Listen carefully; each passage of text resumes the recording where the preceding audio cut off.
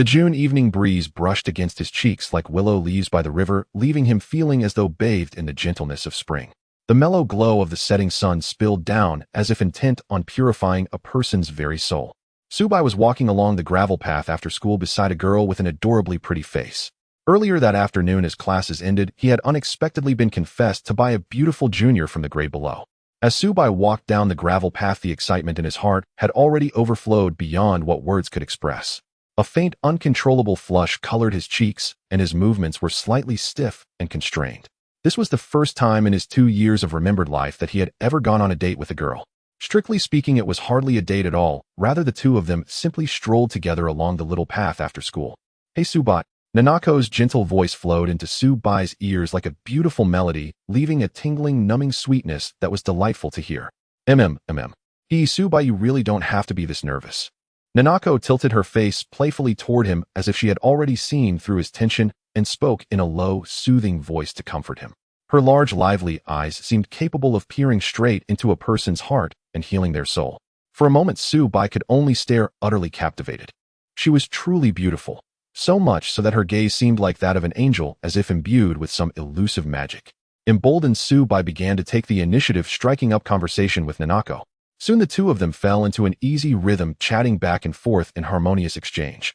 The afterglow of the sunset poured over their backs, making their silhouettes appear warm and cozy, yet tinged with a subtle, inexplicable melancholy. They continued walking together toward the end of the path, where the last tenderness of dusk awaited. At the end of the path stood a fountain adorned with a stone sculpture.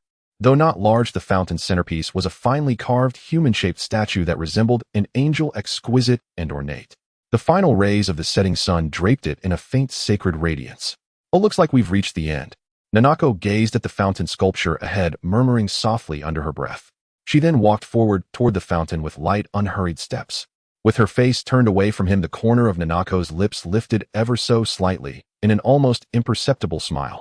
Subai also realized how late it had become. As the last strand of twilight vanished, the sky had begun to darken. "Nanako, it's getting..." Subai looked at her back, wanting to say his goodbyes, but before he could finish his sentence, his words were abruptly cut off. Nanako's figure whirled around in an instant with a ghost-like motion, one utterly beyond what a human body should be able to perform. A wet, tearing sound followed in the next heartbeat. Subai seemed to hear the sound of flesh being pierced. Bewilderment flickered through him, only to be drowned out by a searing agony ripping through his abdomen, forcing out cold sweat and wrenching a scream from deep within his chest. "Oh!" Under the onslaught of that pain, Subai's entire body jerked violently, his legs trembling uncontrollably. When Subai lowered his head, he saw at his lower abdomen a ferocious claw, grotesque like that of a demon, protruding straight through his stomach. "Thighs!" His voice quivered, his eyes filled with terror as he slowly lifted his gaze.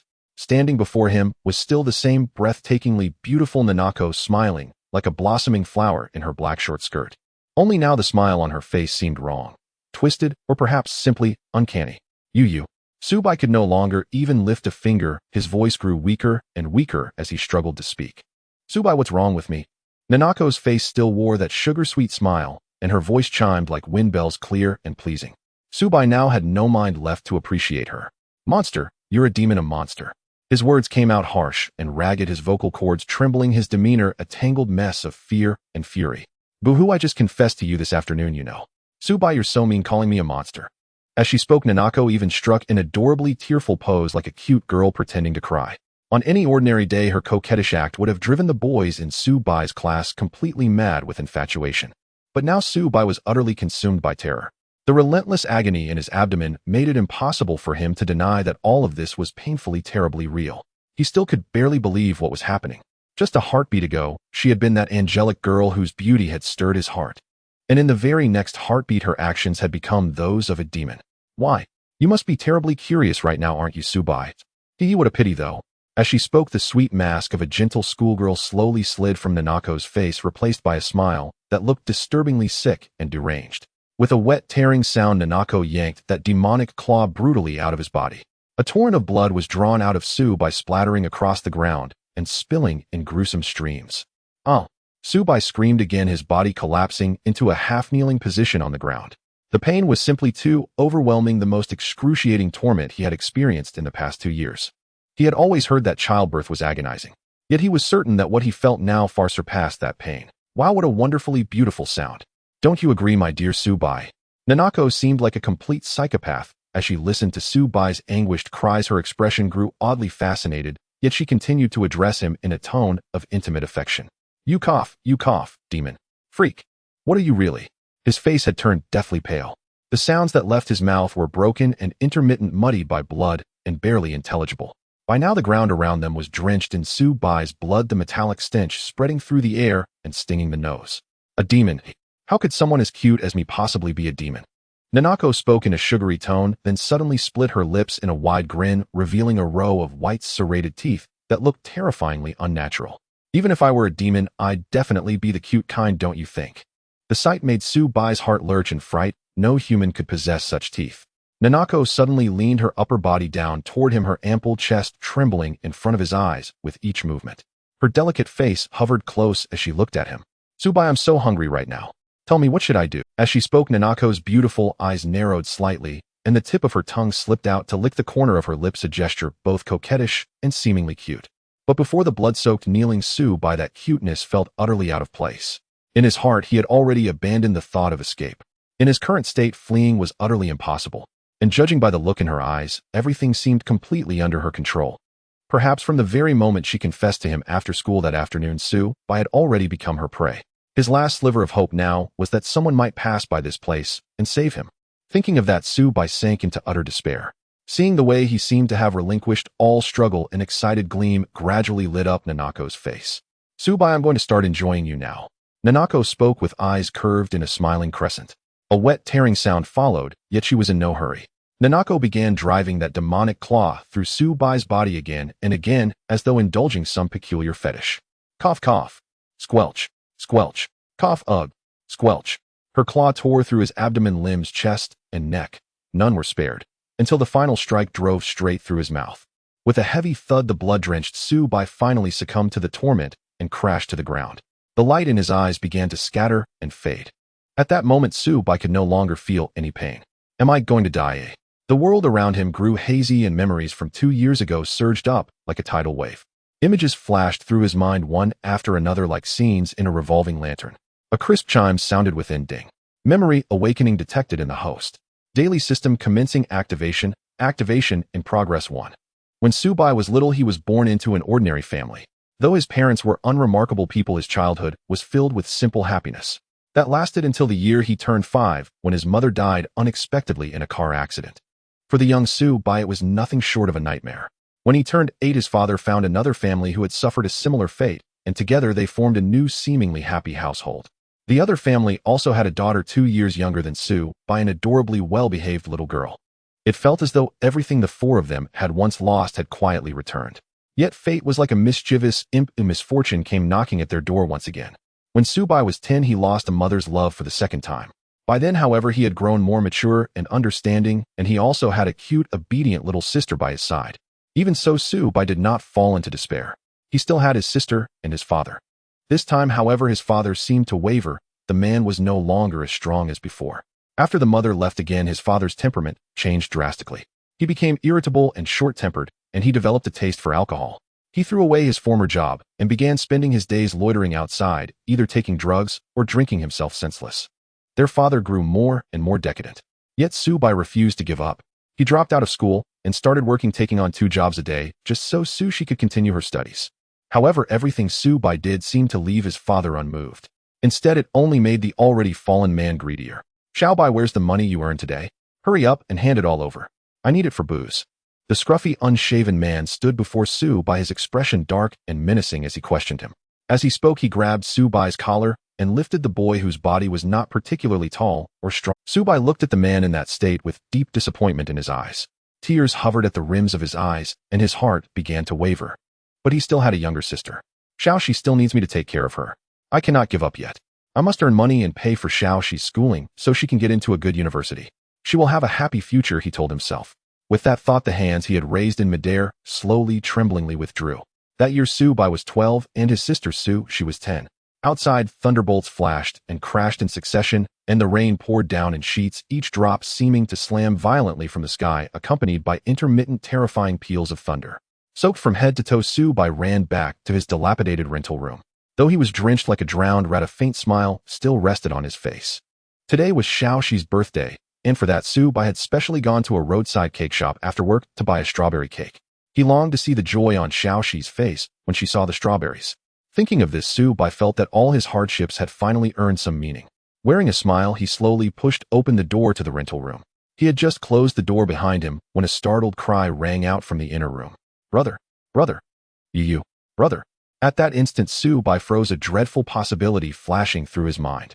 The next moment, he flung the cake from his hands, letting it crash to the floor, and hurled himself toward the inner room. With a violent kick, he slammed the door open.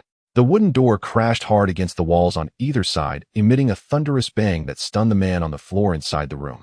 Mist and bloodshot veins tangled in Su Bai's eyes as he glared fiercely ahead.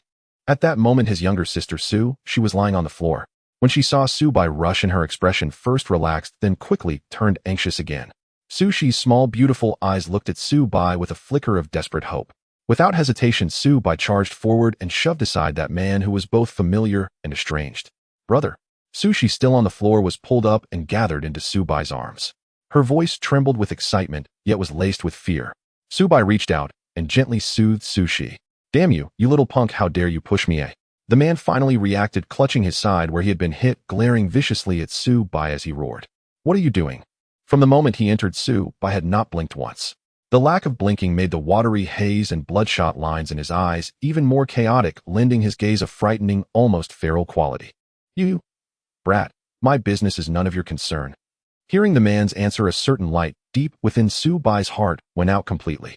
I'm taking Xiaoxi and leaving this place, Su Bai declared, his tone unwavering. What you little bastard, what makes you think you can just walk out on me? You'll keep on. The man's sentence was cut short by a sharp crack above his head. Su Bai had seized an empty wine bottle nearby and smashed it down hard on the man's skull.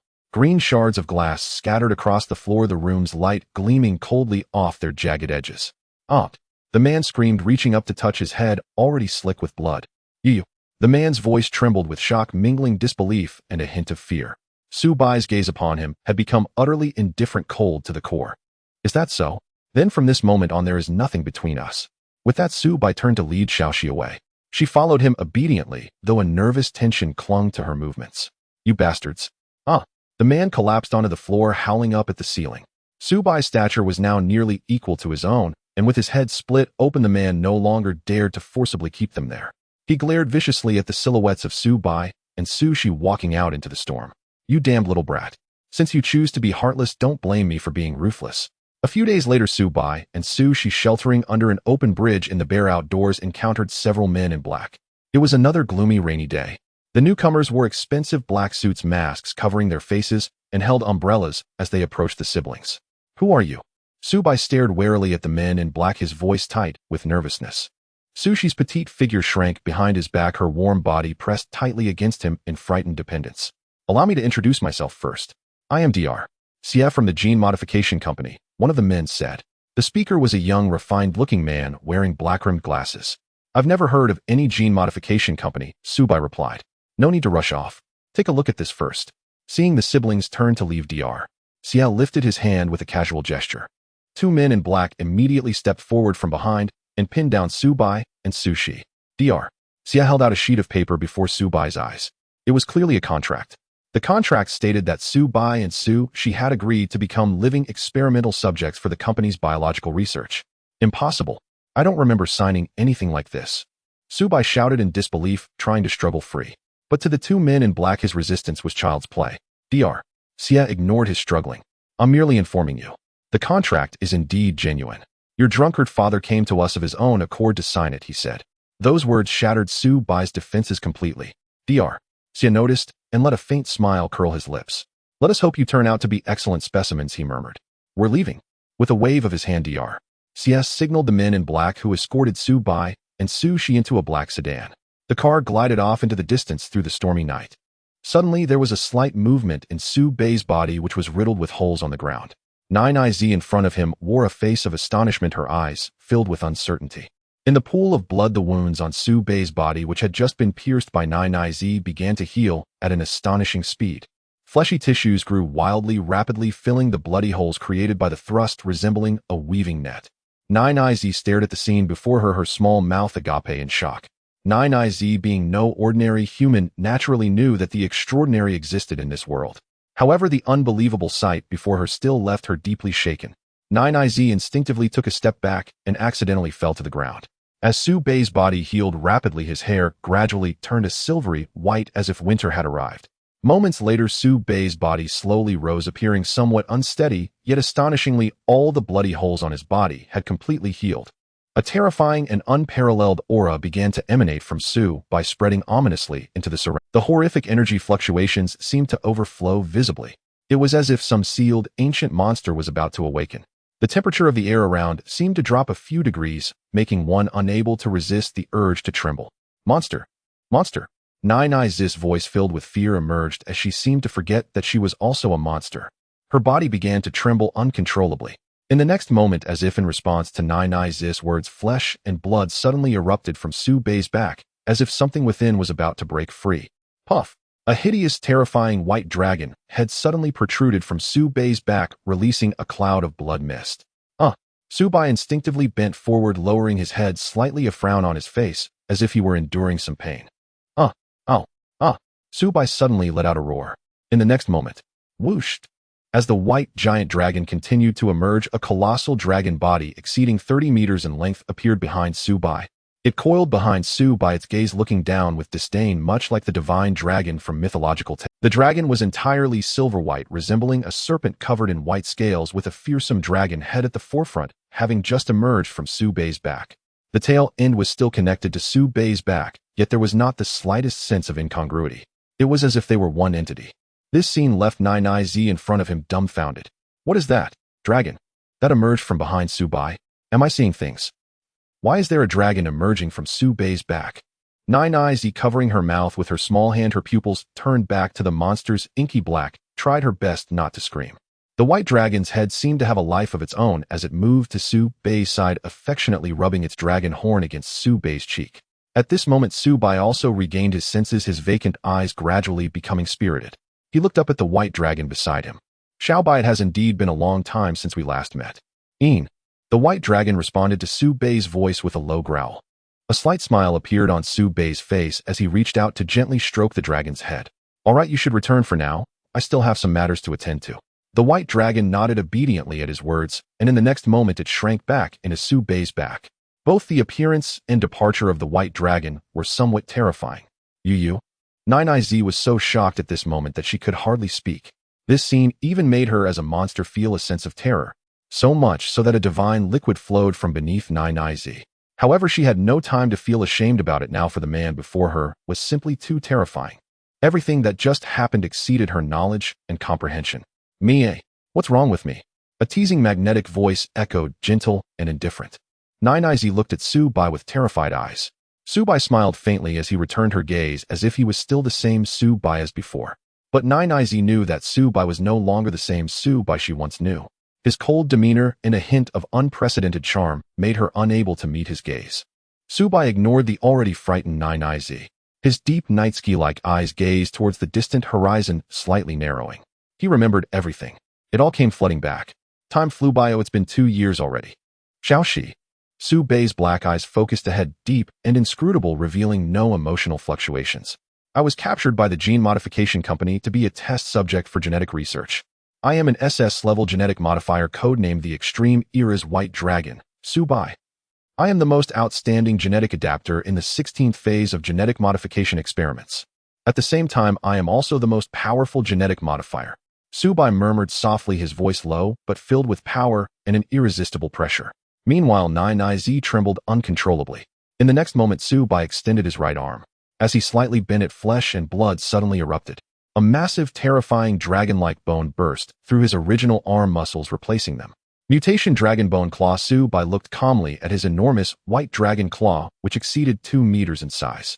The entire dragon claw was virtually larger than his body. This was one of the peculiarities of his arm. How nostalgic this feels. Su Bei murmured softly, glancing at 9IZ, who was slumped on the ground, seemingly petrified with fear. As soon as 9IZ felt Su Bei's gaze upon her, she felt as if she were being stared at by a demonic god from hell. Especially when she saw Su Bei's suddenly mutated white dragon claw. That was undoubtedly a mutation far superior to her own demonic claw. No, don't kill me. Woo, I'm sorry, I didn't know that Lord Su-bai was such a powerful monster. Woo. Nai began to plead for mercy, tears and snot streaming down her face. She now realized that Su-bai had been pretending to be weak from the very beginning. Su-bai was clearly such a powerful monster, yet he had intentionally let her lure him away. Do the big shots nowadays prefer to be passive? Hearing Nai's whimpering, Su-bai's expression remained unchanged as he calmly approached her.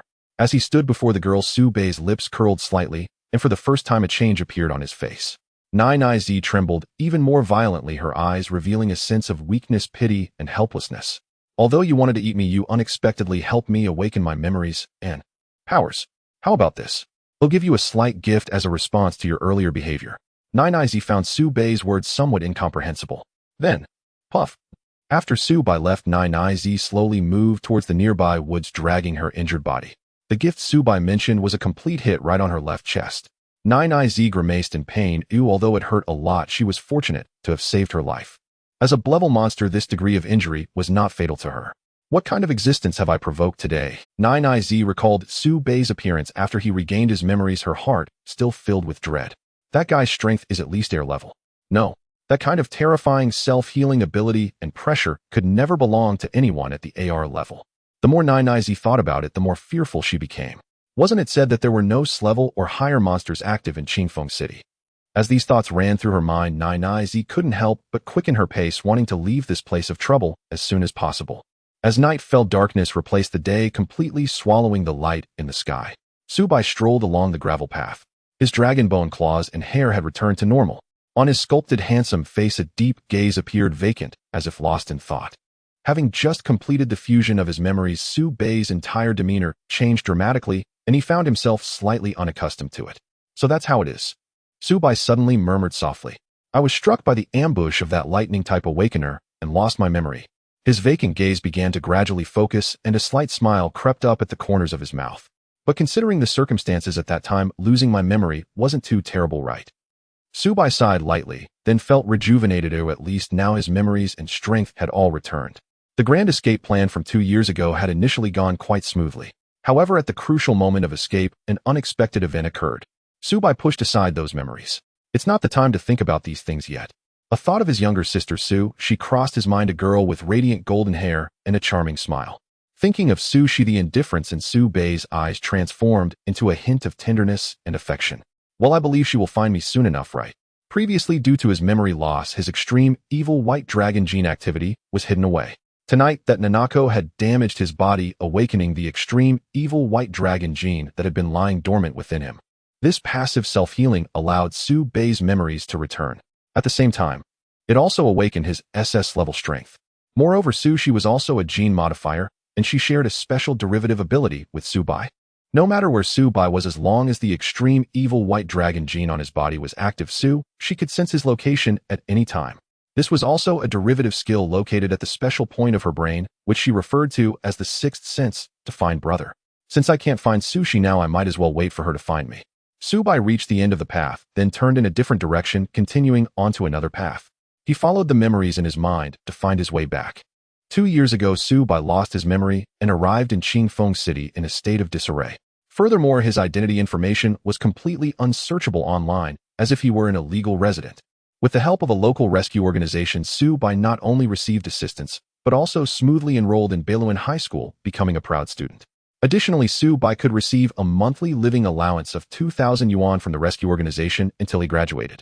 During these 2 years of amnesia, he was arranged to live in an old community by the rescue organization. After about 10 minutes, Su-bai arrived at the entrance of Beiluan Community. This was the place where he had lived for the past 2 years during his memory loss. Su-bai stepped into this place, both familiar and somewhat strange. He made his way to Building 6, where he lived, and arrived at his door. Taking out a somewhat worn key from his pocket, Su-bai unlocked the door. Upon entering this ordinary residential unit, he suddenly felt all his restlessness dissipate, and his mood became serene. Su-bai raised an eyebrow. It was a habitual reaction of his body over the past 2 years. He took a deep breath, feeling this was the most relaxed moment in his 16 years.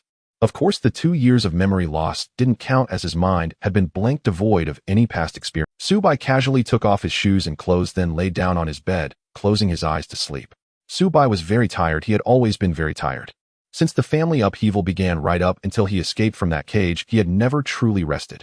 Therefore, Su-bai quickly fell asleep, and it was a deep and restful sleep.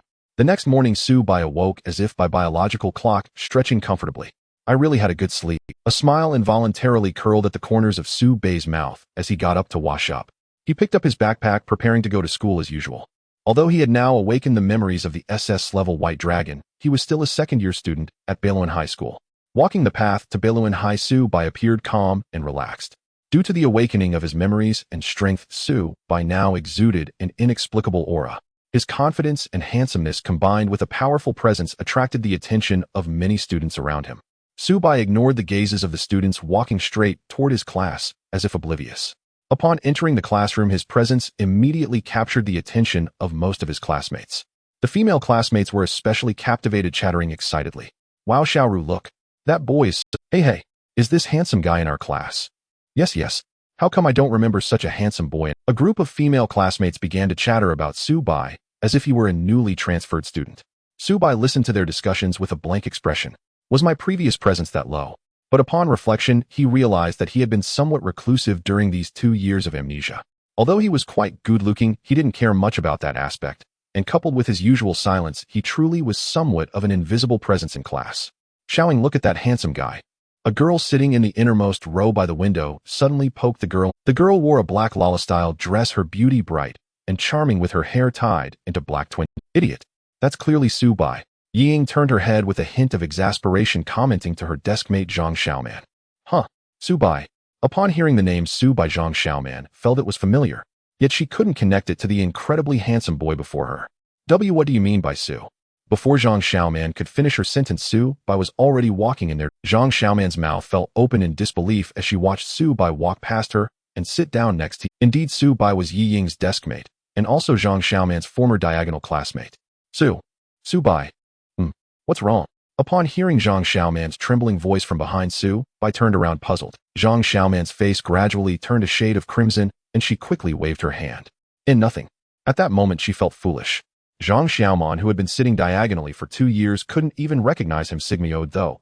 Ying could no longer hold back, letting out a clear and pleasant laugh, realizing it, and quickly covering her mouth to stifle her giggles. Xiaoying, you're laughing at me. Watching the two lively girls laughing and joking beside him, Su-bai's attention was not on their playful banter, because he noticed that his twin-tail beauty deskmate seemed to be no ordinary person. It seemed that Ying felt the gaze of Su-bai upon her. A flush of crimson quickly spread across her face as she halted her movements. Yi Ying's voice was somewhat shy, yet her demeanor exuded a haughty arrogance. Su-bai, why? Why are you staring at me? Su-bai had yet to respond. Zhang Xiaoman's weak voice whispered from behind Yi Ying. Maybe Su-bai is actually looking at me. A few dark lines crossed Yi Ying's forehead. Xiaoman. Seeing Yi Ying about to erupt like a volcano, Zhang Xiaoman immediately wilted. Haha, I was just joking. Zhang Xiaoman awkwardly waved her hand.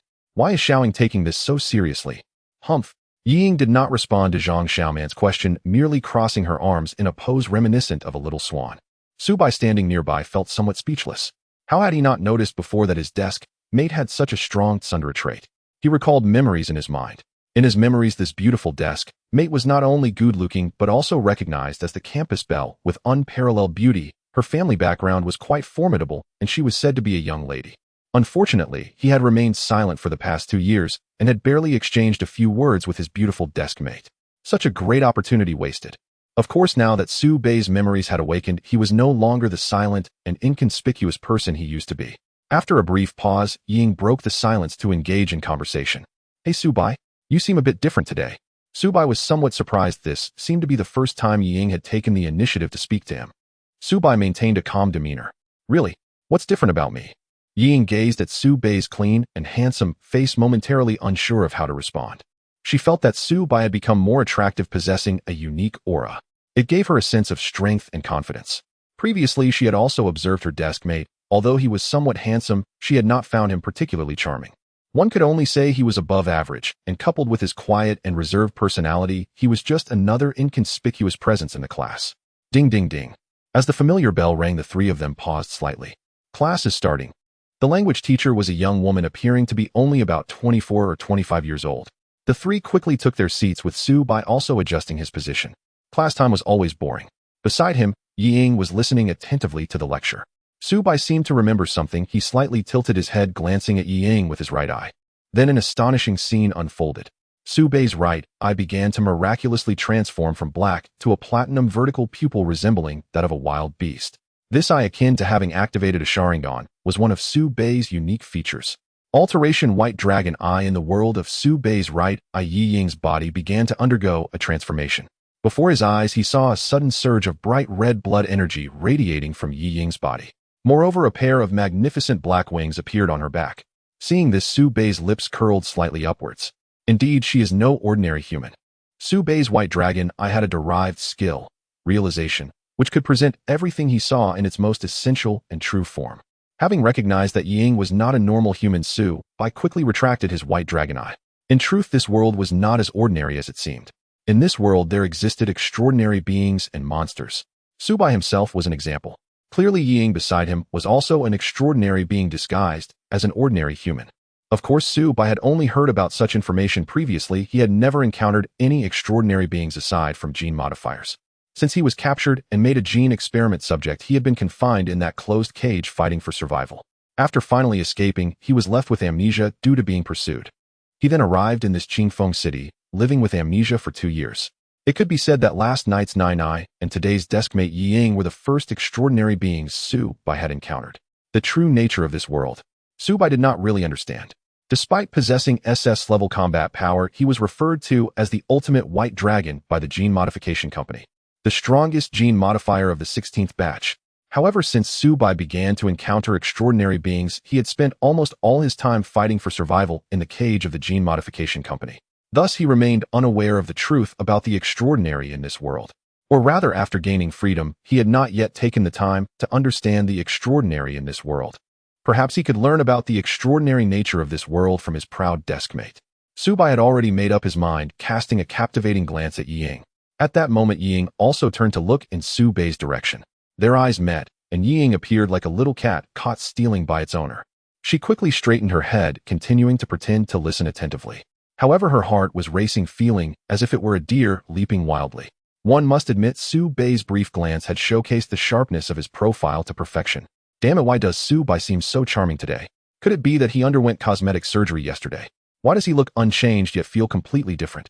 How could I, the young lady of the Yi family, be captivated by an inconspicuous boy in class? Su-bei also withdrew his gaze, tilting his head slightly against the wall, lost in thought. Soon the class ended and the bell rang. Students in the class began to stand up in 2s and 3s to chat and move about. Classmate Xiaoying. Su-bei called out to Yi Ying. Huh? Oh. Yi Ying beside him was taken aback. Previously, Su-bei had spoken to her, but he always referred to her as classmate Yi Ying.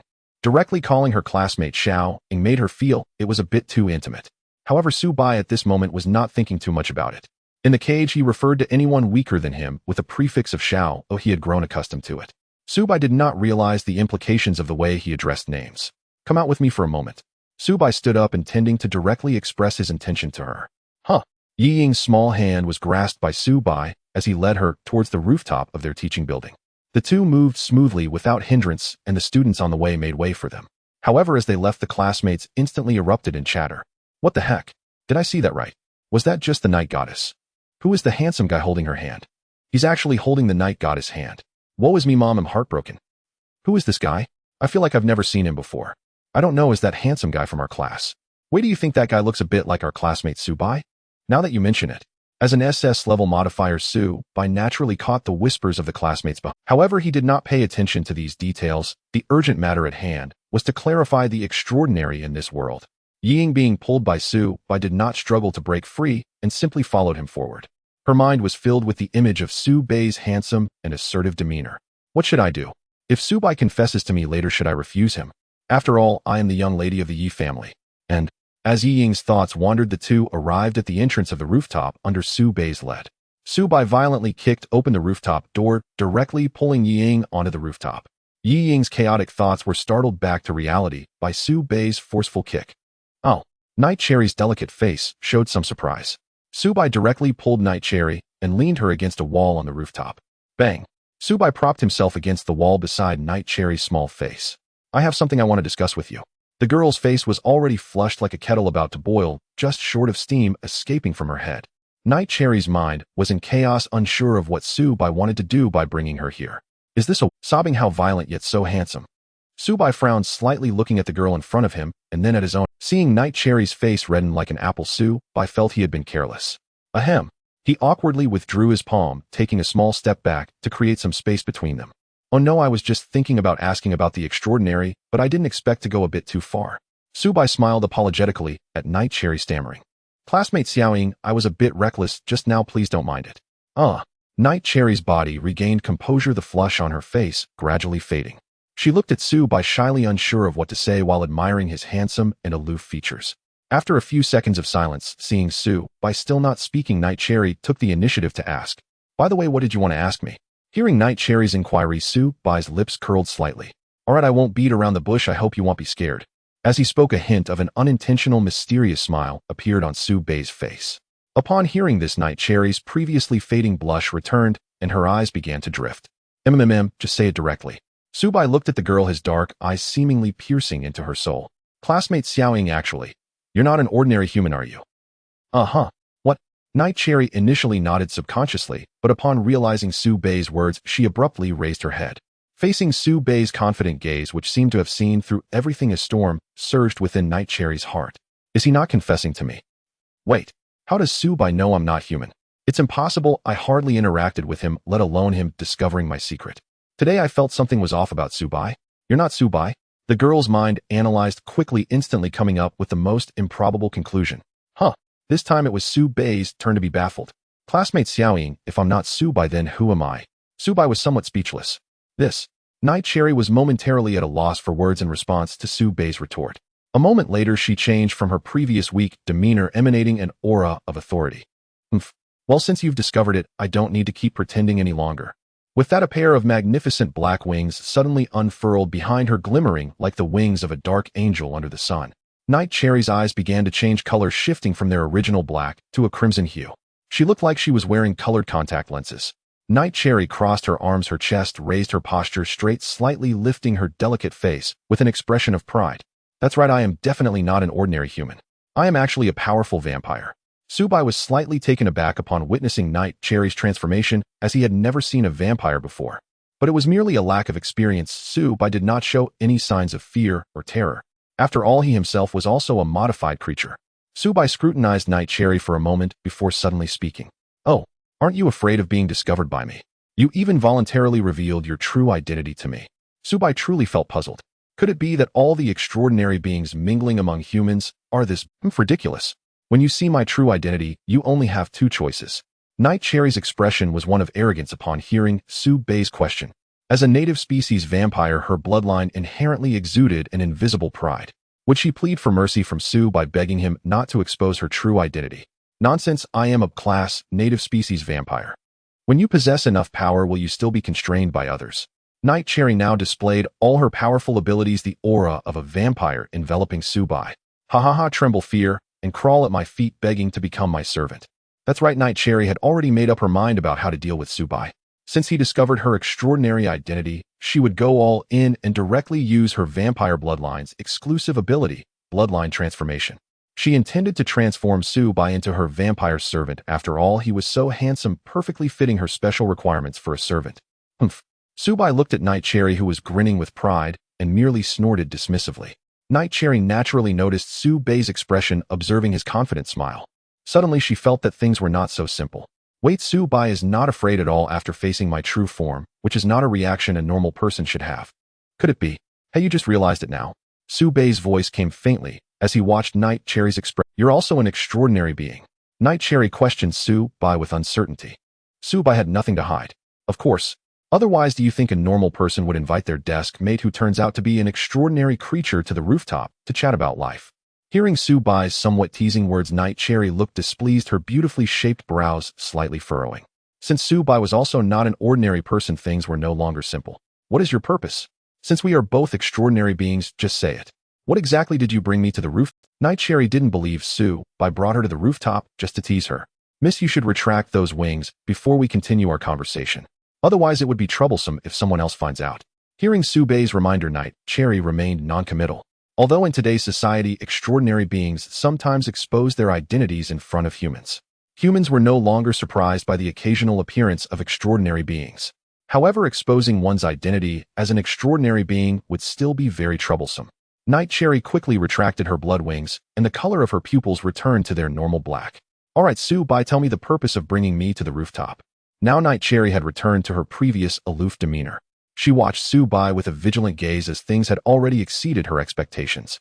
Su-bai was also an extraordinary being. Although they were desk mates, that did not prevent Night Cherry from being cautious around him. Meanwhile, Su-bai maintained a calm smile, speaking gently. Don't be nervous, I mean you no harm. There are no conflicts or interests between us. Since we are both extraordinary beings, shouldn't we help each other? Night Cherry found Su-bai's words somewhat amusing. Supernatural beings do help each other, but now Su-bai hadn't even revealed his true identity. Just state your purpose directly, since we are desk mates. Of course it's not because you're handsome. As long as it's not too unreasonable, I might be able to help you. The girl wore a proud expression, and although she claimed to help Su-bai, her posture completely contradicted her words. Su-bai couldn't help but chuckle inwardly. He felt that the personality of the girl before him was quite similar to that of his younger sister. I want to learn about our extraordinary beings and the related matters of this world. Huh. Upon hearing Su-bai's inquiry, Ying expressed her confusion, her expression adorably dazed.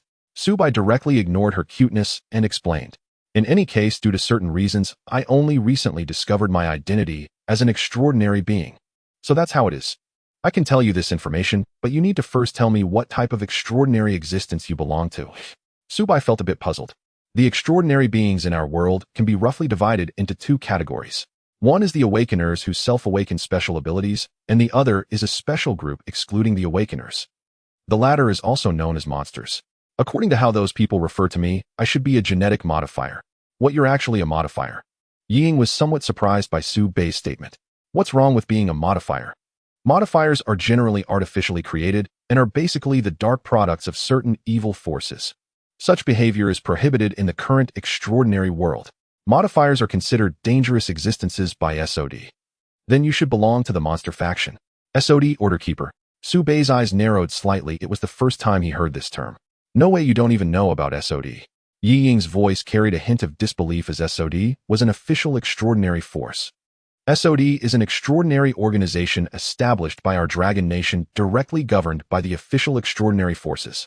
At the same time, it is fundamental in maintaining and safeguarding the normal lives of ordinary people.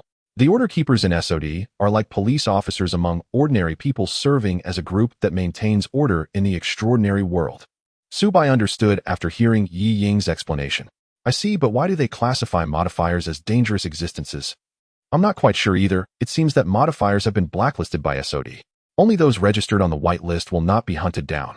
What are the black and white lists? Listening to Yi Ying's explanation, Su-bai discovered that this was all unknown information to him. The so-called black and white lists are actually a record created by SOD to distinguish between the good and bad of special extraordinary groups. Is there a distinction between good and bad? Upon hearing Su-bai's follow-up question, Ying rolled her eyes elegantly and huffed. Of course, we're in a legal society now, and many extraordinary beings are also law-abiding citizens. Someone like me is registered as a whitelist extraordinary being in Qingfeng City's SOD. As long as I do not actively attack humans or significantly impact ordinary society, I will not be pursued by SOD. Su-bai nodded slightly, listening to Ying, who was boasting proudly. I see. By the way, have you heard of the gene modification company? I seem to have some impression of that. Saying this, Ying took out her phone and began operating it. Here is it. Ying handed the display screen. It displayed the basic information of the Gene Modification Company, a world-class multinational company focused on biological and genetic research, with countless subsidiary brands and companies boasting immense financial power. However, after Su-bai looked at it, he shook his head slightly. Not this one. The Gene Modification Company actually conducts some evil, extraordinary experiments and research in secret. Su-bai sighed softly. It seems their surface disguise is quite well done. What a... Hearing Su-bai's words, Ying was somewhat shocked. Are you saying that the Gene Modification Company is secretly conducting gene modification experiments? That is considered a violation and has already breached the rules set by SOD. Su-bai looked at Ying, who appeared somewhat agitated, without saying anything. After a moment, Ying also realized something. Wait, how do you know all this? Didn't you just discover your identity as an extraordinary being? Looks like you're not too foolish after all. Bastard, what did you say? Hearing Su-bai's words, Ying gritted her teeth in anger. Su-bai had no intention of explaining the previous question of Ying. Ying continued to ask, are you afraid of being discovered by this extraordinary force and being captured for research? Are you seeking shelter from me?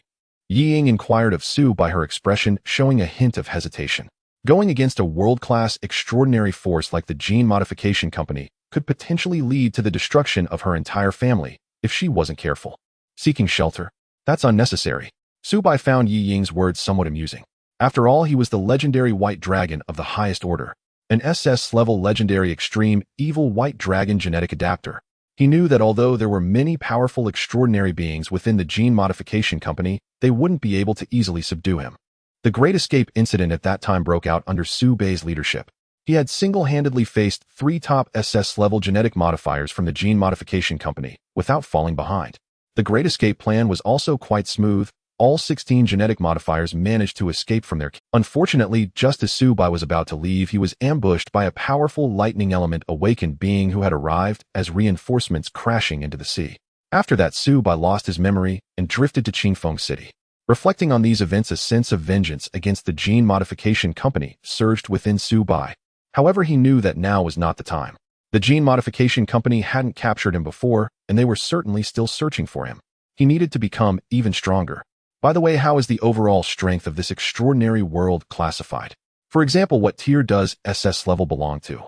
Upon hearing Su Bai's question, Yi Ying rolled her eyes in exasperation. I'm not sure about other cities. As for our Qingfeng City, the strongest extraordinary force is the SOD branch in Qingfeng City, where at least one level 7 order keeper is stationed. As for other extraordinary beings, no S-level extraordinary monster has been active in Qingfeng City so far. As for the SSS level you mentioned, please my friend, that is a legendary extraordinary existence. Don't say our Qingfeng City, even the entire northern province is unlikely to have one. Su Bai was somewhat surprised upon hearing Yi Ying's response. Are SS level beings that rare? Of course, this is just what I've witnessed for reference only. I understand. What level is that level 7 order keeper? This is the internal ranking system of SOD. SOD uses a numerical ranking system with order keepers ranked from level 1 to level 10. Correspondingly, we have extraordinary levels from E to SSS. Ding ding ding. Su Bai still wanted to continue asking. Class is starting. Su Bai initially planned to skip this class, but Yi Ying was a diligent student. All right. The two made their way back to their classroom. Upon entering, they were met with a flurry of whispers and ongoing discussions. Su Bai directly ignored the hushed murmurs and walked straight to his seat. Yi Ying, on the other hand, returned to her seat with a slight blush. Hey, Xiaoying, where did you guys just go? As soon as Yi Ying sat down, Zhang Xiaoman behind her couldn't contain her curiosity. No, we're just chatting about some personal matters. Hearing this, Zhang Xiaoman's curiosity intensified, and she leaned forward, inserting her head between Yi Ying and Su Bai. She flashed a mischievous smile. What was it about? Su Bai was speechless. Are girls really this gossipy? Yi Ying then stretched out her hands and pushed Zhang Xiaoman's head back. All right, Xiaoman, it's time for class. Seeing Yi Ying's silence, Zhang Xiaoman felt there was something fishy. However, it was class time, making it inconvenient to continue asking. The pleasant class time was always short-lived, and soon all morning classes were over. At noon, when school was dismissed, Yi Ying exerted a great deal of effort to shake off Zhang Xiaoman. Are all you girls this hard to deal with? Su Bai had been watching from the side, noting that the battle was quite intense. You're the reason. Now not just Xiaoman, but everyone in class is gossiping about us. Yi Ying's face showed a pout, which was somewhat cute. Her twin ponytail swayed with a duong duong duong. All right, let's continue discussing those extraordinary matters. Su Bai couldn't stop thinking about this information. Yi Ying seemed speechless standing in front of a beautiful girl, and he didn't want to talk about anything else. As the lunch break ended, Su Bai and the others had only one class in the afternoon. After class, Su Bai stood up preparing to head home. Suddenly, Zhang Xiaoman from behind called out to Su Bai. Have you heard? Recently, a murderer has appeared in our Beilun district. My. Yi Ying's face revealed a hint of surprise at the mention, seemingly caught off guard. Su Bai had no particular thoughts about it, and continued to prepare to leave. Hey, Su Bai, wait a moment. Aren't you afraid of such things? They say one of the victims was a student from our school. Zhang Xiaoman's voice was a bit odd, carrying a hint of fear. And it made the news. The student had their heart missing when they died. There are rumors that it is related to some extraordinary monsters. Yi Ying asked with a serious expression, Xiaoman, where did you hear about this? Do you even need to ask? The whole Beilun High School is discussing this matter. It said that the incident happened at night, and our student was attacked on their way home. After leaving the school, Su Bai walked alone on the path home.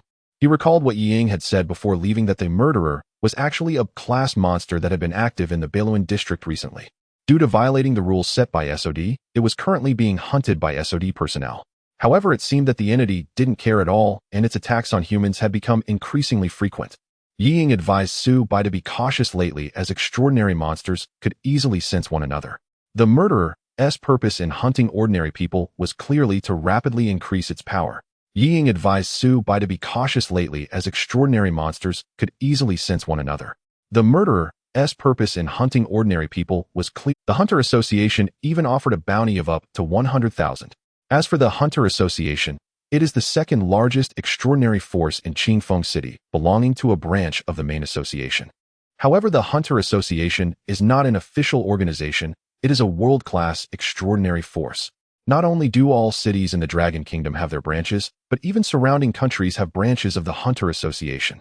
However, in the Dragon Kingdom, the status of the Hunter Association is still much lower than that of SOD. After all, this is Sod's territory. According to Yi Ying, the Hunter Association is a neutral force and does not assist any extraordinary forces. Furthermore, the members within the Hunter Association are few, with only a position known as Hunter. Generally, each city's branch association has only a few hunters stationed, and each one is very powerful. They will post hunting tasks within the association, which usually involve extraordinary monsters. These monsters are generally classified as dangerous level monsters by SOD or possess special Of course, not only the hunters within the association can participate in the hunts, other extraordinary beings can also partake to earn rewards. Even if you are a monster, the association will not interfere. The bounties offered by the association are often substantial amounts of money, and there are also some other items. Currently, what Su Bai lacks the most is money. Right now, he is utterly broke, with the only residence being an old apartment arranged by a charity organization. He only receives a meager $2,000 a month, which he has to pay for utilities and miscellaneous fees. Overall, his monthly living expenses are barely under $1,000, just enough to get by. Since he can hunt extraordinary monsters to earn some bounty, Su Bai didn't mind taking down this murderer for some quick cash. Back in his room, Su Bai sat on the edge of his bed and pulled out his pineapple phone. The screen of the phone was shattered beyond recognition. However, Su Bai had not changed it due to lack of money. It looks like I have to punish this murderer and do good. Su Bai opened WeChat and found Yi Ying's avatar. Su Bai is showing there. A showing, yes. A showing, what's up? Su Bai, do you have the hunting list from the Hunter Association? A showing, you aren't thinking of hunting those dangerous monsters, are you? A showing, that murderer is a class monster. Even if I faced it, I might not escape unscathed. A showing, oh right. A showing, you haven't told me what level your power is. I'm curious. My level. Su Bai pondered for a moment and then sent the message. Su Bai, I am in a class extraordinary being. In a luxurious villa in a high-end residential area of Biluan District, Yi Ying was sitting on her lavish pink bed chatting with Su Bai on WeChat. Upon seeing the class mention from the other party, Yi Ying was shocked. It's important to note that a class strength is already considered top tier in their Qingfeng City. Even her father, the strongest fighter in the Yi family, is merely a peak air-level vampire. Su Bai is that strong. No wonder he could see through my disguise. The next morning, Su Bai got up and washed up as usual. On his way downstairs, he encountered a vendor selling pancakes. Su Bai paused in his steps. Boss, give me a pancake. Sure, what price range do you want? Su Bai glanced at the price list nearby, recalling his meager living expenses, and hesitated for a moment. Just a 5 yuan one will do. All right, just wait a moment. Soon Su Bai received a pancake with only fruits and deep-fried dough sticks added. As Su Bai walked and ate, he thought to himself, once I find that killer and deal with him for some money, I must buy a luxurious meal to try. He arrived at Biluan High School and walked into his classroom. At this time, most of the classmates were already present. They were chatting and laughing in groups. As soon as they saw Su Bai enter, their conversation immediately shifted to gossip about him and Yi Ying. Have you heard? Yesterday, Su Bai made a move on the goddess Yi. What? Oh, bastard, I haven't even had a chance to make my move yet. Hee hee, you should first take a look in the mirror. What do you mean? Su Bai is just a bit more handsome than me. Hee hee. Su Bai was solely focused on the killer matter, completely disregarding the discussions around him. Su Bai sat down at his desk, and at this moment Yi Ying and Zhang Xiaoman had already arrived. They were chatting and laughing in their seats, appearing lively and cheerful. Su Bai, you're here. Yi Ying and Zhang Xiaoman greeted Su Bai enthusiastically. Su Bai merely responded blandly, Hey, do you know you're quite famous now? What's up? Hee hee, isn't it because of you and Xiao Ying? Soon the class bell rang and Su Bai and the others sat up to prepare for class. Hey Su Bai, didn't you want to ask me about the Hunter Association's kill list yesterday? Yi Ying waved her. Check my WeChat. Su Bai took out his pineapple phone and saw a new message on WeChat. He clicked in to check. It was just sent by Yi Ying. Upon entering the message, Yi Ying sent him a link www. Su Bai didn't hesitate and clicked on it, not worried it was some inappropriate site. The phone screen directly switched to the browser and entered a page called Extraordinary Official Website. Su Bai's interest was piqued upon seeing the name.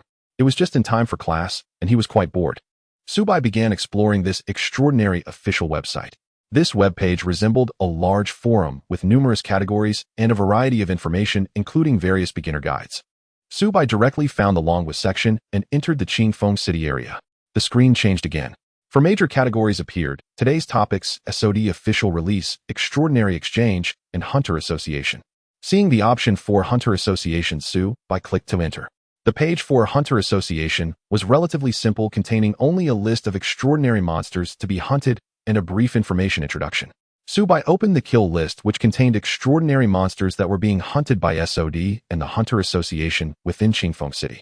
Most of these guys had experiences of harming humans or threatening society, thus being classified as blacklisted by SOD. There were quite a few extraordinary monsters on the kill list for Qingfeng City, totaling 47. Each extraordinary monster was ranked from high to low, with the strongest one assessed as AR level. Subai clicked on the information introduction of the other party. It contained basic information such as name, age, etc. Oh, and even included details about their previous human occupations before disguise. There was also more information about extraordinary abilities and the other party's recent activities. However, the latter required payment to view. Subai's expression darkened. Wow, is it already this competitive now? He didn't continue to check. He roughly browsed through the kill list and memorized the basic information of those individuals. Subai found the information on the killer from their Beluan district: name Zhang Dawai, gender male, age 25, extraordinary category monster modified, being danger level B, tentative detailed introduction.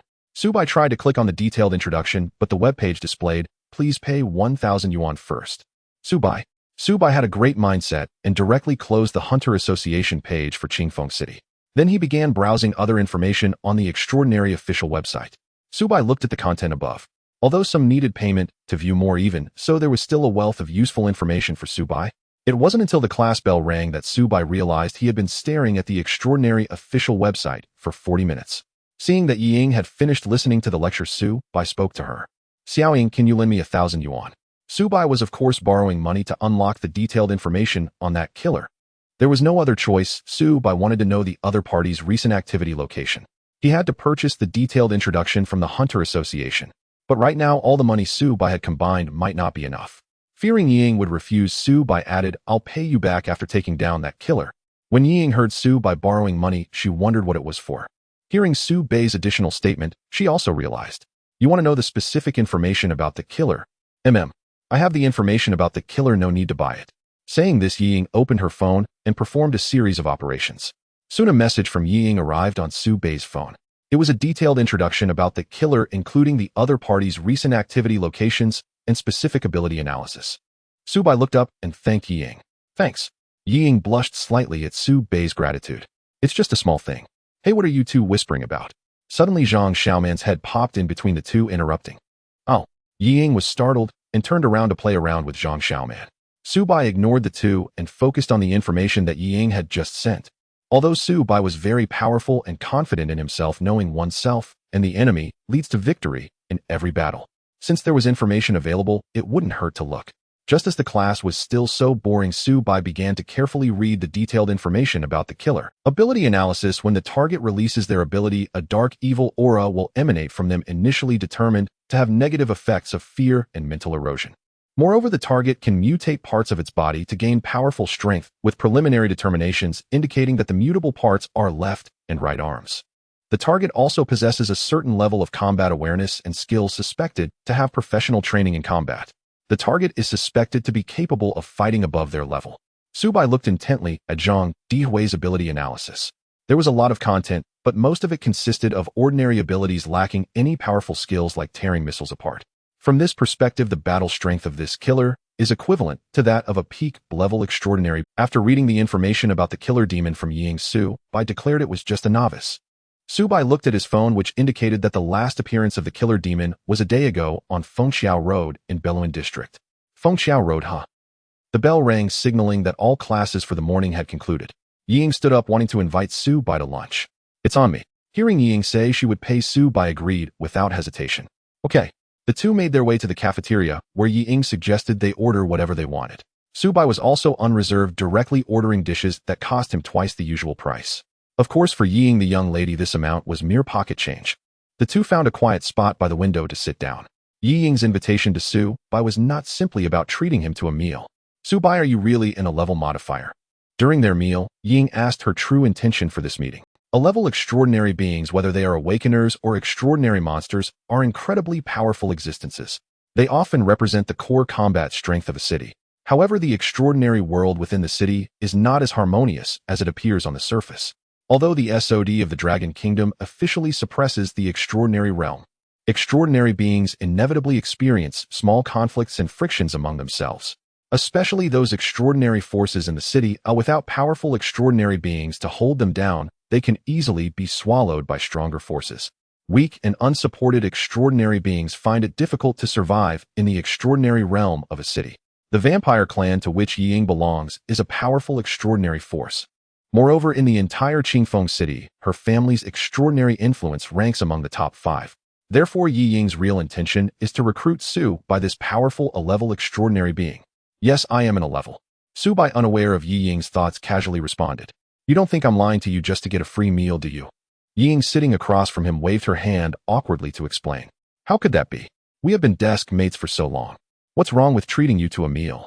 Su Bai had no time to chat idly with Yi Ying, who all the dishes in the cafeteria were delicacies he had never tasted. Now Su Bai transformed into a food demolisher, beginning to devour his meal. Yi Ying watched Su Bai gobble down food and felt somewhat speechless. Hey, why do you look like you haven't eaten for 10 days? Su Bai rolled his eyes internally, choosing not to explain too much to Yi Ying. Before Su Bai had memories, he had always lived in the gene modification company cage. There, the gene test subjects like him had no normal food to eat, only nutrient solutions and enhancement liquids daily. In the past 2 years since escaping, Su Bai had also been in a state of amnesia. Thus, accurately speaking, he hadn't eaten normal food for at least 4 years in his memory. So it was quite normal for Su Bai to eat ravenously now. After finishing the last bit of food on his plate, he smiled at Yi Ying to express his gratitude. Yi Ying, captivated by Su Bai's charming smile, momentarily lost herself in it. All right, if there's nothing else, I'll take my leave now. Su Bai stood up to leave. Wait. Yi Ying suddenly grabbed him, wanting to stop him from leaving. A few friends eating nearby felt like they were witnessing a romantic scene. What was that, the goddess Yi Ying from our school? Who is that handsome guy with such an aura? I never heard that the goddess Yi Ying had a boyfriend. I don't know. Looks like we have some new material to post. Saying this, one of the boys skillfully took out his P50 phone and began snapping pictures of Yi Ying and Su. He seemed to be a professional school paparazzo. Yi Ying felt overwhelmed by the flashes around her. Let's go to a quieter place to talk. Yi Ying pulled Su Bai and headed outside the cafeteria where the lights flickered behind them. They eventually arrived at a secluded corner of the school. Only then did Su Bai open his mouth to inquire. Is there something else you want to discuss with me? It's about that. When Yi Ying mentioned this, her expression suddenly became serious. Actually, after you sent the message last night, I asked my dad to send someone to investigate the killer demon. Moi. Seeing Su Bai look at her oddly, Yi Ying pouted, appearing somewhat proud. Of course, I wasn't specifically investigating for you. I was just curious about the killer demon incident happening in our school and had my dad send someone to look into it. The girl explained somewhat awkwardly, her face slightly flushed and her panicked eyes avoided Su Bai's gaze. She was truly acting proud. Su Bai found it amusing and felt it was somewhat unnecessary, yet he was still touched by Yi Ying's kindness. According to the report from my dad's people, that killer demon Zhang Dawai seems to have been hunted by the Hunters Association's hunters and the Sod's orderers for some time. Previously, he was in the Gouda district, but now he has been chased to our Belouin district. Moreover, it is said that several batches of pursuing extraordinary beings have been counterkilled by him. Originally, Zhang Dawai was defined as a danger level of C. Later, because a B-level awakener also died, while pursuing him, his danger level was raised to B. Moi. Su Bai was slightly surprised to hear the news from Yi Ying. I sense that Zhang Dawai is not simple. According to the reports from my dad's subordinates, Zhang Dawai has killed dozens of people while making his way from the Gouda district to our Belouin district. Moreover, each victim had their heart taken and the death scenes were tragic. With such a dangerous extraordinary being still not captured by Sod's orderers, he must be difficult to deal with. Yi Ying originally wanted to suggest that Su Bai abandon this hunting mission against the killer demon. However, when she met Su Bai's confident and dismissive gaze as if everything was within his control, her words were swallowed back. In any case, be careful when you act, Yi Ying reminded. Don't worry. Su Bai waved his hand indicating there was no problem and left. In the afternoon after school, Su Bai was walking along the road. However, this was not the way home. He was heading towards Fengxiao Road. Indeed, Su Bai's pocket was already itching to hunt down that killer demon. Then he would go to the Hunters Association to exchange for that reward of 100,000. Su Bai glanced at the navigation on his phone, which indicated that the road he was on was Fengxiao Road. He paused, surveying his surroundings. There were few shops nearby, so the street was sparsely populated, mostly students returning home from nearby schools. It was already past 5 in the afternoon. Since Su Bai was unfamiliar with the route, he had wasted some time. The sky was beginning to dim, and the groups of students heading home were dwindling. Bored, Su Bai leaned against a wall by the roadside, waiting for Zhang Dehuai to appear. With the perception of his SS-level extreme white dragon gene, he could instantly detect any supernatural energy fluctuations in the vicinity. This was one of the derivative skills of Su Bai's unique physique, perception. As time slowly passed, the surrounding sky had completely darkened. The adolescent female students who had occasionally stolen glances at Su Bai had all left. Feeling he had been leaning for a while, Su Bai stood up to stretch. Just then, a faint energy fluctuation entered Su Bai's perception range. Finally, a smile involuntarily curved on Su Bai's lips. He had been waiting for so long. After pinpointing the exact location of the energy fluctuation, Su Bai vanished from his spot. On a small path in a certain neighborhood, a man in a black hoodie, his head concealed by a hood, was following a girl. The girl wore the distinctive short-skirt uniform of Sakura High School, clearly a student from there. Her steps ahead were hurried while the hooded man behind her walked at a leisurely pace. The girl glanced back furtively at the man whose face was obscured by the hood. This only heightened her anxiety and fear. She couldn't help but recall the notorious murderer incidents that had been circulating in Beiluan District lately. Why is that person following me? Damn it! Could I have run into that murderer from Beiluan District? Just as helplessness and dread overwhelmed her, a strikingly handsome figure appeared before her. It was Su Bai exuded an air of casual indifference, hands in his pockets, his handsome face marked by a hint of defiance in his eyes. He walked in the opposite direction of the girl, toward the hooded man. Despite Su Bai's good looks, the girl signaled him with her eyes not to go over. But Su Bai merely returned a calm, confident gaze and continued walking without pause. Seeing that Su Bai ignored her warning, the girl hesitated for a moment before quickening her pace and hurrying away. Su Bai paid her no mind. His focus was entirely on the hooded man ahead. Once the girl had completely left, Su Bai's voice rang out calmly. You look just like in the photo, so you must be Zhang Dehuai. The hooded man showed no sign of panic, as if he had anticipated Su Bai was coming to hunt him. It's me. The hooded man pulled back his hood, revealing a somewhat handsome face. Zhang Dehuai wore a faint smile, as if meeting a long-lost brother. I didn't expect another pursuer so soon. Are you a hunter or a keeper? Or perhaps you're also a supernatural? Zhang Dehuai's tone was equally light, his demeanor composed, as if he weren't being hunted. Su Bai found his calm intriguing. You seem quite confident. I'm here to hunt you down. Hunt? Huh? Ha ha. At the mention of hunting, Zhang Dehuai burst into loud laughter. Zhang Dehuai laughed as if he had heard a hilarious joke, even clutching his stomach. Su Bai found the situation increasingly amusing. Maintaining his confident smile, Su Bai asked, puzzled, what are you laughing at? What am I laughing at? Of course I'm laughing at the ignorance and naivety of you hunters. Huh. A simple trap, I said, has continuously lured you trashy supernaturals to hunt me. I thought the Hunter Association and SOD guys would have caught on. Su Bai, listening to his laughter and words, seemed to grasp something. You've been concealing your true strength. Zhang Dehuai had now regained his composure, lightly brushing off his... You're not that stupid after all. Unlike that last guy who died with a look of utter shock. As Zhang Dehuai spoke, a cold grin spread across his lips, his eyes turning hostile. You dared to hunt me alone, so you must be at least rank right. In that case, after I devour your heart, my injuries should almost fully heal. Zhang Dehuai muttered coldly. Su Bai now fully understood his scheme. This guy has been faking his strength, playing the underdog to lure other supernaturals into hunting him, only to turn the tables and kill them. His goal is probably their hearts, isn't it? Ying had told Su Bai earlier that the bodies of supernaturals were far more nutritious than ordinary people's. A flicker of caution rose in Su Bai's heart, and in the next moment, he activated his white dragon eye in his right eye. As the platinum-white pupil emerged in Su Bai's vision, Zhang Dehuai's entire body was shrouded in black mist, nearly solidifying into matter. His arms and legs were twisted and grotesque like a demon's. Seeing this, Su Bai's lips curled into a slight smile. Through his white dragon eye investigation, Zhang Dehuai's energy fluctuations were at most equivalent to an air-level peak gene modifier. Only air-level, huh? A hint of disdainful mockery crossed Su Bai's mind. Just moments ago, Zhang Dehuai had been boasting so grandly about his hidden strength and luring other supernaturals. Su Bai had almost thought he was another SS-level supernatural monster hidden in the city. What a waste of What did you say? Zhang Dehuai, ignoring Su Bai's muttering, glared at him coldly. If it's too late to beg for mercy now. Su Bai, when did I ever beg for mercy? Zhang Dehuai wasted no more time. He planned to reveal his true power as before, crushing his opponent and making him die in utter shock. I am at air-level peak, now one of the top supernaturals in all of Qingfeng City. tremble and a wild, almost maniacal grin twisted Zhang Dihui's lips as he charged towards Su Bai.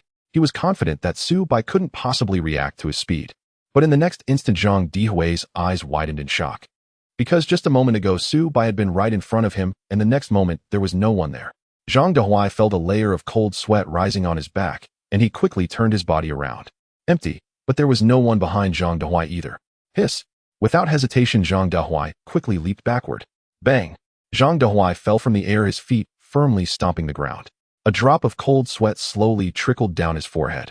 The scene before him left him utterly shocked. Because in front of him, Su Bai stood there quietly, as if he had never moved at all. This is impossible.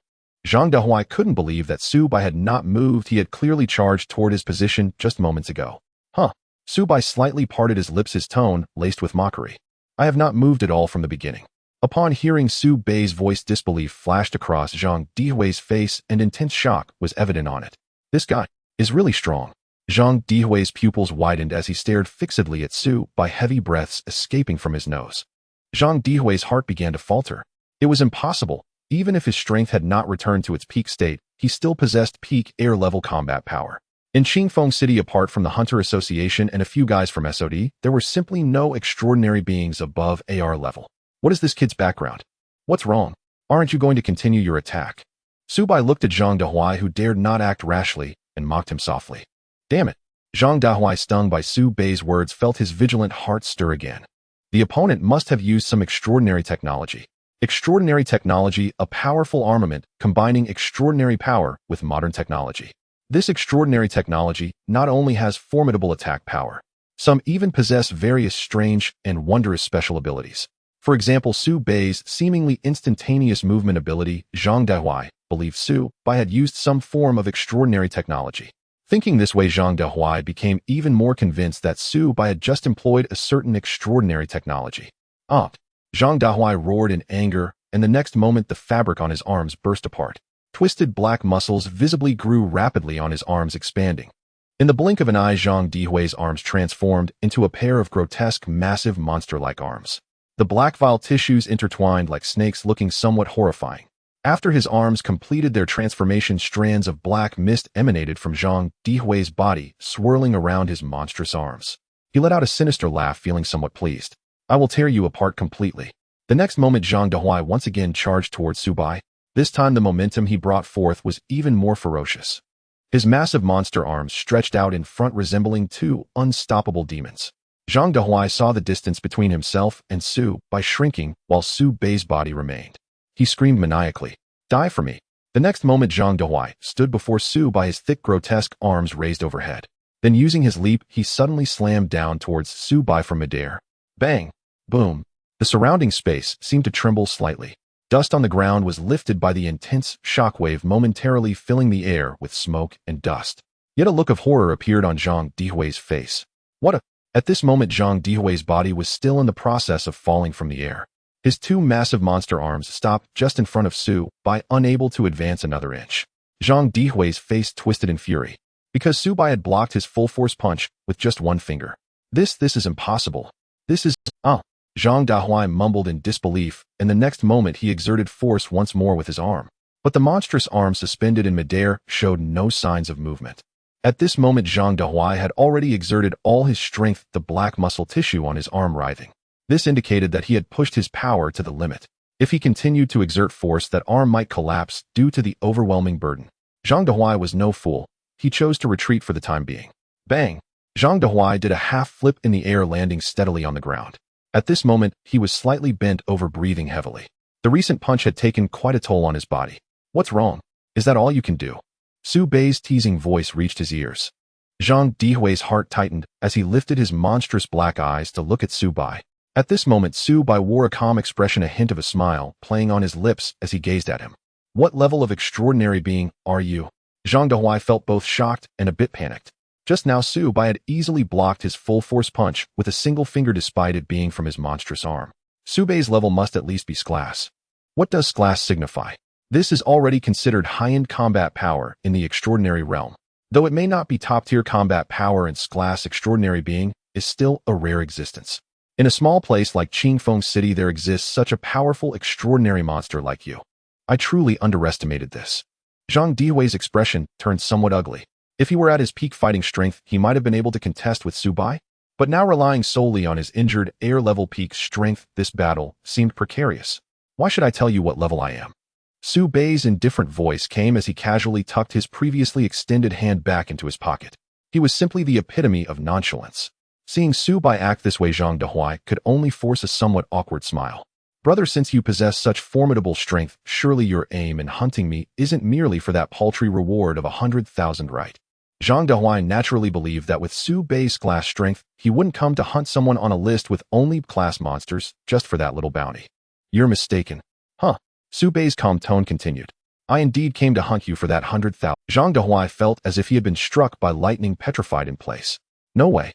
And class powerful extraordinary being, and yet he would lack 100,000. One must know that beings of this level in general are not short on money. If willing to join the official SOD organization and become a level 7 orderer, their annual salary would at least be in the hundreds of millions. Zhang Dihui's expression had turned extremely grim at this moment, forcing a strained smile as he spoke. Actually, I was once in class extraordinary being. However, I was ambushed by other extraordinary monsters, resulting in severe injuries, and my power diminished to the current AR level. I was also compelled to quickly recover my strength, which is why I actively hunted those humans. Zhang Dihui deliberately raised his voice on this class to draw Su Bai's attention. If you can spare me this once, I promise I will never attack humans again, and I will provide some monetary compensation. Zhang Dihui maintained a flattering smile, feeling somewhat anxious inside. If Su Bai still intended to hunt him down, he would have no choice but to fight desperately. Listening to Zhang Dihui's submission and flattery, Su Bai's expression remained unchanged. Monetary compensation does indeed tempt me. Zhang Dihui's expression was about to brighten at this remark, but Su Bai's next sentence froze his expression. However, I am not the kind of person who would betray my own will for material gains. Su Bai looked somewhat dazed, seemingly recalling scenes from his time in the cage. He had been betrayed by those he trusted all because someone promised him an extra bottle of enhancement liquid each day. At this thought, Su Bai's aura changed drastically, a terrifying energy wave radiating from him. Whooshed. The intense energy wave seemed to take on a tangible form, causing Zhang Dihui's hood to flutter. Feeling the dreadful pressure and aura emanating from Su Bai, Zhang Dihui's expression fell into total despair. Damn it! Zhang Dihui cursed inwardly. Even in class, extraordinary being has dignity and pride. Since you refuse to let me go, we'll fight to cripple one of your arms. As Zhang Dihui's vicious words fell, his legs began to transform. Bang! Bang! The sound of tearing fabric echoed as his legs twisted into monstrous black muscle forms. This was the extent of his full power points of mutation all over. Previously, he had only revealed the mutations in his arms when facing all his pursuers. Now facing an opponent at least at this class level, Zhang Dihui had no choice but to exert all his strength and go all out. Roar, roar. Zhang Dihui's roars transformed into monstrous howls. As his body mutated all over, his sanity and temperament began to gradually shift towards that of a monster. Up until now, Su Bai had never unleashed his own mutations and special points. Although Zhang Dihui's strength was not at the peak class level, he believed he could still manage to battle Su Bai, who was in a human state, due to his mutated body and peak air level combat power. This was because the strongest combat power of extraordinary monsters lay in their mutations and special abilities. Roar! With the next roar, Zhang Dihui charged towards Su Bai like a crazed beast, moving on all. Bang! Bang! Bang! The cement ground cracked like shattered glass under the force of Zhang Dihui's mutated legs. Zhang Dihui's full-speed battle was quicker, now even faster than when he attacked Su Bai before. But Su Bai seemed to be in a trance, his eyes vacant, completely unprepared for Zhang Dihui's fierce advance. Good opportunity. Zhang Dihui inwardly exclaimed, his gaze fierce as he looked at Su Bai. In the next moment, he exerted his limbs and leaped into the air like a fierce tiger pouncing towards Su Bai. Die already. Zhang Dihui's monstrous limbs struck simultaneously at Su Bai as if they could shred Su Bai's fragile body at any moment. Puff. Drip. A drop of blood slowly fell from Su Bai's arm. As Su Bai retracted his arm, Zhang Dihui's body, which had been pierced through by Su Bai's arm, thudded to the ground with a dull sound. In Su Bai's palm was Zhang Dihui's heart. His expression had also returned from the memories he had just experienced. There was a trace of ferocity in his gaze as he crushed Zhang Dihui's heart effortlessly. Of course, this fierceness was not born of Zhang Dihui himself. Rather, it stemmed from the betrayer in the memories he had just recalled. Su Bai's gaze did not linger on the already deceased Zhang Dihui, but instead murmured softly, "Rending bird, I wonder if you're dead yet. Don't you dare just die like this." At this moment, as Su Bai was lost in that memory that filled him with rage, At the end of this small path, an old man was slowly passing by. When he reached the intersection, he suddenly stopped in his tracks. The old man appeared to be at least 60 years old, somewhat short, slightly hunched, with a head full of white disheveled hair and a neatly trimmed goatee. If Ying were here to see the old man, she would surely be shocked and wide-eyed. For the old man appearing at the intersection was none other than Zhang Tianlong, the minister of SOD in Qingfeng City. Zhang Tianlong approached Su Bai and Zhang Dihui's corpse with somewhat unsteady steps. His hands were clasped behind his back, but his frail body seemed to exude strength. Step by step, he reached the front of Su Bai and Zhang Dihui's corpse. Zhang Tianlong had been squinting his eyes since he appeared. He examined Zhang Dihui's corpse, and upon confirming the other party's death, Zhang Tianlong spoke with a hint of surprise in his tone. Really dead? Zhang Tianlong had come to this side of Fengxiao Road specifically to hunt down the killer demon Zhang Dehuai. For according to Saad's recent investigations, the danger assessment level of killer demon Zhang Dehuai had issues. A total of 7 extraordinary hunters failed to capture him, and none survived. Zhang Dihui's true combat power level was far from class. It was very likely already at the AR level. This matter had also alarmed him, the minister of Qingfeng City's SOD. Thus, upon receiving news, Zhang Tianlong had specially come to Fengxiao Road to capture Zhang Dehuai. However, at this moment, Zhang Dehuai was already dead, and it was highly probable that this young man before him was the one who killed him. Zhang Tianlong's gaze shifted from Zhang Dihui's corpse to Su Bai. Young man, what is your name? Zhang Tianlong's voice, though not loud, was very penetrating. Su Bai was also drawn back to reality by Zhang Tianlong's voice. This old man. Su Bai had noticed the old man's appearance early on, but had not paid him any mind. Now Su Bai formally examined the white-haired old man before him. Su Bai's white dragon eyes instantly activated, but he did not detect anything unusual about the old man. An ordinary person. No, if an ordinary person had seen this scene, they would have run away long ago. This should be the awakened one that Xiaoying mentioned. Su Bai retracted the mutation of his white dragon eyes. This was the second time he had encountered an awakened one piquing his interest. The first time was with the lightning-type awakened one who had caused him to lose his memory. Zhang Tianlong naturally noticed the change in Su Bai's pupils. Are you also an extraordinary monster? Aren't you afraid of me? Su Bai did not directly answer Zhang Tianlong's question, but instead he responded with a smile that was neither entirely sincere nor insincere. Upon hearing this, Zhang Tianlong's heart confirmed beyond doubt that Su Bai was indeed an extraordinary being. Zhang Tianlong inquired once more, did you kill Zhang Dehuai? Are you pretending to ask? Su Bai still did not directly answer Zhang Tianlong's question. Under normal circumstances, as the minister of SOD in Qingfeng City, who would dare to speak to him in such a manner? They would probably be crying and begging for forgiveness. However, at this moment, Zhang Tianlong found himself quite intrigued by Su Bai. As far as I know, Zhang Dihui's strength is far beyond level. He is air level. I never expected that we have such a hidden, powerful, extraordinary being in Qingfeng City. Your strength should be at least level, right? Listening to Zhang Tianlong's analysis, Su Bai did not reply, but merely raised the corners of his mouth slightly. You're a bold kid, still so unreasonable in front of me. It seems I need to help you correct this bad habit. Zhang Tianlong's squinting eyes gradually opened, and his aura changed dramatically, a powerful presence sweeping the surroundings. In fact, Zhang Tianlong's intention was to test Su Bai's true strength. After all, Su Bai was an extraordinary being not registered in the SOD list of Qingfeng City, belonging to an unknown danger-level extraordinary monster. Because Zhang Tianlong had impressions of registered extraordinary beings of air level and above, Su Bai faced Zhang Tianlong's imposing presence without flinching, his hands still tucked casually in his pockets. I advise you to watch your words, old man. As the SOD sub-minister of Qingfeng City and a peak level 7 awakened, when had Zhang Tianlong ever been spoken to like this by anyone? Stubborn kid.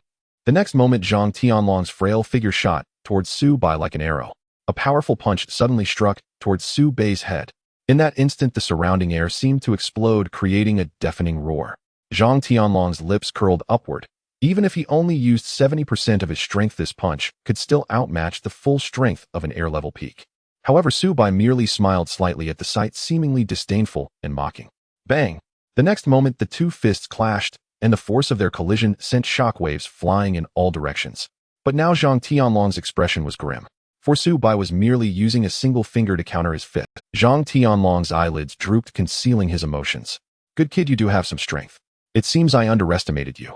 Su Bai casually replied, And then, next let me show you my self-created fist technique. As Zhang Tianlong spoke, a white aura began to emanate from his body. Su Bai could sense the explosive power surging within Zhang Tianlong.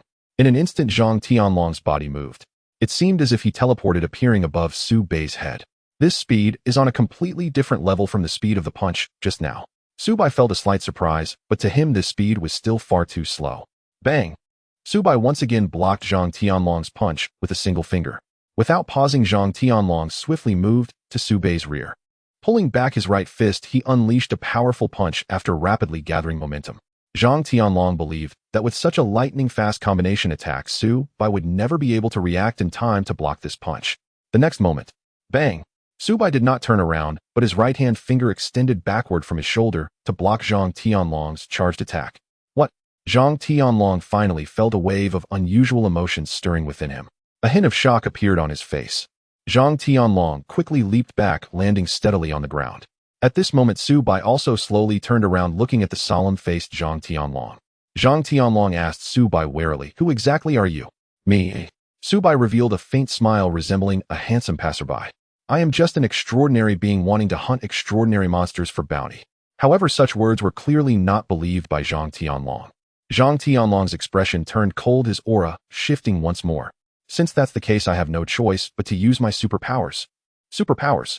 Upon hearing Zhang Tianlong's words, Su Bei couldn't help but feel curious. So far aside from the lightning-type awakened who had ambushed him and caused him to lose his memory, he had not seen any other superpowers. "Then bring it on. Good kid." Seeing Su Bei appear ready to take on any attack, Zhang Tianlong couldn't help but praise him. Arrogant. Zhang Tianlong's body slowly straightened up, his previously slightly hunched back becoming more upright. The thin skin on his body began to swell rapidly. His figure quickly grew taller, and his originally gray hair began to turn black. In no time at all, the short old man, who was under 1.60 m, transformed into a towering figure of nearly 1.90 m, brimming with explosive muscles. Seeing this scene, Su Bei was somewhat astonished. What principle is this? Could this be the old man's superpower? It seemed he could see the curiosity and astonishment on Su Bei's face. Zhang Tianlong grinned and explained, "My awakened superpower is called Power of Time. I can apply this superpower to myself, achieving the effect of returning to my physical peak." At this moment, Zhang Tianlong's body emitted a constant, terrifying aura of oppression. It was as if Zhang Tianlong was now standing there like a massive, ferocious beast. However, to Su Bei, this was no different from the previous old man form. They were both weaklings. Seeing the slight fluctuations on Su Bei's face, Zhang Tianlong thought he was somewhat frightened. Zhang Tianlong laughed heartily. "Haha, kid, even if you beg for mercy now, I will still beat you up. Who told you to be so disrespectful to your elder just now?"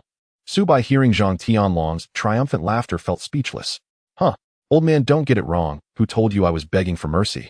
Then take my punch." Zhang Tianlong's gaze became sharp and his aura began to gather. "My power of time can not only be applied to myself, but also to the surrounding space.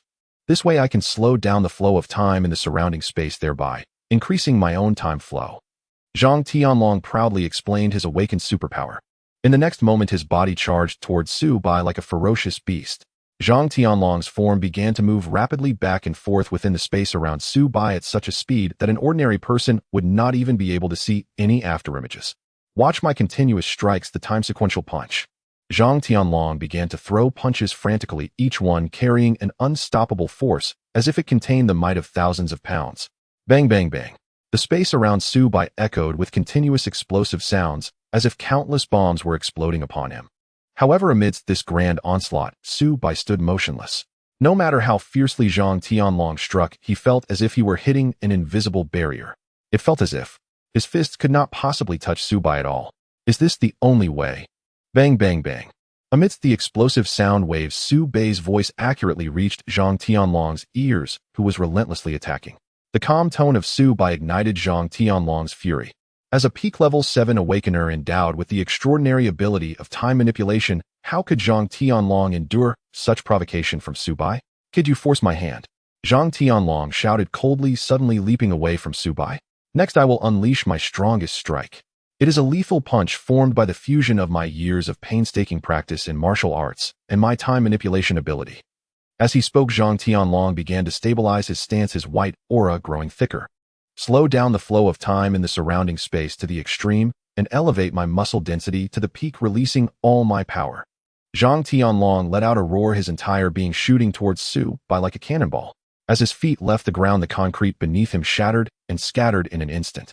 The flow of time around seemed to slow down, But at this moment Zhang Tianlong's eyes were fixated solely on Su Bai. Remember kid, this move is called the ultimate technique of time explosion fist. Zhang Tianlong's punch seemed to approach the speed of sound, producing a thunderous explosion in the air. The surrounding space was filled with fierce winds, causing Su Bai's hair to flutter slightly. Yet Su Bai's expression remained calm and composed. It was as if the lethal punch from Zhang Tianlong was not aimed at him at all. Bang! Boom boom boom.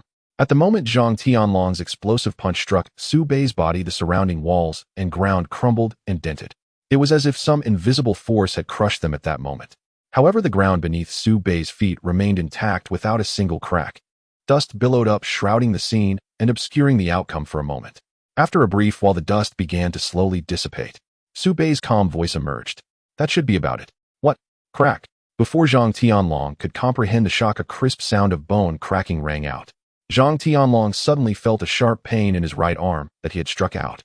The next moment his body felt as if it had been slammed by a truck. Puff! Zhang Tianlong couldn't help but spit out a mouthful of fresh blood, his body flying backward and crashing hard against the utility pole at the end of the path. Bang! Due to the powerful inertia of his body, the utility pole broke upon impact.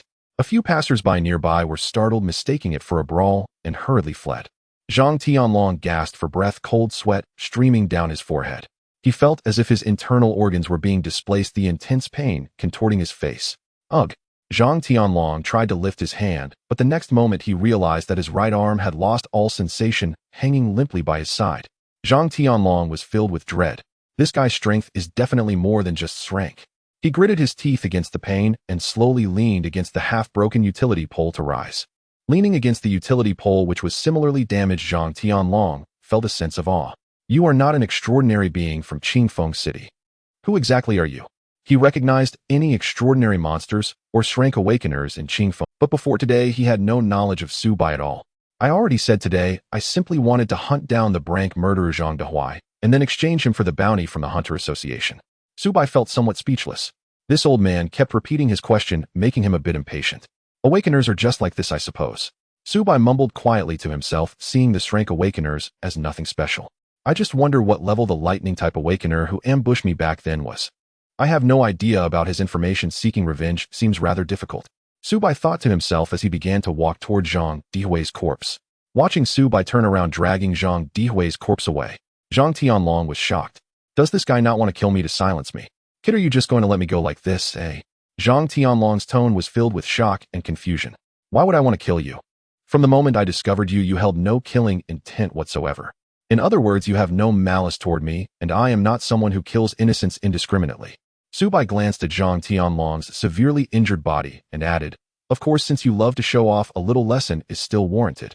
Hearing Su Bai's final words, Zhang Tianlong's face darkened, feeling as though everything had gone wrong. He had previously spoken about teaching Su Bai a lesson, only to find himself taught a lesson by Su Bai instead. I really got slapped in the face for showing off. Young man, may I ask your name? Have you not yet joined any extraordinary forces? With your strength, you should join us at SOD to punish evil and promote good for the people, maintaining extraordinary order. If you are willing. Su Bai twitched the corner of his mouth. How did this old man suddenly turn into a chatterbox? No, I prefer a leisurely life. Saying this, Su Bai walked toward the other end of the path, completely ignoring the SOD division leader who wanted to continue recruiting him. Hey, don't go. You haven't told me your name yet. Zhang Tianlong looked at Su Bai's figure disappearing around the corner, a hint of helplessness showing on his face. I never expected there to be such a powerful, extraordinary being in Qingfeng City. It feels like the extraordinary world of Qingfeng City is about to change. Puff. In the midst of his reflections, Zhang Tianlong couldn't help but spit out another mouthful of blood. Wiping the blood from the corner of his mouth, Zhang Tianlong forced a bitter smile. That kid really dealt a heavy blow. After recovering for a moment, Zhang Tianlong fished out his steamed bun phone from his pocket. Fortunately, this newly bought steamed bun phone wasn't damaged. He quickly dialed a number, and it connected right away. Xiao Huang hurried to Fengxiao Road at the XXX intersection. Zhang Lao, weren't you going to hunt down that murderer? Now. Shut up, brat. Quickly drive over here. Hearing Zhang Tianlong's impatient tone, Xiao Huang quickly agreed. After a few minutes, a black compact car slowly pulled up beside Zhang Tianlong. The man in the black suit in the car hurriedly got out upon seeing Zhang Tianlong in such a disheveled state. Zhang Lao, who did this to you? Ahem. Matters between the strong are not for the weak to question. Zhang Tianlong naturally found it embarrassing to admit he had been reduced to such a sorry state by a young junior. Xiao Huang understood Zhang Tianlong's predicament and naturally refrained from pressing further. Elder Zhang, please get in the car first and return for treatment. To avoid drawing attention from passers-by, Su Bai deliberately bought a large sack on the roadside. Coupled with the fact that it was already dark, no one would notice Su Bai and the large sack he was dragging. Instead of heading home, Su Bai pulled out his pineapple phone and sent a message to Ying. Su Bai, I've already taken care of that murderer. How do I claim the bounty from the Hunter Association now? After a moment, Su Bai's phone vibrated with a message from Ying. A little Sakura. That fast. A little Sakura. Su Bai, where are you now? He'll come find you first. Su Bai, I'm on XX Road, next to a utility pole by the roadside. A little Sakura. Okay, wait for me, I'll be right there. Over a dozen minutes later, a sleek low-key little flying man sedan slowly pulled up beside Su Bai. The driver's window rolled down, revealing Yi Ying's delicate face inside. Her cheeks were slightly flushed as if she had just taken a shower. Get in. Su Bai didn't dawdle. He tossed the sack containing Zhang Dehua into the trunk and climbed into the passenger seat. Is that really the murderer? Of course. With the topic settled by Su Bai, Yi Ying said no more, stepped on the gas, and the little flying man sped off ahead. Are we heading straight to the Hunter Association? The Hunter Association usually has transcendent hunters on duty 24 hours a day. Su Bai nodded slightly. Several dozen minutes later, Yi Ying drove the little flying man to a somewhat secluded neighborhood. We're here. The two got out of the car. Su Bai dragged the sack containing Zhang Dehua with one hand. Yi Ying led the way ahead. They crossed a small alley and arrived directly at a place called Rose Bar. Su Bai raised an eyebrow slightly and asked, The Hunter Association is here. Rose Bar is just its surface disguise. Actually, there's another underground space beneath this bar. That's where the Real Hunter Association is. As she spoke, Yi Ying had already led Su Bai into the Rose Bar. Although it was already around 6 or 7 in the evening, the Rose Bar was quite crowded. Most of the patrons were young, lively, and attractive individuals, either drinking or chatting, creating an atmosphere of harmony that drew people in and made them lose themselves. As soon as Yi Ying entered, a man dressed in a suit and looking like a successful figure approached her. Hey there, miss, care for a drink? I know a certain wine that would suit you perfectly. Yi Ying's pretty face hardened as she replied coldly. Not interested. The man tactfully noticed Su Bai following behind and didn't persist. Yi Ying walked deeper into the Rose Bar with Su Bai dragging the sack behind her. She stopped in front of a basement entrance within the bar. There were no ordinary patrons in this area. 2 stern-looking men in suits stood guard at the basement entrance. Please show your identification.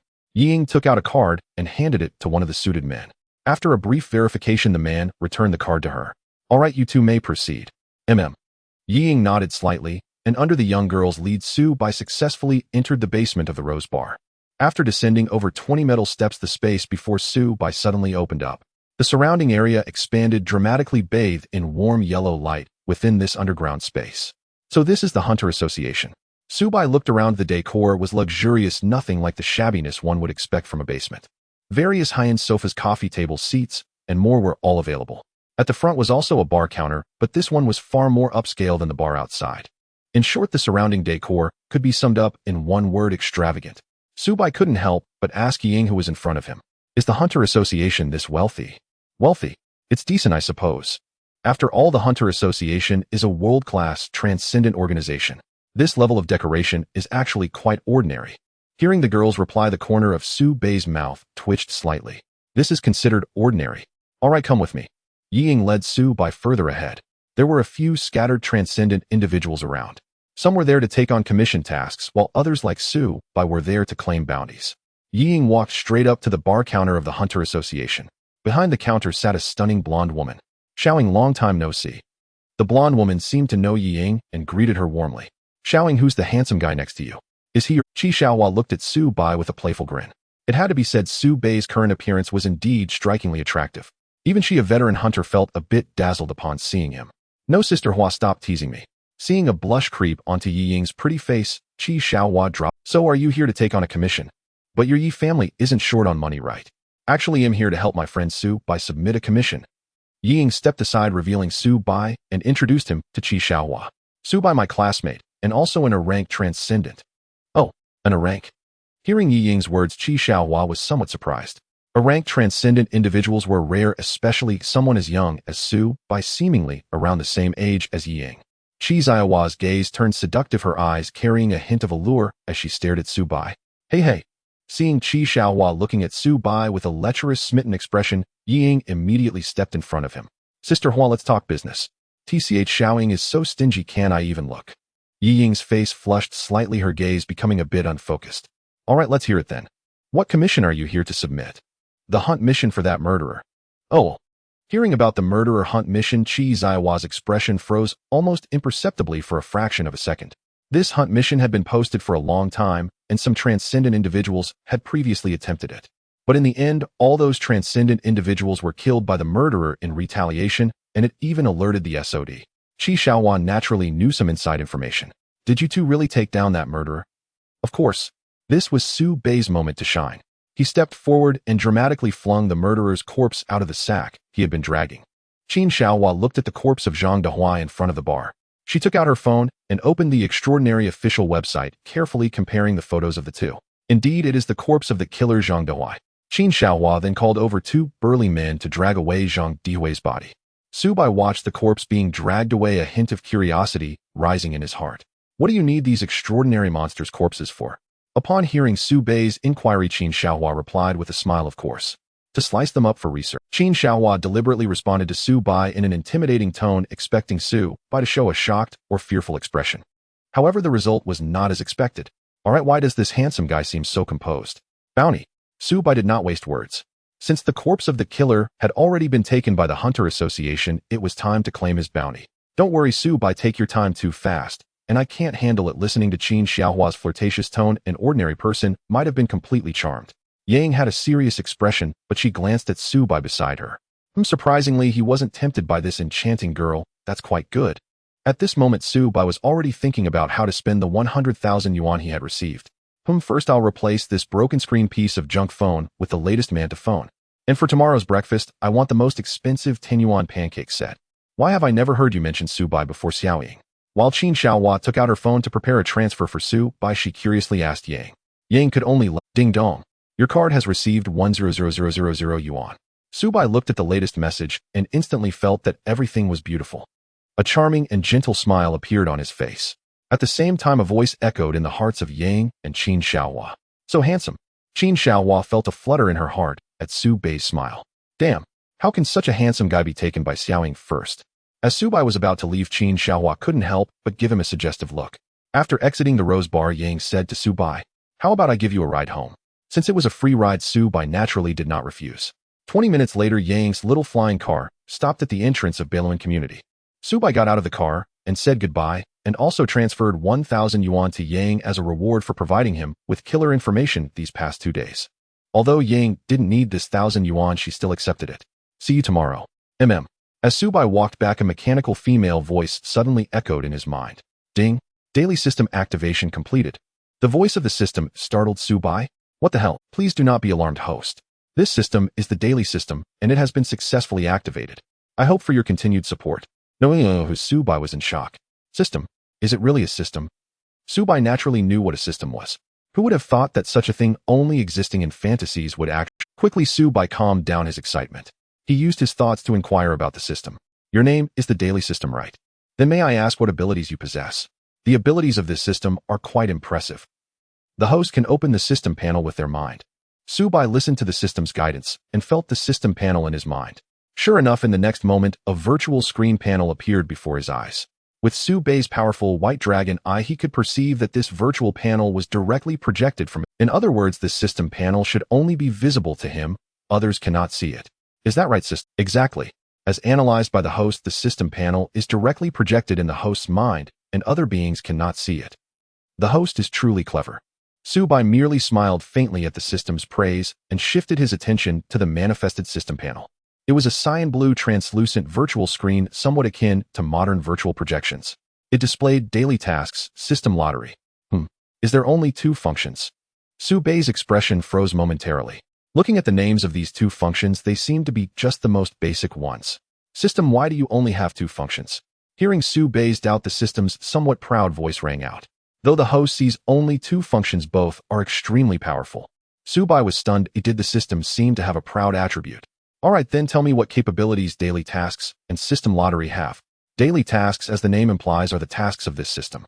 The system will randomly issue daily tasks for the host to complete, and upon completion, the host can earn system points, which can be used for system lottery. System lottery is, as the name suggests, the system's lottery function. The host can use the points earned to participate in the lottery, consuming 10 system points for each lottery. Is that it? Is that all? Su Bei's mouth twitched a little. He felt this system seemed a bit useless. The host is truly greedy too. Such amazing functions still aren't enough. Hearing this, Su Bei's eyelids twitched. Forget it. He still wanted to complain about something in his heart, but in the end, he didn't say it out loud. How do I use this system panel? Do I just click on it? The host can touch it with body parts or control it with brain consciousness. Su Bei reached out and clicked on the system lottery that occupied most of the screen on the system panel. In the center of the panel was a large wheel somewhat similar to ordinary lottery games. However, the types of lottery items were exceptionally numerous. Skills, weapons, armaments, everyday items, medical items, potions, technology, knowledge. Su Bei tried to scroll, but found there were simply too many types to finish. He even saw a variety of lottery items related to cultivation. This book does not involve cultivation, transformation, and so on. Moreover, each major category of items could be subdivided into a large number of smaller categories which could continue to be divided. It was simply an infinite nesting doll. Su Bei's originally indifferent expression gradually turned to shock. This system lottery is simply omnipotent, all-encompassing. In short, awesome. Su Bei's heart stirred as he gazed upon the enticing lottery items. He looked toward the draw button. Host a single system lottery draw requires 10 system points. Hearing the system's voice, Su Bei felt a pang of disappointment. He exited the system lottery and opened the system tasks panel, but it was still empty. Why does the system have no tasks? Host, do not fret. This system has just been activated. Daily tasks are randomly released each day. It is recommended that the host move about and interact with others more. This makes it easier to trigger daily tasks. Additionally, daily tasks are randomly issued each day. Each task can be retained for up to a week. Unfinished tasks will be replaced by new ones.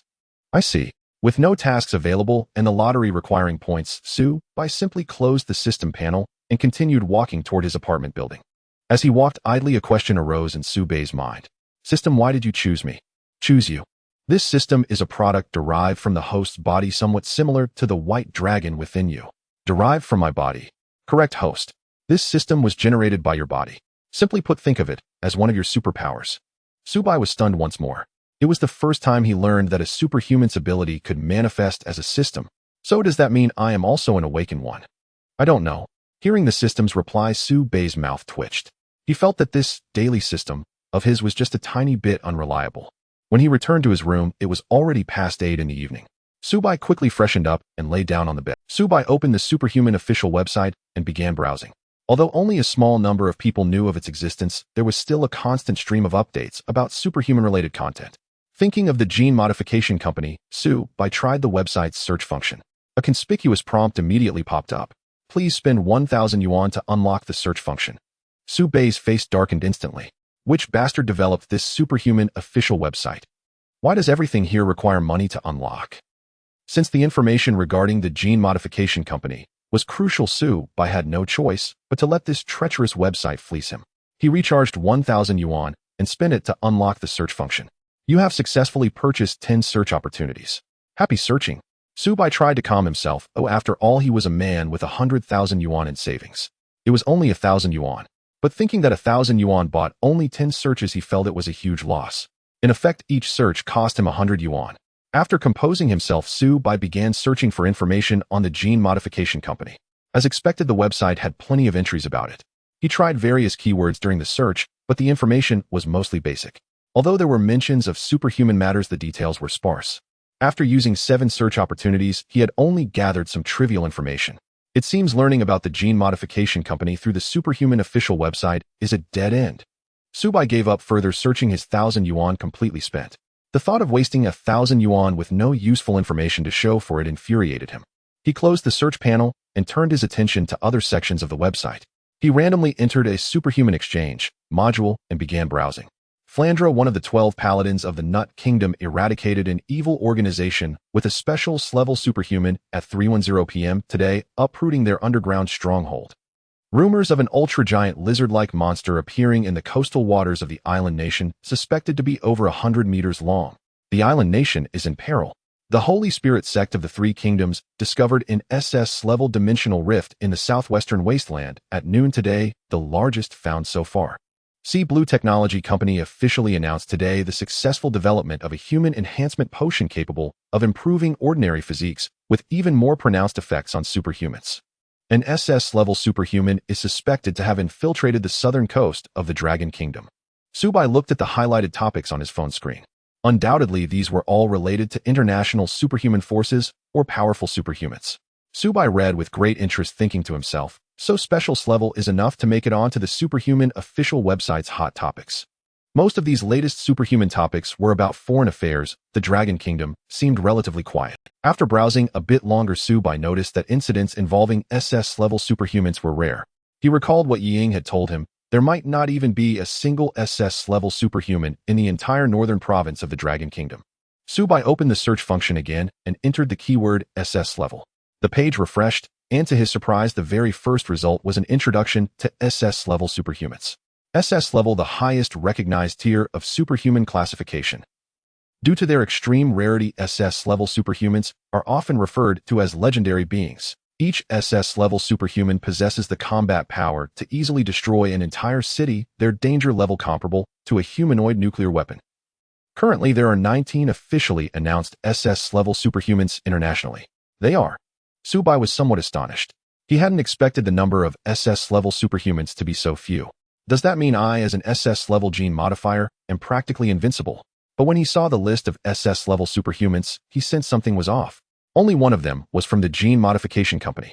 However, 2 years ago, during his Great Escape, he had single-handedly fought against 3 SS-level modifiers from the Gene Modification Company. Subai suddenly understood. It seems this list only represents part of the superhuman world. The data is inaccurate. For example, a powerful superhuman organization like the Gene Modification Company has concealed the true number of its SS-level superhumans. Moreover, the Gene Modification Company is one of the world's top superhuman organizations, though it maintains a low public profile. Then Subai entered the Qingfeng City community. Subai opened the Extraordinary Communication module of Qingfeng City. The extraordinary topics in Qingfeng City were not as explosive as those in the international zone. However, Subai was somewhat surprised to find that there were quite a few extraordinary topics in Qingfeng City. He looked at the various extraordinary contents related to Qingfeng City. Attention! Dark creatures have recently appeared in Qingfeng City.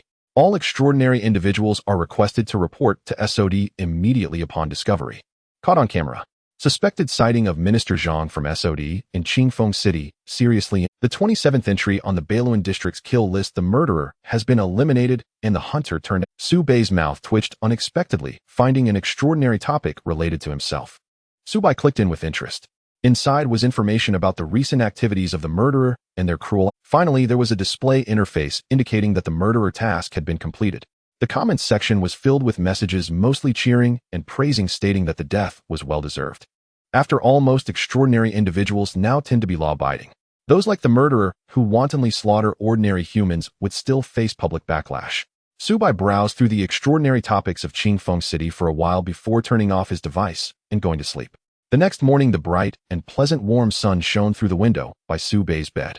Subai sleepily opened his black eyes. Today was the weekend, and he didn't have to rush to class. Perfect, he could go get a new phone today. Subai got up, washed up, and headed out. When he arrived downstairs, he saw that familiar breakfast cart. Subai slightly raised the corners of his mouth and walked towards the pancake stall. Boss, will have a pancake. All right. What price range? Subai didn't even need to look at the price list and spoke directly. They'll take the most expensive 10 yuan set. The boss glanced at Subai in surprise, remembering him somewhat. Young man, you're quite generous. The boss couldn't help but praise Subai. After all, the customer is king, and providing the best experience while they are purchasing is how to keep them coming back. Subai took the fully loaded pancake and continued walking while eating. He remembered that there was a phone shop in the Beiluan district. Subai leisurely made his way to the phone store. Having already decided on the model he wanted, he didn't waste any time talking to the salesperson. Pay the money, take the phone, and leave. He swiftly switched to his new phone, feeling much happier. After changing his phone, Subai didn't head straight back. Now that he had 100,000 yuan, he definitely wanted to indulge a little. Subai walked into a clothing store, a shoe store, and even replaced the old backpack he had carried for 2 years. After all this shopping, Subai had only spent a little over 1% of his fortune. He felt delighted, finally experiencing what it was like to be wealthy. Around noon, Subai returned to his small, somewhat old apartment of a few dozen square meters. Looking at the cramped room, he glanced at the balance on his phone. 100,000 yuan is indeed a significant amount for an ordinary person, but it was still far from enough to buy a decent house in Qingfeng City. Even the Beiluan community where Subai lived relied on assistance from organizations. It seemed he needed to hunt more extraordinary monsters to earn more bounty. As Subai was thinking about this, the system's voice suddenly sounded in his mind. Ding. Daily task issued. Task name: I want to make money. Task requirements: please earn at least 100,000 yuan within a week.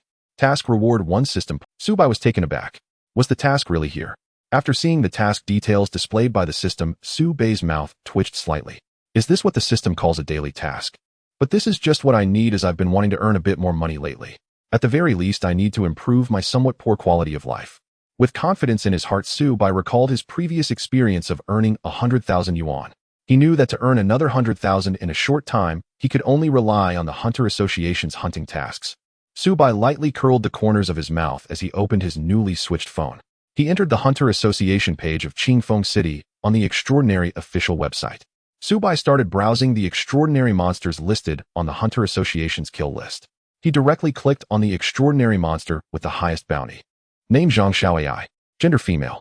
Age: 22. Extraordinary type: monster mutant. Danger level: AR level tentative. Detailed introduction. Please spend 100,000 to unlock more. Subai was completely dumbfounded when he saw the detailed introduction. Why does the cost to view information on different level monsters vary? And why does this Zhangxiao AI need 100,000 to unlock? This is a bit absurd. Subai currently had less than 100,000 in savings, so there was no way he could spend that much to unlock the information. Next, Subai hesitated for a moment and directly skipped the first 20 entries on the kill list. He looked at the bounty task ranked 21st on the kill list. Name: Li Danyou. Gender: male. Age: 24. Extraordinary type: monster genetic type. Danger level: B level tentative. Detailed introduction. Please spend 3,000 to unlock more detailed information. When Subai saw that it was only 3,000, he felt it was acceptable. Subai recharged 3,000 and unlocked the detailed information about Li Danyou. Detailed information: Li Danyou, formerly a genetic experiment subject at a research institute, had his mind twisted beyond capacity due to the genetic power. He forcibly escaped exhibiting extreme cruelty, having killed several extraordinary individuals and ordinary people categorized as a blacklisted monster by SOD. Ability analysis: according to an extraordinary individual who fought against him, his mutated genes resemble some kind of evil bovine creature. He possesses 2 mutation points, one on his head, a bull's horn, and one on his right arm, and his strength after mutation is immense, comparable to a peak B level, though he lacks combat skills.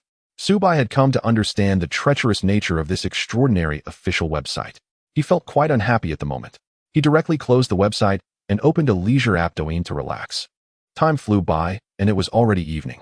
Unknowingly, Subai had spent the entire afternoon on Douyin. This thing is truly harmful, wasting my precious time.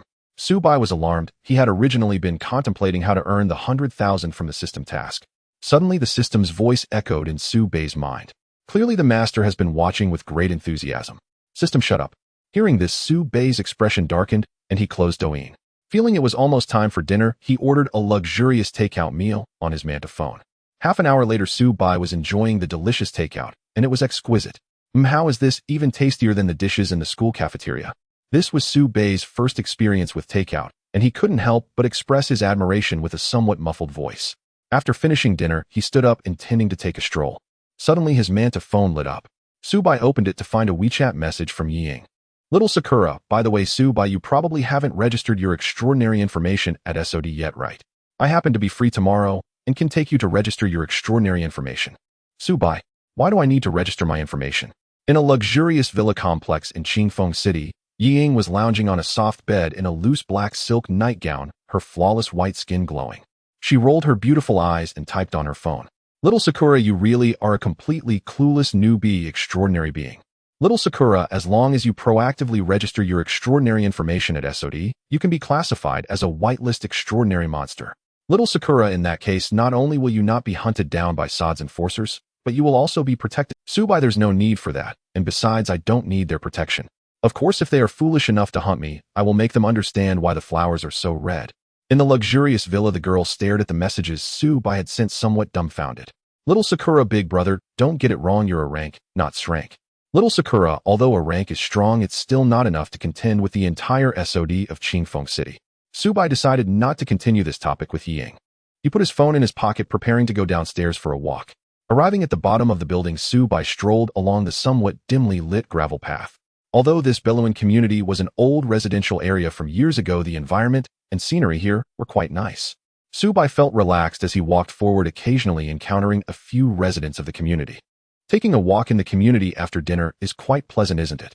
Just as Subai was thinking this, he suddenly sensed a wave of evil energy. Subai raised his eyebrows. This wave of evil energy felt very sudden, as if it had appeared out of nowhere. A hint of interest appeared on Subai's face, and the corners of his mouth slightly lifted. Interesting, just in time. I'm feeling quite bored. Subai changed direction, slowly walking towards the source of the sensed evil energy. Although there weren't many residential buildings in the billowing community, the greenery within was quite substantial. Subai kept approaching the source of the wave, and gradually he began to hear people's cries. With Subai's keen hearing, he could clearly hear these cries even though they were several dozen to hundreds of meters away. Help! There's a monster! Quick someone! There's a monster in our community! Run! Subai looked towards the direction from which the voices were. I'm getting close. Curiosity rose within Subai. What on earth could be appearing in our community? Subai quickened his pace, almost instantly arriving at the location where the cries had come from. He saw a man sitting helplessly on the ground. Looking at the expression on the man's face, it seemed he was about to cry from fear. Subai felt speechless. After all, he was a real man. How could he be so timid? The man in front of Subai felt a gust of wind blow past, and the next moment, there was suddenly a person in front of him. He looked at Subai and shouted loudly, "Handsome guy, there's a monster here, run." The man's shout alerted Subai to a nearby green space. There a fierce black creature resembling a cat, but the size of a tiger was greedily staring at them. What is... Subai frowned. His knowledge was that of an extraordinary newbie. Facing a big black cat that looked like a tiger, Subai felt completely bewildered. Handsome guy, what else could it be? Even a fool can see it's a monster. The man on the ground was almost in tears. Such a terrifying creature, and Subai was still wondering what it was. Big guy, is now really the time to study what this is? Subai turned his gaze back to the man on the ground. At this moment, the man had already fainted from fear of the big black cat monster that was slowly crawling towards them. Subai felt speechless. He truly was. A bit cowardly. The host is just showing off. You are a powerful, extraordinary being. Of course you are not afraid. Subai's mouth twitched. He felt there was something slightly off about this system. The system retorted Subai, expressing that the experience was quite wonderful. Subai questioned the system in his mind with an unfriendly tone. What did you say, system? However, the system had already logged off. Subai had a dark expression as he glared at the big black cat monster ahead. At the moment when the big black cat monster was met with Subai's deadly gaze, it unexpectedly let out a frightened cry of yow, as if it had been startled. It was a sound that elicited sympathy. The next moment, the big black cat monster actually turned around and fled, because it had just seen the endless death and great crisis in Subai's eyes. Its instinct for survival made it flee instinctively, but Subai certainly would not let it escape. Subai grinned, watching the direction in which the big black cat monster was fleeing. In the next moment, Subai's figure moved rapidly. His speed was so fast that it was beyond the naked eye's capability to capture. Only a shadow was seen constantly flickering. In no time, Subai had grabbed the big black cat monster standing at the edge of the community's green belt. The big black cat monster in Subai's hand was trembling and looked fearfully at the handsome man before it, who made its heart tremble. This human is so powerful. Subai looked at the large black cat monster he was holding like a chick, curiosity evident on his face. He had never seen a dimensional rift before, and thus did not understand the concept of dimensional creatures. At this moment, Subai and the large black cat were staring at each other, locked in a gaze. Forget it, let's just kill it directly, Subai remarked, and it seemed the black cat understood the implication of his words. It began to struggle in Subai's hands. Meow, meow, meow. If someone unaware were here, they might wrongly accuse Subai of mistreating the cat. Subai looked at the black cat in astonishment, his tone filled with surprise. You can understand me. The black cat felt it had a slim chance of survival, so it hurriedly nodded and bowed to Subai, indicating that it could understand him. Subai was taken aback. So can you talk? The black cat's expression changed. This was putting the cat in a bind. Seeing the black cat's silence, it seemed to imply acquiescence. Then let's just kill it. Meowed. The black cat's legs went soft with fear upon hearing this. Subai pondered for a moment, suddenly smirking. How about this? I'm not a bad person. As long as you think of me as your master, I'll let you go. How about that? The black cat had no choice but to prioritize its life. Woo. The black cat eagerly nodded at Subai, wishing it could shake its head to express its loyalty. System, do you have any functions that can help me assess this black cat's loyalty? No. Useless. Subai had already anticipated the system's response, scoffing at it in his mind. Alright, from now on you'll be called Xiaohei. Subai casually placed Xiaohei on the ground. Hearing this name, Xiaohei felt a bit disgruntled, but it dared not negotiate with Subai. Meowed. Xiaohei meowed twice, outwardly complying with Subai, expressing that the name was indeed. But only Xiaohei knew in its heart Xiaohei felt wronged and sad. This name was too plain old. Subai looked at Xiao He and asked, "Why did you suddenly appear in our neighborhood? What exactly are you?" Xiao He was left speechless by the latter part of Su Bai's question. "Wu, of course I'm a living being." However, Su Bai could not understand the black cat's cries. Su Bai frowned slightly as he watched Xiao He anxiously meowing. Does the system have a function that allows me to understand the language of other creatures? After Su Bai's previous mockery, the system did not directly respond with a no this time. The host can obtain related skills and talents through system lotteries. Su Bai was enlightened by the system's response. Right, I almost forgot about the system lottery. He knew there were many good things in the system lottery, but he currently had no system points. Suddenly Xiao He moved in a certain direction, turning back to signal Su Bai to follow. "Where are you taking me?" Su Bai was puzzled but still followed. Xiao He navigated through the greenery without disturbing a single leaf. Su Bai followed behind it at a leisurely pace. Soon the pair arrived at a secluded edge of the forest in Beluan neighborhood. Before Su Bai lay a massive crack that resembled a black hole. Su Bai narrowed his eyes, expressing confusion. What is this? He had not sensed this energy anomaly before, but now as Su Bai approached, he could feel the intense energy fluctuations. He suddenly thought of Ying pulling out his phone to take a picture and send it to her for inquiry. After a while, Ying replied, "What? Su Bai, you've discovered a dimensional rift. Su Bai, stay away from that black hole. It's very dangerous there. Su Bai, quickly tell me where you are right now." Seeing the series of messages from Ying, Su Bai felt a bit helpless. What exactly is a dimensional rift? I don't know when it started, but various black hole rifts have begun to appear across our blue star. The International Extraordinary Alliance refers to these rifts as dimensional rifts. It seems that these dimensional rifts connect to spaces not belonging to Blue Star. Moreover, the beings over there can come to our side through the dimensional rifts. Some of those dimensional creatures are extremely dangerous and may even include class dimensional beings. Currently, it's still uncertain what danger level the dimensional rift you discovered is, but it seems to have just formed. It should be right here in our Beluan neighborhood. What are you going to do? Of course, he'll report it to the SOD in Qingfeng City. Let them send someone to handle this dimensional rift. Su Bai finished messaging Ying and turned to Xiao He. So you're saying you came out of this black hole? Wu. Xiao He nodded, indicating yes. Then I should understand now. Su Bai pondered. It seems Xiao He is indeed a dimensional creature that came out of the dimensional rift. So have there been any other creatures that came out from here? Wu. There were a few before, but none were as powerful as me. I drove them away as my vanguards. They were all cannon fodder, paving the way for me. Xiao He boasted proudly. Su Bai twitched his lips. He couldn't understand Xiao He's cries, yet the black cat kept meowing. Suddenly Xiao He realized. Oh no, I've been talking to a wall. From the look on your face, it seems you got it. Can you find them now? Wu.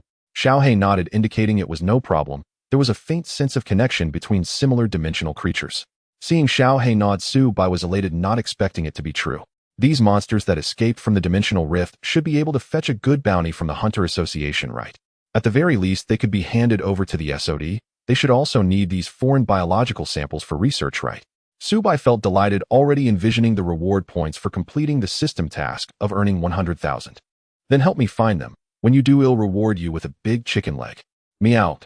Although Xiao He didn't know what a chicken leg was, it sounded delightful. In the next second, Xiao He closed its eyes, beginning to sense the presence of its kind. Su Bai watched it with a serious expression, looking quite reliable. A few seconds later, Xiao He opened its eyes and called out to Su Bai. Wu. Then Xiao He began to sprint in a certain direction. Su Bai did not hesitate and quickly followed after it. Under the guidance of Xiao He, Su Bai arrived at the entrance of Beluan community. After about 10 minutes, Su Bai and Xiao He stopped in front of an abandoned old factory. Xiao He signaled Su Bai, indicating that his few kindred were hiding here. Su Bai stepped forward, focusing on the energy reactions within the factory area. There are a total of 3. These three-dimensional creatures in Su Bai's perception had energy responses ranging from grade C to grade B. Su Bai slightly raised the corner of his mouth just as he was about to make a move to hunt them. Suddenly, he caught sight of Xiao He, who was looking at him with an excited expression. Su Bai seemed to have thought of something. Xiao He, you wouldn't be thinking of taking the opportunity to escape while I deal with you? Xiao He felt a chill down his spine at Su Bai's seemingly teasing expression. With a strong survival instinct, Xiao He immediately bent his front legs. Woo-woo, woo-woo. Xiao He shouted excitedly, expressing that he would absolutely never betray Su Bai. Su Bai looked at Xiao He, whose nose was running with tears, and twitched the corner of his mouth. This guy would be ashamed not to be an actor. Then you help me deal with your kind and bring me their corpses. Su Bai looked at Xiao He with a faint smile. Although Xiao He was not very strong in Su Bai's perception, he still had energy fluctuations around grade S. Dealing with a few grade C and grade B minions should be no problem. It would also save Su Bai the trouble of hunting them himself. Ayo. Upon hearing Su Bei's voice, Xiao He howled loudly, indicating it was a piece of cake. The next moment, Xiao He dashed into the abandoned old factory. A few minutes later, a black figure leaped out from a factory building. However, at this moment, Xiao He had undergone a tremendous transformation in appearance. Originally, Xiao He was a large black cat comparable in size to a tiger, but now he had grown to the size of a truck with silver-black fur that shimmered under the moonlight. It was as if he had received a fur treatment. His appearance was completely different from the previous silly black cat, looking more majestic and powerful, even surpassing tigers and lions. Xiao He's eyes glowed with an inky darkness flashing with cold light. He held 3 of his kind in his mouth with sharp cold teeth that could easily bite through a Tyrannosaurus Rex. Su Bai instinctively exclaimed, "Is this really still Xiao He?" Woo woo. Upon hearing this, Xiao He dropped the 3 demon dogs from his mouth and softly whined at Su Bai. In the next second, Xiao He's form suddenly changed, shrinking back to the size of the previous large black cat. Su Bai was somewhat surprised at the scene of Xiao He transforming before him. Wow, so you can switch between sizes at will. Su Bai felt that this pet he picked up was a great find. Woo woo. Master, this is just my disguise. The majestic and cool form from before is my true appearance. Xiao He called out with a proud expression on his cat face. Alright, even if you can transform, you are still my Xiao He, so don't have any other improper thoughts. Su Bai warned Xiao He with his gaze. Xiao He was also self-aware. Although his true form was very handsome and cool, his strength was still grade S, which was no match for Su Bai. Woo woo. Master, rest assured my loyalty to you is as endless as the waters of the Yellow River flowing from the heavens. I absolutely will not have any rebellious thoughts. Xiao He knew that Su Bai was very powerful, even stronger than the strongest beings he had encountered in that world. If he could follow such a powerful existence as a little brother, Xiao He believed it was a good choice for him to shine in it. Su Bai approached to examine the corpses of the kindred Xiao He had brought. They bore some resemblance to Xiao He after his transformation, but were smaller and lacked the imposing appearance. I wonder if these 3 corpses can be exchanged for money. Su Bai took out his phone from his pocket and sent a photo of the 3 little black cat monsters' corpses to Yi Ying. Su Bai, Xiaoying, do you know what kind of monsters they are? Yi Ying replied almost immediately. A little Ing, is this what came out from that dimensional rift? A few seconds later, a little Ing, I asked Sister Xiaohua. They are called demon dogs, a type of dimensional creature with considerable intelligence. A little Ing, what level are these demon dogs of Su Bei's? Su Bai, 1 grade C and Su Bai, can these 3 demon dogs be exchanged for a bounty? Or can I sell them to SOD? In a luxurious villa area in Biluan district, Yi Ying, lying on a lavish bed, twitched her lips at the message Su Bai sent. Why does this guy only think about money? Yes. A little Ing, yes. And the price for this kind of dimensional creature is not low. A grade C1 can be exchanged for about 1k 10k, while grade B1s are between 10k 100k, depending on the specific situation. Su Bai, is it really so valuable? Su Bai did not expect that the corpses of these monsters would be worth so much. A little Ing, if they were living dimensional creatures, they would be even more valuable. Upon seeing the message from Yi Ying, the smile that had just formed on Su Bei's face froze. Damn it, I should have let Xiao He leave one alive. Su Bai regretted not asking Yi Ying about these matters sooner. However, now that he had already hunted them, there was nothing more to say. Su Bai, I am here at this abandoned old factory on Biluan 9th Road. On the luxurious big bed, the girl twitched her lips. You really are quite rude. A little Ing, got it. Su Bai, I will give you a reward. Half an hour later, Yi Ying's little flying vehicle landed next to Su Bai. The girl got out of the vehicle and looked at the 3 demon dog corpses beside Su Bai. Did you kill all of these? Yi Ying showed a hint of surprise on her face as she saw obvious bite marks on the 3 demon dogs. It didn't look like it was caused by the attack of a transcendent being. Who else could it be if not me? Su Bai casually fabricated a story without a blush or heartbeat. Su Bai had already sent Xiao He back first. Before leaving, he had also instructed Xiao He to deepen his disguise, making him appear the size of a normal house cat, and to hide all those monster-like characteristics, to avoid scaring ordinary people on the way back. These 3 demon dog corpses are too big, my little flying vehicle can't fit them. How about you hand them to me first, and I'll find someone to help you take them to the Hunter Association for disposal. Okay, then I'll trouble you. Walking back along the path, Su Bai rested his hands behind his head, leisurely whistling along with the gentle evening breeze. As he walked, he pondered the spatial rift and those demonic hounds from earlier. Since Little Black and its kind are the same, it should also be a demonic hound, right? Curiosity stirred within Su Bai, yet recalling Little Black's imposing true form, he knew it was on an entirely different level from those 3 demonic hounds. Forget it, I'll just ask Little Black directly when I get back. Su Bai quickened his pace, intrigued by the dimensional creatures he encountered tonight. And about that spatial rift, I need to find Ying tomorrow and get some answers. A dozen minutes later, Su Bai arrived not far from Biluan residential area. But before entering, he heard shrill sirens and the clamor of voices. Frowning slightly, as if a realization dawned on him. Someone must have called the police. Soon he reached the community entrance, now cordoned off with caution tape. At the gate stood two individuals in uniforms bearing the SOD emblem, who seemed unlike ordinary officers. Subai felt a flicker of doubt before recalling Yi Ying's mention of SOD order keepers. Are they the order keepers from SOD? Subai walked over with a calm expression, stopping before the two guards. May I ask what happened here? And who are you people? The two order keepers, a man and a woman, both appeared young, around their 20s. The man was plain-featured and unremarkable. The woman, however, was strikingly beautiful, scoring at least a 90 in Subai's eyes, with a high ponytail that gave her an aloof yet energetic aura. Subai's question drew their attention, especially the female order keeper, whose eyes sparkled with interest. Though it was night and the surroundings were dim, Subai's handsomeness remained undimmed. Hello, my name is Mu Xiaoai. We're from the Special Operations Department of Qingshi City. Beiluan residential area is now sealed off. Mu Xiaoai extended her hand to shake Subai's, a smile gracing her face. Her partner Xiao Chao stared in astonishment. Mu Xiaoai was usually cold and unapproachable in there. As her fellow order keeper, he was often met with her indifference. Xiao Chao lamented silently. Is this the power of good looks? Subai was unfazed by Mu Xiaoai's warmth. Whenever he initiated a conversation with a woman, none ever refused him. A hint of smugness crept into Subai's heart. Ha, host, you're truly shameless. Subai. System, just wait until I get back. I'll deal with you then. Subai refrained from bickering with the system, focusing instead on clarifying the situation. Feigning the demeanor of a resident returning from a stroll, he asked with feigned surprise. I'm a resident of Beiluan residential area. Why is our community sealed off? Well, we can't disclose the specifics, but since you're a resident, you may enter. Xiao Chao watched in disbelief as Mu Xiaoai let Subai pass. Sismu, we haven't verified his identity. He doesn't look like a bad guy. How could he deceive me? Xiao Chao. Subai headed toward his residence. Along the way, he kept encountering hurried special personnel. Presumably these were all SOD members, though some weren't wearing the SOD uniform. It seems SOD comprises more than just order keepers. Hey, don't wander around the community. Return to your rooms. You there, yes you? Go back inside and stop loitering. Subai observed SOD personnel maintaining order. Many areas in the community were now cordoned off limits, even to residents. On his way back, Subai deliberately passed the spot where Head discovered the spatial rift. Just as I thought. He narrowed his eyes. The location was heavily surrounded by caution tape and shrouded in layers of black curtains. Given the SOD patrols in the vicinity, Subai didn't linger. He returned to his building. Upon reaching his floor, he noticed a sleek black figure crouched by his door.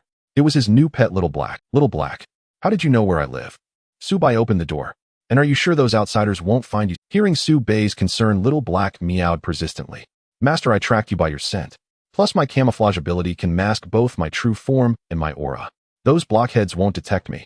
Subai couldn't fully understand Little Black's muse. But it seems Little Black is fine. He opened the door and sat on the living room sofa. Little Black immediately pounced over.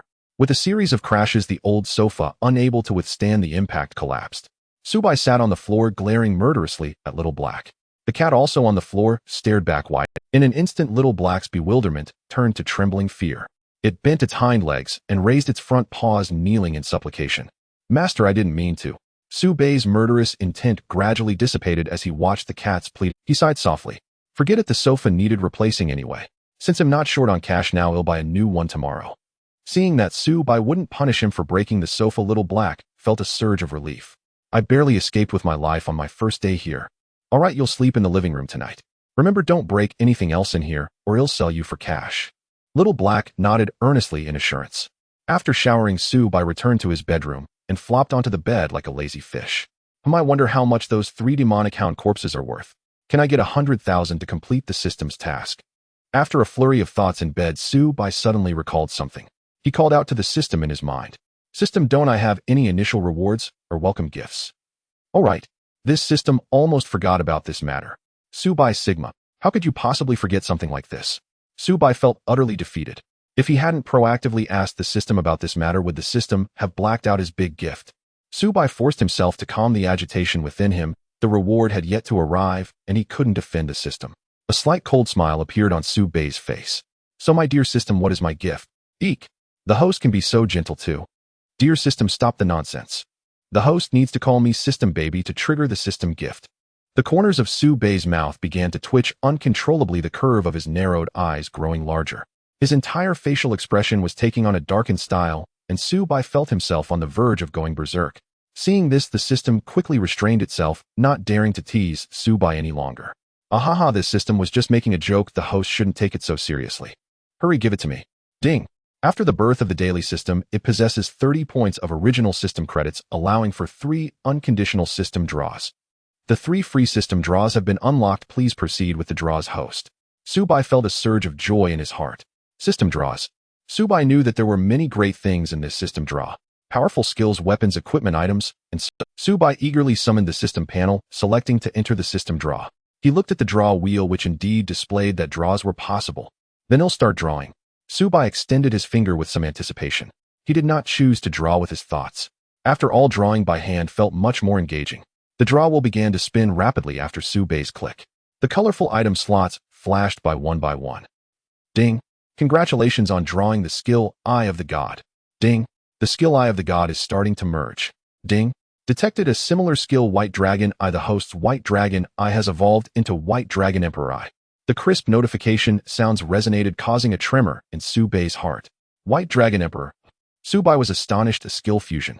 Though he didn't know exactly how powerful this White Dragon Emperor Eye was, just hearing the name made Su-bai feel it was impressive. The system displayed the skill introduction for Su-bai to see. White Dragon Emperor Eye can scrutinize all living beings and all origins, disregarding rules and laws, allowing for unfettered observation. Su-bai, I can understand each word of the introduction, but why do I not comprehend it when it's put together? System, explain it simply. Host, the so-called White Dragon Emperor Eye can be understood as an analysis panel in a game. It allows you to glimpse the essence of any creature or item, presenting all aspects of their being in the most authentic and intuitive data form. The host can now try out the White Dragon Emperor Eye. Su-bai began to concentrate, just like when using the White Dragon Eye. In the next second, the color of Su-bai's pupils gradually began to change, the original black slowly transforming into a platinum hue, looking exceptionally cool and vibrant. Su-bai also felt the capabilities of the new skill, White Dragon Emperor Eye. He looked through the room toward the little black outside, activating the White Dragon Emperor Eye. In the next moment, a shocking scene unfolded before Su-bai. Name, Little Black. Gender. Category, Dimensional Creature, Demon Type, Hellcat. Level, S Grade, High Evil Demon. Skills, Disguise, Scent, Tracking, Hellfire. Current state, Bored, Contemplative. Su-bai's platinum pupils gradually widened. Is this the so-called effect of the White Dragon Emperor Eye skill? Su-bai's astonishment quickly turned into a hint of excitement. This White Dragon Emperor Eye is simply a bug-like skill. It can actually see through all information of others. Suddenly, Su-bai thought of something. A hint of curiosity arose in his heart. Wait, can I see my own information? Su-bai thought and began to try. He switched the target of the White Dragon Emperor Eye to himself. In the next moment, the analysis panel he had seen before appeared once again in Su-bai's mind. Name, Su-bai. Host. Category, Extraordinary Being, Gene Modifier. Modified Gene, Extremely Evil White Dragon. Level, SSS Grade. Skills, White Dragon Emperor Eye, Super Fast Regeneration, Boundary Release, Dragon, Might, Dragon Claw Transformation. Singularity 1, Brain Derivative Skills, Biological Perception, Energy Detection, Extreme Reaction, Thought Super Frequency, Willpower Resilience. Singularity 2, Hair Derivative Skills, Black and White Transformation, Energy Dissipation, Breath Concealment. Singularity 3, Spine Derivative Skills, Dragon Bone Spike, Dragon Bone Spear. Singularity 4, Left Eye Derivative Skills, Penetration, Dragon Might, Dynamic Vision, Prediction, Realization. Singularity 5, Right Eye Derivative Skills, Penetration, Dragon Might, Dynamic Vision, Prediction, Realization. Singularity 6, Body Derivative Skills, Super Fast Regeneration, Boundary Release. Singularity 7, Left Arm Derivative Skills, Drag. While he knew he was strong, he hadn't expected to possess so many skills. Moreover, nearly all of them were the so-called derivative skills are those brought about by the genetic aberrations in his body. As for singularities, as the name suggests, they refer to the mutated and aberrant parts that can arise in the bodies of such modifiers. Usually, a typical gene modifier would have only 1 or 2 singularities. Their aberrant parts are mostly arms or limbs. This type of aberration is considered mild aberration, allowing their bodies to retain basic human characteristics after the aberration. Those with more than 3 singularities are generally at least air-level modifiers. This degree of aberration already resembles a half-human, half-monster form known as half-complete aberration. When singularities reach 5 or more, the base level is that of a powerful S-level modifier. Aberrations of 5 or more are termed complete aberration. Once a modifier enters complete aberration, their body will completely detach from the realm of humanity. Moreover, their power will experience a tremendous surge, transforming them into a terrifying monster-like form. Thus, modifiers are referred to as monsters among the extraordinary beings by the SOD officials. This is because the stronger the modifier, the more their true form resembles that of a terrifying monster. After all, the ultimate goal of gene modification is to allow the modifier to fully unleash the potential within their genes and their true form, thereby gaining unparalleled strength. Currently, Subai possesses a total of 10 singularities along with one extreme singularity. This is an unparalleled existence in the entire history of the gene modification company modification experiments. Therefore, after Subai escaped, the gene modification company has been continuously sending people to search for Subai's whereabouts, fearing his retaliation, as well as wanting to research the reasons behind Subai's possession of an extreme singularity. Subai withdrew the White Dragon Emperor's eye and turned his gaze back to the system's prize panel. 2 draws remained. Excited, he clicked the roulette once more. The colorful wheel began to spin slowly. Subai stared unblinking at the system's lottery before him. A clear chime rang out. Ding. Acquired ability, infinite consciousness. A crisp system tone sounded, and Subai's heart skipped. It sounded like a very promising ability. What exactly is the system ability, infinite consciousness? And how does an ability differ from a skill? Infinite consciousness is a mental-type auxiliary ability with many and complex functions. This ability will require the host to research and develop its uses over time. The distinction between an ability and a skill is simply passive versus active. Skills must be actively released, deployed, and controlled by the host. Abilities, by contrast, fuse with the host's body and operate constantly. Listening to the system's explanation, Subai still did not fully grasp it. The host will understand it by trying more. Very well, then proceed to the final draw. Subai's eyes were already fixed on the panel. Subai murmured under his breath, "One last time. Make it count." He tapped with his forefinger, and the wheel spun again. Ding. Host acquired ability, dimensional space. Dimensional space? Subai was astonished at the system's prompt. Could this be the kind of storage space in novels that lets you stash things remotely? Not exactly, the system replied. But your guess is close. The dimensional space functions like the storage in your mind, yet it is far more advanced. The dimensional space has no size limit and requires no external object like a ring to sustain it. It is one of the host's abilities. The dimensional space is now linked to the host's consciousness. A single thought will connect you to it. Subai listened in awe. This was astonishing. No limit to the space's size. Subai blurted out, "System, could I just put the entire blue star inside?" The system answered coldly, "Host, your current strength is insufficient. Do not indulge in daydreams. Fine, just imagining." Subai thought, "So if I become strong enough, could I really reach that level?" Indeed, host. Trust the system and trust yourself. Subai's 3 free system draws concluded. He had obtained some very fine skills and abilities. A faint, confident smile touched Subai's lips. Only now did he perceive the true might of the daily system. This was the system's proper use. 3 draws had already granted him such formidable talents and powers. If he could spin the wheel dozens or hundreds of times, would he not become invincible among the transcendent? Even now his strength was almost unparalleled. Yet Subai knew his SSS tier was not the ultimate summit of the transcendent. Most regarded SSS as the pinnacle. But when one truly sets foot in SSS, one finds it is merely a beginning, the threshold to the true transcendent realm. Above SSS, there are beings far stronger. This was why, though Subai was an SS-ranked gene modified, facing the gene modification company, he could only plan to flee rather than annihilate them.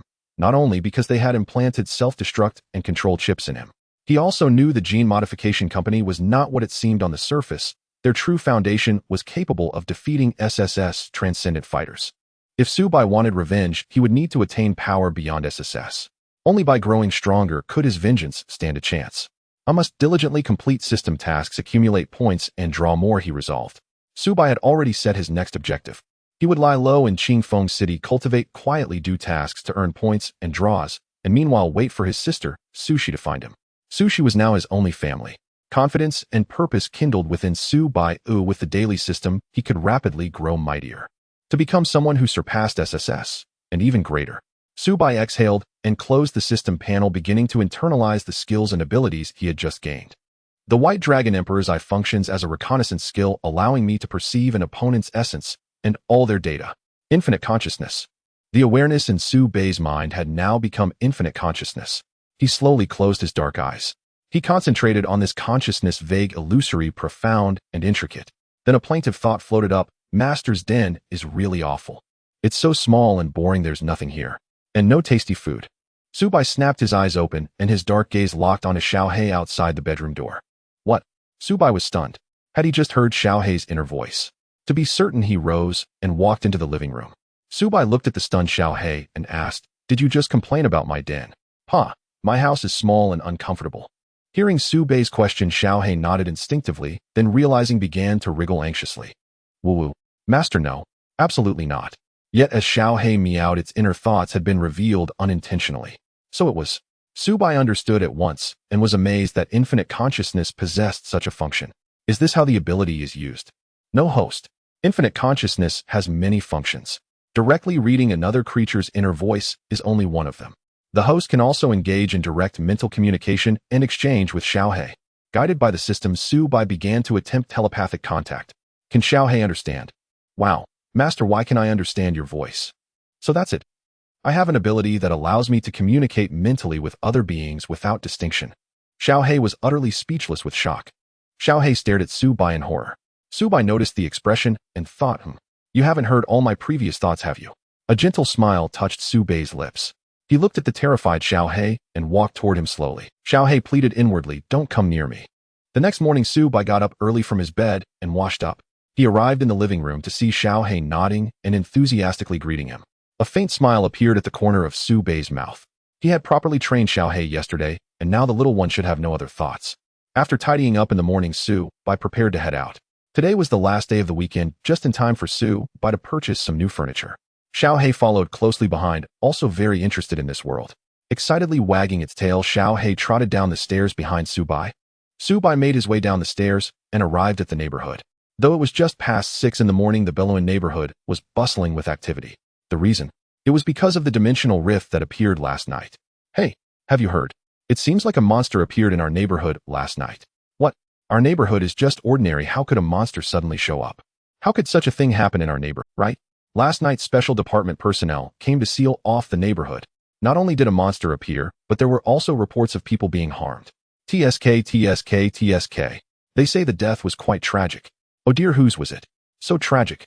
It seems to be that iron pillar from building 6. Oh, what a pity. Oh dear. Alright, I won't chat with you anymore. I need to hurry home and warn my son to be careful. Yes, I need to go home and talk to my family too. Listening to the discussions around him, Su Bai continued to walk forward. He recalled some basic information about the extraordinary world that Ying had explained to him. In fact, most ordinary people in this world were aware of the existence of monsters. These monsters occasionally appeared in public, killing humans and even disrupting social harmony. However, there would always be personnel from official special departments to handle the situation. Therefore, the appearance of monsters in Bellowin neighborhood and the subsequent sealing off did not cause much shock among ordinary people. Such incidents occurred frequently in society, and they had long since grown accustomed to it. Ordinary people were mostly just anxious and restless. This matter would likely fade away after some time. Of course, there was a certain distinction between these monsters and the extraordinary monsters among the extraordinary beings. Monsters here refer to those low-intelligence, ferocious beings that pose extreme danger to human society, just like the dimensional creatures that appear in a dimensional rift. On the other hand, the extraordinary monsters among extraordinary beings are merely a term. It is a collective term for extraordinary beings whose bodies can transform to resemble monsters. The former is much more dangerous than the latter and is a primary target for the SOD department's hunting. Once a monster is discovered, the SOD will send personnel to investigate and hunt it down immediately. Moreover, they would promptly reassure the crowd, ensuring the safety of ordinary people's lives. Su Bai made his way through the crowd, during which several elderly people asked about his relationship status. "Young man, you look so handsome, you must not have a girlfriend, right? Do you want Auntie to introduce one for you?" "Little handsome guy, my daughter seems to be about your age, how about it? Are you interested in getting to know her?" "Young man, Annie is actually quite young too." Su Bai kept rejecting various elderly people, feeling quite overwhelmed. He quickly passed through the noisy crowd and finally arrived at the entrance of the neighborhood. Behind him, Xiaohei wore a shocked expression. "Master, are you actually very popular in this world?" "No way. I also want to work hard and strive to become someone like the master." Xiaohei's mind was filled with fantasies, already envisioning a bright future. Su Bai sensed Xiaohei's inner thoughts and felt a vain throb on his forehead. He realized that Xiaohei really enjoyed fantasizing. Su Bai walked along the road and saw a familiar pancake stall. Su Bai approached and ordered a 10 yuan luxurious set. Looking at Xiaohei, who was eagerly waiting by his side, he remembered the promise he made to Xiaohei last night. "Boss, another one, a 5 yuan one." "All right." Upon hearing Su Bai's voice, Xiaohei excitedly wagged its tail. It had long caught the aroma of the pancakes. Woo-woo. Master is awesome.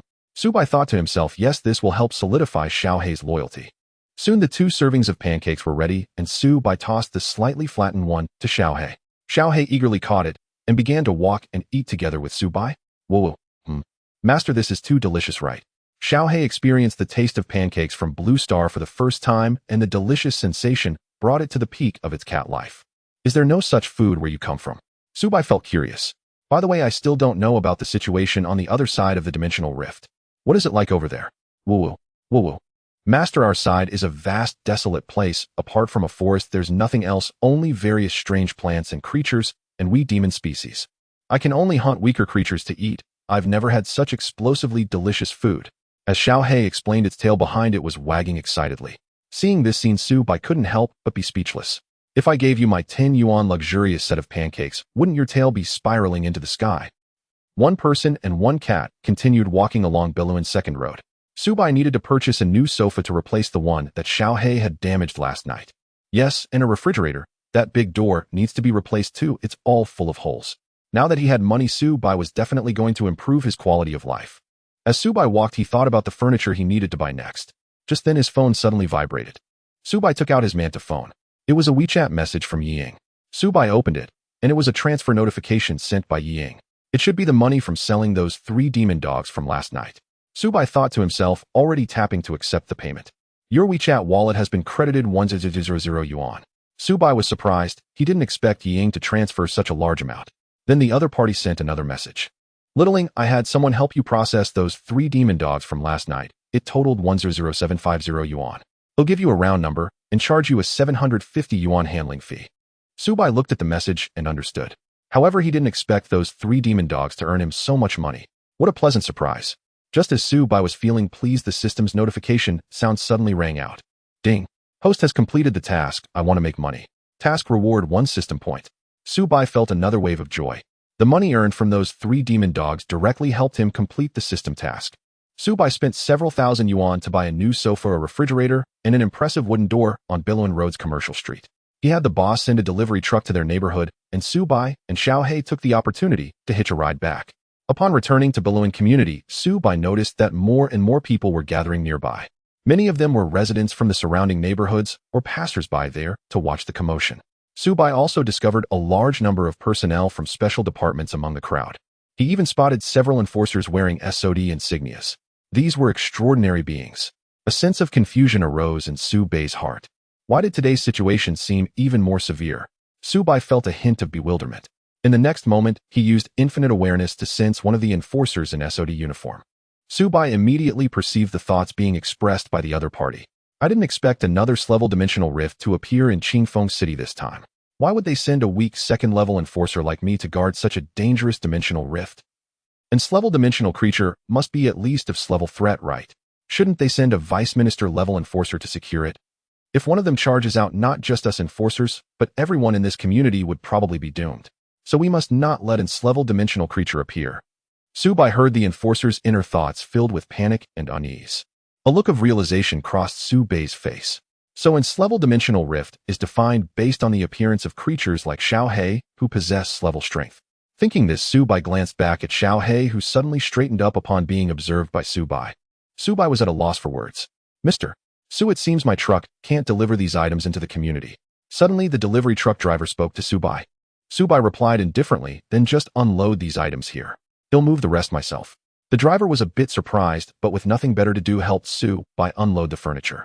Subai looked at the sofa, refrigerator, and door on the ground, thinking for a moment. He then prepared to move them back by himself. Although it might attract some attention, it wasn't too much of a bother.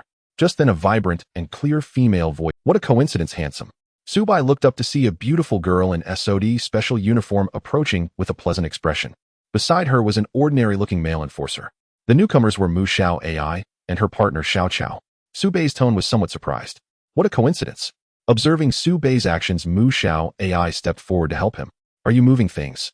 It should be quite difficult for you to carry so many items alone. Mu Xiao AI spoke lightly with a smile, but in her heart, she thought the opportunity has come. Subai, of course, heard her thoughts, and the corner of his mouth twitched slightly. Do you need help? Sure. Mu Xiao AI replied with a smile. However, the next moment, she felt something was off about the conversation. Hey, changing tone, shouldn't it be me asking and him answering? But Mu Xiao AI quickly brushed aside those thoughts. Subai approached the heaviest refrigerator, signaling Mu Xiao AI to come and lift it together. Mu Xiao AI happily walked over, leaving Xiao He and enforcer Xiao Chao standing there in a daze. Xiao He and Xiao Chao exchanged glances, and the next moment Xiao He eagerly followed, intending to pave the way for Subai and the others. Meanwhile, enforcer Xiao Chao stood still, his mouth twitching uncontrollably. They had come here today to guard the dimensional rift with other enforcers. How did they end up helping someone move furniture? After thinking for a few seconds, enforcer Xiao Chao ultimately had no choice but to follow along, planning to help Subai move with Mu Xiao AI. There were only 3 pieces of furniture, and since none of them were ordinary people, they finished moving in just over 10 minutes. Phew. After Mu Xiao AI moved the last wooden door, she exhaled heavily, feigning out of breath, but there wasn't a drop of sweat on her face. Subai understood very well that Mu Xiao AI was actually not tired at all. One could even say she was relaxed. Mu Xiao AI smiled sweetly at Subai and subtly remarked, "You've moved all the furniture for me, but I still don't know your name." Subai? Subai simply replied. Mu Xiao AI was not angry upon hearing this. She began to chat actively, completely ignoring Xiao Chao, who was standing by. After a few minutes, her partner Xiao Chao could no longer hold back and spoke up. "Sister Mu, we still have other tasks to complete today." Mu Xiao AI was startled upon hearing this, almost forgetting the real business. "I almost forgot there are those dimensional creatures that escaped that need to be captured." Mu Xiao AI waved. "Then Subai, see you next time." MHM. Subai watched the two depart, lost in thought. It seems this dimensional rift will continuously spawn dimensional creatures from another world. Subai had no idea how SOD would resolve this dimensional rift. He returned to his room, took out his phone, and called a door installation technician through the repair software. Soon after, the technician arrived and helped Subai install his brand new high-end wooden door. Subai was very satisfied. Before leaving, the repairman remarked, "I don't know what's going on in your community. It suddenly got sealed off by some special department personnel. I almost couldn't get in just now, but fortunately a pretty girl let me in when she heard I was here to install a door." Hearing the technician's words, Subai couldn't help but smile slightly. "It seems that Mu Xiao AI helped me a bit."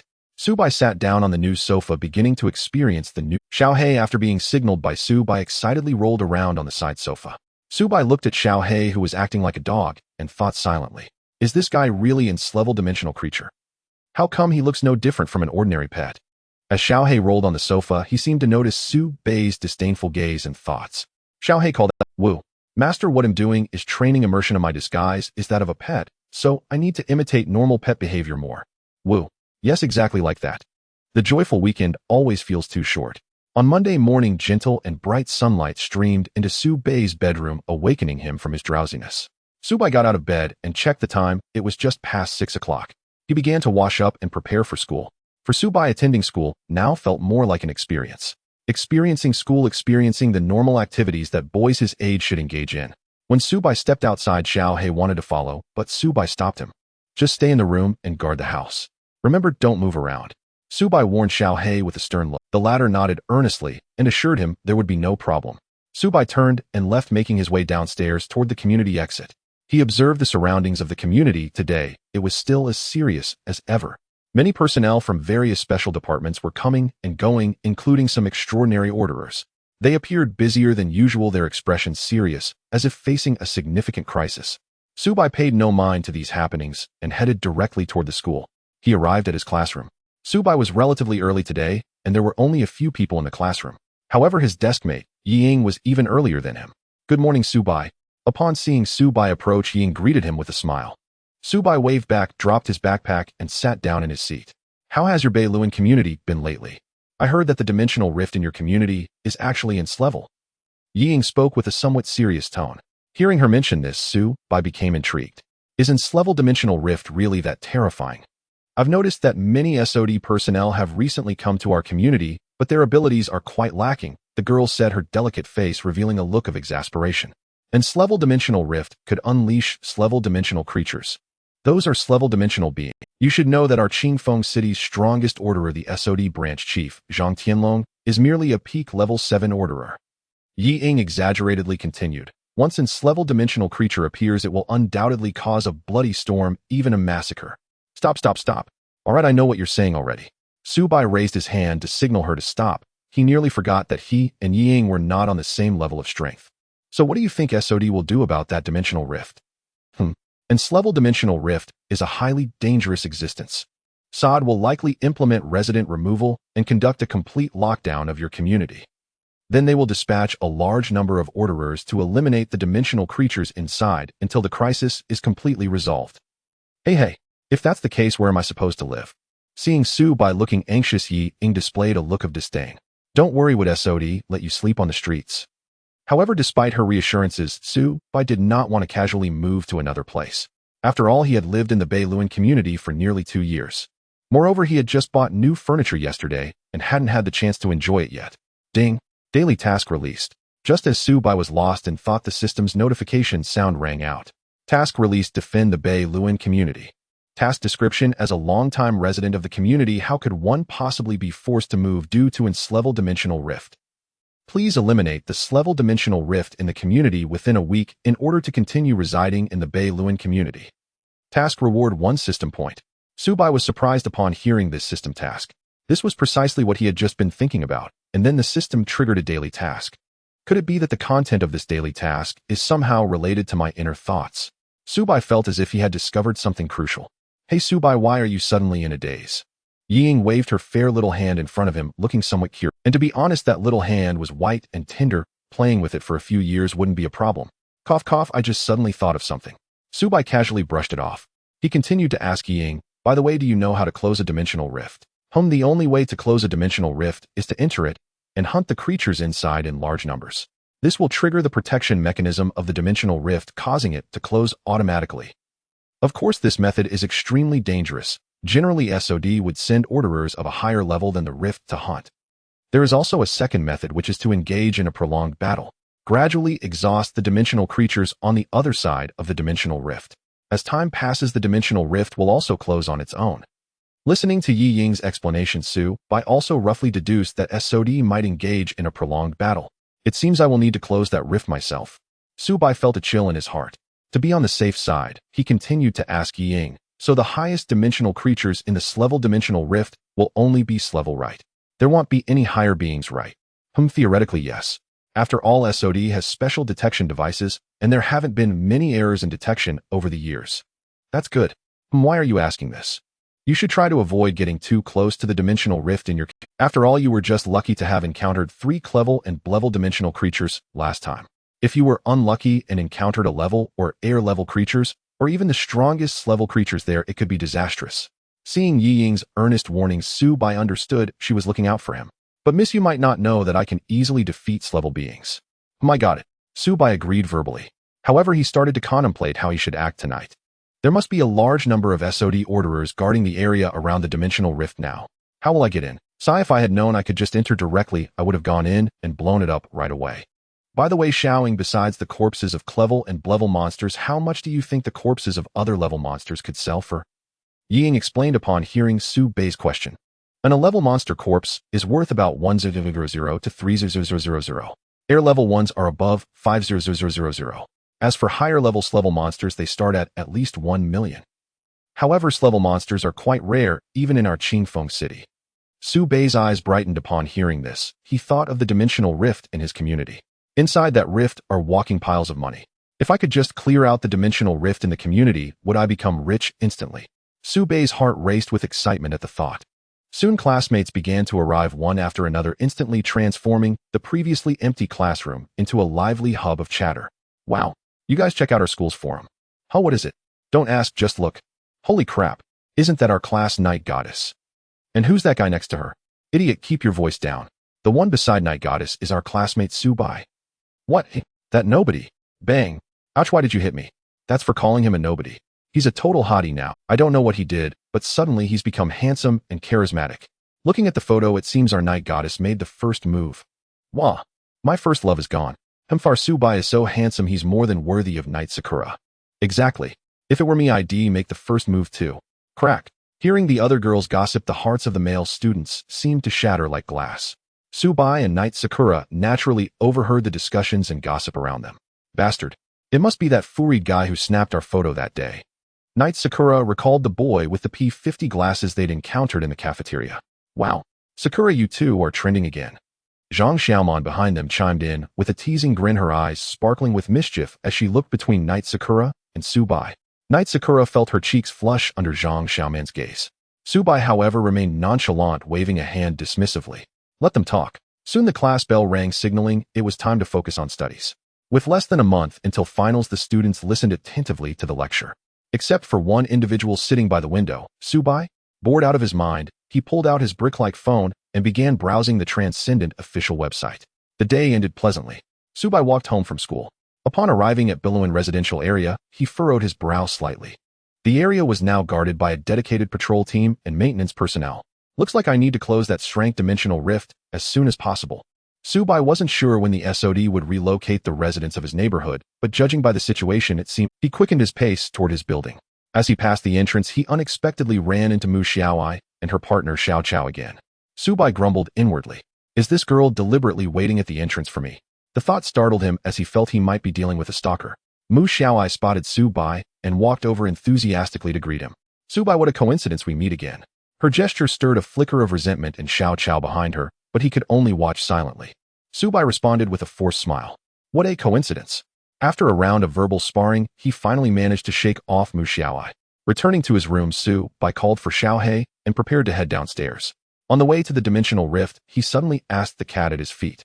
Xiaohei, what level of strength do you have in your world? Woof. Pretty much the strongest, but there seems to be an even more powerful being out there. It's been asleep for ages and I dare not go near it. Hearing Xiaohei's response, Subai felt even more reassured. The pair quickly arrived near the dimensional rift hidden in the residential area's greenery. However, the area was heavily guarded by SOD order keepers.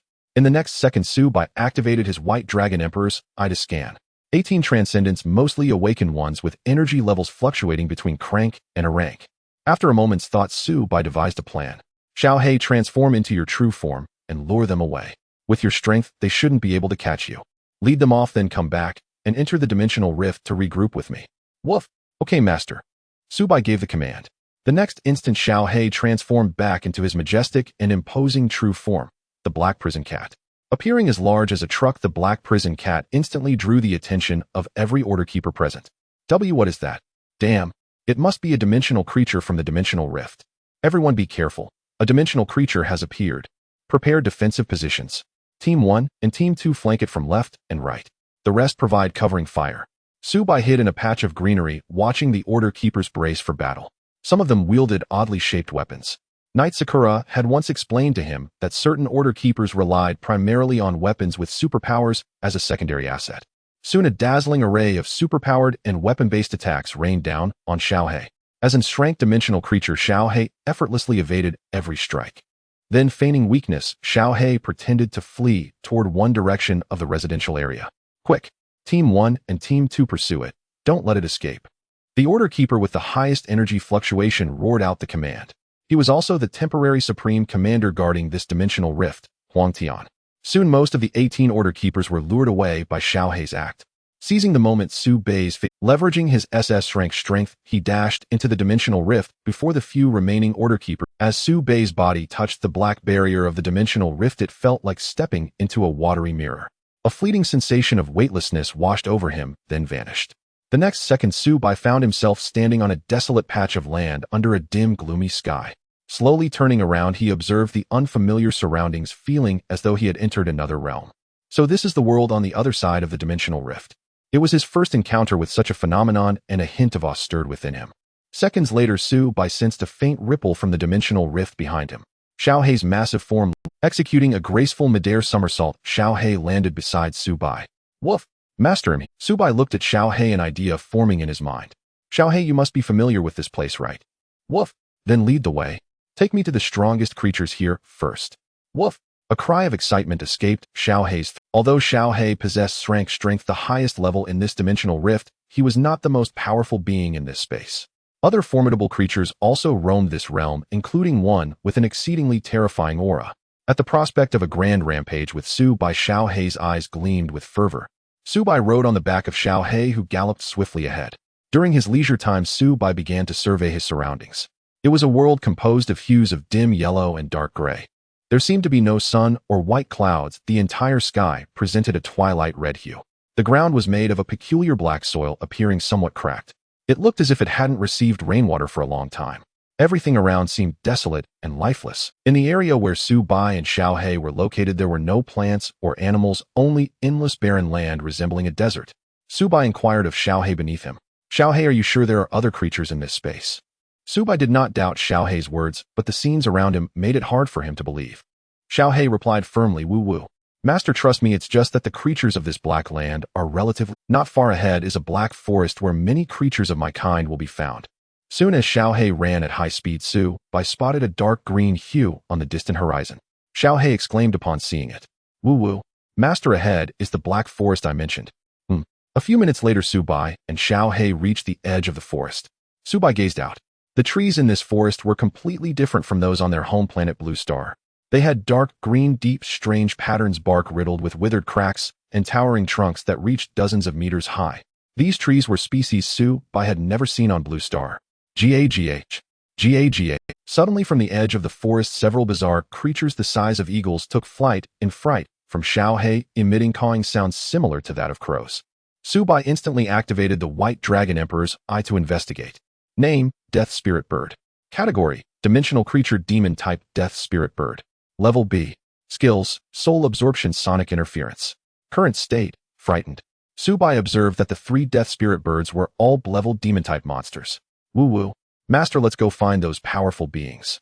Xiao He paid no heed to the Death Spirit Bird because they could not fly. They often had no way to deal with such creatures.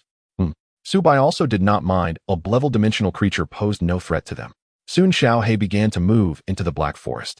Along the way, Xiao He explained to Su Bai, this black forest was vast, essentially the gathering place for most creatures in the vicinity. Based on Xiao He's description, Su Bai roughly understood the situation here. The area where Xiao He previously lived was within this black forest, and beyond it lay the barren black land they had started from. As for the other side of the black land, Xiao He stated that it had once explored there. However, the area of the black land was simply too vast, it seemed impossible to escape. Su Bai started to contemplate. Just then Xiao He suddenly stopped in its tracks. Su Bai sensed the presence of something with an aura not weaker than Xiao He slowly approaching them. Is it an S-level dimensional creature? Woo-woo. Xiao He confirmed. Soon a creature resembling a crocodile began to crawl out in front of them. It crawled on all fours, its body length exceeding 10 meters, with a pair of crimson eyes fixed on Su Bai and Xiao He. However, most of its attention was focused on Xiao He. Su Bai activated the White Dragon Emperor's eye. Name, Abyssal Crawling Beast. Category, Dimensional Creature, Demon Type, Abyssal Crawling Beast. Level S. Skills, Death Boiling. Current state, Alert. Woo-woo. Master, this guy is one of the 5 S-level creatures of the Black Forest. I mentioned the giant worm. Giant worm. Su Bai's mouth twitched slightly upon hearing this. It must be a name given by Xiao He. Can you communicate with it? Woo-woo. Yes, Master. But we usually don't communicate. When we meet, we just fight for a bit, sustain some injuries, and then part ways. Upon hearing this, Su Bai exclaimed, goodness. So who is stronger, you or this creature? Xiao He hesitated noticeably at this question. Su Bai continued, forget it, let me stretch my legs. With a swift motion, Su Bai leapt off Xiao He. With a thud, he landed on the ground, drawing the attention of the abyssal crawling beast. Due to Su Bai concealing his energy fluctuations, the creature did not sense any danger from him. Su Bai slowly approached the enlarged crocodilian abyssal crawling beast. The creature's crimson eyes displayed disdain as it rapidly crawled forward with great speed. Seeing this, Su Bai's lips curved slightly, his expression calm. The next moment, he extended his right arm. Bang, bang, bang. His entire right arm began to swell rapidly, the sleeve of his clothing bursting from the transformation. Crack, crack, crack. After a series of bone-cracking sounds, Su Bai's right arm morphed into a hideous white dragon claw.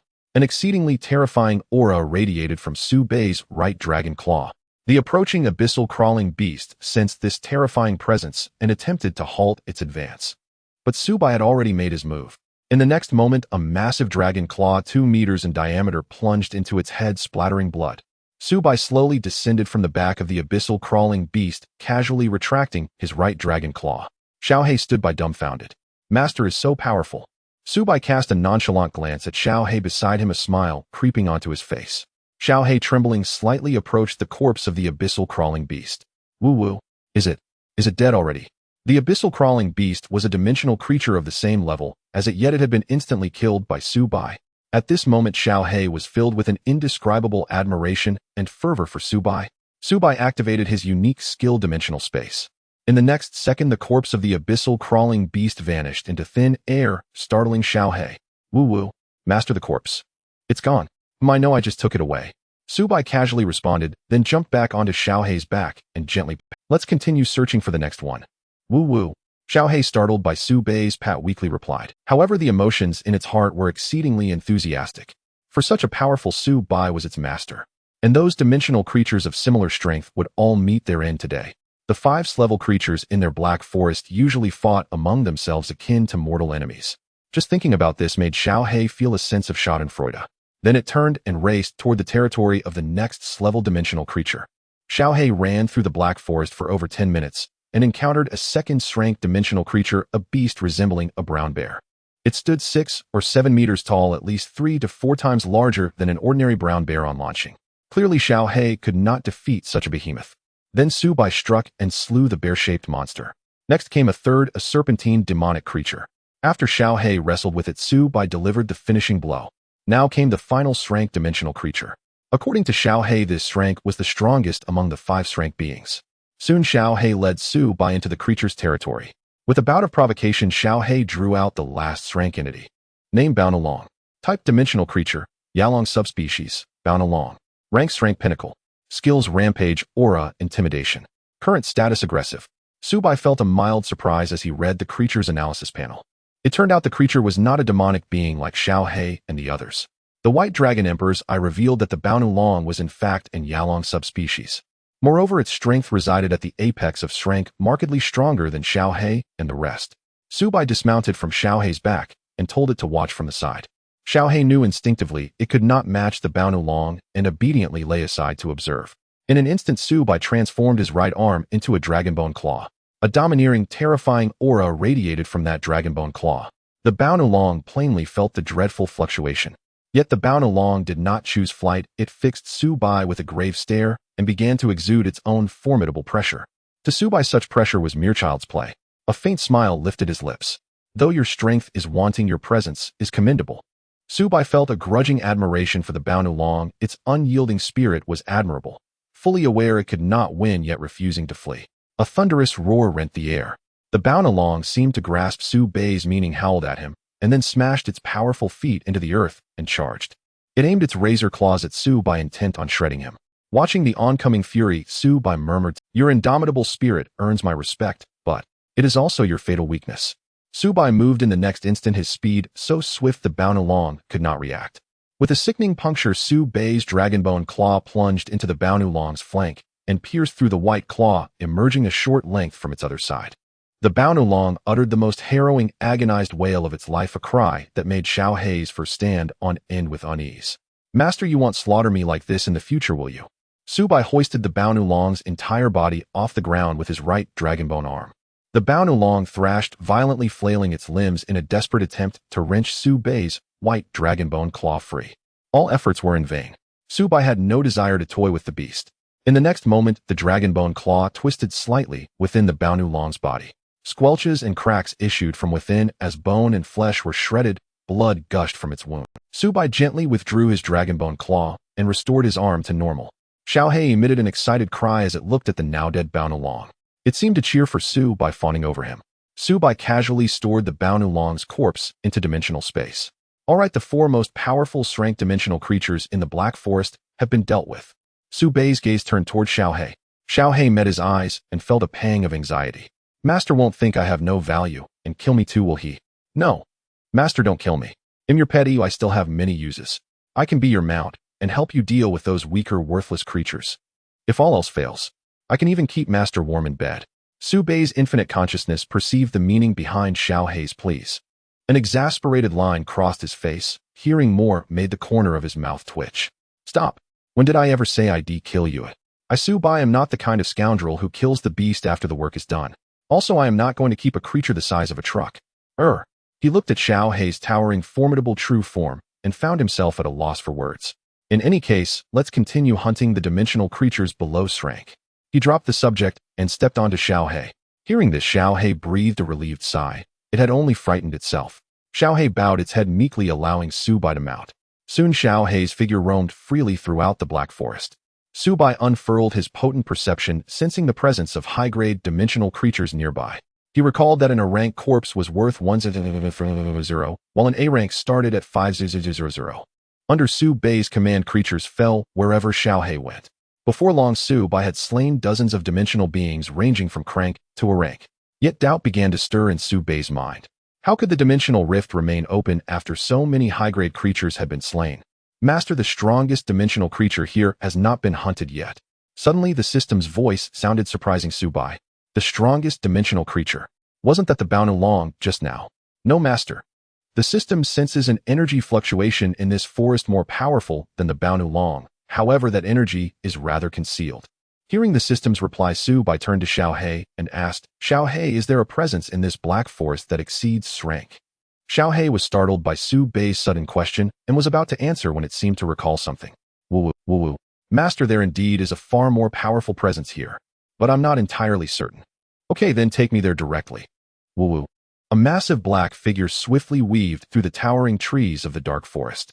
Xiaohei was now preparing to take Su Bei to the heart of this black forest. Although the 5th-level dimensional creatures were considered top predators in this dark forest, there was actually an even more terrifying existence at its core. That place was not only a forbidden zone for other weaker creatures, but also for them. Xiaohei had inadvertently entered the core of the black forest once before. Unlike the outskirts of the dark forest where withered and decayed towering trees stood, the core area boasted beautiful scenery resembling a paradise. At that time, Xiaohei had also seen a terrifying figure there. The overwhelming aura from that being had scared Xiaohei into fleeing. Fortunately, the being had no intention of pursuing afterward. Otherwise Xiaohei might have met its end then. Woo. Master is just ahead. I encountered a very terrifying creature there before. Minutes later, Xiaohei suddenly slowed down, and the surroundings fell silent. Woo. Master is right there. Xiaohei could now sense a terrifying aura that made its fur stand on end. Its legs trembled, and it hesitated to move forward.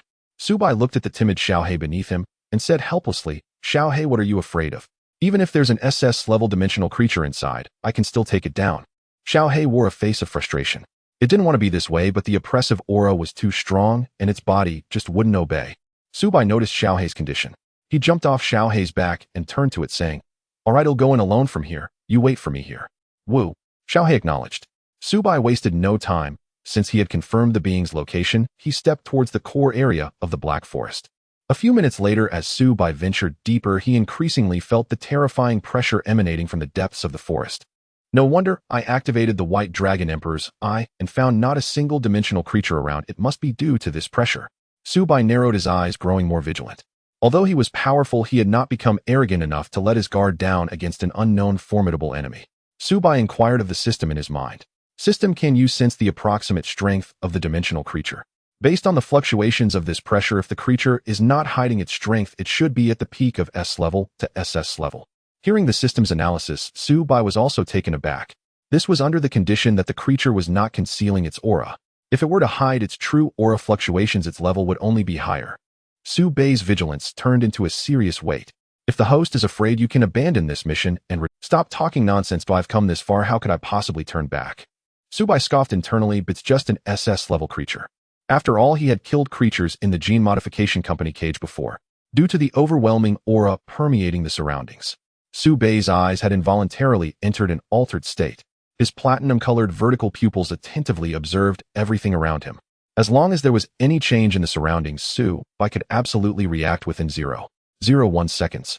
Seeing that Su Bei had entered a state of readiness, the system ceased to say more. Su Bei stepped forward deeper into the area. Although he was walking, his speed was remarkably fast, covering several hundred meters in no time.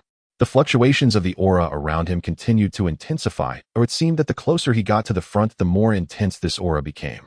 When Su Bei arrived at the true core of the black forest, he even felt a hint of pressure. This aura has definitely reached SS level. Su Bei looked ahead. There a cave awaited. The entrance to the cave was not very large, appearing dark and profound with no sight of anything within. Su Bei's platinum White Dragon Emperor's eye narrowed slightly. It should be right in there, right? Roar. Suddenly, a deep growl emanated from within the cave. The sound was not loud, yet it carried strong, penetrating power and intimidation. Su Bei's infinite consciousness instantly understood the meaning behind the growl. Su Bei's lips curled into a slight arc. Are you asking me to leave quickly? Since I've come this far, why haven't you revealed yourself? As Su Bei shouted into the cave, the entire cave seemed to begin to tremble. Then a series of dull thuds echoed, resembling the sound of metal striking the ground. Su Bei narrowed his eyes, staring intently at the cave entrance. As the sounds grew louder, a tall black figure slowly emerged from within the cave.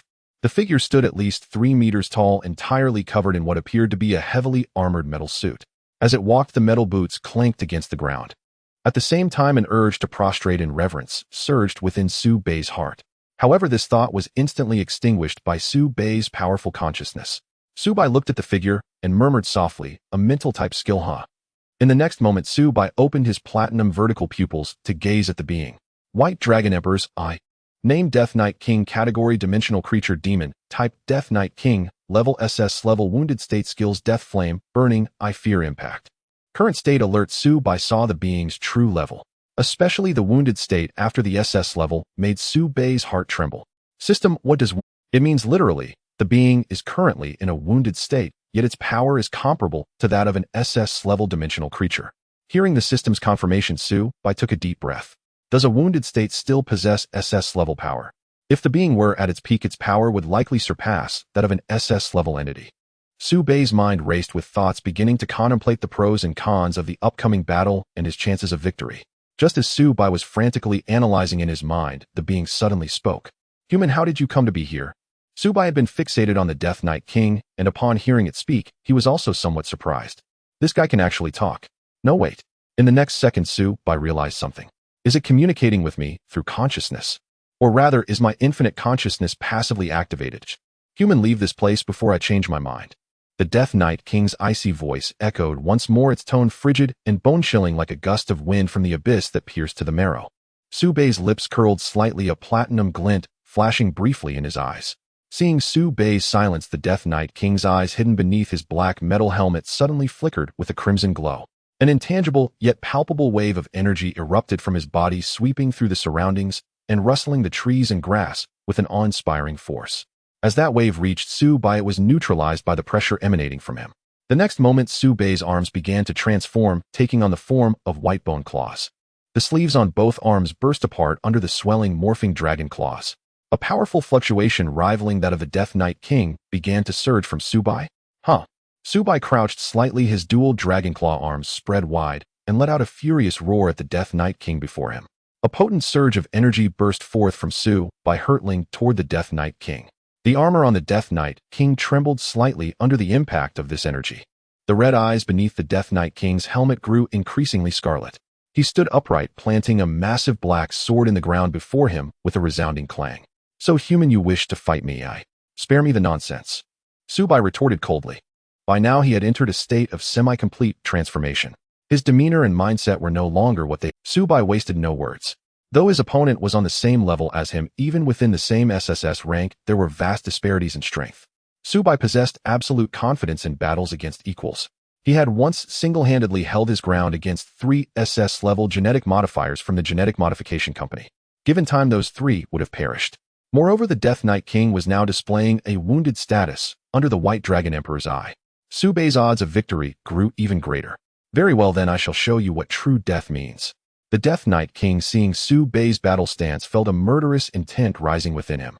He, the Death Knight King, one of the 12 demon kings under the Night Lord, was now being challenged by a human of upper demon strength. His dignity brooked no defiance from Su Bei. "It's not certain who will die yet." Su Bei ceased his idle talk, for once battle was declared, words were useless. The next instant, Su Bei lunged forward. The air cracked with a thunderous boom as his initial speed broke the sound barrier. The Death Knight King tensed, not daring to underestimate him. In his perception, Su Bei's energy fluctuation was merely that of an upper demon. But in his wounded state, his own strength was not much greater.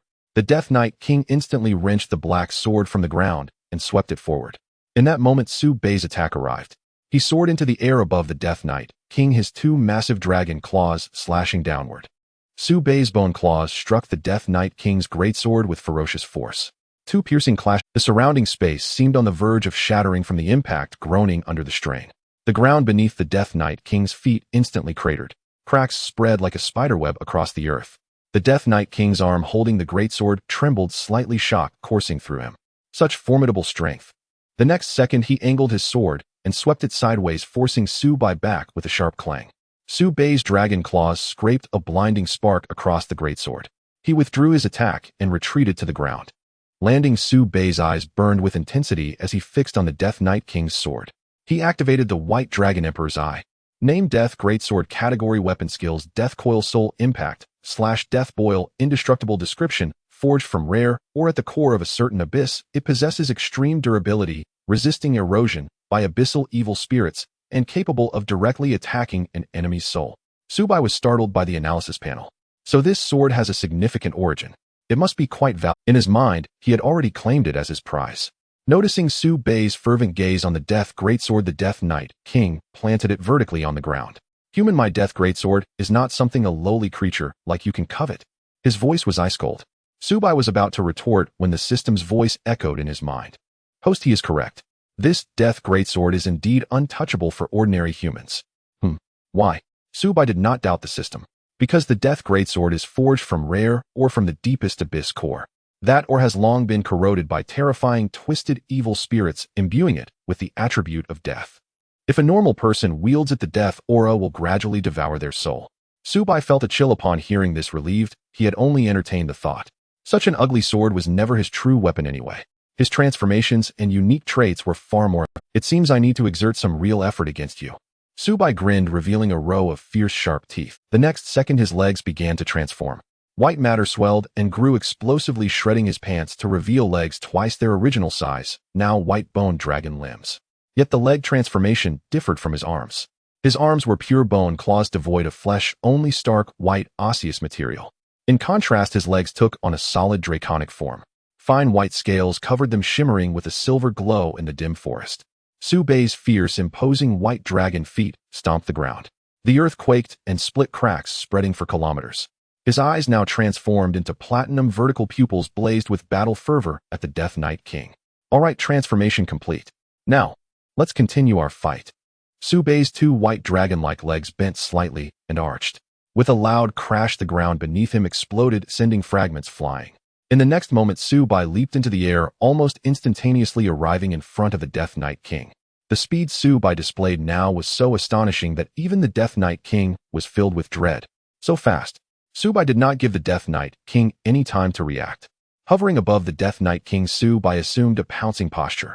Two ferocious dragon claws came crashing down towards his head. Dragon claw strike.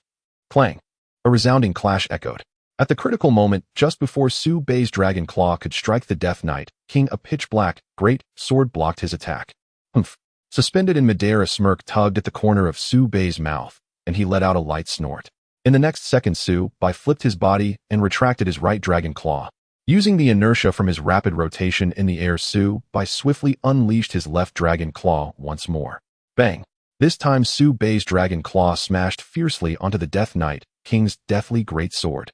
The Death Knight King felt the overwhelming power transmitted through his arm, as if it were going to crush him. He couldn't help but stagger back 3 steps in quick succession. The ground bore 3 deep impressions, and the final step created a massive crater. Thud, thud, thud, bang! After retreating 3 steps, the Death Knight King barely managed to stabilize himself. Subai also withdrew his attack, performing a somersault to land firmly on the ground several meters away from the Death Knight King. Bastard! After blocking the attack, the Death Knight King's face was shrouded in his dark armor, making his expression unreadable. However, from the sound of his voice, Subai could sense that the Death Knight King seemed very angry. Is he getting angry because he can't win? Subai did not continue his assault, a mysterious smile appearing on his lips as he looked at the Death Knight King. At this moment, the Death Knight King was indeed filled with rage. He was one of the 12 demon kings under the Dark Knight Lord of the Demon Continent, the Death Knight King. A formidable demon of the XX level, not transparent level. His status and strength were second to none. Yet now he had been pushed back by Subai, whose power was only comparable to that of a higher-level demon in just 2 moves. The Death Knight King felt an acute loss of face and extraordinary humiliation. Damn it!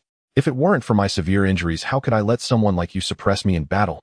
Seeing the increasingly agitated Death Knight King, Subai felt somewhat bewildered. What's wrong? Just pushed him back a few steps. It's not like I cut off an arm or half his head. Does he need to be this worked up? Host, still be cautious. After all, the opponent's peak combat power is above level SSS. Okay, I understand. Su Bei's striking golden vertical pupils focused on the Death Knight King. Even though the opponent was severely injured, his strength was still comparable to an SS-level extraordinary being. Not to be underestimated. Then it's time for me to get serious. Su Bei's golden eyes gradually narrowed, forming a narrow golden slit. A terrifying ripple of energy began to emanate from Su Bei's body, as if the space around him was trembling. In the next moment, Su Bei's body vanished from the spot.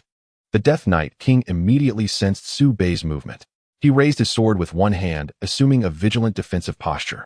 The Death Knight King suddenly felt determined, a crimson eye glimmering beneath his helmet. No, I cannot die here. The Dark Knight Lord still needs my assistance. Damn it. I had initially planned to recover my strength in this dark forest before returning. I didn't expect to encounter such a powerful human here. The Death Knight King shifted his stance, slightly scrutinizing the surroundings for potential locations where Su Bei might appear. In the next second, bang, a metallic clash rang out. Su Bei's claw struck directly against the black armor on the Death Knight King's shoulder, producing a dull thud. Su Bei was slightly surprised, but instantly vanished from the Death Knight King's side. Damn. At that same moment, the Death Knight King turned, raising his great sword to slash at Su Bei's position. Unfortunately, he was a beat too slow and hit nothing. Meanwhile, Su Bei reappeared on a nearby withered. He looked at the pitch-black armor on the Death Knight King with astonishment. In the next second, the eye of the White Dragon Emperor activated. Name: Death Battle Armor. Category: Armament. Skills: Death Chi Entanglement Gravity Enhancement Extremely Hard. Upon seeing the 3 supplementary skills of the Death Battle Armor, Su Bei understood. No wonder when I approached to attack before, I felt the surrounding gravity increasing. Oh, it turns out to be the effect of the armor. And that extremely hard. Su Bei's golden eyes narrowed as he began to contemplate countermeasures. Meanwhile, the Death Knight King's irritated voice echoed from the open space ahead. Human, do you dare not face me directly in battle? Initially, the Death Knight King had assumed Su Bei would continue to attack him from the shadows. But to his surprise, in the next second, Su Bei's figure slowly emerged from the adjacent woods. Not dare. A teasing smile curled at the corner of Su Bei's mouth, his expression filled with disdain. Just testing you a bit. You. The Death Knight King was enraged by Su Bei's reply, his crimson eyes flaring with intensity. Human, I will kill you. Devour your soul to nourish my wounds. The Death Knight King bellowed. In the next moment, he rapidly charged towards Su Bei, the blade of his deathly great sword glimmering coldly.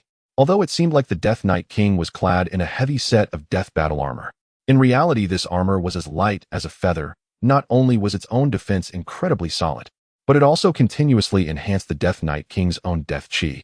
In just a few meters, the Death Knight King's figure almost instantaneously arrived. Whoosh. In the next second, the deathly great sword swung fiercely at Su Bei, creating a thunderous roar in the air.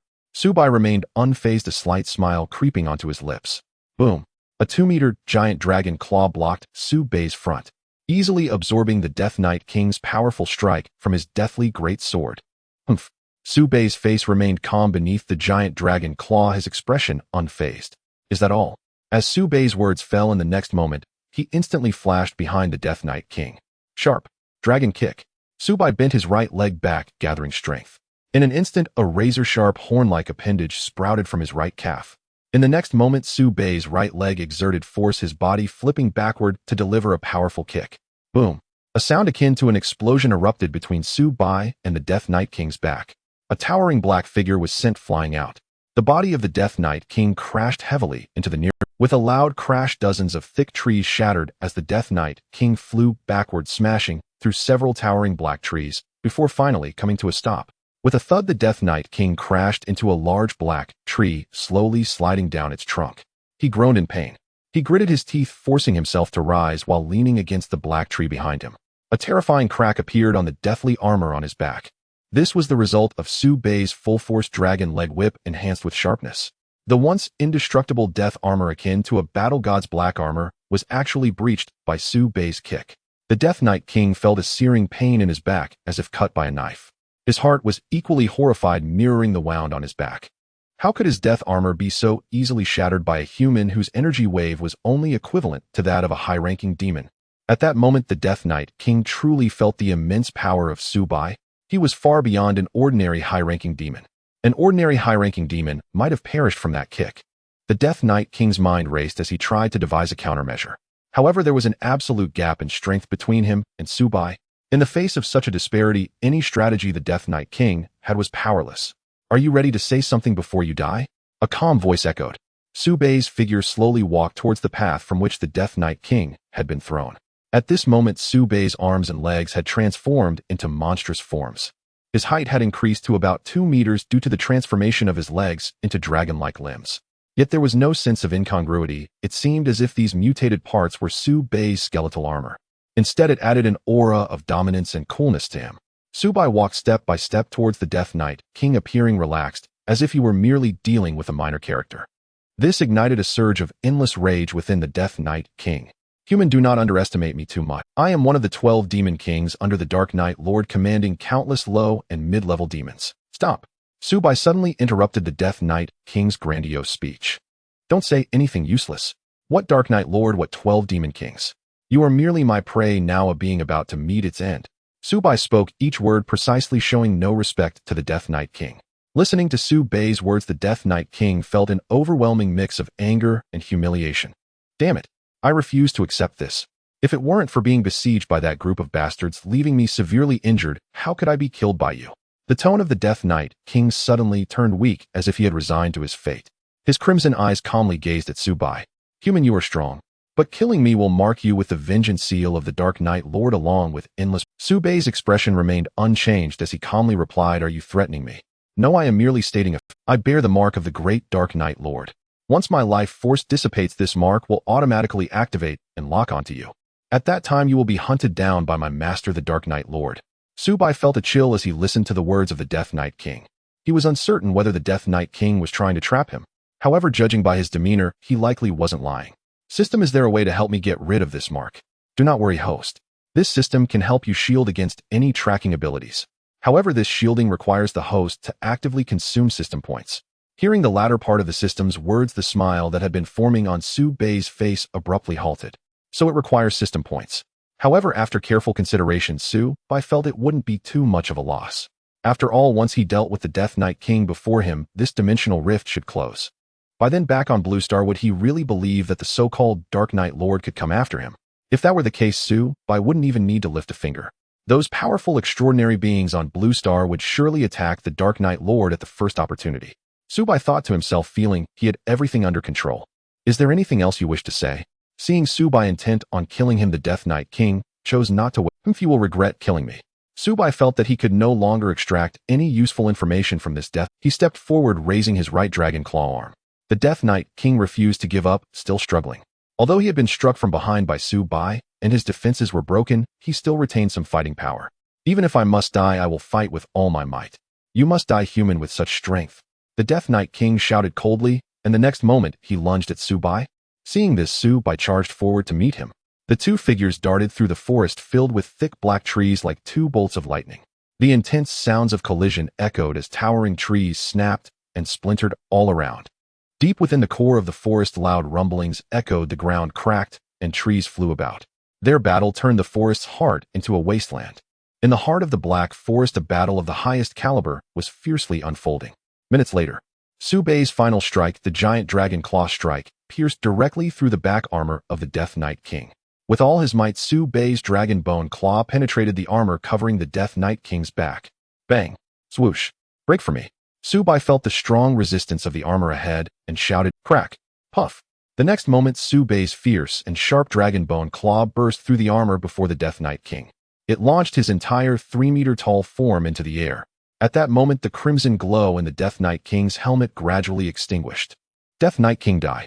Subai casually tossed the corpse of the Death Knight King from his right dragon claw onto the ground beside him. Just as he had said, a faint energy sphere flew out from the corpse and drilled into Subai's body. Subai looked at the unavoidable tracking sphere drilling into him, feeling a chill. Is this the tracking mark that the Death Knight King mentioned?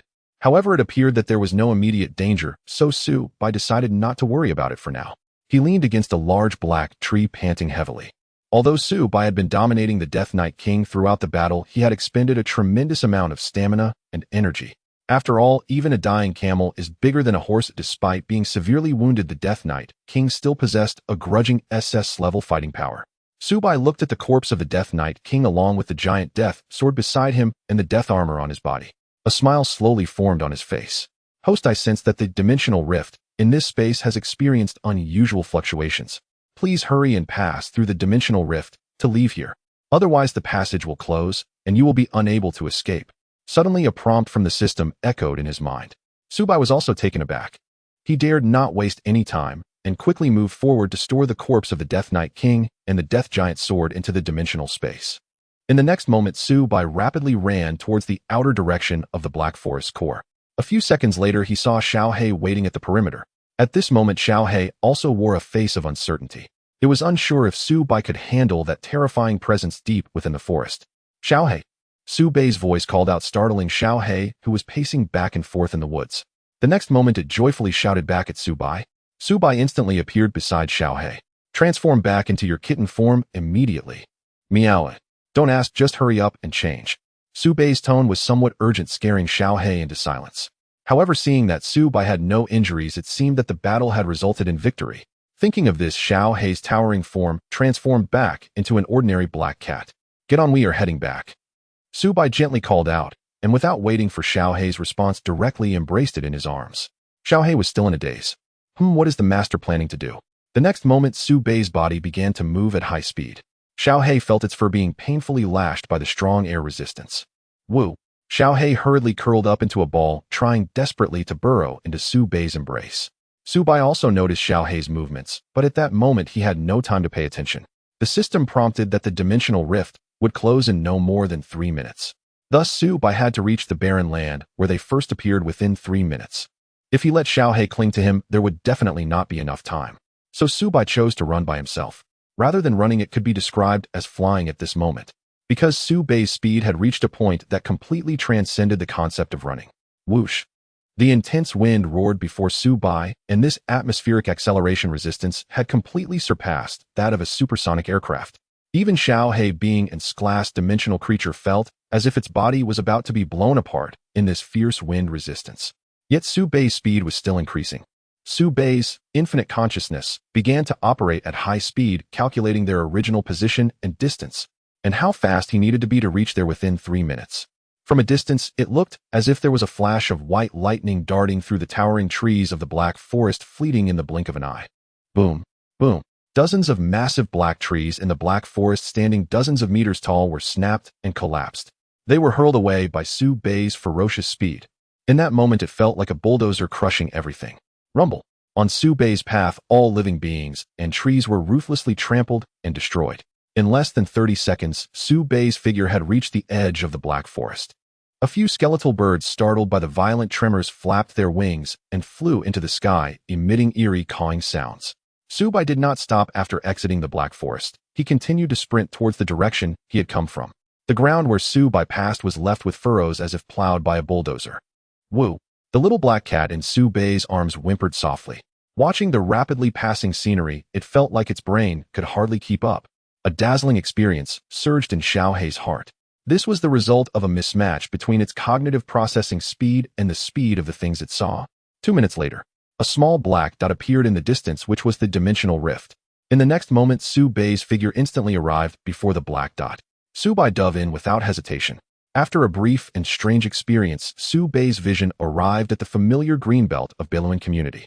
Su Bai showed no hesitation in his actions and instantly rushed towards one direction of the community. The surrounding orderers only felt a sudden gust of wind. It seemed as if a powerful energy burst forth, but in the next moment it vanished in an instant. What happened? Was something just ejected from the dimensional rift? Report Captain Huang, there indeed was a powerful energy fluctuation that appeared and disappeared in a flash. At this moment, an orderer holding an energy detector hurried to Huang Tian's side. He handed the display screen of the energy detector to Huang Tian for inspection. However, the energy readings on it did not indicate a specific level. Instead, the lights for all levels starting from AR were lit up. Huang Tian was also horrified upon the highest detection limit of this energy detector was SS level. Yet all the energy display lights were lit starting from AR level. What does this represent? This means that its highest energy detection level just now was SS level. Could it be that the instrument is malfunctioning? Normally, the energy detector's display screen should only show one level. Yet now 4 levels are all lit up. Upon hearing the analysis of this orderer, Huang Tian quickly commented, this dimensional rift only detected S-class energy fluctuations according to the readings. Normally, it should be impossible for a special S-class dimensional creature to appear, let alone an S-level dimensional creature. Huang Tian also began to feel doubts. Could it be that the detector really malfunctioned just now? Moreover, they had only felt a fierce gust of wind pass by. They had not seen any trace of a dimensional creature. Strength and security. Everyone stay alert. Tomorrow Minister Zhu will come to deal with this dimensional rift. Hey, Captain Huang, what about our Minister Zhang? In Qingfeng City's SOD, there are 2 level 7 orders, Minister Zhang Tianlong and Deputy Minister Zhu Zhihao. Logically, when in class dimensional rift appeared in Bellowing community, both level 7 ministers should come to eliminate it. Huang Tian recalled that Minister Zhang was currently recuperating in the hospital. Minister Zhang is currently tied up with urgent matters and cannot come for the time being. But is it a bit too dangerous to eliminate in class dimensional rift with only one level 7 order? So tomorrow there will also be level 7 orderers from the neighboring Dongmu City's SOD branch coming to assist in eliminating this class dimensional rift. In a greenbelt within Billowin residential area, a handsome and composed figure emerged leisurely from the woods. Subai had already reverted the mutated parts of his body back to normal. Little Black followed behind Su by its gait, still somewhat unsteady. Anyone who saw Little Black would think Su Bai had gotten it drunk. Its manner of walking appeared rather comical. Only Little Black knew that Su Bai's speed had been simply too fast just now. It was so fast that Little Black's legs trembled and it could barely stand. Woof! Master slowed down. Hearing the plaintive cry from behind his feet, Su Bai felt somewhat surprised. You're in class dimensional creature, and you're asking me to slow down, just for walking. Meow. Little Black looked aggrieved, its big pitch-black eyes sparkling like two embedded crystals, bright and dazzling. Meeting Little Black's glistening eyes, Su Bai's heart softened for a moment. I really can't do anything with you. Su Bai stopped, picked Little Black up from the ground with one hand, and placed it on his shoulder. Then Su Bai continued walking toward his building. Little Black, perched on Su Bai's shoulder, looked utterly astonished. Master is so nice. However, based on the class dimensional rift you entered earlier, the system's detection and analysis indicate that this type of dimensional passage was likely caused by some unknown reason. System, you might as well have said nothing. Su Bai stopped questioning the system, feeling it knew nothing at all. It was just pretending. Su Bai turned to ask Little Black, so weren't you captured or hunted by the Order Keepers? Meow. Order Keepers. Master means those fools in black clothes. Do you think those losers could catch me? Yeah. I toy with them between my paws. Su Bai's face darkened. This cat really knew how to brag. Get serious. Tell me everything about your travels through the dimensional rift, and the information about the world you— Woof! And so Su Bai listened as Little Black recounted its experiences in the world it had inhabited and how it later crossed over through the dimensional rift to this place. Time slipped by unnoticed until noon. The somewhat intense sunlight streamed through the window onto the living room sofa in Su Bai's apartment, illuminating his handsome devilish face. It was only then that Su Bai realized he had forgotten to go to school today. Holy crap! A sudden exclamation of surprise escaped his lips. Little Black, sitting beside Su Bai, was so startled it jumped off the sofa. Meowie. What's wrong, master? Su Bai's eyes went blank and the corner of his mouth twitched. Host can still make it to the afternoon class if you leave now. Shut up. Both his inner voice and spoken words shouted in unison. Sensing Su Bai's irritable mood, the system stopped teasing him. Little Black on the sofa was utterly bewildered. Huh. Wasn't it master who told me to speak earlier? Why is he telling me to shut up now? Su Bai paid no attention to Little Black, who was sulking alone on the sofa. He got up, grabbed his school bag, and left the room. Before leaving, he reminded Little Black, watch the house. Su Bai slightly quickened his pace on the road. Within 5 minutes, he arrived at the entrance of Bellowin High School. As he entered the classroom, it was just in time for the last few minutes of Chinese class. As expected, Su Bai was caught by the Chinese teacher, but just as predictably, he was forgiven.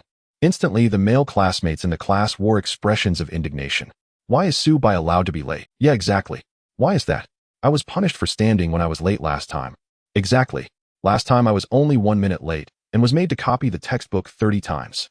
Isn't Su Bai practically absent? He skipped 2 classes in the morning. Yeah, the Chinese teacher is unfair. I want to protest. Exactly, just because Su Bai is a bit handsome doesn't mean he can do whatever he wants. Suddenly, the boys in the class began to whisper among themselves. Due to the overwhelming pressure from the Chinese teacher, they only dared to murmur as a form of protest. Naturally, the teacher at the podium heard the boys' discussions. Her beautiful face turned serious. Be quiet. Am I the teacher or are you the teachers? With the teacher's authoritative command, the male classmates instantly fell silent. There was no choice. The Chinese teacher's aura was too powerful. Is this what being handsome means? Even the Chinese teacher can be charmed. Being handsome is so unfair. Although a few male classmates were still secretly grumbling, there were basically no more dissatisfied voices. All right, Su Bai, please return to your seat and continue with the class. Okay, teacher. Su Bai walked back to his seat with a slightly embarrassed expression. He felt that from now on he might become the public enemy of the boys in the class. Once seated, his deskmate Zhang Xiaomon leaned over with envy and whispered, Su Bai, I didn't expect you to have even bribed the Chinese teacher. Su Bai's face darkened at her words. Xiaomon, please don't make wild claims. There's nothing I can do. Who told our Su Bai to be so handsome? Being handsome means even if you're late, the teacher will forgive you. Subai chose to ignore Zhang Xiaoman behind him and turned back to start the class, goofing off. He declared that he was completely uninterested in the lessons. Subai took out his phone and began to browse the official website of the Extraordinary. Soon the last segment of Chinese class ended and the bell rang. This was also the last class of the morning, so it was considered the end of school. As students began to get up and leave soon, only Subai and a few others remained in the classroom. Now that class was over, his deskmate Ying couldn't help but be curious and asked Subai, "What were you doing this morning? Why did you come so late?" Subai didn't know how to explain. "I was delayed by a cat." Ha! Subai, if you're going to lie, at least come up with a better excuse. How could a cat delay you? Could it be that cat isn't an ordinary cat? Zhang Xiaoman first laughed, then casually asked again. Subai didn't pay much attention and replied, "Well, it's definitely not an ordinary cat." After saying that, Subai prepared to leave. However, Zhang Xiaoman behind him looked very curious and seemed to want to ask more. At this time, Ying also came over, dragging Zhang Xiaoman along to the cafeteria for lunch. Seeing Subai already at the classroom door, Zhang Xiaoman had to give up on her questions. Subai did not plan to have lunch. As an SS level modifier, Subai could go a month without food without any impact. After all, his body had already surpassed the realm of normal humans. Subai walked out of the teaching building he was in and began to stroll inside Beilun High School. He intended to take a good look at this place he had studied for over a year. Beilun High School is a prestigious educational institution located in the Beilun district. He intended to take a good look at this place he had studied for over a year. Beilun High School is a prestigious educational institution located in the Beilun district. A high school. Of course, in terms of overall strength, Beilun High School still ranks first. Subai strolled along the gravel paths of the school, feeling the warm sunlight on his head. The gardenias planted along the paths were already in full bloom, their snow-white petals adding a touch of beauty to the school. A gentle summer breeze came by, allowing Subai to smell the scent of summer. Subai walked around a path, taking a tour of the interior of Beilun High School. The school is vast, truly deserving its title as one of the 3 major universities in Beilun district. After completing a lap with his walking speed, it took him about half an hour. Various tall buildings towered within the school, along with many recreational and leisure spots. After exploring the interior of Beilun High School, Subai arrived at a park. He found a wooden bench, leaned back, and planned to relax for a while. Subai leaned against the bench, watching the beautiful legs passing by on the path in front of him. His mood was, summer has arrived, and the school is full of attractive legs. This one is in white stockings. This semi-transparent black stockings one is also nice. And this one, the leg shape looks great, surely has been worked out. Wow, this one looks fantastic too. This one. Subai's eyes suddenly lit up. Watching the beautiful legs and black stockings approaching him, he exclaimed in his heart, "This is simply too perfect." Those long straight legs wrapped in a thin layer of semi-transparent black stockings were simply mesmerizing. Subai, lost in admiration of the passerby's beautiful legs, was in a state of bliss. So much so that when the owner of those black stockings' legs came right in front of him, he was completely oblivious. After a moment, Subai finally reacted. He raised his head in surprise, wanting to see what the owner of the black stock was. Her beauty truly worthy of such legs. Subai didn't mind not raising his head, but once he did, he felt as if he was about to bump into the girl's body.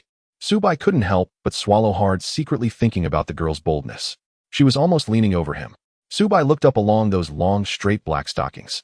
The girl was wearing denim hot pants with black stockings wrapping around them, perfectly showcasing her flawless. Her upper body was clad in a cool white cartoon t-shirt, which was round and bulging at the chest, making one's imagination run wild. When Subai saw this, he couldn't help but swallow again, as the scale was truly impressive. Then Subai continued to look up along her fair pink neck, wanting to see her exact features. However, when he raised his head to look further up, Subai was completely stunned. Subai's expression instantly froze. Before him, a girl's crisp, melodious voice, tinged with playfulness, rang out. "Hee, long time no see, big bro." Subai snapped back to reality at the sound of Suzai's voice. He stared somewhat blankly at the exquisitely beautiful girl before him, her features delicate and charming. He softly called out her name. "Xiaoxi." "Oh, big bro, after 2 years apart, seeing your own sister makes you stammer. Could it be that you've developed feelings for your adorable little sister? Has big bro finally decided to make a move on his cute sister?" As Sushi spoke, she even put on a shy, adorable expression. This act instantly captivated the male students passing by, leaving them dumbstruck. Upon hearing this, Subai's face darkened. He stood up and gave the girl a gentle rap on the head. A warm smile spread across his face. "What nonsense are you talking about?" "Boo-hoo-hoo," Sushi pouted, a hint of slyness gleaming in her eyes. "Big bro was just staring at my legs like an idiot a moment ago." Looking into the girl's bright black eyes, Subai pulled Sushi into an embrace. Su'Bai's body trembled slightly upon contact with Su'Bai's warm and reliable frame. The next second, she could no longer hold back the grievance and pain in her heart. Instantly, all the emotions she had bottled up during this period came rushing out all at once. Bro. Whoa. It's so good. I finally found you. Su'Bai held the girl in his arms tightly, feeling her soft petite form. An inexplicable emotion surged within his heart. Su'Bai knew that she must have endured a lot during this time. All his words were once again transformed into a gentle call. Xiaoxi. After they embraced for a moment, Su'Bai straightened the girl's body. Meeting Su'Bai's moist red-rimmed eyes, his heart couldn't help but tremble. Bro. Whoa. Do you have any idea how I've managed all this time without you by my side? Alright, let's head home first. Su'Bai had already noticed the onlookers slowly gathering around. He didn't want their reunion as siblings to become a spectacle for others. Sushi extended her small hand to cutely wipe away the crystalline tears at the corners of her eyes. Holding Su'Bai's hand, the two began walking toward the gate of Beluan High School. On the way, Su'Bai asked Sushi curiously, Xiaoxi, how did you come to my school? School? Is Big Bro studying here now? Boo-hoo, I still remember Big Bro saying things like I don't want to go to school before. Su'Bai's mouth twitched at the words, feeling a bit embarrassed. That was all a long time ago. Haha, my situation is a bit complicated now. They'll explain slowly when we get back. By the way, Xiaoxi, how did you get to Qingshi City? Well, I was still in mode of dodging those nasty guys, and then I suddenly sensed Big Bro's white dragon gene. So I rushed over here with all my might. Hearing Su'Bai's reply, Su'Bai asked in surprise, pursuers. Oh, Big Bro, let's not talk about that now. I ran all the way from Modu and my feet are all blistered. As she spoke, she leaned directly against Su'Bai, who was walking in front wearing an exhausted expression. Ran over. Why the rush? Since you sensed my location, finding me was only a matter of time. I just wanted to see Big Bro sooner. Alright, I'll carry you back. Faced with Su'Bai didn't hesitate. His own sister deserved special treatment. Sushi seemed to have already anticipated this, grinning at Su'Bai as she said, Hee, Big Bro is the best. Then without any reservation, Sushi pressed her soft chest against his back, tightly wrapping her arms around Su. Her two beautiful legs clad in black stockings also coiled around Su'Bai's waist. Burying her pretty face in Su'Bai's back, she took a deep, comfortable breath and murmured, Big Bro's body is still so reassuring. Feeling the softness on his back, Su'Bai harbored no improper thoughts. A simple smile appeared on his face. Xiaoxi, you've been through a lot. Let's go back first, and we'll talk about everything slowly. Sushi leaned against Su'Bai's back, nodding obediently. When they arrived at the door of their apartment, Su'Bai was about to take out the key to open it. The next second, the door suddenly opened by itself. Su'Bai was puzzled, but Sushi on his back spoke first. Big Bro, why do I sense another aura in your place? As she spoke, Sushi sniffed hard, her expression utterly adorable. Su'Bai had almost forgotten that his sister she was an augmenter with the death god cat gene. And cats generally have a much keener sense of smell. Su'Bai replied calmly, yeah, I adopted a pet cat before. Hearing that Su'Bai had adopted a pet and a cat at that, Sushi behind him immediately became agitated. Because her own augmented gene was also a cat, albeit a very powerful feline creature. Boo-hoo, as Big Bro found someone else. Whoa. Xiaoxi is so heartbroken. Feeling the girl's fake crying behind him, Su'Bai was speechless. His sister was quite the drama queen. Alright, get down first. Su'Bai walked to the sofa and set Xiaohei, who had just opened the door hoping to get praise from Su'Bai, was at a loss. Its master had brought back a strange, very pretty girl. Moreover, this girl exuded an aura that made its heart tremble. It seemed faintly similar to its own, but the other's aura was far, far stronger. This pretty big sister that master brought back is also a powerhouse. Without hesitation, Xiaohei wisely vacated the sofa throne for Sushi. Then it trotted over and jumped onto the windowsill to bask in the sun. Sushi squinted her big dark eyes, sizing up Xiaohei, and said to Su'Bai in surprise, Big Bro, your pet cat seems a bit unusual. Yes, Xiaohei isn't an ordinary pet. It's an S-rank dimensional creature of the demonic species. Huh, a dimensional creature. And S-rank at that. Hearing Su'Bai's answer, she exclaimed in astonishment, Xiaoxi, do you know about transcendent beings like dimensional creatures? Of course. Isn't that basic transcendent knowledge? Su'Bai slapped his forehead. He had almost forgotten that she hadn't lost her memory after escaping the cage of the gene modification company. Over the past 2 years, she must have learned a lot about the transcendent side of this world. Hey. Sushi looked at Su'Bai with a puzzled expression, wondering why he would ask such a question. Su'Bai smiled helplessly and slowly explained to Sushi about his amnesia over the past 2 years. What? My brother actually lost his memory for 2 years.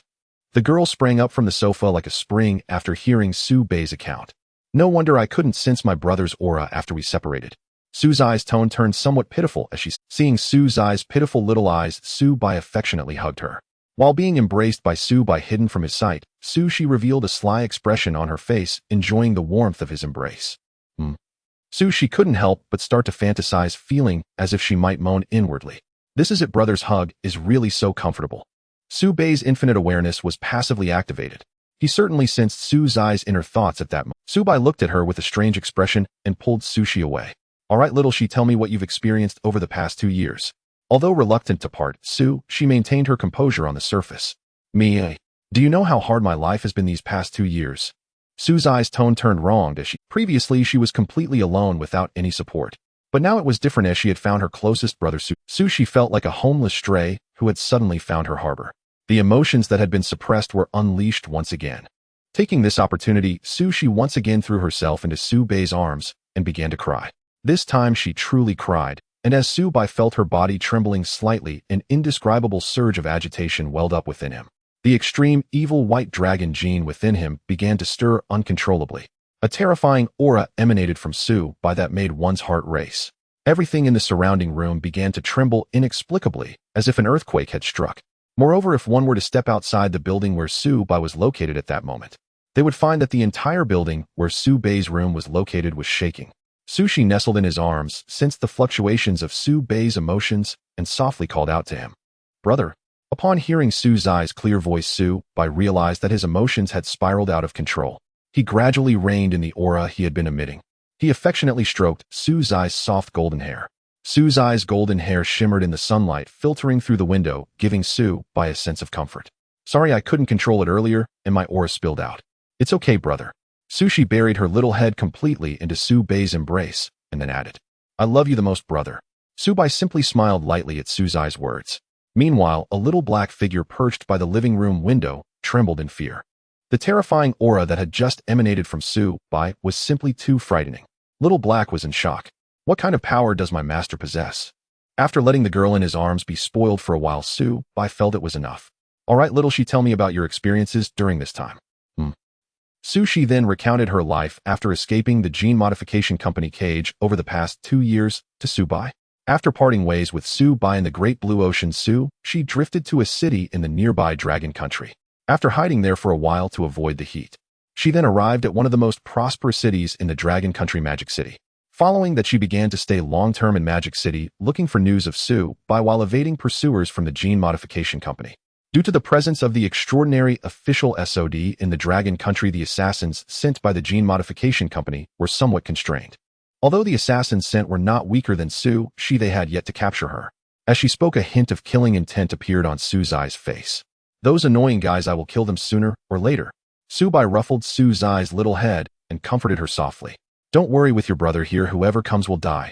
As he finished the last word, a strong killing intent burst forth from Su-Bai. The assassins from the gene modification company. It's time to make them pay some interest. By the way, little she, what about the others after leaving the cage? When Su-Bai and the others escaped the gene modification company cage, there were quite a few people with him. In addition to those relatively low-level gene modifiers, many were Su-Bai's younger brothers and friends he had met. I escaped a bit late, and many of them had already left. Su-Zai's pretty face flushed with anger as she thought about it. Those ungrateful guys. At that time, it was clearly my brother who fought desperately to create the opportunity for everyone to escape.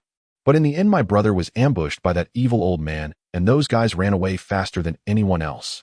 Thinking of this, Su-Zai's face turned puffy, and her little tiger teeth couldn't help but show. That damned old man actually zapped my brother into amnesia. If I ever meet him again, I will definitely not. Hearing Su-Zai's voice, Su-Bai couldn't help but recall the scene from that time. The cold wind howled at night, and the moonlight was obscured by dark clouds. Su-Bai led Su-Shi and a group of others from the 16th batch of gene modifiers running swiftly through the darkness. Behind Su-Bai there was a dense crowd with at least hundreds of people, and without exception they were all gene modifiers. Upon seeing the silver-gray alloy walls and gates ahead, Su-Bai shouted back to the crowd. The exit gate of this deserted island experimental base is right ahead. Oh, everyone move a little faster. Upon hearing Su-Bai's shout, the crowd erupted in cheers from behind. They were finally about to escape from the cage that had imprisoned them for 2 whole years. Oh, everyone rush. Hope is right in front of us. I dreamed of this day while sleeping.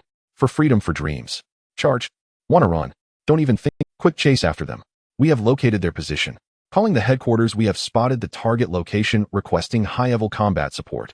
Just as Su Bai and the others were attempting to break through the alloy door separating the cage from the outside world, a group of fully armed soldiers with advanced energy weapons suddenly surged out from a side underground passage. The black-clad figures surged like a tide, quickly surrounding the open space in front of them. They intercepted right in front of the alloy gate. The advance of Su Bai and the others came to a halt. Everyone looked solemnly at the last obstacle in front of them. Everyone kill. The exit is right in front of us. As long as we break through, we will be free. That's right. We are no longer under the control of the self-destruct chip. These people are just ordinary folks with weapons. We are all gene modifiers who have survived life and death battles. They can't defeat us. Don't be afraid of them. Charge. Even if they have guns, I can take on 10 of them. Let them taste my strength. Everyone remained undeterred by the sudden appearance of a large number of armed soldiers. After all, they were powerful beings themselves. Moreover, leading them at the forefront was the most powerful man of the 16th batch, the extreme ages. Su Bai squinted at the thousands of people blocking the way ahead. After a brief standoff, all the gene modifiers on Su Bai's side surged forward with fervor, rushing towards the metallic gate. The thousands of soldiers from the gene modification company holding advanced weapons were taken aback. Most of them were ordinary fighters enhanced and modified by the company. However, they could not compare to the monsters on the opposite side. What do we do? They seem unafraid of us. What else can we do? If we retreat, we are dead. We can only hold our ground. The headquarters won't let us waste ourselves here. What are you afraid of? We have several top gene modifiers sent by headquarters on our side. Charge. We absolutely cannot let these 16th phase gene modifiers escape. Kill. Not a single one shall be spared today. Da-da-da, da-da-da, da-da-da, bang bang bang, boom boom. The sounds of gunfire and close combat erupted as both sides clashed instantly. The chaotic melee was about to explode. The scene became extremely tumultuous. This was a battle between the prisoners and the gene modification company. A battle for freedom fought by Su Bai and his fellow gene modifiers. Meanwhile, at the edge of the battlefield, the gene modifiers with evaluation levels exceeding S stood before Su Bai. Dozens of similarly modified gene modifiers stood in confrontation with them. The difference was that they were all outstanding gene modifiers nurtured by the gene modification company at different periods.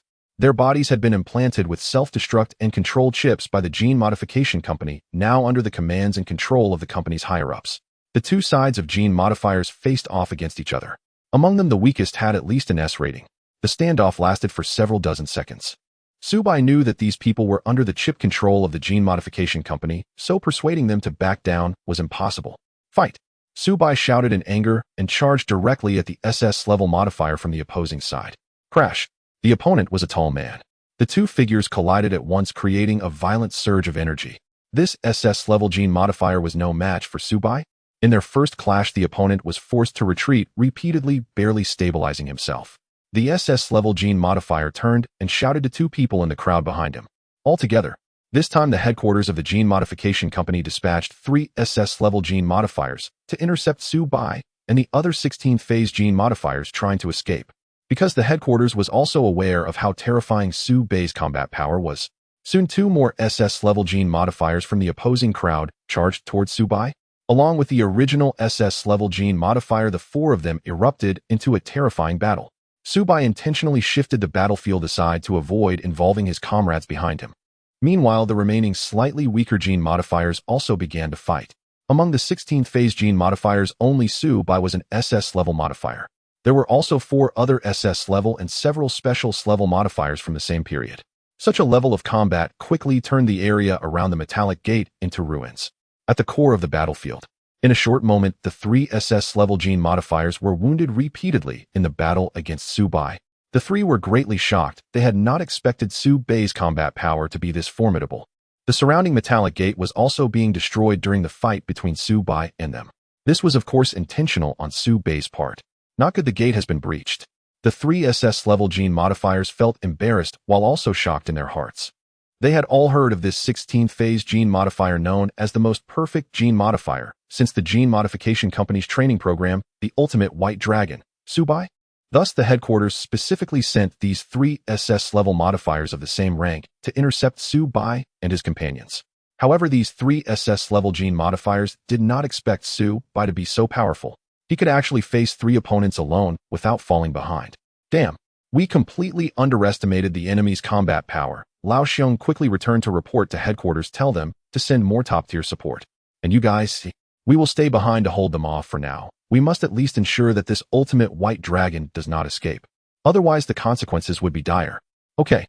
The SS level memory modifier, named Lao Xiong, did not hesitate, quickly disengaging from the battle and heading towards the base. Seeing one of the opponents leave, Su Bai suddenly broke into a cruel smile. You three are no match for me, and yet you dare to let one go to call for reinforcements. Upon hearing Su Bai's arrogant voice, the two opponents felt a flicker of defiance rise in their hearts. Ultimate White Dragon, you are truly as wild as the rumors say. With the two of us SS-level gene modifiers, even if we can't defeat you, temporarily holding you back is not a problem. Bang bang. As they spoke, the two SS-level gene modifiers underwent a sudden transformation. They both entered the complete gene alteration form. Instantly, two tall figures resembling ancient beasts appeared before Su Bai.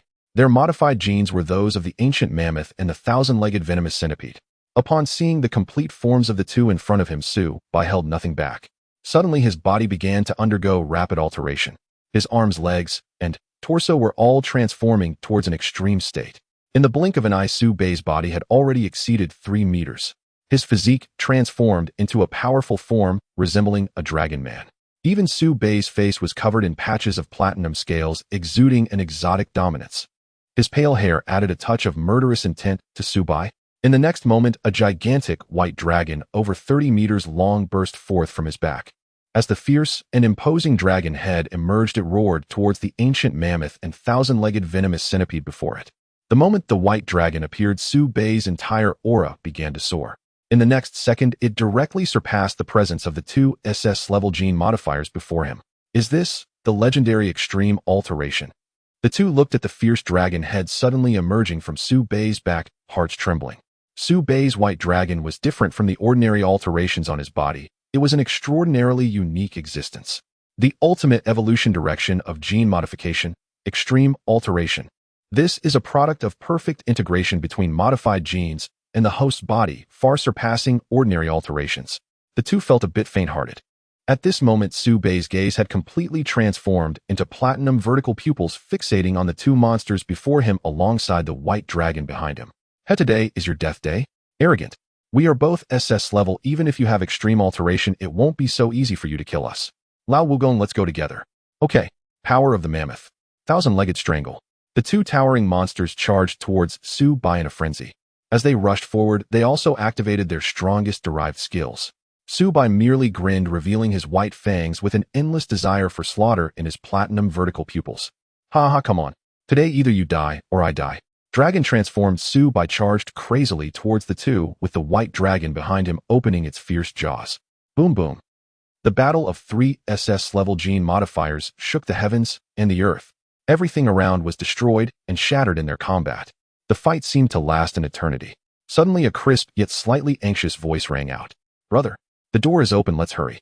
Not far from Su Bai and the others, a graceful figure called out to Su Bai. It was Su Shi. At that moment, she had also entered the complete altered form.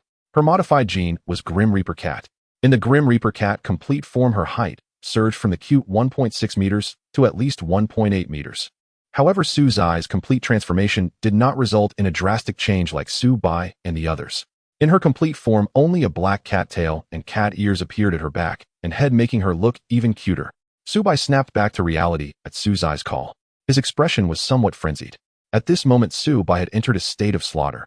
Before him, the ancient mammoth and thousand-legged venomous centipede were in a miserable state. Their monstrous bodies were riddled with countless wounds, large and small. Blood and pieces of flesh were scattered all over the ground. Both were nearly gravely injured. They feared that if the old bear did not return with support, soon they might truly perish here. A surprised and doubtful voice came from the ancient mammoth. Damn it, how can the extreme era's white dragon be so strong? Why are we both SS-level gene modifiers? Moreover, we have undergone a complete cultivation cycle and have endured various super training and drug absorption. The equally battered thousand-legged venomous centipede sighed in resignation. Otherwise, how could the extreme era's white dragon be called the most perfect modified adapter by those guys at headquarters? Hearing Su Zai's call, Su Bai did not linger in battle. Although he was confident he could kill these two SS-level gene modifiers if he continued.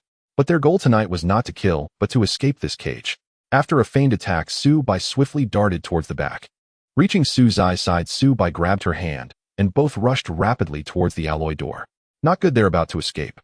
The thousand-legged venomous centipede scoffed at this. What else? You rush in to stop them and get killed. We're absolutely no match for him, and now we're both gravely injured.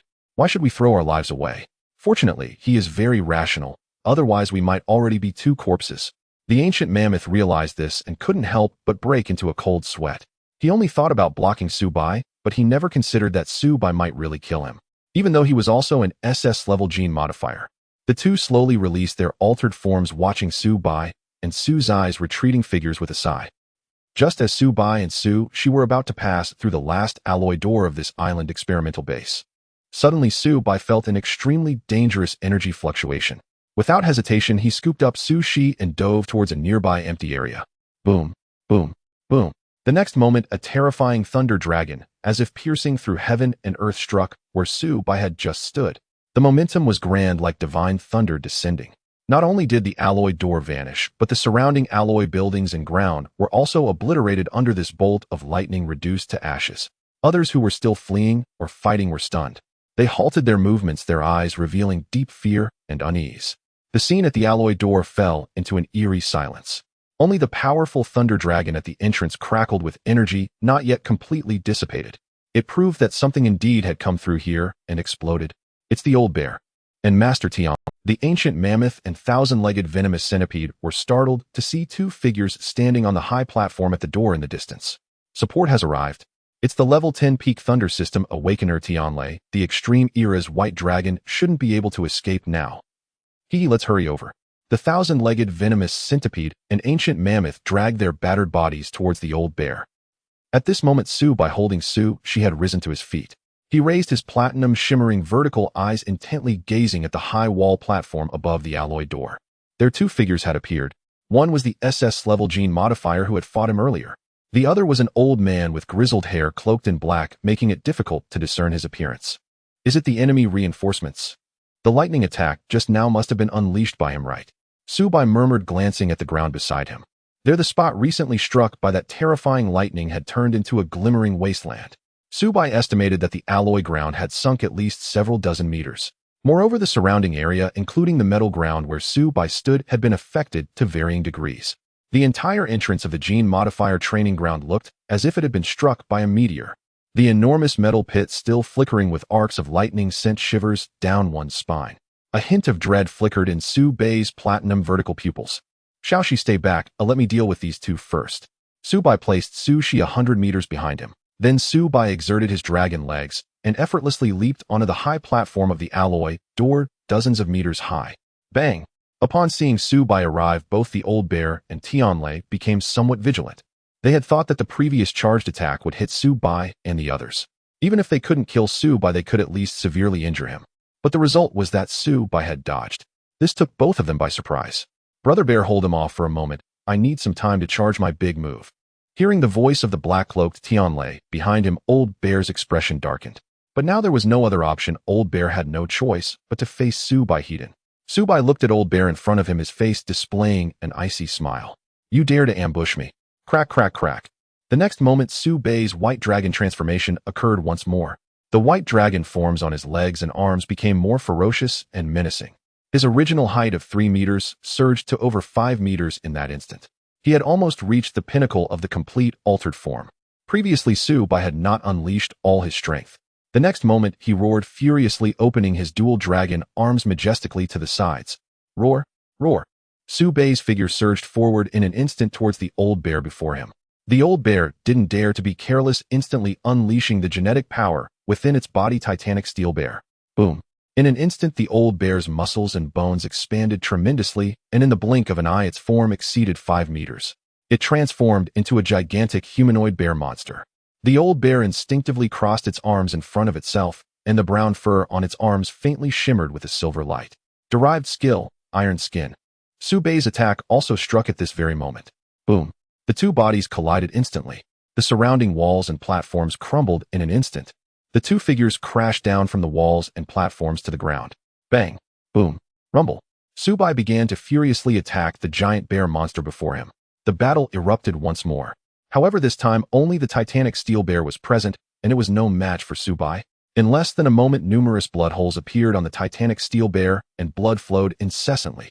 Its originally shiny black-brown fur was severely damaged.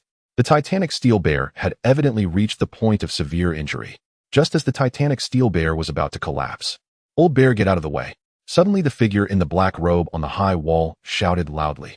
The old bear did not hesitate and jumped aside to dodge. At the same moment, Subai also took a defensive stance upon hearing the shout. He maximized his senses to evade the incoming attack. In the next moment, a dread-inducing, terrifying energy reappeared in the sky. This time Subai, having prepared, believed he could withstand this lightning strike. But the next second, an unexpected change occurred. The terrifying lightning in the sky was not descending upon. Subai's mind raced with thoughts, and he instantly thought of a possibility. "Oh no, damn it." Subai cursed angrily twice, and then rushed towards the location of Sushi 100 meters behind him. He realized the opponent's intention to lure him into taking the hit by attacking Sushi. The speed of this lightning strike was incredibly fast, almost comparable to a flash. Hence, even if Sushi noticed, she would have no chance to evade. Thus, the opponent was betting that Subai would block this attack. Subai's figure almost instantly reached Suzai's side 100 meters away. Subai effortlessly lifted her and threw her towards the outside of the alloy gate. Whoosh. As Sushi was hurled high into the air, she also heard Subai's voice beside her. "You go first, don't come back." In the next moment, she saw a terrifying purple lightning dragon descending from the sky. The purple lightning dragon roared and violently struck the spot where she had just stood, and there stood a familiar white figure. Suzai's mind went blank, and 2 seconds later her body fell outside the metallic wall. This was the place she and Subai had longed to escape to. However, now as she stood up from the ground, her mind felt somewhat vacant. Suzai's eyes were somewhat vacant, and she instinctively wanted to run towards the inner side of the metallic wall. But suddenly a sturdy figure blocked her way. "Xiaoxi, we need to leave quickly."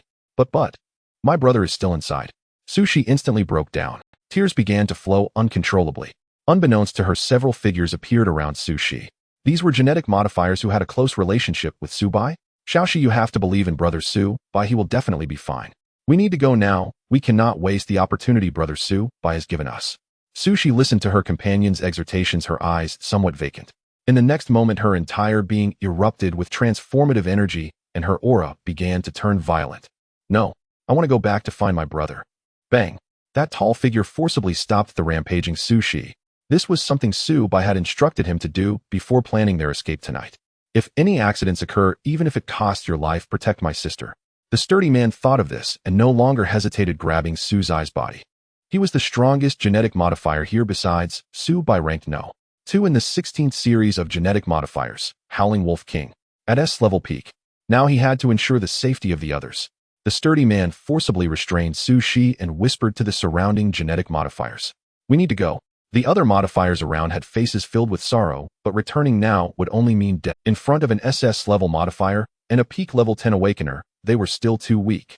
The sturdy man looked at the unmoving crowd around him and then coldly shouted, "Returning now want help brother Subai at all, but we have to believe he can do it. I believe you all don't want to return and become a burden to brother Subai." Finally, under the sturdy man's somewhat threatening exhortation, the crowd quickly distanced themselves from the area. And Subai's memories remained in that terrifying lightning dragon. Subai only remembered that the moment he threw Suzai's body, he was struck by the lightning dragon's attack. That kind of sensation, even now Subai still vividly remembers. Fortunately, Subai's physical body was strong. Even when hit by the full force of that level 10 peak lightning-type awakener's ultimate move, he did not die. Subai had forcibly broken through the opponent's lightning dragon attack and escaped from that towering lightning pillar. He was only focused on desperately fleeing outside the metallic wall. The thoughts in his mind became fewer and more blurred, until finally Subai's body crashed directly into the coast outside the base wall, plunging straight in. In the sea, the transformation on Subai's body began to fade. Because Subai's brain had suffered severe electrical stimulation, he temporarily lost his memory. The extreme evil white dragon gene within him sensed the danger and autonomously entered a dormant state. After that, Subai drifted along with the ocean, unknowingly arriving at the nearby sea area of Qingfeng City. Then Subai woke up but lost all memories, and his modified genes were completely hidden. Thinking of this, Subai's memories came to an end. Subai looked at Sushi with a somewhat doting gaze. Fortunately, Xiaoxi escaped safely. Then a strong killing intent filled Subai's eyes once more. Otherwise, I would definitely wash the entire genetic modification company in blood. Upon hearing this, she teased him slightly. Oh, brother always talks big. Even if a level 10 peak awakener came, you would have barely managed." Subai's expression darkened upon hearing she say he was barely managing. Seeing Su-bei's awkward expression, the girl beside him covered her mouth and chuckled. Ha, brother wouldn't really be hit by my words, right? Oh, does brother want to test it? Just try it. Su-bei's words abruptly halted mid-sentence. His heart spasmed wildly. Almost got tricked by this little girl. Beside him, she leaned forward, her bright eyes fixed intently on Su-bei, as if anticipating something. Brother, how do you want to try? Her delicate face nearly pressed against his handsome one. Su-bei had long grown accustomed to her words. Su-bei helplessly grasped her fragrant shoulders and guided her back onto the sofa. All right, let's talk business. How are Xiao Tian and the others now? Seeing Su-bei's serious expression, she temporarily set aside her other thoughts and began to recount. Well, they're all fine. I escaped from there with them back then. Afterward, we went to the Magic City in Dragon Country. This time I came alone to find you. I haven't told them yet. She pouted, a proud look on her face. Su-bei was puzzled. Why didn't you tell them? None of them were willing to go save you back then. I wanted to charge in to find you, but that stinking Xiao Tian stopped me. Recalling this, her face clouded with displeasure. Her strength was no match for Xiao Tian's, and he had easily subdued her. Su-bei found her indignant response both helpless and amusing. Seems that guy is quite reliable, at least he protected she. All right, Xiao Tian did it for your own good. Besides, even if you all came back, you couldn't have helped me. On the contrary, you'd have distracted me and affected my no. After a long while, Su-bei and she had a rough understanding of each other's current situation. Su-bei suddenly asked Shi, who was sitting on the sofa. So you don't have a place to sleep yet, do you? Huh. Brother, now that I've found you, of course I'll sleep with you. Shi replied matter-of-factly. Ding. Mission relief. Mission name: welcome the lovely little sister home. Mission description: how could one bear to let their adorable little sister drift alone outside? A cute little sister should be taken care of by her own icon. Please have the host agree to Su-bei's request to cohabitate and take responsibility for her daily life and expenses from now on. Mission reward 1 system point. Su-bei was dumbfounded by the sudden system voice in his mind. Is the system trying to send me to the German orthopedics? In truth, Su-bei was willing to let Shi stay. After all, she was his only family now. Since they had reunited, Su-bei swore he would never let her suffer any harm again. Even if it were a god, if it dared to harm Su-bei would make it die. All right, then you'll live with me from Ding. Mission welcome the lovely little sister home completed. Mission reward 1 system point. Su-bei felt a surge of delight at the system's prompt.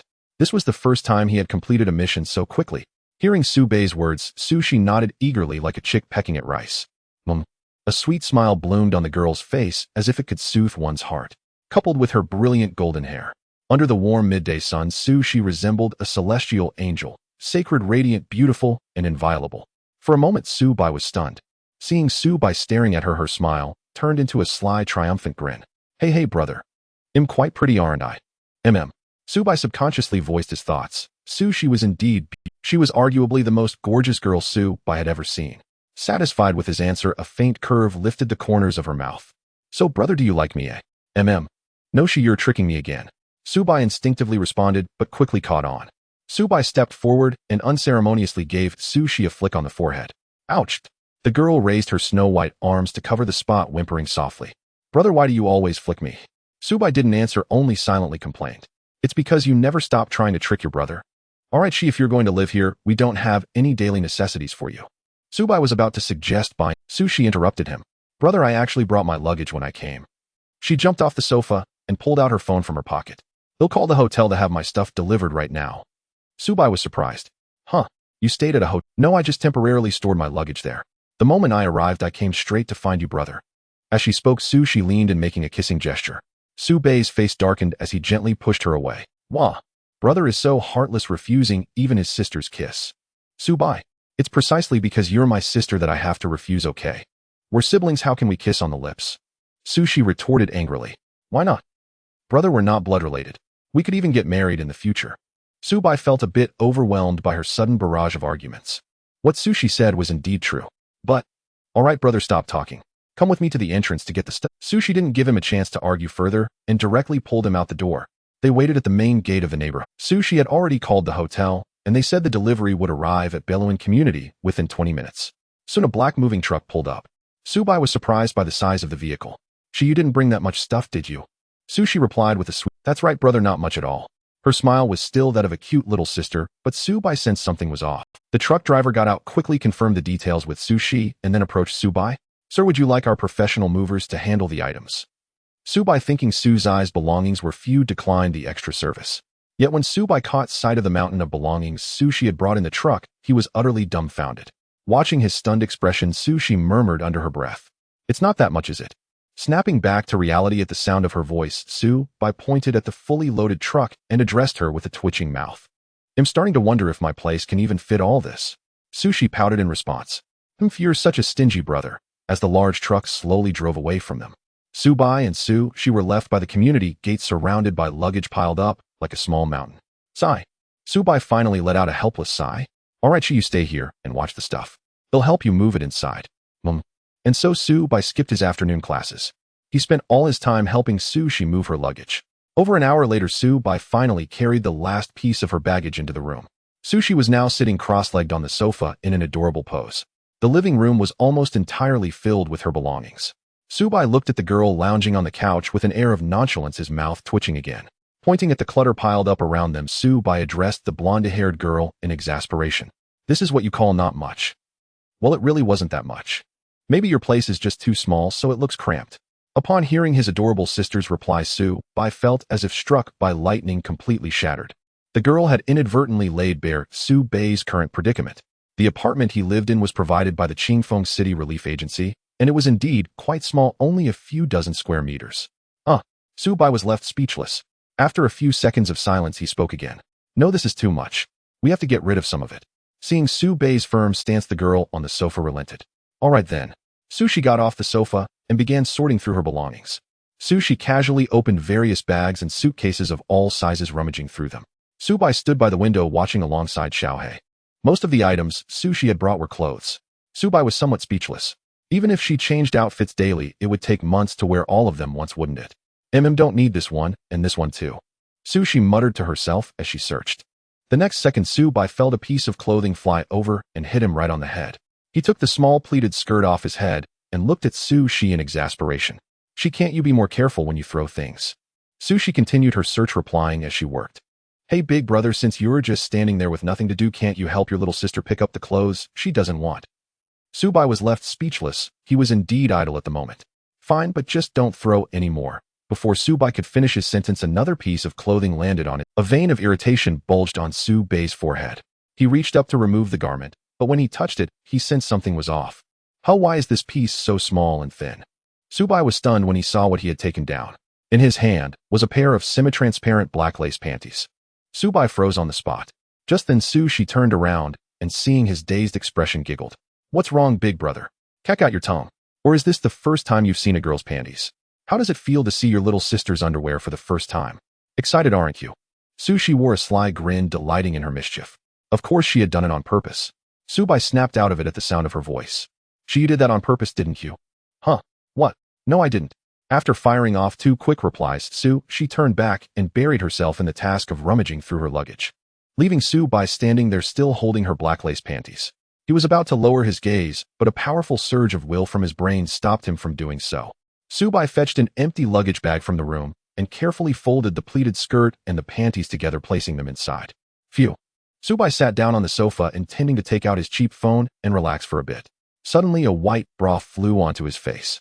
Subai remained still, slowly reaching up to remove the item from his face. On the other side, Sushi turned to him and playfully stuck out her tongue.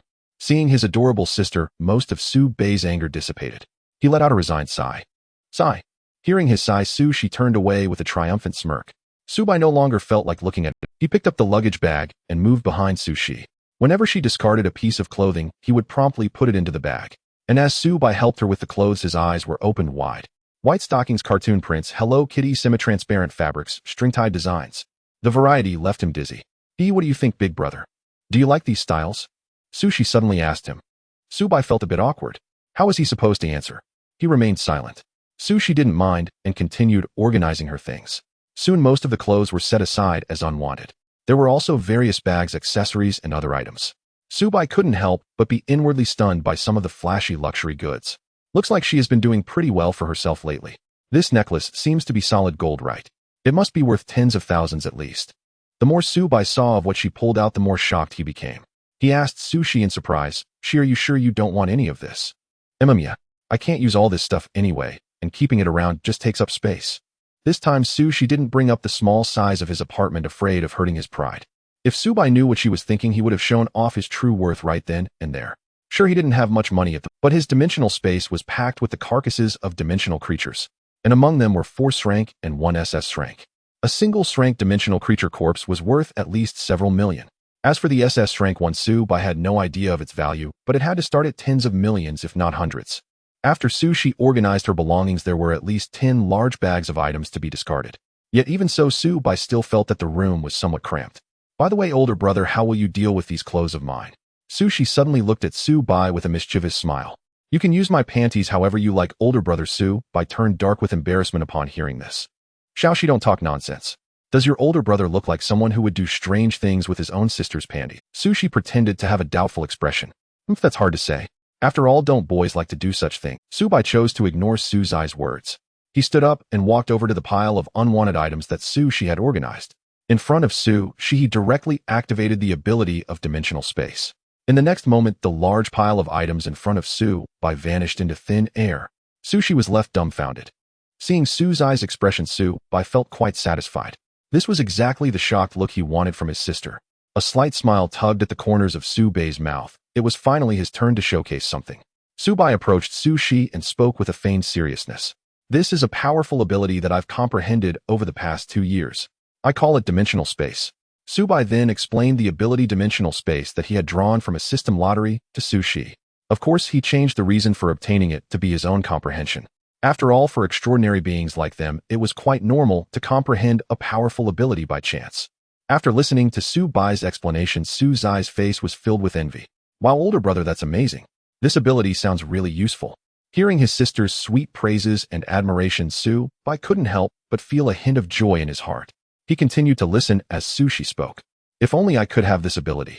Then I could put all my clothes in it and keep buying and storing them. Subai couldn't help but twitch his mouth upon hearing Suzai's words. You're given such a powerful ability and you just want to use it for storing clothes. And what do you mean by continuously buying and storing? Subai firmly decided that he would never let She acquire such an ability. Otherwise, his wallet would definitely be drained dry in the future. So, older brother, can I put my things into your dimensional space? Suzai's delicate face once again displayed the previous doubtful expression. She placed her hands on her hips, scrutinizing Subai. With her bright dark eyes fixed on Subai, she inquired, older brother, you won't take my little panties out to do anything inappropriate, will you? She pretended to frown slightly, looking quite adorable. Subai sighed helplessly. All right, she stopped teasing me. Seeing that Subai didn't want to continue with the banter, she stopped pretending. The girl extended her little hand and tugged at Subai's arm. Her previously scrutinizing expression transformed into one of lively cuteness. Just kidding. I know what kind of person you are, older brother. Subai couldn't help but twitch his mouth at the sudden shift in Suzai's demeanor. This face-changing act, it's like magic. Suddenly, she, still holding onto Subai's arm, said, older brother, let's go shopping for clothes. Subai was taken aback. Didn't you bring a lot of things and clothes? As he spoke, Subai pointed to the pile of items in the living room that resembled a small mountain. Isn't that enough? You still want to buy more? Subai felt that raising a sister in the future might cost a lot of money. Older brother, that's not it. She lightly tapped her toes on the ground, leaning closer to whisper in Subai, I want to buy lingerie. She whispered softly in Subai's ear, her voice carrying a hint of. Upon hearing her words and the tone, Subai felt as if his ears were about to die. Watching the changes in Subai's expression, she covered her mouth and chuckled. This was the effect she was aiming for. Older brother, I'm still in my developmental stage. I feel like I've grown a lot and the previous ones might not fit anymore. As she spoke, she proudly puffed out her chest, making her figure seem even more impressive. Unintentional, Subai experienced a strange sensation, a tingling current spreading throughout his body. Hiss! Shall she be mindful? Subai could not bear the feeling and quickly withdrew from She's embrace. He stood beside She, creating a little distance between them. She pouted, slightly displeased with Subai's strong reaction and movement. She let out a soft hum. Tisk, older brother, you're really timid. Hearing his sister call him timid, Subai felt reluctant, but he couldn't act against his sister. Subai sensed the atmosphere becoming somewhat awkward and hurriedly sought another topic. All right, aren't you going to buy lingerie? Michem. Then let's go and see what else you need. We'll buy everything together later. Okay. Subai turned and greeted the little black cat on the windowsill. Little Black, remember to watch the house. Meow. Then Subai took She and walked out the door. Throughout the journey, She clung tightly to Subai, her 2 soft little hands firmly locking onto his arm, as if afraid that Subai would run away. Subai did not stop Suzai's behavior. After all, they had not been together for 2 whole years. He was fine having lost his memory and not feeling any fear. But Sushi was different. Over the past 2 years, Sushi firmly believed that her brother Su-bai was not dead. However, she completely couldn't sense the genetic aura of Su-bai. This had caused Sushi to become very clingy towards Su-bai. Now facing Sushi, Su-bai felt nothing but affection and indulgence towards her. Currently, he still had over 100,000 yuan on him. Looking at the delicate and bright girl beside him, Su-bai boldly entered a relatively upscale clothing store in Qingfeng City. His sister deserves the best lingerie. Su-bai and Sushi entered this high-end clothing store together. This clothing store was quite grand, with a single brand occupying an entire 5-story building. Su-bai and Sushi walked in. Sushi appeared calm in the face of the luxurious decor around her. In contrast, Su-bai was dazzled by the various sparkling decorations as soon as he entered. After Su-bai and Sushi entered the specialty store, a sweet-looking salesgirl approached them. "Hello to both of you. May I ask if there is anything you would like to purchase?" Su-bai looked at the enthusiastic salesgirl and expressed his desire to buy clothes.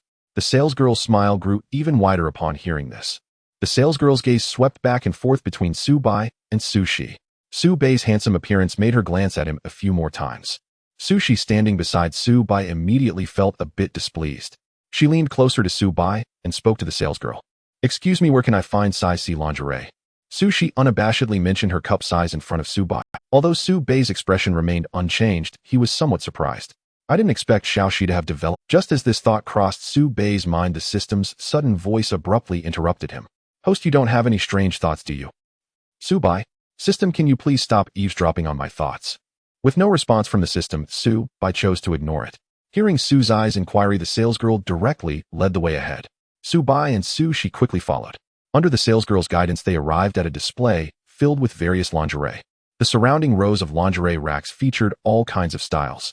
The salesgirl began to introduce, "These are all size C lingerie, and there are 233 varieties with every type available.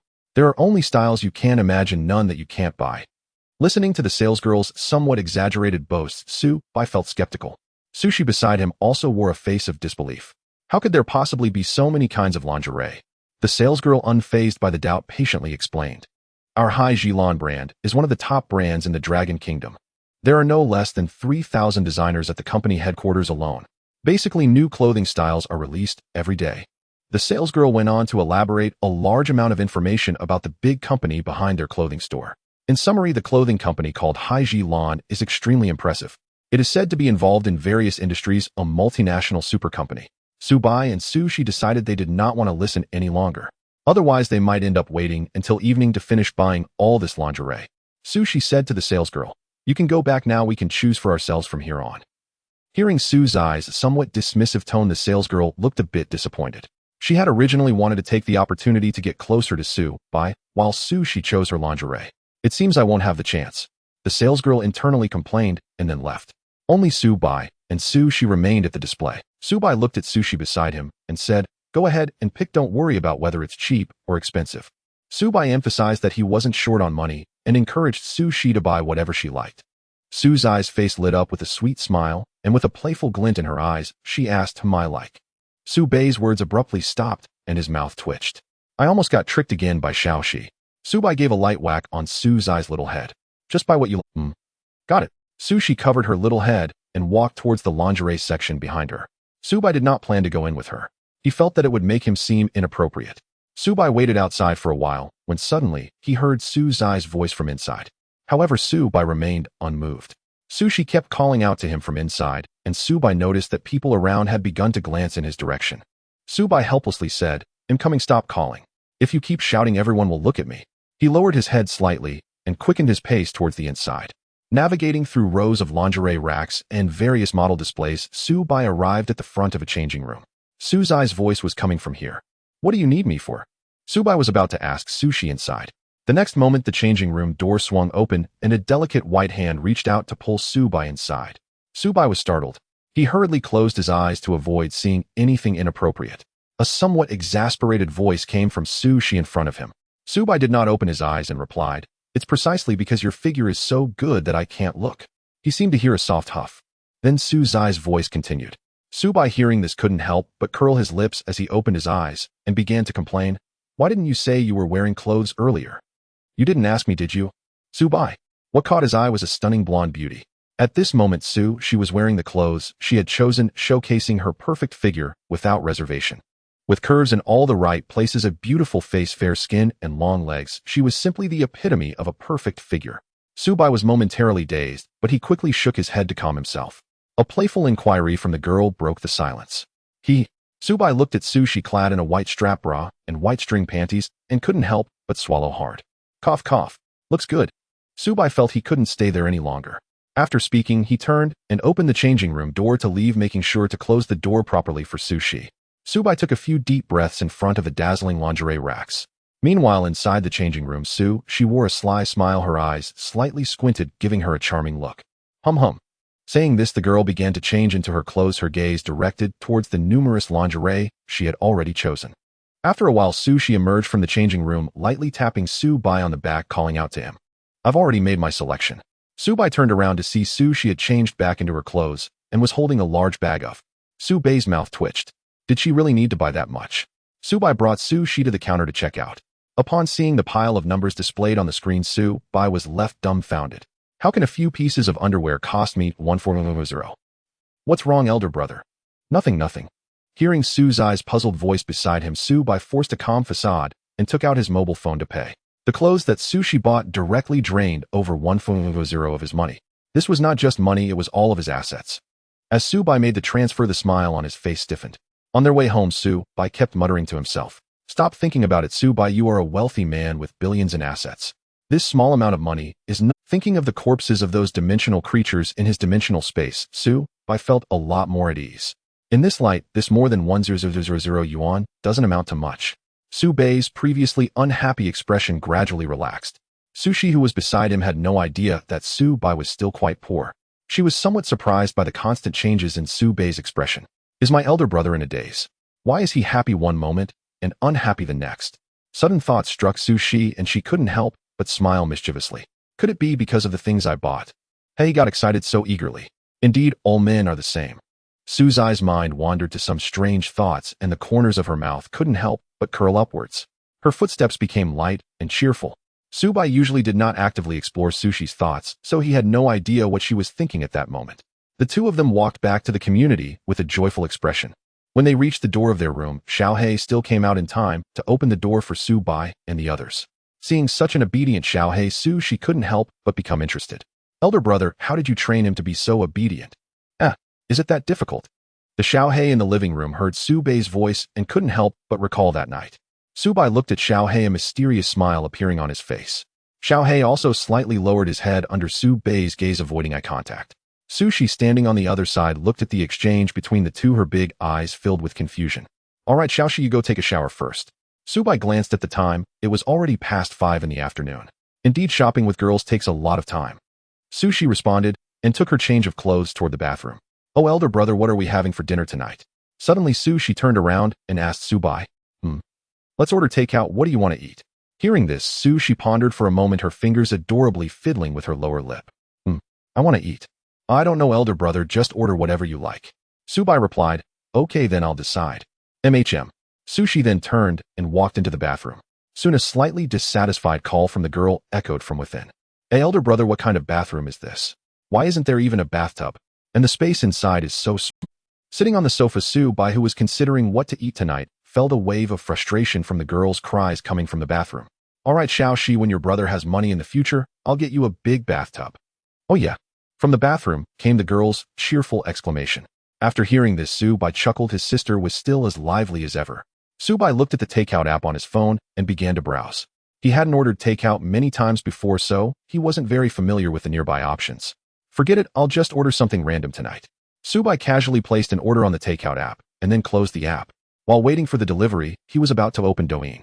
Suddenly, a WeChat message popped up on his phone. Subai clicked on it. It was a message from Ying asking why he didn't attend class that afternoon. A little cherry blossom. Subai, did you oversleep this afternoon? Why didn't you come to class? Subai looked at the message from the other side and felt a bit speechless.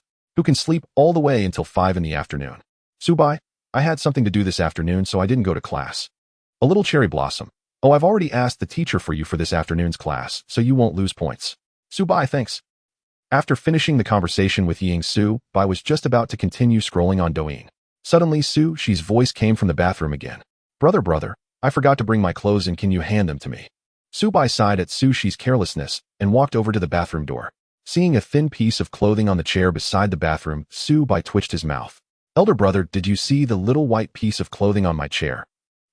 I saw it. Hand it to me. Su-shi said, already opening the bathroom door, a crack, her playful little head poking out. Su-bai could see the girl's golden hair pinned up slightly misty as if she had just washed her hair. An array of warm, fragrant mist surged out from the gap of the half-open bathroom door. It made Su-bai feel a rush of warm air and a pleasant scent. Elder brother, how long are you going to hold on to my little white piece? Su-shi's voice suddenly rang out, bringing Su-bai back to reality. He felt a bit embarrassed and quickly handed the little white piece to Su-shi. Next time, pay more attention. Got it. Su-shi cutely replied to Su-bai and then retracted her head, closing the bathroom door. Su-bai calmed his slightly agitated emotions and sat down on the sofa in the living room. He was about to take out his phone to open Douyin. Suddenly, there was a knock on the door across the living room. Hello, your takeout has arrived. Please open the door. The voice of the delivery person outside made Su-bai feel a bit helpless. Coming. Su-bai got up and went to the door to receive the takeout from the delivery person. Back in the living room, Su-bai placed the takeout bag on the coffee table in front of him. Xiaohei, who was perched by the window, seemed to have caught a whiff of the delicious smell from the takeout bag.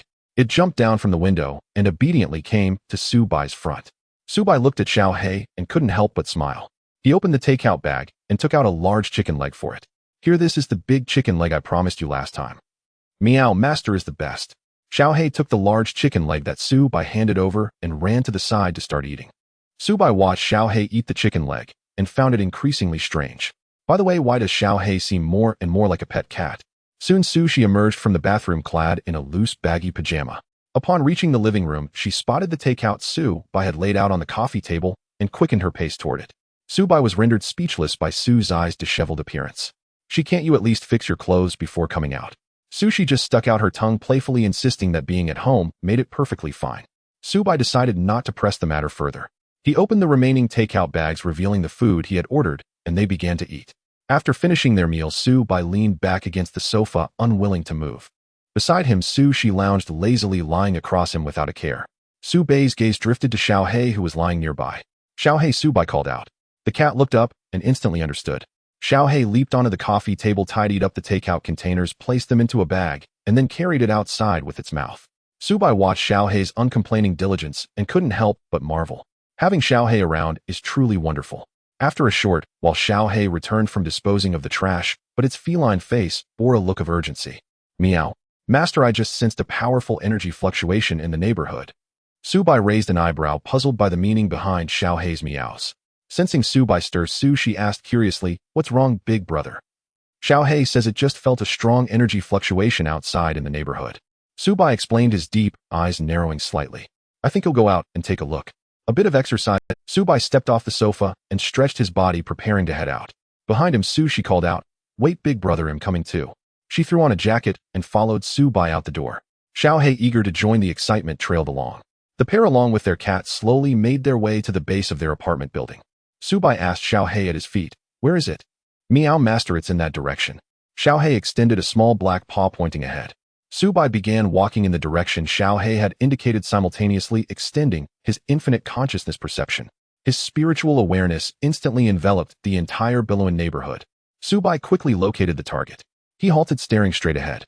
Su-shi stood behind him. She too sensed a violent surge of energy hurtling toward them at incredible speed. The next instant, a dark figure burst forth from the greenery before them. The figure's terrifying aura was unleashed without restraint, pressing down on Su-bai and Su-shi. Feeling the overwhelming power, Xiaohei shrank back, hiding behind Su-bai's shoes. Su-bai remained calm at the sight of the newcomer. In the next moment, he activated his White Dragon Emperor's Eye for analysis. Name: A Dewey category, Transcendent Gene Modifier, Modified Gene, Gale Dragon, Level SS, Skills, Gale Dragon, Kick Dragon, Claw, Pierce, Gale Phantom. Specific points: left arm, left leg, back. Current status: Pursuit. Su-bai was surprised to see that the intruder was an S-level gene modifier. Moreover, the analysis panel from the White Dragon Emperor's Eye indicated his current status was Pursuit. Su-bai's eyes narrowed, sensing the situation was far from simple.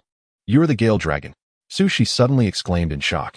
This surprised Su-bai, who turned to the girl beside. You know this guy, eh? Yeah, big brother. He's one of the people sent by the gene modification company to hunt me down. The S-level gene modifier, Gale Dragon. He must have tracked me here from my trail. Listening to the exchange between Su-shi and Su-bai, the Gale Dragon, who had been wearing a nonchalant expression, was stunned when he heard Su-shi say big brother. What a... You're the Death Cat's brother. I thought the Death Cat had no family. The Gale Dragon muttered in disbelief. Then, as if recalling something incredible, he exclaimed much like Sushi had moments ago, what? Could you be the one who escaped 2 years ago the top of the 16th gene modification sequence? The ultimate white dragon, Subai. Now it was the Gale Dragon's turn to be shocked. Subai, seeing the man's face contort as if he had eaten something foul, graciously replied, That's right, it's me. Impossible. Upon hearing Subai's confirmation, the Gale Dragon's mouth began to twitch involuntarily. It was a facial spasm born of sheer terror. Wasn't it said that the ultimate white dragon vanished during the Great Melee 2 years ago and was presumed dead? The ultimate white dragon. Legend has it he was the strongest in the 16th gene modification experiment, the most perfect SS-level gene modifier. At this thought, the Gale Dragon's heart sank in panic.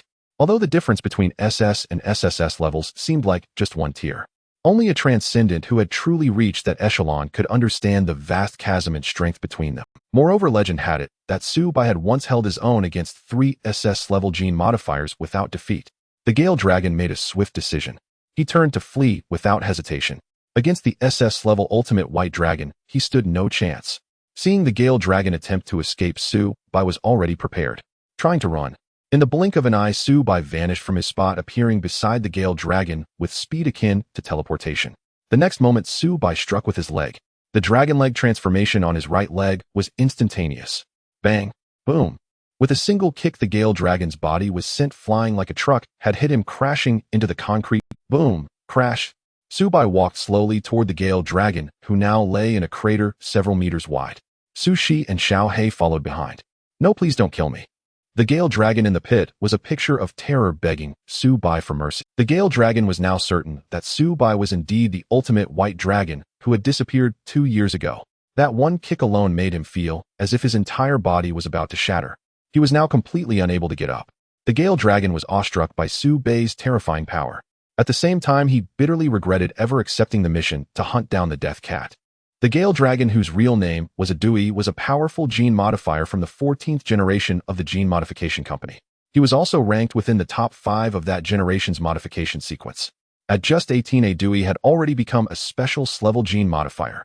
After completing his 14th generation experimental cultivation, he directly entered the Gene Modification Company's headquarters for further training and enhancement.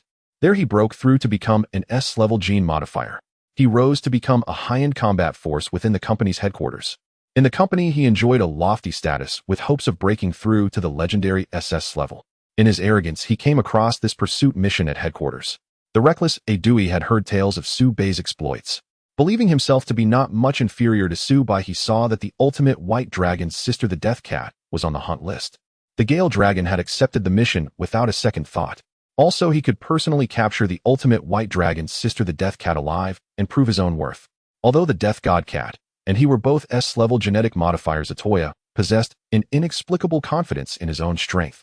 Of course, at this moment, Atoya was filled only with endless regret and despair. He never anticipated that the Death God Cat would actually find her brother, the Supreme White Dragon. He also never expected that the Supreme White Dragon who had disappeared 2 years ago would appear in the small Qingfeng city of the Dragon Kingdom. In the large pit on the ground, Atoya looked at Subai with a terrified expression. In front of the SS-level Subai, he had no chance of escape. At this moment, She walked over from behind. She approached Subai and began to report to him, as if she were a child talking to a parent. This guy has been chasing me all this time, saying he wants to capture me and take me back for experiments by those old... What? Subai's eyes erupted with a murderous intent upon hearing Suzai's words. The terrifying aura of SS level began to radiate from his body.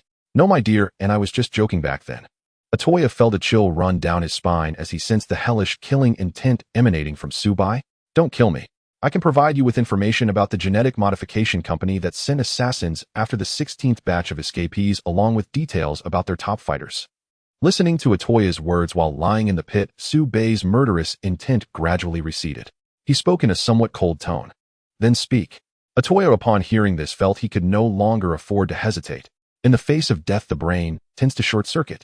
The assassination mission for escapees from the genetic modification company was issued right after you fled. The mission was very clear: either capture all of you from the 16th batch of modifiers or bring back your core. Since 2 years ago, many genetic modifiers from other batches have gradually taken on this mission. As of now, there are a total of 18 special level 7S level and 2 SS level genetic modifiers from the genetic modification company pursuing you. Meanwhile, there are still 110 of you from the 16th batch whose missions remain unfinished. Among them, there are 46 level 37, a level 10 air level 10s level, 4 specials level, 4 S level, and 1 SS level. Listening to Atoya's account, Subai felt a stir of astonishment within.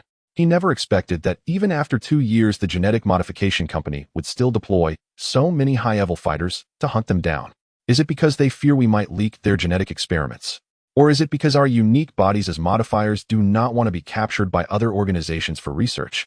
Subai looked at Atoya with indifference. So where are these pursuers now?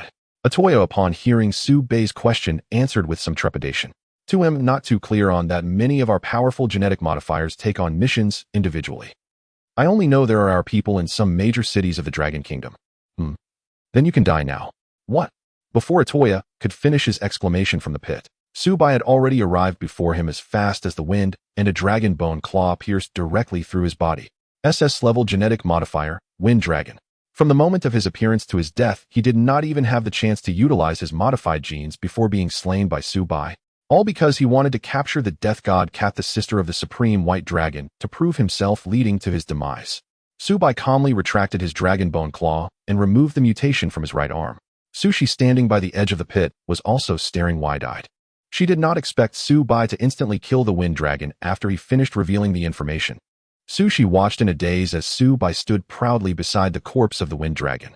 However, Big Brother still looks so handsome this way. Sushi gazed at Subai's imposing figure with starry eyes. Subai then stored the corpse of the wind dragon into his dimensional space. He looked at the ground and greenery around him that he had destroyed with his attack, frowning slightly. Seemingly sensing Subai's worries, Sushi spoke up, "Big Brother, don't worry about this. If someone discovers it, a special department will come to handle it. If someone happens to see what we did and reports it to the authorities or spreads it, they will also be dealt with by They will use a kind of extraordinary technology to erase their related memories." Subai was shocked upon hearing the girl's words. There are actually such operations. I was worried about being discovered by ordinary people, and it turns out I was unnecessarily anxious. Subai had very little knowledge about these extraordinary matters. Hearing Sushi say this, he also felt relieved. However, Subai suddenly thought of something and turned to look at Sushi with confusion. "How do you know all this, Xiaoxi?" Upon being questioned by Sushi huffed lightly through her nose. "Of course, I learned from fighting against those who hunt us modifiers. By the way, Big Brother, I just released my aura and covered the surrounding area. That way the surveillance signals in the neighborhood will malfunction, and we won't have to worry about being found by the SOD. Subai was bewildered upon hearing Su Zai's explanation. Energy aura can also block surveillance signals. Big Brother, remember that when fighting in the future, if you want to avoid being captured by surveillance, cover your energy wave. Got it. Once back in the room, she tossed the jacket she was wearing onto the sofa. Then the girl unceremoniously laid down on the sofa, not caring about her suddenly revealed beauty. Shall she pay attention to your image? There are no outsiders, so it's fine at home. After entertaining for over 2 hours on the sofa in the living room, Subai felt it was almost time to sleep. Thinking about sleeping, he stood up and looked at Sushi.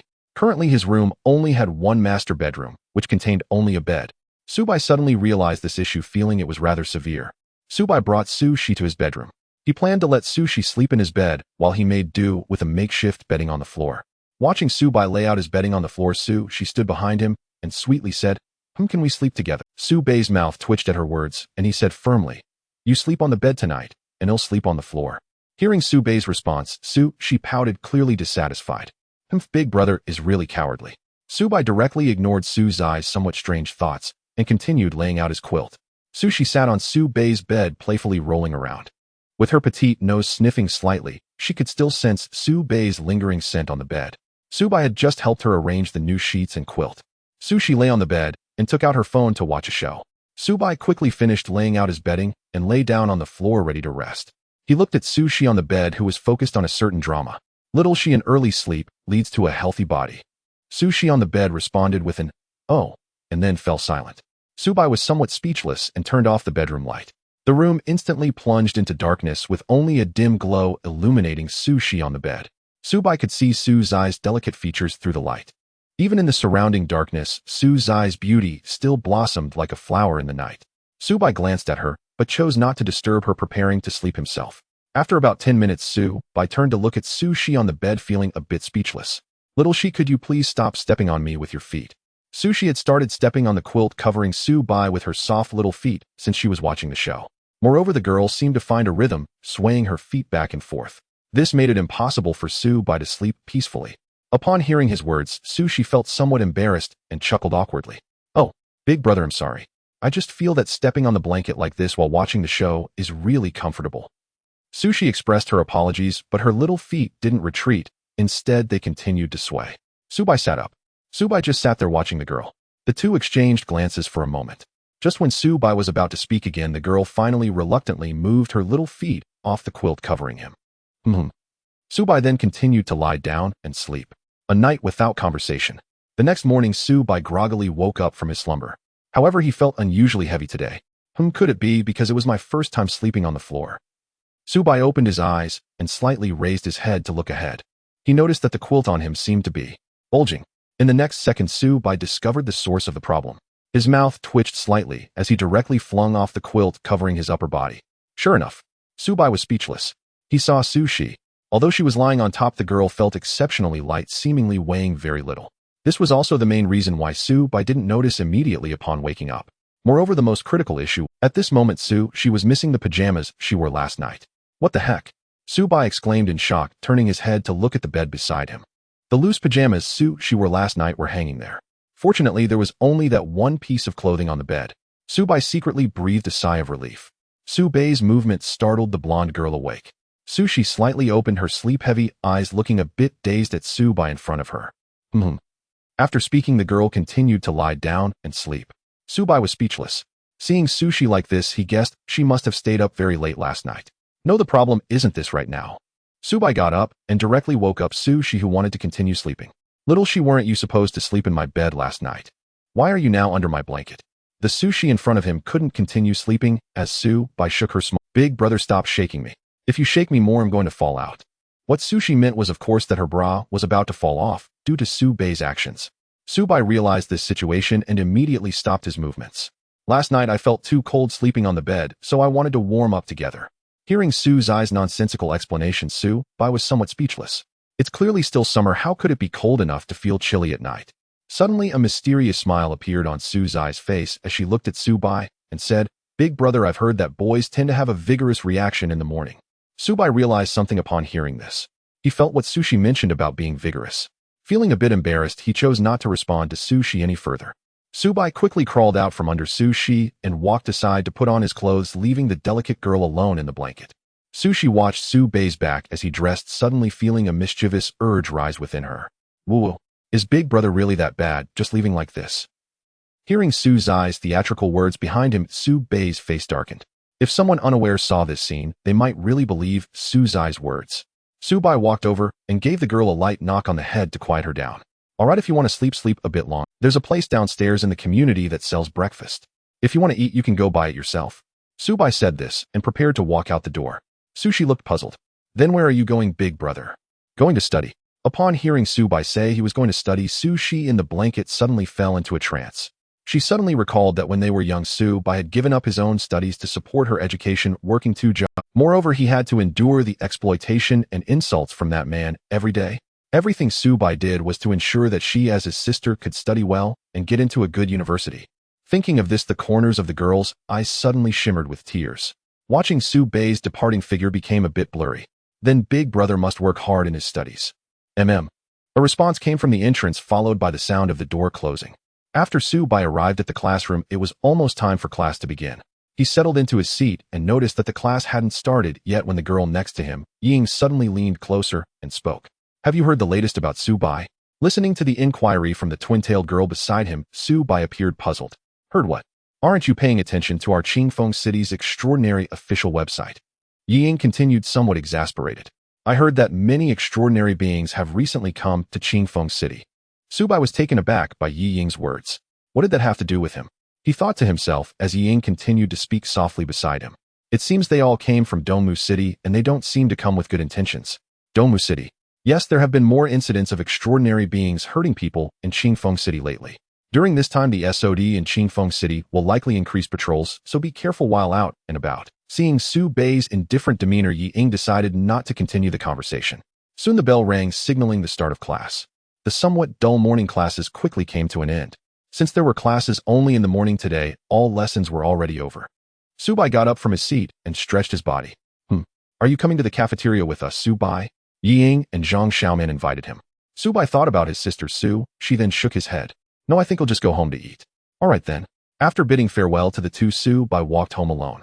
Su Bai recalled the awkwardness of sleeping last night and thought I should buy a bed first. He planned to call Sushi when he got home and go bed shopping together. When he got home, the diligent little black cat opened the door. Meow, welcome home, master. Su Bai smiled and nodded at the little black cat, then looked into the living room, but didn't see Sushi. Su Bei's mouth twitched. Could it be that little she hasn't woken up yet? He quickly walked towards his bedroom. As he opened the door, a fair and delicate figure came into view. Su Bai instantly slammed the door shut. Sushi, who was in the bedroom, naturally noticed Su Bei's return. Oh, older brother was peeking. A slightly sulky voice from Su. She came from inside the bedroom.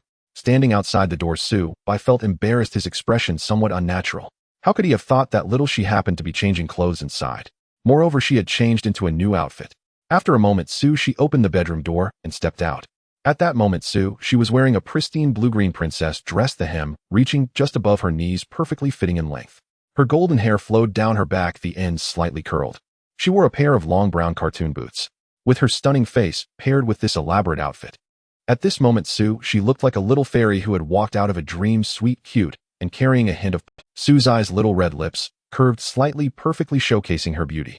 How do I look, older brother? Sushi approached Su by slightly lifting the hem of her floral dress with both hands and gently twirled in front of him.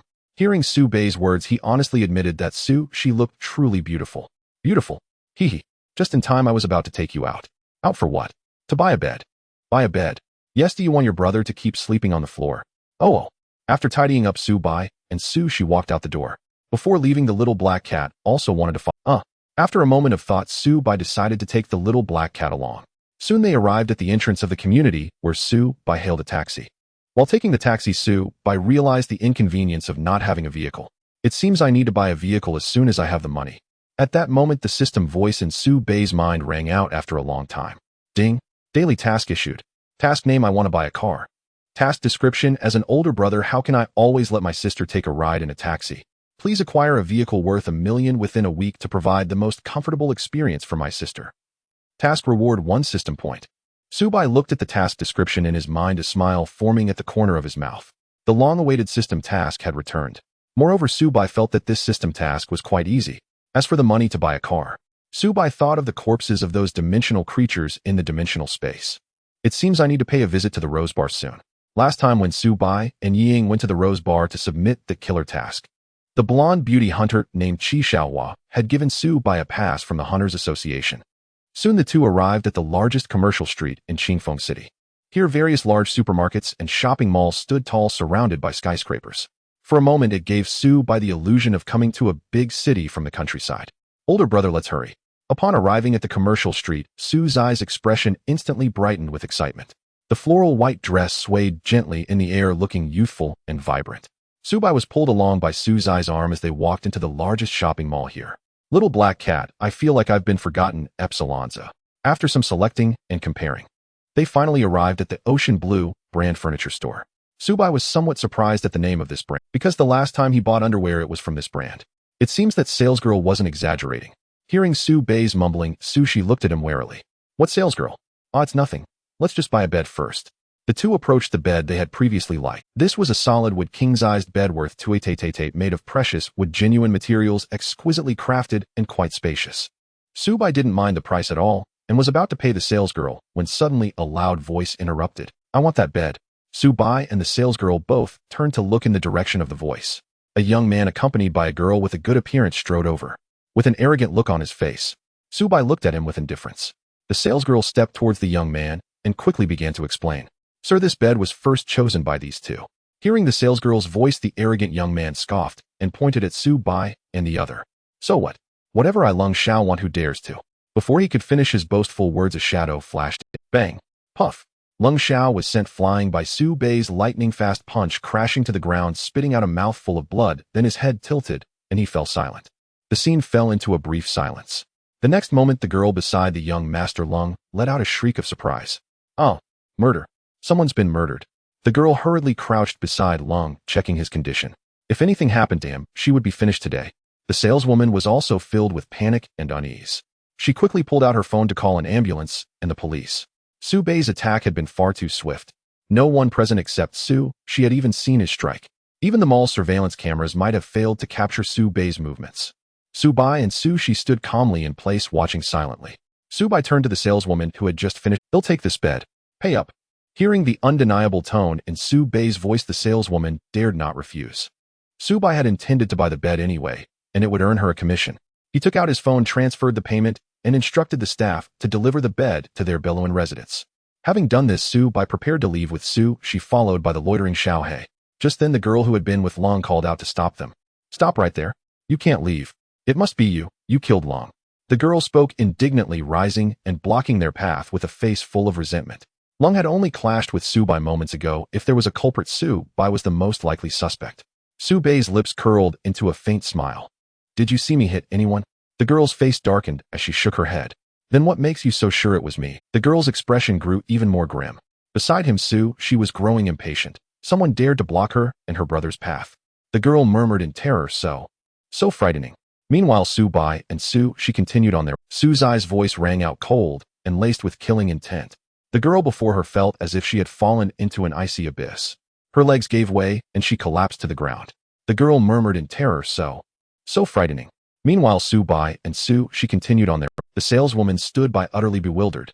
She hadn't seen Su Bai strike either, so she couldn't stop him from. She had no authority to intervene. All she could do was wait for the authorities to arrive. As Su Bai and Su Shi stepped out of the furniture mall's main entrance, Su Bai suddenly glanced at Xiao He following beside him. He had sensed a faint energy fluctuation from Lung. It suggested that Lung might have backing from a supernatural force. Xiao He, follow that girl and look into their supernatural background. Remember, if they're asking for death, make sure they die completely. Though Su Bai didn't spell it out, his meaning was clear. He despised trouble and was accustomed to nipping it in the bud, a mentality forged during his 2 years surviving in the cage. Su Bei's words carried a hidden implication, and the sharp-witted Xiao He understood immediately. After Xiao He departed, Su Bai murmured softly, "This place is nothing like the cage. With the constraints and control of the law, even the weak dare to provoke the strong." Hearing Su Bei's words, Su Shi chimed in agreement.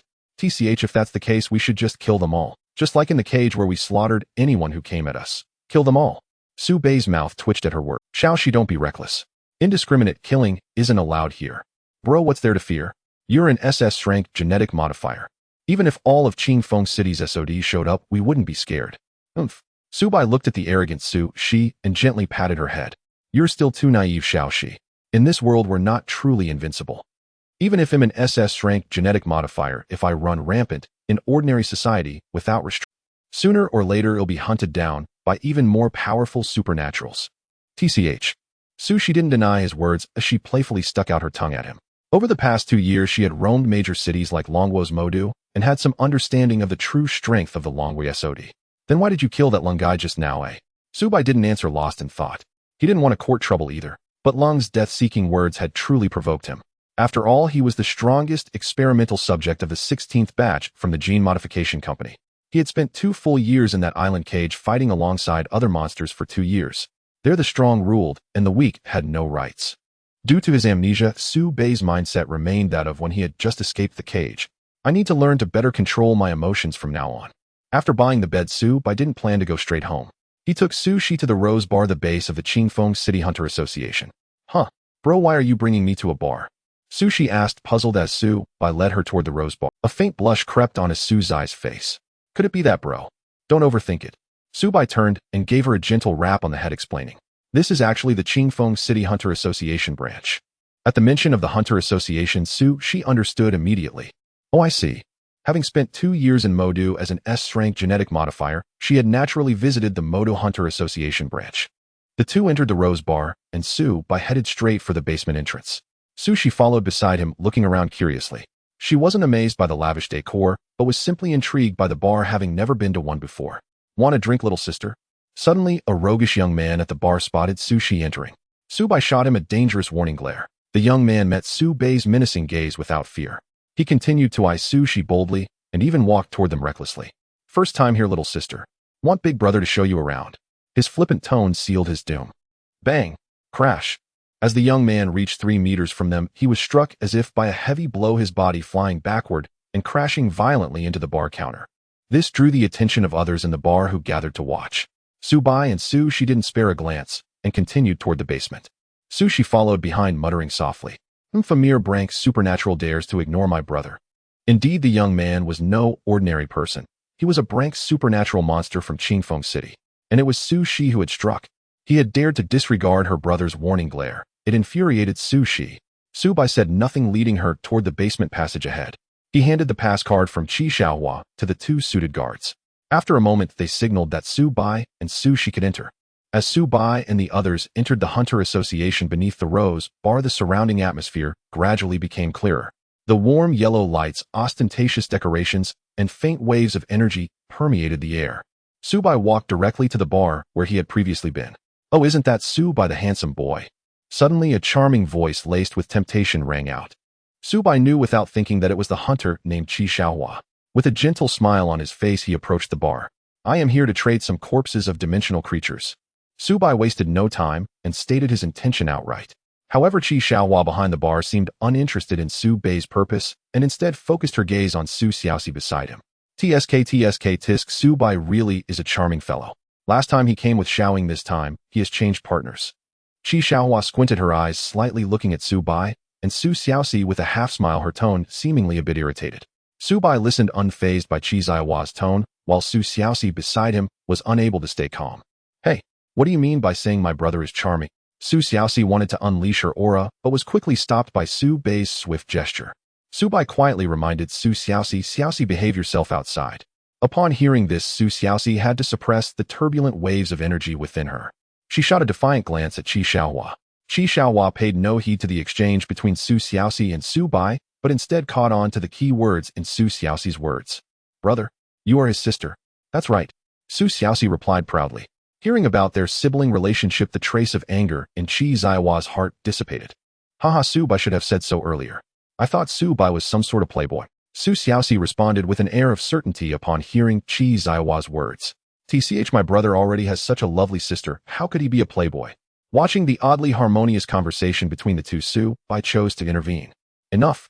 All right, Xiaoxi, let's get down to business. Subai stepped forward, nudging Su Xiaoxi aside. He looked at Qi Xiaohua and said, I am here to trade some corpses of dimensional creatures with your Hunter Association.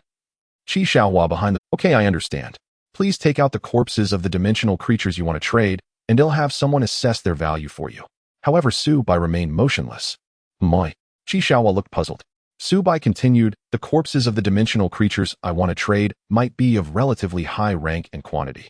It would be better to trade in a quieter place. As he said this, Subai's gaze shifted to the extraordinary beings around the bar. Qi Xiaohua understood the implication behind Subai's words. A hint of curiosity arose in her heart. However, Qi Xiaohua did not immediately trust Subai's words.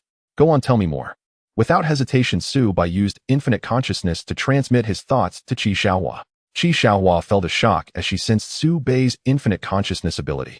This ability for direct thought communication could only be achieved by extraordinarily powerful individuals. Just as Qi Xiaohua was astonished by Subai's formidable mental prowess, she also heard the voice that Subai transmitted. Force rank dimensional creature corpses, 3A rank, 15A rank, 21 rank, and some lower tier. When Qi Xiaohua heard about the force rank dimensional creature corpses, her golden eyes suddenly narrowed. Not to mention where Subai had hunted these rank corpses. Subai's strength is merely that of an A-rank extraordinary being, right? How did he hunt down these dimensional creatures? Could he be lying to me? Watching Qi Xiaohua's expression change continually, Subai smiled faintly. Let's find a quiet place to discuss further. Upon hearing this, Qi Xiaohua eyed Subai with suspicion.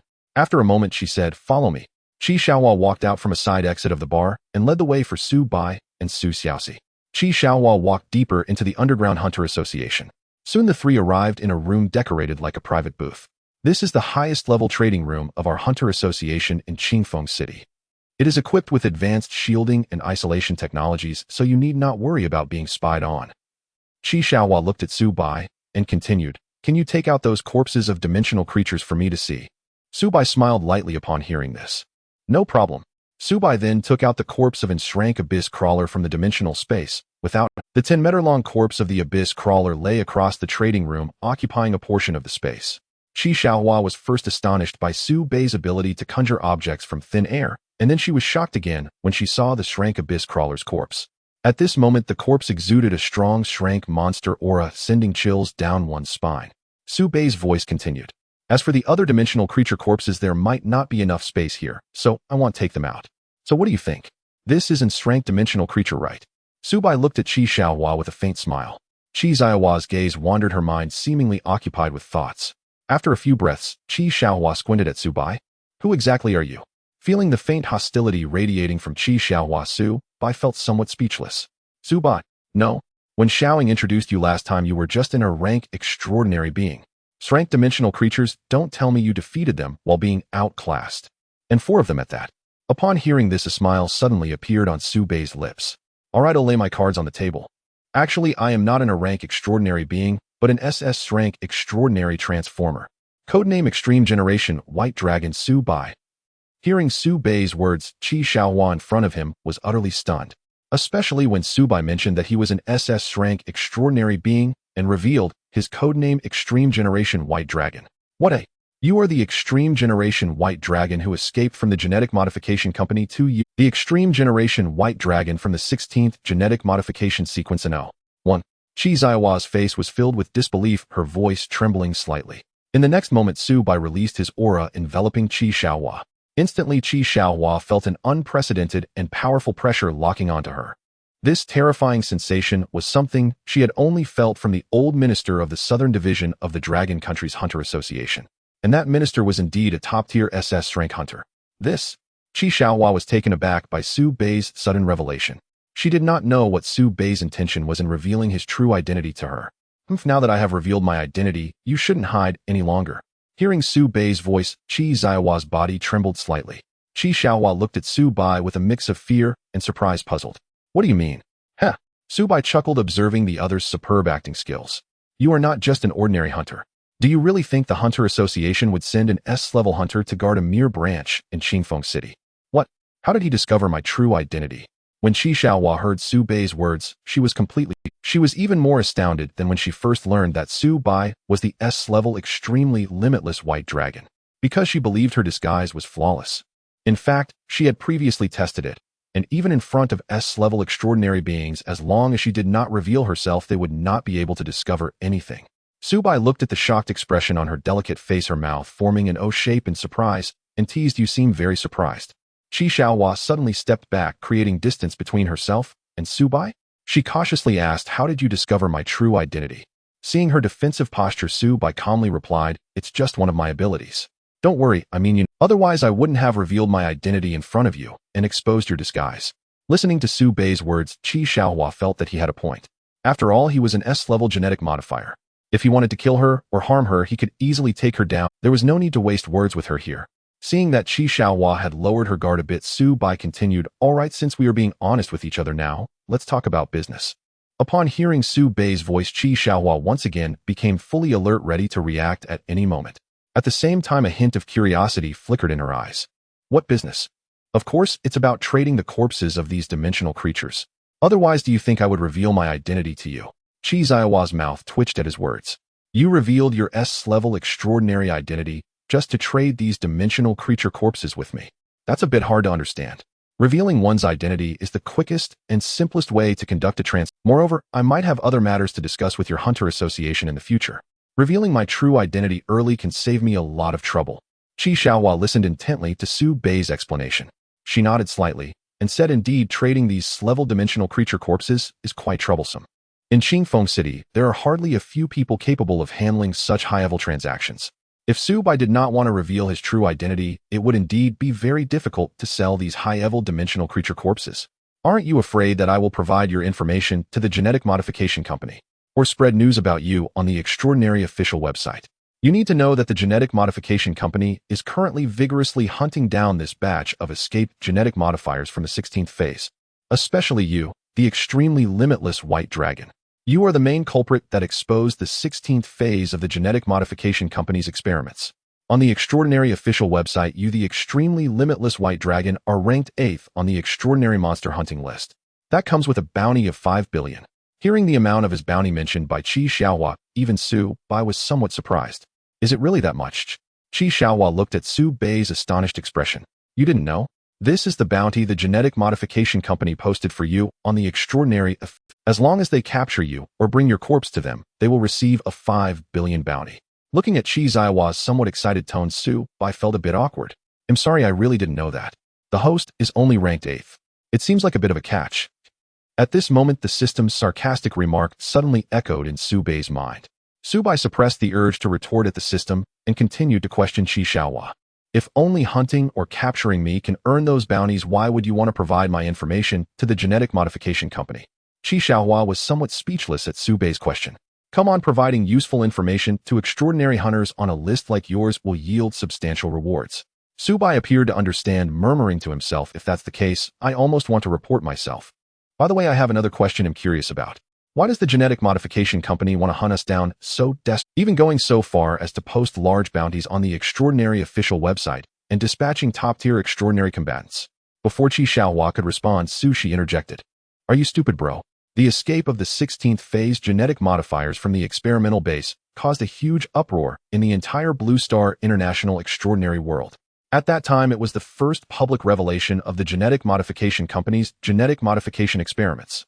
Originally, the genetic modification company was seen as a neutral, low-profile, world-class, extraordinary force.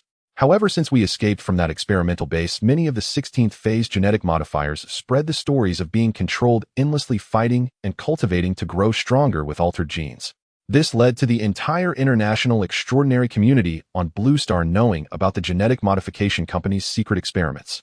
At that time, there was even a tendency for an international extraordinary coalition to attack the genetic modification company.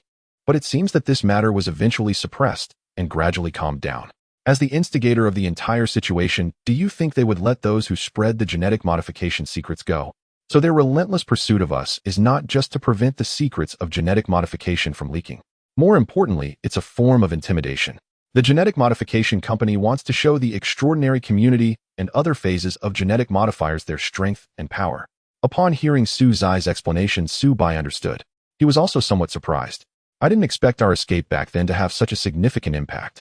Qi Xiaohua chimed in. Of course, many world-class extraordinary forces now know that the strongest genetic modifier from the 16th phase is the extremely limitless white dragon.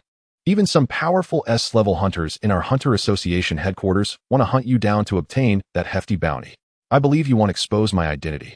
Su Bai suddenly spoke, addressing the person across from him, Qi Xiaohua. Qi Xiaohua narrowed her eyes slightly. How can you be so sure that I won't provide your current information to the genetic modification company for those bounties? Upon hearing Qi Xiaohua's doubts, Su Bai replied calmly. As an S-level top hunter, you must have your own motives for coming to a small place like Qingfeng City, right? He continued. If your identity were exposed, wouldn't other extraordinary forces target you and disrupt your plans? Furthermore, even if you spread my information or told the people from the genetic modification company, I wouldn't fear them.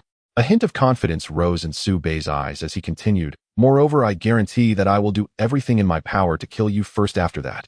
Listening to Su Bai's threatening words, Qi Xiaohua remained noncommittal. As long as Su Bai wasn't killed or captured on the spot, this information leaker would surely die. Qi Xiaohua seemed to ponder something in her heart. After a moment, she suddenly took a deep breath. All right, I promise not to disclose your information. Su Bai nodded slightly at this, as it was within his expectations. After all, neither of them had any conflicts, and Qi Xiaohua even had some affection for him due to his looks. Su Bai believed that Qi Xiaohua wouldn't betray her identity for trivial gains. It was better to maintain a good relationship with an SS-level extraordinary powerhouse than to offend one. Moreover, just now Su Bai had used infinite consciousness to probe into her thoughts. If Qi Xiaohua had entertained even a hint of other thoughts, Su Bai would have definitely ended her life right there. All right, since we've cleared things up, let's continue with the transaction of these dimensional creature corpses. Su Bai shifted the topic back to the original purpose. Qi Xiaohua felt somewhat speechless upon hearing this. She sensed that Su Bai treated the transaction of these dimensional creature corpses as more important than their personal matters. Logically, transactions at this level usually require hunters at the branch director level of the association to take charge. However, I have special privileges and can directly arrange the transaction for you. All right, how much do you think I can get for these dimensional creature corpses? Qi Xiaohua began to calculate the dimensional creature corpses that Su Bai had just mentioned. Originally, these monster corpses would require professional appraisers for evaluation, but I can directly give you the highest price for the transaction level. 4S level 3, air level 15, a level 21 level. They'll give you a total of 30 million. Upon hearing her quote, Su Bei's heart thumped slightly in an inexplicable way. He nodded calmly, okay. Then the two of them followed Qi Xiaohua to the storage warehouse of the Hunter Association in Qingfeng City. Su Bai placed all the dimensional creature corpses from the dimensional space on the floor of the warehouse. All right. Su Bai stared intently at Qi Xiaohua, causing her to roll her eyes at him. Qi Xiaohua couldn't help but feel a bit speechless. When she had been tempting Su Bai earlier, he hadn't shown this kind of gaze. Soon Su Bai and Qi Xiaohua both took out their phones. Qi Xiaohua directly transferred 30 million to Su Bei's bank card. Ding! Your bank card has received 30 million. Upon hearing the notification sound from his phone, a sense of wealth flooded Su Bei's heart. Awesome! He gazed at the string of numbers displayed on his bank card. Su Bai felt a wave of satisfaction in his heart. His younger sister Su, she leaned in closely beside him. She stood on her tiptoes to look at Su Bei's phone screen. Wow! Brother, we are rich now. We can buy those expensive clothes and bags. Hearing his younger sister's words of extravagance, Su Bei's face darkened. Cough, cough. Let's talk about this when we get back. Su Bai said to Qi Xiaohua beside him. Then it's settled. You help us conceal our identities, and I will help you keep your identity safe. Su Bai suddenly added with a slight smile. Moreover, we will likely cooperate frequently in the future. I understand. I won't disclose your identity. Also, even if there's nothing going on, you can come to see me often. At this point, the deal was settled, and Qi Xiaohua resumed her previous alluring demeanor before Su Bai, speaking sweetly to him. As she spoke, she threw a flirtatious glance at Su Bai. Hey, my brother won't come to see you unless there's something going on. Shi, unhappy with Qi Xiaohua's seductive tone towards Su Bai, interjected. She stepped directly between the two, placing herself protectively behind Su Bai and looking at Qi Xiaohua with a hostile expression. She looked like a vigilant little wildcat guarding its food. Seeing Su Zai's strong brother complex, Qi Xiaohua also reined herself in. After all, she knew that the Extreme Generation's White Dragon sister was a powerful S-level genetic modifier. The genetic modifier Death Cat ranked in O. For in the 16th batch of the Genetic Modification Company genetic sequence, an S-level genetic modifier. Qi Xiaohua narrowed her eyes, slightly looking at the charming blonde girl in front of her. All right then, I want to stir Brother Bai and his beloved sister. With a hint of a smile on her lips, Qi Xiaohua said to both Su Bai and Su Shi. Su Bai also planned to leave. He gave Qi Xiaohua a mysterious smile and said softly, See you next time. Watching the slowly departing figures of Su Bai and Su Shi, Qi Xiaohua's lips curled into a slight smile as she murmured softly, It seems like you have encountered a rival Xiaoying. Su Bai and Su Shi climbed the stairs and arrived at the upper level of the Rose Bar. As soon as they arrived, Su Bai and Su Shi heard some noisy commotion. Looking over, they saw the Blevel extraordinary person who had been half-kicked to death by Su Shi earlier. At this moment, the bar counter was already surrounded by onlookers. Su Bai paid no mind, continuing to lead Su Shi away. Su Bai hailed a taxi and directly arrived at a large car dealership in Qingfeng City. It was still early. Since he had 30 million in hand, he definitely needed to arrange for a luxury car worth $1 million to complete the daily system task of buying a car. Hey, are you going to buy a car, brother? Su Shi, spotting the large car dealership ahead, couldn't help but asked curiously. Su Bai said somewhat shamelessly, Now that your brother has so much money, I can't let my sister continue to ride in taxis. In fact, the main reason for Su Bai buying a car was certainly because of that system task. Meanwhile, Su Zai's face blossomed with a happy smile upon hearing this. She dove into Su Bei's arms, acting cute. Ing, brother is the best. Entering this store of the Little Pegasus brand, Su Bai confidently paid the full amount in cash, leaving the sales associate who attended them utterly astonished. After swiftly completing the car purchase procedure, Su Bai and Su Shi drove out of the store in their brand new stylish Little Pegasus. Ding! Task: I want to buy a car completed. Task: reward 1 system point. As Su Bai drove out of the store, the crisp notification sound of the system echoed in his mind.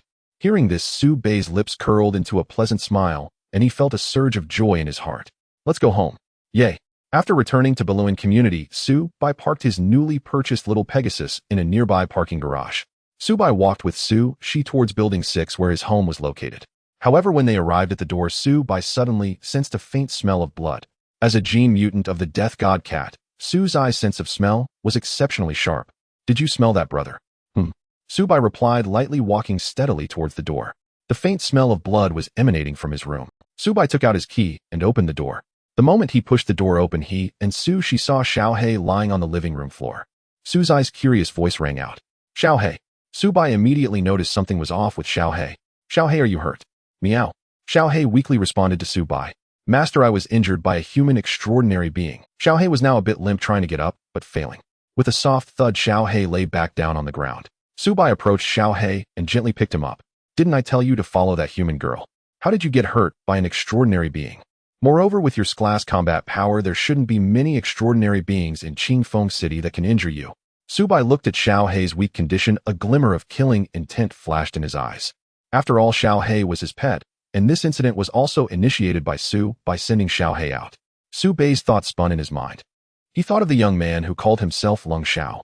Could it be that this guy has a powerful, extraordinary family or force backing him? While Subai was analyzing in his heart, Xiaohei called out from his arms. Meow. Master, at that time I followed that girl as you instructed. Xiaohei began to explain the situation to Subai. After Subai listened to Xiaohei's account, he felt displeased. It turned out that Xiaohei was not injured by the extraordinary forces behind Lung Xiao. According to Xiaohei's description, he had followed the girl to the family of Lung Xiao. Xiaohei discovered that the other party was an extraordinary family located in a high-end villa area of Qingfeng City. Xiaohei followed the girl into the villa area and discovered that the family was investigating the matter of Lung Xiao. Xiaohei recalled Su Bei's previous instructions. Once he discovered that Lung Xiao's family was trying to trouble him, he should take them out without leaving a single one alive. Then Xiaohei transformed back into his black prison cat form, ready to eliminate the extraordinary beings from Lung Xiao's family. Although the other party was an extraordinary family, Xiaohei observed that their strongest extraordinary being was only at the AR level. Xiaohei could easily wipe them all out. However, just as Xiaohei was about to make a move, an class extraordinary being suddenly appeared. The other party also noticed the lurking Xiaohei. The class extraordinary being and many from the Lung family launched a siege on Xiaohei. The strength of Xiaohei and the class extraordinary being was roughly equal. Although the other party had the support of the Lung family's extraordinary beings, they could not subdue Xiaohei for a while. In the end, fearing that the other side would call for reinforcements, Xiaohei proactively took on a major attack, injuring himself to escape at full speed. Naturally, Subai was displeased that Xiaohei was hurt. Subai narrowed his eyes dangerously, murmuring, "The Lung family, huh?" He let Xiaohei rest on the sofa to recover. He had only wanted Xiaohei to casually investigate Lung Xiao's background forces. He never expected that an class extraordinary being would appear. Subai then took out his phone from his pocket and opened the WeChat conversation with Ying. Subai, Xiaoing, I want to ask you something. A small cherry, what is it? Subai, do you know if there is a Lung family in our Qingfeng City? A small cherry. Indeed, there is a Lung family in Qingfeng City. A small cherry. Moreover, they are an extraordinary family, just like our Yi family. A small cherry. Why are you asking this all of a sudden? Did you encounter someone from the Lung family?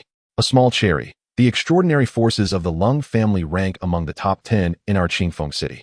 A small cherry. Subai, you'd better not conflict with them. A small cherry. The Lung family has class extraordinary beings. Subai, does the Lung family not have any class extraordinary beings? A small cherry. That's unlikely. Otherwise, the Lung family would have long become the dominant force, directly becoming the third largest extraordinary force in Qingfeng City. Subai, okay, I understand. Thanks. Subai ended the conversation with Ying. He also roughly understood the information regarding the Lung family. The strongest extraordinary being is only at the AR level, just as Xiaohei said. That class extraordinary being should not be from the Lung family. Subai suddenly grinned, his eyes glinting coldly as he muttered to himself. I don't care who you are. Subai called out to Xiaohei on the sofa. Xiaohei, how long will it take for your injuries to heal? Woo. About half a day's time. Great, once your injuries have mostly healed by tonight, we'll go take revenge for you. Anyone who dares to hurt my pet is doomed. Moreover, once Subai takes down that Lung Xiao, they shouldn't easily find out about this matter. Woo. Hearing Su Bei's strong attitude, Xiaohei felt a warmth in his heart. This is truly a great master. I, Xiaohei, indeed did not misjudge my master. Meow. Meanwhile, in another high-end villa area of Qingfeng City, this was the residence of the Lung family. The Lung family was not only a major player in the real estate industry in Qingfeng City, but also ranked among the top 10 extraordinary families. At this moment, the Lung family members, who should have been spirited now, each wore a difficult expression, as if they had eaten something unpleasant. Currently, all members of the Lung family had been summoned by the current head of the family to a villa square. At this time, nearly 100 members of the Lung family stood solemnly. In front of them lay several bodies covered with white cloth on the ground. Head, we cannot let that monster go. Yes, it actually killed so many of our family members. Damn monster, why did an class monster suddenly appear in Qingfeng City? Why did we allow such a dangerous monster into our villa area? This terrifying monster, should we inform the SOD people to hunt it down? The crowd was abuzz with discussions, their expressions filled with indignation. These members of the Lung family had been slain by Xiao He during the siege. At this moment, the head of the Lung family, Lung Wanli, wore a dark expression. Beside him stood a young man with a languid demeanor. If Xiao He were present, he would undoubtedly recognize the level extraordinary being who had wounded him. After Lung Wanli briefly dealt with the bodies of the Lung family members, he dismissed the members of the Lung family, allowing them to return and address the damage caused by the monster invasion. Following this, Lung Wanli led the languid young man back to his villa. Upon entering the room, Lung Wanli slightly bowed towards the young man beside him. Brother Guihu, I am truly grateful for your assistance this time. Otherwise our Lung family might not exist today. Brother Wanli, no need for pleasantries, we have always been in a cooperative relationship. Of course I would never stand by and watch that monster annihilate your Lung family. The youth known as Guihu replied. Though he exchanged pleasantries with Lung Wanli, his tone and demeanor showed he looked down upon him. After all, he was an S-level extraordinary being, while Lung Wanli was merely air level. Had he not appeared in time to repel Xiao He, the Lung family might have indeed been wiped out and removed from the ranks of the top extraordinary powers in Qingfeng City. Indeed, Brother Guihu is an S-level extraordinary being, immensely powerful. That black tiger monster, though also S-level, is no match for Brother Guihu. Hearing Lung Wanli's flattery, Guihu clearly enjoyed it, his expression becoming light and airy. It's a pity it ultimately managed to escape. Otherwise the corpse of an S-level monster would have been quite valuable. Guihu spoke with a hint of regret, as if he truly had the strength to take down Xiao He. With a cautious expression, Lung Wanli addressed Guihu. Our Lung family has suffered an invasion from an unknown S-level monster, and our family residence has sustained serious damage. Brother Guihu, our plans may need to be postponed. Guihu's expression darkened slightly upon hearing this, but he did not refute Lung Wanli's words. He had come to the Lung family representing the Ghost Alliance to discuss the upcoming plans with Lung Wanli. Unfortunately, the timing was not fortuitous. It was better to arrive fortuitously today. The Lung family just happened to face the invasion of the S-level Xiao He. Now with the Lung family severely weakened, their plans could not proceed. I hope your Lung family can quickly adjust your state, if our Ghost Alliance has limited time. You must understand, we Ghost Alliance could entirely abandon your Lung family and choose another cooperative partner from among the extraordinary powers in Qingfeng City. Guihu spoke in a somewhat condescending tone. This instilled a great sense of pressure in Lung Wanli. Yes, I understand what you mean, Brother Guihu. Our Lung family only wishes to rely on the Ghost Alliance and ask for nothing else, simply hoping that when the Ghost Alliance unifies the extraordinary world of Qingfeng City, we can be granted a way out. Seeing Lung Wanli so understanding, a satisfied smile appeared on Guihu's face. I feel assured knowing that the head of the Lung family thinks this way. However, the plan must commence within 3 days. Understood. After sending Guihu away, Lung Wanli's feigned smile instantly turned grim. He returned to his room. Come here. Shortly, a member of the Lung family rushed in. Lung Wanli asked in a chilling tone, Who exactly killed my son? At this moment, rage surged within Lung Wanli. He had refrained from inquiring about this matter earlier due to Guihu's presence. The family had suffered an invasion from its level monster, and his son had tragically died outside. Now that Guihu had left, the head of the Lung family erupted with authority. The member of the Lung family was so frightened that he fell to his knees, trembling as he spoke. Replying to the head of the family, at that time young Master Lung was shopping with his girlfriend at Heizelen Mall. Afterward, young Master Lung's girlfriend hurriedly called us to report that he had died unexpectedly outside. Upon hearing this, Lung Wanli's eyes darkened terrifyingly as he furiously questioned, Who exactly did it? Have you investigated it thoroughly? He couldn't contend with an S-level monster and had to be respectful in front of Guihu. Now with his son dead, Lung Wanli's fury coalesced entirely upon the murderer of his child. Replying to the head of the family, the surveillance did not capture the murderer. It appeared as if young Master Lung had been struck down out of nowhere. However, after our people observed closely, we suspect it may have been done by an extraordinary youth. It seemed they had some minor conflict at that time. However, we currently have no evidence, and we are also uncertain if it was truly that youth who killed him. Upon hearing this, Lung Wanli directly interrupted the member of the Lung family. Regardless of whether it was him, eliminate all questionable targets. Even if we kill the wrong person, we absolutely cannot let go of the murderer of my son. Lung Wanli's voice was chilling to the bone. The member of the Lung family trembled slightly in response. Yes. Go down, mobilize in a level family member this time. We must deal with the murderer of my son. After this member of the Lung family left, Lung Wanli picked up his phone. Dialing a number, Lung Wanli's tone shifted instantly. Hello, is this Minister Zhu? Isn't this the head of the Lung family? Is there something you need to discuss? The call Lung Wanli made was to Zhu Zhihao, the Deputy Minister of SOD in Qingfeng City. Minister Zhu, Long Wanli recounted the incident of the Slevel monster invading their Long family villa. Zhu Zhihao took it seriously upon hearing this. This could very well be a monster that escaped from the Slevel dimensional rift in Baloan community. Last time the dimensional rift suddenly closed. I didn't expect it to leave behind in Slevel dimensional creature. Rest assured, head of the Lung family, we at SOD will do our utmost to search for that Slevel dimensional creature. We will not allow such a danger to remain in Qingfeng City. I will send some personnel to record some information. I hope the head of the Lung family will cooperate. No problem. After Lung Wanli concluded the call with Zhu Zhihao, he headed to his room. Although his son had encountered an unfortunate incident, now was not the time for sorrow. Lung Wanli recalled the deadline Guihu had given him. Lung Wanli murmured to himself. 3 days left. After 3 days, he planned to instigate discord among the other extraordinary powers in Qingfeng City. As for how to provoke conflict, Lung Wanli's lips curled into a sinister smile. The Lung family was the largest real estate power in Qingfeng City. To incite discord with other extraordinary powers, all it took was some maneuvering in the realm of business. Night. The weather tonight is not very good, with heavy clouds looming in the sky. Subai looked at the nearly healed Xiao He on the sofa and said faintly, "How is your injury recovering, Xiao He?" "Meow, master can move freely now." Subai understood the meaning of Xiao He's meow and smiled slightly. "Very well, you still remember the way to the Lung family's residence, right?" "Meow," Xiao He called out excitedly. Then it leaped off the sofa, and Subai and Su-Shi followed Xiao He. The three of them moved swiftly. The Lung family villa area is located dozens of kilometers from Su Bei's Billowing community. However, they arrived here in just over 10 minutes. Su-Shi looked at the luxurious villa area ahead, "Didn't you say during the day that you shouldn't kill indiscriminately?" Subai felt a bit embarrassed upon hearing Su-Zai's doubt. He indeed slapped himself in the face. Not killing indiscriminately doesn't mean they can harm Xiao He. Moreover, that Lung Xiao who died during the day, the Lung family will eventually come to trouble us. Instead of being passive, it's better to take the initiative. As for those official SODs, I believe they won't offend me for just a mere Lung family. As Subai spoke, a hint of cold light emerged in his eyes. "Xiao He, leave the creatures inside to you," Subai said, looking at Xiao He. He and Su-Shi did not plan to take action. The strongest member of the Lung family was only an air-level extraordinary being. Su Bei's target was that S-level extraordinary being. "Meow. Master, wait for me a few minutes, I'll be right back." Then Xiao He leaped into the Lung family's villa area, running towards the depths of the villa. Soon various screams and sounds of battle erupted within the Lung family's villa area. A few minutes later, Xiao He, with spots of red on its fur, ran out of the villa. Seeing this, Subai said lightly, "Did you take care of it?" "Meow. Master, I have basically dealt with those extraordinary beings that attacked me during the day." Subai nodded slightly. He only let Xiao He kill the extraordinary beings of the Lung family, while he didn't care about those ordinary people.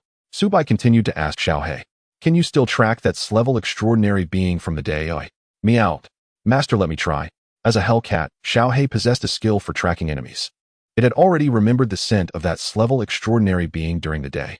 Now Xiao He sniffed with its small nose and began to track the opponent's location. Subai and Su-Shi followed in Xiao He's footsteps. Shortly after they left, the entire Lung family villa area became lively. At this moment, the ground of the Lung family's villa area was already stained red with blood. There were corpses of high-ranking members of the Lung family everywhere, most of them bearing wounds as if they had been bitten.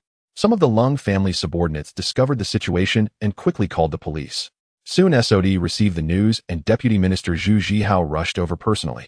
Zhu Zhihao looked at the bloody scene in front of him, frowning tightly. "Damn, is it that S-level dimensional creature?" Quickly, Xiao I go and check all the surveillance footage around. Yes. If Subai were present, he would definitely recognize that these two were the orderers Mu Xiao AI and Xiao Chao he had encountered before. The special department personnel led by Zhu Zhihao quickly sealed off the Lung family villa area and entered a state of alert. Meanwhile, on the other side, Xiao He, who had wiped out the Lung family, was still leading Subai and the others. "Meow. Master is just ahead." Xiao He's voice was filled with excitement, because it was about to take revenge for the injuries received during the day. Subai and Su-Shi behind them showed in different expressions. The S-level extraordinary being was nothing. Xiao He passed through a small alley and arrived at a dimly lit corner of a small road. At this moment, a lazy young man was leaning against a utility pole smoking. Guihu sensed Xiao He's arrival in an instant. He got up from the utility pole, looking at Xiao He at the corner, his expression somewhat confused. You are that S-level monster from the day." After a brief hesitation, Guihu's expression became somewhat excited. He didn't expect Xiao He to dare to come looking for him. Although you've turned into a black cat, I can sense your during the day you fled in embarrassment. What? Now you want revenge?" Guihu showed no fear towards Xiao He's arrival. Instead, he appeared somewhat arrogant. He believed that this level Xiao He was not his opponent. Just as Guei, who was walking towards Xiao He, suddenly two figures appeared behind Xiao He. Subai and Sushi stepped out from around the corner standing behind Xiao He. Guei, who was stunned upon seeing the arrival of the two. You? Guei, who released his psychic perception, trying to probe the situation of Subai and the two. Due to the vast power gap between them, Guei, who could not sense any energy fluctuations from Subai and the others at all. What the hell, so it's just two ordinary people. Guei, who didn't detect any energy fluctuations from Subai and the others, feeling instantly disdainful. Hey, that guy can leave, but the girl can stay, haha. Upon hearing Guei Hu's silver-tongued words, Subai's expression darkened instantly. Sushi is his taboo. You're asking for death. Subai shouted coldly. Guei, who was just about to teach this ignorant youth a lesson, when he was suddenly drenched in cold sweat. Because Subai had somehow already arrived in front of him. What's worse, Subai easily grabbed his neck with one hand and lifted him up. Big brother. Let's talk. Guei Hu's voice was intermittent, and his eyes revealed he hadn't seen how Subai made his move just now. Undoubtedly, Subai was a very powerful I originally planned to ask you some questions, but you damn it. With the last words, Subai exerted slight force with his palm. Guei Hu's neck was directly broken by Subai. His head tilted. This level core member of the Ghost Alliance, Guei, who dead. Subai threw Guei Hu's body to the ground beside him. At this moment, Xiao He approached and called out to Subai, "Meow. Can I eat his corpse, master?" Subai sensed Xiao He's meaning and was somewhat surprised. You want to eat the corpse of an extraordinary being? Meow. Master, if I consume the blood and flesh of these extraordinary beings, I can rapidly increase my strength. After hearing Xiao He's explanation, Subai thought for a moment and then agreed to Xiao He's request. After all, these extraordinary beings monsters are not on the Hunter Association's hunting list, and their corpses have no other value.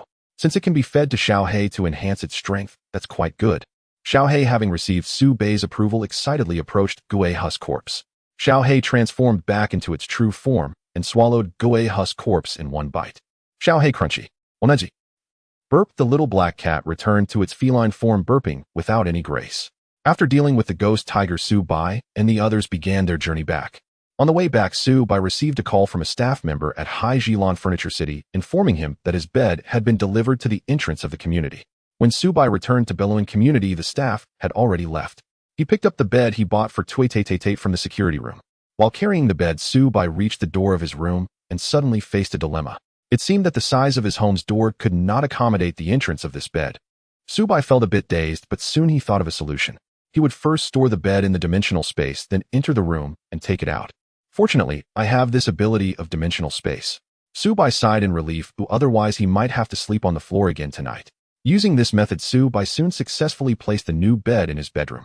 Since his room only had one bedroom, he and Sushi could only sleep in the same room. Sushi, however, expressed her happiness about this. Subai helplessly remarked, I need to find a bigger place to live when I have time later. Now that he had nearly 30 million in savings, he could be considered part of the bourgeoisie, even in Qingfeng City. Sushi beside him seemed a bit displeased upon hearing this. When the time comes for a larger room with extra bedrooms, Subai would definitely not be sharing a room with her. TCH, what's so great about a big house? It's more comfortable to live in brother's small house. Subai did not respond to Sushi's comment, only thinking she said that to avoid making him awkward. All right, I'll help you tidy up the bed, Subai said as he lifted the luxurious bed worth Tui with one hand. It must be said that this wooden bed was indeed high-end. The area of the bed alone was equivalent to two of Subai's original beds. He placed the newly bought bed against the wall by the window in his bedroom. His original bed was placed against the wall on the opposite side of the room, leaving some space in between for movement. After about 10 minutes, Subai finally finished laying out the sheets, quilt, and pillows on Suzai's bed. Subai felt like a caring older brother. Phew. Exhausted, he lay down on his own bed, feeling up. Seeing this, Sushi approached Subai with a sly smile. Looking at Subai sprawled on the bed, a mysterious smile appeared on her face. Brother has worked hard, Sushi said as she directly sat down on Subai's back. Subai felt the softness and movement on his back, momentarily speechless. Hey Xiaoxi, what are you doing? A girl's voice came from above. Of course I'm going to reward my brother. Subai felt a sudden pressure on his back. At this moment, Sushi was stepping on Subai's back. How is it, brother? As she playfully stepped back and forth, she teased him with a giggle. Isn't it comfortable being massaged by your little sister's small feet? Subai did not answer, burying his head in the bed, wearing an expression of enjoyment. Since Sushi was very light, it felt as if she were a puff of cotton on Subai's back. Moreover, her small feet were soft and felt quite pleasant. Xiaoxi, keep going. After more than an hour, she finally stepped down, feeling her little feet were exhausted from the long session. Subai, however, felt refreshed, his whole body invigorated. He stood up and walked towards the bathroom. I'm going to take a shower now. Oh, that night Subai did not sleep on the floor anymore. Lying on his own bed, he felt that he could finally enjoy a good night's sleep. Good night, Xiaoxi. Good night. Sushi leaned against her big bed, casually distracted, while watching. The next morning, Subai woke up habitually stretching his arms and yawning. However, he bumped into something indescribable. Subai. After a brief moment of stunned silence, he immediately jumped up from the bed. Sushi, curled up in a ball, looked at Subai in confusion. What's wrong, brother? Subai's mouth twitched at her question. What do you mean, what's wrong? Xiaoxi, why are you in my... Subai was speechless. Hadn't he bought Sushi a new bed already? Brother, I don't feel safe sleeping alone. Sushi casually replied a couple of words, and then turned over to continue sleeping. Watching this scene, Subai felt utterly helpless. He got dressed and picked up his backpack, preparing to head out to school. The little black cat lying on the sofa also woke up. In truth, this powerful scrade-dimensional creature could go without sleep. It only slept because it was too bored at night. Meow, good morning, Master MM. I'm off, remember to take care of the house. Subai left the building and walked along the community road. Passing a familiar pancake stall, he ordered a luxurious set for 10 yuan. While eating breakfast, Subai headed towards Beloan High School. Walking through the school, he was approached by various cheerful junior girls. Subai politely declined all of them with a smile. Hi, Subai. Suddenly, he heard a girl calling from behind. He turned around in surprise. Zhang Xiaoman was running towards Subai, her body swaying slightly. Watching her approach, Subai couldn't help but feel a sense of admiration. Phew, I'm so tired. The girl reached Subai and bent over, resting her hands on her knees. Zhang Xiaoman's face was slightly flushed as she panted. Subai's gaze drifted from her swaying figure, and for the first time he noticed how well endowed she was. Subai said to the girl nonchalantly, Xiaoman, you need to exercise more.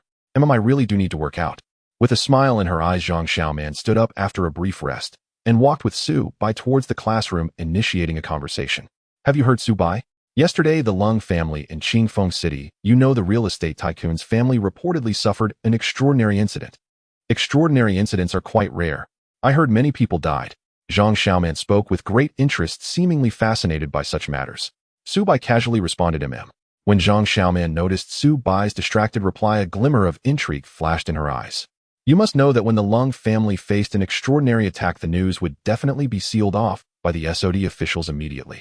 Therefore, ordinary people would not know about such information. The two quickly arrived at the classroom where their class was located. Upon entering, Subai and Zhang Xiaoman took their seats. Ying had already arrived, sitting at her desk and greeting the two. Good morning. Good morning, Xiao. As the dull class began, Subai habitually took out his phone, covering it with a book, and browsed the extraordinary official website. When he entered the discussion board for Qingfeng City, it was in chaos. Shocking. The top 10 extraordinary forces in Qingfeng City, the Lung family, have been wiped out overnight. Terrifying. An S-class extraordinary monster has seemingly appeared in Qingfeng City. Everyone be careful. The official statement from Qingfeng City SOD. Subai looked at the highlighted extraordinary posts above, feeling somewhat disinterested. Most of these posts were related to the Lung family's massacre by the S-class monster. And the one responsible for the destruction of the Lung family was naturally Xiao He. Subai continued to browse, looking at some recent extraordinary events in Qingfeng City. Suddenly, he saw a post that piqued his interest. Suspected sighting of the core member of the Ghost Alliance, Ghost Tiger, in Qingfeng 4th Road. The post also included a photo of the S-class extraordinary being that Subai had killed last night. So that guy is a core member of the Ghost Alliance. Subai clicked into the post, curious about what kind of force the Ghost Alliance was. Entering the post, the content was quite simple, just a candid shot of Ghost Tiger's profile and a brief description. Damn. This person seems to be Ghost Tiger from the strongest extraordinary force in the neighboring Dongmu City. From the angle, it appeared that Ghost Tiger was walking towards the photographer. Below the post were numerous inquiries from users asking about the current status of the poster, wondering if they were still alive. However, the poster had not replied to any messages since. Subai estimated that they might have been discovered by Ghost Tiger when they took the candid shot. The outcome was predictable. This was a society ruled by water, but it was also an era of the extraordinary. Though most extraordinary beings were neutral and benevolent, there were still some who did not adhere to the rules. Conflicts between extraordinary beings were very normal. Of course, those extraordinary beings who broke the rules would face sanctions from the SOD extraordinary forces. Subai exited the post and began searching for information about the Ghost Alliance. Seeing the recharge notification pop up on the page, Subai's expression darkened. He almost forgot about the exploitative setting of the extraordinary website.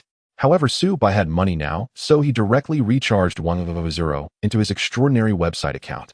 Subai began to search. Soon a bunch of posts regarding the Ghost Alliance appeared.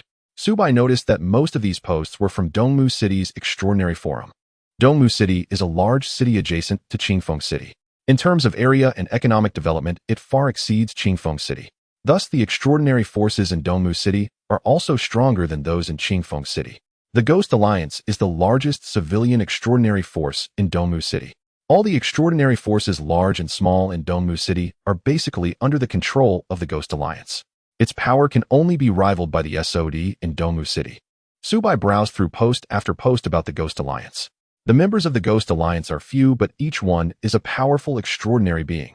Moreover, its core members are a special kind of extraordinary existence, ghost people. Subai searched for information about ghost people on the Extraordinary website. They belong to a class of extraordinary monsters and often harbor a powerful ghost within them.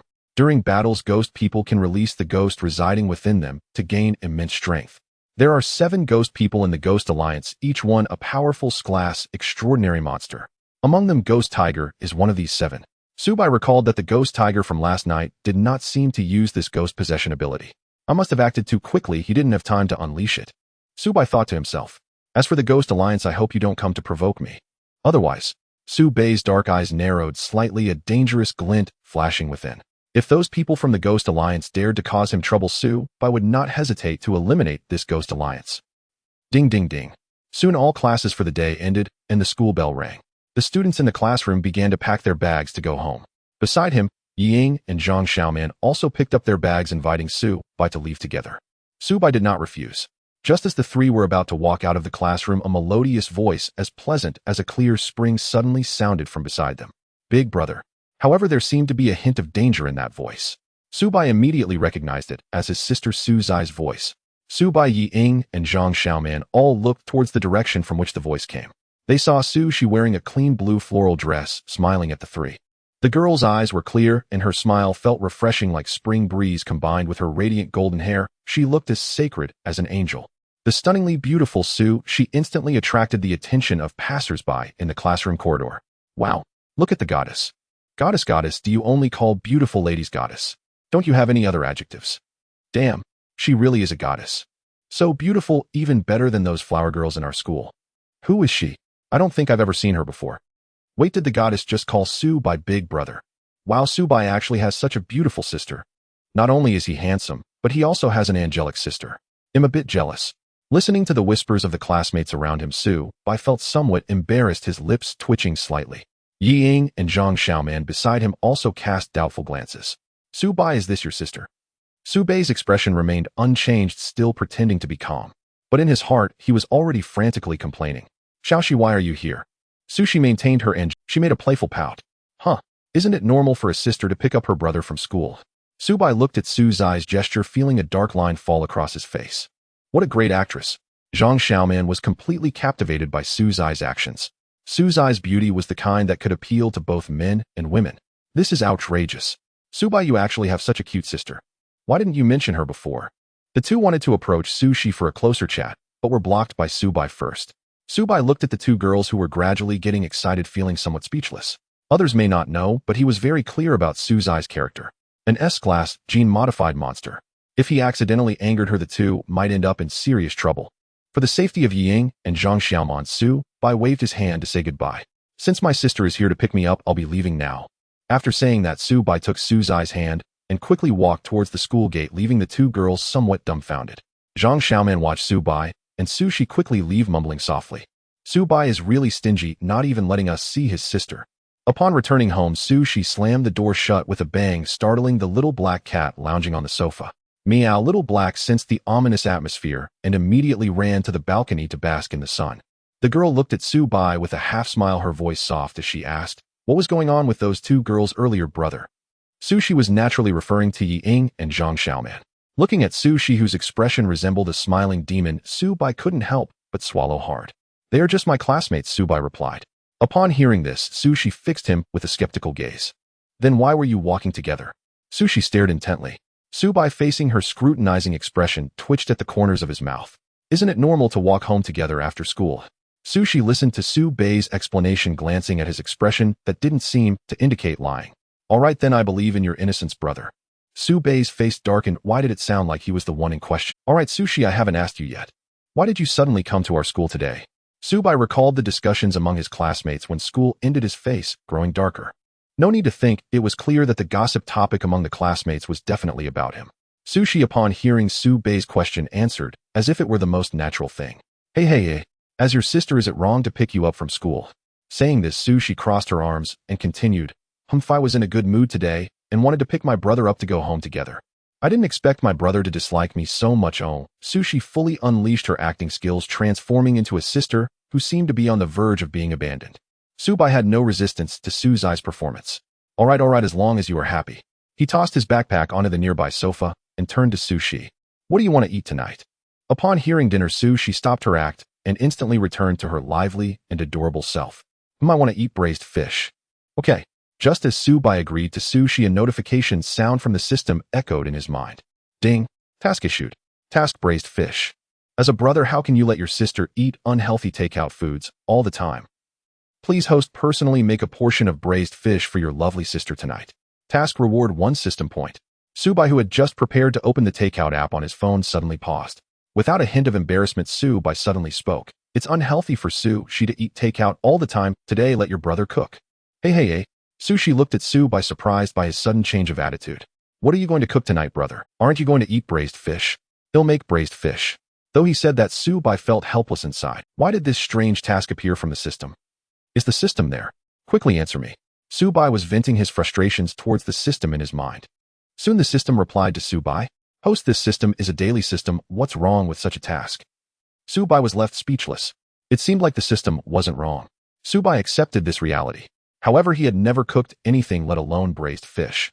Alright, Sushi, I need to go out to buy ingredients now. You stay at home properly. After saying that, Su-bei turned and walked towards the door. Behind him was the voice of the girl encouraging him. Looking forward to my brother's cooking. Su-bei left the community, arriving at the parking garage, and started his little flying horse. After a few minutes, Su-bei arrived at a well-regulated vegetable market nearby. He parked his little flying horse in a roadside space and walked towards a fish stall. After some negotiations, Su-bei bought 2 carp. Since there were no seasonings at home, he also bought cooking condiments at a nearby supermarket. Having purchased the necessary ingredients and seasonings, Su-bei rode his beloved little flying horse back home. Upon returning, the little black cat approached him. After all, little black, being a cat, had a peculiar fondness for fish. Su-bei, feeling a bit helpless, shooed little black away and headed to the kitchen. Looking at the pots and utensils above, the corners of Su-bei's mouth twitched. He seemed to have never cooked before. The sound of Su-zai's delicate voice came from the living room. Brother, do you need help? Su-bei was about to respond to Su-shi when the system's voice echoed in his mind. Host, this task must be completed alone. Su-bei resisted the urge to beat up the system and rejected Su-zai's help. Su-bei took out his phone and searched online for how to make braised fish. After several minutes, Su-bei ended up with only 1 braised carp out of the 2. It seemed a bit burnt. Su-bei calmly placed the braised fish on the dining table in the living room. When Sushi saw the braised fish, he made her eyes filled with disdain as she looked at Su-bei. Are you sure this is braised fish? Why does it look more like braised black fish? Su-zai's voice was filled with merciless mockery, leaving Su-bei with a black line on his forehead. However, for the sake of the system's task, Su-bei forced a smile as he approached Sushi. Alright, Sushi, why not try it first? Upon hearing this, Su-zai's lips curled into a sly smile as she looked at Su-bei mischievously. Brother, feed me. Su-bei's head suddenly throbbed with irritation. But for the sake of the task, Su-bei squeezed out a gritting tone. Alright, Sushi seemed completely oblivious to the irritation in Su-bei's voice. She opened her delicate little mouth as if she were a cute kitten waiting to be fed. Su-bei picked up a small piece of the burnt fish and placed it in Su-zai's mouth. However, as the braised fish made by Su-bei entered Su-zai's mouth, the smile on her face froze. Brother, are you sure you are cooking and not poisoning me? After a series of struggles, Su-bei finally completed the system's task. Ding. Task: braised fish completed.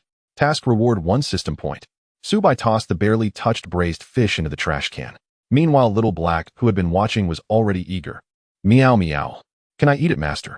Hearing the calls of little black at his feet, Su-bei casually replied, do whatever you want, but I suggest you not eat it. Little black, disregarding the second half of Su-bei's sentence after hearing his approval, had been craving the carp ever since Su-bei brought it home. Now seeing the somewhat burnt braised fish, little black's mouth watered. Meow. Little black dove straight into the trash can. And then little black's soul floated out of the trash can. In the morning, Su-bei unexpectedly stumbled upon a situation he shouldn't have. With a hint of helplessness, he carried Sushi back to her large bed. In a daze, Sushi murmured softly. Subai placed her back onto her bed while he dressed and washed up. As soon as Subai entered the living room, he heard the weak meows of Little Black. Last night, Little Black had suffered greatly from the braised fish Subai had made. Little Black gazed at Subai with a resentful expression in the morning. Subai smirked. He had warned Little Black back then. After preparing himself, Subai went to school as usual. Upon arriving in class, the surrounding students were inevitably discussing Subai's angelic sister. Subai ignored the chatter and sat down in his seat. Beside him, Ying and Zhang Xiaoman couldn't help but feel curious. Ying skeptically asked Subai, Hey, is that really your sister from yesterday? Zhang Xiaoman chimed in from behind, Why do you two have different hair colors? But both of you are quite good looking. Subai listened to their discussion in silence, not wanting to engage. Soon the class bell rang, and at last peace returned to his side. Habitually, Subai took out his phone and checked the extraordinary official website. Recently, aside from the topic of the Lung family being wiped out, there hadn't been any fresh events. After the Lung family was destroyed, SOD mysteriously ceased investigating the matter. Subai browsed for a while, feeling a bit bored, and then directly fell asleep. Meanwhile, in a suburban area of Qingfeng City. This location is the headquarters of SOD in Qingfeng City. SOD claims to be a special operations department of the Dragon Kingdom, but in reality, it maintains community safety. At this moment, inside the SOD headquarters building, an elderly man with graying hair sat in the top floor office. The office sign read SOD Minister's Office. The old man was none other than Zhang Tianlong, the deputy minister of SOD in Qingfeng City. Last night, Zhang Tianlong had just come out of the hospital when he received a report from his subordinates stating that all the extraordinary beings of the Lung family had been killed. This immediately drew Zhang Tianlong's attention. It is known that the extraordinary power of the Lung family ranked among the top 10 in Qingfeng City. Their family head Lung Wanli is even an air-class extraordinary powerhouse. Thus, at the very moment he received the news, Zhang Tianlong contacted his deputy, Zhu Zhihao, who was handling the matter. According to the surveillance investigation, they discovered that the one who annihilated the Lung family's extraordinary beings was an S-class dimensional creature. However, the two experienced men quickly sensed something was amiss. Therefore, Zhang Tianlong activated an extraordinary technology called the Time Rewind Sphere from SOD. The Time Rewind Sphere is a magical technological item capable of rewinding time. It is a high-end product developed by SOD by combining the extraordinary with modern technology. Its function is quite practical, as it can directly rewind to show events that occurred within 12 hours at a specific location. Upon obtaining the Time Rewind Sphere, Zhang Tianlong immediately performed a time rewind on the Lung family's villa area. When he saw the handsome young man with black hair and the crystal ball, his pupils contracted sharply. Following that, Zhang Tianlong instructed Zhu Zhihao to end the investigation into the Lung family incident and to stop the pursuit of that S-class dimensional creature. He also entrusted the entire matter to himself to handle. Zhang Tianlong sat in his office chair, frowning in thought. Why would that powerful young man appear there? In the footage, Subai did not directly make a move, but that S-class dimensional creature followed him like a pet. This was what shocked Zhang Tianlong the most. What exactly is that young man? How could he tame an S-class dimensional creature? Why would he send that S-class dimensional creature to attack the Lung family's villa area? Zhang Tianlong was filled with doubts. He had already sensed that Subai was not simple. Should I notify the higher-ups? Zhang Tianlong pondered for a moment before rejecting the idea. No. Perhaps I can talk to that young man. He probably doesn't know my identity yet. Zhang Tianlong called out towards the door. Xiao Huang. Huang Tian, who was outside, quickly walked in. Huang Tian was not only Zhang Tianlong's assistant and secretary, but also the captain of the second team of order keepers in Qingfeng City. What is it, Minister Zhang? Zhang Tianlong handed the image of Subai to Huang Tian. Find out who this young man in the picture is. Understood. At Biluan High School, it was already the time for students to leave in the afternoon, and Subai was strolling on his way home. On the roadside, a niche car slowly stopped beside Subai. Subai paused his steps, looking at the car with some confusion. The car door opened, and a formally dressed young man stepped out. It was Huang Tian. Huang Tian approached Subai and politely introduced himself. Hello, Mr. Su. I am Huang Tian, the captain of the second team of order keepers in Qingfeng City SOD. I am also a level 5 order keeper of Qingfeng City SOD. Subai, upon hearing Huang Tian's introduction, was a bit surprised. Sod of Qingfeng City. Upon being approached by SOD, Subai immediately thought of the Lung family's incident. They found me so quickly. Huang Tian did not beat around the bush and directly stated his purpose. Our Minister Zhang wishes to invite you to discuss some matters with us at SOD. Huang Tian's tone was very respectful, as this was specifically requested by Zhang Tianlong. Subai looked at Huang Tian, who was in SOD uniform and wore a sincere expression. How did you find me? Upon Su Bei's sudden inquiry, Huang Tian looked bewildered. Huang Tian felt awkward. He really didn't understand what Su Bai was asking. Su Bai realized that Huang Tian probably knew nothing at all. Forget it'll go with you then. Su Bai began to contemplate. He naturally did not fear SOD of Qingfeng City, but felt that their initiative to find him was an opportunity.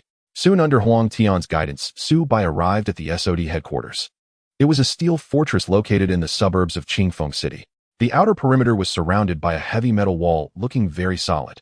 Each entrance and exit was guarded by fully armed soldiers resembling a military district. Su Bai followed Huang Tian as they made their way toward the SOD office building. With Huang Tian, a level 5 order keeper, leading the way, Su Bai faced no obstacles and arrived at the top floor of the office building. Su Bai looked at the sign for the SOD minister's office. Huang Tian spoke to Su Bai beside him. Mr. Su, please go in. Minister Zhang has been waiting for you. Without further ado, Su Bai headed straight for the minister's office. Upon pushing the office door open, he was taken aback at the sight of the person inside. It's you. Su Bai looked at the old man sitting in the office chair, the very one he had previously given a good thrashing. Zhang Tianlong smiled and spoke to Su Bai with a calm demeanor. We meet again. Su Bai, unfazed, directly found a sofa and sat down, expressing his surprise. So you are the head of the SOD in Qingfeng City. What do you think? Surprised? While it was unexpected, it also makes sense. Oh. Zhang Tianlong's curiosity was piqued by Su Bei's words. Su Bai continued to analyze. At that time, your combat level was roughly at the peak of S rank, and how many people in Qingfeng City could reach such a level? So it is quite reasonable for you to be the deputy head of the SOD in Qingfeng City.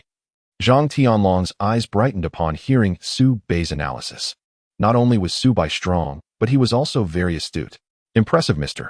Su, truly a young hero. Su Bai did not pay much attention to Zhang Tianlong's flattery. Su Bai directly broached the main topic. You must have brought me here regarding the Lung family, right? Zhang Tianlong's expression became serious as he replied. Mr. Su guessed correctly. The Lung family is a prominent family in Qingfeng City. Since you eradicated them, our SOD cannot remain indifferent. Su Bai observed Zhang Tianlong's gaze, and after a moment of silence, he suddenly spoke. The Lung family might have connections with the Ghost Alliance. Originally, Su Bai did not intend to elaborate further.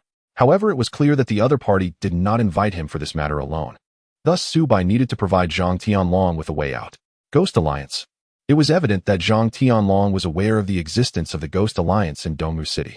Upon hearing Su Bei's reply, Zhang Tianlong appeared somewhat astonished. Indeed, at that time, I not only wiped out the Lung family, but also killed an S-rank member of the Ghost Alliance. I believe his name was something like Ghost Tiger. Listening to Su Bei's calm voice, Zhang Tianlong fell into deep thought. The Ghost Alliance has been making some small moves lately, seemingly attempting to infiltrate our Qingfeng City. If what Mr. Su says is true, then they may have secretly colluded with the Lung family. Zhang Tianlong's tone was somewhat uncomfortable. The Ghost Alliance was the most powerful, extraordinary organization in Dongmu City. If they were allowed to swallow the extraordinary forces of Qingfeng City, it was very likely they would surpass the SOD's power and break free from their control. As the deputy head of the SOD in Qingfeng City, Zhang Tianlong would never allow such a thing to happen. Thank you for the reminder, Mr. Su. If the Ghost Alliance has indeed begun to infiltrate our Qingfeng City, then our SOD in Qingfeng City will definitely not stand idly by. The essence of the SOD is to maintain social peace, eradicate extraordinary monsters, and mediate conflicts among extraordinary beings. Moreover, the infiltration by the Ghost Alliance has already violated the regulations of the SOD.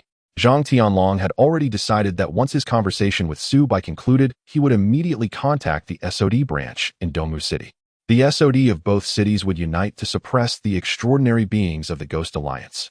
It seems that this Ghost Alliance has not faced pressure from our SOD in a long time. Now they even want to extend their influence into our Qingfeng City. Zhang Tianlong pondered for a moment before continuing to look at Su Bai. Since the Lung family might have colluded with the Ghost Alliance in secret, let's put that matter aside for now. Mr. Su, I am actually more curious about your true identity. Mr. Su's strength is so formidable, and he even possesses an S-rank dimensional creature as a pet. We have no such extraordinary existence in Qingfeng City. Su Bai listened to Zhang Tianlong's analysis and questions, maintaining his calm demeanor. Do you really want to know my identity? Hearing Su Bei's question, Zhang Tianlong sitting across from him felt a surge of excitement. I hope Mr. Su can tell me so I can have a clearer understanding. Su Bai looked at Zhang Tianlong, who was filled with anticipation, and suddenly chuckled. I fear that saying it might scare you. Zhang Tianlong found Su Bei's words amusing. Rest assured, I am at least a level 7 orderer of the Dragon Nation. I have seen my fair share of storms. Su Bai replied casually. Have you heard of the extreme white dragon? What? Upon hearing the title from Su Bai, Zhang Tianlong sitting in the office chair was instantly shocked and jumped up. Zhang Tianlong's face was filled with astonishment. No way. Could Su Bai actually be the extreme white dragon who wreaked havoc at the gene modification company? Seeing that Zhang Tianlong still seemed unsure, Su Bai continued calmly. Indeed, I am the extreme white dragon Su Bai. A thunderbolt struck beside Zhang Tianlong. After a moment of silence, Zhang Tianlong snapped back to reality from his shock. Mr. Su is the extreme white dragon. Is this some kind of joke? Looking at the shocked expression on Zhang Tianlong's face, which contorted into a comical frown. See, I told you it might scare you. Su Bai waved his hand somewhat helplessly. Zhang Tianlong, upon hearing Su Bai's teasing, did not feel anger. At this moment, he was already overwhelmed with shock. The extreme white dragon was the #1 SSS level gene modifier from the 16th batch of gene modifiers who escaped from the gene modification company 2 years ago. He was the strongest gene modifier of the 16th batch. Moreover, he was publicly targeted for capture by the gene modification company, ranked 8th on the hunt list with a bounty of 5 billion.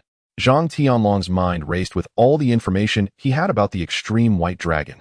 2 years ago, due to Su Bai's actions, almost all high-level extraordinary beings globally had heard of the title the Extreme White Dragon, including the SOD of their Dragon Nation, which held a high-level meeting in the imperial capital attended only by orderers above level 7.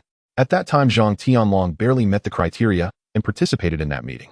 Whether it was the Extreme White Dragon or the other gene modifiers who escaped from the 16th batch, they were all key targets for the SOD of the Dragon Nation. Once discovered, immediate reporting to the headquarters was required. Zhang Tianlong was already contemplating how to survive and leave Su Bai's presence, then report this information to the headquarters. Su Bai on the sofa also used infinite consciousness to probe Zhang Tianlong's thoughts. A terrifying pressure emanated from Su Bai, enveloping Zhang Tianlong like a tidal wave. Bang! Under this overwhelming pressure, Zhang Tianlong's body was forced back into the chair. Su Bai's calm voice resonated. I know exactly what you were thinking. Do not even think about passing this information out of here, because it is utterly impossible in my presence. Listening to Su Bai's threat and observing his relaxed demeanor, Zhang Tianlong's heart was filled with uncertainty. Su Bai looked at Zhang Tianlong's perplexed face and continued, rest assured, I will not kill you. We gene modifiers are not some evil extraordinary beings. And why did you react so strongly when you heard that I am the supreme white dragon? This is also a question that puzzles Su Bai. On the opposite side, Zhang Tianlong, who was enveloped by Su Bai's overwhelming pressure, showed a hint of surprise on his face. Because the gene modifiers who escaped from your gene modification company phase 16 are all on our SOD blacklist. Su Bai was confused by Zhang Tianlong's answer. Why? I'm not sure about the specifics. This is an order from headquarters. Su Bai narrowed his eyes, slightly contemplating for a few seconds, and suddenly spoke to Zhang Tianlong. How about we make a deal? A deal? Zhang Tianlong was somewhat astonished upon hearing Su Bai's words. What kind of deal do you want to make with me? Su Bai smiled confidently. I know what you're thinking, but have you considered what you will gain by reporting my information to a higher authority in SOD? You're just providing information. What reward can you get? Besides, you would face revenge from me and my companion. Zhang Tianlong, seated across, had a changing expression upon hearing Su Bai's words. Do you think I would indiscriminately kill innocents in Qingfeng City? I can assure you that I won't do that. I will abide by the rules of your SOD in Qingfeng City. What about the incident with the Lung family? Zhang Tianlong's questioning came, and Su Bai's expression stiffened. That was just an accident. Su Bai knew he was in the wrong. He killed the Lung family purely out of frustration. Not all of us gene modifiers are bloodthirsty. When we come to human society, we naturally abide by your SOD's rules. Do you know about the level dimensional rift in our Beloan community? Su Bai looked at Zhang Tianlong and suddenly mentioned the dimensional rift matter. Zhang Tianlong was somewhat surprised. What happened? Zhang Tianlong seemed to think of something and suddenly continued in astonishment. Did you close that level dimensional rift? Zhang Tianlong associated Su Bai's identity living in Beloan community, which made it very likely. They were also puzzled as to why an level dimensional rift would suddenly close by itself. Su Bai raised the corners of his mouth and replied calmly. That's right. Not only that, but I also killed an SS level dimensional creature in that dimensional rift. What? Upon hearing Su Bai's response, Zhang Tianlong was shocked again. He originally wanted to stand up to express his astonishment. However, his body was locked by Su Bai's pressure, and Zhang Tianlong only trembled slightly. Impossible. We used extraordinary technology to detect energy fluctuations, and the danger assessment shouldn't be wrong. But there are always exceptions, right?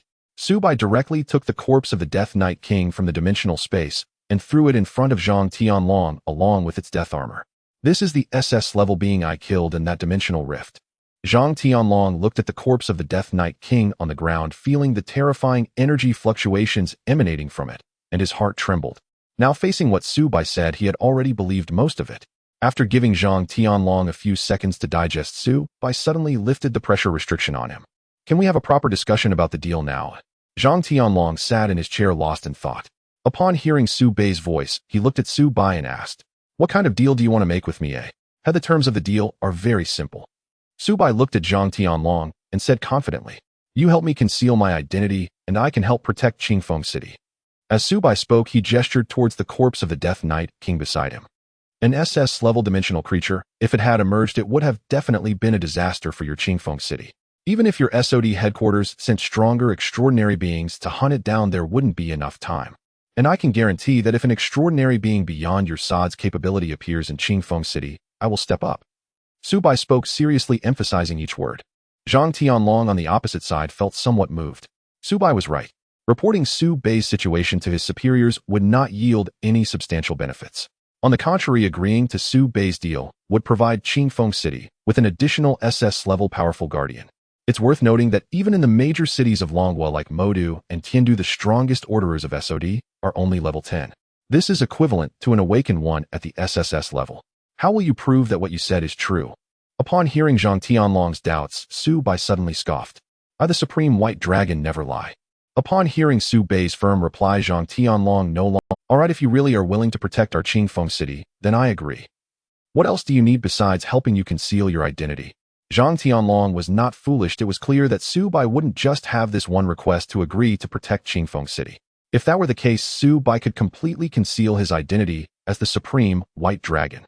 Su Bai smiled faintly upon hearing this. Mainly activities in Qingfeng City might be restricted, so I will need Minister Zhang to help me with that. Upon hearing this, Zhang Tianlong did not hesitate. As long as Mr. Su doesn't do anything excessive in Qingfeng City, I will do my best to assist. It's good to have Minister Zhang's word. Su Bai's idea was actually quite simple. He needed someone to help him handle some troubles in Qingfeng City. In simple terms, Su Bai needed someone to clean up after him. Su Bai returned the corpse of the Death Knight King to the dimensional space. He stood up and approached Zhang Tianlong, saying, "If Minister Zhang has no other matters, then I will take my leave." After Su Bai left, Zhang Tianlong sat in his office chair lost in thought, silent for a long time. Su Bai arrived outside the SOD office building, where Huang Tian was already waiting in a small vehicle. Upon seeing Su Bai come out, he stood beside the vehicle and waved to greet him. "Mr. Su, please get in the car." This scene was also seen by some orderers passing by. Who was that person? How could Captain Huang be so polite to him? I don't know, I haven't seen Captain Huang treat anyone else like this besides Minister Zhang. Could he be an orderer sent from above? Not sure, he does look quite handsome. After Huang Tian dropped Su Bai back at Billowing Community, he was called back to Zhang Tianlong's office.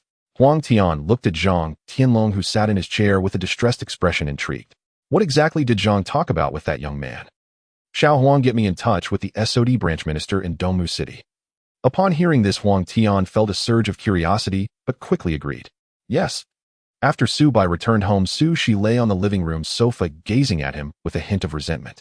Bro, you came back so late today. Su Bai tossed his backpack onto the nearby sofa and casually replied. The SOD from Qingfeng City approached me today. What? She perked up instantly upon hearing Su Bai's response. Bro, what did they want? Was it a fight? Su Bai's lips twitched at the girl's slightly excited tone. No. TCH. Why do you seem so bored? Of course I am. Stuck at home all day, your sister's turning into a shootin'. She said with a somewhat plaintive tone. Su Bai suddenly remembered something. By the way, now that you're staying with me, what about Xiaotian and the others? Oh right, I almost forgot about them. Hearing Su Bai mention Xiaotian, she suddenly recalled as well. They're still in Modu, right? Bro, should I call them over? Su Bai pondered for a moment. No need. School's almost out for summer break anyway. When the holidays come, well, go to Modu and bring them back. Oh, okay. Ending that topic, she suddenly said mysteriously to Su Bai, bro, I bought some ingredients today. They'll cook dinner for you tonight. Su Bai looked at her in surprise. You can cook. Seeing his skeptical gaze, the girl huffed back. Of course I can. With that, she headed to the kitchen brimming with enthusiasm. The sound of her cheerful voice came from within. Bro, just wait for tonight's feast. Su Bai sat on the sofa listening to her confident tone. Was she really that sure of herself? Little Black meowed beside him as if asking if the mistress was making last night's braised black fish again. Su Bai's face darkened, and he gave the cat a gentle tap on the head. Little Black, that's not braised black fish. It's braised fish. Little Black mewed pitifully, unable to voice its grievances. Subai pulled out his phone on the sofa, planning to relax by scrolling through Do-e-Do. Little Black, seeing the content on the screen, also grew interested. Over an hour later, a fragrant aroma gradually wafted from the kitchen, instantly capturing the attention of both the man and the cat. So fragrant. Meow. Subai and Little Black both turned their gazes toward the kitchen. Their Sushi, dressed in a lovely maid outfit, was carrying a dish. Sushi placed the plate on the dining table, then returned for a second, a third. In just over an hour, she had prepared 6 dishes. Subai couldn't help but exclaim at his sister's amazing skill. Little Black was also excitedly meowing, sensing these dishes would taste far better than Subai's black fish. Sushi arranged all the dishes neatly and came over to Subai. "Hey bro, what do you think? Xiaoshi, you really?" Subai was somewhat stunned, but Sushi looked displeased. Then she spun around in front of Subai, making her black and white skirt flutter, and said, "Bro, I'm asking about this maid outfit. I specially picked the lightweight version." Only then did Subai notice the black and white maid dress she was wearing. Because Subai had been so captivated by the dishes and their aroma, he hadn't noticed the change in Su's clothes. Seeing Subai's gaze on her maid outfit, she grinned cheerfully. Then she called out to him in a sweet, coy voice. Master Subai's hair stood on end instantly. If any other young lady had called him master while dressed like that, had have been thrilled. But this was his sister. Subai silently chanted in his mind, "She's my sister, she's my sister." After calming down, he looked at She with a helpless expression. "Xiaoshi, dressing like this puts a lot of pressure on me." Seeing Subai's distressed look, she let out a soft, "TCH. Bro, you've got the desire, but not the courage." "Subai, you're my sister, you know." Subai thought having a brother-complex sister is way too hard. "TCH. Host, you clearly had a reaction just now." A long unheard system voice suddenly echoed in Subai's mind. "System, shut up." But that phrase seemed to trigger something. Ding. Mission released. Mission name: my sister is the cutest. Mission description: your adorable sister is wearing a maid outfit. As her brother, how can you not compliment her? Please praise your sister within the next 10 minutes. Mission reward: 1 system point. Subai. System, are you doing this on purpose? System, you definitely did that on purpose. Host. The missions I release are completely random. I have no interference whatsoever. Please don't doubt your most loyal system. Hearing the system's righteous tone, Subai was already cursing it in it. After a moment, Subai calmed down. The mission was very simple. Just 1 sentence, and head complete. It was practically free system points. Subai looked at Sushi, who was eating in small bites. The black and white maid outfit didn't diminish her elegance, instead it added a touch of warmth. Subai swallowed subconsciously. Bro, why are you staring at me like that?" Sushi noticed his gaze and asked suspiciously. Subai felt a bit awkward. "Well, Xiaoshi, I actually think you look pretty good in that maid outfit." There was a brief silence as Sushi wondered if she had misheard. Confirming she hadn't, she grew excited inside. Her cheeks flushed as she looked at Subai and said sweetly, "Really? If bro likes it, he'll wear it for you often." "Subai, please know I'm afraid my willpower won't hold out." After that, the two of them and the cat began eating quietly. To be fair, she really knew how to cook. Subai and Little Black ate with relish, praising her. Especially Little Black after tasting Subai's braised fish. It felt that the black fish Subai had made earlier was practically a lump of something. Little Black. Subai's infinite awareness picked up the cat's thoughts, and his face darkened. How dare it compare his braised fish to a lump? Little Black had almost forgotten Subai could read its mind, and quickly meowed in explanation. Sushi watched the interaction between Subai and Little Black with curiosity. At the table, the two and the cat ate in harmonious joy. The morning sun shone brightly. Subai was walking along the path to school, where the sweet osmanthus and other unknown flowers planted along the roadside were blooming in competition.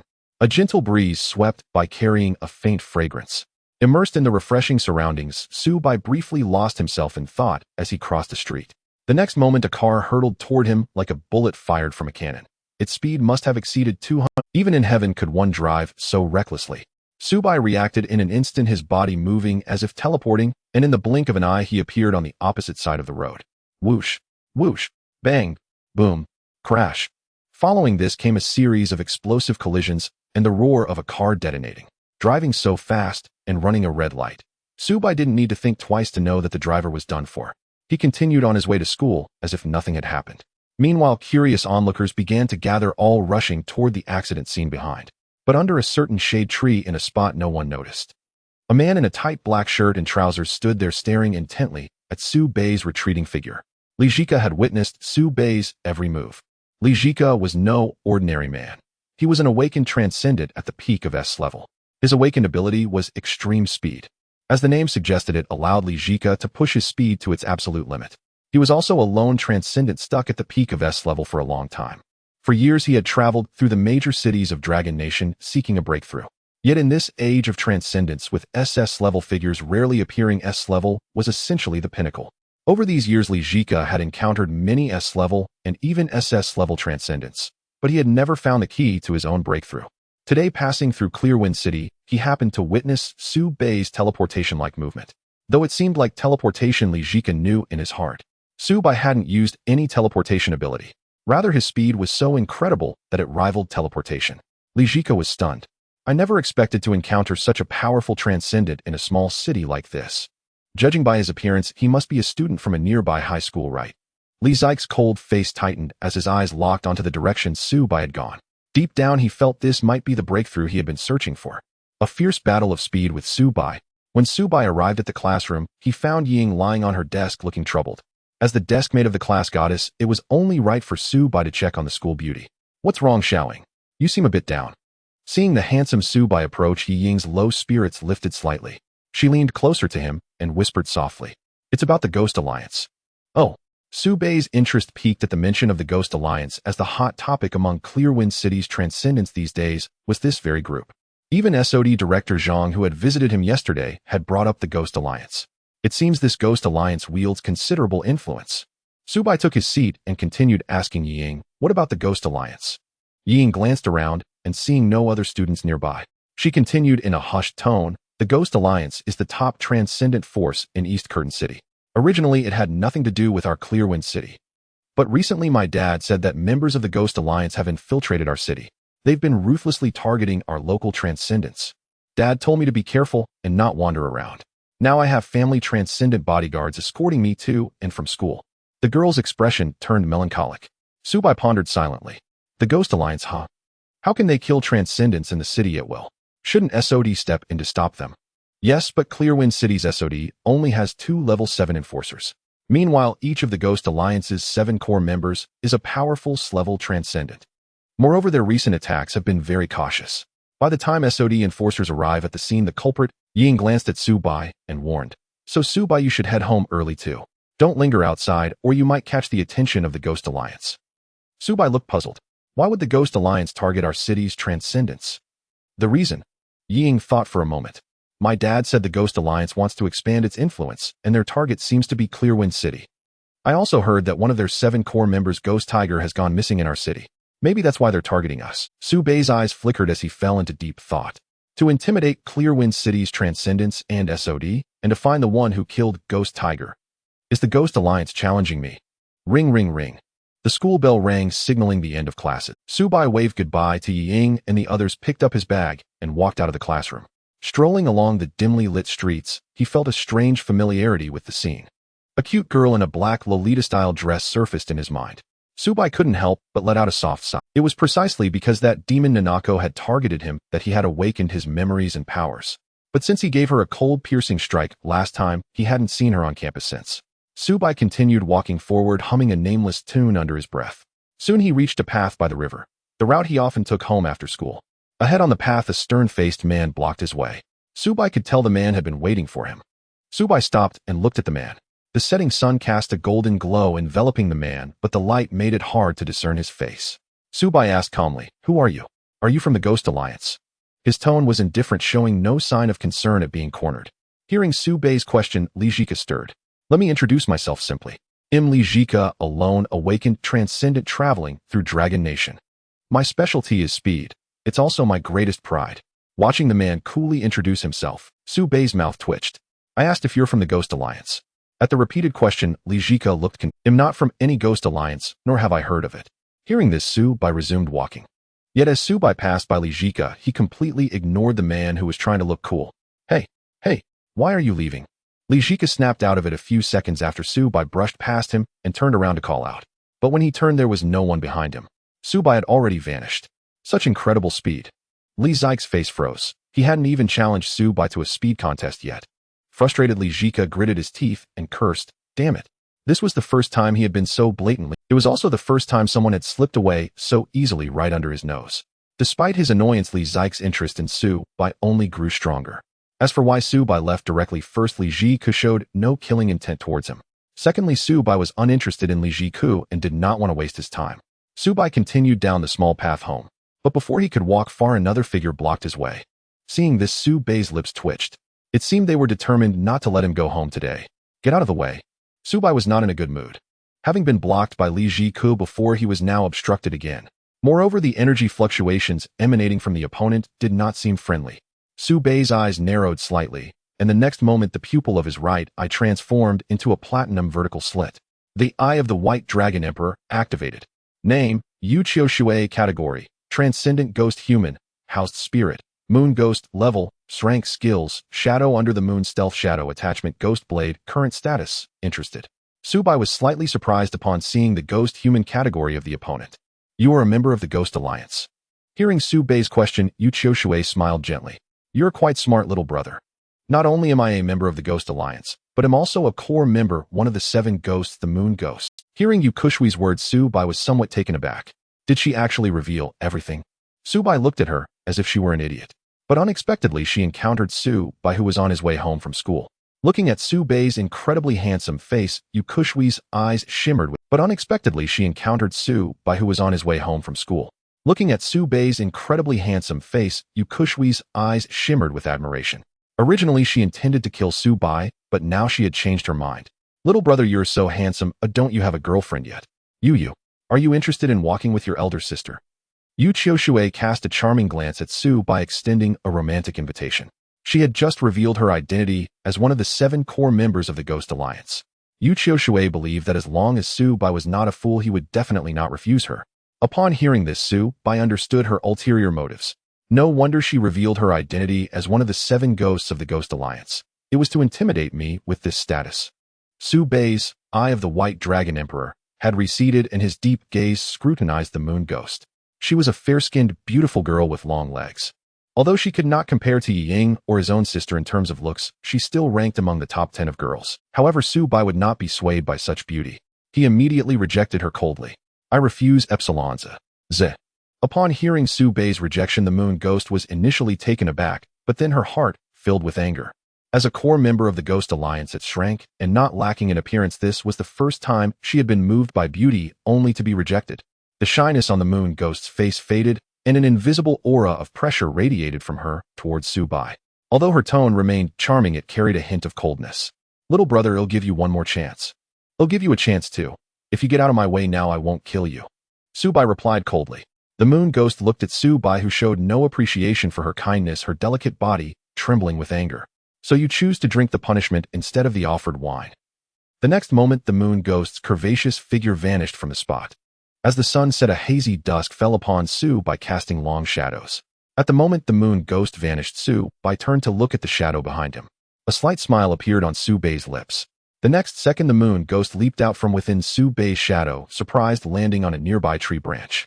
A voice filled with suspicion came from the Moon Ghost. How did you discover me in your shadow? The fact that Su-bai could instantly see through her skill proved that he was not an ordinary transcendent being. The Moon Ghost had just exited Su-bai's shadow for safety's sake. Faced with her question, Su-bai was not foolish enough to reveal everything to the enemy. Even if he could easily crush the enemy. Why should I tell you? You? The Moon Ghost was greatly angered by Su-bai's words, her body swaying. She felt that the grievances she had suffered today were almost equal to those of the past year. Seeking death. The Moon Ghost no longer lingered on Su-bai's appearance. The next moment, a terrifying killing intent erupted from her. A faint mist-like energy emanated from her body, slowly enveloping the Moon Ghost as the powerful SSS-rank energy fluctuations spread out. At this moment, the Moon Ghost seemed to be shrouded in a layer of azure mist, appearing rather eerie. This was the ghost-human transformation of the Moon Ghost. Su-bai felt the Moon Ghost's aura intensity increase by approximately 60. This was somewhat similar to the genetic aberration of their genetic modifiers, yet entirely different in appearance. Interesting. Hee little brother. What's interesting is yet to come. Although she still called Su-bai, at this moment the Moon Ghost had lost all other thoughts about Su-bai. Now she only wanted to cripple Su-bai's limbs and thoroughly torment him to death. Su-bai also sensed the Moon Ghost's intense killing intent towards him. A cold smile appeared in Su-bai's heart. Since you don't cherish the opportunity given then. Before Su-bai could finish his words, the transformed Moon Ghost charged towards Su-bai. Clang! 2 sharp, slender ghost claws extended from her arms. Like blades from her hands. Swift, sharp, powerful. Subai looked at the rapidly approaching sharp ghost claws, his expression unchanged. As the moon ghost wondered why Subai was not dodging her attack, PFF. A sound of flesh being pierced, the moon ghost saw a beautiful red bloom before her eyes. In the dusky sunset, it was both beautiful, however this red hue came from her own body. PFF. The moon ghost's body froze in midair as she involuntarily coughed up a mouthful of blood.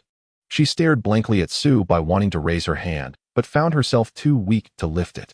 A sense of death enveloped her. Well, what? The voice from the moon ghost gradually faded, her pupils began to scatter, and the ghostly presence on her body started to dissipate. Subai looked indifferently at the body of the moon ghost before him. I already said the opportunity was given to you. The melancholic dusk lingered in the sky, preparing for the impending night. By a riverside path on Bellowan Road, Subai's white dragon claw pierced through a beautiful girl. The two figures in the boundless expanse of the sunset formed a poignant scene.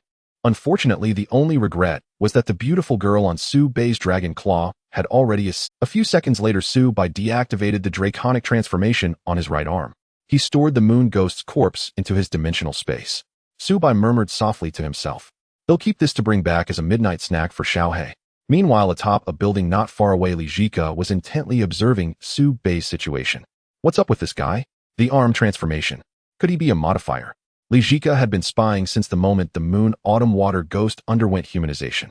Now witnessing Subai instantly kill a seemingly formidable superhuman, he felt a pang of hesitation. Subai's attack speed was incredibly fast, especially during the draconic arm transformation. Even Lijika couldn't see it completely. Of course, this was partly due to his considerable distance from Subai. No. How could either renowned supersonic Lijika ever hesitate? Lijika suddenly shook his head, discarding the thought of whether to challenge Subai. The next moment his resolve hardened once more. This youth is my only hope for a breakthrough. I must fight. Lijika looked up at the path across the river. But there was no one there. Lijika. Lijika clutched his head and yelled. Damn it, he slipped away again.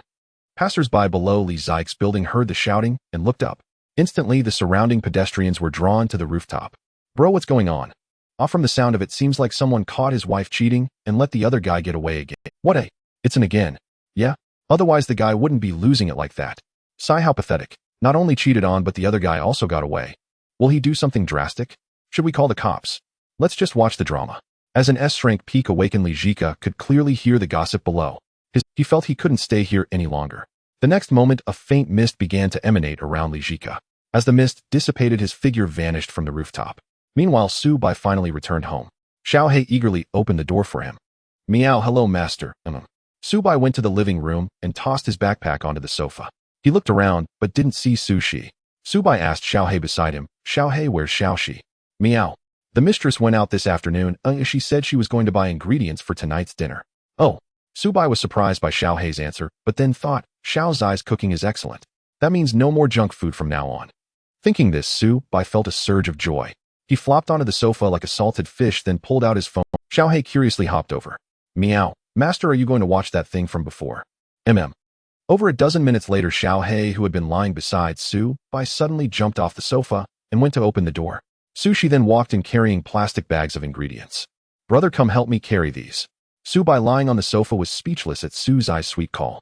You're an S-rank superhuman. You could lift this whole building, let alone those bags. Coming. Despite his internal complaints, Subai got up to help. After all, she was his beloved little They busied themselves for a while, and Subai put the extra ingredients Sushi bought into the new fridge.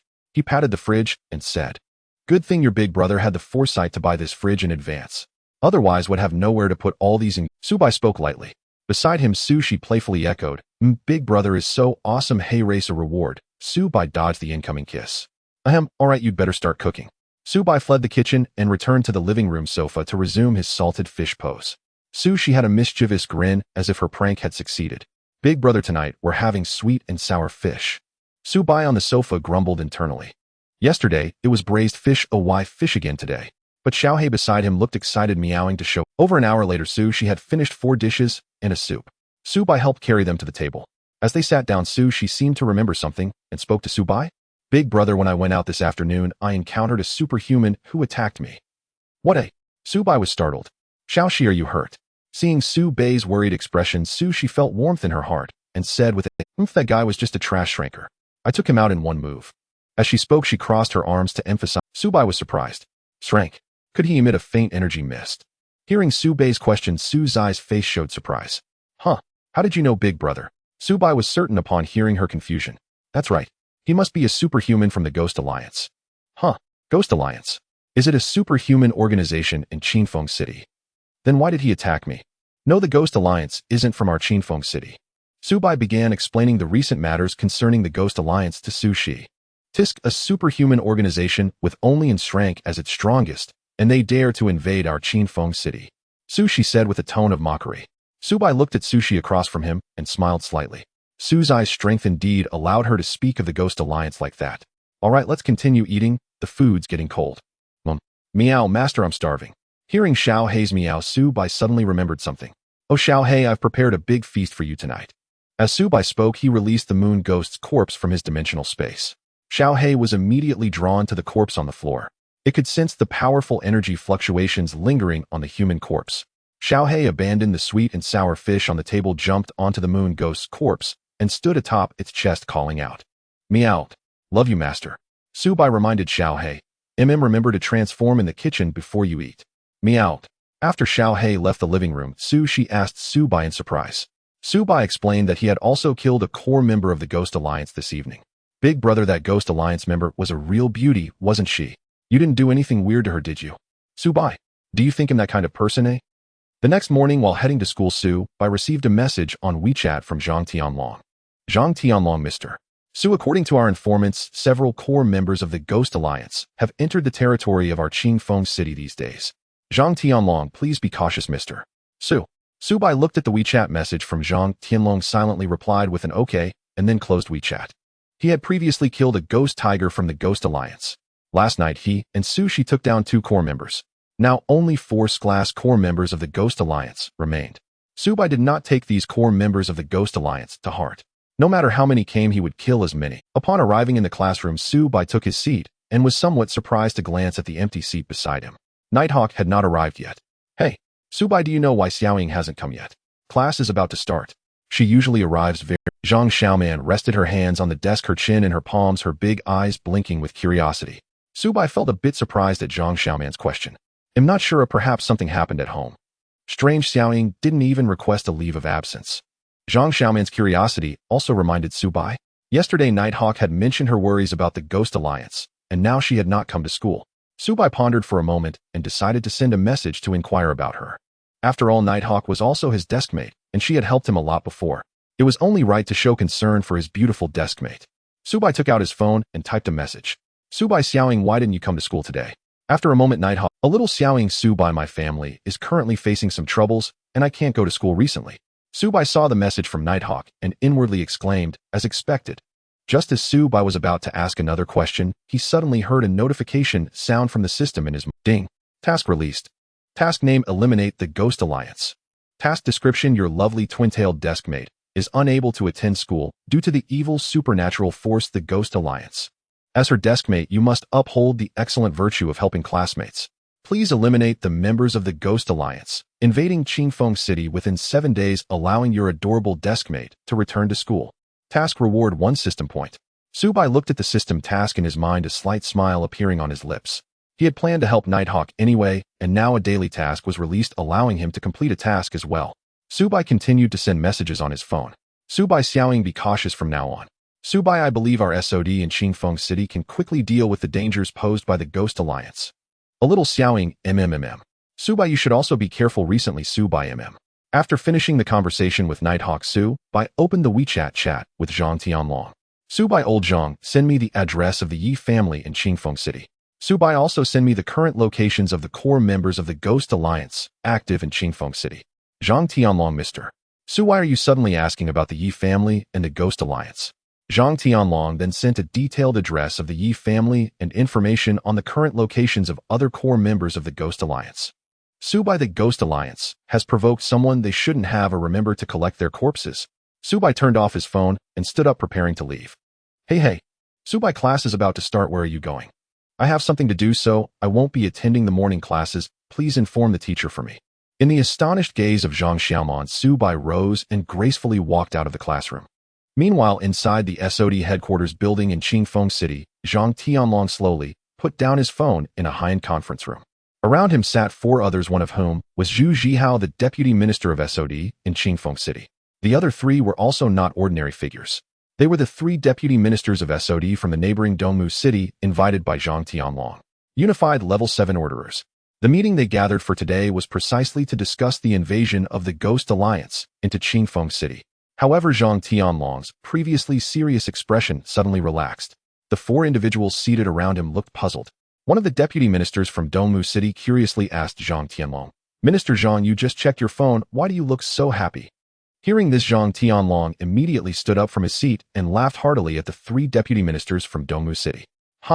Everyone, today's meeting can be concluded early.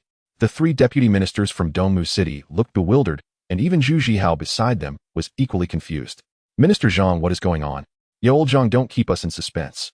Old Zhang, quickly tell us what happened." Seeing the curious expressions on the faces of the 4, Zhang Tianlong did not feign mystery. With a relaxed expression, he said, "Everyone, someone is already going to take action against the Ghost Alliance." Hearing Zhang Tianlong's words, the 4 deputy ministers all looked astonished.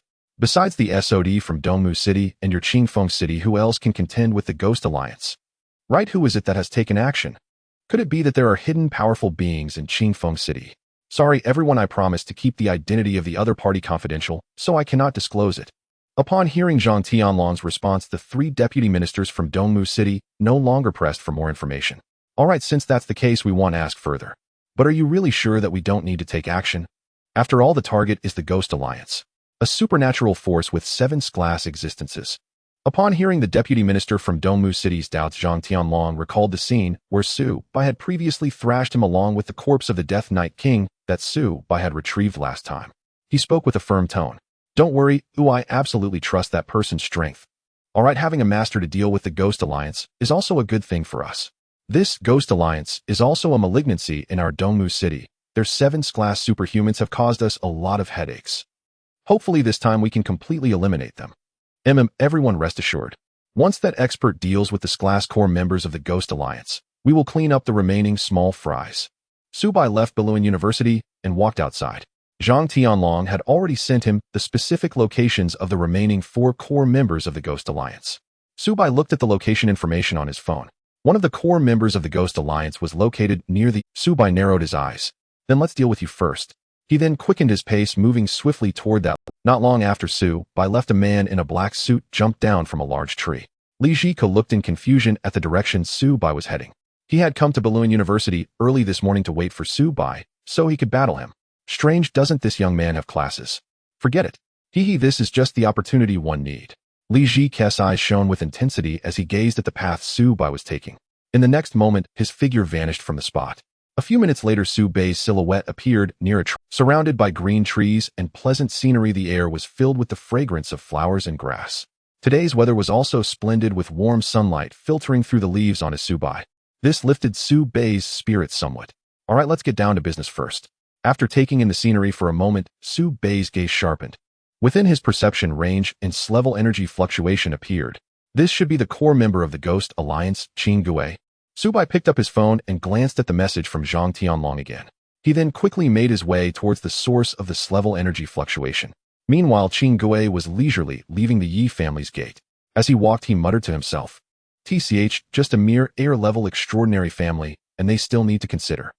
Although they have a long vampire background, this is Qingfeng City, and the current rulers are us, the Ghost Alliance. I hope this Yi family knows their place, or else." As he spoke, Qin Gui narrowed his eyes slightly, revealing a hint of danger. Just now he had visited the Yi family's villa area to meet the current head of the Yi family, the air-level vampire Yi Zhentian.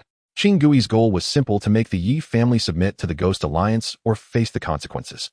Yi Zhentian did not immediately reply, but needed 3 days to consider. Qin Gui agreed. As he walked back, he muttered to himself, "I wonder how things are going with Lung Gui and the others." Suddenly, Qin Gui halted his steps. In front of him appeared an extraordinarily handsome young man. At first glance, the young man's looks made Qin Gui feel a pang of jealousy. But the next moment, he sensed a ripple of energy emanating from Su Bai. This proved that the young man before him was not an ordinary person. Suddenly, Qin Gui grinned, letting out a low, cold laugh. "An extraordinary person from Qingfeng City, huh? Meeting me today is your misfortune." Qin Gui was already displeased that Su Bai was more handsome than him, and upon discovering Su Bai was an extraordinary person, he felt a surge of murderous intent. Immediately, a powerful level energy fluctuation emanated from Qin Gui, pressing towards Su Bai with crushing force. Su Bai had only leaked a small amount of energy, so Qin Gui did not perceive Su Bai's true strength. Otherwise, he would definitely regret his provocation. Seeing Su Bai still standing there without moving, Qin Gui scoffed. Is he stunned by my overwhelming aura? Haha, the extraordinary beings of Qingfeng City are truly weak. Other than SOD and the Hunter Association, there isn't a single level extraordinary being to be found. Hearing Qin Gui's mockery, Su Bai finally spoke.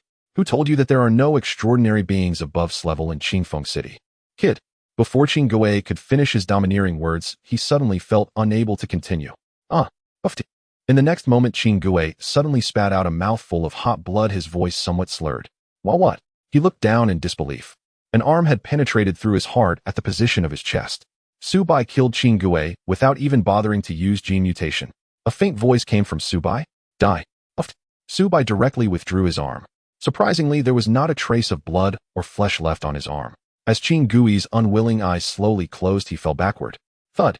Su Bai glanced at the corpse of Qin Gui lying on the ground, and in the next moment stored him into the dimensional space. Including the blood on the ground, just as Su Bai finished all this and prepared to leave for the next core member of a clear and melodious voice rang out. Hey, Su Bai. A small head popped out from the window of a villa not far down the road, looking in Su Bai's direction. Su Bai turned around and saw the girl's pretty face. He was initially surprised, but then remembered that the nearby villa belonged to the Yi family. Su Bai waved at Ying.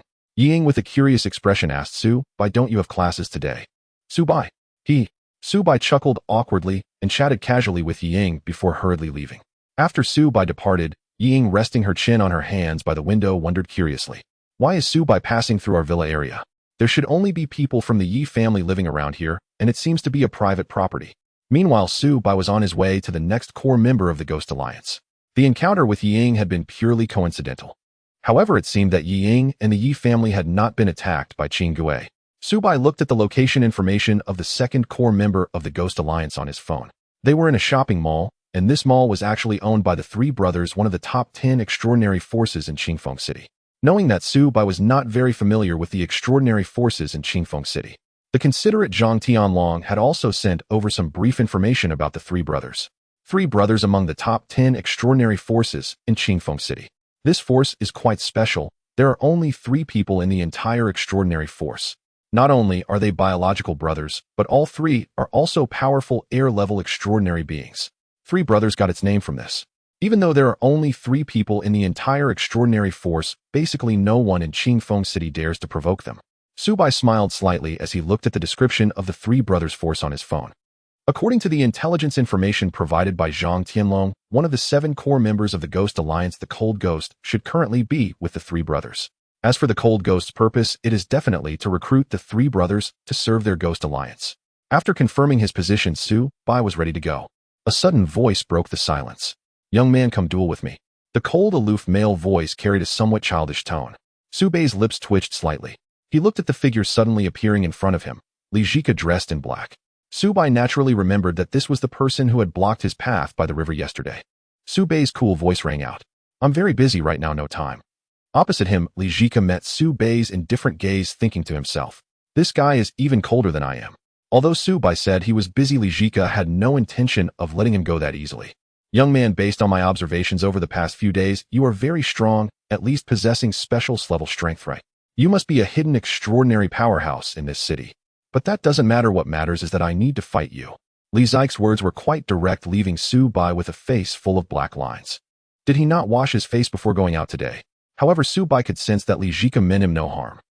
Su Bai muttered under his breath, and the next moment, he suddenly raised his hand, pointing behind Li Jika, and shouted, "Whoa!" Li Jika was also drawn in by Su Bai's sudden exclamation and hurriedly turned to look behind him. However, after Li Jika turned around, he did not find anything unusual. In an instant, he realized he had been tricked. Li Jika quickly turned back, but Su Bai's figure had already vanished. Damn, I was played. Bastard. He slipped away again. Li Zike's cold expression turned somewhat twisted, his emotions fluctuating greatly. In just 2 or 3 days, Su Bai had slipped away from him 3 times. How could I, the dignified Sonic Li Jika, let the same target slip away 3 times? As Li Jika shouted, more and more passers-by gathered around, drawn by the commotion. Mom, look, there's a strange uncle over there. Chill. Little Bao, that person is a fool. Let's leave quickly. Hey, Yao Yao Ling. I found a guy who seems like a mental patient. Come quickly. Li Zhika felt a bit embarrassed by the attention he was receiving. In the next moment, a faint mist appeared, and Li Zike's figure vanished from the street. Mom, the strange uncle can do magic. Hey. Oh my gosh. Little Bao, let's go. Hey, Yao Yao Ling. Don't come over, quickly call the Special Operations Department. There's a supernatural event here. In the bustling crowd, Su Bei's figure appeared in a commercial street. He looked at the Three Brothers shopping mall not far ahead, a slight smile on his lips. Then Su Bai walked slowly into the mall, simultaneously opening his senses to envelop the entire shop. Immediately, Su Bai sensed an S-level energy fluctuation along with 3 weaker air-level energy fluctuations. It must be them. Su Bai murmured softly, quickening his pace. A few minutes later, Su Bai arrived at the location he sensed. He kicked open the door to the Three Brothers shopping mall CEO's office. Bang! The metal door was easily kicked open by Su Bai and crashed inside. The 4 people inside who were discussing something were startled. The Three Brothers and the cold ghost were instantly alarmed, looking at Su Bai at the door with wary expressions. Who are you? After realizing that Su Bai was just a young man with very weak energy fluctuations, the Three Brothers instantly became furious. The cold ghost stood by watching without speaking. As the host, it was naturally their responsibility to handle Su Bai. Who the hell gave you permission? Su Bai did not waste words. Looking at how the Three Brothers had just been laughing and talking with the cold ghost, they must have been persuaded by the cold ghost to join the Ghost Alliance. If that's the case, then you all can die, Su Bai said coldly without further ado. He would not give the dying ones time to insult him. In the next moment, Su Bei's figure like a ghostly apparition appeared in front of the Three Brothers who had just spoken. Boom, boom, boom. 3 explosive sounds erupted in the air like thunder. The bodies of the Three Brothers were sent flying as if struck by a truck, crashing forcefully against the outdoor glass windows. Crack, crack, crash. The glass was instantly shattered by the powerful impact of the Three Brothers' bodies. Their bodies were also sent flying into the sky, falling outside the mall. Amidst the raining shards of glass and 3 lifeless bodies, a large crowd of onlookers quickly gathered around the Three Brothers shopping mall. Dead, there's a dead person, call the police. Oh my gosh. Is this the legendary skydiver? Why do these 3 people look so familiar? Don't you think they look a little like the 3 bosses of the Three Brothers shopping mall? Bro, your eyesight is really... Their bodies are all smashed like this, and you can still recognize them. Not just sharp. I think it's incredibly The death of the Three Brothers also caused a huge commotion and gathering of onlookers around the shopping mall. Soon the SOD Special Operations Department received the news. Upon hearing the report from his subordinate, Zhang Tianlong merely smiled faintly.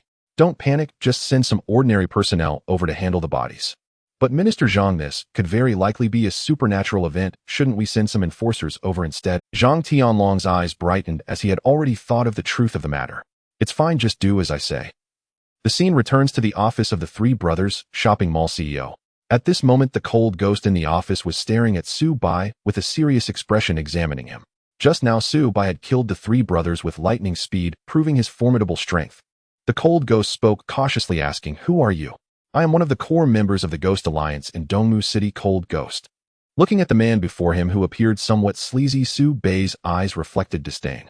"I know you are the cold ghost of the Ghost Alliance." In the next moment, the cold ghost's figure erupted with energy. Su Bai appeared aggressive, and reconciliation seemed unlikely. In the next moment, the cold ghost's figure erupted with energy. Su Bai appeared aggressive, and reconciliation seemed unlikely. Thus, the cold ghost decided to strike first. Whoosh! As the cold ghost moved at high speed, a cold blue glow emanated from its body. The cold ghost instantly activated its ghost transformation mode, entering the state of a ghostly being. The cold ghost dwelling within its body could unleash powerful ice energy. In the next moment, the cold ghost launched a punch at Su Bei's face, the fist glimmering with a chilling light, creating a hum in the air. With the enhancement of ice energy, the cold ghost unleashed 120 of its power with this punch. The cold ghost was very confident in this strike. However, Su Bai standing before it remained completely unmoved. The next instant, bang! A sound of collision echoed, and the air was stirred by the force of the punch. Su Bai effortlessly intercepted the cold ghost's full-force punch with a single finger. What a... Upon seeing Su Bei's finger, the cold ghost's face revealed immense shock. Because even their Ghost Alliance leader, Ghost Knight, could never easily withstand such a punch. I'm surprised. Su Bai looked at the cold ghost, whose face was filled with horror, and let out a disdainful snort through his nose, somewhat mocking. In the next moment, Su Bei's fingers circled around the cold ghost's fist, striking with lightning speed. Puff! Su Bei's finger pierced directly into the cold ghost's chest. The bone claw of Su Bei's finger transformation activated. A pale bone spike protruded from the cold ghost's back. The cold ghost's heart was completely pierced by Su Bei's dragon bone finger, dead beyond any doubt. Blood slowly oozed from the cold ghost's mouth as its body fell backward. Thud. With that, Su Bai had killed 5 core members of the Ghost Alliance: Ghost Tiger Moon, Ghost Green Ghost, along with the Water Ghost killed by Su Shi, and now the Cold Ghost. Su Bai gently stored the Cold Ghost's corpse in the dimensional space. With Su Bei's sharp perception ability, the commotion outside the Three Brothers Mall had already begun. Clearly someone had discovered the fallen three brothers and reported to the police. Su Bai didn't linger here, and in the next moment he departed from the scene. Not long after Su Bai left the Three Brothers Mall, a group of official special action personnel arrived at the scene, sealing off the three brothers and the entire mall. Surrounding them were numerous onlookers, buzzing with discussion. Among the crowd were also some extraordinary individuals from Qingfeng City hiding within. It wouldn't be long before the news of the three brothers' deaths spread throughout the extraordinary circle of Qing. The collapse of a top 10 power in Qingfeng City was a significant event for the extraordinary community of the city. Su Bai walked along a bustling street. He looked at the last 2 core members of the Ghost Alliance and their location information on his phone. The last 2 core members of the Ghost Alliance were the Shrank Fire Ghost and the leader of the Ghost Alliance, who was also the strongest among the 7 core members, Ghost Knight. Fire Ghost was currently located on East Bridge Road in Qingfeng City, which was the territory of the Extraordinary Force YH. As for Ghost Knight, he was at a convenience store near Sakura High School. Su Bai looked at Ghost Knight's location information, his brow slightly furrowed. Ghost Knight was in Shrank Peak Extraordinary Being, and logically, he should be going to recruit other extraordinary forces in Qingfeng City. Why is he appearing at a convenience store near Sakura High School? Su Bai felt puzzled but decided not to dwell on it. After all, he would know once he got there. Su Bai looked at the addresses of the last 2 individuals and immediately made a decision. First, head to the convenience store near Sakura High School and take care of Ghost Knight. As for why Su Bai didn't go after Fire Ghost first, there were 2 reasons. First, the convenience store near Sakura High School, where Ghost Knight was located, was relatively close to his current position. Second, Su Bai was also curious about how the strongest leader of the Ghost Alliance ended up at a convenience store in Qingfeng City. Su Bai confirmed his direction and began to accelerate towards it. A few minutes later, Su Bai arrived at the entrance of Sakura High School's campus. The location information on his phone showed that Ghost Knight was in the convenience store here. Su Bai wanted to go directly through the entrance of Sakura High School, but the next second, he was stopped by a security guard from the security booth next door. Hey, students need to scan to enter the school. The old security guard approached Su Bai, pointing at the scanner nearby. Su Bai felt a bit awkward upon hearing this. He wasn't a student of Sakura High School, so how could he have a code? Just as Su Bai was about to leave and planned to climb over the wall from the side, suddenly a clear voice rang out. Su Bai. Su Bai was slightly surprised. He couldn't recall knowing anyone at Sakura High School. Curiously, Su Bai turned around. He saw a youthful girl walking briskly towards him. Mu Xiao AI was wearing Sakura High School's iconic uniform with a blue short skirt and white stockings. Her black ponytail swayed gently, and her striking beauty immediately attracted the attention of those around, including the old security guard. Mu Xiao AI. Su Bai called out in surprise. It's me. Mu Xiao AI came to Su Bai's side smiling and seemed delighted to encounter Su Bai here. You are actually a student of Sakura High School. Su Bai had previously seen Mu Xiao AI wearing the uniform of the SOD Order of Qingfeng City. He never expected her to be a student of Sakura High School. What? Surprised are you? Mu Xiao AI approached Su Bai with a cheerful demeanor. Are you also from Sakura High School? Su Bai directly refuted. No, I am a student of Beiluan High School. Oh, that's too bad. But I have something to do now and want to enter your Sakura High School. Su Bai looked at the sunny girl in front of him. If Mu Xiao AI could help him enter the school, Su Bai wouldn't mind saving some trouble. In that case, let me give it a try. Mu Xiao AI said, walking directly to the old security guard at the entrance. The old security guard was also a straightforward person. Upon hearing Mu Xiao AI's request, he immediately agreed to let Su Bai in. Yage. Mu Xiao AI cheered as she returned to Su Bai's side. Alright Su Bai, let's go in. Sure, thanks. Hee, it's a small matter. Mu Xiao AI led the way in front of Su by continuing to speak. Would you like me to introduce you to our Sakura? It sounded nice, but Su Bai had things to do. He directly replied. Xiao AI, I still have some matters to handle, so let's hold off for now. The Mu Xiao AI in front of him also reacted upon hearing Su Bai's words. Oh, okay then. Su Bai, you can come to Sakura High School to find me to hang out when you have time. That boss over there. Mu Xiaoai murmured softly, but when she turned around, Su Bai's figure had already vanished. Mu Xiaoai. Damn, Su Bai, you could at least say goodbye before leaving, right? Mu Xiaoai stomped her foot in fury, drawing the attention of many male students.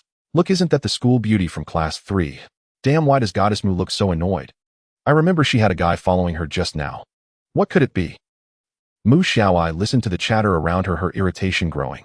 As if struck by a thought, she turned and headed toward the Sakura convenience store. We'll see what's so important. Meanwhile, Su Bai had already arrived at the entrance of the Sakura convenience store.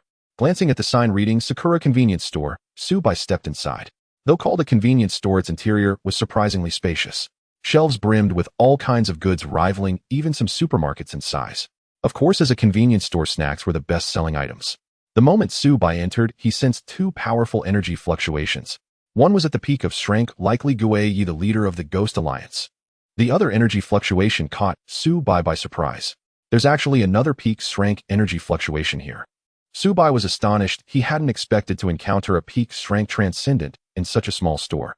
After all, the strongest in Qingfeng City's SOD director Zhang Tianlong was only at peak strength. A faint smile curled at the corners of Su Bai's mouth, a glint of interest in his eyes. He continued deeper into the store and soon spotted them by the counter. One was a strikingly handsome man with a sinister expression exuding a cold aura. The other was an old man, also the owner of this Sakura convenience store. Su Bai cast a casual glance at the pair, activating his infinite consciousness to eavesdrop on their conversation. Li Haihua, I hope you won't meddle in the affairs of our Ghost Alliance. I don't care what plans your Ghost Alliance has. But if you dare to provoke Sakura High School or my Sakura convenience store, don't blame me for being rude. The old man, named Li Haihua, appeared utterly relaxed, speaking nonchalantly. Little did he know the man before him was the leader of Dongmu City's most formidable transcendent force, the Ghost Alliance. Had any other transcendent dared to speak to Gui Yi like that, the latter would have eliminated them on the spot. But Gui Yi knew better.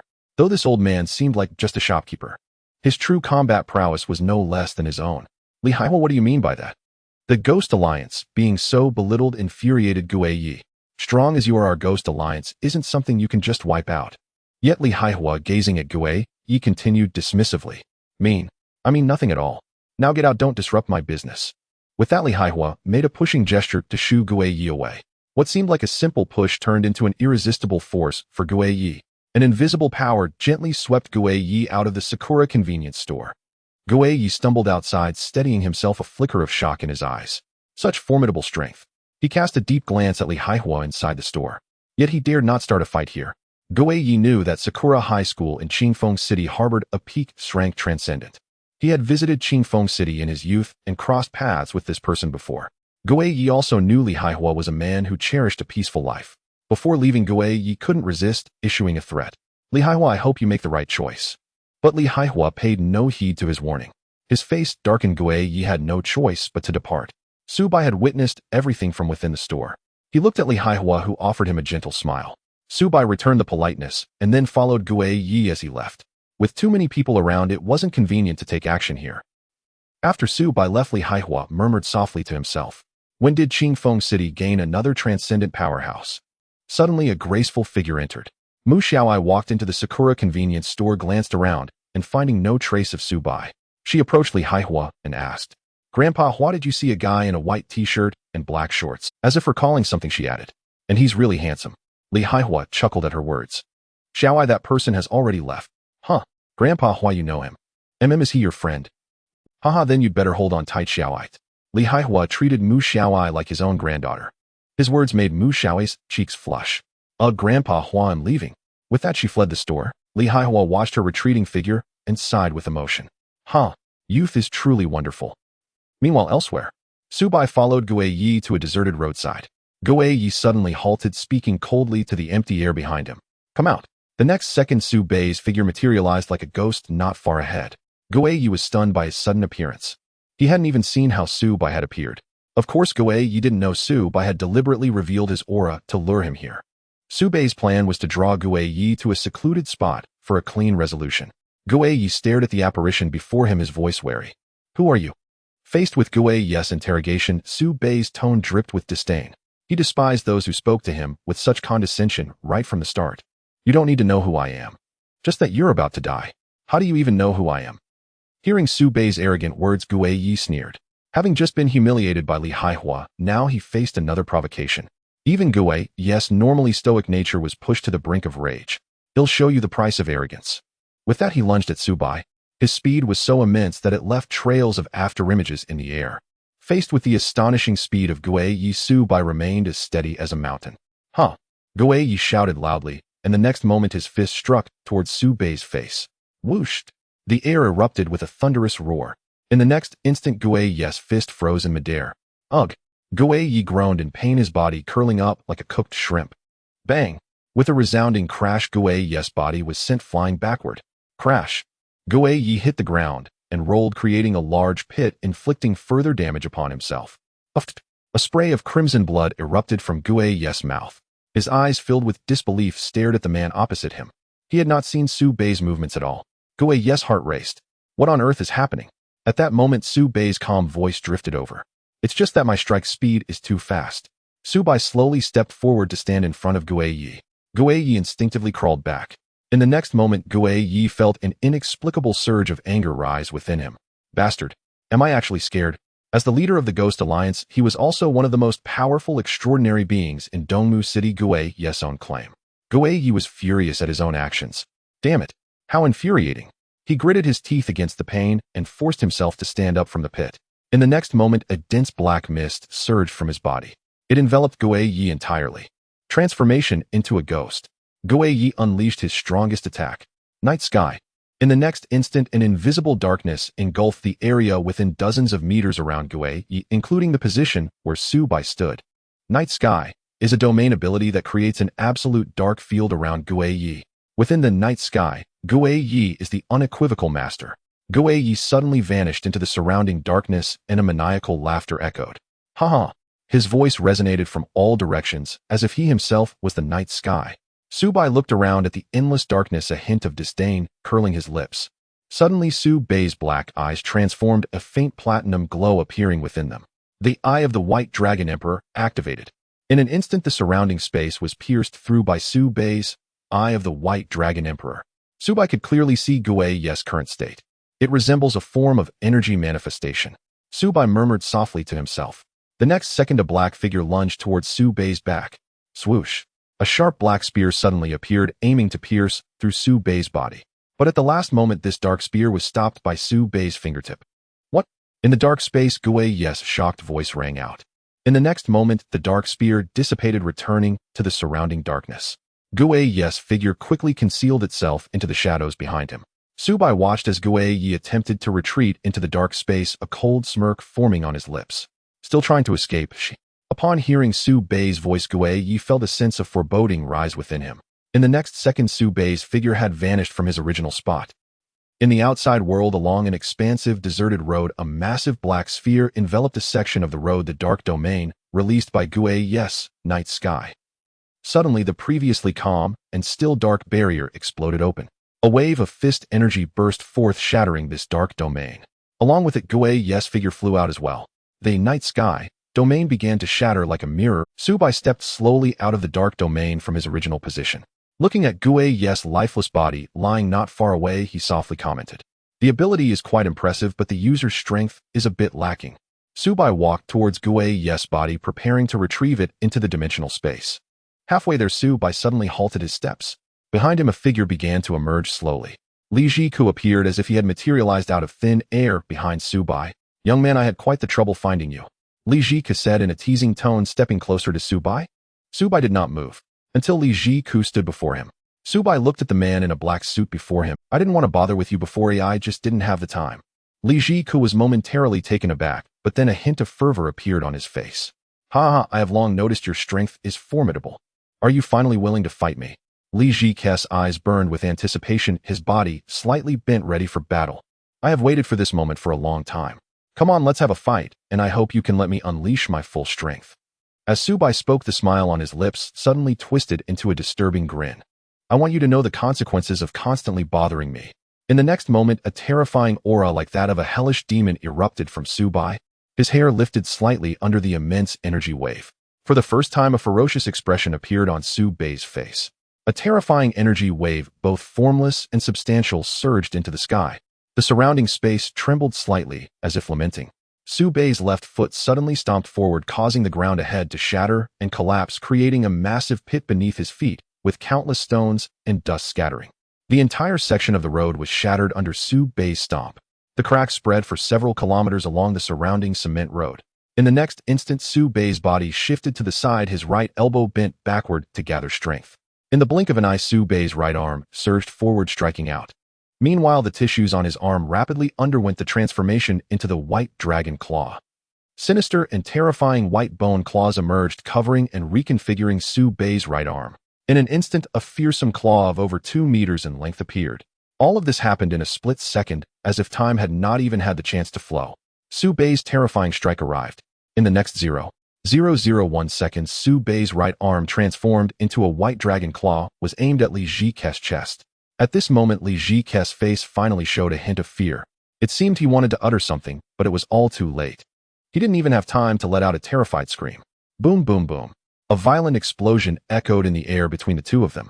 The power of Su Bei's strike was no less than that of a missile explosion. Bang! In the next moment, under the terrifying force of Su Bei's white dragon claw, Li Jike's body was sent flying backward. The surrounding air trembled from the shockwave of the punch. A whirlwind surged, blowing away the white clouds. From the starting point of Su Bei's right dragon claw, a punch wave surged upward, stretching over 1,000 meters in the sky. The scene was utterly horrifying, and Li Jike's figure had vanished from this road. Su Bei was uncertain whether Li Jike was dead from that punch. However, he had only used 80% of his strength. If it weren't for the fact that Li Jike had never shown any malice towards him, perhaps that punch from Su Bei was indeed his full strength. Looking at the shockwave created by his punch, he gradually retracted his aura. Su Bei waved his right arm, and the transformation of his white dragon claw was also dispelled. He turned and walked towards the location of Gue Ye's corpse. Su Bei stored Gue Ye's body into the dimensional space. Now 6 of the 7 core members of the Ghost Alliance had been dealt with. Only one left. Su Bei took out his phone and looked at the location information sent by Zhang Tianlong. The last core member of the Ghost Alliance was known as Hua Gue. Housing a ghost related to fire attributes within his body, Hua Gui's strength was also at the S level. Su Bei looked at Hua Gui's current location and confirmed the direction. Su Bei quickly left the road and moved towards his target. A little over 10 minutes later, he found the last Hua Gue at the entrance of a somewhat secluded alley. At that moment, Hua Gue seemed to be doing something rather unfriendly. From the depths of the alley, the faint sounds of a girl's crying and pleas for help could be heard. There were passers-by occasionally walking by, but none dared to interfere. At most, they would help report to the police and leave the rest to the authorities. Su Bei coldly walked into the alley. Hua Gue, engaged in wrongdoing, sensed footsteps approaching from outside. He paused his actions, cursing under his breath. Which bastard is it? Hua Gue looked up towards the alley's direction and saw Su Bei's cold, stern face.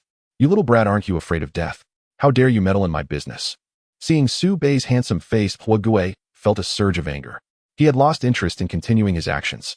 Hua Gue pushed the girl in front of him aside without a care for her disheveled clothes and strode towards Su Bei. As he walked, Hua Gue arrogantly proclaimed, "Kid, I'll show you the consequences of sticking your nose where it doesn't belong." Su Bei remained motionless as Hua Gue approached slowly. Hua Gue thought that Su Bei was stunned by his imposing aura and words. "Ha you!" Bang! In the next moment, Su Bei's punch landed perfectly on Hua Gui's face, knocking out his teeth while he was still speaking. Oh! Crash!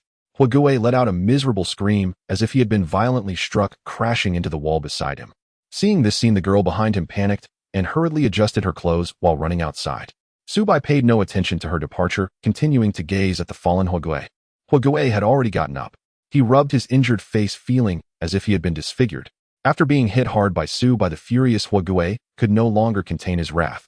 "You little brat, you're looking for death." Hua Gue roared, and in the next moment a faint red energy mist appeared around his body. A shadow of a red monster, vague yet fierce, burst forth from Hua Gui's body, clawing and scratching.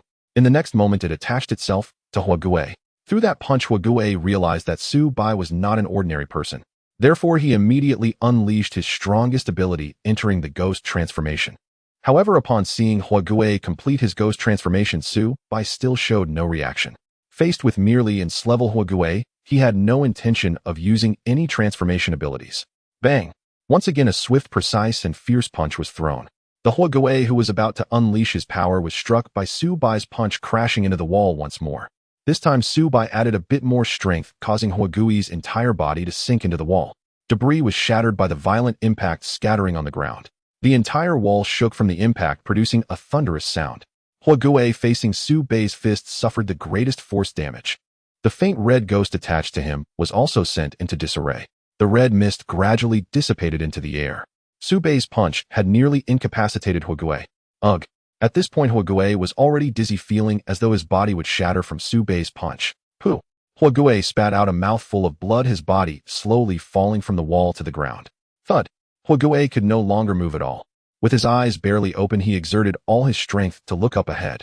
A white sneaker appeared in his sight, the last image he saw in life. Pooh! Then he felt a surge of intense pain throughout his body, and he closed his eyes, falling silent. After a few seconds, Su Bei slowly walked out of the alley. At this moment, many passers-by had gathered at the alley's entrance, including the victimized girl. Many were comforting her, and it seemed that the police had already been called. Su Bei left the scene nonchalantly. The onlookers had some thoughts, but took no actual action. Su Bei walked on the road back to Bilowan University. He took out his phone to check the time. It was already past 11 in the morning. The core members of the Ghost Alliance had all been killed by Su Bei. He was somewhat surprised and inquired of the 7 core members of the Ghost Alliance are now dead. Why isn't my task marked as complete? Post this task is to eliminate the members of the Ghost Alliance in Qingfeng City. This includes not only the core members of the Ghost Alliance, but also those ordinary members with weaker strength. Su Bei understood the system's explanation. I see. Su Bei seemed to have thought of something. He took out his phone and opened the chat box with Zhang Tianlong on. Su Bei, Minister Zhang, all the core members of the Ghost Alliance have been dealt with. The remaining small fries will be left to USOD. Almost the next second, Zhang Tianlong, Su Daolao is indeed extraordinarily powerful. Zhang Tianlong, rest assured the remaining members of the Ghost Alliance in Qingfeng City will surely be eradicated by us SOD. Su Bei MM. After finishing the conversation with Zhang Tianlong, he continued on his way back to Bilowan University. All core members of the Ghost Alliance were now dead. The remaining ordinary members of the Ghost Alliance in Qingfeng City would not be able to withstand the sanction. Now Su Bei was just waiting for Zhang Tianlong and the others to clean out the infiltrators from the Ghost Alliance in Qingfeng City and complete the task. Su Bei was in a good mood as it was still early to return to school. He directly walked along a leisurely path by the river. Although Qingfeng City was just an ordinary medium-sized city in Longhua, its development and environmental protection were still quite impressive. Su Bei walked along the road, gently feeling the breeze by the river, enjoying the moment. In the afternoon, Su Bei finished his school classes and returned home. As soon as he got home, Xiaohei eagerly helped him open the door. A smile appeared at the corner of Su Bei's mouth as he took out the bodies of Gui Yi and the others from the dimensional space. The moment force glass extraordinary bodies appeared, Xiaohei drooled. Meow meow. Are these for me to eat, master? Considering how diligent you've been these past few days.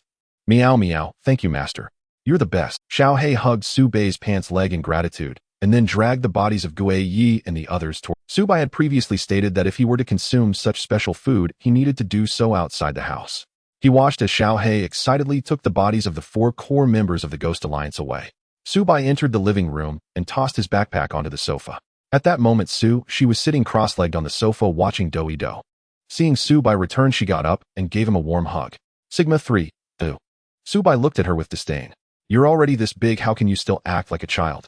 Although he teased her, Su Bei did not refuse Su Zai's hug. Letting her hang on to him like a koala, she asked, what does my big brother want to eat tonight? Looking at Su Zai's expectant gaze, Su Bei was somewhat taken aback. She continued, from now on I'll be my big brother's dedicated little chef. As she spoke, she made an adorable gesture. Onajino? Su Bei cleared his throat twice. Anything is fine.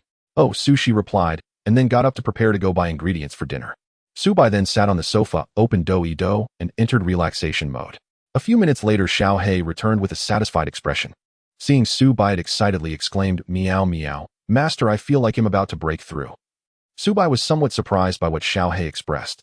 Xiaohei, being a dimensional creature, typically enhances its powers by continuously devouring the bodies of powerful beings or through gradual growth over time. In the past few days, Su Bei had fed Xiaohei so many class extraordinary beings. Xiaohei had also been at the class level for a while. After devouring the peak's class Gui Yi, Xiaohei felt it was on the verge of reaching the peak's class. Su Bei was also delighted at Xiaohei's imminent breakthrough to the peak's class. This way he would have an additional peak's class pet.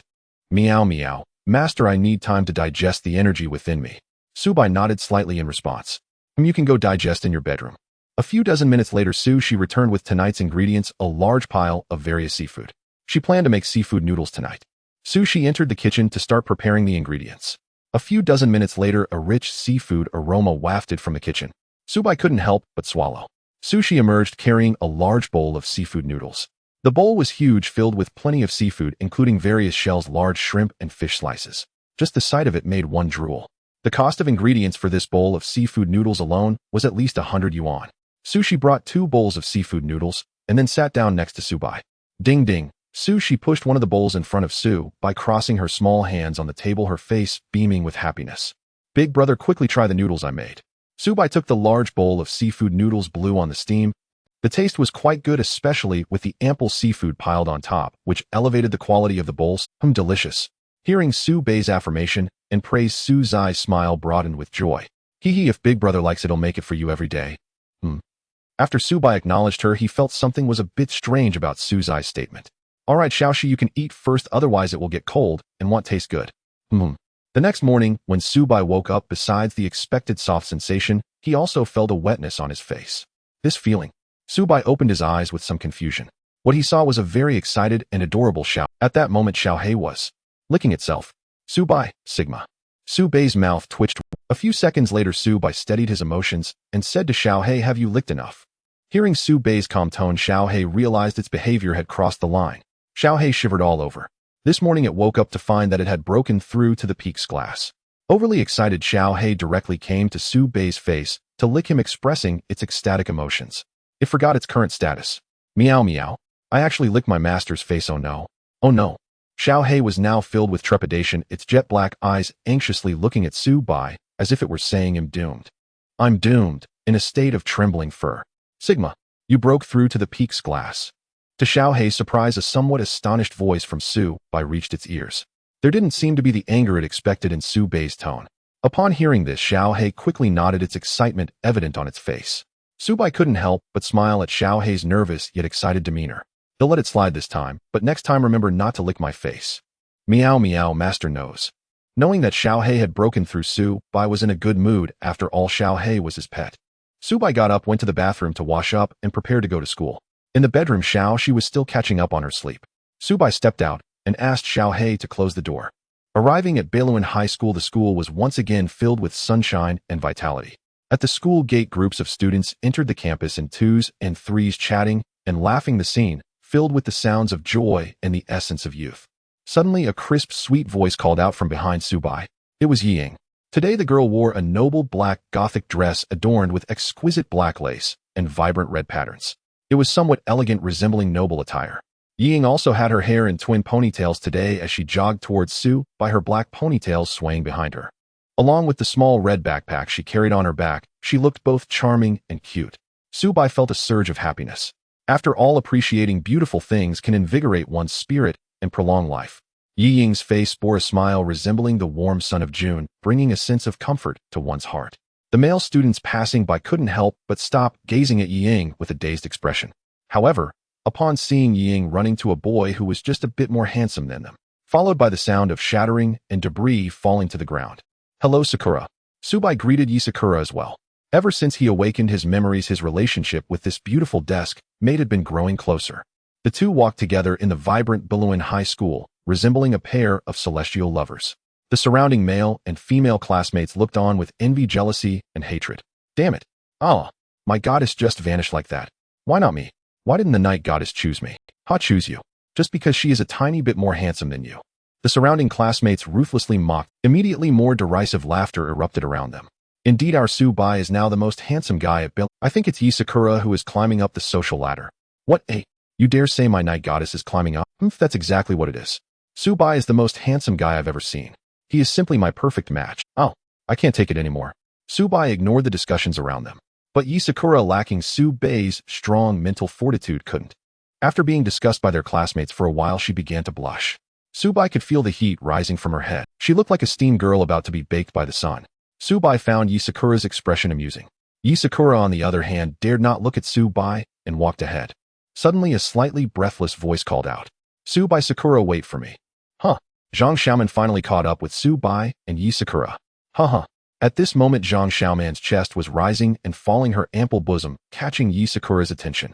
Compared to the size of her cup, Sakura was indeed not as well endowed as Zhang Xiaoman. Sakura said, Xiaoman, you need to exercise more. She suggested to Zhang Xiaoman. Zhang Xiaoman replied somewhat helplessly. Sai, being too big can sometimes be a burden. Saying this, Zhang Xiaoman puffed out her chest, showing off to Sakura. Sakura. Xiaoman. Sakura felt that Zhang Xiaoman was just teasing her. Just as the two were about to start a playful fight, Su-bei cleared his throat twice. They still needed to go to class. Soon the three entered their classroom. Sitting at their desks, Zhang Xiaoman asked Yi Sakura why she hadn't come to school yesterday. Sakura, why didn't you come to class yesterday? There were some matters at home. Subai suddenly asked a question. Sakura, have your issues been resolved? Yes. The ghost. They have all been dealt with. Yi Sakura suddenly changed her words midway, continuing her statement.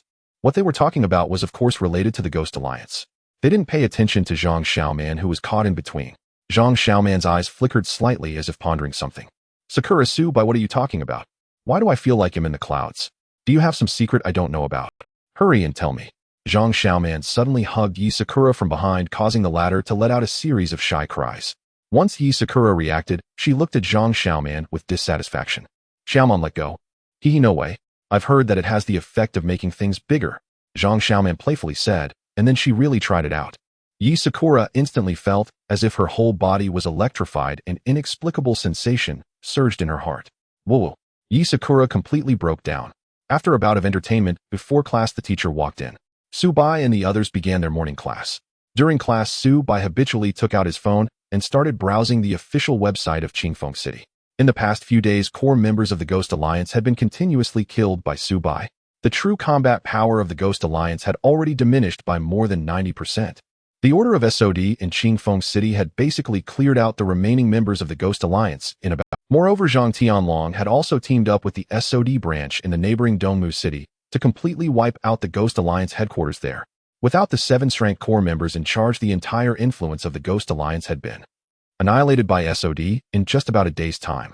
The remaining ordinary members either fled or were captured. It could be said that the extraordinary realm in Dongmu City had truly experienced a major upheaval in the past 2 days. The official website of the extraordinary realm in Dongmu City had already exploded with discussions. Extraordinary beings were all chattering away.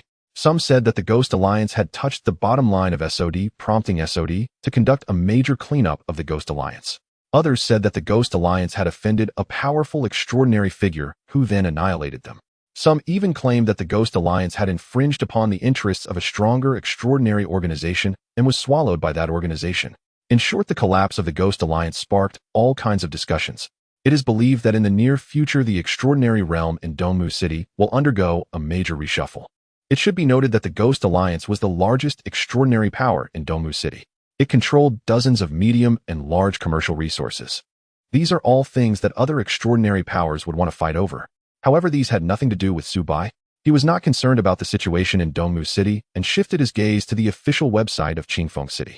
Now Qingfeng City had returned to its usual peace and quiet.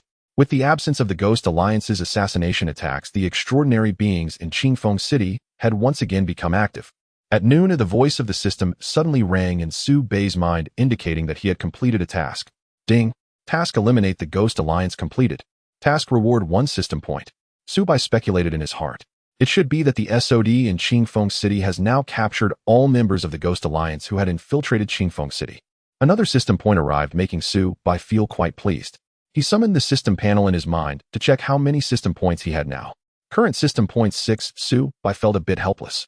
After several days of tasks, he had only accumulated 6 system points. It seems I need to work harder. Subai looked at the luxurious rewards of the system lottery for a while, filling himself with motivation before closing the system panel. In the afternoon, as school was about to end, Subai prepared to leave when suddenly a soft little hand grabbed him. Subai looked at Zhang Xiaoman in surprise. Xiaoman, do you have something to say?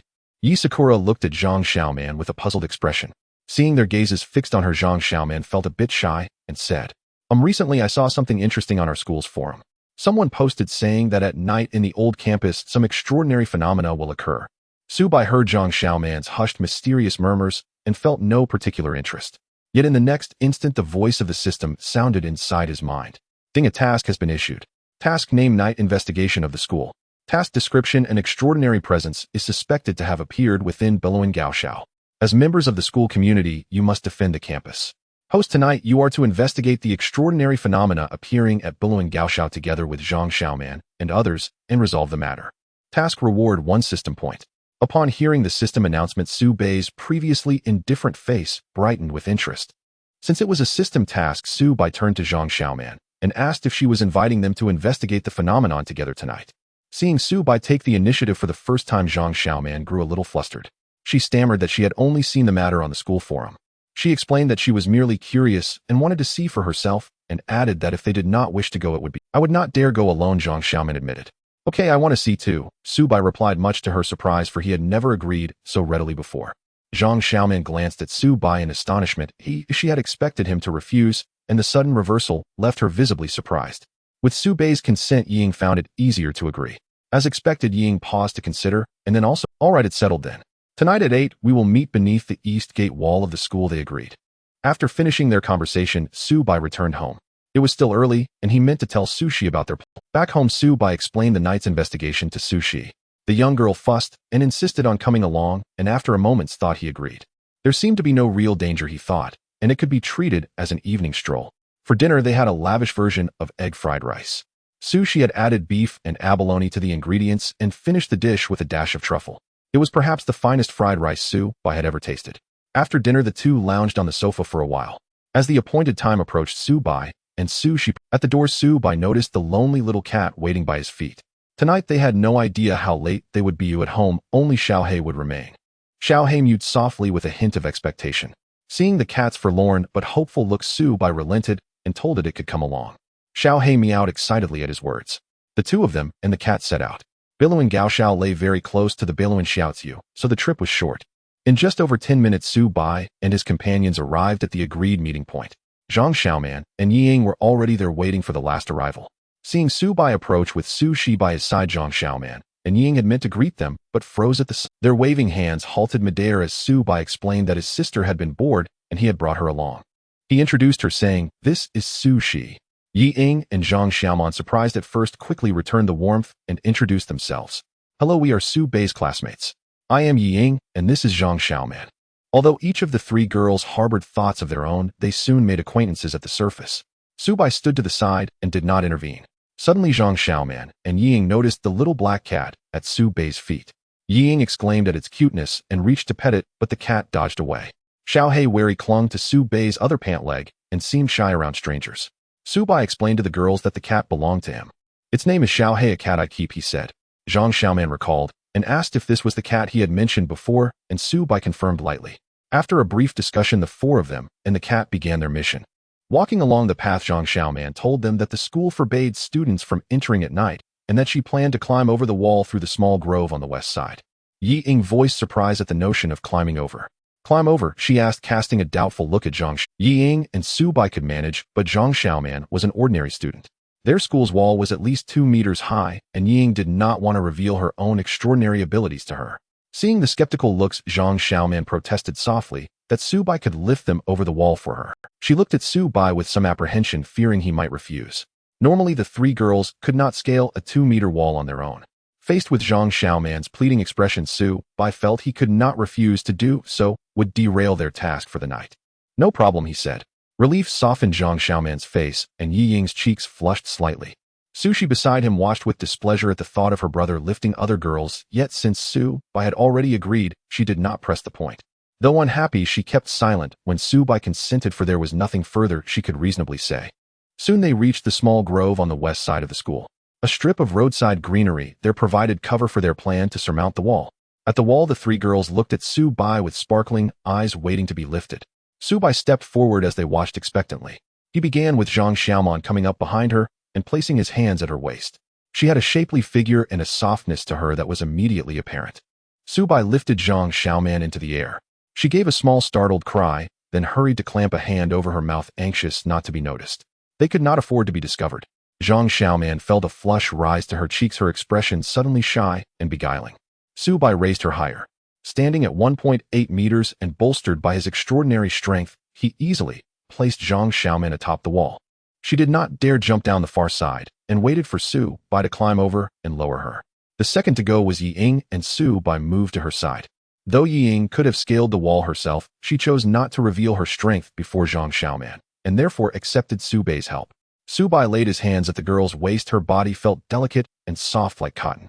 He lifted her slowly, and before long, Ying also clambered atop the wall.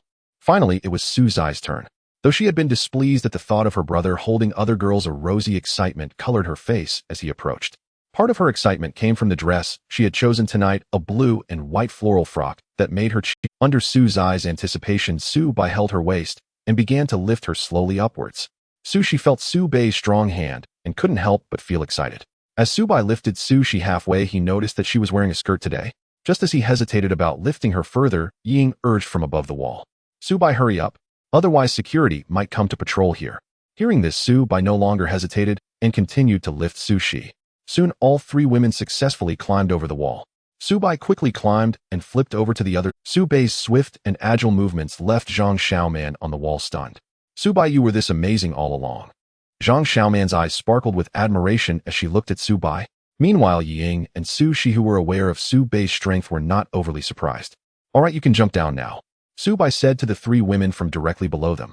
Zhang Xiaoman looked at the height of over 2 meters and nervously replied, "Then you have to catch me, okay?"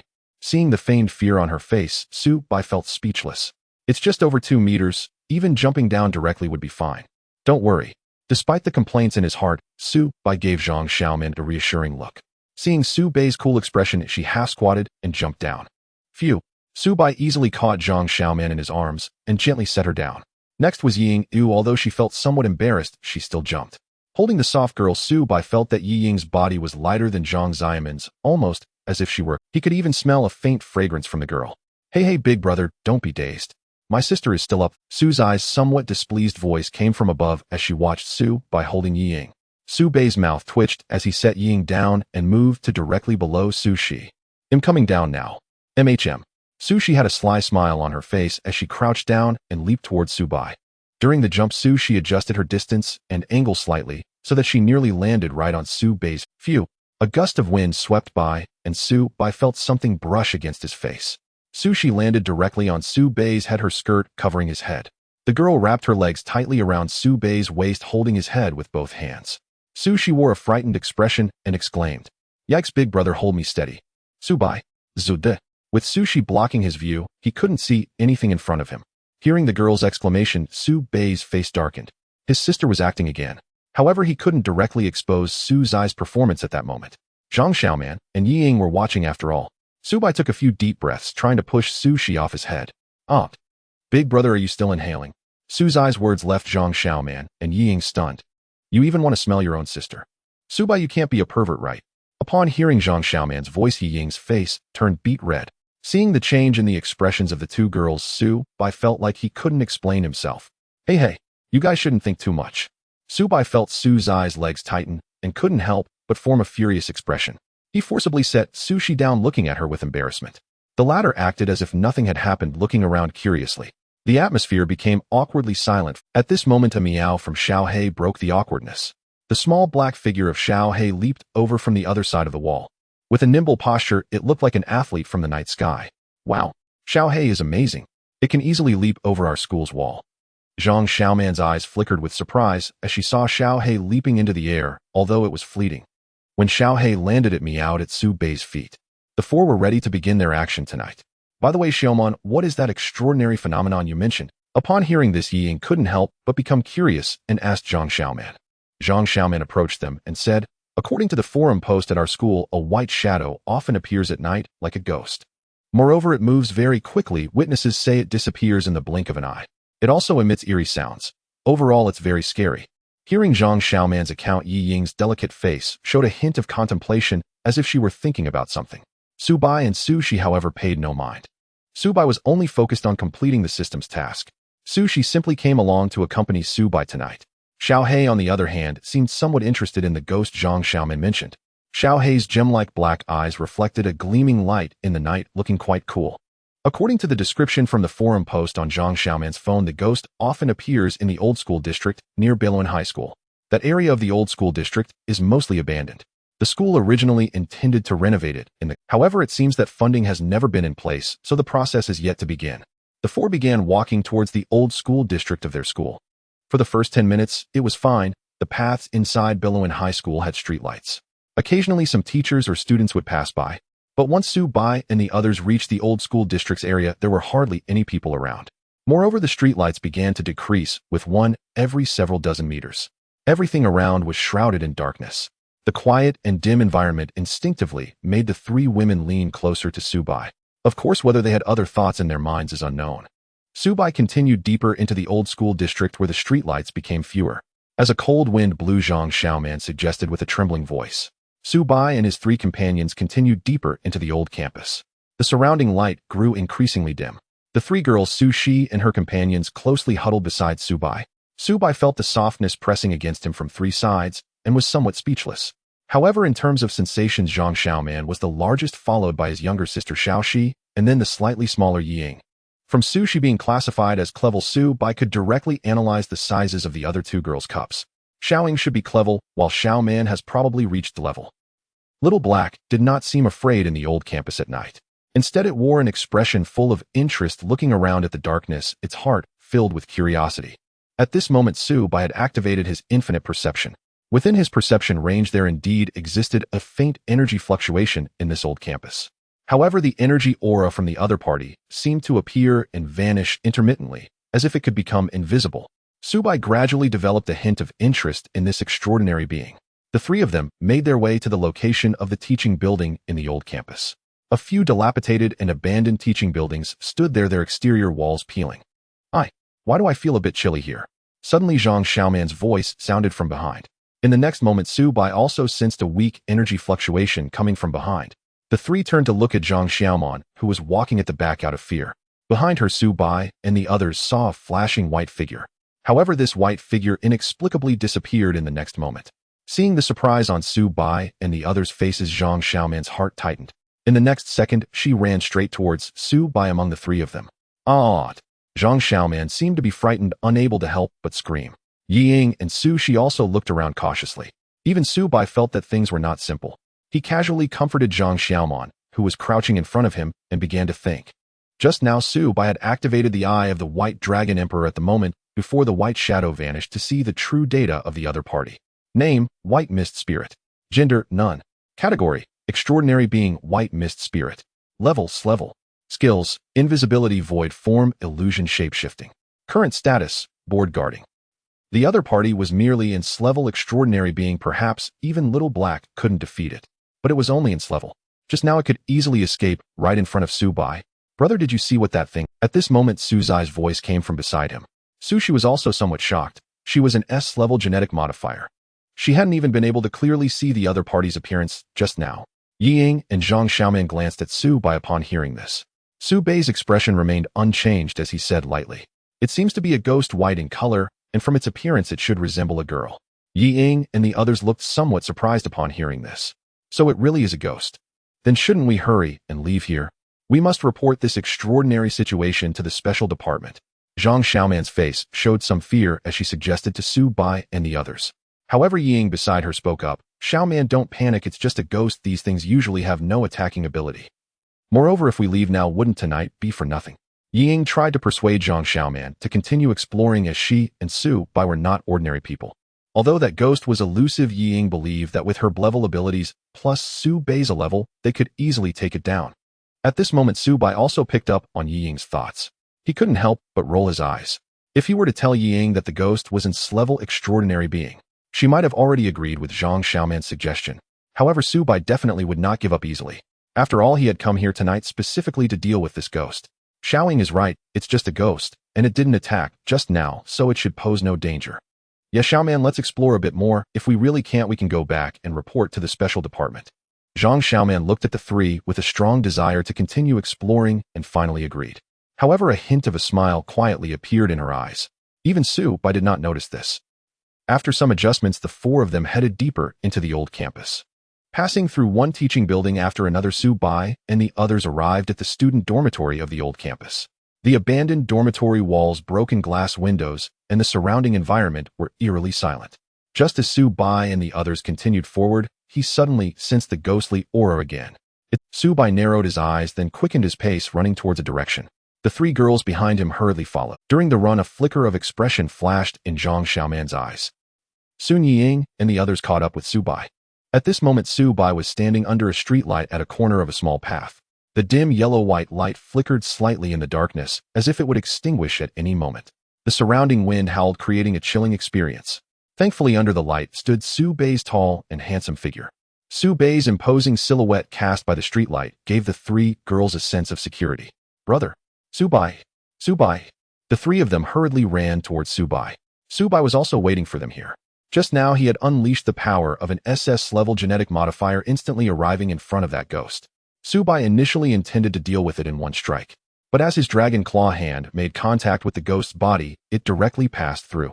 Of course, the ghost's body was not completely immune to his physical attacks.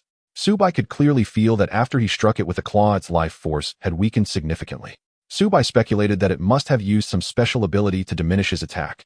Eventually, the ghost's figure vanished, and Subai was uncertain whether it had died. Just at this moment. Ding. Task Night Exploration of the School completed. Task Reward 1 System Point. Subai heard the system's prompt in his mind, somewhat surprised. Could it be that guy is dead? As this thought arose in Subai's mind, the system's voice came through. Host, please believe in your own strength. After all, the host is an SS-level extraordinary being. A mere S-level ghost, even if it has physical damage reduction abilities, would never be able to withstand a hit from the host and survive. Hearing the system's analysis, Subai felt enlightened. Brother, what are you dazed about? At that moment, Su Zai's charming voice came from beside him. Su Shi and the three girls came running with the vigor of youth. Their faces were slightly flushed from the exertion, making them look incredibly adorable. Su Shi approached Subai and asked, Elder brother, what are you doing here? Did you catch that ghost? Nearby, Ying also looked curious, knowing Subai was in a rank extraordinary being. Subai had run so hurriedly moments ago because he must have discovered that extraordinary ghost. Ying, filled with anticipation, inquired of Subai. Yes, Subai, did you find that ghost? The two girls looked at Subai with eager expressions while Zhang Xiaoman remained somewhat silent. A subtle smile crept across Subai's lips as he addressed the three girls, saying, No, I made a mistake earlier, it was just a stray cat. Subai feigned disappointment, waving his hands helplessly.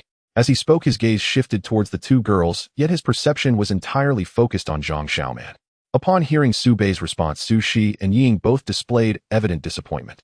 Although Zhang Xiaoman also showed a hint of regret, a strange glimmer flashed in her eyes. And Subai perceived it all. Well, it's getting late, that ghost probably can't be found now. Let's call it a night here, Subai said to the three girls as he began to retrace his steps. Su Shi and Ying wanted to say something, but seeing Subai's disinterest, they could only follow in his footsteps. Zhang Xiaoman quickened her pace to catch up her thoughts, entirely perceived by Subai. How could this be? Just now I felt the life force of that white mist spirit weaken. Could Subai be lying? That shouldn't be the case. Subai's strength must be greater. Subai activated his infinite awareness, carefully listening to Zhang Xiaoman's inner thoughts. In fact, Subai had noticed something off about Zhang Xiaoman ever since he awakened his memories. However, at that time he merely regarded her as an ordinary, hidden, extraordinary being. Recently, however, Subai frequently heard some peculiar thoughts from Zhang Xiaoman. Words like mist, sea of flowers, and about to open, among others. These thoughts sparked a flicker of interest in Subai, especially tonight when she invited him and others to school to investigate ghosts. Subai also gleaned more information from her mental activities. The previous white ghost was related to Zhang. It seemed Zhang Xiaoman had discovered that ghost in the school a long time ago. As he walked back, Subai felt a sense of confusion. He couldn't understand why Zhang Xiaoman wanted to bring them to the school tonight to search for that ghost. According to Subai's probing into Zhang Xiaoman's heart, she seemed very eager to see that ghost eliminated. Thinking this, Subai inadvertently glanced sideways at Zhang Xiaoman. He had never used the White Dragon Emperor's probe on her before. Of course, that was also because Subai didn't need to and looked down on it. At that moment, the eye of the White Dragon Emperor activated. Name Zhang Xiaoman, clone, gender, category, dimensional being, mandala flower, spirit level, a rank, false strength, skills, disguise, self-suggestion, soul communication, confusion, current status, analyzing. Upon seeing the eye of the White Dragon Emperor provide a true analysis of Zhang Xiaoman's data, Subai was astonished. Although he had long known that Zhang Xiaoman was not an ordinary human, her category was rather unique. Dimensional being. This should be a type of extraordinary existence like Xiao He and the previous ghost, right? So Zhang Xiaoman also comes from the other side of the dimensional rift. Moreover, her current status is merely a clone. Subai was shocked upon investigating. The analysis provided by the eye of the White Dragon Emperor confirmed that Zhang Xiaoman was extraordinary. Subai's eye of the White Dragon Emperor quickly retracted. Zhang Xiaoman sensed the gaze beside her and turned her beautiful face towards Subai. Seeing Subai's deep bright eyes like stars in the night sky, Zhang Xiaoman's heart stirred. Once the passage is fully opened, I must capture you and ravage you daily. The passage has been fluctuating lately, and with the disappearance of the white mist spirit's aura, it should be soon. Subai heard some strange thoughts from Zhang Xiaoman at that moment, and his expression darkened.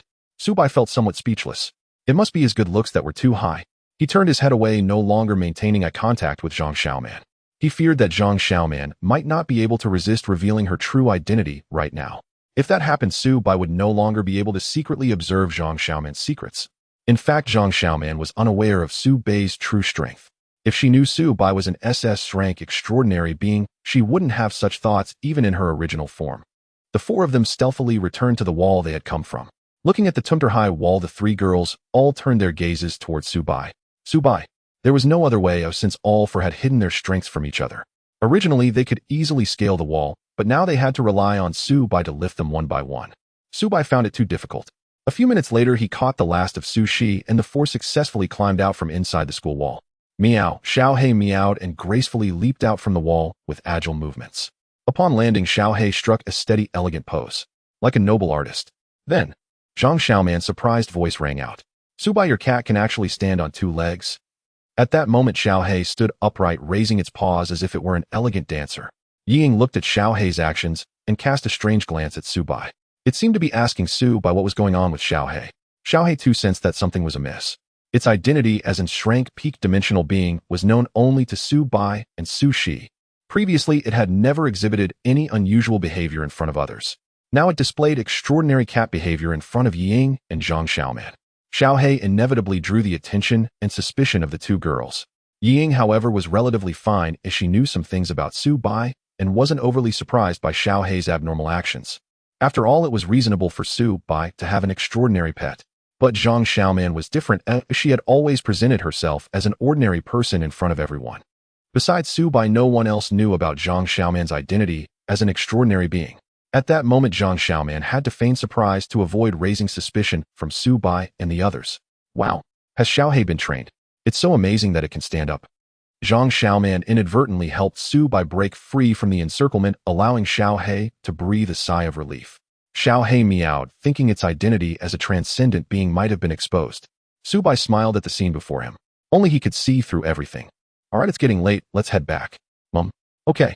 Soon after, Su Bai and Zhang Xiaoman parted ways, each heading home. On the way back, She couldn't help her curiosity and asked Su Bai, big brother, you must have caught that ghost earlier. Why are you lying, big brother? Shi, with a detective-like expression, suddenly stepped in front of Su Bai, pointing at him with one hand, sounding quite exasperated. What is the truth? Su Bai was stopped by Su Shi and also came to a halt. Su Bai was somewhat speechless and patiently began explaining to Su Shi. Meanwhile, Xiao He perked up its black cat ears, attentively listening like a diligent student. A few minutes later, Su Bai shared everything about Zhang Xiaoman and the school's ghost with Su Shi.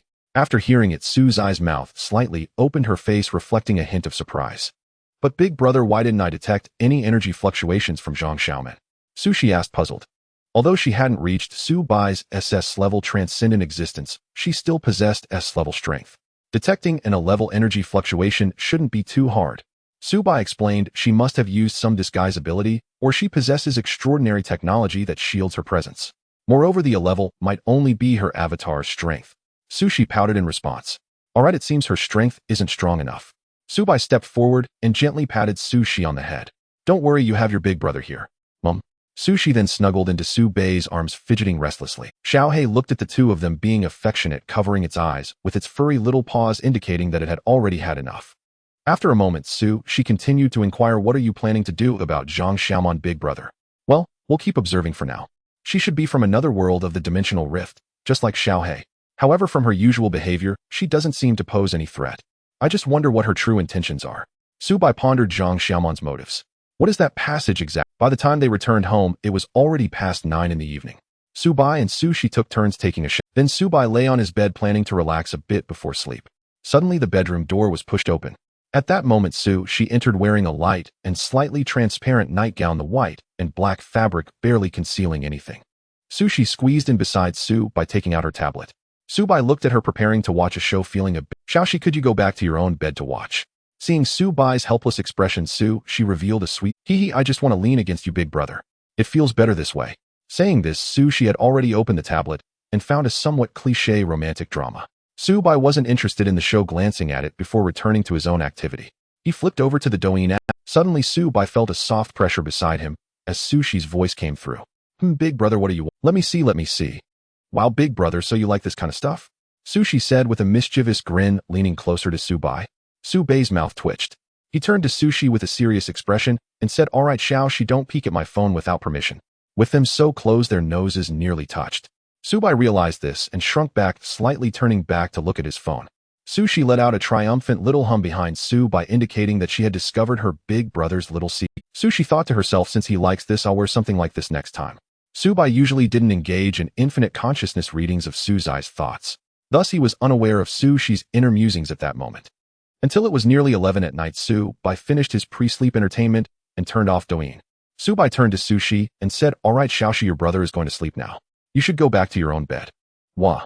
Even though Sushi cried, Subai ultimately sent the girl back to her own bed, feeling quite pleased with the spaciousness of his bed. "Good night." He said goodnight to Sushi, who was on the opposite bed, and casually turned off the bedroom lights. The bedroom was plunged into darkness. Only the translucent glass window on the wall allowed a faint moonlight to creep in. Subai's family had this kind of window that prevented outsiders from seeing inside, while allowing those inside to look out, providing excellent privacy. Seeing Subai was going to sleep, she put on a pair of white headphones, planning to binge-watch her dramas all night. Watching Sushi, who was so determined to stay up, Subai felt no worry. After all, individuals like them, genetically modified beings, had lifespans several times longer than ordinary humans. Not to mention she was an S-level modified being, she could binge-watch for a year and a half, without any issues. In the quiet night, the stunning girl bathed in moonlight remained breathtakingly beautiful. The next morning, Subai woke up without feeling any weight on him. Subai sat up in surprise, looking at the large bed across from him. At that moment, she was leaning against the head of the bed, still wearing those white headphones. Subai was shocked. She was actually still watching dramas. "Xiaoshi, you didn't watch an entire night of that tomato drama, did you?" he exclaimed in disbelief. Sushi snapped out of her engrossed state. She took off the headphones and smiled at Subai. "Yeah, big brother, this drama is so good I couldn't help myself and watched through the night until now." Looking at the girl's relaxed expression, Subai's mouth twitched. "Xiaoshi, even if you're an S-level transcendent, you still need to maintain a normal daily routine." Listening to Subai's serious admonition, the girl obediently nodded. Got it, big brother. You should go to school now, or you'll be late." Subai quickly finished his morning routine and prepared to head out. Xiaohei lay on the living room sofa guarding the house. As Subai walked on the way to school, his phone suddenly vibrated. He opened WeChat and saw a message from Zhang Tianlong. "Zhang Tianlong, Mr. Su, in the past few days we have joined forces with SOD from Dongmu City to completely eliminate the Ghost Alliance. Zhang Tianlong, there is something I would like to ask Mr. Su. Subai, just say it directly. Zhang Tianlong, I was wondering if the bodies of those core members of the Ghost Alliance that Mr. Su killed are still around." Subai looked at the message from Zhang Tianlong, feeling somewhat puzzled. "Subai, what do you want those guys' bodies for?" Zhang Tianlong, to be honest, the class core members of the Ghost Alliance have powerful ghosts residing within their bodies. Zhang Tianlong, this is a very peculiar supernatural phenomenon that we at SOD have been researching. So Subai understood what Zhang Tianlong meant. Using the bodies of those class ghosts for research, right? Fearing that Subai would decline, Zhang Tianlong sent another message. Zhang Tianlong, of course, if Mr. Su is willing to provide them, we at SOD will offer appropriate compensation. Subai felt a bit helpless. Those ghostly bodies were of no use to him. But he had already fed the ghostly bodies to Xiaohei. "Subai, I have already disposed of those guys' bodies, so it probably won't work this time." Zhang Tianlong, in that case, never mind, I apologize for bothering you, Mr. Su. Subai turned off his phone and continued walking towards Biluan High School. He soon arrived in the classroom. As Subai entered, he heard his classmates discussing today's topic. "Hey, have you heard? It seems someone has spotted mice the size of cats in our school recently." "Wow, there are actually mice that big." "Indeed, it is said that special department personnel were dispatched to finally capture it. There are even pictures on our school's forum. That mouse looks fierce. They used specially designed tranquilizer darts to subdue it for capture." Listening to his classmates' discussions, Subai felt a bit curious. He sat down at his seat. At that moment, Yi Ying and Zhang Xiaoman also arrived. The two girls seemed to be discussing these matters. Seeing Subai arrive, Zhang Xiaoman excitedly spoke to him. "Subai, quickly look at our school's forum." Subai was somewhat speechless and responded, "Is it about that cat-sized?" "Oh, you already know." Seeing Zhang Xiaoman and Yi Ying's surprised expressions, Subai remained calm. "It's just a bigger mouse, oh, what's so surprising about it? It's definitely not that simple." Zhang Xiaoman continued, noticing Subai's indifference. "Besides that cat-sized mouse, there are cockroaches the size of mice and lizards the size of wolfhounds." Zhang Xiaoman chattered on about the extraordinary phenomena on the school forum. Subai, listening to her, also realized that things were not simple. If there was only one unusually sized creature, it might be a coincidence, but Biluan High School had already seen over a dozen of these enlarged creatures. Moreover, there had been no previous reports of these enlarged creatures. This meant that these enlarged creatures appeared overnight. Subai's mind immediately linked to their nighttime exploration of the school from the previous night. What a coincidence, or could this be related to Zhang Xiaoman and that ghost? Yi Ying's voice chimed in. These creatures are indeed very abnormal. It seems that early this morning special department personnel came to investigate our school. If nothing unexpected happens, we might have a few days of mini holidays. Listening to Yi Ying and Zhang Xiaoman's discussion, Su Bai pondered thoughtfully. Soon the class bell rang, signaling the start of the first period. Su Bai discreetly pulled out his phone from beneath a pile of books. He opened the extraordinary official website of Qingfeng City to browse. Upon entering the extraordinary official website, various newly emerged highlighted posts caught his eye. Su Bai looked at these titles in surprise. Attention! Gigantic creatures have appeared in multiple locations in Qingfeng City. All extraordinary individuals must report immediately to SOD upon discovery. Suspected unknown energy leak. Our city has experienced a phenomenon of biological gigantism. Su Bai clicked on these posts one by one, checking their contents. After browsing for a while, Su Bai finally understood the reason behind the events. It turned out that this phenomenon of gigantic creatures was not limited to Beiluan High School. Now many such gigantic creatures have appeared throughout Qingfeng City. Most of them were originally small insects and plants. But for some unknown reason, these creatures underwent sudden mutations overnight. Not only did their sizes increase several times, but some mutated creatures also exhibited powerful aggression. These mutated creatures now posed a threat to ordinary people's safety. Thus, SOD from Qingfeng City dispatched numerous enforcers to various locations for eradication. Currently, SOD in Qingfeng City is incredibly busy. Moreover, there are bounty tasks posted on the official website by both Qingfeng City and the Hunter Association. Extraordinary individuals in Qingfeng City can earn bounties by hunting these mutated creatures and trading their bodies. However, the displayed mutated monsters are mostly at the E to D level. The bounties for their bodies won't be much, at least not enough for Su Bai to care about. Looking at the various analyses of this biological mutation event on his phone, Su Bai couldn't help but think back to last night. Last night, he had just taken down that glass ghost in the school. Then this morning, the entire city suddenly saw a surge of mutated creatures. Of course, it could also be a coincidence. However, Su Bai's meticulous mind, enhanced by infinite consciousness, made him sense that things were not quite right.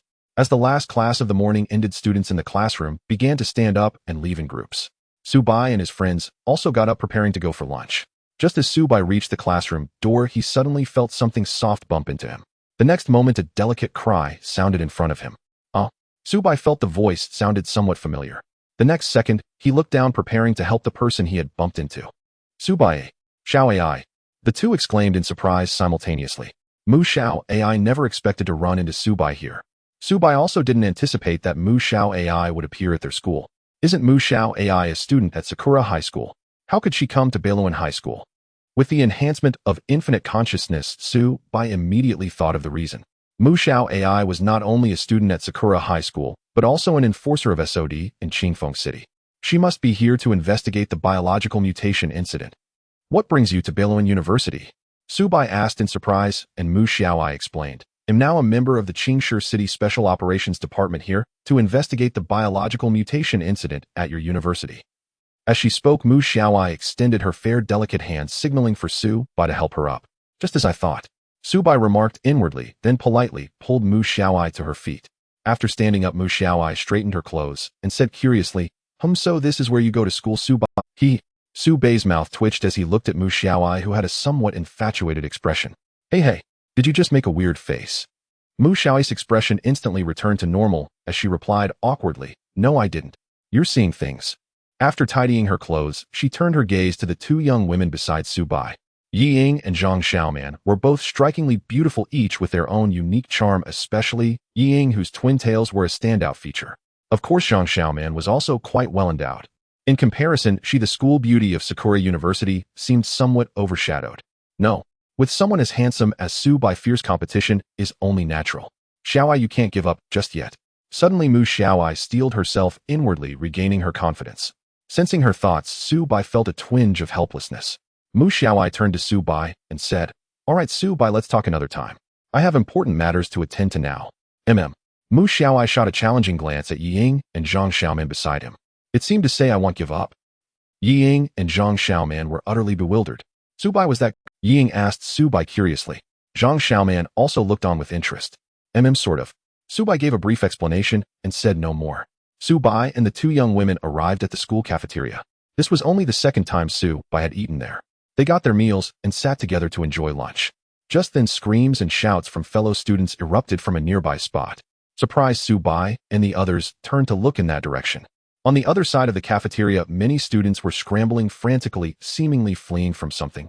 Naturally, Su Bai and his companions could no longer continue their meal. The three of them stood up and headed toward the commotion. At the same time, Su Bai extended his perception, enveloping the entire cafeteria. His eyes narrowed slightly. Within his perception, several extremely faint energy fluctuations appeared in the cafeteria. They were all quite weak, roughly at the level. More and more students in the cafeteria were panicking, their shouts and cries filling the air. It was as if a horde of little Japanese devils had stormed the place. Everyone run. There are cockroaches in the cafeteria. Oh my God. So terrifying, I'm scared to death. Hearing the shouts, some students farther away sneered with disdain. It's just cockroaches. Why are you all? If you'd seen the cockroaches in the south, you'd be scared to death. Can't you just step on them? Why does everyone have to run away? Those aren't ordinary cockroaches. How tough can an unusual cockroach be? Let me go see. Oh my heavens. Damn it. Whose cockroach is as big as a wash basin? This isn't a cockroach, it's a monster. Run. There's a monster. There's a monster in our cafeteria. Don't come near me. Listening to the students' shouts, Su Bai and the others roughly understood what had happened. Did mutated cockroaches get into the cafeteria? Xiaoying, Su Bai, shouldn't we get out of here? It looks really dangerous, doesn't it? Zhang Xiaoman's pretty face showed a hint of worry as she suggested uneasily. Su Bai admired her superb acting skills inwardly. It was even better than his little sister's acting. Don't be afraid.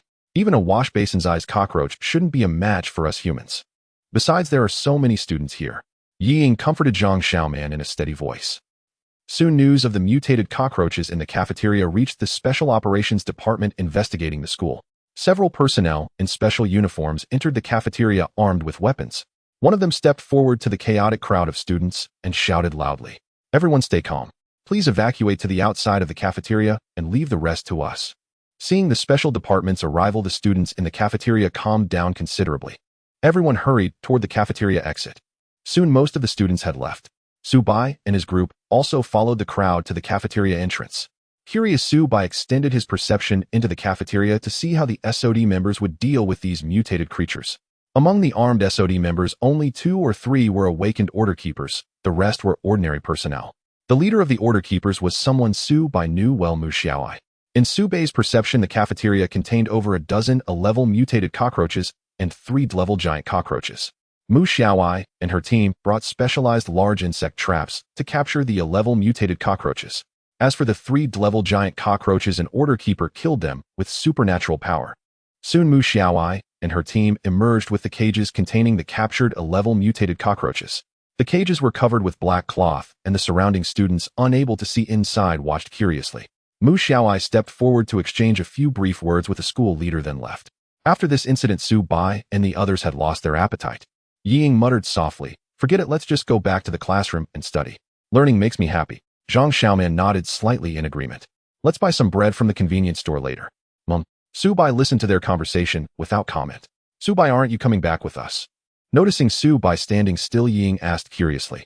Su Bai smiled and said, "You two go ahead to the classroom. I need to use the restroom." After Yi Ying and Zhang Xiaoman left, Su Bai strode quickly in one direction. Just moments ago, the system had issued a mission. Ding. Mission released. Mission name: Eliminate the Cockroach King. Mission description: a large number of mutated cockroaches have appeared at the school, and among them a mutated cockroach king has been born. The host must find and eliminate the mutated cockroach king within the next hour. Mission reward: 1 system point. A faint smile curled at the corner of Su Bai's mouth. It turned out that a clever mutated cockroach king, sensing something amiss, had burrowed into the ground and escaped. And this presented Su Bai with an opportunity to earn system points. Eliminating a clever mutated cockroach king was no different from crushing an ant for him. In the next instant, Su Bai unleashed his infinite consciousness, enveloping the entire Billowin Academy in its vast perceptual field. Within the campus, beyond the energy fluctuations of the mutated cockroach king, numerous other mutated creatures stirred. The mutated cockroach king was instantly detected by Su Bai, yet the very next moment a faint crease appeared between his brows as he murmured softly under his breath, "That direction is the girls' dormitory." Moments later, Su Bai followed his heightened perception straight to the girls' dormitory zone of Billowin Academy. Billowin Academy typically housed only students from outside the city. Since Su Bai and Yang resided in Qingfeng City, they had opted not to live on campus. Subai halted before a signboard reading males prohibited beyond this point, rubbing his temples in mild exasperation. How exactly am I supposed to get in? As he pondered, a crisp voice suddenly chimed from behind him. Huh? Subai. Startled, Subai turned, and there stood Mu Xiaoai clad in the standard SOD uniform, flanked by several squad members. She appeared to be responding to the mutated creature incident. Xiaoai, what are you doing in front of the girls' dormitory, Subai? Huh? Realizing her own implication, Mu Xiaoai's gaze flickered with amused suspicion. Sensing imminent misunderstanding, Subai quickly interjected. Actually, struggling for a plausible excuse, he abandoned pretense altogether and blurted out, I just saw a mutated cockroach dash inside. I was about to notify your Special Operations Division. Coincidentally, you arrived right on time. What a... Mu Xiaoai gasped, startled. There's another mutated cockroach. Was it the one that escaped from the cafeteria earlier? Her initial shock swiftly gave way to calm professionalism. Thank you for the alert, Subai. Without hesitation, she accepted his explanation and turned to her team. Let's move.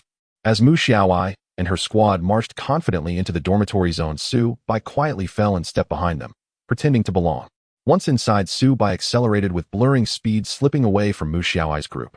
He headed directly toward the location where his senses confirmed the mutated cockroach king lurked. It was midday. Many female students had returned to their rooms for rest. Spotting Mu Xiaoai and her team in distinctive uniforms, curious heads peered out from windows. One girl happened to catch sight of Subai's furtive figure. Initially suspicious of his behavior, she even considered reporting him to the dorm supervisor. But the moment Subai turned and revealed his striking features, her resolve dissolved entirely. Such an impossibly handsome guy. Her startled cry drew immediate attention. Soon more girls leaned out from neighboring windows, spotting Subai below. It's true, he's absolutely stunning. Holy, my favorite male idols look like amateurs. Wait, why is there a boy in the girls' dorm zone? Who cares? If you report him, I'll stab you first. He's still up there gawking while the smart girls are already rushing downstairs to get his WeChat. You're so sneaky. Wait for me. Unaware of the commotion he'd ignited, Subai remained oblivious, though his extraordinary looks would soon draw swarms of admirers clamoring for his contact details. Subai entered one of the dormitory buildings. His senses confirmed the mutated cockroach king was on the ground. Then he stood before a restroom door. Staring at the sign indicating women's restroom, Subai found himself momentarily speechless. The creature's energy signature pulsed unmistakably from within. With no students nearby, Subai hesitated, just barely. Yet driven by system points, he stepped in without delay. Inside, he instantly locked onto the mutated cockroach king with his spiritual sense. A monstrous cockroach nearly a meter long. Its grotesque form alone would likely send ordinary people into unconscious terror. Subai released a sliver of his aura, freezing the beast in paralyzed dread. Without hesitation, Subai pressed forward with overwhelming force. Squeak, squeak. Boom. A muffled detonation echoed, scattering viscera and foul fluids across the tiled floor. Crushed utterly beneath Subai's crushing aura, the mutated cockroach king exploded, its soul ascending instantly from the ruined corpse. Ding. Quest completed. Eliminate the cockroach king. Reward 1 system point. The chime filled Subai with quiet satisfaction. He sealed the shattered remains into his pocket dimension. Wonder if Xiaohei fancies cockroach midnight snack. Just as Subai prepared to exit, a flood of chattering, wide-eyed girls surged into the corridor, filling the restroom doorway completely. Curious gazes fixed upon Subai standing inside. They'd all been summoned by the girl who first spotted him. Where's the handsome guy? Let me see. Whoa, seriously gorgeous. Since when did our school produce a god-tier heartthrob? Exactly. Why have we never heard of him before? Hey, don't shove me. Wait, isn't that Subai from our class? Subai listened, recognizing voices, including some from his own homeroom. A dark vein throbbed at his temple. Mortified inwardly, he maintained an unflappable, aloof composure. Excuse me. His polite, yet firm tone parted the crowd like water. Girls instinctively stepped aside, clearing a narrow path. Whoa, he asked me to move? No, it was clearly directed at me. Look in the mirror before you... What do you mean by that? And what do you mean? Watching the flustered, infatuated mob, Subai suppressed an inward groan. His accursed charisma had ignited chaos. A fierce, light-hearted skirmish erupted at the restroom entrance, while Subai seized the moment to slip away unnoticed. He didn't linger. Darting back along his original path, Subai vanished from the dormitory zone in seconds, then strode calmly toward his classroom as though nothing at all had occurred. After class in the afternoon, Subai walked along the path home. He took out his phone, browsing the official website of the Extraordinary in Qingfeng City as he walked. Possessing the extraordinary perception ability of infinite consciousness allows Subai to walk without looking ahead and not stumble. Subai glanced at the information on his phone. The posts on the extraordinary official website were mostly about mutated creatures. From E and D ranks in the morning, there were already images of B-rank mutated creatures being posted in the forum. One of them was a mutated insect resembling a small tank. It had a jet black shell, fierce eyes, and a menacing gaping maw. It looked like even a tank would struggle against this creature. Ultimately, it took the SOD dispatching orderers of level 4 and above to finally kill it. The body was taken away by the SOD personnel. Subai looked at the content on the page with great interest, feeling that there must be something amiss with the large-scale mutations of these creatures. Subai arrived home. Little Black eagerly came to open the door for him. Sushi was sprawled on the sofa playing with her phone in a completely unrefined manner. "Xiaoxi, please tidy up your skirt." The girl lying on the sofa did not respond, merely casting a glance at Subai before returning her attention to the screen. Subai felt speechless and decided to ignore Sushi. He walked to the sofa, threw his backpack onto it, and leaned back. Just as Subai was about to open Douyin, a message popped up on his phone. Reluctantly, he clicked it open. It was a message from Zhang Tianlong. "Zhang Tianlong, Mr. Su, we have discovered an open dimensional rift on Fengxiao Road today. Zhang Tianlong. According to our danger assessment, this dimensional rift is preliminarily rated as class." Subai raised his eyebrows slightly upon seeing the message from Zhang Tianlong. A newly appeared dimensional rift, huh? And it's glass. Just as Subai was pondering this matter, the system's voice sounded. Ding. Task issued. Task name: guard Fengxiao Road. Task description: a new storm has emerged. How can we afford to overlook it? Please proceed to Fengxiao Road and close the glass dimensional rift there. Task reward: 1 system point. Subai looked at the newly issued system task with some astonishment. This was the first time 2 system tasks had appeared on the same day. System, didn't you say that only 1 system task can be issued each day? Host, please don't misunderstand. Daily tasks issued by the system are random. There is no limit to the number of tasks issued. Moreover, the host has already accumulated 8 system points. Isn't it better to do a few more tasks to quickly gather 10 points for a lottery? Subai Epsilonza. After hearing the system's reasoning, Subai felt it made some sense. Do I really have 8 system points now? Yes, host. Gathering 10 system points allows for a system lottery. Please work hard and keep. With the system's encouragement, Subai felt a bit more cheerful. He looked at the conversation with Zhang Tianlong on his phone, a slight smile curling at the corners of his mouth. Zhang Tianlong actively sending him this information clearly indicated that he wanted Subai to help them. Of course, Subai could also choose to not get involved. After all, it was agreed that Subai would only step in when there were extraordinary beings that SOD could not handle in Qingfeng City. However, since this was a system task, Subai began to send a message to Zhang Tianlong. "Subai, Director Zhang, do you want me to help you close that glass dimensional rift?" Zhang Tianlong. "Oh no, this is just a small matter. We wouldn't dare to trouble Mr. Su." Seeing Zhang Tianlong's polite words, Subai couldn't help but twitch the corner of his mouth. He was too lazy to engage in pleasantries with Zhang Tianlong. Subai directly got to the point.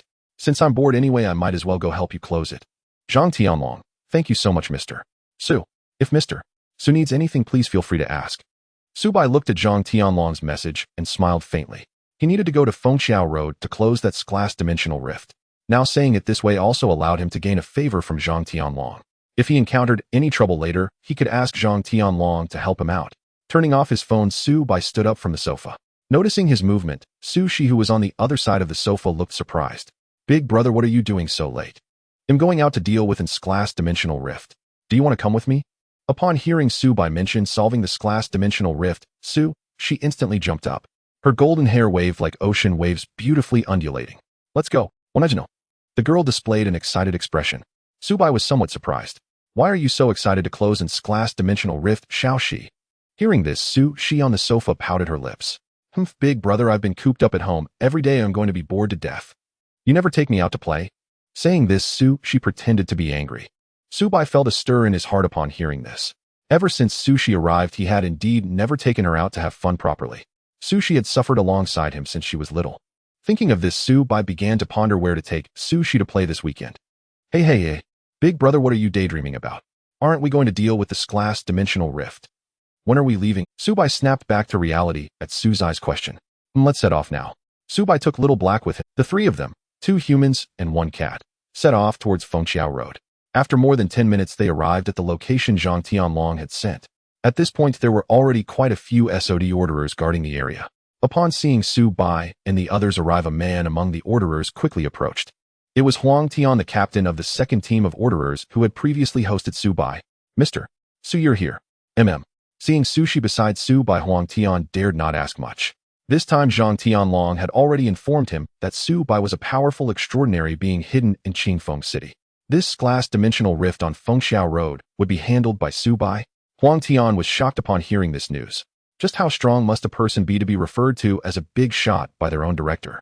A special class, or even S-class existence. Huang Tian couldn't imagine that there were such extraordinary beings in Qingfeng City.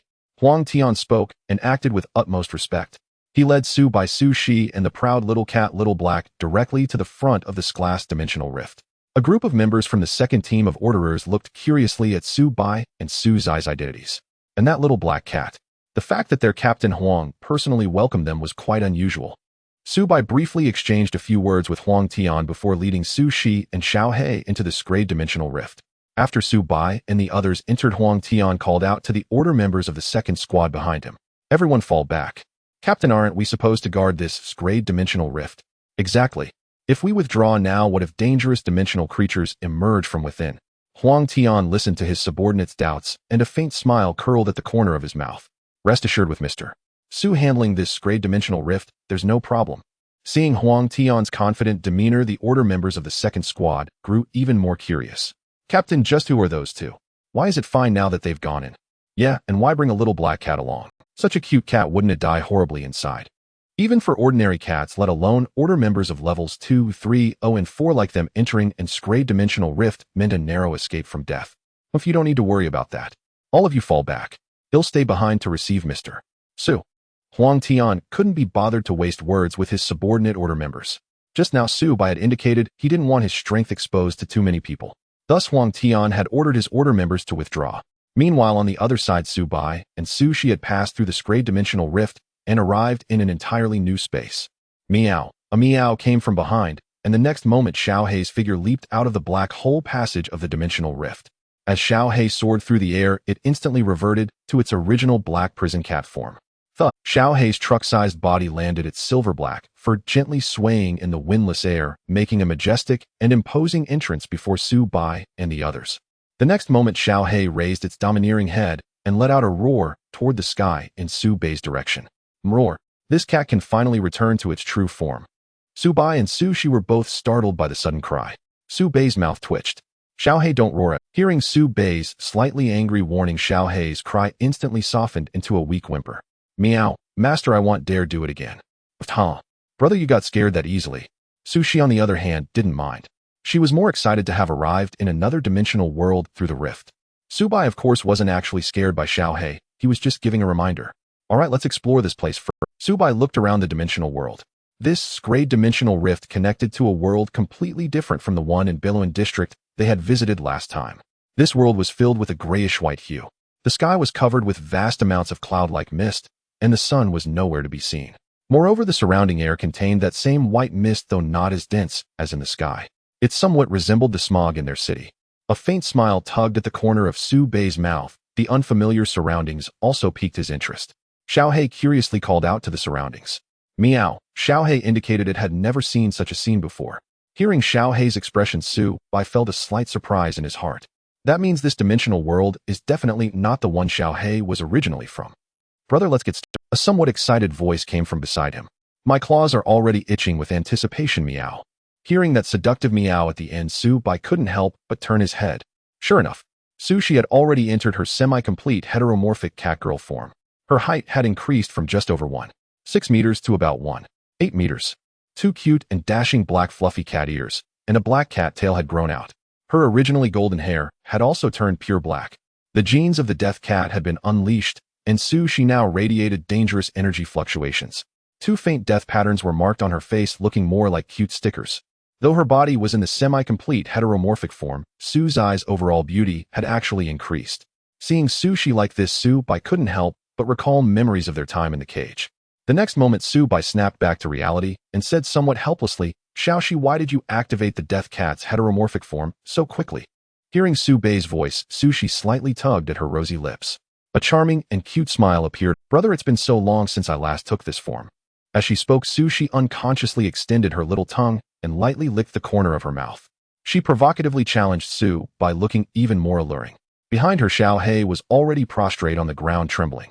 Because Suzai's modified genes were those of the death cat, a pinnacle existence among feline creatures. Both in aura and strength, it completely overwhelmed Xiao Hei's black prison cat form. Alright Xiao Shi, restrain your energy aura. You've scared Xiao Hei like this. Subai lightly pointed at Xiao Hei beside Su Shi. Su Shi turned around and saw Xiao Hei terrified and lying on the ground from the energy radiating from her. She gave an awkward laugh. Haha, it's been too long since I entered semi-complete heteromorphosis. I couldn't control my aura pressure. Sorry Xiao Hei. As she spoke, Su Shi withdrew the overflowing energy aura back into her body. Without Suzai's terrifying pressure, Xiao Hei felt a wave of relief and took a few deep breaths. Subai looked at Xiao Hei, now able to move, and said to the pair, Alright, let's move forward. Meow. Amidst the hazy white mist, the figures of Su Shi and Xiao Hei moved at high speed. It had been an hour since they entered this grade dimensional rift. After an hour of exploration, Subai and the others had gained a general understanding of this dimensional world. During this time, they had encountered some dimensional creatures in the mist. They weren't very strong, ranging from grade to air grade. So far, Subai and the others hadn't encountered any grade dimensional creatures. Moreover, Subai observed the surrounding mist. He felt that the deeper they ventured into this dimensional world, the higher the concentration of mist became. From a faint, barely visible white at the start, it had now become a rather thick white mist at their current position. Subai and his companion rode the small black creature deep into the misty world. Along the way, all the dimensional creatures they encountered were dealt with by Su Shi, who had entered a semi-transformed state as the Grim Reaper cat. Of course, all the corpses were stored in Su Bei's dimensional space. Although the bodies of these dimensional creatures were not worth much, they could serve as nourishment for the small black creature. Just as the small black creature advanced unimpeded, a slightly stronger energy fluctuation suddenly appeared within Su Bei's perception range. It's an S-class dimensional creature. Subai exclaimed softly, a slight smile appearing at the corners of his mouth. This was the true objective of their journey. The S-class dimensional rift could only be closed automatically by killing the dimensional creatures within it of the same rank. Let me handle this, brother. The voice of Su Shi, who was closely following Subai, sounded. In the next moment, Subai felt the softness behind him leave as Su Shi jumped off the back of the small black creature. The small black creature also stopped running forward at Su Bei's gesture. Moments later, it sensed a powerful energy fluctuation approaching. Roar! The small black creature lowered its head slightly and growled towards the white mist ahead. Subai found the low growl too noisy. Shut up, small black. Meow meow. Gradually, a white figure emerged from the mist ahead of Subai and the others. When Subai and the others saw it, they were somewhat surprised. Because this S-class dimensional creature in the mist looked almost identical to the white ghost they encountered during their nighttime exploration of the school. Amidst the astonished cries of Su Shi and the small black creature, Subai directly activated the eye of the white dragon. Name: White Mist Spirit. Gender: Category: Extraordinary Creature, Mist Species, White Mist Spirit. Level: S-class. Skills: Invisibility, Illusion, Evasion, Levitation. Current status: Wandering. Looking at the real data displayed by the eye of the white dragon, Subai confirmed that they were indeed the same type of extraordinary creature. However, the one in the school was a ghost of the extraordinary category, while the one before him was a white mist spirit. There was still a slight difference. Subai couldn't help but voice his surprise. Could it be that the one in the school escaped from a dimensional rift in this misty world? I feel the same way, brother. That's definitely the case. The agreement came from Su Shi and the small black creature, both affirming Su Bei's speculation. Su Bei's infinite consciousness rapidly analyzed the connections between these events. Meanwhile, Su Shi was already eager to battle the white mist spirit. I'm going in first, brother. As soon as Suzai's voice fell, her agile form shot towards the white mist spirit like a gust of wind. The S-class white mist spirit, which was wandering, looked completely bewildered. Just as it arrived, it sensed a terrifying energy fluctuation rushing towards it. Almost unable to react, the white mist spirit only saw a black figure flash before it. In the next second, she swung a black mutated cat paw. The Grim Reaper cat's paw, nearly a meter long, was like an extraordinarily sharp blade in Suzai's hand. Puff! In the next moment, Suzai's cat paw pierced through the white mist spirit's body, tearing its somewhat ethereal form in half. Woo! The white mist spirit let out a painful cry before its body began to mist, slowly merging into the surrounding white fog. Watching this scene, Su Shi and the small black creature were all somewhat astonished. Especially Subai, who was even more surprised. Previously, when he killed that white mist spirit, its body could clearly counter most physical damage. Yet the white mist spirit that Su Shi had just killed did not seem to possess such a bug-like ability. Moreover, after death, its body actually misted away. Subai leaped off the small black creature's back and approached the corpse of the deceased white mist spirit. At this moment, the body of this white mist spirit had nearly completely misted away. However, it left behind a white crystal at the spot.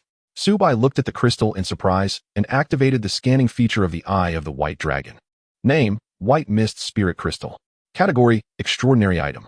Description: the crystal contains pure energy formed from the gathering of all the life force within the body of the white mist spirit after its death, which can be directly absorbed and used. Subai's eyes lit up upon seeing the analysis provided by the eye of the white dragon. Looks like this item should be quite good. Hearing Subai's words, Sushi beside him was eager to try it out. Brother, what exactly is this thing? Hearing Suzai's curiosity, Subai's lips curled into a slight smile. He then turned to Sushi and directly stuffed the white mist spirit crystal into her mouth. What is this? Sushi instinctively wanted to refuse, but upon realizing it was Subai who was feeding her, she accepted it. Here, just eat it, and you'll know. Subai looked at Sushi with a smile that was not quite a smile, making her even more curious. Brother, what exactly was that white crystal? Subai did not answer Sushi directly, but instead asked back, didn't you already eat it? What do you feel now? Sushi began to carefully sense the changes within her body at his prompting.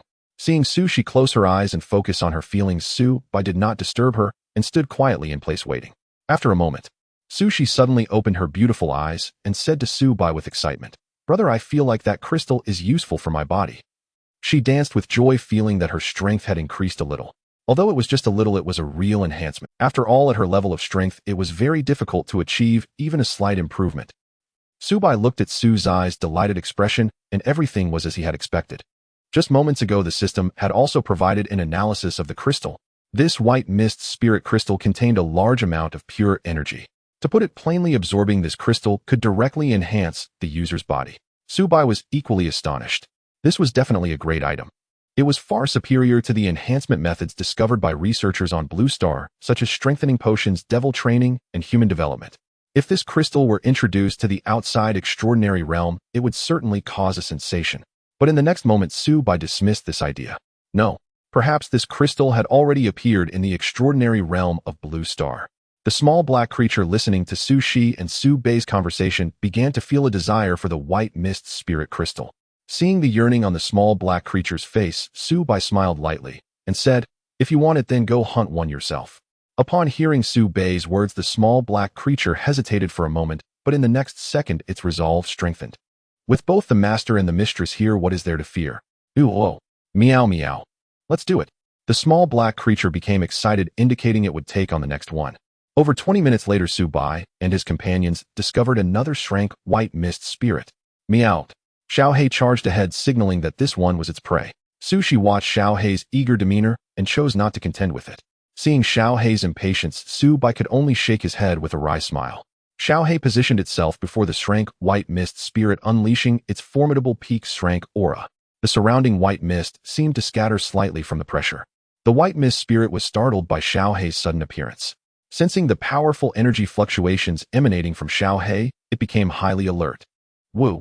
The white mist spirit let out a strange whimpering sound, as if reluctant to fight Xiaohei. However, Xiaohei was covetous of the white mist crystal that would form upon the spirit's death. Meow! Xiaohei issued a threatening low growl at the white mist spirit. Glancing back at Subai and Sushi, its confidence surged. Just go for it. Without further hesitation, Xiaohei lunged toward the opposite white mist spirit. The formidable energy of a peak shrank burst forth with its pounce, bearing down heavily on the white mist spirit's position. Woo! The white mist spirit, seeing Xiaohei's ferocity, knew a battle was inevitable. Although Xiaohei was significantly stronger in rank, the white mist spirit remained unflustered. After all, this white mist realm was its home turf. With the ambient mist's enhancement and its familiarity with the terrain, the white mist spirit could unleash at least 120 of its combat prowess. Woo! Its form suddenly shifted, becoming distorted and ethereal. In the next instant, the white mist spirit seemed to merge with the surrounding white mist, causing Xiaohei's attack to strike empty air. Meow! Xiaohei meowed in bewilderment, utterly confused.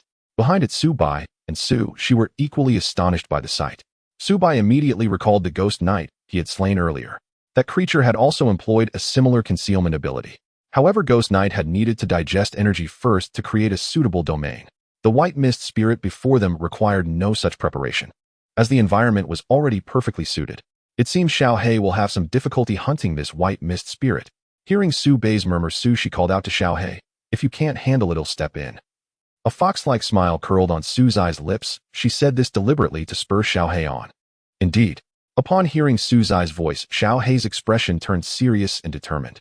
"I must finish this quickly, or the crystal will go to the mistress." Meow.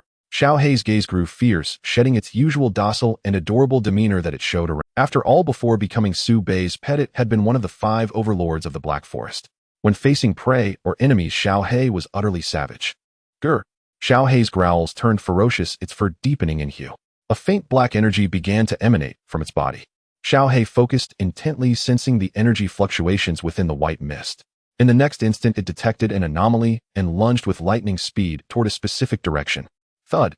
A translucent white figure was pinned beneath Xiaohei's claws. The very shrank white mist spirit from before. Woo. The white mist spirit under Xiaohei panicked. It hadn't anticipated that Xiaohei could see through its mist form ability. Xiaohei's face lit up with excitement. One claw pinned the white mist spirit, while the other prepared to strike down fiercely. But suddenly the surrounding white mist began to churn. As if stirred by an invisible hand, the mist surged toward Xiaohei. Whooshed. Whooshed. The white mist converged with overwhelming force, centering on Xiaohei. In an instant, Xiaohei was engulfed, allowing the white mist spirit to escape. The white mist spirit merged back into the mist, then began manipulating it from a distance to envelop and attack Xiaohei. Su Bai and Su Shi stood by, observing without any intention of intervening. At the very least, they believed Xiaohei would not lose. The white mist spirit paid them no mind, sensing no energy fluctuations from either of them. Seconds later, the white mist spirit, still controlling the mist, suddenly shuddered. A formidable black figure burst forth from the heavily compressed white mist. Tearing a large hole, Xiaohei shot out from the mist's embrace. In the next moment, it reached the white mist spirit, landing a claw strike that forced the spirit out of concealment. Thud. Woo. The white mist spirit let out a pained cry, its ethereal body crashing heavily to the ground. Xiaohei gave it no respite, delivering another savage black claw strike. Slash. Slash. Slash. Blow after blow, Xiaohei relentlessly clawed at the pinned white mist spirit. Dozens of seconds passed. The white mist spirit on the ground had ceased struggling, yet Xiaohei continued its assault. Watching from behind Su Bai, and Su's lips twitched. Su Bai couldn't help but remind Xiaohei, "Xiaohei, you can stop now. It's already dead." Hearing Su Bei's voice, Xiaohei finally came to its senses, looking down at the white mist spirit's mangled corpse beneath its claws. The corpse began to dissolve into mist. Seconds later, only a gleaming milky white crystal remained. Xiaohei's face lit up with barely contained excitement. It contentedly swallowed the crystal in one gulp. Crunch, crunch. Xiaohei chewed, indicating it was delightfully crispy and tasty. Since Xiaohei was only at peak strength, far below Su's S-rank, it took until the next day to fully absorb the shrank white mist crystal. Subsequently, Su Bai and his companions continued to search for these white mist spirits within the misty dimension. Over the next 2 hours, they encountered a total of 7 shrank white mist spirits. Su Shi consumed 5 of the 7 crystals, while Su Bai and Xiaohei each had 1. Of course, in hunting these 7 spirits, Su Bai had been largely a bystander. He essentially freeloaded a crystal from Xiao Shi. Su Bai felt that the white mist crystal's enhancement to his body was negligible, likely due to his own overwhelming strength. He chose not to waste further crystals on himself, instead giving them all to Su Shi and Xiaohei. However, Xiaohei, limited by its strength, hadn't even digested the first one yet. Thus, the remaining 5 crystals all ended up in Su's stomach. Host, this shrank dimensional rift passage is about to close. Please evacuate immediately. The system's prompt echoed in Su Bei's mind. A faint smile curled at the corner of Su Bei's lips. This was precisely what he had been waiting for. Okay, Xiaohei, he called out. Xiaohei caught Su Bei's gaze and understood instantly. The next second, it leaped towards Su by its truck-sized form, transforming midair into an adorable little black cat. Meow. Xiaohei, now in its kitten form, pounced directly into Su Bei's arms. Su Shi, watching from the side, clenched her teeth in envy. But she couldn't shrink like that. Seeing Su's jealous expression, Su Bai could only offer a helpless right. Xiaohei is just a cat. All right, this place is about to close. Let's get out of here quickly. Su Shi naturally understood that slaughtering a large number of powerful dimensional creatures within the dimensional world would cause the dimensional rift to close. Without further hesitation, the two of them shot forward in the direction they had come from. Minutes later, as the white mist around Su Bai and Su Shi gradually thinned, they spotted the black vortex passage ahead. Let's go. Su Bai took Su's hand, and together they leaped into the dimensional rift. The next moment, their figures materialized like reflections in a mirror on Maple Bridge Road in Qingfeng City. By then, the semi-complete transformation on Su she had already dissipated.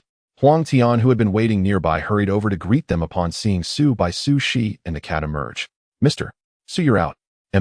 Su Bai took a breath of the fresh air around him, responding softly. "The air outside is so much fresher." Su Shi couldn't help but exclaim. In the white mist world earlier, the surrounding space had been filled with that gaseous fog, and the oxygen level was quite low. An ordinary person venturing too deep might have suffocated on the spot. After a brief exchange with Huang Tian, Su Bai left with Su Shi and Xiao He. A moment later, watching the shrank dimensional rift before him seal completely shut, Huang Tian was utterly astounded. He knew that closing in shrank dimensional rift in such a short time was no small feat. Even Zhang Tianlong, the head of the Qingfeng City SOD department, couldn't have achieved that. It would require a transcendent, at least one danger rating level higher than the dimensional rift itself.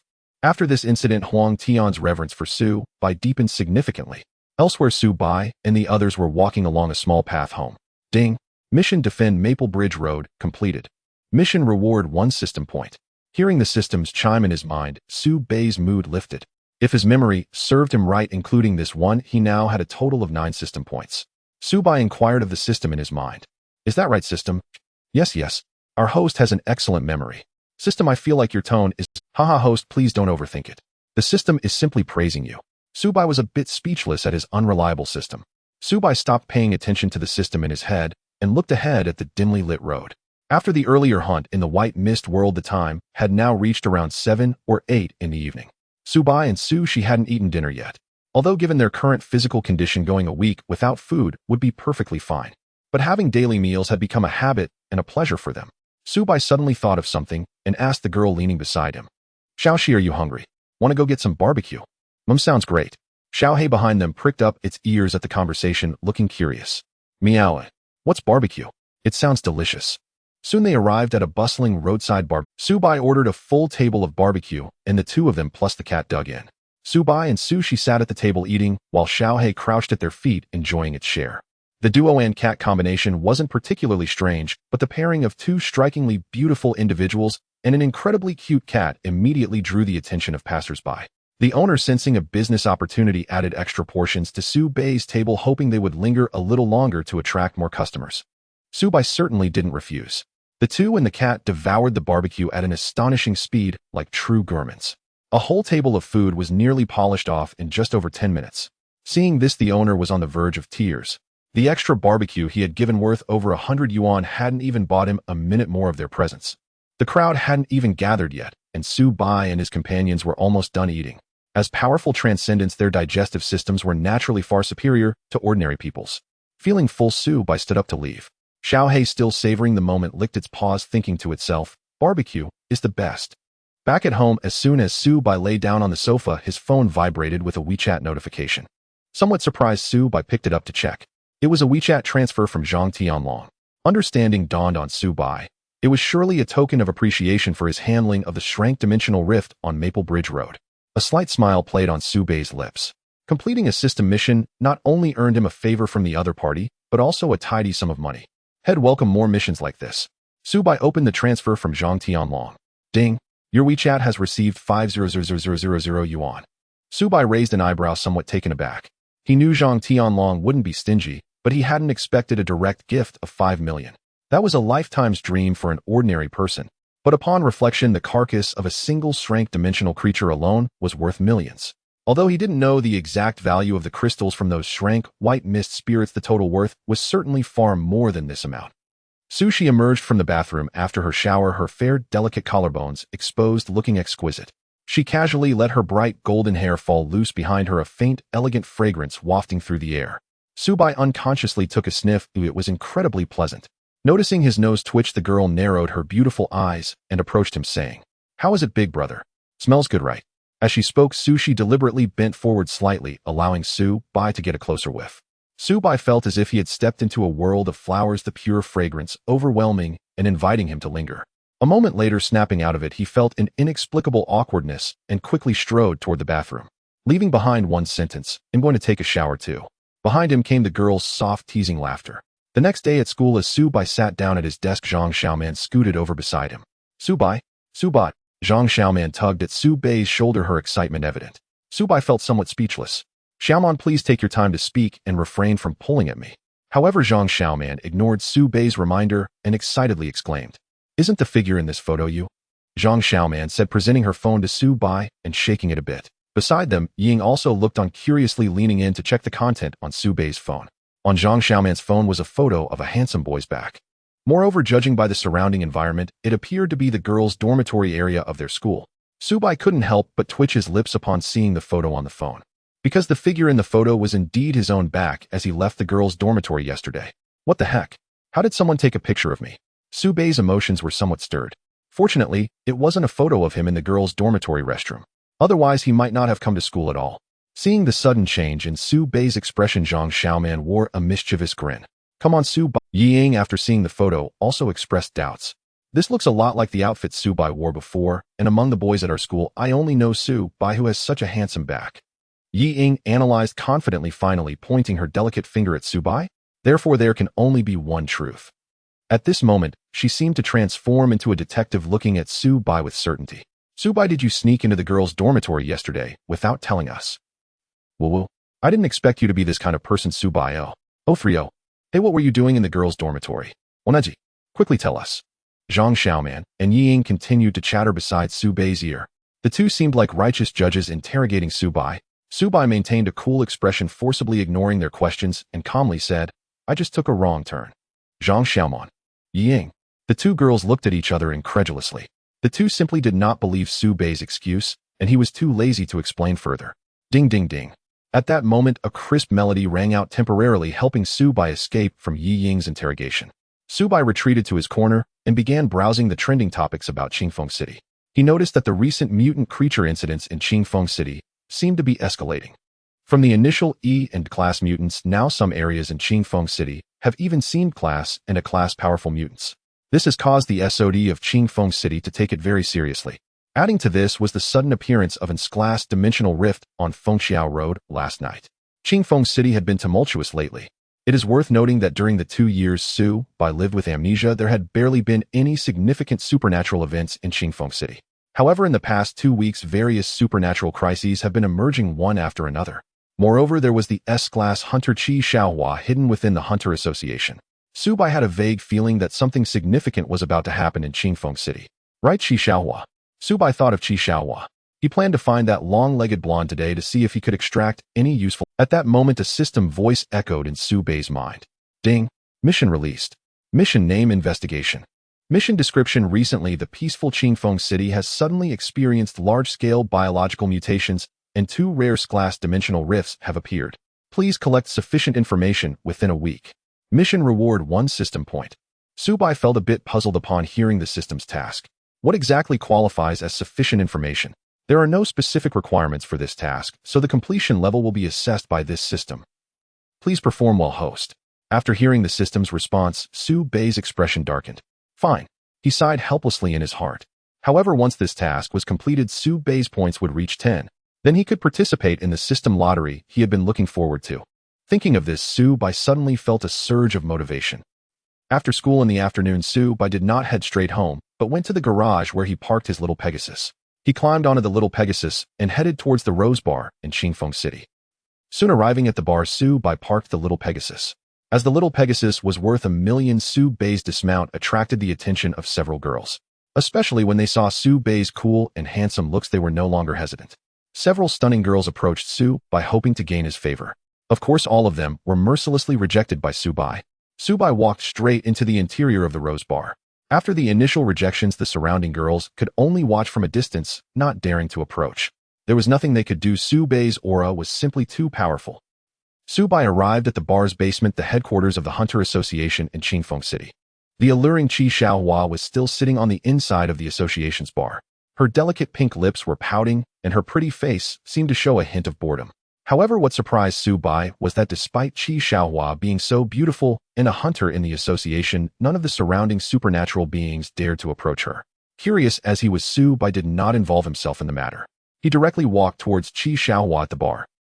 Qi Xiaohua noticed Su Bei's approach, her expression shifting from boredom to a hint of interest.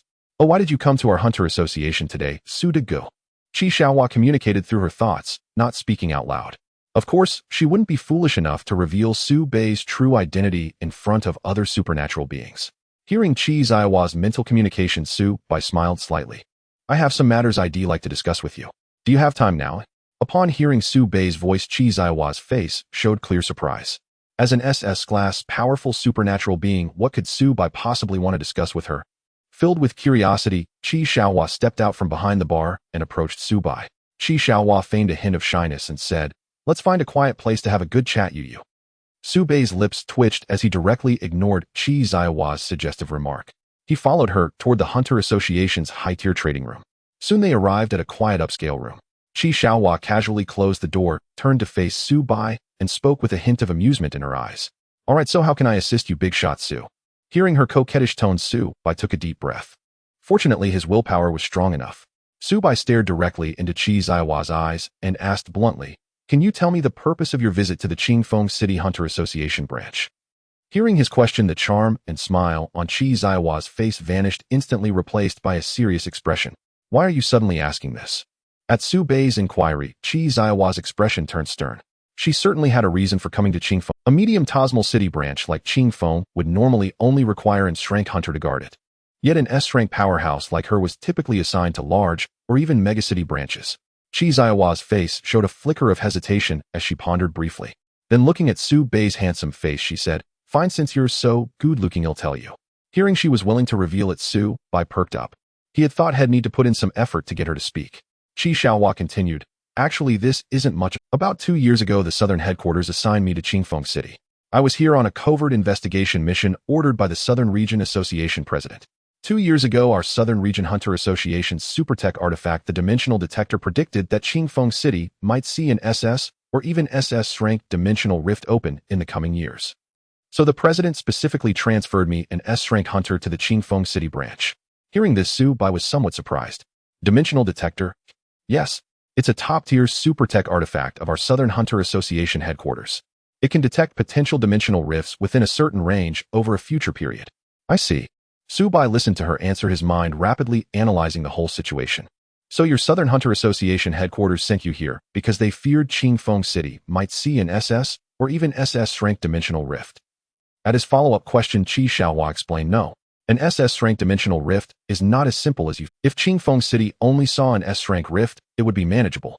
But if an SS-rank rift appeared, the consequences would be unimaginable." Seeing her grave expression, Su Bai asked with interest, "Why do you say that?" Hearing his confusion, Chi Xiaohua rolled her eyes at him charmingly.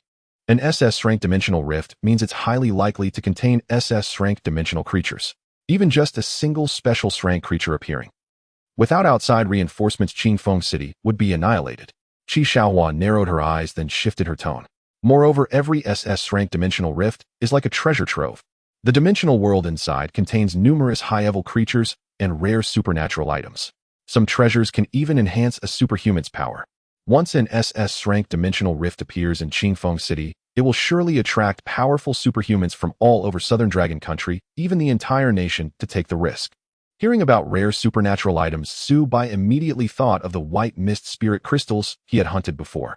Crystals that could enhance a superhuman's physique were indeed rare and valuable.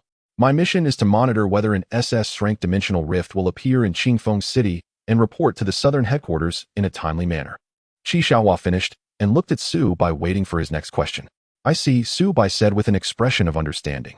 He suddenly thought of the recent biological mutations in Qingfeng City and the consecutive S-rank dimensional rifts. Is this related to the S-rank rifts and the recent mutations in Qingfeng City? I'm not sure, but I think there might be some connection. Qingfeng City used to be very peaceful until the last 2 weeks, when supernatural events have been popping up one after another. I suspect the special dimensional rift here is about to open soon." As she spoke, a look of worry crept into her. "I just don't know if it will be an SS-rank one." Seeing her concerned expression, Su Bai smiled calmly and said, "Don't worry. Since we have a deal, if you ever run into danger, I won't stand by and do nothing." Hearing his promise, the worry on Chi Zaiwa's pretty face cleared like clouds parting. "Really? Then you can't go back on your word." Su Bai stepped out of the rose bar. As soon as he was outside, the system notification chimed in his mind. Ding. Quest investigation. Quest reward 1 system point. Hearing the completion prompt, a faint smile curled at the corner of Su Bai's mouth. He hadn't expected to extract the information he wanted from Chi Xiaohua so easily. In high spirits, he hummed a tune as he got into his small Fima and drove back toward Billowin District. Back home, Su Bai headed straight for the bathroom. Su Shi on the sofa looked at him with a puzzled expression. Strange, why is my brother taking a bath so early today? In the bathroom, bathing was trivial. The real matter was the system lottery. With the reward from the investigation quest, Su-Bei's system points finally reached 10. His heart racing with excitement, Su-Bei summoned the system panel. Gazing at the ethereal cyan blue screen, he entered the system lottery interface. The system's voice then echoed. Host has accumulated 10 system points. Would you like to initiate the system? Su-Bei's lips curled. Of course he would. The next moment, with a pounding heart and trembling hand, he tapped the lottery wheel. The system conjured a whirring sound in his mind to build up the atmosphere. Su-Bei's heart was in his throat. He had no idea what he would draw this time. As the dazzling wheel of fortune gradually slowed down, Su-Bei's heart began to race with tension. A chime rang out signaling host has acquired the skill life and death control. A crisp notification echoed, and Su-Bei's heart trembled. Just hearing the name made him feel it was a power. In the next moment, Su-Bei sensed a special power emerging within him. System, please introduce this skill. Life and death control allows the host to resurrect any being they have killed, and the revived beings will have complete loyalty to the host. Holy crap. Hearing the system's explanation of the skill, Su-Bei couldn't help but exclaim.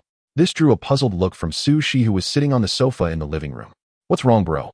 Nothing, just forgot to use shampoo while washing my hair. Su-Bei casually made up an excuse to brush off Su-Shi. Su-Shi rolled her golden eyes at Su-Bei's response, somewhat speechless at his behavior. In the bathroom. Seeing Su-Bei's excitement, the system's voice continued, host, do not get overly excited. The life and death control skill has a limit on the number of uses. Su-Bei furrowed his brow upon hearing the system's voice, feeling that something was off. What do you mean, system? Is the number of resurrected beings from this skill limited? That's correct, host. Currently, you can only resurrect up to 3 beings with life and death control. And the beings you resurrect cannot have a higher level than your current level. Upon hearing the system's reply, Su-Bei's enthusiasm was doused like a bucket of cold water. He had thought that life and death control would allow him to infinitely resurrect the dead for his own use. If that were the case, he would be invincible. A few seconds later, under the refreshing shower, Su-Bei's emotions gradually calmed down. He continued to scrutinize the life and death control skill on the system panel. Su-Bei pondered carefully. Although the control limit was only 3 and the level cap could not exceed his, this was still an astonishing skill. As for the corpses of the beings he had slain, Su-Bei suddenly thought of the corpse of the Death Knight King. A smile crept onto Su-Bei's lips as he felt the urge to experiment. He unleashed the corpse of the Death Knight King right in the bathroom. The already cramped space was instantly filled by the towering corpse of the Death Knight King. Su-Bei looked at the pitch-black armored corpse on the floor and activated life and death control on the Death Knight King's body. A white substantial energy mist emanated from Su-Bei's palm. He injected it into the corpse of the Death Knight King on the ground. Seconds later, the energy infusion was complete. Su-Bei felt a faint connection with the Death Knight King. In the next second, the Death Knight King's armor on the ground suddenly moved.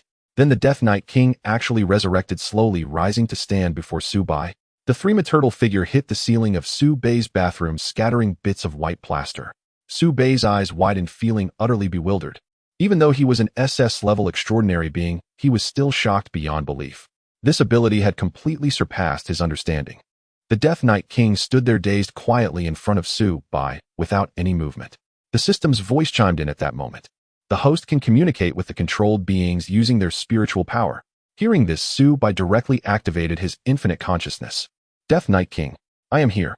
Su-Bei's lips curled up slowly, finally revealing an excited expression. Su-Bei activated the Eye of the White Dragon Emperor to check the true data of the Death Knight King. Name Death Knight King, category Dimensional Being, Undead Death Knight King, level SSS, skills Death Flame, Burning, I Fear Shock.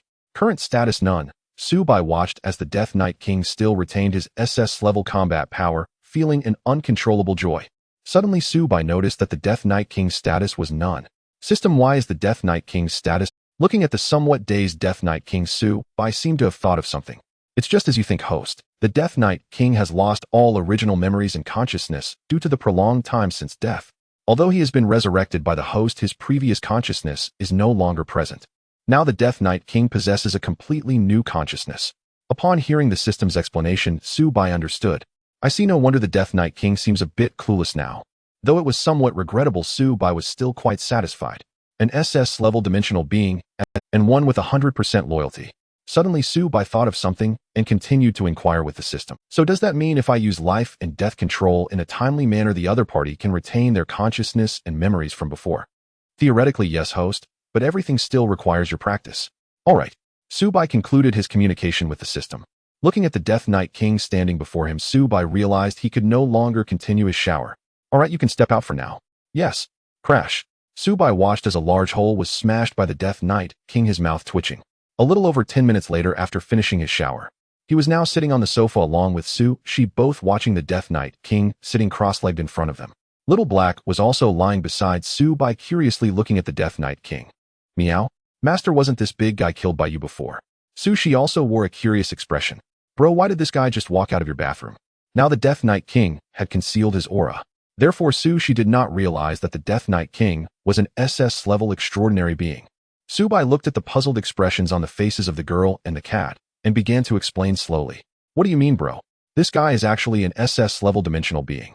She, after hearing Subai's explanation, immediately jumped into Subai's arms in shock. Subai looked at the astonished golden-haired girl in his embrace. Alright, shall she calm down? He is now my subordinate, Subai said while glancing at the Death Knight in front of him. Indeed, all that I am belongs to my master. Meow. Little Black, hearing the Death Knight King's declaration, felt a bit insecure about its status as Subai's first pet cat. She listened to the solemn oath of the Death Knight King and felt that something was off. Well, since you have become my subordinate, I need to give you a name, Subai said, looking at the Death Knight King before him. Calling him Death Knight King felt a bit awkward to Subai. Let's call you Xiao Wang. Sushi, standing beside him, rolled her eyes and couldn't help but speak up. Bro, your naming skills are so lame. Meow meow. Xiaohei next to them also meowed, seemingly agreeing that its name was a bit lame too. Subai looked at Xiaohei, a meaningful smile flashing in his dark eyes. Xiaohei immediately, thank you for the name, master. Xiao Wang really likes it. The Death Knight King seemed unconcerned with these trivial matters. His consciousness had only been born the moment Subai revived him. Very good. Subai looked at the dignified and serious Death Knight King, feeling quite satisfied. By the way, where will Xiao Wang live from now on? Suddenly she asked Subai, which was indeed a very important question. Right? Subai also realized his room was so small with only one bedroom, so it was impossible for the Death Knight King to move in. The Death Knight King stood up, towering over 3 meters tall. Most ordinary houses wouldn't be able to accommodate him. Subai fell into deep thought. After a moment, he made a decision. I guess it's time to buy a big villa to live in. Now Subai had over 3,000 doublu on him, more than enough to buy a decent independent villa in Qingfeng City. Moreover, his mastery of life and death could also recruit 2 subordinates. In the future, the number of creatures in his home would only increase. Well, what does that mean? I can't sleep with you anymore after we move to the villa. Hearing that Subai was going to change villas, Zai's tone was teary. Oh.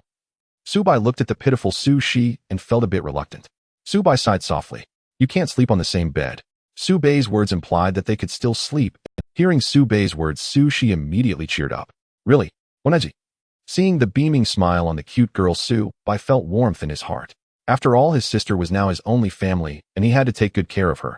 That night, Subai let the Death Knight King stay in the living room for the time being.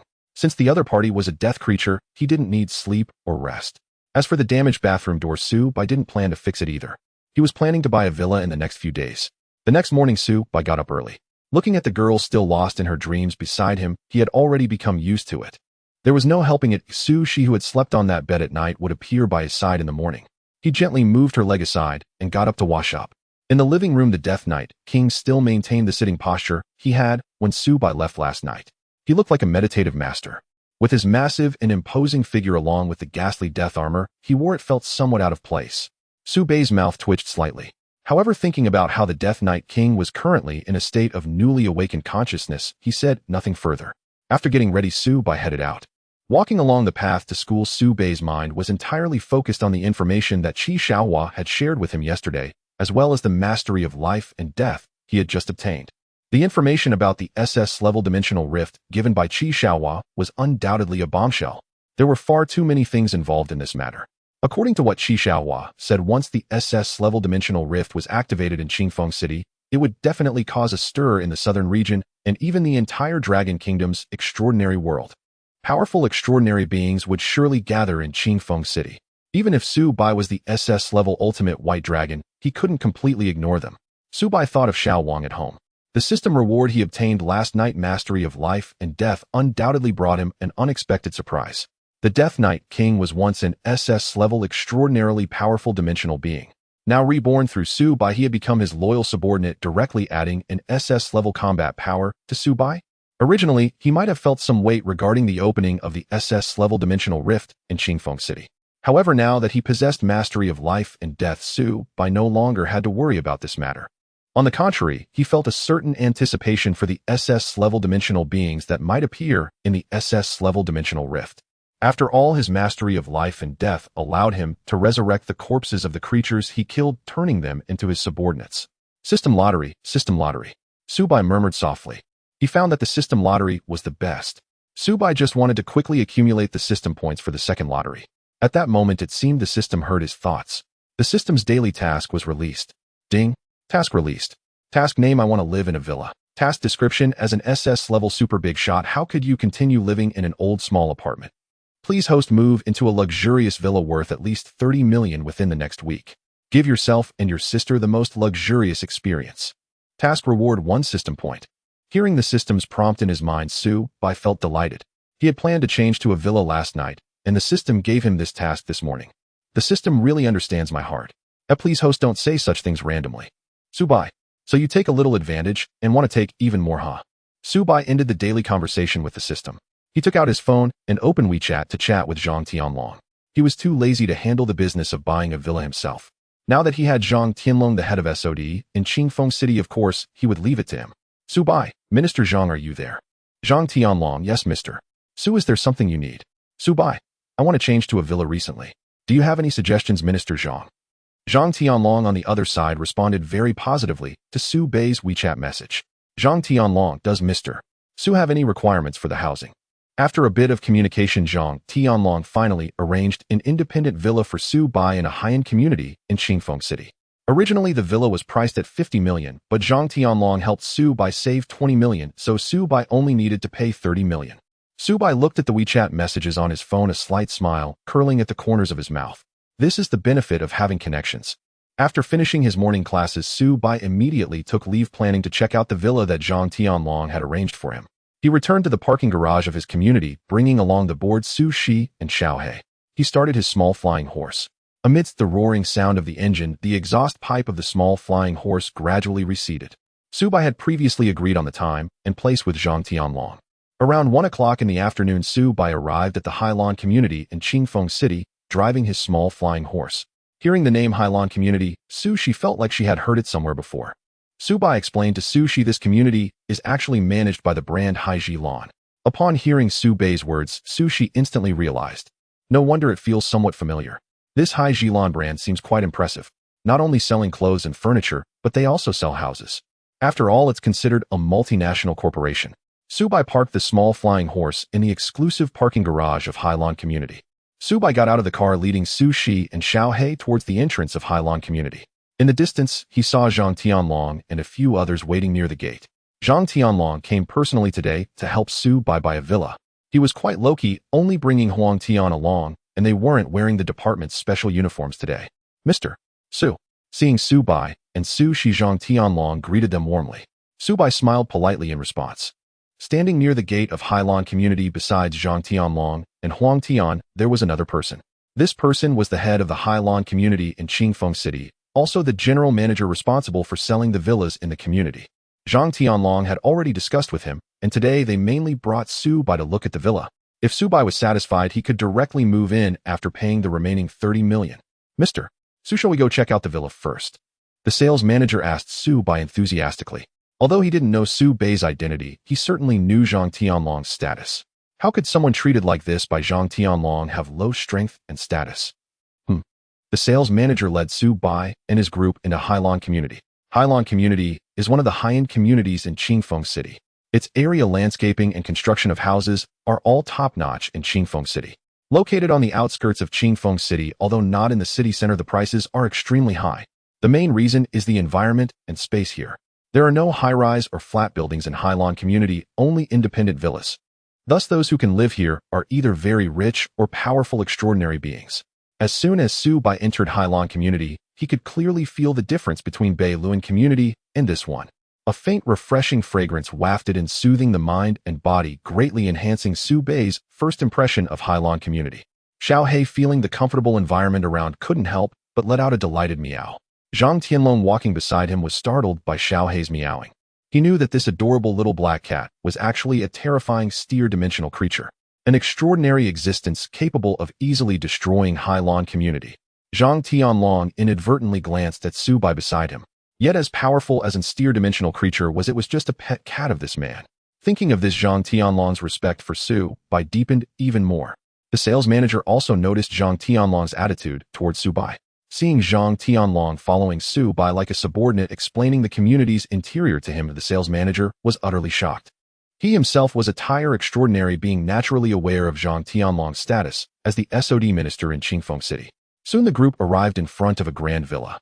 This villa has 3 floors, each covering nearly 200 square meters with the surrounding yard and basement totaling nearly 1,000 square meters. Moreover, the villa's backyard has a small private park. Including this park, the total area of the villa district is at least around 1,500 square meters. This villa's area is among the largest in Highlon community. Of course, it was also arranged for Su Bai by Zhang Tianlong. Otherwise, a normal person, no matter how rich, wouldn't be able to buy into such a high-class villa district. Mr. Su, shall we go in and take a look? Zhang Tianlong said to Su Bai with a smile. He went through so much trouble and even spent his own money to help Su Bai buy a villa just to leave a good impression on him. After all, Su Bai had helped him resolve and steer dimensional rift a couple of days ago. If they had to rely solely on their SOD to deal with that steer dimensional rift, the cost would far exceed simply arranging a villa for Su Bai. This could be seen as a form of indirect repayment to Su Bai. After a simple tour of over an hour, both Su Bai and she were very satisfied. This villa not only has a private small park in the backyard, but also features an outdoor swimming pool in the entire villa's exterior walls are covered with high-end jade stone in a platinum color, which gives off a somewhat sacred feeling under the sunlight. It is truly luxurious to the extreme. It is simply the ideal villa of a lifetime. Moreover, Zhang Tianlong specifically changed Su Bai's villa number to 66. This was to highlight Su Bai's prestige. Of course, Su Bai himself didn't care much about these things. As long as the villa was big enough and the environment was quiet, that was sufficient. Okay, I am very satisfied with this villa. Su Bai turned to the sales manager beside him and continued, can I pay the 30 million now? Yes. If Mr. Su likes it, you can pay now and move in. The sales manager nodded eagerly upon hearing Su Bai's inquiry. Su Bai directly transferred the 30 million to their company's account. Okay. After a moment of thought, Su Bai continued. So I will move in tonight. No problem. If Mr. Su needs any assistance in the future, feel free to contact Xiao Wang. As he spoke, the sales manager Xiao Wang left a contact number for Su Bai. After leaving Highlon community, Su Bai drove his small flying horse towards Beiluan community. He had also canceled his classes for the afternoon, and the time in the afternoon and evening was just right for moving. Su Bai heard the system's prompt sound in his mind. Ding. Task, I want to live in a villa completed. Task, reward 1 system point. Hearing the crisp voice in his mind, Su Bai smiled. It was already past 4 in the afternoon. Su Bai and she had moved most of their belongings to Villa No. 66 in the Highlon Villa district. Of course, Su Bai made the move much easier with his ability dimensional space. Finally, they simply completed the paperwork with the organization that had once helped him. Su Bai completely bid farewell to the Beiluan community, which had accompanied him for 2 years. Sitting in the small flying horse, both Su Shi and Xiao He looked excited. They quickly arrived at the Highlon Villa district, and Su Bai parked the small flying horse in his villa's parking space. If they were still in the Beiluan community, he would have had to park the small flying horse in the public parking garage. The two of them and the cat got out of the car. Su Bai looked at the luxurious and spacious platinum-colored villa before him and said lightly, from now on this will be our new home. That's awesome. Sushi spread her arms wide, her face beaming with joy as she embraced the view ahead. Behind her, Xiao He excitedly began to scamper around, eager to familiarize himself with his new nest. Sushi entered the villa and lazily lay down on the sofa in the living room on the first floor. The girl rested her feet on the coffee table in the middle of the sofa, and her fair little feet glimmered beautifully in the sunlight. Su Bai, why do I feel this is so beautiful? Because the host is just a big pervert. Su Bai directly ignored the system's sarcasm in his mind. He walked to the front yard of the villa, which faced south and had excellent lighting. It was now exactly 4 in the afternoon, and the warm orangered sunlight seemed to be welcoming Su Bai's arrival. The glaring sunlight made Su Bai squint slightly. After more than an hour, Su Bai drove a rented moving truck to the front yard of his villa. Su Bai got out of the car and opened the back door of the truck, and a tall, dark figure stepped out. It was the Death Knight King resurrected by Su Bai. In order to bring the Death Knight King to the Highlon Villa district, Su Bai specifically rented this moving truck. Master. After stepping out, the Death Knight King slightly bowed to Su Bai. Su Bai nodded, gently signaling the Death Knight King to move freely in the front and backyards and the first floor living room of the villa. Then Su Bai got back in the car, preparing to return the moving truck. The Death Knight King, still in a state of newly awakened consciousness, seemed a bit confused. He looked around. Then the Death Knight King directly approached the entrance of Su Bei's villa. He thrust the Death Giant sword in his hand forcefully into the ground beside him. Clang! The sharpness of the Death Giant sword easily pierced through the jade floor. Then the Death Knight King stood straight like a gatekeeping warrior next to the side door of the villa. Sushi, lounging on the sofa in the living room, was startled by the noise of the Death Knight King's sword thrust. The blonde girl instantly appeared at the entrance of the villa. She looked at the imposing Death Knight King standing beside the door and the Death Giant sword embedded in the ground. Sushi immediately understood what the noise just was. The corner of her mouth twitched. Looking at the silent Death Knight King, she said nothing. She lay back down on the sofa in the living room, holding her notebook and watching the unfinished tomato drama. A few minutes later, the familiar Xiao He also arrived at the entrance of the villa. Looking at the Death Knight King standing like a gatekeeping warrior beside the door, Xiao He felt a bit intimidated, instinctively taking a step back with his little paws. Meow meow. No. We are all the master's subordinates, why should I be afraid of him? Thinking of this, Xiao He gathered his courage, moved his little paws, and raised his little head to walk towards the Death Knight King standing by the door remained motionless.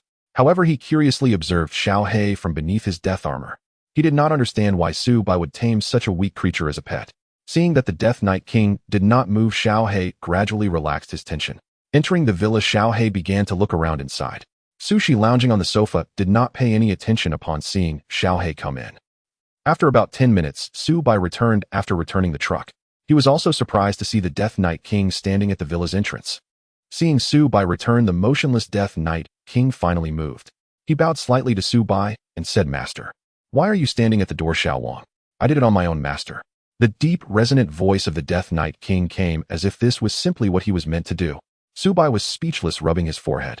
Although the villa's entrance was located inside the front yard and would not be seen by passers-by in the community, it still felt strange to have the Death Knight King standing guard at his front door. "Xiao Wang, you don't have to do this, and you don't need to bow to me in the future." "Understood." The serious voice of the Death Knight King responded, but his body showed no intention of leaving the entrance. Su Bai sighed inwardly. Forget it, do as you like. After all, as long as he stood at the villa's entrance, others wouldn't be able to see him unless they entered the front yard. Moreover, even if they did come in, seeing the immobile Death Knight King, they would only think of him as a decorative gatekeeper. With this thought, Su Bai no longer cared about the Death Knight King's position. It seemed that Xiao Wang could take on the duty of guarding the door in the future. Su Bai sighed in his heart, and then, seeing the dejected posture of the girl, Su Bai walked over to Su Shi. "Aren't you supposed to prepare ingredients for dinner, Xiao Shi?" As he spoke, Su Bai casually sat down on the sofa beside Su Shi. Leaning on a sofa many times more luxurious than the one he had before, Su Bai felt this was a kind of enjoyment. "TCH, big brother can't cook. Are you going to exploit your sister to make dinner now?" Su Bai's face darkened upon hearing Su Zai's response. "Didn't you say that yourself, Xiao Shi?" Did I say that?" The girl lightly tapped her finger against her lips, showing a confused and cute expression. Seeing Su Bai staring at her, she suddenly let out a charming laugh. Her smile was as beautiful as white flowers in June. I was just joking with big brother." Sushi put down her notebook, and the next moment her figure flashed. Her delicate and graceful body moved closer to Su Bai. "What does big brother want to eat tonight?" Feeling a sudden fragrance wafting towards him, Su Bai looked at the lively and charming blonde girl in front of him and felt somewhat uninterested. After thinking for a moment, Su Bai said, "I want to eat braised pig's trotter today." Braised pig's trotter. Upon hearing Su Bai and Sushi discussing dinner, Xiao He, who had appeared from somewhere, excitedly approached the two. "Meow meow. Is the braised pig's trotter delicious, master?" Looking at the little black cat with a face full of confusion, Su Bai couldn't help but twitch his lips.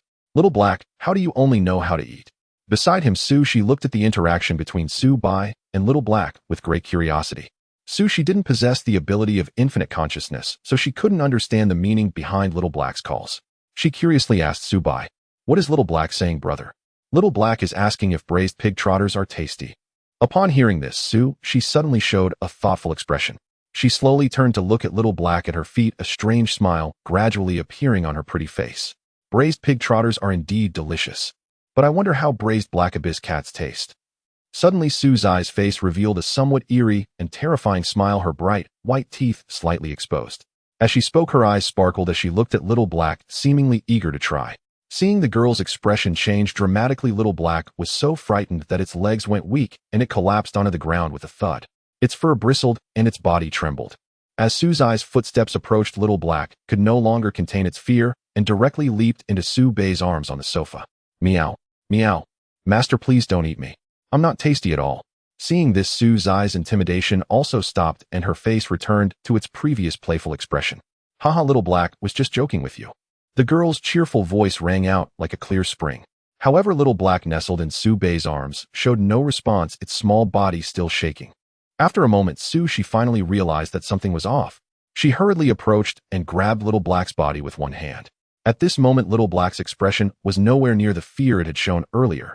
Little black now wore a face of enjoyment, having left Su Bei's embrace, and it seemed a bit reluctant to part. Seeing this expression, Su Zai's smile froze. She had actually been deceived by little black's act.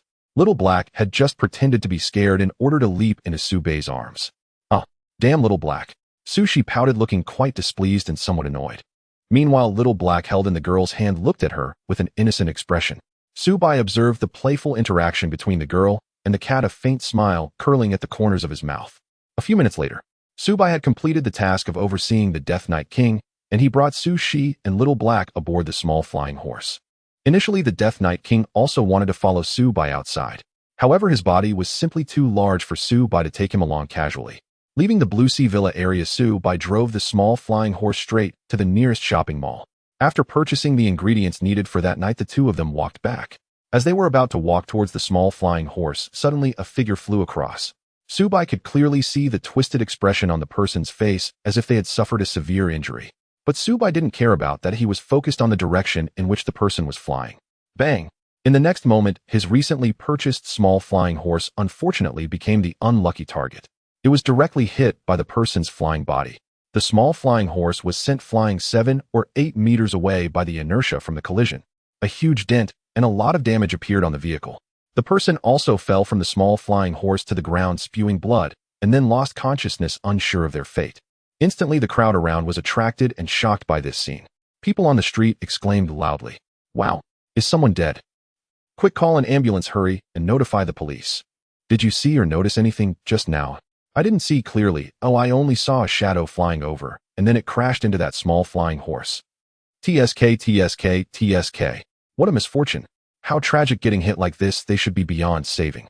So terrifying. Could this be another extraordinary injury incident? I don't know. We should hurry and leave this place. Perhaps there might be more danger around. Let's leave quick. Recently our Qingfeng city has really become increasingly unstable. Su Bei, not paying attention to the discussions around him, continued walking towards his small flying horse with a somewhat grim expression. Su Shi and Little Black followed closely behind, both wearing expressions of indignation. Su Shi was next to Su Bei, looking quite furious. How dare that guy damage our vehicle? I'm going to take him down. Meow. Little Black also cried out in agreement from the side. Su Bei waved his hand, stopping the two from acting impulsively. Don't rush, we will definitely avenge the small flying horse. Su Bei looked at the surrounding crowd. Due to the earlier incident, the number of onlookers gathering around was increasing. Su Bei glanced at the nearly totaled small flying horse, feeling some anger in his heart. To cause such damage to a vehicle, it was evident that both the attacker and the victim were not ordinary people. In Su Bei's perception, the man lying in front of his small flying horse was a class extraordinary being. Is this a conflict between extraordinary beings? How dare they act openly in public? Su Bei silently analyzed. He didn't care who was right or wrong. His small flying horse was not some destructive toy for others to fight with. In the next moment, Su Bei activated his SS-level perception ability. He directly ignored the ordinary people around and spread his senses outward around the shopping mall. As Su Bei focused his thoughts, he instantly detected a peak class energy fluctuation not far from here. Based on the person's current location and energy fluctuations, Su Bei quickly made an analysis. It should be him. In the next moment, Su Bei's figure instantly disappeared from the spot. Su Shi and Little Black were taken aback, but quickly reacted. Brother must be going to catch that killer, right? In a clothing store on the second floor of the shopping mall, Su Bei was currently gripping the neck of a young man with one hand. This person was indeed the killer from earlier. Su Bei was certainly not seeking revenge for that class extraordinary being. He was seeking revenge for his small flying horse. You? Su Bei looked at the man he was holding, whose face was turning red from suffocation, and his gaze turned cold as he spoke. You deserve to die. The man being choked by Su Bei thought that Su Bei was a companion of that previous class extraordinary being. He hurriedly pleaded for mercy. Brother, I'm sorry, I shouldn't have killed your companion. Hearing the man's pained voice, Su Bei increased his grip, directly ending his life. You should apologize to my small flying horse. Su Bei left behind this sentence, then departed from the scene. The staff outside the store looked somewhat panicked, but they didn't dare to enter and check the situation. They could only wait for the special department to come and handle it. Due to the small flying horse being totaled, Su-bai and the others decided to walk back. After all, given their speed and stamina, walking back was no different from driving. Su-bai was not worried about the consequences of killing an extraordinary being, because he had Zhang Tianlong to take care of the aftermath. At this moment, the benefits of cooperating with Zhang Tianlong became evident. Su-bai thought about how that peak-class extraordinary being dared to act openly in public. Su-bai could not help but feel puzzled, turning to the girl beside him and asking, "Little she don't extraordinary beings fear exposure when they fight in public?" Hearing Su-bai's confusion, she giggled and explained, "Brother, the existence of extraordinary beings has long been spread in this society. Basically, ordinary people know that extraordinary beings exist, but they rarely encounter them.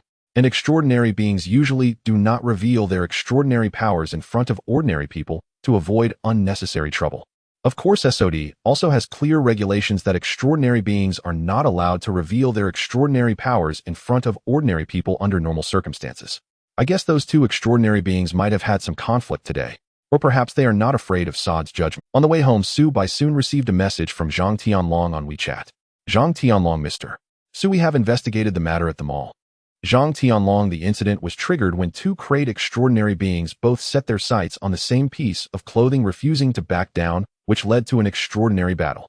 Su-bai looked at Zhang Tianlong's WeChat message and replied, "Su-bai, the peak grade one has already been killed by me. As for the grade who damaged my car, they should still be alive. Zhang Tianlong, Mr. Su, rest assured we at SOD will handle this matter well. Zhang Tianlong, additionally we at SOD will compensate Mr. Su for the damage to the little Pegasus." Looking at the WeChat message from Zhang Tianlong, Su-bai was not concerned about the compensation offered. However, he was curious about what kind of punishment the extraordinary beings who violated SOD rules would face. "Su-bai, how do you usually handle such matters, Minister Zhang?" "Zhang Tianlong, if Mr. Su is not involved in this extraordinary battle, we will dispatch enforcers to capture the peak grade extraordinary being along with the injured grade extraordinary being. Their use of extraordinary powers in public has seriously violated our rules. If the situation is severe, we at SOD will impose a death penalty directly." Su-bai, is it common for extraordinary beings to fight in public? Zhang Tianlong, not common. You could say it's rare. After all, this is Sod's established rule. Extraordinary beings are not allowed to display their powers in front of ordinary people. Zhang Tianlong, but recently for some unknown reason extraordinary incidents have been occurring frequently in Qingfeng City. Zhang Tianlong, these extraordinary beings in Qingfeng City may feel that Sod's constraints on them have weakened, which is why they dare to disregard ordinary people and take action directly. Ending the WeChat exchange with Zhang Tianlong, Su-bai turned to Sushi beside him. Tomorrow happened to be the weekend, and Su-bai planned to take Sushi out for some fun. "Xiaoxi, do you have any place you want to go?" Hearing Su-bai's soft inquiry, the girl was a bit surprised.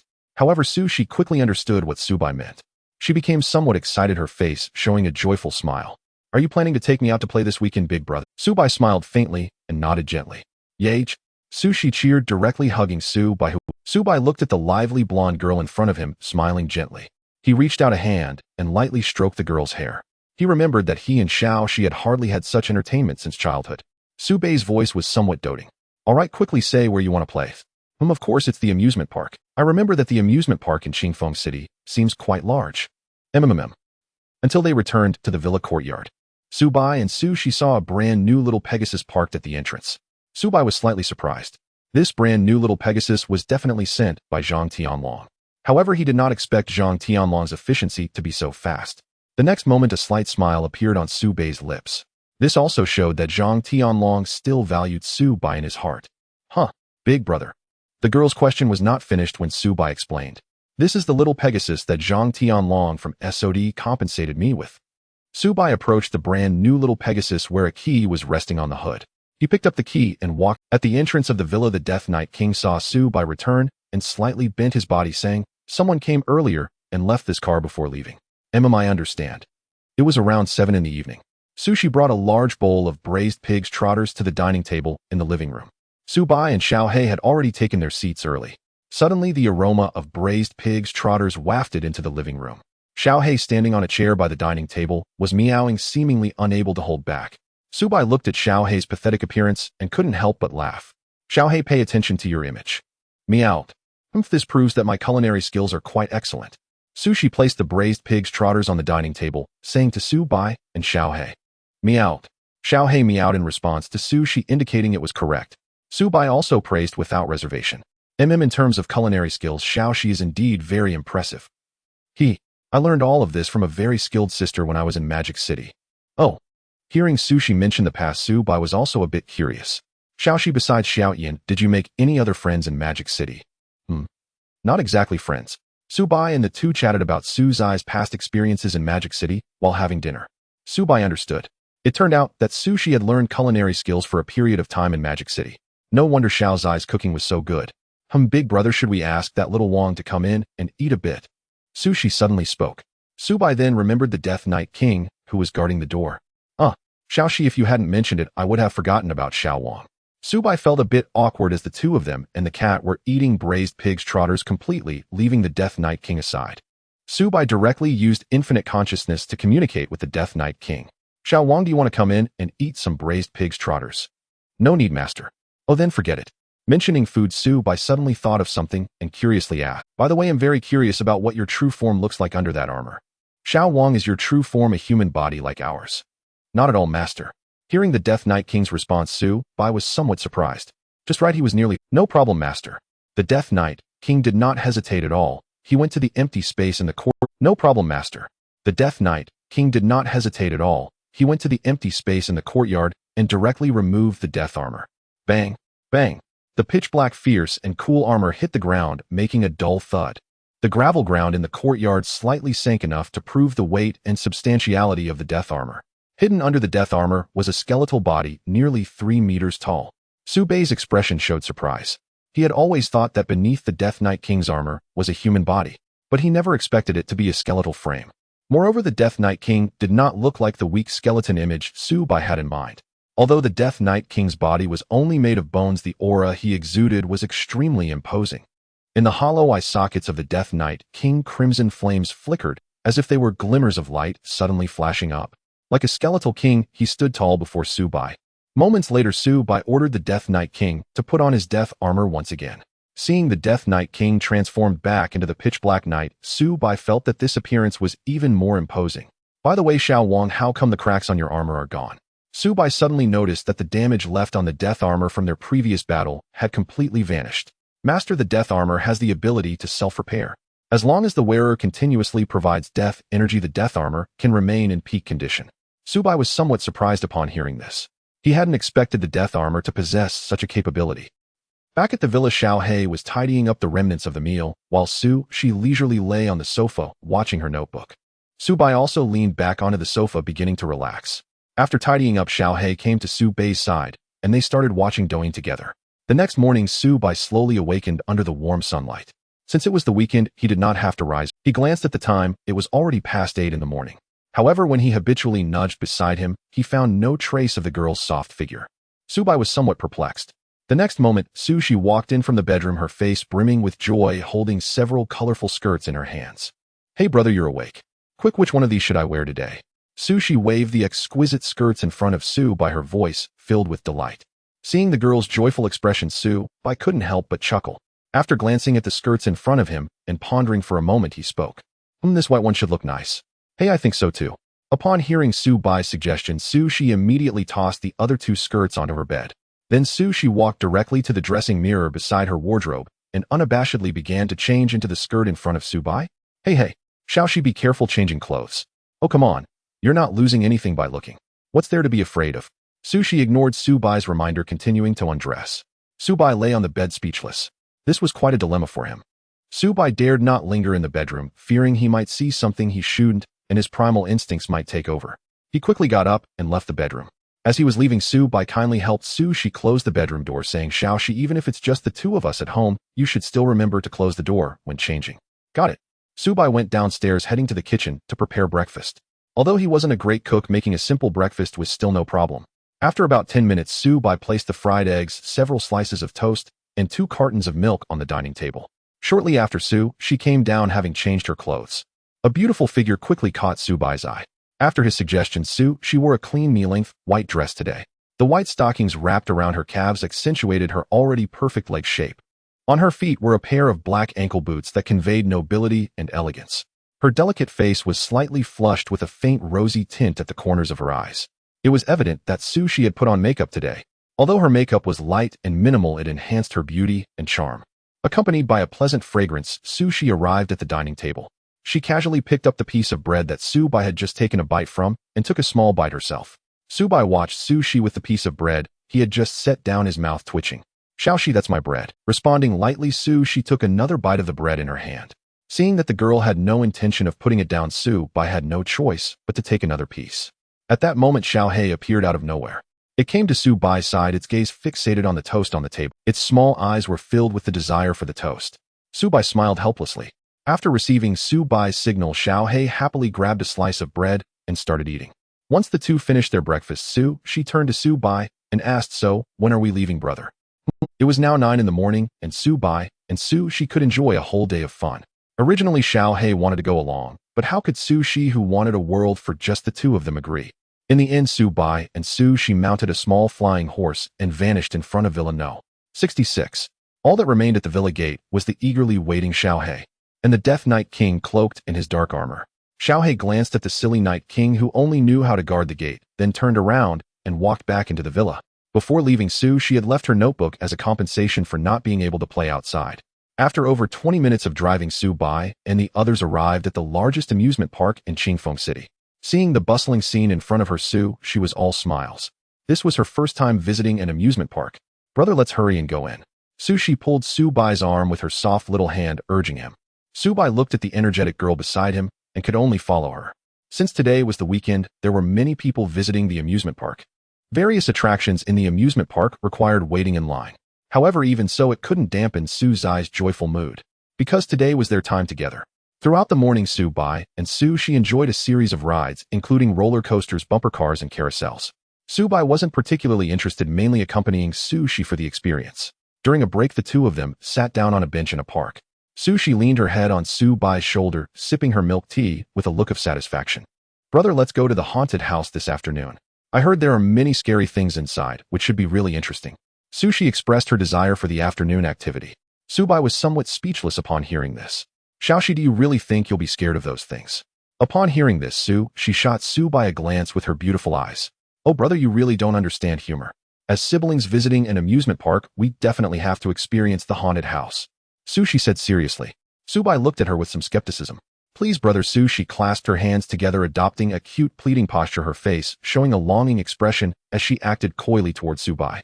Since Subai was originally there to accompany he did not refuse her request.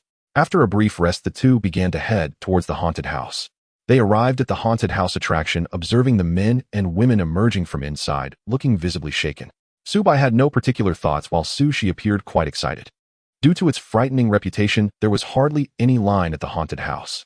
Subai noticed that many people who had just entered were quickly scared out. "Come on, brother, let's hurry in." Sushi linked arms with Subai and headed straight for the entrance of the haunted. The two of them formed a small team with 8 others, with Subai and Sushi walking at the very back. As they entered the haunted house, the surroundings suddenly plunged into darkness.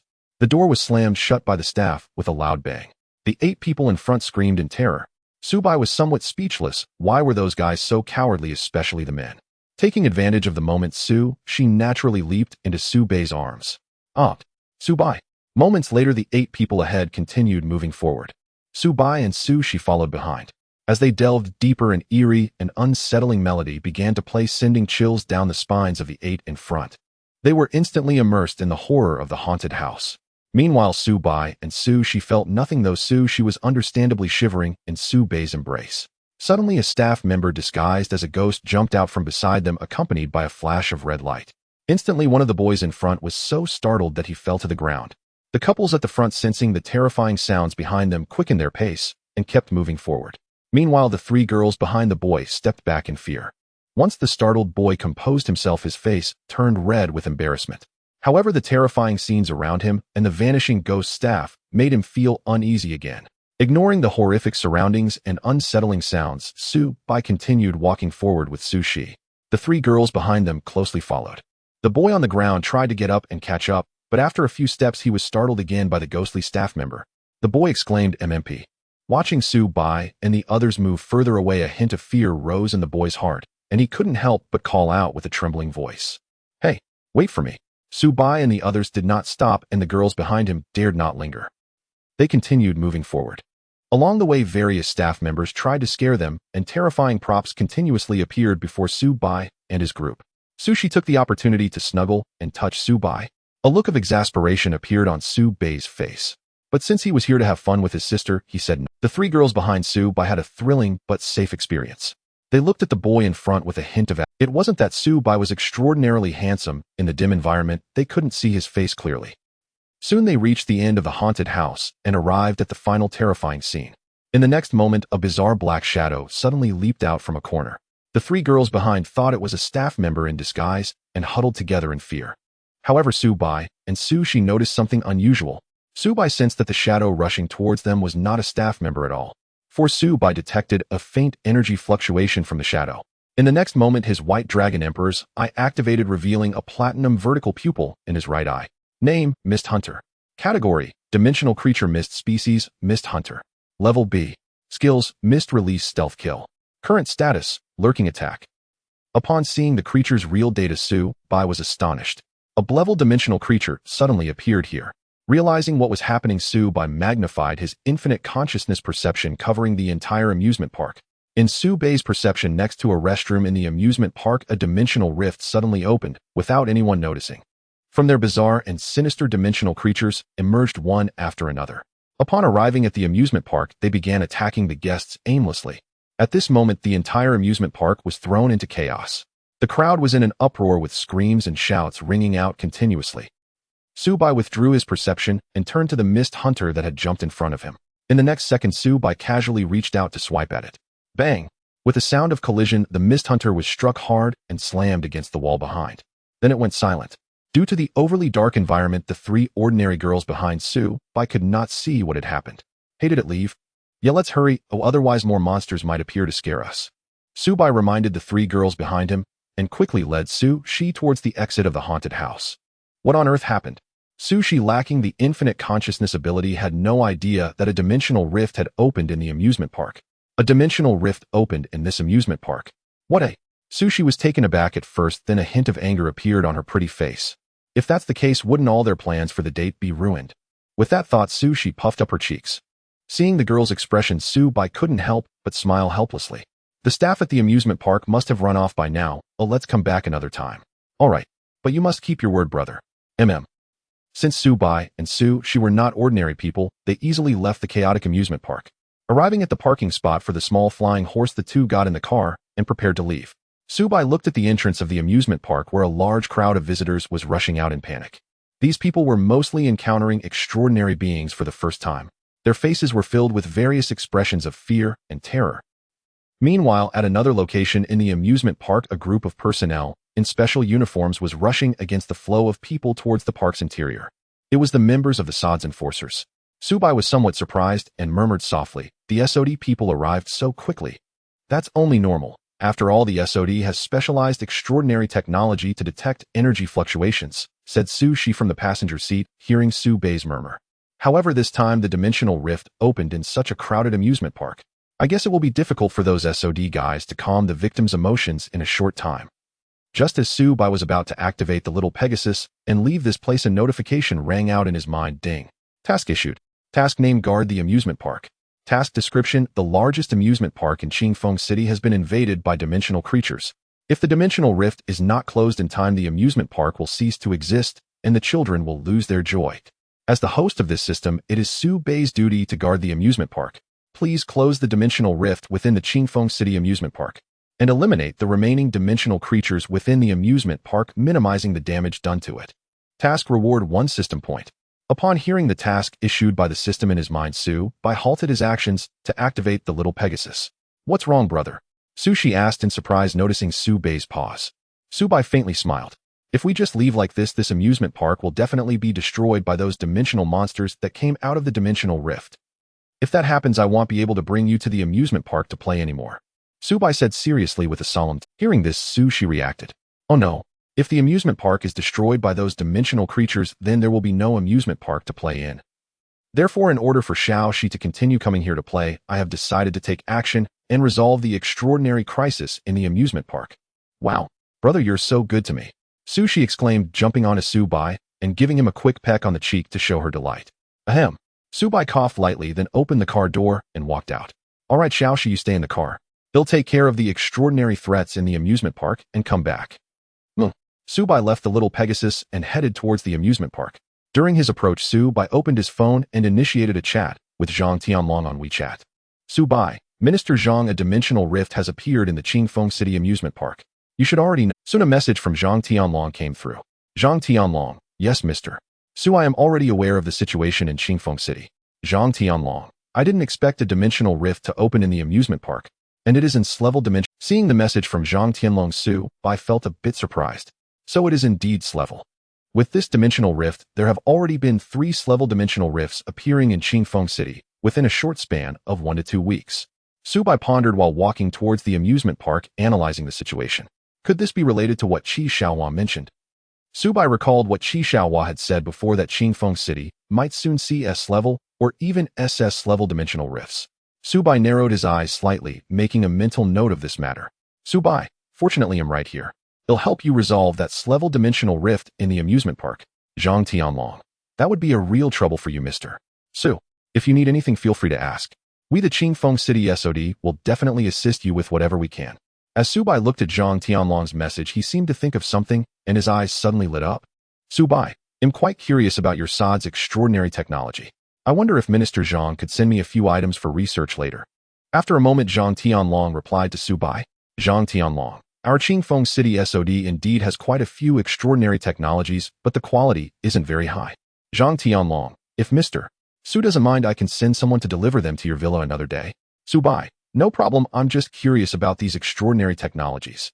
A slight smile appeared on Subai's lips as he could take advantage of this system mission to acquire some extraordinary technology from Qingfeng City SOD for free.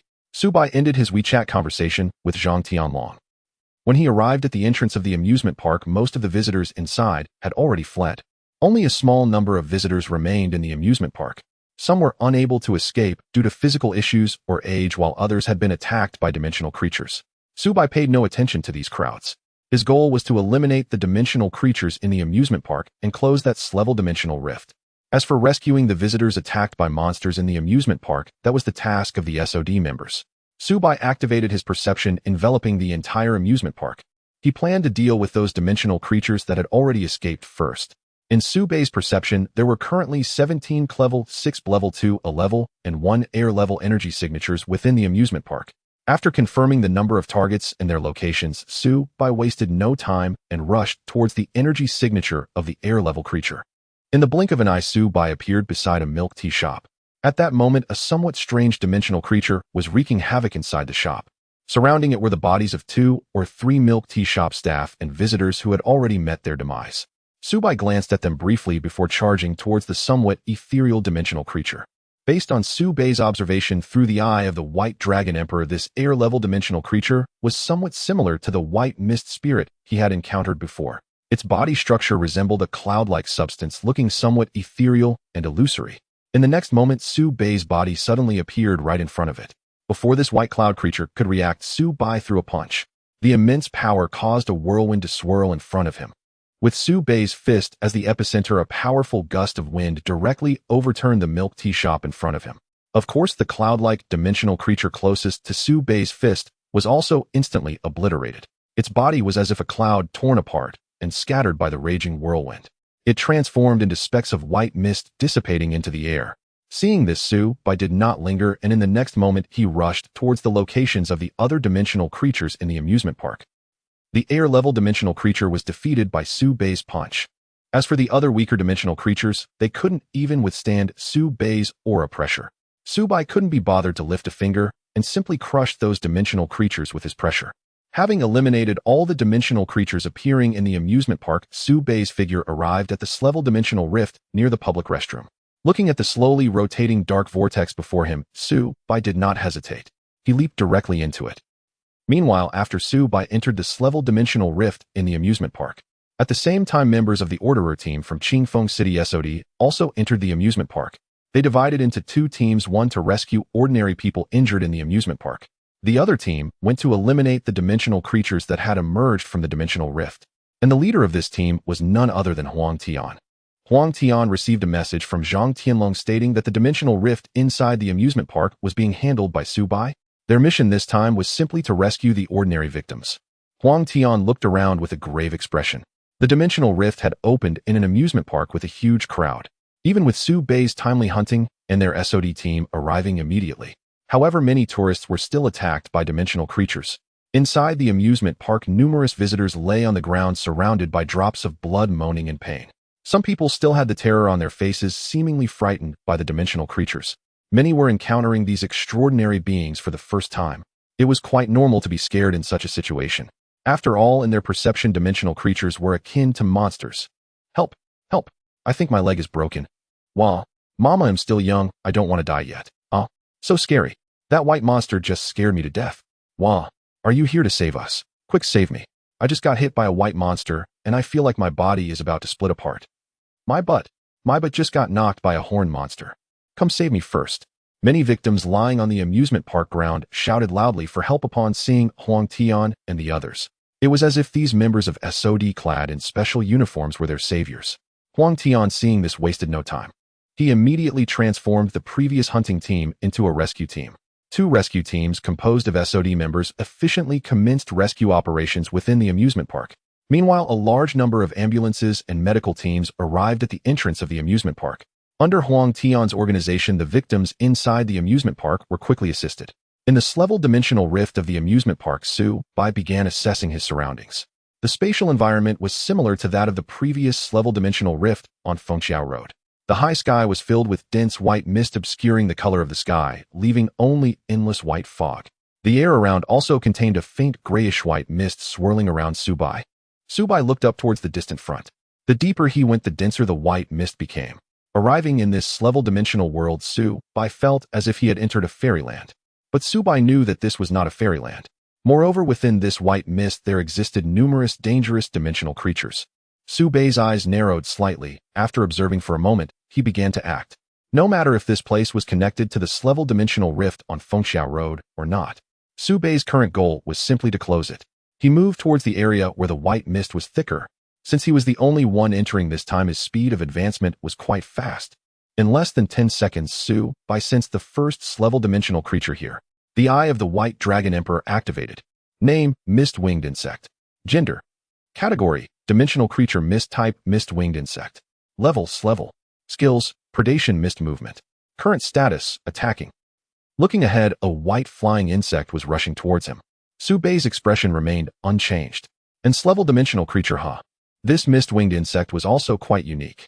It had a body the size of an adult wrapped in a grayish-white hardshell with protruding eyes that looked rather fierce on its head. It had a pair of translucent wings on its back flapping at a frequency that was extremely fast, almost comparable to that of a dragonfly. Its body was divided into 3 segments, and beneath the front segment were a pair of sharp, menacing insect claws. It had a somewhat prehistoric insect vibe. The mist-winged insect had already noticed Su Bai's arrival and was now rapidly charging towards him while flapping its wings. Its sharp claws raised, seemingly intending to strike Su Bai fiercely. Su Bai took a brief glance at this peculiar dimensional creature and decided not to waste any more time. He moved towards it with a speed faster than that of the mist-winged insect. As he arrived in front of the creature, Su Bai swung his arm and pressed his palm towards its head. Crack, puff, puff. A crisp sound of cracking shell echoed, and Su Bai's palm barely paused before pressing directly into the creature's head. The mist-winged insect died instantly in that moment. Some grotesque and indescribable slime oozed out from the creature's dented head. Su Bai wrapped his energy around his body to shield himself from the liquid. The next second, he utilized his dimensional space ability to store the corpse of the mist-winged insect into the dimensional space. Although it was just the corpse of an level dimensional creature, it held no value for Su Bai. However, he could trade it with the Hunter Association or SOD, or even feed it to Xiao Hei for enhancement. Only Su Bai could have such extravagant thoughts of feeding a pet with the corpse of an level dimensional creature. He completed all of this in less than a second. Su Bai did not pause and continued to run forward. In less than 10 seconds, he encountered yet another identical level mist-winged insect. He instantly killed it as well and stored its corpse into the dimensional space. Su Bai continued moving forward.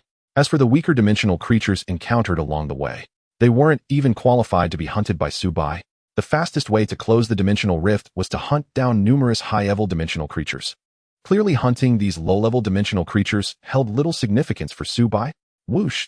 Su Bai moved like a gust of wind, and wherever he passed the surrounding white mist was blown apart by a strong gust.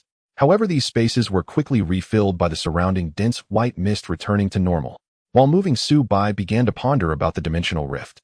Earlier in the Slevel dimensional rift in the Billowing community, he had killed the Death Knight King, but was marked by the Dark Knight Monarch. As long as he appeared in that world, he would be tracked by the Dark Knight Monarch. However, in the subsequent two-dimensional worlds Su Bai entered, he did not sense any pursuit, nor did the system provide any alerts. Having analyzed this, Su Bai softly spoke. That means the dimensional rift in the Billowing community and the ones appearing on Fengxiao Road and in the amusement park are not connected to the same dimensional world. This also explains why Su Bai was not tracked by the Dark Knight Monarch upon arriving in this dimensional world. System, do you have any findings? Su Bai inquired of the system in his mind. According to this system's observations, the dimensional rifts appearing on your blue planet should connect to many different dimensional worlds. They may be interconnected or completely independent. For example, the dimensional world you are currently in is clearly the same as the previous white mist dimensional world. In less than 3 minutes, Su Bai hunted down 5 SSS-rank dimensional creatures in this SSS-rank misty world. Among them were 3 mist-winged insects, a white mist spirit, and a peculiar insect with a massive horn. In total, there were 4 SSS-rank dimensional creatures' corpses along with an SSS-rank white mist spirit crystal. After slaying a few A-rank dimensional creatures, the system's notification sound rang out. Host, this SSS-rank dimensional rift is about to close. Please evacuate as soon as possible. Su Bai heard the system's reminder, a slight smile appearing at the corner of his mouth. Okay. Su Bai looked in the direction he came from, although less than 10 minutes had passed since he arrived. However, Su Bai had calculated that he had covered at least dozens of kilometers in this misty world. In the next moment, Su Bai activated his transformation, and his feet, like those of a white dragon, exploded with power. Bang! The muddy ground was immediately pressed deep into a crater by Su Bai's formidable stomping power. The space around Su Bai distorted and mud splattered everywhere. In the next moment, Su Bai's figure vanished. In less than a minute, Su Bai arrived at the entrance of the dimensional rift at full speed. Looking at the dark vortex before him, Su Bai stepped in. The next second, his body appeared beside the restroom in the amusement park. The SSS-rank dimensional rift behind him slowly closed and completely disappeared not long after.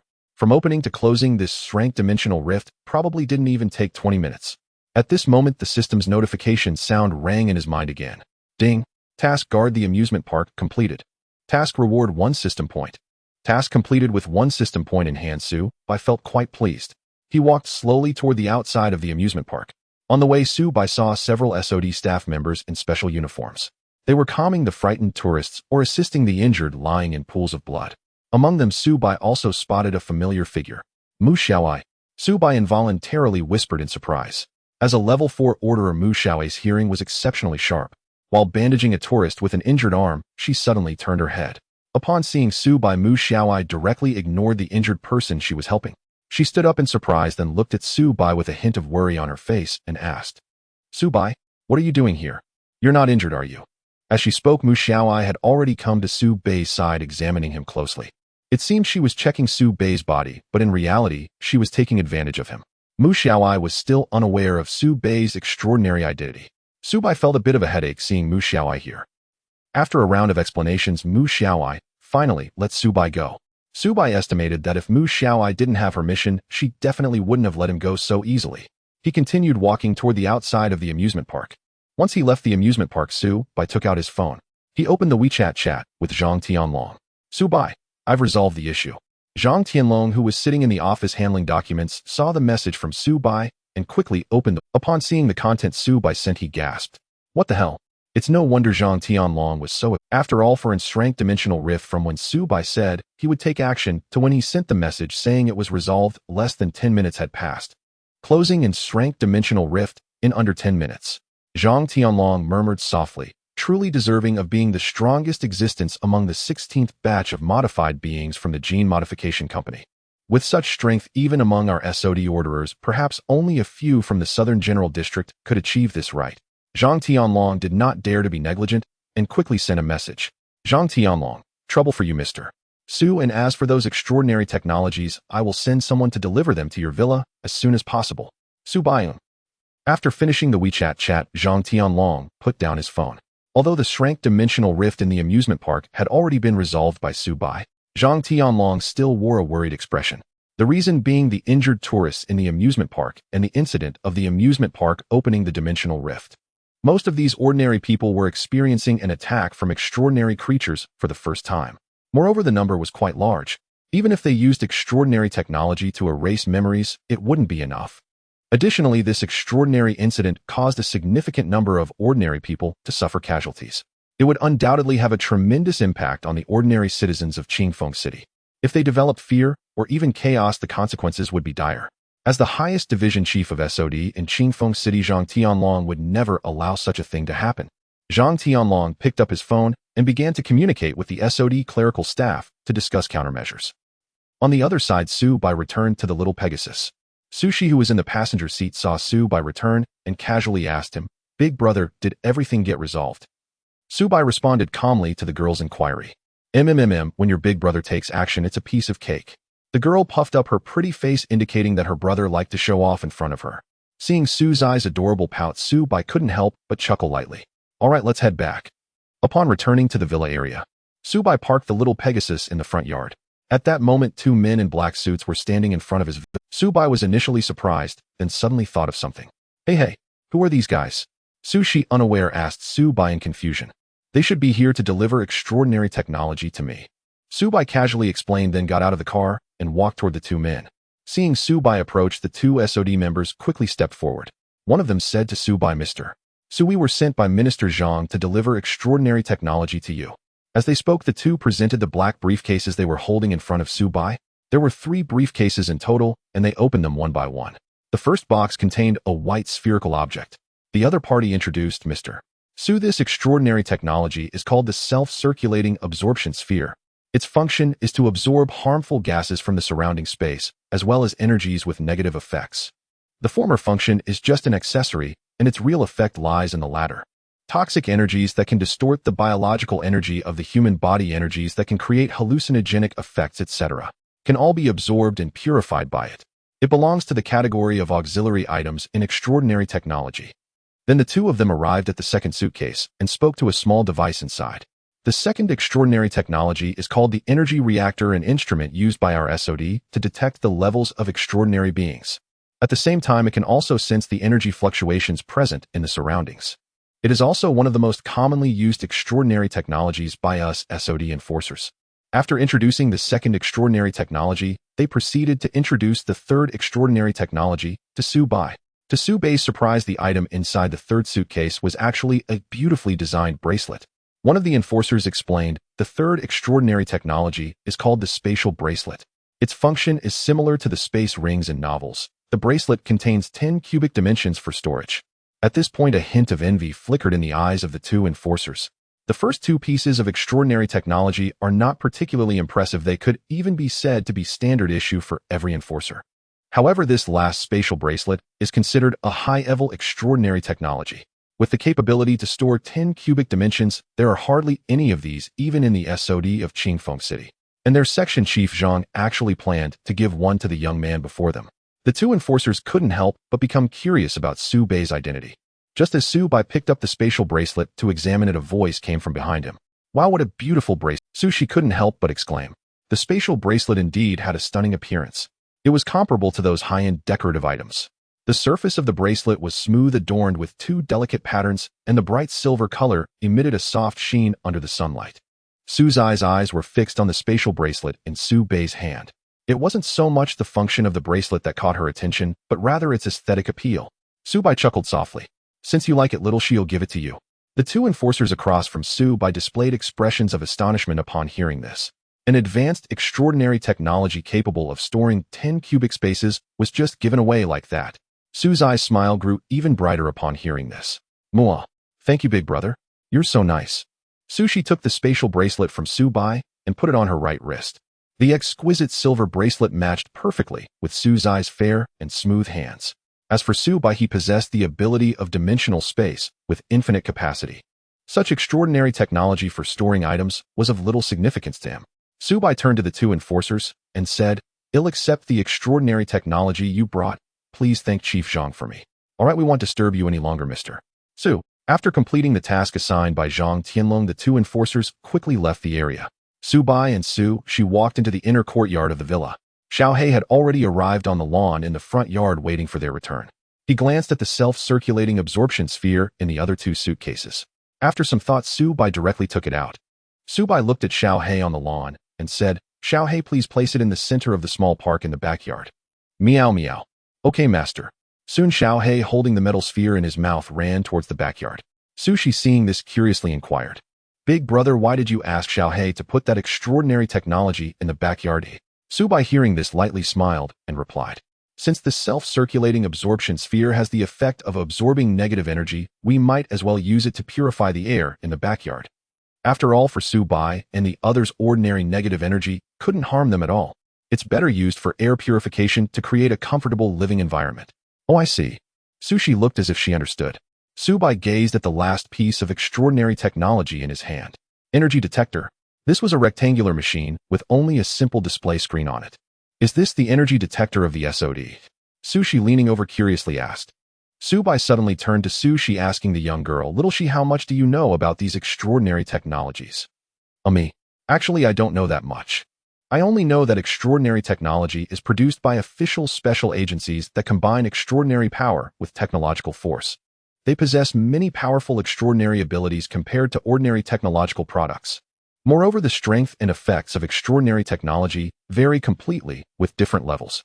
For instance, the three pieces of extraordinary technology that those two fellows just gave you aside from this bracelet are all the most basic types. And these extraordinary types are mostly supportive, offering little help in combat. Many top enforcers typically have their exclusive extraordinary weapons. I know some weapon-type extraordinary technologies possess very powerful attack capabilities. In fact, some extraordinary weapon technologies have destructive power comparable to that of a small nuclear explosion. Hearing Sushi speak so animatedly, especially about extraordinary technologies with power comparable to nuclear explosions, even Su Bai felt a bit shocked. That is a nuclear explosion, currently the most powerful known existence among conventional weapons in Blue Star. Su Bai wasn't even sure if he could withstand a nuclear explosion with his SS-level enhanced genetic body. "So little she, do you think my SS-level body can withstand the attack of a nuclear explosion?" Su Bai asked, feeling somewhat uncertain. Hearing this, she couldn't help but chuckle. "Ha, big brother, just relax. I can't be certain about other SS-level beings, but you absolutely have no problem."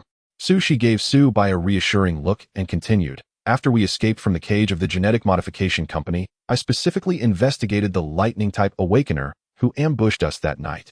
The true identity of that person is a top awakener on the international level with an awakening level at the peak of level 10. Their awakening ability, Annihilating Thunder, is also a terrifyingly powerful attack capability. The apocalyptic lightning dragon unleashed at full strength has a power level that is absolutely comparable to the explosion of a small nuclear weapon.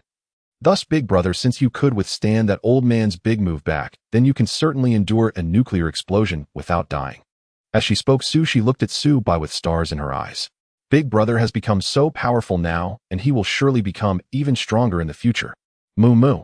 As she spoke, Sushi leaned in closer, but was mercilessly pushed away by Su Bai. The girl's delicate face was pressed against Su Bai's hand, her lips slightly contorted, and she mumbled, Big brother is so heartless." Su Bai ignored the girl's words and turned to continue walking. At this moment, Xiaohei also appeared, indicating that the self-circulating absorption sphere had already been placed. Su Bai lay on the sofa in the living room on the first floor. After a tiring day with his adorable little sister, it was time to relax. Su Bai took out his phone and opened Douyin. Seeing this, Xiaohei jumped over like a little child, eager to. Its face was filled with excitement as it leaped beside Su Bai. The laptop left for it by she during the day didn't have Douyin. Xiaohei discovered that on Su Zai's laptop, there were only various media players allowing it to watch shows and animations it didn't understand. Douyin on Su Bai's phone was its favorite. Meow meow, this is nice, master. Indeed, I think so too. Looking at the sofa where one person and one cat were lounging lazily, Sushi sweetly said to Su Bai, "Big brother, I'm going to make dinner now." MMM. Seeing Su Bai's dismissive response without turning back, the girl felt a bit dissatisfied. Sushi let out a huff, walking gracefully toward the kitchen. As she hadn't finished the ingredients she bought earlier, she didn't plan to buy groceries tonight. After several minutes, a rich aroma wafted from the kitchen, followed by the sound of the girl calling out, "Big brother, come help me serve." "Coming." Su Bai replied, placing his phone on the sofa for Xiaohei to continue watching. He then stood up and walked toward the kitchen. Soon the two of them brought the prepared dishes to the dining table. Today, Sushi made a large portion of spicy hot pot. The ingredients included meat, shrimp, fish slices, tofu, and some vegetables. With the bright red chili peppers adding a splash of color, the entire bowl of spicy hot pot looked both delicious and inviting. Sushi served a bowl of rice each for Su Bai and Xiaohei. Tonight we have spicy hot pot. The three of them sat down on chairs, and due to its size, Su Bai had specially prepared a high chair for Xiaohei. Dinner quickly commenced.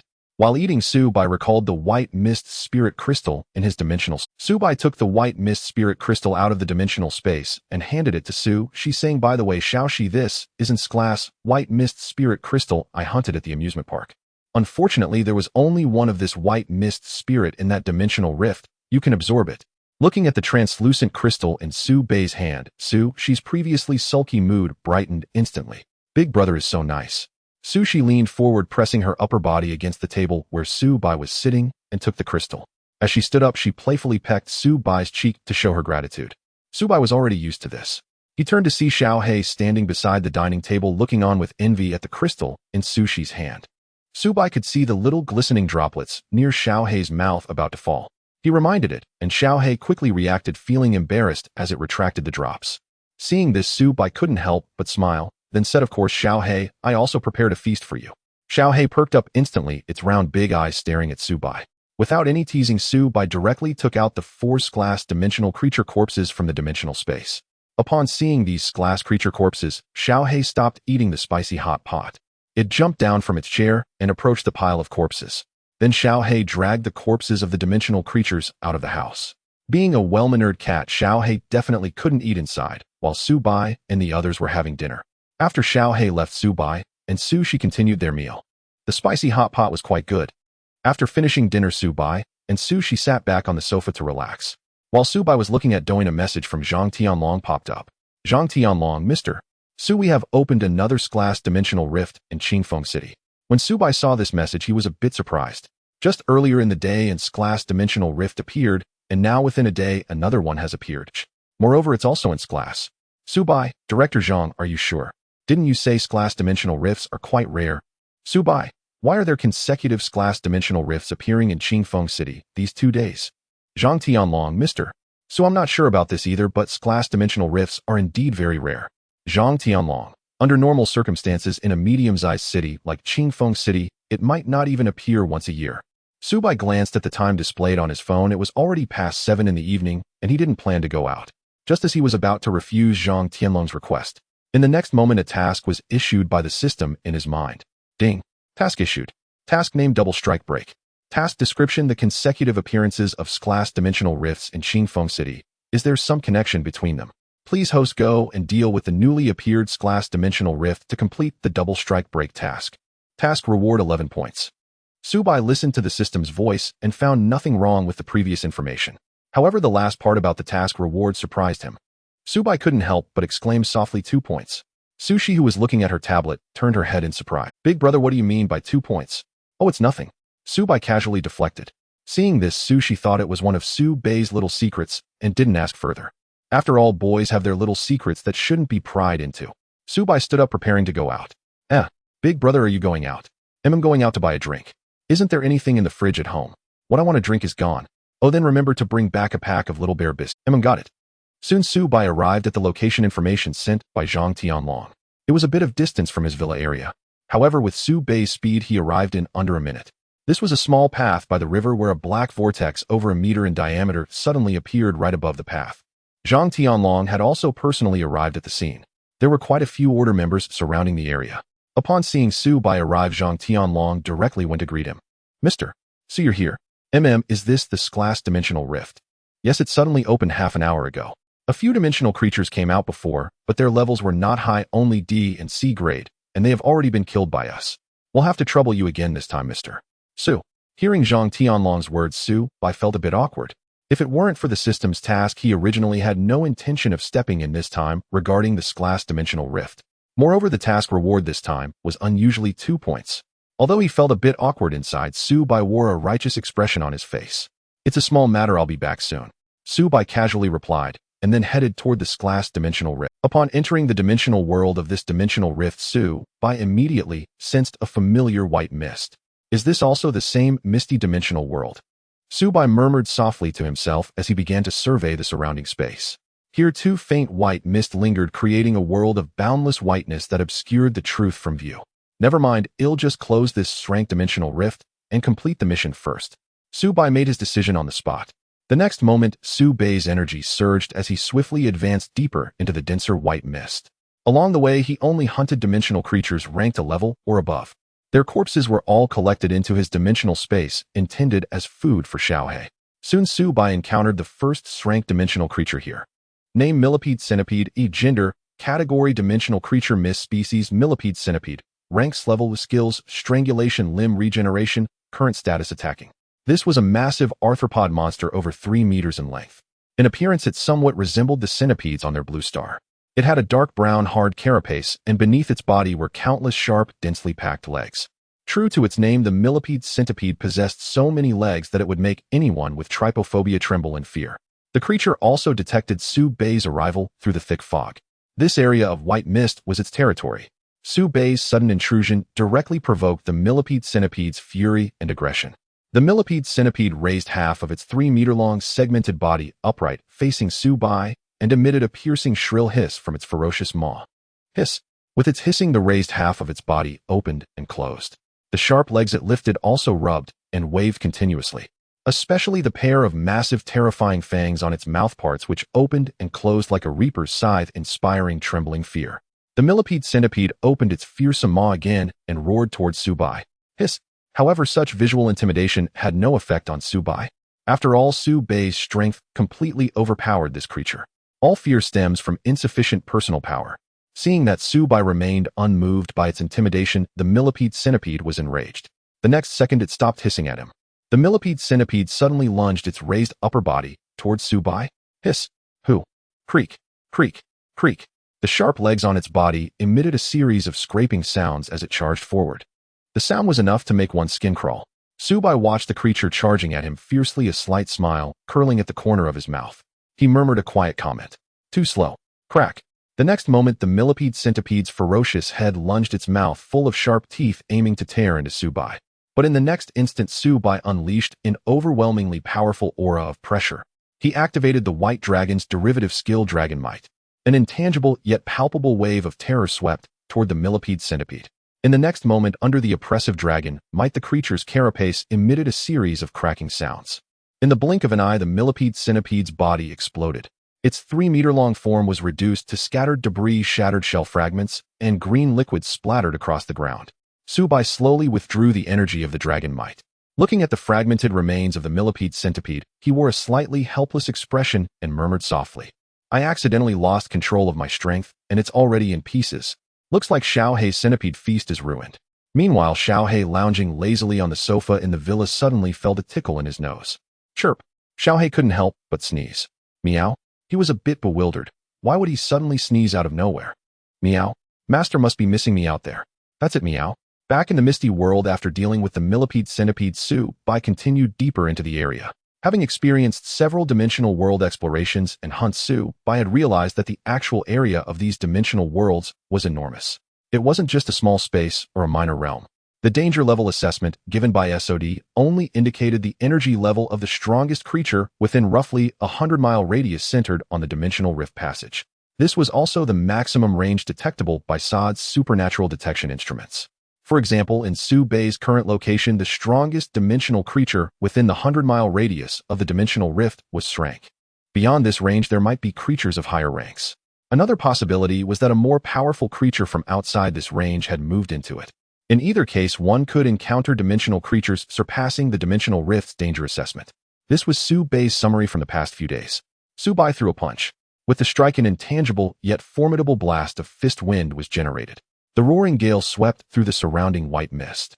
The next moment, the mist dispersed, revealing 3-dimensional creatures of identical appearance ahead.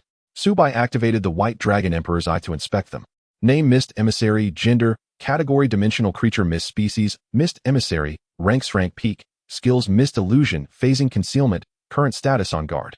Looking at the 3 misty figures before him, a slight smile curled at the corner of Su-bai's mouth. He had sensed 3-dimensional creatures with slightly stronger energy fluctuations in this mist earlier. Su-bai murmured with pleasure. Unexpectedly, they're 3 rank peak dimensional creatures. The 3 mist emissaries had upper bodies resembling humans with arms. but their lower halves were ethereal mist-like forms without legs resembling clouds of fog. They floated about 3 meters above the ground, each about 5 meters in size. The bodies of the mist emissaries seemed to be composed of white mist drifting unsteadily in the air. Facing Subai, all three conjured misty scythes in their hands. The tips of the scythes gleamed with cold light, exuding a metallic solidity that sent chills down one's spine. Like 3 white reapers of death, they hovered silently before Subai. The 3 powerful mist emissaries floated side by side, piquing Subai's interest. I hope you won't be as pathetic as those previous ranks. The 3 fog messengers across from him stood still for a moment.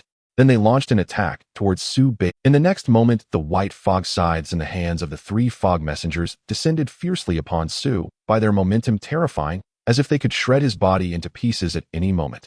A slight smile crept onto Subai's lips. As the 3 fog messengers swung their blades down, he swiftly moved his arm. His right index finger, like an indomitable divine weapon, instantly severed the 3 white fog scythes in half. Crack, crack, crack. 3 sounds of shattering objects echoed. The 3 white fog scythes of the fog messengers were cut in this instant. The broken white fog scythes did not fall directly to the ground. Instead, they dissipated into the surrounding white fog before hitting the ground. The faces of the 3 fog messengers showed expressions of horror.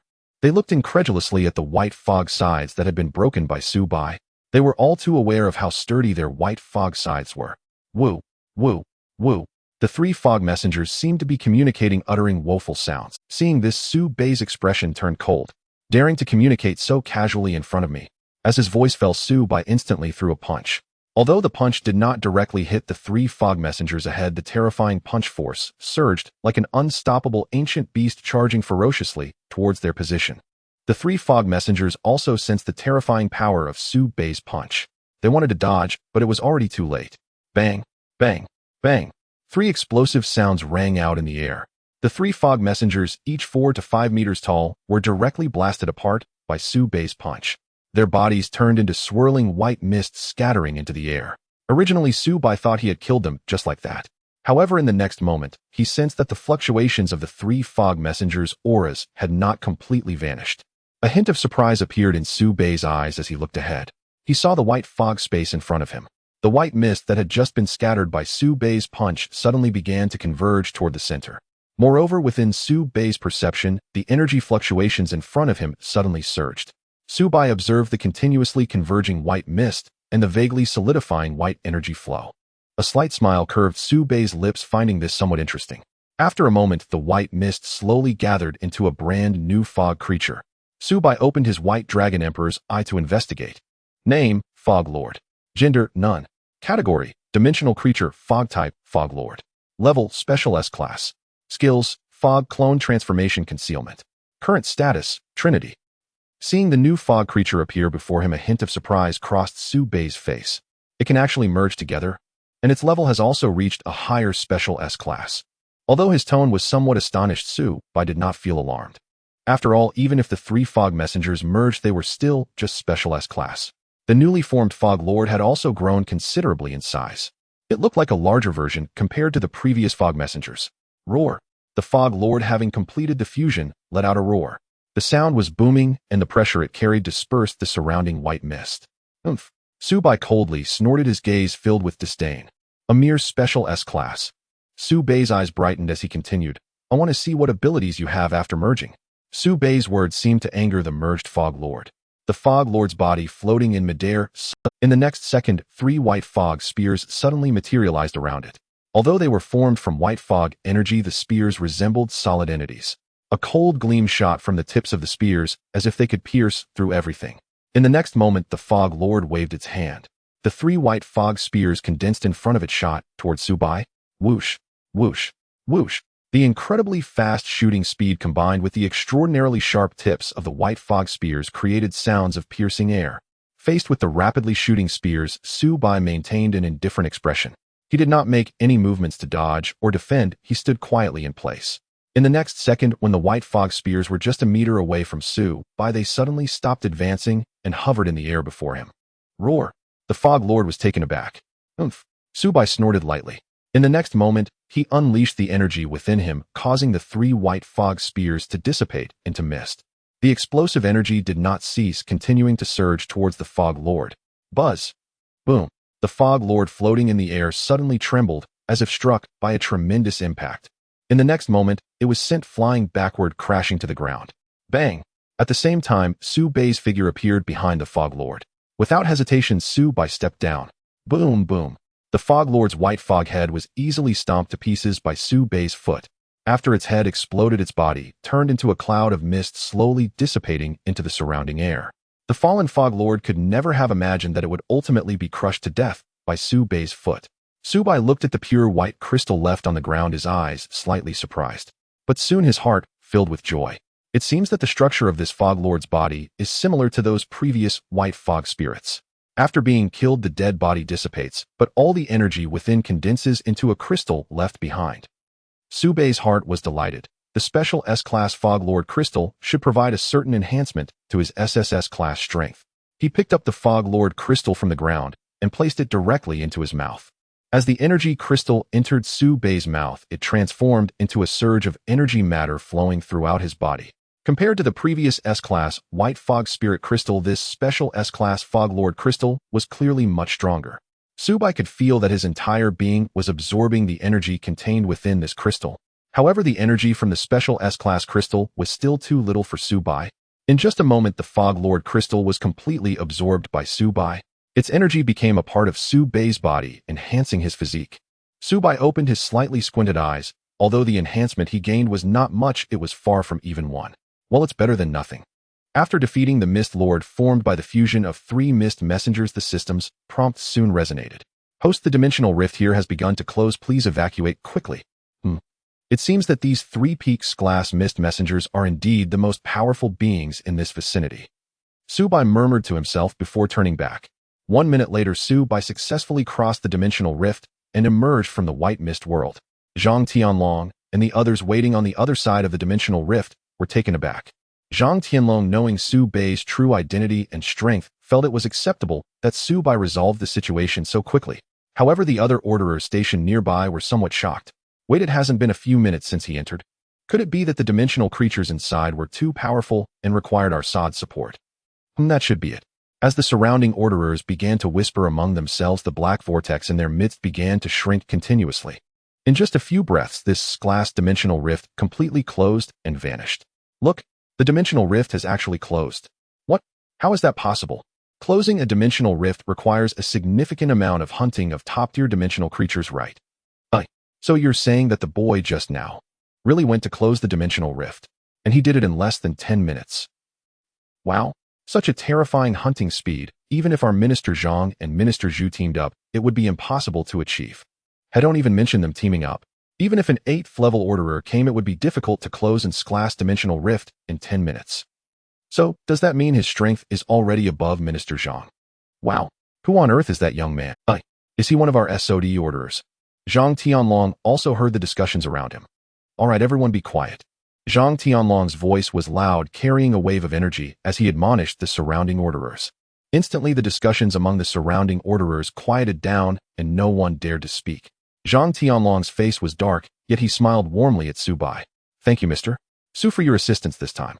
If it weren't for your intervention, it would have taken us at least a month to deal with its glass dimensional rift. Ding. Task double strike completed. Task reward 2 system points. Hearing that 2 system points had been credited to his mind, Su Bei felt a wave of joy. A faint smile appeared on Su Bei's lips as he casually waved his hand. It's just a small matter, but there have been a lot of these glass dimensional rifts appearing in Qingfeng City lately. Moreover, this dimensional rift should belong to the same dimensional world as the 2 glass dimensional rifts. Minister Zhang should be a bit more cautious during this time. Su Bei intentionally reminded Zhang Tianlong, wanting him to prepare in advance. To prevent any unforeseen powerful transcendence from appearing in Qingfeng City, it would be good for SOD to have some precautions. This way they could also assist him better and lighten his troubles. Thank you for the reminder, Mr. Su. In fact, we have already noticed the sudden surge of transcendent beings in Qingfeng City recently. These past few days we have been in communication with our superiors, hoping they can dispatch a few powerful orderers to guard Qingfeng City. Oh, Su Bei was somewhat surprised at Zhang Tianlong's response. More powerful orderers, huh? That's right, Mr. Su, based solely on the transcendent events that have occurred in Qingfeng City over the past 2 weeks. At least 1 8th level orderer is needed to guard us, so I have already requested that a temporary 8th level orderer be assigned to Qingfeng City. I estimate they will arrive in the next few days. At that time, the communication between Mr. Su and me may decrease, and I hope Mr. Su understands. Zhang Tianlong and Su Bei's voices were very low. Unless one was right in front of them, it would be impossible to hear their conversation. I understand.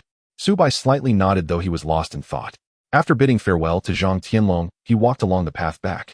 Just as Su Bai was about to return to the Hailan community, he suddenly remembered that he needed to buy some bear biscuits for Xiaoxi. Su Bai lightly slapped his forehead, muttering to himself. Almost forgot. Su Bai turned around and quickly headed towards a convenience store nearby. A few minutes later, he arrived at a convenience store named Nightlife. Su Bai felt something was odd about the store's name. However, that didn't affect his desire to buy bear biscuits. He walked into the convenience store.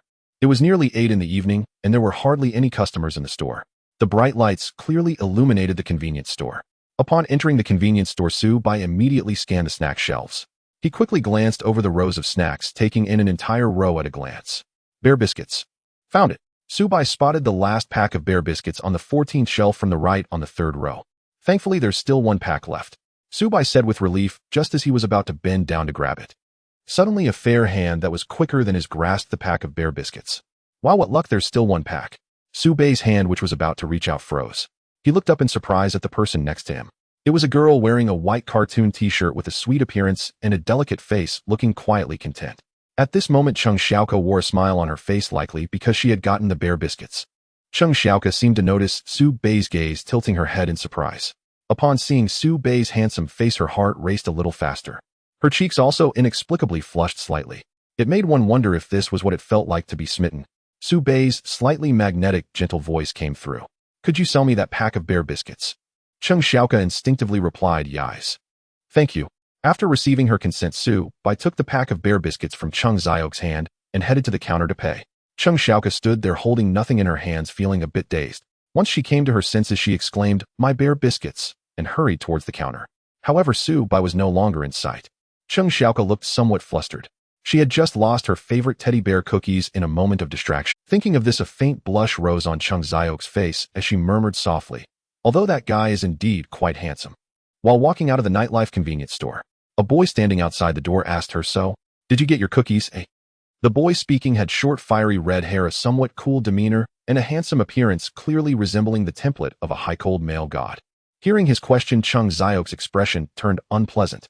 Don't mention it, there was supposed to be one last pack of teddy bear cookies, but in the end, Cheng Xiaoke didn't know how to continue, momentarily at a loss for words. In the end? What happened in the end?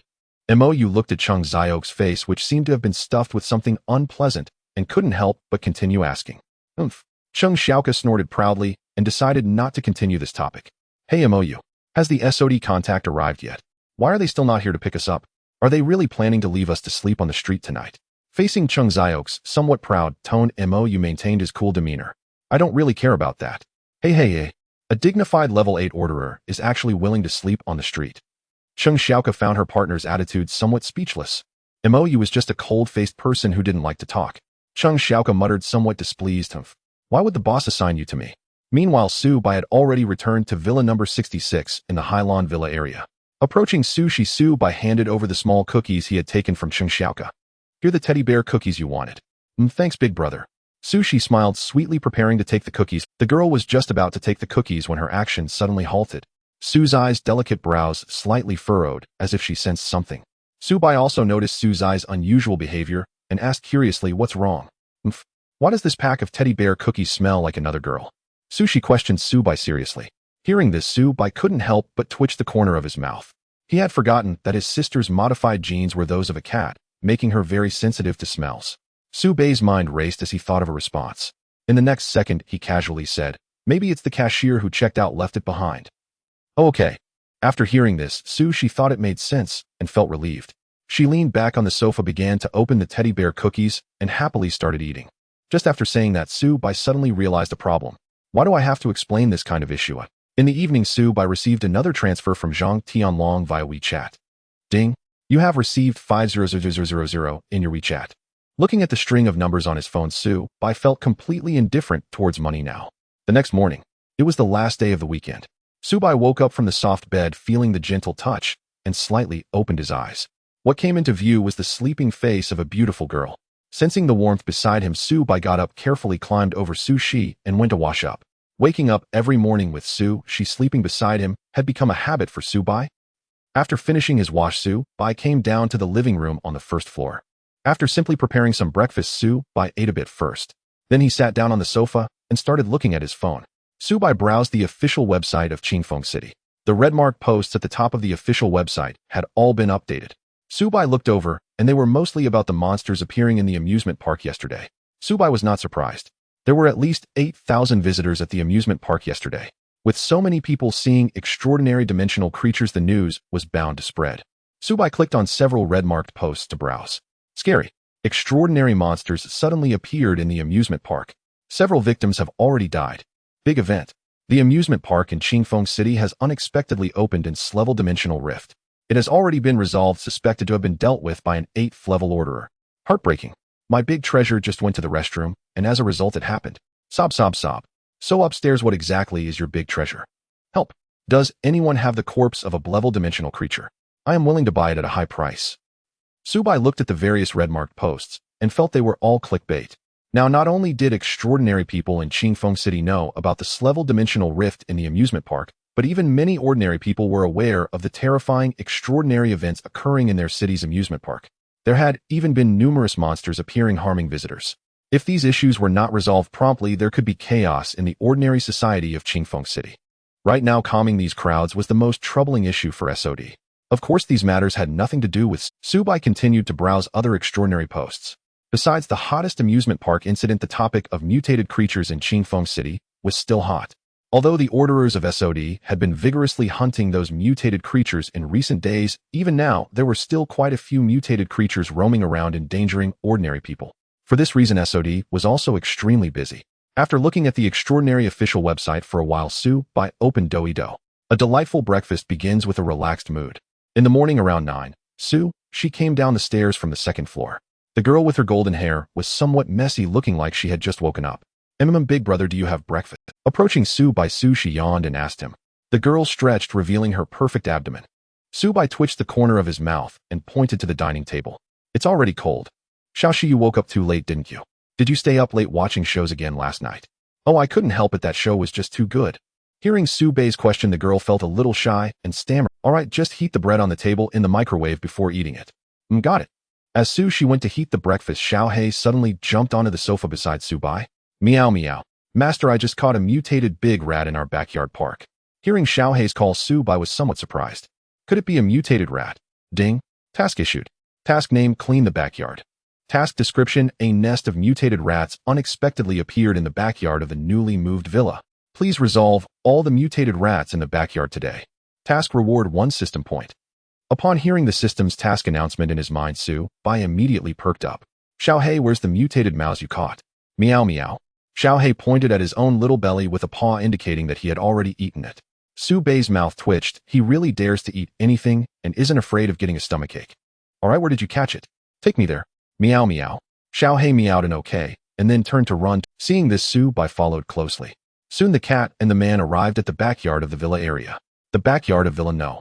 66 featured a small park. This was also Xiao-hei's usual playground. He discovered the mutated mouse while wandering here earlier this morning. Meow meow. The master is right here. Xiao-hei led Su-bai to a secluded spot in the small park. Su-bai noticed several holes of varying sizes on the muddy ground. Su-bai's expression darkened. They really made their nest right in my villa's backyard. However, a hint of surprise also rose in Su-bai's heart. He hadn't expected the mutation situation in Qingfeng City to be this severe. Su-bai looked down at Xiao-hei and said, there should be more mutated mice here, I'll leave them all to you. Upon hearing Su-bai's instructions, Xiao-hei appeared to be on a mission. He quickly rushed in front of Su-bai, striking a pose that indicated, I will accomplish this task. Su-bai chuckled lightly. Hurry up and catch them all. Meow meow. Xiao-hei approached the holes. Due to the large size of these mutated mice, the holes they dug were perfectly suitable for Xiao-hei. Without hesitation, Xiao-hei jumped straight into one of the holes. As a black prison cat, Xiao-hei was naturally adept at dealing with these mutated mice. Soon Su-bai saw several plump mice suddenly emerging from other holes. These mutated mice were comparable in size to Xiao-hei, their silver gray fur looking somewhat dry. Their round black eyes vigilantly surveyed their surroundings. Upon noticing Su-bai's presence, they quickly fled in other directions within the park. Su-bai's lips curled slightly. As Subai let out a light snort through his nose, the 4 mutated mice that had rushed out of the hole suddenly froze as if rooted to the spot. Subai merely released some white dragon aura, causing the neural pathways of these mutated mice to burst. Moments later, Xiaohei also emerged from the hole. Besides himself, Xiaohei had also brought out 3 mutated mice. Meow meow. Xiaohei noticed the other 4 mutated mice that had already perished around them. Subai softly said to Xiaohei, "Alright, you can take care of these." Meow meow epsilon. Hearing Subai's indication, Xiaohei wasted no time swallowing 1 mouse at a time. In fact, the levels of these mutated mice ranged only from E to D. Xiaohei wouldn't gain much strength, however Xiaohei remarked that these large mice tasted quite good. Ding. Task: clear the backyard completed. Task: reward 1 system point. After Xiaohei dealt with these mutated mice, the system notification of task completion sounded. Subai's lips curled faintly. He had easily completed a task upon waking up. With 1 system point credited, he felt quite pleased. Subai returned to the living room, where She was leisurely eating freshly baked bread, comfortably leaning on the sofa, while looking at her phone. The girl was wearing a light red short skirt, sitting awkwardly as she leaned against the sofa. The straps on her shoulders seemed to be slipping off, giving the impression that they could fall at any moment. Subai leaned against the sofa next to Shi and asked, "It's the last day of the weekend, where do you want to go today?" Hearing Subai's question, the girl's eyes lit up. Let me think. How about you go shopping with me, big brother?" She said cheerfully, tilting her head with her light golden eyes looking at Subai, seemingly expecting his agreement. Subai initially planned to refuse. However, when he met the girl's expectant and beautiful gaze, he ultimately agreed. "Forget it, I'll accompany Shi this weekend." Upon seeing Subai nod in agreement, she cheered with joy. She then dashed to her room to get ready. Going shopping with her brother meant she had to dress up beautifully. To Subai's surprise, after waiting downstairs for just over half an hour, she came down. At that moment, she had changed out of her previous red dress. She was now wearing a black princess dress adorned with star-like patterns, looking both noble and dreamy, paired with thin black stockings and small black leather boots. This elevates Subai's appearance to a whole new level. Subai also expressed his approval of she wearing black stockings. The girl had lightly applied makeup to her delicate features, letting her beautiful golden hair cascade down her back. Her sparkling golden eyes looked down at Subai, her rosy cherry lips slightly raised, revealing a hint of a mischievous smile. The girl's features were simply flawless. "Big brother, I'm ready." She came in front of Subai, playfully twirled in front of him, her skirt fluttering slightly, adding a touch of liveliness and youthfulness. "Then let's go." Starting his little flying horse, Subai headed towards the commercial street of Qingfeng City. They arrived at the most prosperous commercial district of Qingfeng City, with Shi affectionately linking her arm with Subai. The girl looked slightly excited, her mouth cheering joyfully. It seemed as if she wanted to go all out. Fortunately, Subai wasn't short on money now, or otherwise his wallet would have put him in an awkward position. In fact, she wasn't particularly fond of shopping. She mainly enjoyed the feeling of being out shopping with Subai. Along the way, they had to enter every large shopping mall for a stroll. Time reached past 5 in the afternoon. Their shopping trip finally came to an end. After a day of wandering, she hadn't really bought much. After all, buying unnecessary items was pointless. The girl took a small sip of milk tea and then offered, "Big brother, are you thirsty?" Looking at the milk tea in front of him, Subai showed a face of disgust. He had seen Shi sneak a sip just now. "No." Subai pushed it away in disdain. The girl pouted. "Big brother is still so boring." She expressed her disappointment. Subai said, "Alright, it's about time, we should head back." Before returning, they also stopped by a nearby supermarket to buy some ingredients. She declared that she would make hot pot to treat her brother today. A mundane Monday. Subai walked along the path to school. The surrounding gardenias and crepe myrtles bloomed vibrantly, showcasing a colorful and picturesque scene. They added a touch of serenity to the peaceful Qingfeng City. Subai squinted his black eyes, strolling leisurely by the roadside. Another beautiful morning. Ding. Task issued. Task named Dangerous Sea of Flowers. Task description: a dimensional rift connecting to the world of flowers has appeared in Qingfeng City. There are numerous dangerous varieties of dimensional flower species there.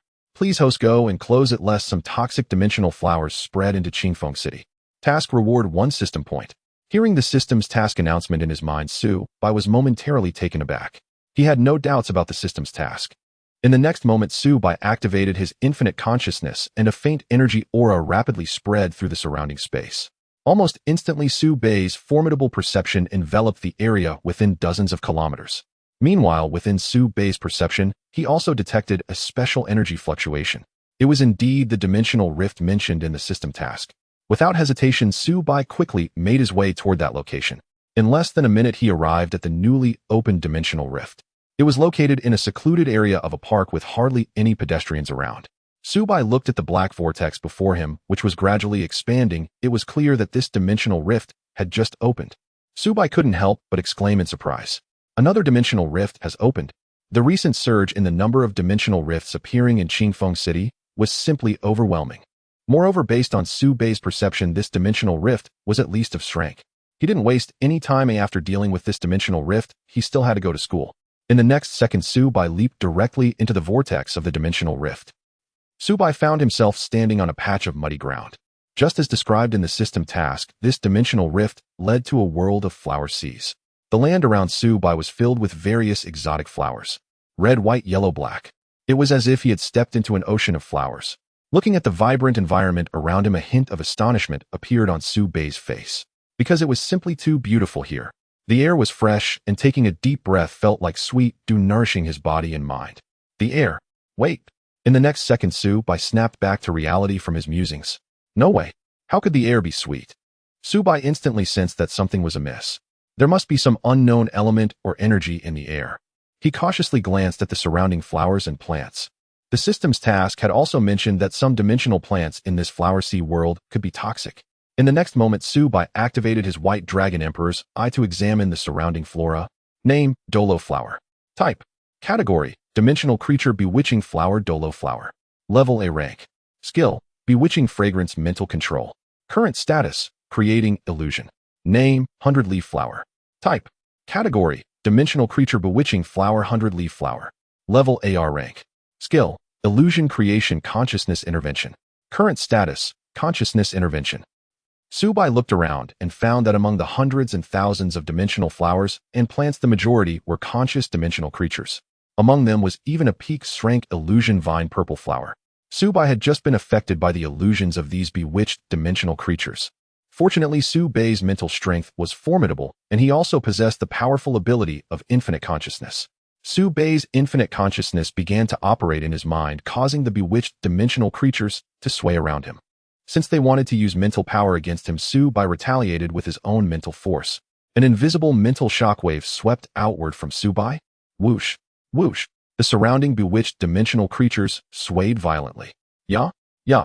Suddenly strange, shrieking sounds echoed. Subai looked at these bewitched dimensional creatures in astonishment. These flowers can even make sounds. Of course, host. They're not ordinary flowers and plants.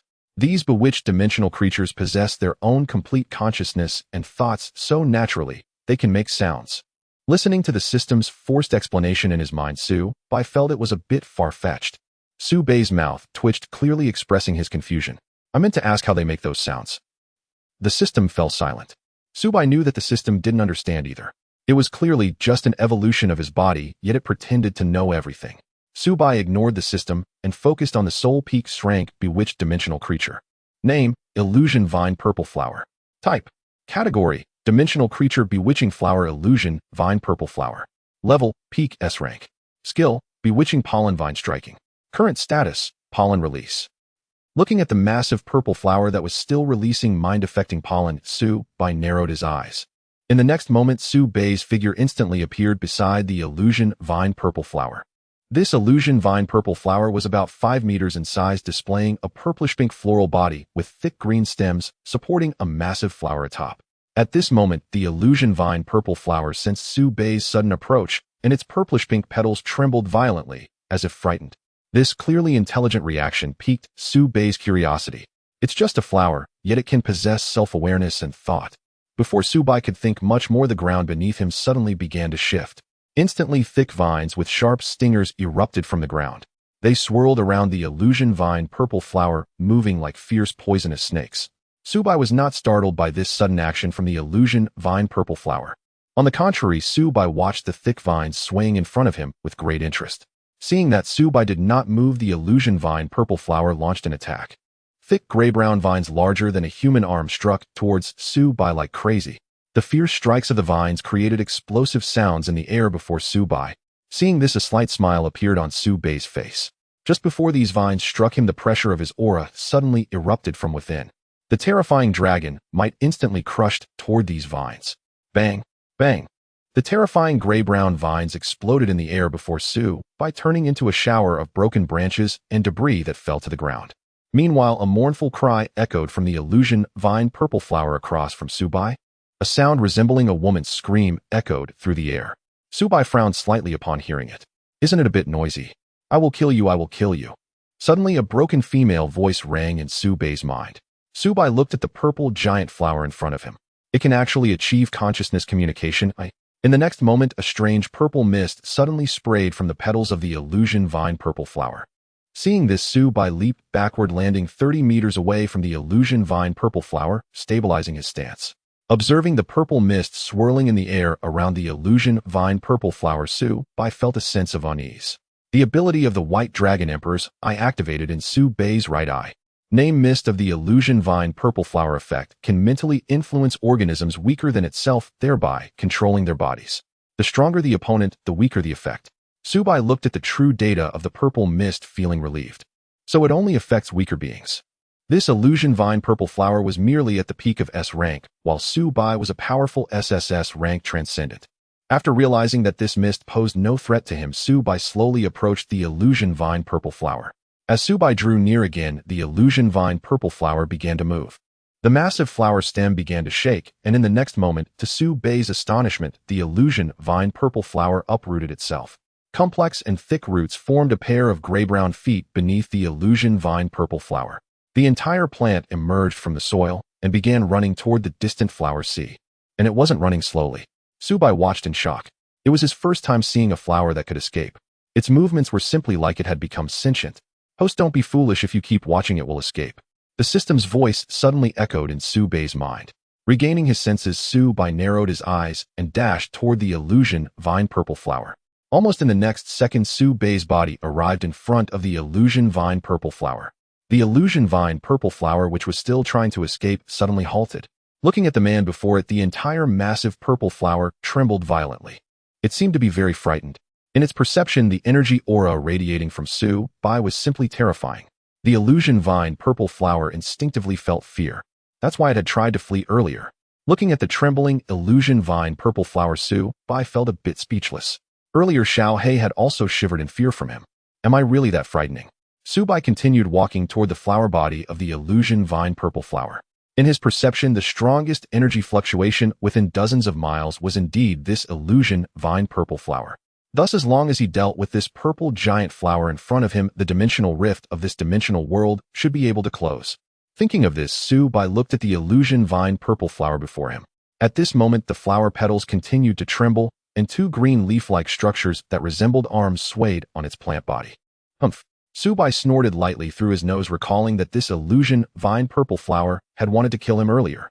Now that it was begging for mercy, it seemed a bit too late. Subai stepped forward and threw a punch. A fierce gust of wind carrying unstoppable power surged toward the illusion vine purple flower.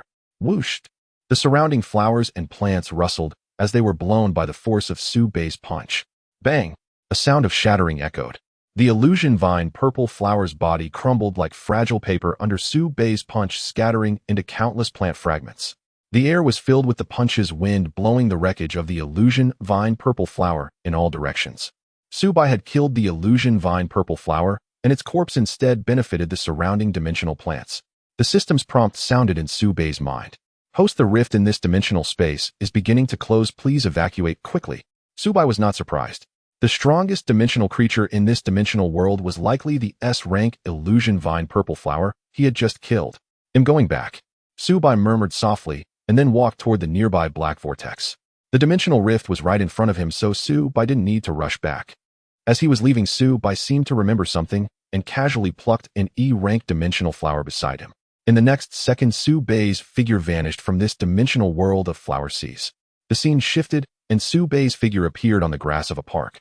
Looking around at the scenery, it was completely incomparable to the flower sea world on the other side of the dimensional rift.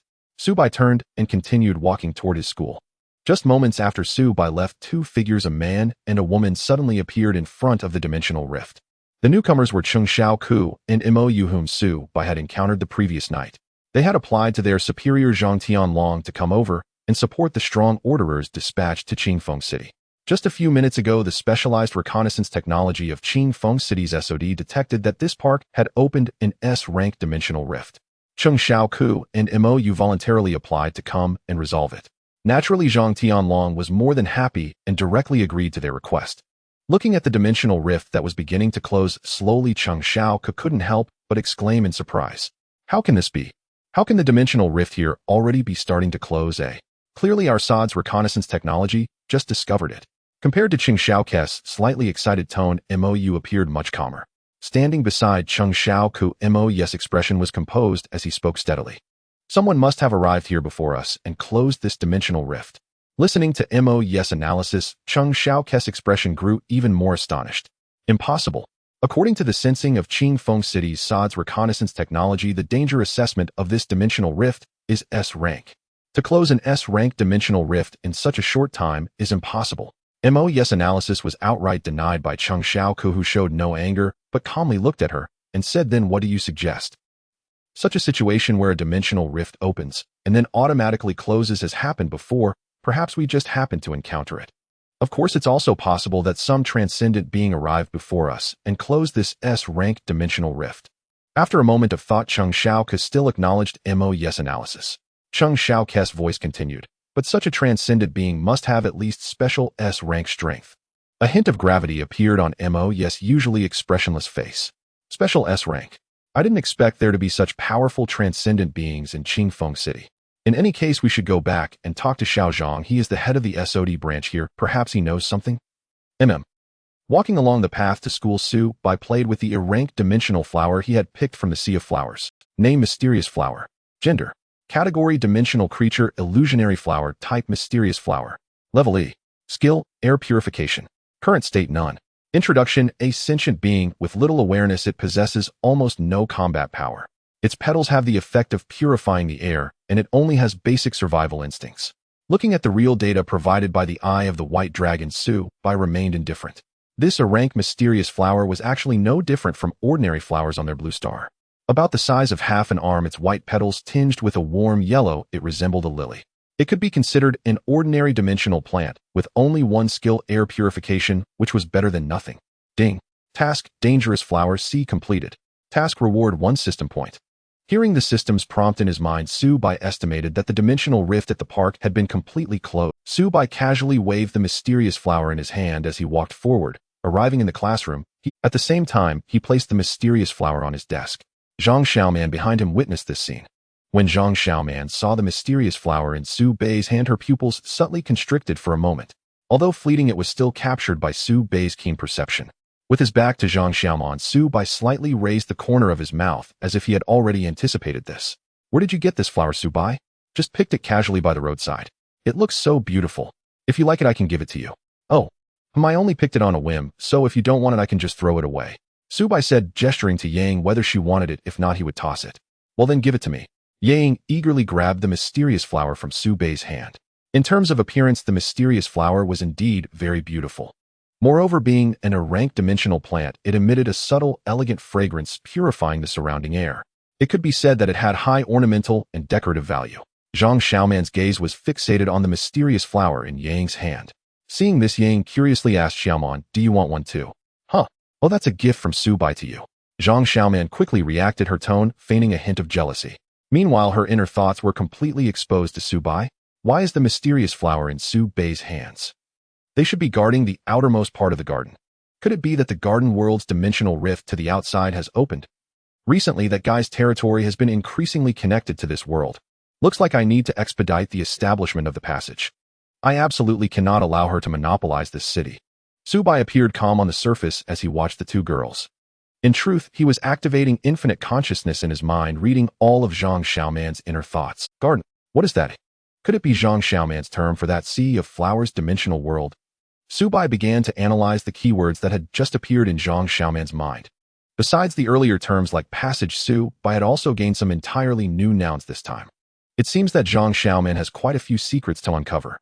Su Bai subtly raised the corner of his mouth. His purpose in picking this mysterious flower was in fact to test Zhang Xiaoman. The outcome was as Su Bai had predicted, as Zhang Xiaoman provided him with a lot of useful information. However, it also made Su Bai even more curious about her. Xiaomon, you are truly becoming increasingly intriguing to me. Ding ding ding. With the sound of the class bell, Su Bai and the others were about to start their lessons for the day. During class, Zhang Tianlong sent Su Bai 2 photos of individuals along with some text introductions. Su Bai looked at the 2 photos on his phone, surprised in his heart. Is it really her? One of the photos sent by Zhang Tianlong featured the charming girl Su Bai had encountered at the convenience store. Su Bai immediately recognized Cheng Xiaoke. At that time, Cheng Xiaoke had given her last pack of bear biscuits to Su Bai. Thus, Su Bai had a fairly good impression of her. Su Bai looked at the information about Cheng Xiaoke below. Cheng Xiaoke, age 20, an 8th level orderer from the southern district of the Dragon Kingdom SOD, with a power level of an 8th level awakened, and her awakening ability being spatial power. Su Bai pondered over Cheng Xiaoke's information. That night, he had vaguely sensed the energy fluctuations emanating from her. However, he did not expect that Cheng Xiaoke was the 8th level orderer dispatched from the southern district of the Dragon Kingdom SOD to support Qingfeng City. Su Bai continued to look at the information about the other person. Mou, age 22. Also an 8th level orderer from the southern district of the Dragon Kingdom SOD, with a power level of an 8th level awakened, and her awakening ability being demonic flame. After school, Su Bai saw a large number of SOD members at the school gate. Recently, mutated creatures have been invading the campus, prompting SOD to dispatch many enforcers. Beside him, Zhang Xiaoman said to Su Bai and Yi Ying, "It looks like it won't be long before the school announces a..." Yi Ying's voice echoed in agreement. "Yes, if we don't eliminate those mutated creatures, we won't be able to attend classes peacefully." Su Bai didn't say anything, merely extending his infinite perception to observe the thoughts of those SOD. A subtle expression flickered across Su Bai's face as he silently thought. Hasn't a class mutated creature appeared within the school? For a small to medium-sized city's university, and a class extraordinary monster is indeed a very dangerous existence. Back home, Su Bai received a notice from the teacher regarding the school break. Dear students, due to the frequent extraordinary crises occurring in our city, a special department has discussed with the school and decided to suspend classes at Beluan University for 1 week. Please take note. Looking at the notification message sent in the group chat, the students below were all cheering. Su Bai muttered, so they really canceled classes, eh? And a class extraordinary monster would require large-scale hunts or the use of powerful weapons to resolve. You might wonder why stronger extraordinary beings like Zhang Tianlong aren't directly sent to hunt. Of course, Qingfeng City is not the only place facing extraordinary crises. Currently, the entire Qingfeng City seems to be experiencing an uprising of extraordinary monsters. Su Bai casually tossed his backpack onto the sofa and sat down. He vaguely felt that the dimensional rift mentioned by Qi Xiaohua was about to open. Brother, you're back.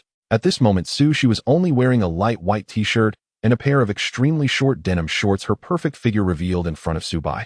How many times have I told you to dress properly, Xiaoxi? Su Bai looked at the girl's shoulders slipping out of her clothing, his tone somewhat helpless. Hee, there's no one else at home anyway. Hearing Su Bai's advice, she seemed unconcerned. She sat down on the sofa beside Su Bai. What do you want to eat for dinner, brother? Anything's fine, everything you make is delicious. Then it'll make you break, She walked to the kitchen to start preparing dinner. After a moment, the girl's voice came from the... It seems like there's no soy sauce at home. Hearing Su Bai's voice, Su Bai helplessly got up. Got it. Then it'll trouble you, brother, Su Bai walked towards the villa's entrance. Seeing Xiao He lying on the lawn in the front yard, he softly called out, Xiao He, come with me to buy some soy sauce. Meow meow. Xiao He happily followed Su Bai's footsteps. The Death Knight King guarding the entrance, hearing Su Bai's call, also wanted to join. However, after a moment's thought, he realized that with his current appearance, he couldn't move freely in human society. Su Bai activated his hoverboard and arrived at the nightlife convenience store. After locking the vehicle, Su Bai and Xiao He entered the convenience store. As soon as they entered, Xiao He was captivated by the array of products around, especially when it saw the snacks like potato chips that Su Bai had given it before. The energy fluctuations within Xiao He couldn't help but stir slightly. This brief energy fluctuation caught the attention of Cheng Xiaoke, who happened to be passing by not far away. Cheng Xiaoke abruptly stopped in her tracks on her way to the nightlife convenience store. She sensed the emergence of an energy fluctuation. A trace of seriousness appeared on Cheng Xiaoke's delicate face.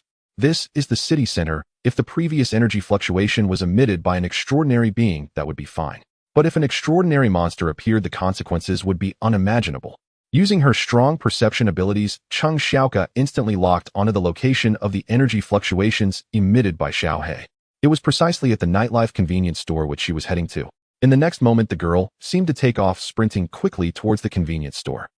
When Su Bai walked out of the convenience store with a bottle of soy sauce, he happened to run into the arriving Cheng Xiaoke.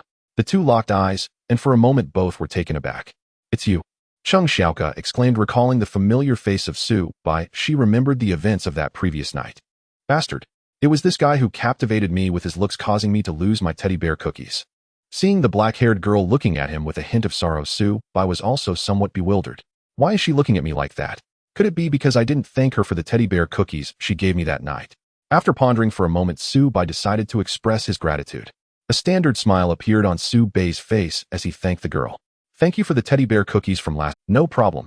Facing Su Bai's gratitude, Chung Xiaoka stammered, a hint of crimson appearing on her delicate face. It wasn't that she was embarrassed to accept Su Bai's thanks, but rather Su Bai's looks were too striking.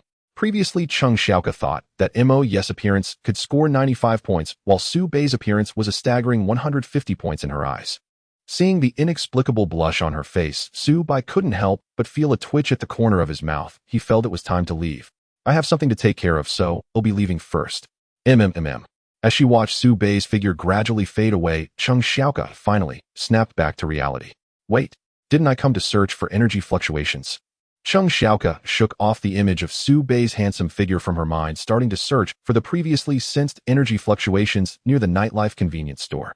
However, after a round of perception exploration, Chung Xiaoka discovered that the energy fluctuations had completely vanished. Strange, that shouldn't be. Meanwhile, Su Bai, who was driving, glanced at Xiao Hei in the passenger seat. At this moment, Xiao Hei had a look of guilt, its paws hugging its little head, looking somewhat comical. In fact, when Su Bai saw Chung Xiaoka rushing by earlier, he had sensed that it might be the energy fluctuations emitted by Xiao Hei that attracted her over. Meow meow. I will be more careful next time, master. Listening to Xiao Hei's meow, Su Bai let out a light sigh. If Chung Xiaoka had just discovered Xiao Hei's identity as a Peak's Glass extraordinary creature, then Su Bai would inevitably have to fight against her to save Xiao Hei. And she happened to be an 8th level enforcer sent by Saad's Southern District to assist in Qingfeng City. If Su Bai were to eliminate Chung Xiaoka, it would certainly attract the attention of Saad's Southern District. Then the trouble wouldn't just be with one 8th level enforcer. Fortunately, she didn't discover you. You must be more careful next time. The next morning, Su Bai woke up following the instinct of his biological clock. As he slightly opened his eyes, he sensed a dim gaze in the room. Su Bai couldn't help but voice his confusion. Strange, did I wake up too early? If it's still early, then let's sleep a little longer. Listening to the girl beside him murmuring as if in a dream, Su Bai couldn't help but smirk. If Xiaoxi wants to continue sleeping, go back to your own bed. Su Bai looked at the girl snuggled under the blankets beside him, feeling speechless. Every night, she ran to his bed to sleep, which left Su Bai quite helpless. No, big brothers sleeping together can strengthen our bond. Seeing the girl wrap herself in the quilt curled up into a ball, Su Bai decided not to bother her anymore. He got out of bed. He glanced at the time. It was already past 7 in the morning. According to the normal time, the summer sun in Qingfeng City should be shining brightly at this hour. Su Bai turned to look through the single-pane window at the villa's front yard, murmuring, "Strange, why is the weather so dim today?" Meowed. At that moment, Xiao Hei suddenly appeared from somewhere, meowing in front of Su Bai. "Master, there is a lot of white air outside." Hearing the meaning behind Xiao Hei's meow, Su Bai was somewhat surprised. White air. Soon Su Bai followed Xiao Hei to the front yard of the villa. Standing on the soft lawn, he looked at the environment around the villa. At this moment, a faint white mist enveloped the air around his villa number 66. This mist was not unfamiliar to Su Bai. It resembled the scenes he encountered in those rank dimensional rifts. The same white mist. "Master." At that moment, the Death Knight King, standing at the villa entrance, also greeted Su Bai. Xiao Wang, do you know when this white mist appeared?" Su Bai looked at the Death Knight King beside him. He had been staying outside the villa and didn't need rest, so he should know a bit about the appearance of this white mist. "Master, this white mist probably appeared suddenly in the early morning. It seems to have spread from other areas. I noticed that this white mist doesn't pose any danger, so I didn't wake you during your rest." The Death Knight King told Su Bai everything he had seen last night. Su Bai nodded slightly. "I understand." In the next moment, Su Bai's infinite consciousness perception field unfolded, covering the surrounding space. Soon Su Bai discovered, not only around his villa number 66, but the entire Hylon community, as well as all the areas he could perceive, were filled with this faint white mist. The concentration of the white mist was not very high. For ordinary people, it might just seem like slightly elevated PM2.5 haze. However, Su Bai was well aware that this was not ordinary particle pollution. This should be the white mist from those dimensional worlds, but why has it appeared in the air of Qingfeng City? Su Bai reached out to sense the white mist in front of him. It felt like white air, almost impossible to touch, yet it was a tangible substance. Su Bai looked up at the sky. At this moment, he could no longer see the scorching summer sun. All that remained was an endless, bewildering white mist like a layer of grayish-white curtain. A large amount of white mist enveloped the sky above, blocking most of the sunlight. This was why Su-bai felt that the visibility in his bedroom was quite dim when he woke up. All because of this white mist. Xiaohei was meowing beside him. It was always lively about new things. Its meows seemed to carry a hint of excitement. Su-bai observed the white mist in the villa area for a while, then took out his phone and opened a chat with Zhang Tianlong on WeChat. Su-bai, Minister Zhang, what is the situation with the white mist now? However, this time Zhang Tianlong did not reply to Su-bai's message immediately. After about a minute, Zhang Tianlong finally sent a message. Zhang Tianlong, Mr. Su, I apologize, I'm a bit busy here. Zhang Tianlong. Last night was still very normal, but it was as if overnight. A large amount of white mist suddenly appeared in Qingfeng City. Zhang Tianlong. According to our research experts, this white mist is not an ordinary natural phenomenon. Zhang Tianlong. This white mist belongs to some form of energy entity. It is an extraordinary phenomenon. Zhang Tianlong. Currently, we at SOD have not figured out the hazards of the white mist, but we have already issued a lockdown order to all residents of the city this morning. Zhang Tianlong. Now all residents of Qingfeng City are required to stay locked in their homes, and those outside will be directed to the nearest emergency shelter. Zhang Tianlong. Currently, the enforcers from SOD are making their way to various locations in Qingfeng City to conduct investigations and research on the white mist. Zhang Tianlong. Moreover, I have also reported this white mist incident to the Southern District headquarters. Looking at the series of messages from Zhang Tianlong, Su-bai couldn't help but fall into contemplation. The suddenly appeared white mist. Ding. Task issued. Task name White Mist Crisis. Task description Qingfeng City has suddenly been enveloped by a large amount of white mist. Where did this white mist come from? What kind of threat will it pose to Qingfeng City? Please resolve the white mist incident in Qingfeng City within the coming week. Task reward 10 system points. Upon hearing the task issued by the system, Su-bai was slightly taken aback when he heard the reward offered. Su-bai felt both excited and puzzled. This task actually has 10 system points. Did the system lose its mind and mess up the rewards? System. No. Host, please pay attention to your words and actions. Even if you look handsome, you can't act like this. Su-bai ignored the system's voice and continued to ask in his heart. So this reward really isn't a mistake. That's right, host. The task rewards of this system are calculated based on the difficulty of the tasks. Hearing the system's response, Su-bai thought of something. So does this mean that the difficulty of this system task will be quite high? Su-bai slightly furrowed his brows. Previously, most task rewards were just 1 point with only one chain task, giving 2 points. And now this white mist crisis actually has a full 10 system points. Su-bai began to analyze in his mind. Although he was a powerful SS-level genetic modifier and very confident, but being cautious in the face of the unknown extraordinary was still the right approach. Su-bai entered the villa and prepared a simple breakfast. After finishing his meal, he prepared to step outside and assess the current situation. At that moment, Su-shi was still lying in bed, so Su-bai took only Xiaohei with him. Before departing, he instructed the Death Knight King to guard their villa at all costs. Under no circumstances was anything supernatural emerging from the white mist to be allowed inside. The Death Knight King saluted Su-bai, solemnly vowing to defend Villa No. 66 with his life. Observing the Death Knight King's unwavering loyalty, Su-bai felt deeply satisfied. Su-bai, accompanied by Xiaohei, slowly walked toward the white mist beyond the villa's front courtyard. He left Hailan Residential Complex and arrived directly on a major thoroughfare in Qingfeng City. Since the white mist had only just appeared, visibility remained around 10 meters. Though the Qingfeng SOD had issued a citywide lockdown order, numerous pedestrians could still be seen on the streets. All had been drawn outdoors early that morning by the surreal spectacle of the mist, some out of curiosity, others in awe or exhilaration, still others with hidden intent. Indeed, every conceivable emotion flickered across their faces. Soon, emboldened by the chaos wrought by the rising mist, some began looting along the streets or launching sudden assaults on women.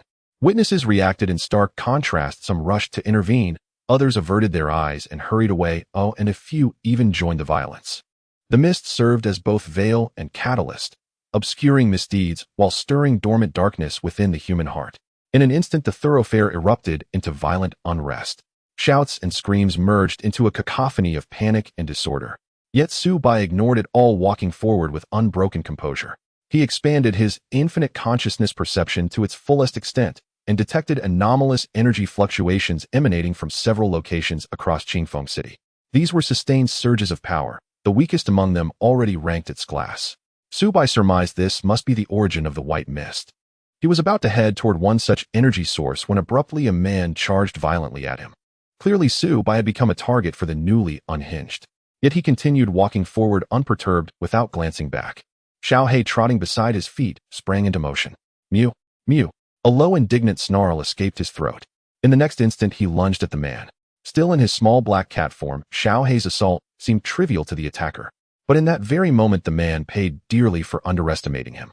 A sickening thrust echoed, the sound of flesh pierced. A blood-curdling scream tore from the man's lips before his body crumpled lifelessly onto the pavement. Crimson blood still steaming faintly welled from beneath him.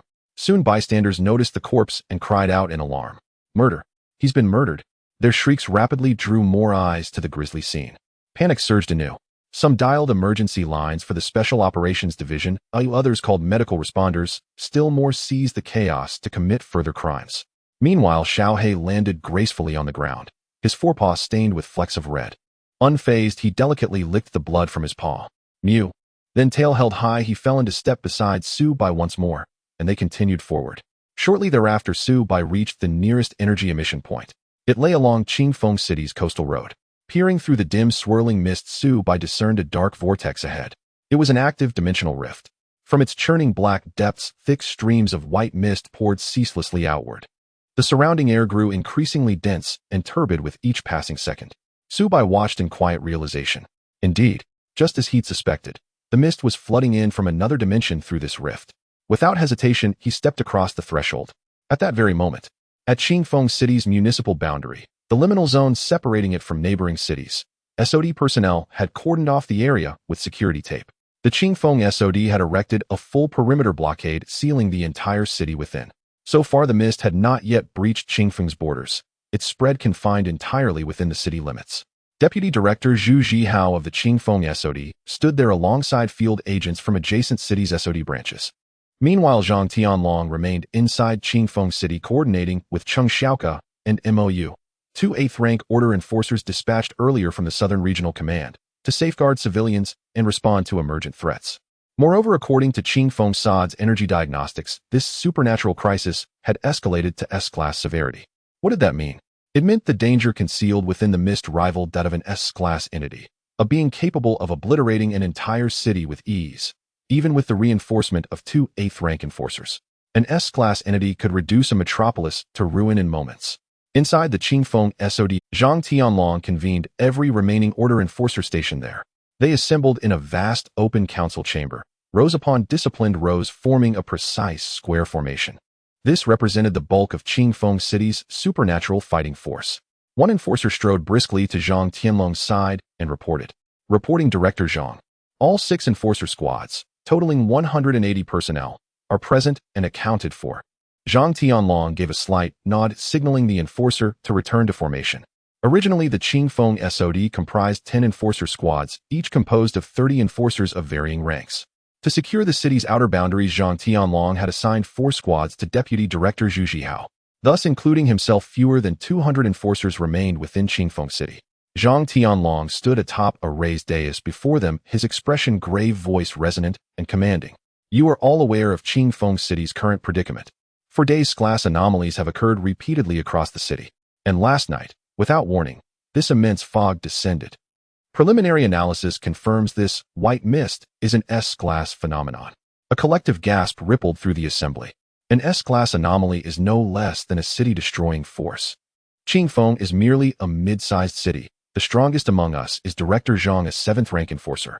How can we possibly prevail? Wait. Don't you recall the 2 8th-rank enforcers sent from Central Command just days ago? Right? But even 8th-rank enforcers would struggle against an S-class threat. Precisely. An S-class entity rivals a 9th-rank enforcer in sheer terror and power. A 9th-rank enforcer. Not even Qingfeng. Not even any of the dozen surrounding cities. It seems Qingfeng City is truly doomed. I sensed something amiss the moment those S-class dimensional rifts began appearing one after another. Now this S-class white mist. Brother, calm yourself. Didn't Director Zhang say he's contacted the Southern Regional Command? Reinforcements, far stronger enforcers, will surely arrive soon to confront this S-class and I pray so, but will we survive long enough to see them arrive? Zhang Tianlong listened to the various discussions of the orderers below the stage and once again spoke out. All right, everyone be quiet. The S-level extraordinary is indeed dangerous. Even for me, there is a possibility of sacrifice. Zhang Tianlong's calm tone suddenly changed. But we are the orderers of Qingfeng City. We are the heroes protecting ordinary people. Now that a crisis has emerged in Qingfeng City, we orderers must stand at the forefront. Without us, those ordinary people might not last an hour. Everyone was filled with determination. They did not need to resolve the S-level extraordinary crisis in Qingfeng City. They just had to hold out until the powerful orderers from the southern district arrived. At this moment, Zhang Tianlong was not worried at all about the appearance of the white mist. Besides, powerful orderers from the southern district would come to reinforce them. He knew that there was also Su Bai, an S-level extraordinary powerhouse in Qingfeng City. If Qingfeng City were in trouble, Su Bai would definitely step in according to their cooperation agreement. Thinking of this, Zhang Tianlong felt even more confident. He felt that the support from the southern district was unnecessary. A mere S-level extraordinary crisis should be easily resolved by the Extreme Generation's White Dragon Rite. Meanwhile, the extraordinary individuals in Qingfeng City reported the phenomenon of the large amounts of white mist in the city to their city's extraordinary official website. Scary. I woke up to find myself surrounded by white mist. So terrifying. I feel like I'm in a fog right now. This feeling is so strange. Crisis is coming. The white mist has engulfed Qingfeng City overnight, and the city's SOD has issued a lockdown order. Attention, extraordinary individuals in Qingfeng City. Please notify everyone you know. Do not leave your homes during this time. I just encountered a white creature floating in the air at my doorstep. It scared me to death. Everyone must lock their doors and windows at home. Haha, are you joking? If it really is an extraordinary creature, these doors won't stop it. Haha, are you going to wait with the door open for the monsters in the mist to eat you? I'm going to die. I am currently in the public restroom of Qingfeng Park, and I feel the terrifying aura of monsters surrounding me. Someone come and save me. Don't panic. First, tell us if you are male or female. Everyone stop arguing. Let's quickly check the latest post from our Qingfeng City SOD. Many extraordinary individuals in Qingfeng City have not yet realized the seriousness of the situation. They believe that the white mist phenomenon will be easily dealt with by the Qingfeng City's SOD. Soon the posts about the white mist published by these extraordinary individuals in Qingfeng City were highlighted by the website administrators and pinned to the extraordinary topic in the Longwood district. Furthermore, extraordinary individuals from outside Qingfeng City also saw these post contents. The weaker extraordinary individuals simply viewed them as gossip. However, soon some powerful extraordinary individuals who reached this level began to notice the posts. Their strength naturally meant they had broader perspectives and insights. Some realized that something was amiss and began to question. Wait a minute, poster. Qingfeng City has issued a citywide lockdown, which means the SOD may not be able to handle this extraordinary event. You should hurry and escape. The person above is right. I feel that the white mist appearing in your city is a bit unusual. This doesn't look like an ordinary extraordinary phenomenon. The white mist in your city seems to cover a large area. What level of danger does it represent? Some people began to send private messages to the poster to learn more information. Quickly, another extraordinary individual from Qingfeng City posted about the white mist. The post was instantly highlighted by the website administrator and pinned to the top of the Longwood district. This time the content of the post was even more explosive. An S-level extraordinary white mist has appeared in Qingfeng City, and the entire city has been invaded by the white mist. Once this extraordinary topic emerged, it immediately attracted the attention of countless extraordinary individuals browsing the extraordinary official website in the Longwood district. An S-level extraordinary event is quite rare even across the entire Longhua. Many were curious about the S-level extraordinary white mist that had appeared in Qingfeng City. The poster was instantly bombarded with countless private messages and likes. In no time, the news about the S-level extraordinary white mist in Qingfeng City spread rapidly. Meanwhile, on the other side, in the basement of the Rose Bar in Qingfeng City. To be precise, it should be within the branch of the Hunter Association in Qingfeng City. At this moment, Qi Xiaohua was discussing something with several veteran hunters from the association. These strongest hunters in the association were aware of Qi Xiaohua's true identity. One of the veteran hunters turned to Qi Xiaohua and asked, "My lord, could the extraordinary white mist that has appeared this time be the dimensional rift that the higher-ups are waiting for?" Qi Xiaohua glanced at the S-level veteran hunter, who was also the vice president of the Qingfeng City Hunter Association. It shouldn't be. According to our energy detector's readings, although the highest energy fluctuation of this white mist has reached S level, it is far from the level predicted earlier in the central district. There should be stronger extraordinary beings yet to appear. Qi Xiaohua's eyes turned dangerous, but based on the current situation of the white mist, it should be soon. Contact the Southern Districts Association and report the situation here. Have them send someone over. I've been waiting for this dimensional rift for 2 years. Qi Xiaohua's eyes narrowed, slightly contemplating something. An S-level extraordinary event will surely lead to an S-level dimensional rift. According to Chi Zaiwa's current speculation, there is a high probability that an SS-level dimensional rift will appear next. That wouldn't just be a crisis. It would be a disaster and an opportunity. When the SS-level dimensional rift opens, unless there is overwhelming power, otherwise Qingfeng City will become a wasteland. And the other side of the SS-level dimensional rift leads to another dimensional world. It is also a place that countless powerful extraordinary beings yearn for. There are extraordinary opportunities that can elevate the strength of these top extraordinary beings. Thinking of this, a hint of fervor flashed in Chi Zaiwa's eyes. Even though she only has S-level strength if possible, she would also want to venture into the dimensional world of the SS-level dimensional rift. As long as her luck isn't too bad and she doesn't encounter a dominating SS-level presence in the dimensional world, the chances of survival are still quite high. Subai arrived at the world connected to the dimensional rift. Sure enough, this dimensional world was the same as the misty world he had entered before. Meow meow. Little Black came to Subai's side from the dimensional rift passage. Shaking its body, Little Black's form suddenly transformed back into its true form, the black prison cat. The imposing black giant cat made a grand entrance, and Little Black, back in its true form, meowed spiritedly. Meow meow. Is Master ready for a big venture? Meow. Listening to Little Black's meows, Subai couldn't help but twitch the corner of his mouth. Why do I feel you have a strangely juvenile vibe, Little Black? Meow meow. Hey, is there? Alright, we must close this dimensional rift for sure. Subai looked towards the edge of the dimensional rift behind him. Their large volumes of white mist were pouring through the black vortex, rushing towards the other end of the dimensional rift. The white mist that appeared in Qingfeng City was indeed spilling out from this dimensional world. There should be more than just this one white mist dimensional world. Subai analyzed the speed at which the white mist was spilling out. However, he was very curious why the previously open dimensional rifts had not exhibited this phenomenon of white mist spilling out. Could it be because those dimensional rifts were opened for too short a time? Meow meow. Master, let's have. Little Black was already impatient. It hadn't feasted on powerful dimensional creatures for a long time. Subai didn't waste time. He came in to close this dimensional rift. Subai leaped onto Little Black's back. Meow meow. With a single meow, Little Black dashed towards the depths of the white mist world. Unlike before, this time Subai encountered an shrank mist species creature not far from the dimensional rift. He activated the Eye of the White Dragon Emperor to probe the creature's data. Name: Gray White Mist Spirit. Gender: None. Category: Dimensional Creature. Mist Species: Gray White Mist Spirit. Level: S. Skills: Mist Release Illusion. Current status: Active. Gazing at the mist creature before him, the creature resembled the previous white mist spirit, its body also floating in midair. The gray white mist spirit's body was a grayish-white color, looking as if the white mist spirit was painted with grayish-white paint. If one had to describe it, the gray white mist spirit looked like the white mist spirit had changed its skin.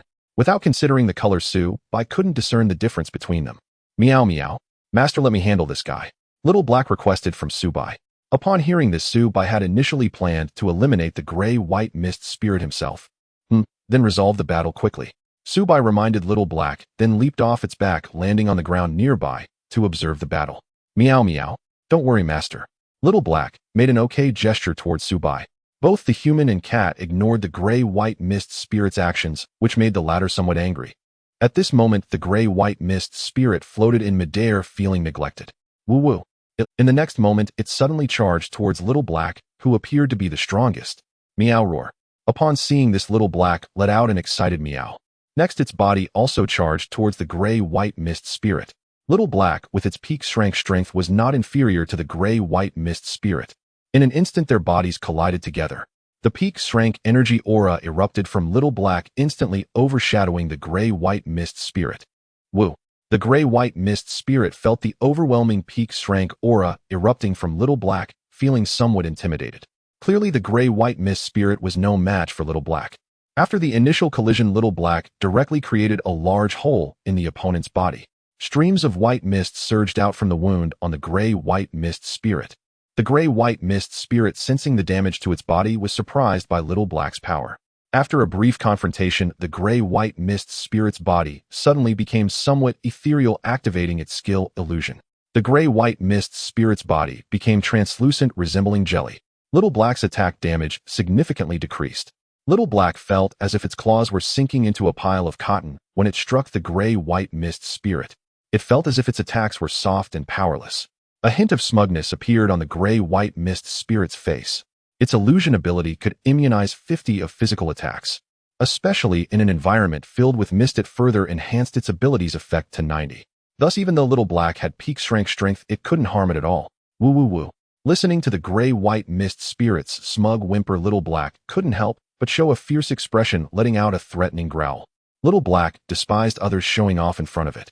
Of course, except for Master. Roar roar. Little Black emitted a low, throaty growl. It seemed to understand that the gray-white mist spirit's ability relied on the surrounding white mist. In the next second, Little Black's energy aura exploded forth, its size expanding once again. The gray-white mist spirit, feeling the violent energy aura from Little Black, was initially startled, but then realized it was in a state of 90 physical reduction, feeling reassured. Woo. You can't hit me, you can't hit me. Watching the gray-white mist spirit smugly float around in the air, Little Black's face turned somewhat sullen. Hoo hoo hoo. In the next moment, Little Black suddenly opened its mouth wide and began to inhale the surrounding air. Instantly, the surrounding air, including the white mist, was completely sucked into Little Black's mouth. With its powerful suction, Little Black briefly created a vacuum in the surrounding space. The gray-white mist spirit, now devoid of the white mist's enhancement, became somewhat more substantial. The effect of its illusion ability was also significantly weakened, although the gray-white mist spirit still had about 50 damage reduction from its illusion ability. But Little Black's peak strength attack was not to be underestimated. Seizing this opportunity, Little Black didn't give the gray-white mist spirit a chance to escape into the distant white mist. Roar roar. Little Black unleashed its full strength, directly pouncing towards the gray-white mist spirit, whose illusion ability had been reduced. Bang! Puff! Puff! Puff! Little Black unleashed a flurry of claw strikes, attacking the gray-white mist spirit fiercely. In just a second, the gray-white mist spirit had accumulated dozens of gruesome wounds on its body. Meanwhile, the surrounding white mist surged in, filling the vacuum created by Little Black. At this point, the gray-white mist spirit was already on the brink of death. It could no longer enter the illusion state again. Little Black advanced to deliver the final blow to the gray-white mist spirit. Death Cat Claw. Puff bang. The gray-white mist spirit's body was directly exploded by Little Black's claw, transforming into a cloud of white mist that scattered into the surrounding white mist. A crystal of the gray-white mist spirit was left behind at the site. Little Black's eyes lit up at looking at the gray-white mist crystal lying on the ground. Xiao Hei's eyes sparkled with excitement. However, it did not immediately swallow this gray-white mist crystal. Xiao Hei, holding the gray-white crystal in its mouth, approached Subai. Meow meow. Xiao Hei meowed at Subai, indicating that it wanted to present the crystal to him. Subai couldn't help but chuckle at Xiao Hei's actions. All right, Xiao Hei, this gray-white mist crystal is your bounty. You don't need to give it to me. Meowed. Upon hearing Subai's voice, Xiao Hei excitedly meowed, and the next second it swallowed the gray-white mist crystal. As the energy crystal entered its mouth, Xiao Hei felt an overwhelming surge of energy filling its body. The essence energy of the gray-white mist, classified as grade, began to merge and be absorbed within Xiao Hei. Xiao Hei comfortably squinted its eyes, expressing its current sense of pleasure. After a moment of adaptation, Subai continued to walk forward. Seeing this, Xiao Hei quickly followed in Subai's footsteps. This gray-white mist crystal was something Xiao Hei couldn't fully digest in a short time. As the pace of the duo quickened, they hunted down numerous dimensional creatures hidden in the surrounding mist. Most of them were mist-type creatures ranging from D to AR grade. Currently, the only grade dimensional creature they encountered at the start was the one in front of them. Subai felt that his hunting speed was too slow, so he glanced at Xiao Hei. No way, Xiao Hei, your speed is too slow. Hearing this, Xiao Hei's massive body trembled, meowing in a pitiful manner. Meow meow. Master, I don't want to either. Subai said helplessly. Why not transform back into your kitten form and jump up here? Xiao Hei's speed was indeed too slow compared to him. If they relied on Xiao Hei's speed to explore this dimensional world, Subai felt it might take a long time. Meow meow. Xiao Hei responded to Subai's voice. In the next moment, its massive and imposing black prison cat form leaped towards Subai. In the air, Xiao Hei's form suddenly shrunk, and its truck-sized body transformed into that of a small black cat. Meow. All right, master. Xiao Hei climbed onto Subai's shoulder, meowing. Let's go. Subai didn't waste any time. He urged Xiao Hei to hold on tightly, and in the next moment he exploded into speed, racing rapidly into the depths of the white mist. Xiao Hei felt as if it had just boarded a bus, not yet having the chance to grip tightly or settle in. The next moment the bus suddenly accelerated to 100 meters. Xiao Hei's claws clung tightly to Subai's clothes, its fur blowing wildly in the wind. Meow meow. Master, I'm not seated properly yet. 3, 2. However, Subai had no time to let Xiao Hei adjust its position. As long as Xiao Hei didn't fall off, Subai wouldn't worry about it. in the outside world of the misty dimensional realm within the enshrouded Qingfeng City. As time passed, dimensional creatures began to descend upon Qingfeng City from the unknown mist. Even the weakest among them were of D grade. Creatures of this level were no less ferocious than tigers. And once ordinary people encountered them, the outcome was inevitable. At 10:10 in the morning, those who were lured out by the white mist in the city quickly faced the punishment of being disobedient. On the main avenue that Su Bai had walked out of that morning, blood had already stained the ground. Limbs and severed arms were scattered across the road and the sidewalk. Various crimson and nauseating organic structures were carelessly strewn on the ground. Undoubtedly, a feast of dimensional creatures had erupted here earlier. In addition, the cries and pleas for help of ordinary people could still be heard on the streets. It seemed they were suffering from something extremely terrifying. The entire Qingfeng City had fallen into a crisis of white mist. It had already become a paradise for mist-type creatures. At this moment, the people of Qingfeng City realized that this was not an ordinary mysterious phenomenon, but rather a supernatural disaster. Those who did not heed the SOD lockdown order in the morning were basically in danger from various dimensional creatures outside. Regardless of whether they were grade or scrade dimensional creatures, these people had no chance of resistance against the extraordinary beings. Only a few extraordinary individuals had narrowly escaped from the jaws of the dimensional creatures. Those who survived wanted to call for help or contact special departments. However, they found that their phones had no signal. It seemed that these bizarre mists were affecting the mobile network and signals. Fortunately, the extraordinary official website could still be accessed. This was also because the builders of the extraordinary official website had utilized top-notch extraordinary technology to support its operation. Thus, the official website remained unaffected by the white mist. Those who had narrowly escaped quickly posted about the extraordinary disaster in Qingfeng City on the extraordinary official website. There weren't many posts, but each one was browsed and commented on in a very short time. Soon some posts were pinned by administrators. In an instant, extraordinary individuals from various cities in Longhua saw the extraordinary white mist in Qingfeng City. TSK. The original poster is really unfortunate, but just a small to medium-sized city, and it unexpectedly encountered S-grade extraordinary white mist. Does the original poster have more specific data, like what kinds of dimensional creatures are there? Has the main post requested help from SOD? However, it seems that even your city's SOD would probably not be able to handle this extraordinary situation. Has the main post opened an S-grade dimensional rift? It's important to note that not all dimensional rifts of the same level will necessarily open during extraordinary events. S-grade extraordinary white mist might also only open a special S-grade dimensional rift. It is highly likely that an S-grade dimensional rift has opened. I look at the latest photo posted by the original poster. That was a photo stealthily taken from inside a house. In the photo, there was a huge, distorted, menacing face. Although somewhat obscured by the houses, it was not hard to see from the photo. The figure was at least over 10 meters tall. The time of the extraordinary outbreak in the city where the original poster is located shouldn't be too long, right? How could such a terrifying extraordinary creature appear so quickly? The level of the open dimensional rift must be very high. Damn. Brothers, does anyone know what that strange face is? It looks so scary. Thank goodness I'm not in Qingfeng City, otherwise if I encounter such a monster outside, I'd definitely be scared to death. Wishing the original poster good luck. Please don't let that creature with the strange face find you. Original poster, please reply with an update that you're still alive. Original poster. The original poster can't be dead already, right? After a morning of encouragement, Zhang Tianlong is now leading 6 squads of orderers toward various locations in Qingfeng City to hunt dimensional creatures. At the same time, they at SOD are doing their best to rescue ordinary people. The 6 squads of orderers led by the strongest level 6 orderer captains are providing aid in various areas of Qingfeng City. Zhang Tianlong is currently located in the 2nd squad of orderers led by Huang Tian. Of course, it is not that Zhang Tianlong favors Huang Tian, but among the 10 orderer captains, Huang Tian is the only one with level 5 strength. Therefore, Zhang Tianlong chose to stay in Huang Tian's 2nd squad to balance their power gap. At this moment, they are encircling and killing several flying insect creatures of the mist species. 30 orderers hold the extraordinary weapons specially developed by SOD, continuously shooting at the few level A flying insects ahead. The extraordinary weapons in their hands are different from ordinary firearms. These extraordinary weapons, specially manufactured by the SOD department, fire bullets that are not made of normal metal and gunpowder. Instead, they fire extraordinary energy bullets. These energy bullets are not only easy to carry, but also greatly surpass conventional firearms in terms of shooting speed, power, accuracy, recoil, and other performance metrics. The energy bullets, emitting a faint glow, resemble a dazzling storm. They crazily tilt sideways toward the level A mist flying insects exploding with a large amount of liquid.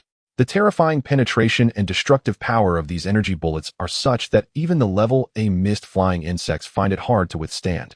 Squeak! Squeak! They let out a shrill roar and faced with 30 orderers wielding energy weapons they momentarily hesitate. One of the orderers saw the level A mist flying insects gradually starting to retreat and shouted loudly to Huang Tian, "Captain Huang, it seems they want to retreat. Chase them. We must not let them escape." Huang Tian shouted loudly to the orderers in front of him upon hearing this. He understood in his heart. If these level A dimensional creatures were to escape, they would undoubtedly go on a rampage hunting ordinary humans, thereby accelerating their recovery from injuries. Ordinary people stand no chance against these dimensional creatures, let alone level A. Even a level D creature could easily slaughter them.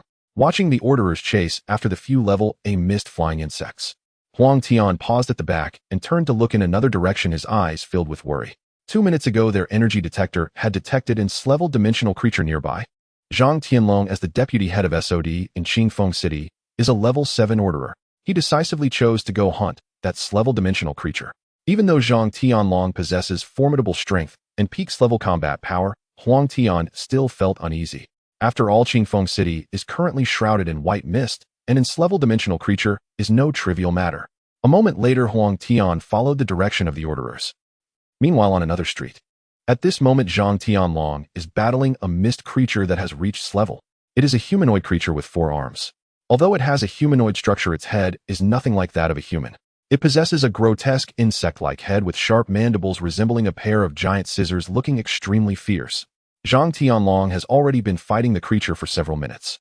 The 4-armed mad insect bears numerous wounds, both large and small. These are all inflicted by Zhang Tianlong. Zhang Tianlong wears a pair of gloves made from extraordinary technology. They resemble boxing gloves. Of course, these are not ordinary gloves. This extraordinary technology is an extraordinary weapon that Zhang Tianlong specifically requested from SOD. Wearing them not only feels incredibly light, but also enhances the wearer's strength. Combined with Zhang Tianlong's own melee capabilities, the power of these gloves can be maximized. Bang! Bang! Zhang Tianlong unleashed a flurry of punches, then leaped back, landing steadily on the ground. The 4-armed mad insect, towering over 4 meters, was forced back by Zhang Tianlong's punches. It staggered several steps back on the ground before stabilizing its body. Hiss! The 4-armed mad insect emitted a hoarse cry of pain as it felt the immense pain in its chest. The sound was sharp and grating, utterly unpleasant. Zhang Tianlong's eyes glinted coldly as he looked at the 4-armed mad insect before him, his gaze filled with murderous intent.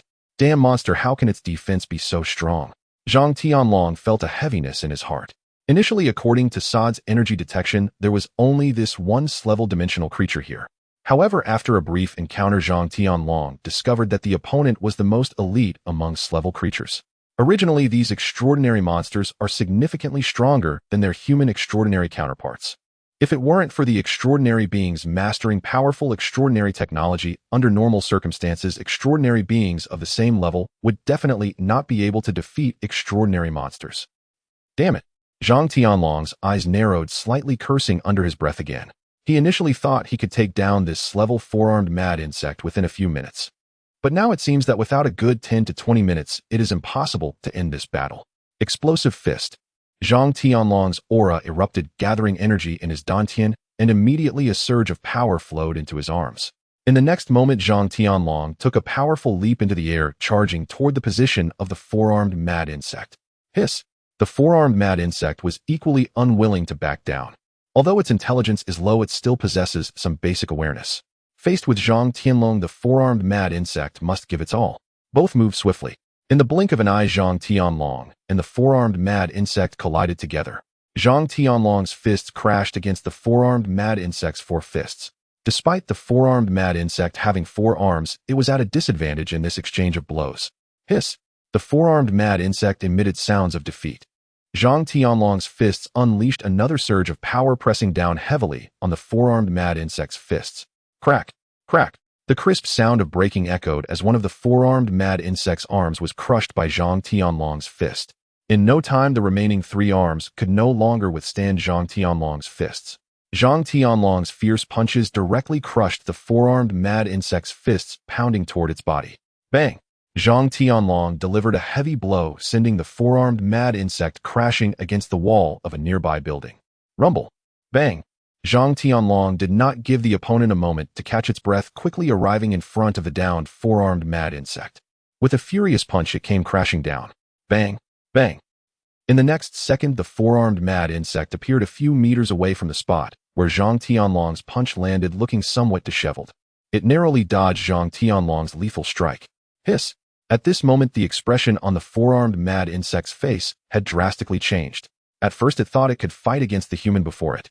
But now it seems that escaping from this human is a huge problem. On another road in Qingfeng City, Huang Tian and his companions had already cornered several A-level mist flying insects in a narrow alley. The members of the order were frantically shooting their extraordinary energy guns at the A-level mist flying insects. The sound of bullets flying and energy explosions echoed continuously. In an instant, the alley was filled with countless shining energy lights. The few attacked A-level mist flying insects emitted heartbreaking cries. Their cries were filled with anguish, anger, and unwillingness. They were all A-level extraordinary creatures, and without the energy guns, any single mist flying insect could easily slaughter these order members. Currently, the strongest in the order team were Huang Tian and two other level 5 members. While shooting frantically, Huang Tian shouted, "Everyone, let's put in more effort. These flying insects are almost done for. Kill them. These disgusting monsters die. Charge, brothers. It's my first time personally killing A-level dimensional creatures." A moment later, 4 A-level mist flying insects fell from the low sky. Their bodies, about a meter long, were already riddled with holes, like a nest of insect-like wasps, all thanks to the energy guns in Huang Tian's hands. Even air-level extraordinary creatures could sustain some damage from these energy guns. Huff huff. Great, we finally killed them. We actually killed A-level dimensional creatures. And 4 of them. Haha, the corpse of an A-level extraordinary creature should be worth hundreds of thousands, right? 4 of them means a big bonus when we return. These monsters in the white mist are nothing special. After killing 4 A-level mist flying insect, the tense nerves in the hearts of the second team members began to relax. For level 3 order members walked out of the team, preparing to retrieve the corpses of the 4 A-level mist flying insects. Just as the 4 level 3 order members approached the corpses of the mist flying insects, a chilling aura suddenly spread through the alley. Accompanying it was a terrifying and overwhelming wave of energy rushing toward them. Gah! A strange, eerie cry echoed. Everyone looked in the direction of the sound. They could only see a shadow sweeping past over their heads. In the next moment, 4 screams rang out. Huang Tian and the others turned their gazes back ahead. At this moment, the 4 order members who were just about to collect the corpses of the mist flying insects had vanished.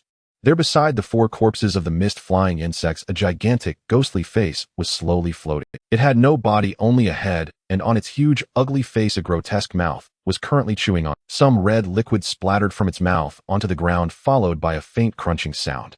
Soon someone reacted, their face filled with horror. Small ma, they were eaten by this monster. As this order member's trembling voice rang out, everyone reacted as well. What? What the hell is this thing? Damn it. Attack. Quick attack.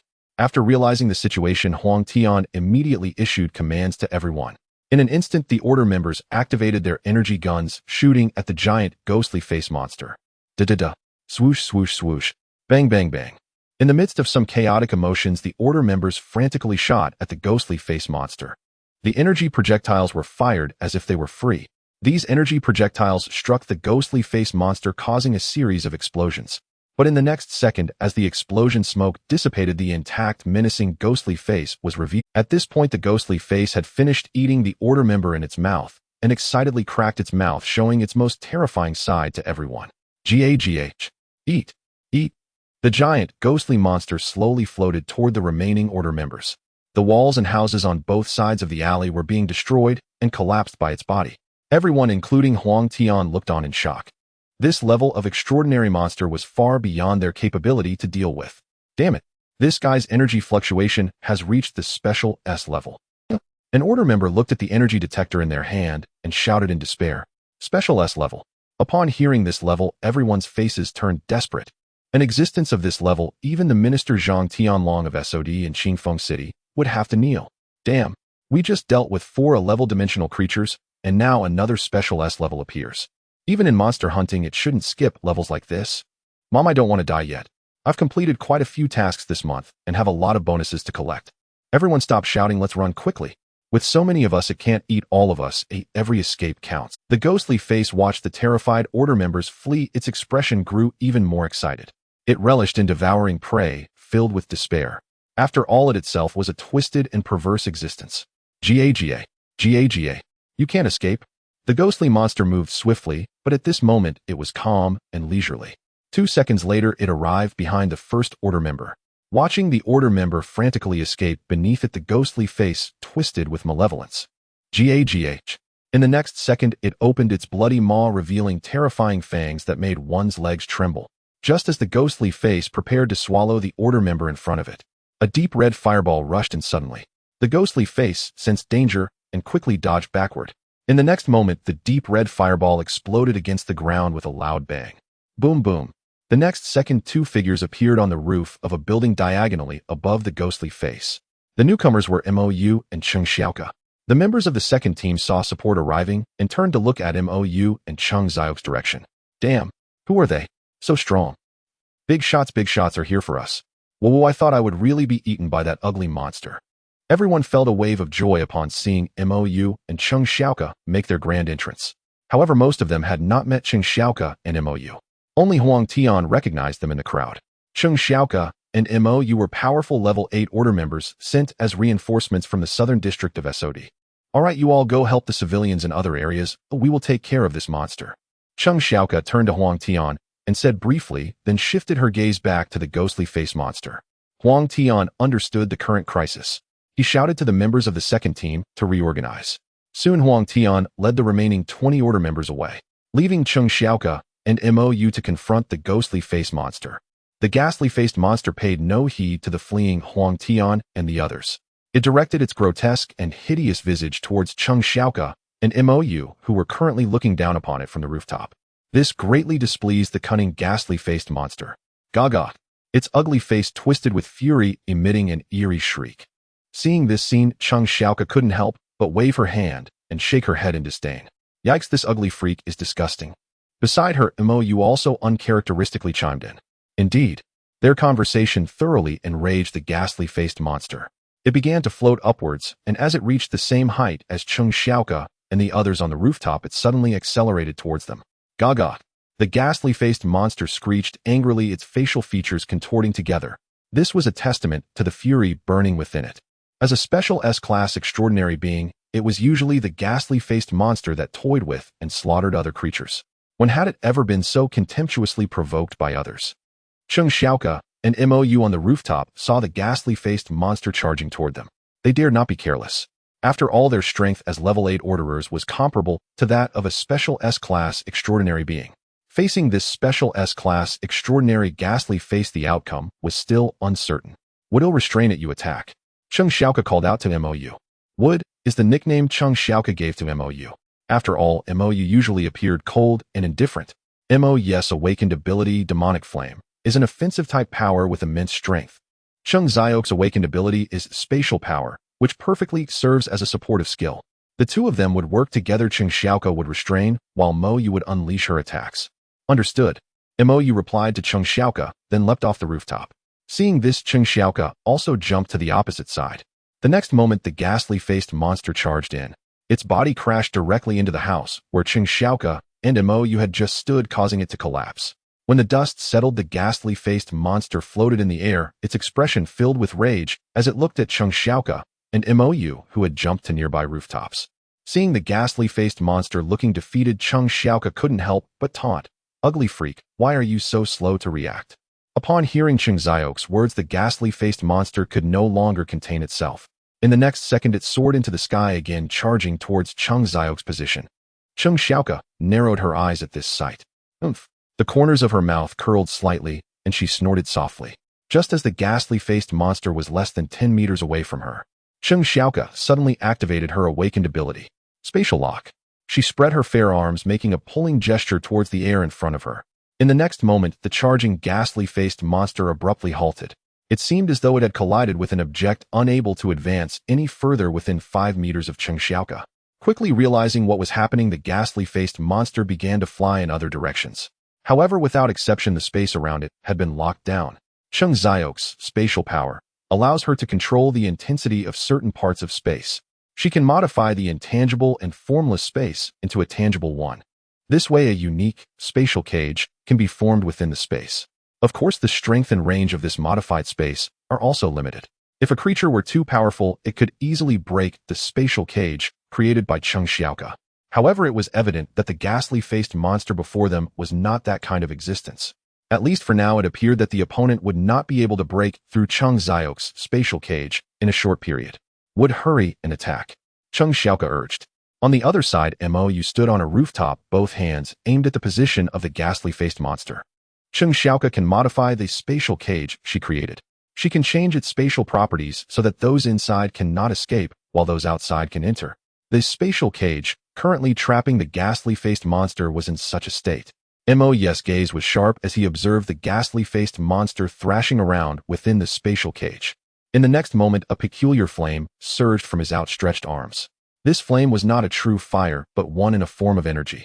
It would not burn Mou's clothes, instead it rapidly gathered towards his palms along his arms. In the blink of an eye, a blazing ball of demonic flame formed in Mou's hands. Mou pushed his hands towards the position of the ghastly-faced monster. The next moment, a terrifying energy ball of demonic flame shot forth. Whoosh! The energy ball of demonic flame was incredibly fast, almost instantly colliding with the ghastly-faced monster within the spatial cage. A terrifying explosion of high temperature erupted. Boom! The entire spatial cage was filled with a thick cloud of explosive smoke and fleeting flashes of fire. The ghastly-faced monster trapped within the spatial cage took the full brunt of Mou's attack. A piercing wail echoed out. As the smoke within the spatial cage dissipated Cheng Xiaoke and Mou, you could see that the ghastly-faced monster's massive visage was now marred with numerous burn marks. The scorched and ruptured flesh made the ghastly-faced monster appear even more grotesque. After a brief recovery, it emitted an unusually frenzied caw. Then the ghastly-faced monster began to violently slam against the surrounding barriers of the spatial cage, attempting to escape. Seeing the monster's actions, Cheng Xiaoke couldn't help but exclaim, "This guy, having taken Mou's demonic flame attack, can still be so lively. Indeed, the vitality of extraordinary beings is remarkably resilient." Mou bluntly stated from the other side. "Stop wasting time, let's attack this guy together. Your spatial cage won't hold this guy for too long, and my demonic flame cannon takes a while to charge." Hearing Mou's voice, Cheng Xiaoke's pretty face showed a flash of anger, but she refrained from retorting. Right now, it was vital to take down this special S-class ghastly-faced monster. Mou was right. Maintaining her spatial cage was energy-intensive. All right, Cheng Xiaoke responded simply, then began to manipulate the spatial power within the spatial cage. The ghastly-faced monster, which was wildly crashing around in the spatial cage, suddenly sensed something. It quickly dodged to the side. In the next moment, an invisible spatial chain shot towards the spot where the monster had just been. The chain was formless yet tangible, its sharp tip possessing terrifying penetrating power. The ghastly-faced monster narrowly avoided it. But in the next second, countless spatial chains surged towards it from the surrounding spatial cage. At that moment, Mou gathered another small demonic flame cannon and fired it directly. High above Qingfeng City, a series of indistinct violent rumblings began to emerge, accompanied by the noisy engines of flying machines. Moments later, the chaotic sounds gradually became clearer. Suddenly, a flying warplane streaked towards Qingfeng City at high speed. This was no ordinary civilian warplane. Anyone knowledgeable would recognize that the aircraft soaring in the sky was the latest generation of supersonic fighter jets from the Dragon Nation. Clearly, such things were not possessions of ordinary people. As the cacophony of the engines intensified, the supersonic fighter jet arrived over the white mist of Qingfeng City. A young man appeared at the open side door of the fighter jet, gazing down at the fog-enshrouded Qingfeng City. After a moment, he excitedly called to the others inside the aircraft. This should be the location of the extraordinary white mist appearing in Qingfeng City. As his voice fell, another voice echoed from within the fighter jet. "Lan Ling, we can see the vast white mist just fine without your help." The voice was crisp and pleasant, clearly that of a girl. Hearing the woman's voice, the young man, named Lan Ling, was not angered. He replied with a chuckle, "Wow, Sister Xian, why are you so feisty today? Do you need me to cool you down a bit?" Just as it seemed they were about to quarrel, a deep voice interjected from within the... "All right, stop bickering. D-land the fighter jet in Qingfeng City." "Understood." "Oomph." Upon hearing this, Rong Xian let out a light snort, somewhat displeased, but did not continue to argue with Lan Ling. Meanwhile, Lan Ling kept his gaze fixed on the white mist outside, seemingly admiring the unique scenery. There were 7 people in total inside the fighter jet. The one who had just stopped the quarrel was their leader, Aotion. They were also a powerful hunting team from the international extraordinary world of the Dragon Nation. The so-called extraordinary hunting team is composed of powerful extraordinary beings specifically tasked with hunting special beings, such as dimensional creatures. Through such hunts, they could acquire significant monetary resources while continuously enhancing their own strength. Typically, the team members do not exceed 10 people, which is quite common in the extraordinary world. Aotion turned to the other 6 members and said, "Get ready, we are about to enter the area of the white mist." Upon hearing this, the 6 people's expressions turned slightly serious, but it was merely for show. In their hearts, they held no concern for the extraordinary white mist of Qingfeng City. There was no particular reason for this. All 7 were among the top extraordinary beings in the Dragon Nation. Their hunting team was the top-tier S-level extraordinary hunting team, Dragon Hunt. There was no particular reason for this. All 7 were among the top extraordinary beings in the Dragon Nation. Their hunting team was the top-tier S-level extraordinary. The team comprised 3 S-level members and 4 special S-level members, making them incredibly powerful. Such a lineup would be considered among the best, even within S-level extraordinary teams. Their purpose for coming to Qingfeng City was simple. That was the appearance of the S-level extraordinary white mist. Their Dragon Hunt team had also seen the anomaly in Qingfeng City on the extraordinary official website. Those lower-level extraordinary beings might not pay much attention, merely viewing this extraordinary event as bystanders. But as an S-level extraordinary hunting team, they often traversed dangerous extraordinary realms to hunt. Entering those perilous dimensional worlds, they hunted high-level dimensional creatures, trading their corpses for money or rare extraordinary resources. Or they took on bounty tasks posted on the extraordinary official website. Additionally, they purified some evil extraordinary beings. This was the work, or rather the purpose, of their extraordinary hunting team. The S-level extraordinary event in Qingfeng City was discovered by a D while browsing the extraordinary official website. As a special S-level extraordinary hunter, AD immediately knew that an S-level dimensional rift had opened in Qingfeng City. Moreover, there should be more than just one S-level dimensional rift. An extraordinary phenomenon that could affect an entire city surely wouldn't be as simple as just one dimensional rift. After seeing this news, AD promptly informed the rest of the team. The 7 did not hesitate. Aotion immediately dispatched a supersonic fighter jet, flying at full speed towards Qingfeng City. S-level dimensional rifts are exceedingly rare. Although S-level dimensional worlds are very dangerous, they are also places that many powerful extraordinary hunters yearn for. Moreover, their Dragon Hunt team is the top-tier S-level extraordinary team. They are determined to seize this S-level white mist in Qingfeng City. Don't worry, boss Aotion, the danger rating of the white mist is only S-level. Our team boasts you Sister Xian and Brother Lon, all of whom are S-level extraordinary fighters. An S-level dimensional rift is hardly a cause for concern. The speaker was a D from the Dragon Hunt team. At this moment, he was also piloting the supersonic fighter jet, controlling it to descend slowly into the white mist below. While Ad's words are true, we should still be cautious when facing an S-level dimensional rift.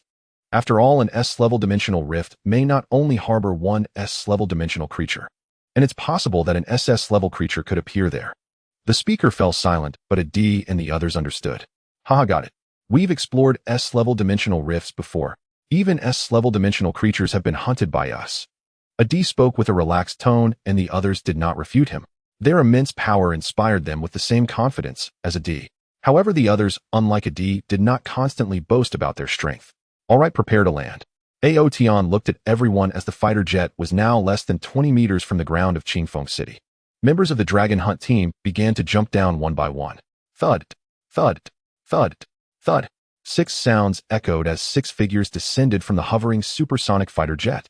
Except for a D who was piloting the jet, all 6 members of the Dragon Hunt team landed in Qingfeng City. They stood in various postures on a street in Qingfeng City. They surveyed the surrounding white mist with a sense of novelty. A D parked the supersonic fighter jet on the rooftop of an inconspicuous tall building nearby. He then joined Aotion and the others. At this moment, the top S-level extraordinary team of the Dragon Nation Dragon Hunt gathered within Qingfeng City. If the extraordinary beings from outside learned of this news, it would surely cause a stir. Standing tall, Aotion wore a disdainful expression, clearly not taking the white mist before him seriously. He gazed at the surrounding gray-white mist, a smirk forming on his lips. The hunt begins. At this moment, the official paranormal website of Qingfeng City was abuzz with activity.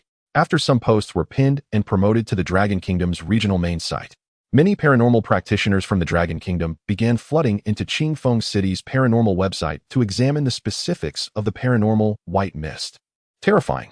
An S-rank paranormal event has actually emerged in our city. I'm doomed. A dimensional rift just opened near my home. I've no idea what rank it is, but as a measly crank nobody I'm finished for sure. I've noticed this white mist seems to be growing thicker as time passes. Our Qingfeng City is done for.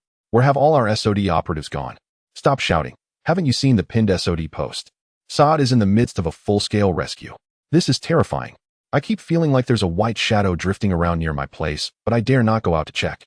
I went out this morning, and now the whole city is shrouded in thick white mist with monsters roaming about. Luckily I'm a speed awakened. I got away fast.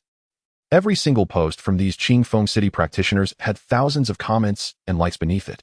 The pinned SOD posts alone boasted tens of thousands of comments. Practitioners from other regions of the Dragon Kingdom were also intrigued by the paranormal white mist in Qingfeng City. After all, even an S-rank paranormal event was considered quite dangerous. A sudden S-rank paranormal outbreak in a small or medium-sized city would inevitably draw widespread attention from practitioners, especially from the southern SOD headquarters of the Dragon Kingdom. Qingfeng City was located in the south of the Dragon Kingdom, and its SOD branch fell under the jurisdiction of the southern SOD headquarters. Upon seeing the situation deteriorate further, the southern SOD headquarters immediately dispatched more powerful order keepers to resolve it. Moreover, aside from the S-rank Dragon Hunter Practitioner Squad, many other powerful squads from across the Dragon Kingdom, upon learning of the S-rank paranormal event in Qingfeng City, rushed over at top speed. Their goal was to claim a share of the S-rank dimensional rift in Qingfeng City. An ordinary S-rank paranormal creature's corpse was worth at least $1 million. If captured alive, the price could multiply several times over. As for higher-ranked special S-rank and S-rank creatures, the value was beyond imagination. What's more, these powerful paranormal creature corpses could not only be exchanged for money and enhancement resources, but one could also hire master craftsmen of paranormal weaponry to transform them into formidable bio. These bioweapons far surpass the finest materials currently available on Blue Star, both in hardness and destructive power, especially those of S-rank and above. Once crafted into bioweapons, they often possessed unique additional abilities. This provided a tremendous boost in battles among practitioners, making such weapons highly sought after. Sometimes a single powerful S-rank bioweapon could fetch tens of millions. Under normal circumstances, S-rank and above entities were rarely encountered in daily life, unless a high-rank dimensional rift had opened in a certain region. With the S-rank paranormal white mist in Qingfeng City, it was certain to spawn numerous S-rank and special S-rank creatures. These practitioner squads had their sights set on those S-rank and special S-rank creatures. With luck, hunting down a single S-rank creature could equal several bounty missions for them. Thus, at this very moment, powerful practitioner squads from all over the Dragon Kingdom were converging on Qingfeng City, fearing that if they arrived too late, the SOD would have already dealt with the paranormal threat. Don't panic, OP. Tell us your exact location. Our squad is already on our way to Qingfeng City. We should arrive soon. What a saint that person above is. Just a small favor. Don't listen to that bullshit. The OP just posted about a suspected S-rank creature prowling near their home. That guy is clearly after that. Ahem. Don't talk nonsense. To save the OP, that S-rank creature has to be killed first.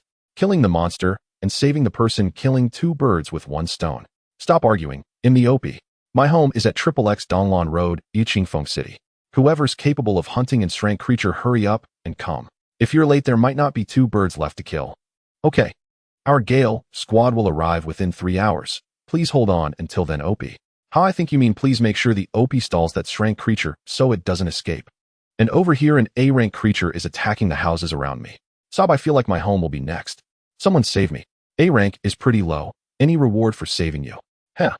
In less than an hour, Qingfeng City's paranormal forum was in an uproar. Every discussion revolved solely around the paranormal white mist in Qingfeng City. After all, the number of S-rank and above dimensional rifts that had opened in the Dragon Kingdom in recent years could be counted on 2 hands. The emergence of an S-rank paranormal event in Qingfeng City might not have shaken the entire Dragon Kingdom, but it certainly captured the attention of the entire southern region's paranormal community. Meanwhile, on a mist-shrouded street in Qingfeng City, a handsome young man slowly emerged from a dark. Perched on the young man's shoulder was a small black cat. At this moment, Xiaohei looked as if it had been through a spinning cyclone. Its fur stood on end. It resembled a wild little black cat that had broken free.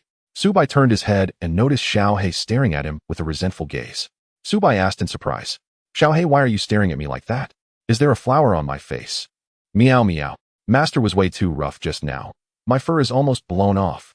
Subai, what do you mean your fur is blown off? You're a peak-rank paranormal creature for crying out loud. As the man and cat emerged, the dimensional rift behind them slowly closed. This was a special rank dimensional rift. Inside, Subai had hunted 2 special rank mist creature corpses and 1 special rank crystal. He also obtained several rank and A-rank mist creature corpses. Subai absorbed the crystal, which barely enhanced his strength by a small margin. Not a bad haul. Meow meow. Suddenly Xiao He leaped off Subai's shoulder to the ground, staring ahead with a wary gaze. Subai also sensed the energy fluctuations in the mist ahead. A faint smile curled at the corners of his lips. A dimensional creature resembling a hybrid of wolf and tiger slowly emerged from the misty street before Subai and his companions. Name: Shadow Mist Wolf. Gender: Category: Dimensional creature, mist species, Shadow Mist Wolf. Level: S class. Skills: Shadow Step Wolf, Howl Scent Tracking. Current status: Hunting.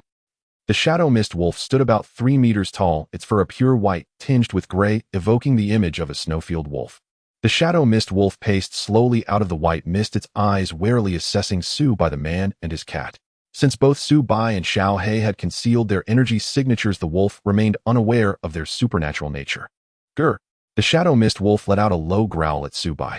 As for Xiao He, at Subai's side, it was completely ignored. After all, Xiao He's petite frame was hardly a mouthful. Feeling slighted, Xiao He leaped in front of Subai and meowed for his permission. Meowed. Master, let me handle this one. Subai nodded, slightly confident that Xiao He at the peak of S class would manage. With Subai's consent, Xiao He advanced toward the Shadow Mist Wolf. As it moved, it shed its disguise, reverting to its true form. Meow. Xiao He growled at the wolf, its form instantly expanding from a small black cat into the 5-meter black prison cat. Instantly, a powerful surge of energy erupted from Xiao He, causing the once majestic Shadow Mist Wolf to tremble. Sensing Xiao He's formidable peak S-class energy, the Shadow Mist Wolf's pupils contracted sharply. Grr! It let out a hesitant whimper, its paws instinctively stepping backward. Seeing the wolf's cowardice, Xiao He grew even more cocky. Meow! It issued another arrogant growl at the Shadow Mist Wolf. The latter's fear intensified, and it retreated further. Unlike mist spirit creatures, the Shadow Mist Wolf was merely an ordinary blood and flesh supernatural being. Its abilities couldn't be enhanced by the surrounding mist. Thus, fighting in the mist granted the Shadow Mist Wolf no advantage. Therefore, Xiao He at peak S-class could effortlessly slay the S-class Shadow Mist Wolf. Watching Xiao He's bravado, Subai couldn't help but urge it on. Xiao He, finish it quickly. We still need to close the other dimensional rifts. Hearing Subai's command, Xiao He dared not delay further. The next moment, Xiao He fixed a serious gaze on the wolf before it. The 3-meter creature now looked like a miniature wolf pup before its massive form. Roar! As Xiao He closed in, the Shadow Mist Wolf noticed Subai. It sensed a connection between Xiao He and the human. The wolf's considerable intelligence told it that its only chance lay with Subai. Resolute, it lunged towards Subai. In the mist, the wolf's white fur provided some visual camouflage, but to Subai it made no difference. Gore! The next instant, the Shadow Mist Wolf materialized midair beside Subai. Xiao He made no move to intercept. It was a suicidal charge. When the wolf's maw was just 10 centimeters from Subai's body, bang! Subai's fist, too fast for the eye to follow, struck out. The entire wolf crashed into a nearby shop. Crash! A storefront collapsed under the immense impact. Dust rose, further obscuring the already hazy surroundings. Meow meow. Xiao He approached Subai, gesturing to the wolf's corpse. Go on, eat quickly. Then we head to the next dimensional rift. Meowed. Xiao He yipped excitedly and dashed toward the shop where the wolf had fallen. 10 seconds. Xiao He had reverted to its small black cat form. Chewing on something, it trotted back to Subai. Subai began walking toward the second dimensional rift he sensed. Let's go. Not long after they left, a strange stone-like creature rose from the roadside ground. A pair of wings sprouted from the gray white. The next moment, this peculiar mist creature flew into the distance. Subai had noticed it earlier, but its presence was so faint he dismissed it. Soon Subai and Xiao He arrived at the second dimensional rift opened in Qingshi City. Gazing at the black vortex, Subai felt a flicker of anticipation. The previous dimensional rift had been Special S-class. I wonder what level this one is. Recalling the Special S-class crystal, Subai mused. If only it were SS class. The Special S-class crystal had provided minimal enhancement. An SS-class crystal would surely boost his power far more. Meowed. Xiao He meowed beside him, indicating it hadn't even fully digested the S-class crystal it had consumed earlier. Man and cat soon entered the second dimensional rift. As they vanished into the rift, another stonefly similar to the previous one emerged from the side. It hovered before the dimensional rift for a moment, then swiftly flew into the surrounding mist. In a remote corner of Qingshi City, a black vortex slowly spun, another dimensional rift. However, this rift's passage was tiny. The black vortex measured less than half a meter in diameter, undetectable even by SOD energy scanners at a distance. At that moment, stone flies were arriving one after another, entering the narrow dimensional rift. As the stone flies entered the dimensional rift, connected to a misty dimensional world. But this misty dimension was unique. Besides the abundant mist, it featured a vast expanse of purple, strange pale purple stones were half buried in the ground, as if left by meteor impacts. These ores emitted a faint glow, releasing purple energy into the air.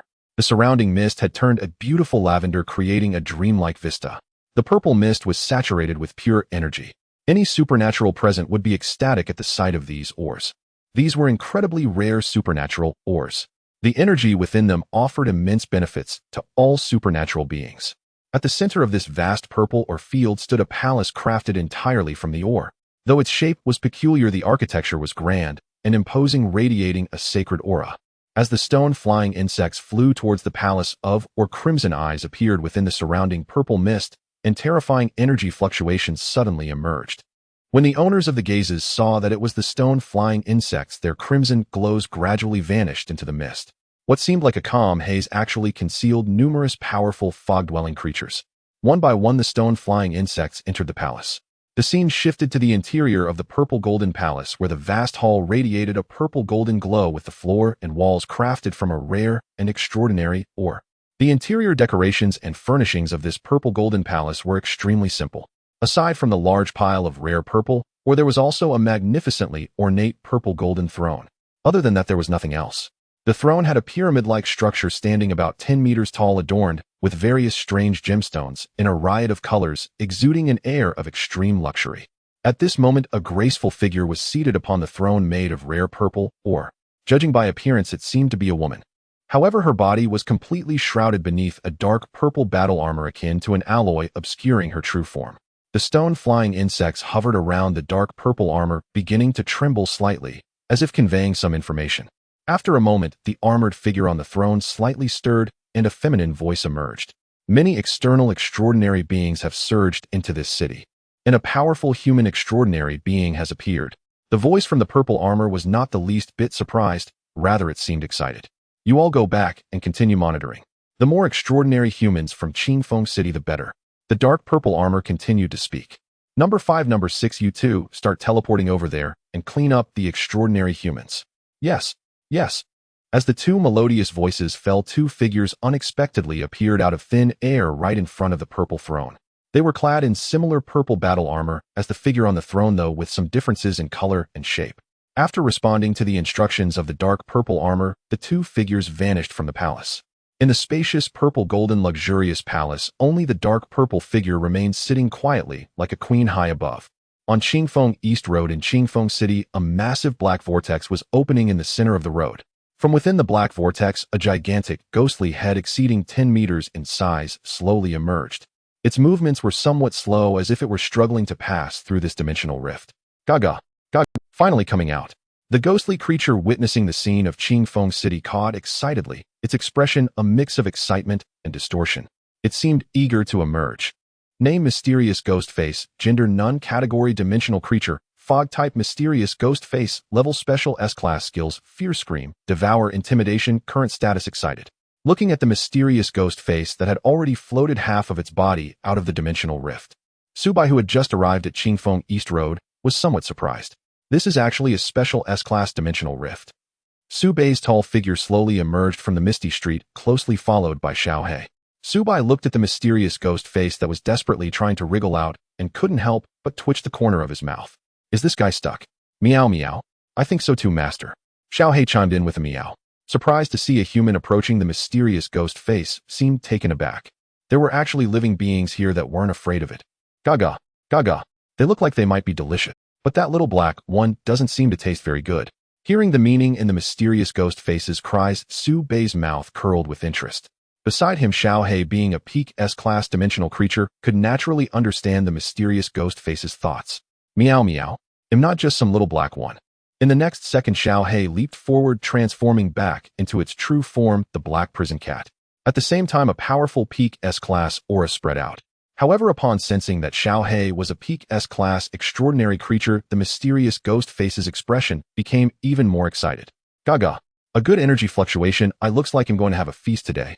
Hearing the cries of the mysterious ghost face, Xiao He became somewhat alert. At this moment, Su Bai also spoke up to explain. This guy is a special S-class fog-type creature. What about you, Xiao He? Do you want to help me deal with it? Meow. Upon hearing that the mysterious ghost face was a special S-class extraordinary creature, Xiao He let out a frightened cry. Then its truck-sized massive body jumped directly behind Su Bai, staring fearfully at the mysterious ghost face hovering above. Mysterious ghost face. Su Bai. Alright, Su Bai knew Xiao He was unreliable. After hearing that the opponent was of special S-class strength, it directly hid behind him. Su Bai sighed, supporting his forehead. Forget it, I'll have to handle this myself. Saying this, Su Bai continued to step forward towards the mysterious ghost face. At this moment, the mysterious ghost face also seemed somewhat uncertain. It looked at Su Bai, who was walking step by step towards it, clearly sensing no energy fluctuations on him. Yet it gave him an extremely dangerous feeling. Gaga. The mysterious ghost face shook its massive, ghostly face as its body had not yet fully emerged from the dimensional rift. The mysterious ghost face exerted force, and soon the remaining half of its body also drilled out from the dimensional rift. At this point, a mysterious ghost face exceeding 12 meters in size made its grand entrance. Compared to the one that Cheng Xiaoke and the others dealt with earlier, it was evident that this one was significantly stronger. At this moment, the mysterious ghost face completely emerged from the dimensional rift. Instantly, a powerful aura that struck fear into one's heart surged forth. A chilling wind blew, stirring the white mist in the surrounding air into an even more blurry state. Seeing this, Su Bai also stopped on the ground in front of the mysterious ghost face. Looking at the mysterious ghost face floating in midair, Su Bai showed no signs of fear. Gaga. You actually aren't afraid of me. The mysterious ghost face was somewhat bewildered. Clearly, there was no hint of energy fluctuations on Su Bai. But the next moment, the mysterious ghost face overturned its ridiculous thoughts. Because in the next instant, a powerful aura and pressure began to emanate from Su Bai. Waves of astonishing energy fluctuations erupted from within Su Bai's body. Suddenly, the surrounding white mist was blown away by this fierce impact, revealing the somewhat dilapidated street. Su Bai's calm voice echoed. Aren't you afraid of me? Upon hearing Su Bai's inquiry about death, the entire body of the mysterious ghost face trembled violently. It drifted backward in fear. The intense energy fluctuations erupting from Su Bai, tangible and overwhelming, filled it with dread. Caw. What a terrifying human. The moment the mysterious ghost face sensed the SS-level energy fluctuations from Su Bai, it chose to flee without hesitation.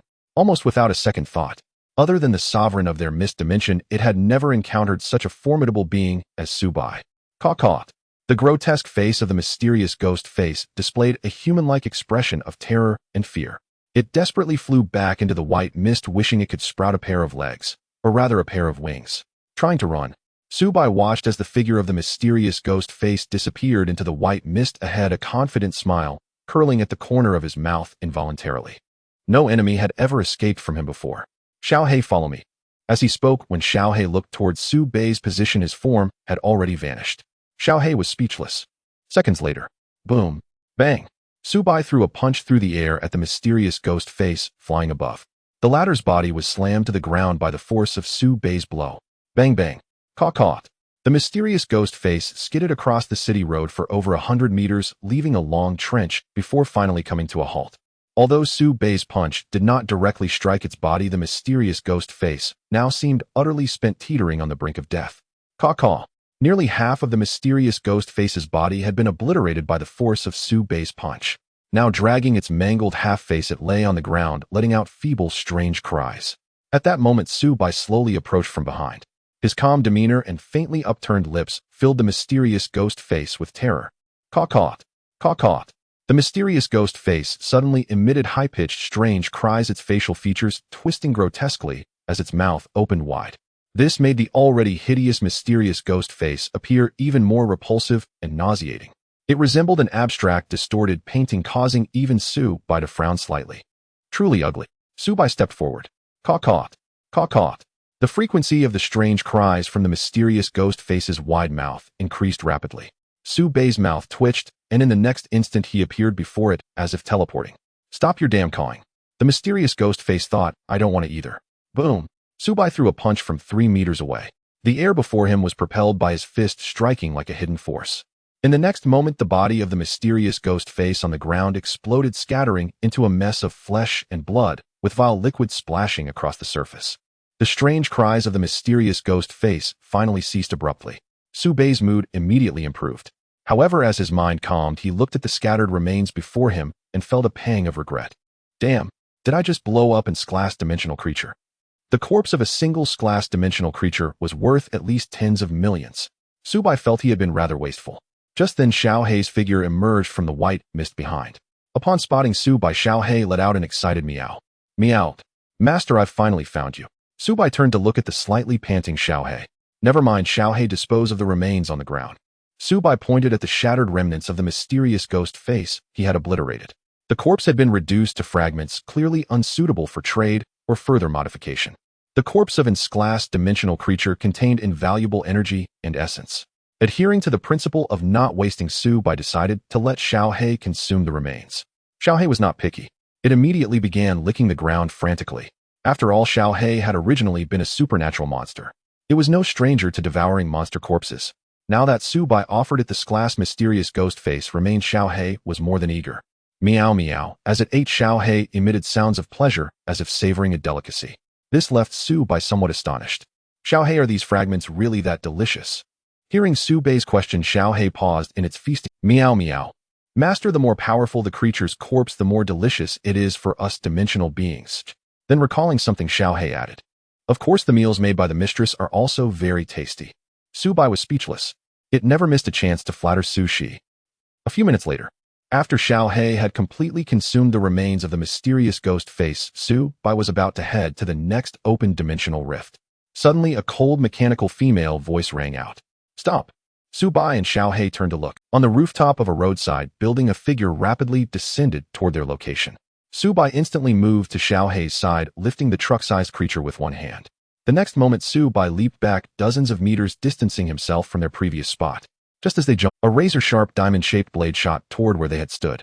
The sharp tip effortlessly pierced the concrete. Over 3 meters of the icy blade embedded itself deep into the ground they had occupied. Along with it, a figure landed atop the blade. Su Bei set the dazed Xiao Hei down and began to appraise the newcomer. Name: Pandora's Derivative, Unit 5, Gender NA, Category Dimensional Creature, Miss, Species Derivative, Level SS, Skill Psionic Armor, Pseudo, Current Status Attack. As he gazed at the approaching figure, Su Bei felt a flicker of surprise, his eyes betraying a hint of astonishment. The being had a humanoid form, roughly 2 meters tall, clad entirely in a purple-gray alloy armor from head to toe. Behind it, a tail resembling a mechanical snake swayed gently in the air. Its figure was slender and graceful, and even the armor could not conceal its perfectly explosive physique. It somewhat resembled the battle maidens from Blue Star's anime. Standing 2 meters tall in its form-fitting purple-gray armor, it gave Su Bei the impression of a futuristic warrior. It looked a bit like an extraterrestrial species. This strange thought suddenly crossed Su Bei's mind. He quickly shook his head in denial. The data from the White Dragon Emperor's eye clearly identified it as a mist species dimensional creature. However, this Pandora's derivative before him was quite unique. Pandora's derivative. Su Bei began to ponder the terms Pandora and derivative. Unit 5, meaning there are at least 4 more of these derivative constructs. As Su Bei pondered within his heart, number 5 moved. Her toes pushed off the blade that was stuck in the ground, and she gracefully landed on the ground. After landing, number 5 faced Su Bei directly. The cold, tangible, ghostly energy armor covered her entire body, revealing no expression. This feeling of not being able to see the opponent's true face made Su Bei feel slightly displeased. Beside him, Little Black was also alertly staring at number 5. Su Bei gestured for Little Black to retreat temporarily. Little Black obediently distanced itself from the area. Su Bei then turned his gaze to number 5, whose face wore a faintly confident smile. A clear and melodious cold voice like the sound of flowing mountain streams echoed. You must be the powerful, extraordinary being mentioned by the reconnaissance insect. Su Bei looked at the Pandora-derived entity number 5 with a slightly surprised expression. The communication was done through a form of consciousness, with the voice directly entering Su Bei's mind. Seeing Su Bei's surprised expression, the corners of number 5's mouth curled up slightly beneath her armor. You are indeed very strong, able to kill the enigmatic ghost face with a single blow. Hearing her voice, Su Bei replied with interest. Since you know him strong, why do you still come to seek death? Number 5 paused slightly upon hearing Su Bei's voice, then a melodious sound of disdain followed. Haha, you crack me up. Don't think that just because you killed an enigmatic ghost face you are invincible. In the next moment, number 5's voice turned cold, as if it were a chilling spring.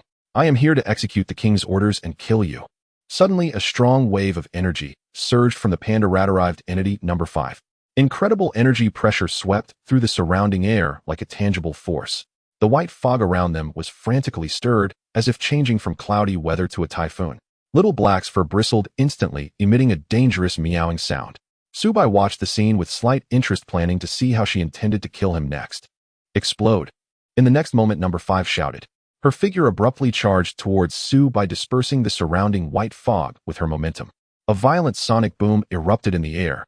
This was the phenomenon of breaking the sound barrier in an instant. Almost instantly, number 5's figure appeared in front of Subai. Number 5 thought Subai would be unable to react to her strike. A cold arc formed at the corner of her mouth, hidden within the armor.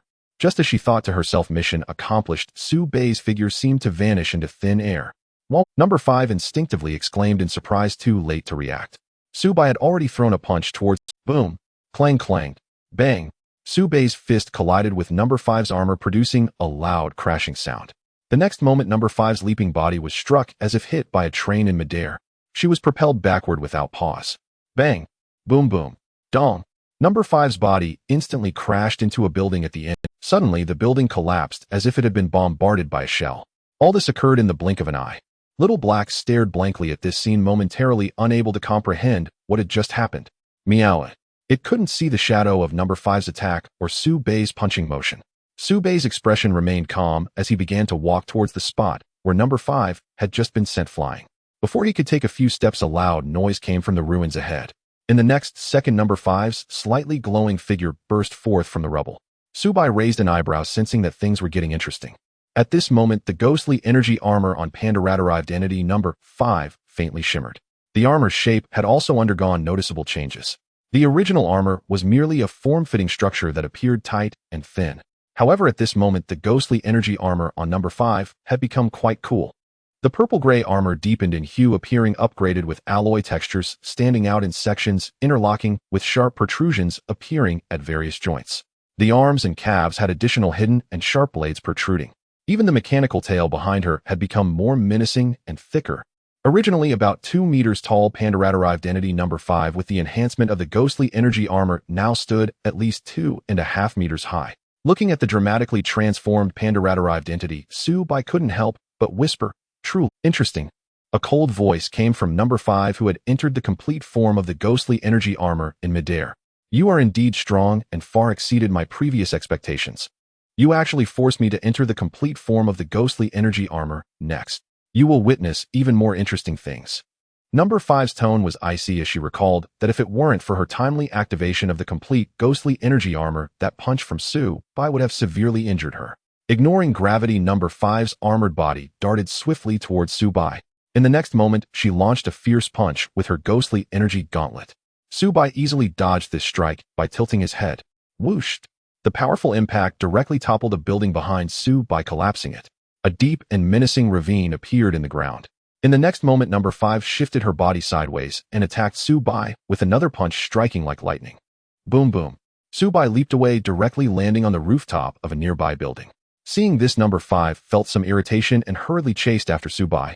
Subai did not rush to kill panda-rat-arrived entity number 5. He simply evaded her attacks like flying a kite while observing her. After several seconds, number 5 stopped pursuing Subai. She stood in the middle of the street, gazing at Subai on the rooftop, not far away. Subai quietly watched her as well. Neither spoke a word. After a moment, number 5's body suddenly flickered with a strong light. Purple energy radiated out rapidly. The ghostly energy armor on number 5's chest mechanically unfolded outward, revealing the mechanical core within a crystal-clear, slowly rotating diamond-shaped object. Seeing this from the rooftop, Subai felt a surge of surprise. He murmured, "What is that?" Before Subai could think further, a wave of energy that felt somewhat dangerous surged. Following that, a terrifying black-purple energy shockwave shot towards him. The source of the beam was none other than number 5, who stood in the middle of the street. Subai gazed at the rapidly approaching purple-black beam of light. A stir of unease rose within him. If struck by this blow, even with his SS-level strength, he would undoubtedly be injured. Subai dared not be reckless. Even if he would sustain minor injuries, he still would not take this hit head-on. In the next moment, his legs suddenly underwent gene alteration. His legs instantly expanded, morphing into a pair of fierce and powerful white dragon legs. The infinite consciousness instinctively sprang into action. In the next instant, the power of the white dragon feet under Su Bai erupted. The buildings beneath him crumbled in an instant, collapsing into a heap of ruins. Boom! Su Bai's figure leapt up from the ground, soaring into the sky. The terrifying purple-black ray brushed past him. In an instant, a beam of light capable of annihilating everything shot towards the position where Su Bai had just stood. Bang! Boom! A violent explosion erupted into the sky, accompanied by a wave of terrifying energy rippling outwards.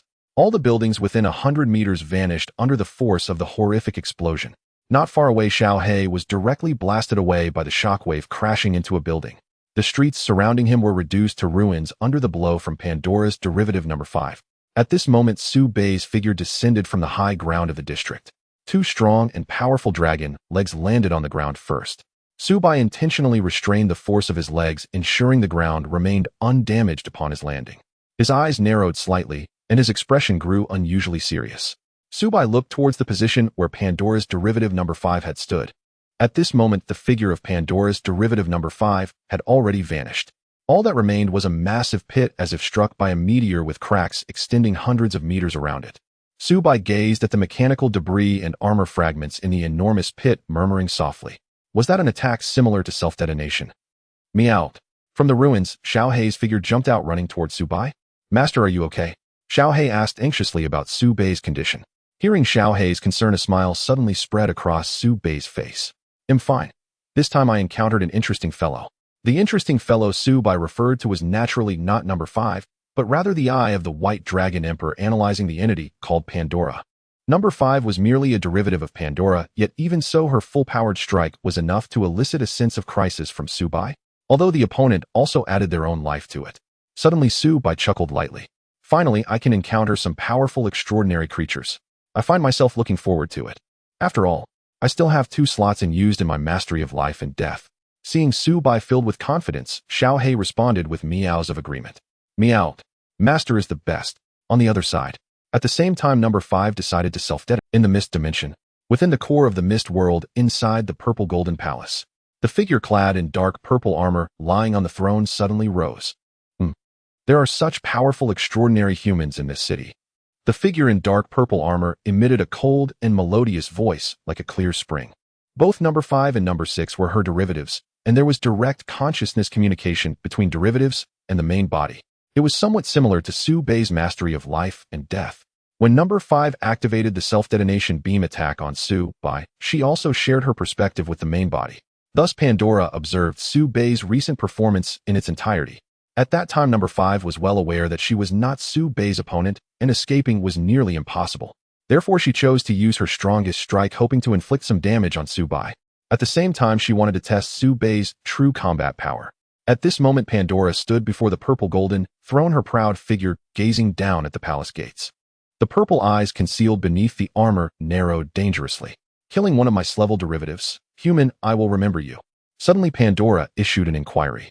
Amato, how is the SS level channel preparation coming along? Lady Pandora, the progress of the SS level channel has reached 95. It should not be long before we can fully establish the connection to the other world. Ensure that those beings in the mist act with caution. Understood. In the outside world in Qing, at the edge of a street's greenbelt. Explosive fist. Boom boom. Puff. Zhang Tianlong unleashed a punch. The extraordinary gloves on his fist pierced directly through the body of the four-armed frenzy insect in front of him. A flicker of unwillingness and pain appeared on the beast's fierce face. In the next moment, Zhang Tianlong quickly retracted his fist. Puff. Then the body of the four-armed frenzy insect slowly toppled backward. Thud. After over 10 minutes of fierce battle, Zhang Tianlong finally killed this level four-armed frenzy insect. At this moment, the insect's body lay on the ground, covered in various deep and shallow fist marks. It looked like it had been thoroughly beaten by Zhang Tianlong before dying. Huff. Finally dealt with this fellow. Zhang Tianlong exhaled a breath of foul air while looking at the dead, four-armed frenzy insect. His body, which had expanded using time power, began to slowly recover. After all, using this time power to enhance one's physical body consumes a lot of energy. Zhang Tianlong stored the corpse of this level four-armed frenzy insect in his extraordinary spatial ring. I wonder how Xiao Huang and the others are doing. Zhang Tianlong took a moment to rest, then picked up the communication device to contact Huang Tian and the others. You guys just encountered a special-level extraordinary monster. Zhang Tianlong could not help but exclaim upon hearing Huang Tian describe their previous encounter with the mysterious ghost face. Don't worry, Zhang Lao, the 2 level 8 orderers have arrived. We were saved, but we also lost 4 brothers. Hearing Huang Tian's words, Zhang Tianlong gradually calmed down. Upon finally learning that orderers had also died, he could not help but sigh. That's already quite good. With the emergence of the S-level extraordinary white mist, we can only do our best to survive. While saving people is important, you must prioritize your own lives. Understood, Zhang Lao. After ending the communication with Huang Tian, Zhang Tianlong took out an energy detector to begin scanning for nearby extraordinary creatures. As the division leader of SOD, he needed to eliminate as many extraordinary creatures as possible to indirectly rescue more residents of Qingfeng City. On a main road in Qingfeng City, a man dressed in somewhat tattered clothing was walking slowly. He had a cold, aloof face, short hair styled neatly, and wore a black trench coat and leather pants that were slightly damaged. As Li Zhiko walked, he muttered curses under his breath. Damn it! What exactly happened on the highway earlier? Why can't I remember anything now? Indeed, Li Zhiko had lost his memory after being punched by Su Bai on the suburban highway. He could not recall the moment when Su Bai unleashed his power and sent him flying with a punch, which caused him to crash into a nearby mountainous area. That punch from Su Bai had knocked Li Zhiko unconscious for several days. He had only just awakened from the large pit in that mountainous area this morning. When Li Zhiko woke up, he was also completely bewildered. He felt a pain throughout his body as if it were shattered, yet he could not recall what had happened before. Thus, after waking up, Li Zhiko returned to Qingfeng City, wanting to find Su Bai. At the very least, he needed to clarify what had happened at that time. And why is there this white mist appearing in Qingfeng City? What has happened in Qingfeng City these past few days? Li Zhiko looked around at the passing city scenery and the dense fog above him filled with confusion. Li Zhiko had been knocked unconscious by Su Bai for several days, and he was completely unaware of what had occurred during that time in Qingfeng City. Forget it, I should find that young man first and deal with it later. Li Zhiko analyzed quietly to himself. If nothing went wrong, I should have confronted that young man. But how did I end up unconscious in a remote pit? Could it be that I was defeated by that young man? That shouldn't be the case. Unless that young man. While Li Zhiko was continually speculating about what had happened before his memory loss, suddenly a fleeting light sphere descended from the sky. Boom. Bang. In the next moment, Li Zhiko found himself on the other side of the main road. Where he had just stood, a large pit now appeared on the ground. Above it, wisps of white steam were rising, seemingly a visual effect caused by high temperature. Li Zhiko stopped his internal analysis and looked up towards a certain direction in the sky. There, a figure cloaked in purple-gray armor floated quietly in midair. Pandora's derivative No. 6 was also observing Li Zhiko on the ground at that moment. My purple energy cannon was actually dodged by him. No. 6 was somewhat surprised. Originally, she had been flying at a low altitude, discovering that there were still human activities on the road. Her intention was to casually eliminate this oblivious human. But the outcome was a slap in the face as her attack had been evaded. No. 6 now focused her gaze on Li Zhiko on the ground. Being able to evade her purple energy cannon without any preparation, the opponent's strength was at least at the peak of SSS-rank. Meanwhile, Li Zhiko also spotted Pandora's derivative No. 6 in midair. Although there was a thick fog obscuring the sky that could easily confuse one's vision, Li Zhiko confirmed he was not mistaken. The unique form of Pandora's derivative No. 6 surprised even the experienced Li Zhiko. Li Zhiko considered himself well-versed in the extraordinary realms of the Dragon Kingdom, having witnessed many extraordinary beings. However, the appearance of Pandora's derivative No. 6 still left him astonished. Li Zhiko exclaimed in surprise, "What is this? Could it be a high-end psychic armor from SOD?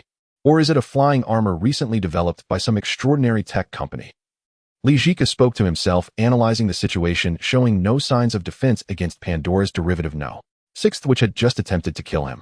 After all, he had absolute confidence in his peak S-rank power. Li Zhiko took a step forward and loudly questioned Pandora's derivative No. 6 in the air. "Who are you? Why did you ambush me just now?" "Die." A cold female voice echoed in Li Zhiko's mind. No. 6 completely ignored Li Zhiko's questions. In the next moment, she leaped into the air, her purple-gray spectral armor appearing instantly before Li Zhiko. At this moment, Li Zhiko finally realized the strength of his opponent. His pupils slightly constricted as he watched a diamond-shaped blade rushing towards his head. Whoosh! Bang boom! In the next instant, Li Zhiko narrowly brushed past the tip of the blade, relying on his powerful extreme speed. The blade of the armor swung by No. 6 plunged violently into the ground. This road was left with a terrifyingly large crack from the immense force of the blow. The ground shattered, sending rocks flying with a loud crash. On the other side, Lijika, who had narrowly avoided the attack, steadied himself and looked at the gash on the ground with some shock. What a fierce attack! Lijika gazed solemnly at Pandora's derivative No. 6. If it weren't for his speed, he might have been sliced open. No. 6, facing Lijika, who had dodged her attack again, displayed a look of surprise. Just moments ago, she had unleashed her full speed to attack him, yet he had still managed to evade. This indicated that Li Zike's strength was at least on par with her own. No. 6 silently mused, an extraordinary human of SS rank. At the same time, No. 6 transmitted everything happening here through her consciousness connection to her main body in the fog world. After receiving the information sent by No. 6, Pandora issued a command: first test the opponent's strength. If she could not resolve the situation quickly, then retreat. No. SIX's cold, beautiful face was hidden beneath the purple-gray spectral armor. She stood on the road looking towards Li Zike's position. Even without bright light reflecting around her, Lijika could still see the chilling gleam and aerodynamic shape of the spectral armor. Such craftsmanship and technology, along with a structure form that normal humans could hardly conceive. The spectral armor seemed like something beyond human creation. As this thought arose in Li Zike's mind, he seemed to realize something. Are you a being from the dimensional world? The well-informed Lijika instantly grasped the true identity of Pandora's derivative No. 6. No.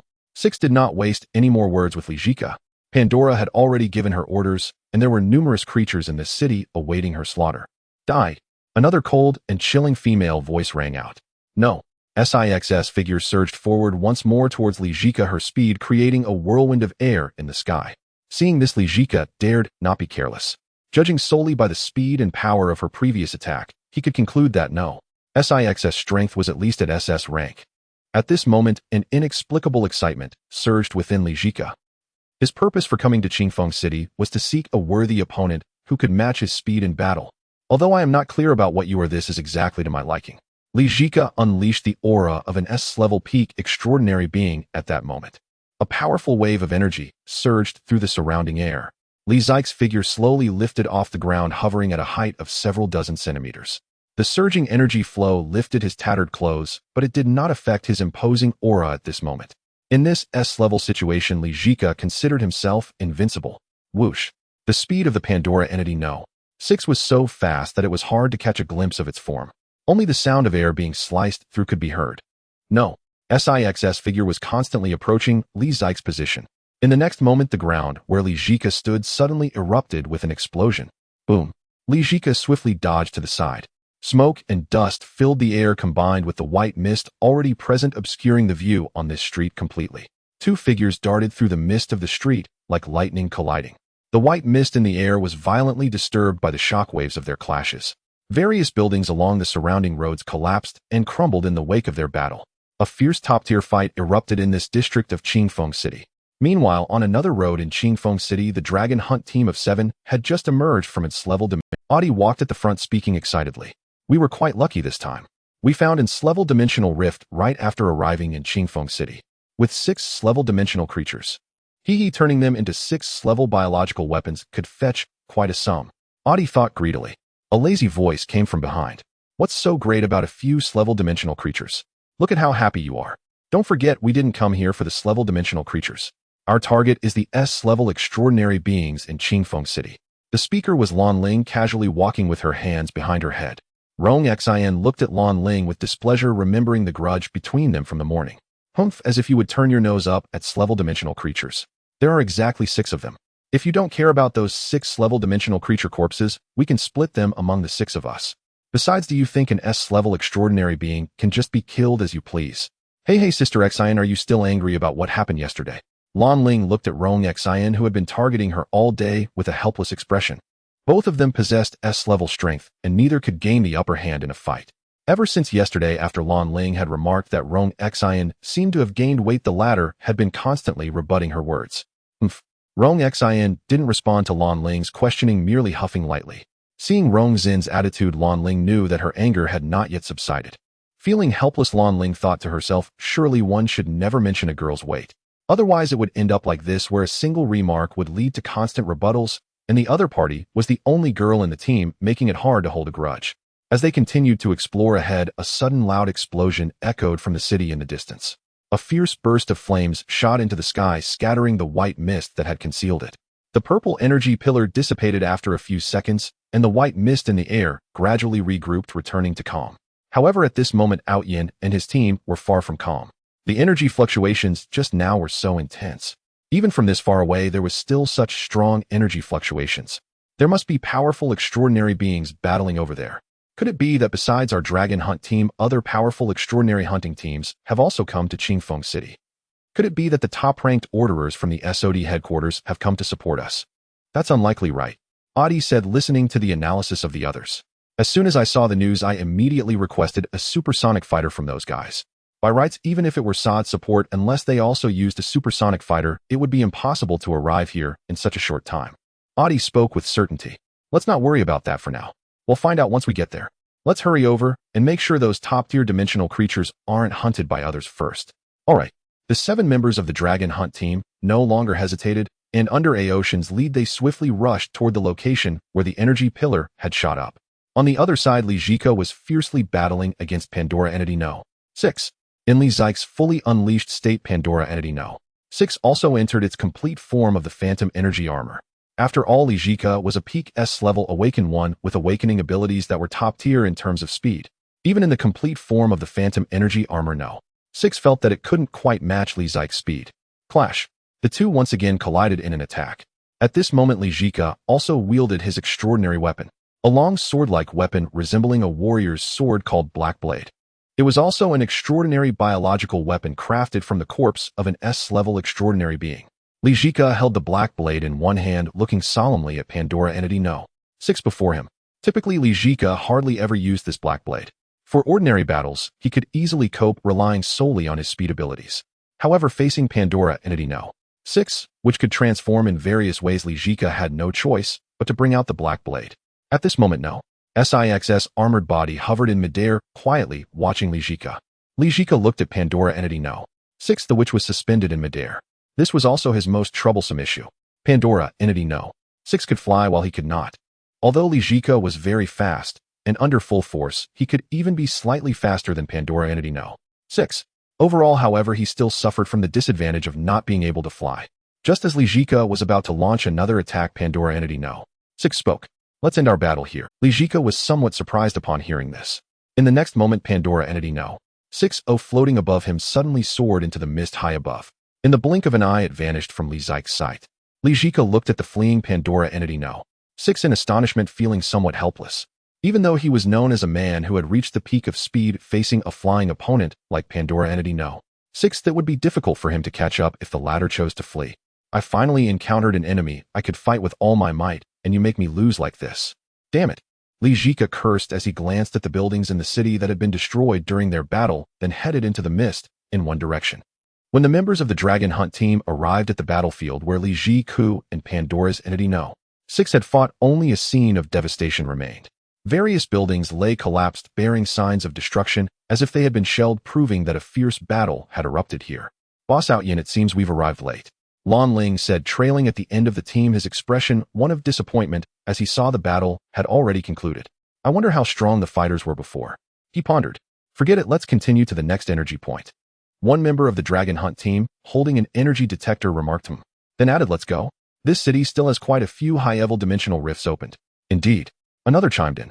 An S-level extraordinary often has a corresponding dimensional rift of the same level along with several lower-level dimensional rifts. We can't let those special S-level and S-level dimensional rifts slip by either. One of them said, chuckling, aren't you just a bit greedy? Although we may have been the first to arrive, we are certainly not the only extraordinary team here. Another added. Let's go. Just as the 7 members of the Dragon Hunt team rushed toward the next dimensional rift detected, they unexpectedly collided with another group of extraordinary beings. Stop right there. A voice called out, causing Yin and the others to look over with surprise on their faces. Another team of extraordinary beings was approaching them.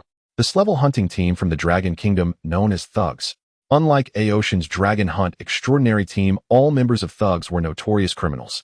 Each of the 10 members of the Thugs team was notorious for their heinous acts, with dozens or even hundreds of lives taken as their count of evil extraordinary beings.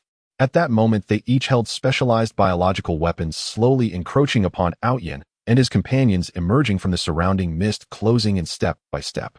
When the leader of thugs Kwang, who recognized Aoshin's face, his cold smile suddenly froze. He recognized the identity of the leader of the Dragon Hunt team. Damn! Kwang, who couldn't help but exclaim, his body beginning to tremble involuntarily. Although they were merely an S-level extraordinary team, they were familiar with some top extraordinary teams in the Dragon Kingdom and internationally. The 7 individuals standing before them were precisely the top S-level extraordinary hunting team Dragon Hunt. Upon seeing Kwang Hu's expression, the remaining members of thugs quickly recognized the identities of Outyin and his companions. Instantly, shock and horror appeared on everyone's faces. At that moment, Kwang, who felt an overwhelming sense of regret. Previously, due to the mist covering the road, they hadn't seen Outyin and the others clearly from afar. Part of it was also due to their confidence in their own strength, boldly calling for Outyin and his team to stop from a distance. Only upon getting closer did Kwang Hu realize they had intercepted the S-level Dragon Hunt team. Had they known from the start that the S-level Dragon Hunt team had arrived in Qingfeng City, the thugs mightn't. For thugs was not merely an extraordinary hunting team. They were also extraordinary beings on the blacklist being hunted by the extraordinary official website. Moreover, all 10 of them were. And because all 10 were S-level extraordinary beings, their bounty for capture was quite substantial. Damn, how did the S-level Dragon Hunt team end up here? Damn it, I was thinking of taking advantage of the chaos today to make some profit here. I didn't expect to run into a tough opponent immediately. What should we do? What should we do? They won't kill us, right? Addis' voice echoed. Hey, these guys seem to be members of the S-level hunting team thugs, right? I remember all the extraordinary beings in their team are on the blacklist of the extraordinary official website. If we kill them and take them to the Hunter Association, we should be able to get a decent amount of money, right? Hehehe. Adi's voice gradually took on a sinister tone. Upon hearing Addis' voice, the thugs team was left dumbfounded. Suddenly, thud, thud, thud. A series of 10 people knelt down before Outyin and his companions. Kwang, who even directly abandoned his pride, kneeling before Outyin and the others, pleading humbly, "Boss Outyin, we didn't know it was you. We spoke out of turn earlier. We hope Boss Outyin can let us go like a fart." Looking at the fearful expressions of Kwang Hu and the others, Outyin remained indifferent. Such trash extraordinary beings were not worthy of him lifting a finger. Lan Ling and Rong Xin behind him crossed their arms, looking on as if watching a show. Clearly, they had no intention of stepping in. The remaining 4 special S-level members of Dragon Hunt remained. At this moment, Adi stepped forward. "Boss Outyin, let me handle this." Adi's face was slightly excited as his combat power was one of the lowest in the team. If it weren't for his special ability, he usually wouldn't get to say much. Finish it quickly, we still need to continue hunting for the next rift. Got it. Adi responded and walked toward the kneeling members of thugs.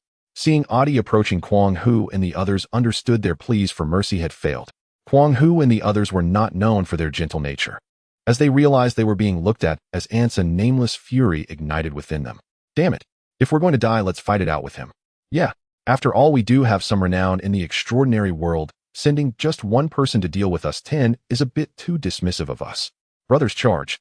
Even if we die, we have to take this little guy down. Hearing someone call him little guy, the smile on Adi's face instantly turned cold. A powerful energy fluctuation erupted from Adi. Adi still wore a smile, but it seemed to have turned icy. I absolutely hate it when people talk about my height. Don't be fooled by Adi's previous appearance as a little brother in the team. He was actually a special S-level awakened extraordinary being. An unusual greenish-blue energy fluid appeared around Adi, which was his awakened ability, Green Wave. This is a particularly unique awakened ability.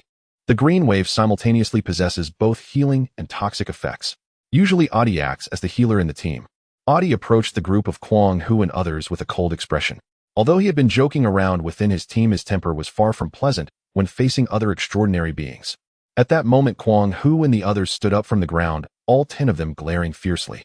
If the members of the Dragon Hunt team attacked together, to be precise, if one of the 3 S-level extraordinary beings, such as Aotion, took action, then they would undoubtedly face certain death.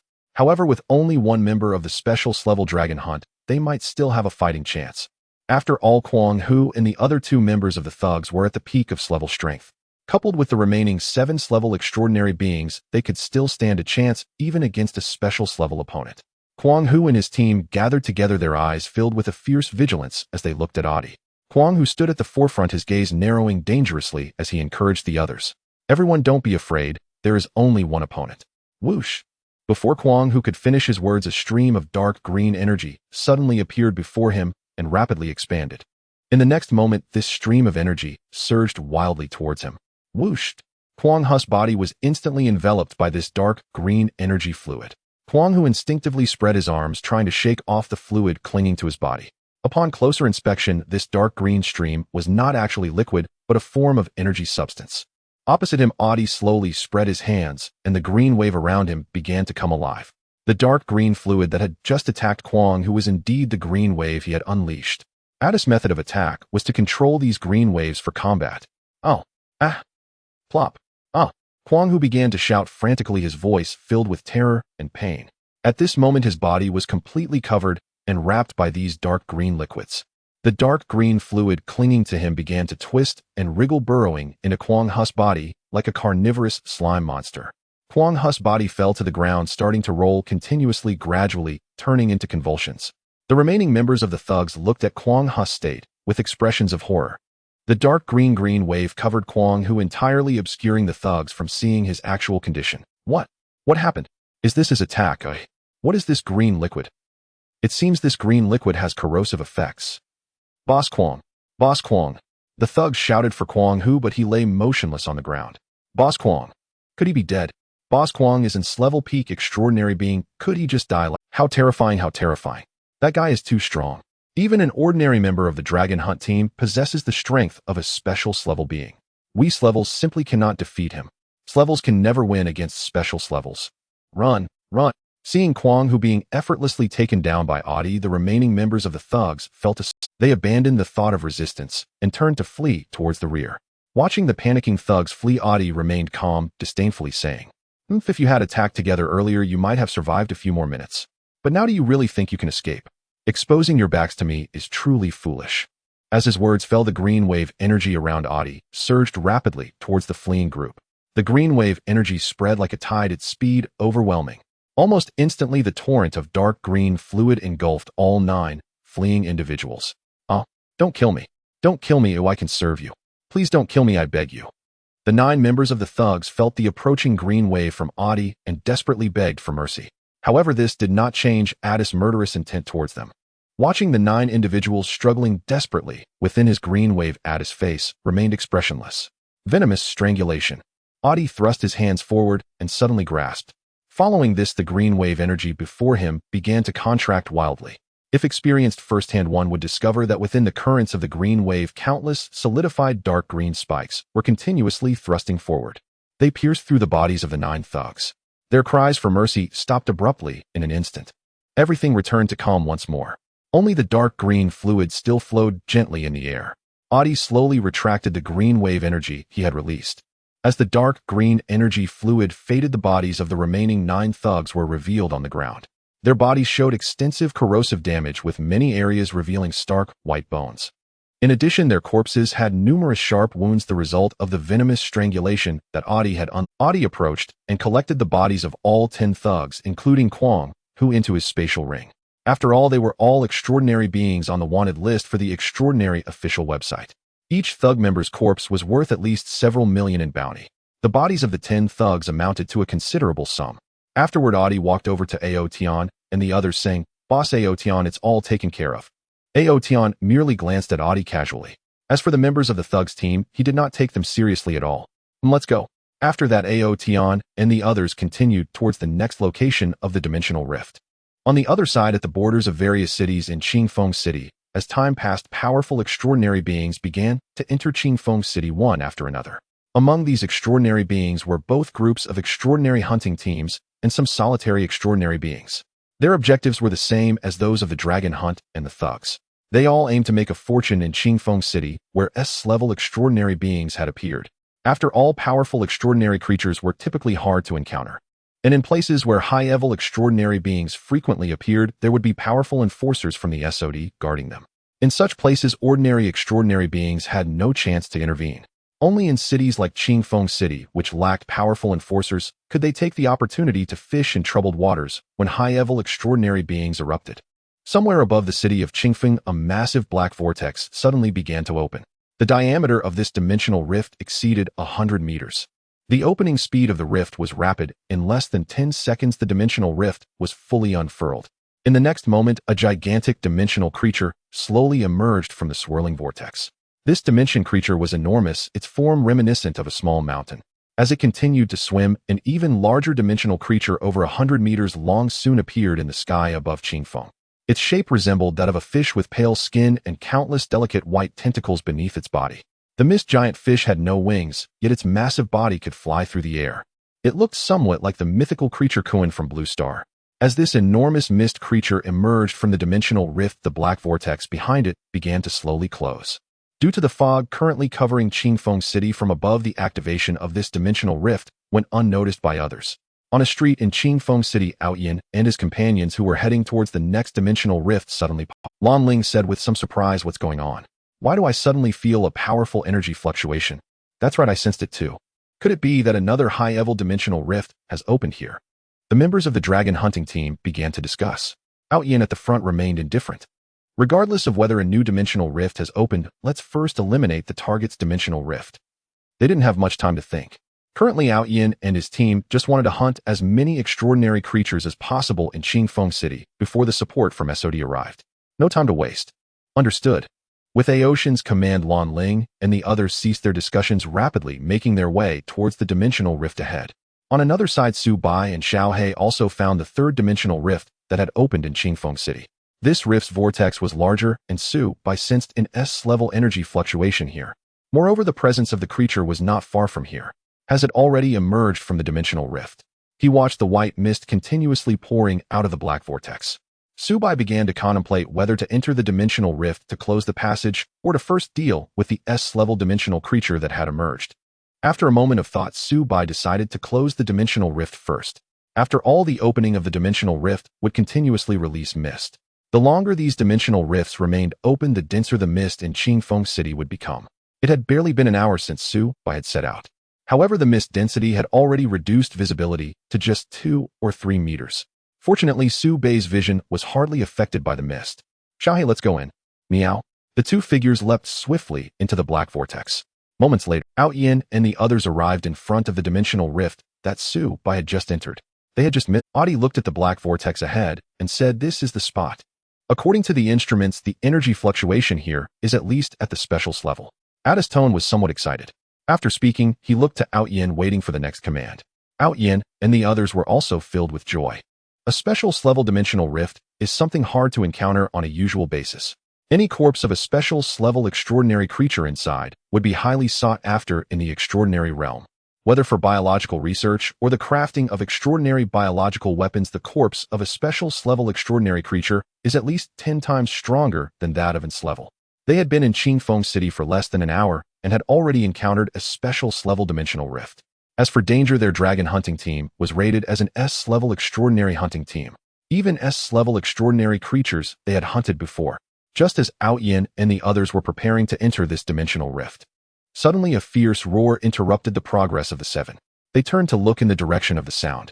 On the roof of a building at the end of their path, a grayish-white humanoid extraordinary monster was staring at them with eyes glowing red. Clearly, it had set its sights on the dragon hunting team. Roar! In the next moment, the humanoid extraordinary monster leaped fiercely from the rooftop, its massive form jumping towards their position. Bang! Boom! The ground was instantly smashed into a massive circular pit by its powerful landing. The shattered stones on the road flew into the air. A few fragments shot towards Outyin and the others, but were blocked by one of the team members with a weapon. The mist violent ape looked at the 7 members of the dragon hunting team, baring its large mouth, revealing its sharp fangs. At the same time, a powerful aura erupted from it, causing the surrounding mist to surge incessantly. Roar! The mist violent ape was the S-level mist creature that Su Bai had sensed earlier in front of the dimensional rift. At this moment, the arrival of Outyin and the others happened to be noticed by the mist violent ape. It had also regarded them as today's prey. Watching the mist violent ape leap 100 meters in one bound, it landed in front of them. Outyin and his companions all felt the powerful energy fluctuation emanating from it. However, they were not intimidated by the S-level energy fluctuation of the mist violent ape. On the contrary, they became excited. After all, among the members of the dragon hunting team, there were 3 S-level and 4 specials level members. Even though extraordinary creatures generally had slightly stronger combat power than extraordinary beings, they were not afraid at all. Outyin's usually calm face finally revealed a hint of excitement. In the central area of Qingfeng City, which was also the most prosperous part of the city, Zhang Tianlong led the orderly team 2 of Huang Tian to this location. According to their energy detectors, an S-level extraordinary creature had appeared here. Huang Tian looked at the extraordinary instrument in his hand and reminded Zhang Tianlong, "Ahead Zhang Lao, it's just ahead. I know you all stay nearby to hunt other lower-level extraordinary beings." As soon as Zhang Tianlong finished speaking, he accelerated and broke away from the team, rushing deep into the mist ahead. The remaining orderly members, including Huang Tian, began to use their energy detectors to locate surrounding extraordinary creatures and started hunting. On the streets of Qingfeng City, the towering figure of the Misty Fury ape loomed before Ao Tian and the others. Standing over 6 meters tall, its muscle-bound body was hidden beneath a coat of grayish-white fur. With a fierce countenance, it directed its gaze at the 7 in Ao Tian's group, letting out an enraged roar. Roar! The white mist in the surrounding air was violently blown away by its fierce breath. The hair of Ao Tian and his companions was swept back in the close-range gale, as if they were facing a tempest. Moments later, the Misty Fury ape ceased its roar and glared menacingly at the 7. "Wow, this guy really has a loud voice." Lan Ling, standing among the group, couldn't help but jest. Hearing this, Rong Xin seized the opportunity to retort at Lan Ling. "No one has a more obnoxious mouth than someone here." Lan Ling's face darkened. "Miss Xin, aren't you supposed to be preparing for battle? Why are you still bothering me?" Rong Xin didn't respond, giving a haughty snort. "All right, enough of your bickering. The opponent is an S-level extraordinary being, we must take this seriously." At this moment, Ao Tian spoke up, warning Lan Ling and the others. As the captain spoke, Rong Xin was quite obedient. Although she and Lan Ling were also S-level extraordinary beings. When it came to combat strength, even if she and Lan Ling teamed up, they wouldn't be a match for Ao Tian. "Everyone prepare for battle." Ao Tian shouted to the other 4. The team members also fell into a battle stance. Adi, being the only healer in the team, was protected at the back. His Green Wave was a ranged attack ability, making him well-suited as a mage. Roar! The Misty Fury ape sensed the energy fluctuations from Ao Tian and the others. Although 3 of them barely emitted a presence similar to its own, the Misty Fury ape was confident in itself. In the next moment, it ceased wasting time. It stomped its feet hard on the ground, instantly creating a massive crater. And in that moment, the Misty Fury ape leaped into the air. Only Ao Tian, Lan Ling, and Rong Xian, the 3 S-level extraordinary beings, could see the motion clearly. The other team members could only barely catch a glimpse of the Misty Fury ape's white figure flashing by. Ao Tian and the others couldn't help but feel shocked. So fast. Roar! In the next second, the Misty Fury ape opened its mouth wide and lunged at Ao Tian. Ao Tian didn't dare to be careless. He swiftly retrieved his extraordinary weapon, the Azure Dragon Blade, from his spatial ring. The Azure Dragon Blade was crafted from the body of the S-level twin-winged Azure Dragon. To hunt this S-level twin-winged Azure Dragon, Ao Tian and the others had put in a great deal of effort. The Azure Dragon Blade measured nearly 2 meters in length with a greenish-blue grip and 2 semicircular notches at the blade tip. As soon as the Azure Dragon Blade appeared in Ao Tian's hands, it emanated a faint green energy glow sufficient to prove its extraordinary nature. Without further ado, Ao Tian activated the exclusive skill of the extraordinary weapon against the charging Misty Fury ape.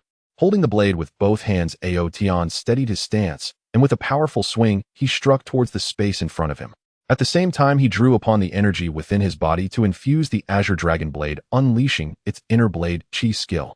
Azure Dragon Crescent Slash. Whooshed. Clang. The approaching Misty Fury ape was taken aback that the opponent suddenly wielded such a large blade. It was even more unexpected that the green blade light shot forth from Ao Tian.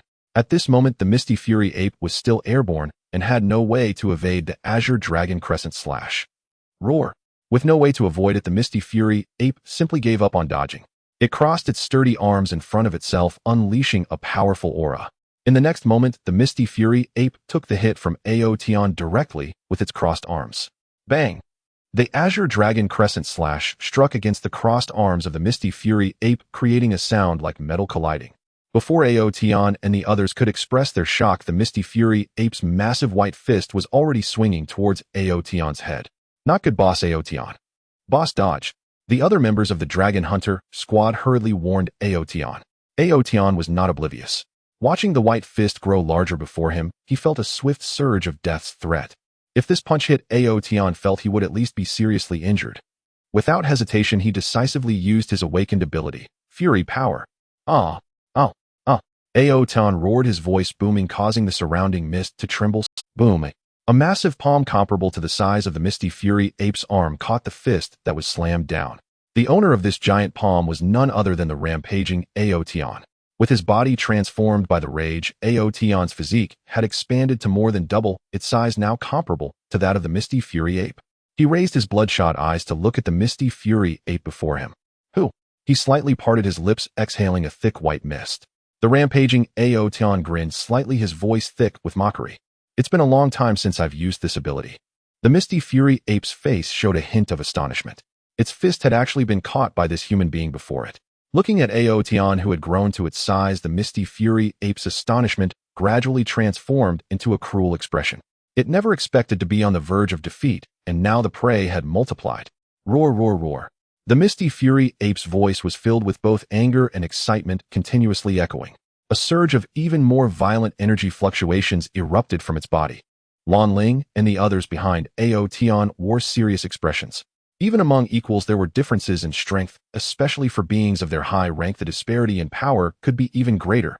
Although Lan Ling and Rong Xian were both S-level extraordinary beings at this moment, facing the aura unleashed by the Misty Fury ape, they felt utterly helpless. The spirits of the six were highly strained. Hunting S-level extraordinary beings could easily lead to death if one wasn't careful. At this moment, Aotion, facing the Misty Fury ape directly, was not feeling well either. Though he had entered a rampaging state and caught the opponent's attack, Aotion was not as relaxed as he appeared. After all, humans and extraordinary beings could not be compared in physique. Even in his rampaging state, with his body significantly enhanced, he still felt the oppressive force and immense strength from the Misty Fury ape's punch. But right now he couldn't show it. 1. To create the illusion of being evenly matched with the Misty Fury ape, and 2. To boost the morale of Lan Ling and the others behind him.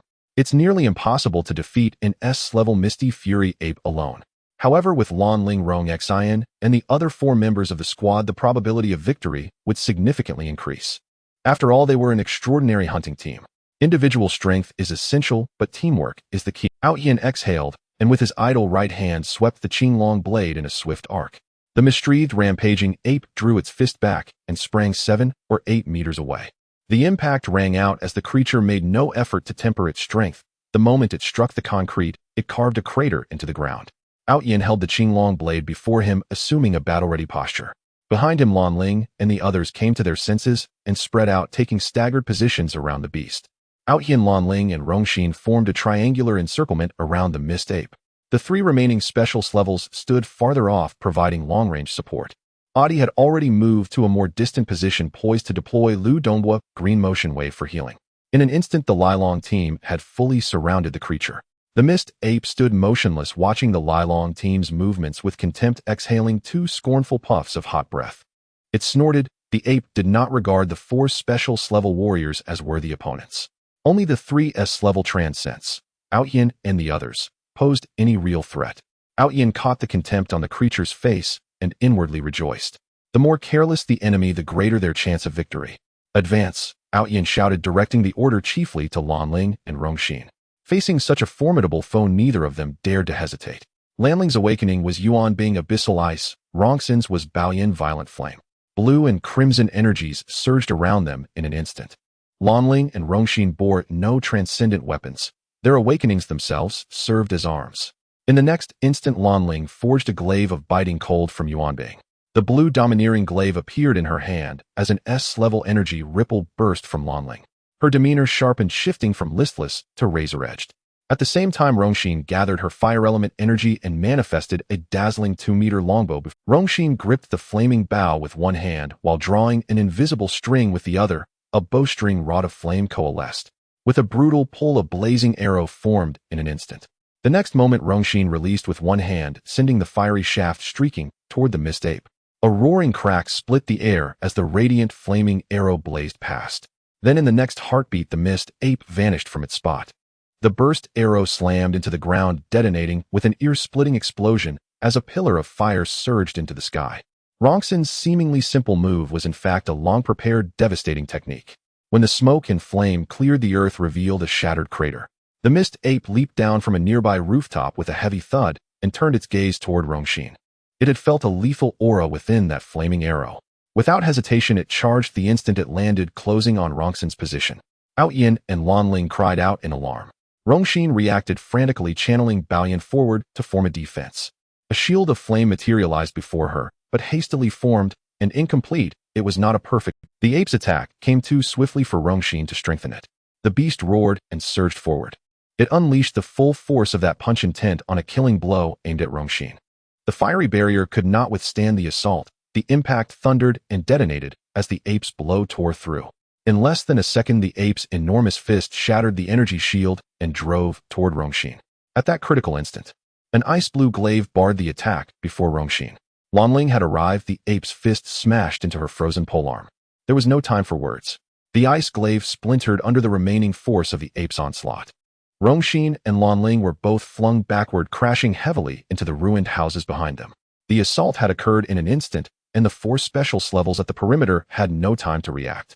The ape planted itself on the ground, preparing to withdraw its right fist. Yet from behind it, a new, dangerous aura began to rise.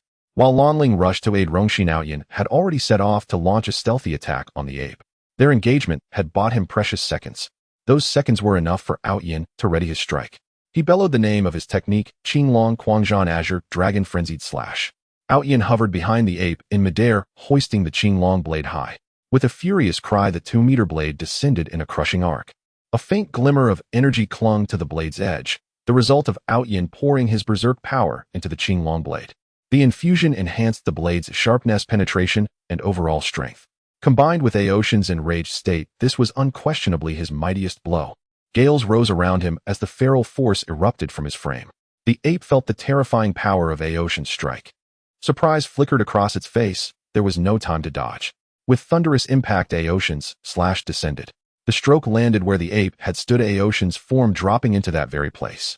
Struck across the back by the Qinglong Quangzhan, the ape staggered forward in several great strides. Pale chalky fluid spattered through the air, mirrored by drops at the blade's tip. The ape slammed both fists into the ground to steady itself and avoid collapsing. With its back turned to them, the Transcend's keen sight discerned the ghastly wound scored along its spine. A 2-meter slash gaped across its back. The 4 specialist levels of the Lighthearted team rejoiced inwardly at the sight of the injury. Lanling and Rongshin, supported by Adi, stumbled out of the collapsed rubble. Adi had already applied Lu Donghua to mend their wounds. Both were largely unharmed now. Once recovered, they hurried to Aoshin's side and regarded the missed ape with wary vigilance. With the ape's back to them, its true condition remained obscure, yet Outyin felt the situation taking a The missed ape appeared, enraged. At this moment, the misty, violent ape's eyes had turned a shade of blood red. Its entire face contorted. It felt a searing pain from behind, and a violent aura erupted from its body. Roar! The misty, violent ape slowly turned, revealing an expression that seemed to threaten death. Roar! Roar! Roar! The misty, violent ape stood tall, its fists pounding furiously against its chest, producing a deep, resonant sound. It lifted its head and roared towards the position of Ao Tian and the others. The overwhelming momentum was more than double what it had been before. The members of the dragon hunting team, witnessing this scene, all wore grave expressions. The misty, violent ape was getting serious. Lanling, Rong, Xian spread out. I will take the lead in the attack, and you two will support. Everyone else keep your distance for ranged assistance. Adi, you stay in the back to heal the injured. Ao Tian quickly allocated tactical instructions. The members of the dragon hunting team immediately entered their battle stances upon hearing his words. Ao Tian, whose body had surged to 5 or 6 meters, took the initiative to attack. His berserk ability had a limited duration, especially during high-intensity combat. Thus their hunt had to be swift. Ao Tian dashed towards the misty, violent ape, while the blue dragon knife in his hand radiated a brilliant light. A greenish energy glow enveloped the blade as it slashed down towards the misty, violent ape. Azure Dragon Half-Moon Slash. Ao Tian leaped mid-path, gathering strength to deliver a fierce downward strike from the air. The overwhelming green energy waves surged outward. The misty, violent ape, observing Ao Tian's strike, cruelly grinned. Roar, roar. It opened its arms and let out a powerful roar. In the next moment, the misty, violent ape thrust its arms forward like 2 unbreakable pincers, directly colliding with Ao Tian's blue dragon knife. Bang! Ao Tian's strike came to a halt in midair as he felt the misty, violent ape's arms before him immovable as a mountain. Shock coursed through his heart. Such terrifying strength. Soon as the two forces stalemated, the energy on the blue dragon knife slowly dissipated. Ao Tian's strike was completely absorbed by the misty, violent ape. The misty, violent ape revealed a savage expression, baring its tooth-filled mouth. Roar! Seeing the situation turn dire, Ao Tian swiftly withdrew his blade and jumped back. In the next moment, Aotian found himself 10 meters away from the misty violent ape. Thud. He landed, his expression somewhat grim. His previous full-force attack combined with the release of energy had actually failed to inflict any damage on the misty violent ape. The misty violent ape slowly lowered its previously defensive arms, its crimson gaze fixed on Aotian and the others. Instantly, the members of the dragon hunting team felt a heavy sense of dread. This misty violent ape was the most powerful S-level extraordinary monster they had ever encountered without exception. Roar. In the next moment, the misty violent ape's figure vanished from its spot. Aotian did not hesitate to block with the blue dragon knife. Bang, bang. A tremendous force surged from the grip of his knife. Boss, I'll assist you. On the other side, Lan Ling reacted quickly, raising one hand to summon dozens of sharp ice blades around him. In the next moment, the ice blades in midair shot towards the misty violent ape. At the same time, Lan Ling also charged towards the battlefield with his ice spear, heading for the clash between Aotian and the misty violent ape. Rong Xian saw this and also drew her flaming great bow, quickly pulling back the fiery bowstring. A barrage of fire arrows composed of fire elements shot towards the other side of the misty violent ape's body. Their simultaneous attack forced the misty violent ape to divide its focus for defense. Roar. After all, Lan Ling and Rong Xian were both S-level awakeners, and their full-force energy attacks were not to be underestimated. The misty violent ape concluded its attack on Aotian, and the next moment its figure flickered and vanished from its spot. Puff, puff, puff, bang, bang, bang. A barrage of blue and red energy elements erupted at the spot where the misty violent ape had just stood. The ground there was instantly reduced to charred earth due to the explosion of energy flames and ice. Roar. The misty violent ape appeared on the other side of the road, turning its head towards Lan Ling and Rong Xian, who had just launched energy attacks. The two had previously been nearly killed by a punch from the misty violent ape. Now they had miraculously reappeared in the battlefield unscathed. The misty violent ape felt a mixture of surprise and anger. After all, Aotian and his team were outnumbering it, which made the misty violent ape quite displeased. Roar. The misty violent ape charged towards Lan Ling. The massive form of the misty violent ape, towering at 6 or 7 meters, rushed towards Lan Ling like a small giant. The ground shattered under its heavy steps, leaving devastation in its wake. Seeing this scene, Lan Ling's eyelids couldn't help but twitch. Holy crap. Without hesitation, Lan Ling waved his hands, and in an instant translucent ice walls formed from deep ice rose up on the road before him. These ice walls conjured by Lan Ling could easily withstand RGP shelling. However, in the next second, as the misty violent ape drew closer, the deep ice walls crumbled like paper, shattered one by the massive body of the misty violent ape. Quick dodge. Lan Ling urgently urged, realizing that his ice walls were as fragile as paper before the misty violent ape. He directly dodged to the side. However, the misty violent ape was not foolish. As an S-level extraordinary creature, its intelligence was comparable to that of an ordinary human. The misty violent ape had anticipated that Lan Ling would evade its charge. As Lan Ling evaded, the misty violent ape wore a cruel expression. In the next moment, it instantly angled its body sideways, as if a 200 mph sports car was drifting. The misty violent ape turned sideways towards the direction Lan Ling was dodging and launched its right fist. Boom. A horrific rumbling shockwave erupted, engulfing the area in dust and smoke. In the next moment, a figure shot out from the smoke, crashing violently into a nearby building. Boom. Boom. The building instantly crumbled, and as it collapsed, it buried Lan Ling's body with Lan Ling. Lan Ling. Aotian and Rong Xian shouted simultaneously.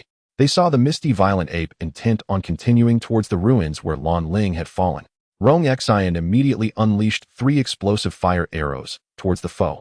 Whoosh, whoosh, whoosh. 3 arrows of burning energy surged towards the misty violent ape. The misty violent ape squinted its eyes, easily evading the 3 fire arrows. In the next moment, a gust of wind blew up from behind Rong Xian, followed by a wave of terrifying energy fluctuations. Rong Xian, without a moment's thought, abandoned her flaming great bow and summoned a fire shield behind her. The misty violent ape had already swung its fist, and a tremendous energy wave erupted from its punch. Previously, Rong Zin's fire shield couldn't withstand the misty violent ape, and it wouldn't be able to now either. Puff. Boom. The misty violent ape's fist instantly penetrated the fire shield that Rong Xian had gathered behind her. The punch retained its momentum, crashing towards the back of Rong Xian. Bang, boom. Rong Zin's figure was sent flying backward like a cannonball, crashing into a nearby building after being punched by the misty raging ape. The building collapsed, dust and smoke filling the air. With a single punch, an S-level transcendent was sent flying. Audi, seeing this from a distance, hurriedly ran toward where Rong Xin had landed, ready to provide healing. But the misty, raging ape standing on the road suddenly tilted its head, noticing the sprinting Audi. A grin spread across its lips. With a roar, Ao Tian, seeing the ape's expression, narrowed his eyes in alarm. Without hesitation, he dashed toward the misty, raging ape at breakneck speed. At the same time, green energy enveloped the azure dragon blade in Ao Tian's hand once more. He had to intercept the ape to allow Audi to complete the healing. The misty, raging ape, naturally sensing Ao Tian charging at it from the side, initially intended to eliminate Audi. However, after a moment's thought, it decided to deal with Ao Tian first. The next moment, Ao Tian's attack arrived. The azure dragon blade descended with immense force. The misty, raging ape hastily raised its arms to block. Simultaneously, a layer of white light enveloped the ape's arms, a manifestation of its outward energy. One attacked, the other defended, and they fell into a temporary stalemate. Although Ao Tian was far inferior to the misty, raging ape in all physical attributes, the azure dragon blade, forged from an S-level transcendent creature, allowed him to match the ape's offensive power. It could even breach the ape's defenses. Ao Tian let out a fierce roar, his muscles bulging as he shouted, "Break through! Azure Dragon continuous slash!" Ao Tian retracted the azure dragon blade in an instant and then unleashed a flurry of strikes. The sudden relentless assault caught the misty, raging ape completely off guard. When Ao Tian first withdrew the blade, the ape had instinctively relaxed its arm muscles, weakening its defense. Consequently, the continuous slashes tore through the ape's arm guard. Drops of white blood splattered, and a flicker of astonishment crossed the misty, raging ape's face. It hadn't expected this human to breach its defenses again. The first time was due to Ao Tian's sneak attack, which wounded the ape's back. Now Ao Tian had managed to injure it heated once more. At this thought, the blood vessels in the misty, raging ape's eyes grew denser. It bared its fangs, its gaze turning ferocious as it stared at Ao Tian. With a furious roar, the misty, raging ape swung a punch at Ao Tian. Ao Tian hastily defended, holding the azure dragon blade horizontally to block the blow. But in the next instant, the ape's left fist also came crashing down. The white-furred fist carried an unstoppable force, dispersing the surrounding airflow. Ao Tian was startled. Blocking the ape's enraged punch had already pushed him to his limit. He had no time to defend against or dodge the left hook. Just then, an invisible resistance materialized out of nowhere. The intangible energy halted the misty, raging ape's left fist for less than 0.1 seconds. That brief pause gave Ao Tian enough time to react. He swiftly swung the azure dragon blade again to block the left punch. Taking advantage of the moment, Ao Tian leaped backward, creating distance. The misty, raging ape didn't pursue, puzzled by the mysterious force that had stopped its fist. This force had stalled its punch for 0.1 seconds, preventing it from hitting Ao Tian. On the other side, after retreating, Ao Tian felt a wave of relief. Ao Tian glanced sideways at one of the special level team members. The one who had halted the ape's fist was a member of the Dragon Hunt squad, using his awakened ability. The highly intelligent misty, raging ape quickly deduced the cause. It turned its gaze toward the special level members behind Ao Tian. Though these individuals hadn't directly engaged in combat, they could occasionally disrupt the ape's attacks. Making a decision, the misty, raging ape intended to eliminate the weakest members of the Dragon Hunt squad first. Seeing the massive ape fix its gaze on them, the remaining Dragon Hunt members trembled inwardly.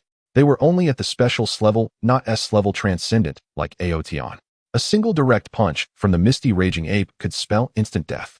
Realizing the ape's intent, Ao Tian shouted to the 4 special level members, "Leave this place now." He then charged ahead, rushing toward the misty, raging ape to buy time for his teammates. The 4 special level members, including Audi, didn't hesitate.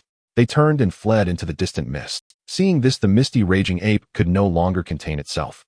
How could it allow them to escape repeatedly? Ignoring Ao Tian's charge, it lunged at the nearest special level member. A distance of 100 meters was nothing to the S-level misty, raging ape. Cries of alarm erupted. Ao Tian pushed his speed to the limit, unleashing a crescent azure dragon slash toward the ape. The fleeing special level member had no time to react before his head exploded. Like a watermelon smashed by a baseball bat, red liquid stained the ground, and the member's body slowly Xiaocheng. Ao Tian's eyes burned with fury. Though they were merely teammates, years of bonding had made them as close as family. Xiaocheng's death only hardened Ao Tian's resolve to kill the misty, raging ape.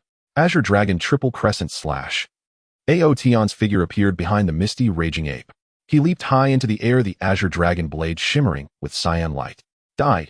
The next moment, the blade descended with overwhelming momentum, striking at the ape's body. The misty, raging ape, sensing the attack, showed no fear. It quickly turned and assumed a defensive stance, its arms glowing with white light as it crossed them to block. The Azure Dragon Blade collided with the ape's arms with a deafening crash. 2 more dull thuds followed. Under Aotion's third strike, the misty raging ape's body staggered. The ape took 3 large steps back to steady itself. Yet instead of retreating, it looked at Aotion with a mocking expression as if to say, "Is that all you've got?" Seeing the ape's provocative demeanor, Aotion wanted to charge in and fight to the death. But reason ultimately prevailed. Aotion quickly moved to the side of the remaining team members. Lan Ling and Rong Xin had nearly recovered thanks to Addis Green Wave Pulse. Aotion stood before them, his voice low. "Begin the retreat." "But..." "No buts. That's an order. You go first, I'll hold it off."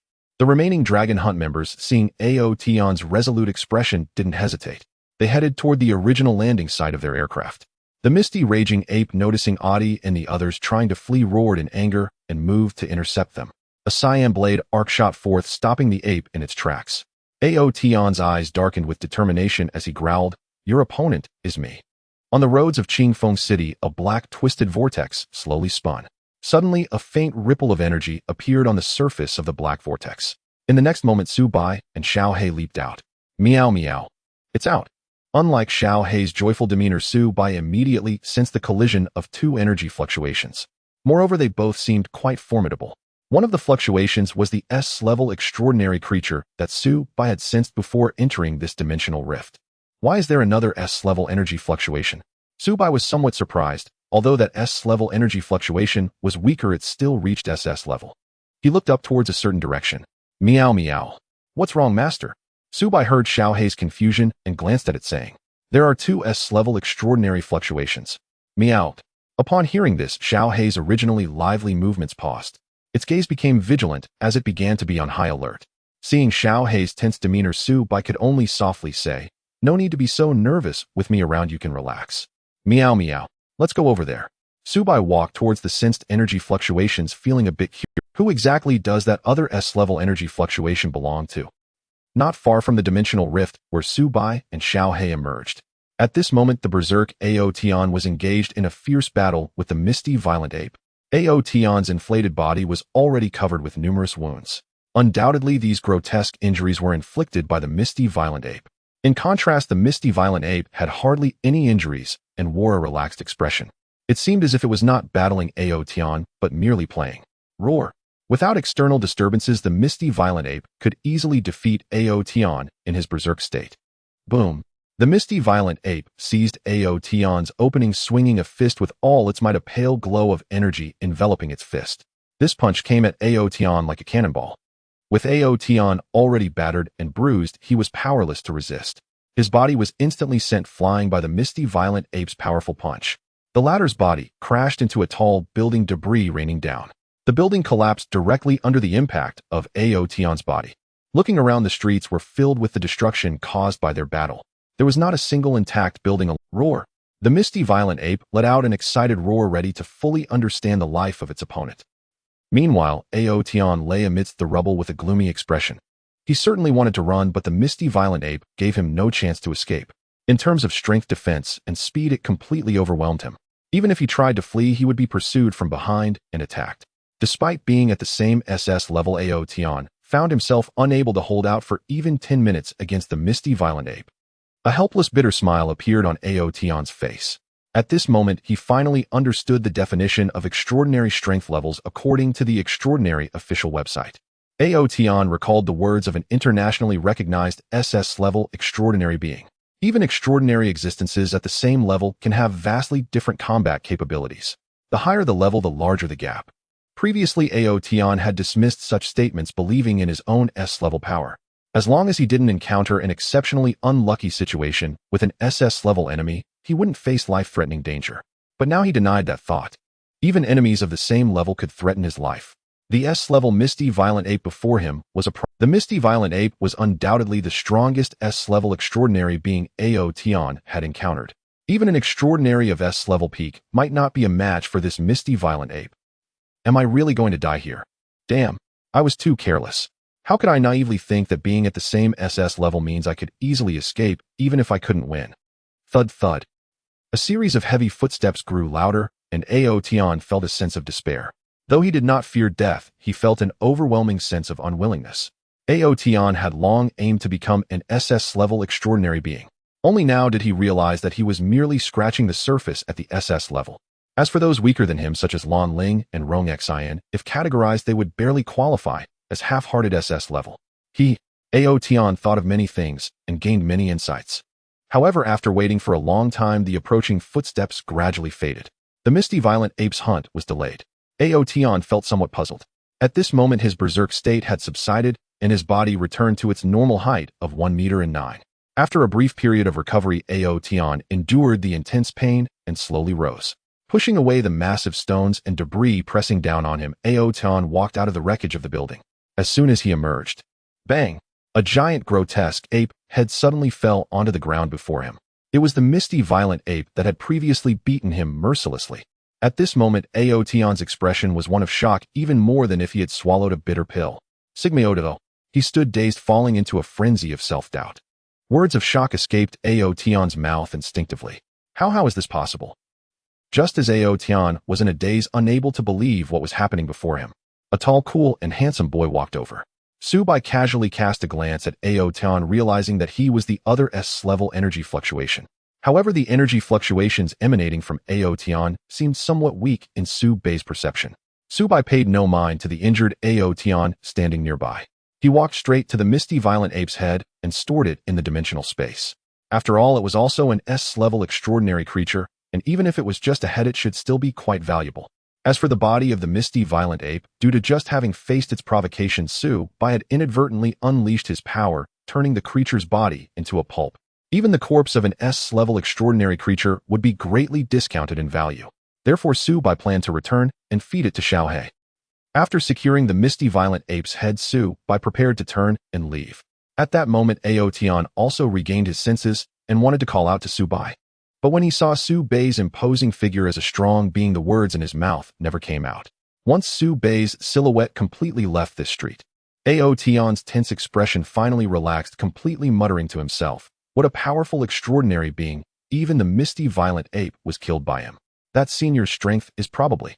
Subai paid no heed to the grievously injured Aotian. Had the latter been an S-rank supernatural creature, Subai would have hunted it down. However, since Aotian was a supernatural human, Subai would not indiscriminately slay his own kind. Soon Subai returned to his previous location. By then the dimensional rift there had already closed. Xiaohei inquired about Subai's next move. Subai extended his infinite consciousness perception. Currently within the entire Qingfeng city, there were still 9 fluctuation points of dimensional rifts. The strongest among them was S-rank, while the weakest was S-rank. Subai's mind raced at high speed, analyzing the locations of these dimensional rifts. He needed to plan an optimal route to seal these dimensional rifts. After a moment, Subai organized his thoughts. "Xiaohei, let's go." Just as Subai was about to head to the next dimensional rift opening, a covert energy fluctuation registered in his perception. Although the entity was well hidden, Subai detected it instantly. His eyes narrowed slightly, and the corner of his mouth curled upward. In the next instant, he reached out with one hand toward the air behind his side. Subai's right arm instantly activated White Dragon Claw transformation. With a crisp series of bone-cracking sounds, his entire right arm transformed into a massive Tunderlong White Dragon Bone Claw. Before the right dragon claw, a phantom figure emerged from the white misty air. The figure rapidly retreated backward, barely evading Subai's strike. Subai pivoted sideways, and the surging aura within him erupted instantly. A gust of wind howled as Subai, with one hand dragonized, exuded a dangerous gleam in his eyes. How dare someone ambush him? A flash of platinum light passed through Subai's eyes as he activated the White Dragon Emperor's eye. Name Fog, Orphan Haze, Gender, Category Dimensional Creature Mist Species Split Entity, a Level S-rank Peak, Skills Mystification Void Energy, Reassembly Illusory, Mist Domain, Current Status Interest Probing. After seeing the true data of the entity, Subai's eyes lit up. An S-rank Peak Mist Species Creature. This was Subai's first encounter. Moreover, the White Dragon Emperor's eye analyzed its detailed species as a split entity. Yet another new species Subai had never encountered. He let out a light, snort, a flicker of interest rising on his face. Fog Orphan Haze now hovered in the air over 10 meters away from Subai, curiously studying him. Subai in turn began to scrutinize Fog Orphan Haze. It had a humanoid form about 1.6 meters tall, resembling a teenager in build. Its body was composed of a murky mist, giving it a blurred, indistinct appearance. Meow meow. Xiaohei's cry was laced with vigilance. Fog Orphan Haze then noticed Xiao He and drifted directly toward him. Fog Orphan Haze moved swiftly, its body floating through the air, and in the blink of an eye it appeared in the air before Xiao He. Meow meow. Startled by the sudden approach of Fog Orphan Haze, Xiao He instinctively leaped towards Su Bei's side. Naturally, Su Bai would not allow this strange mist creature to attack Xiao He. Fog Orphan Haze attempted to get closer to Xiao He. In the next moment, Su Bai materialized before it blocked by Su Bai. The normally placid mist face of Fog Orphan Haze suddenly rippled. Su Bai could sense the entity's now agitated energy. Move aside. Fog Orphan Haze projected a voice into Su Bei's mind. Su Bai was slightly taken aback, but not overly surprised.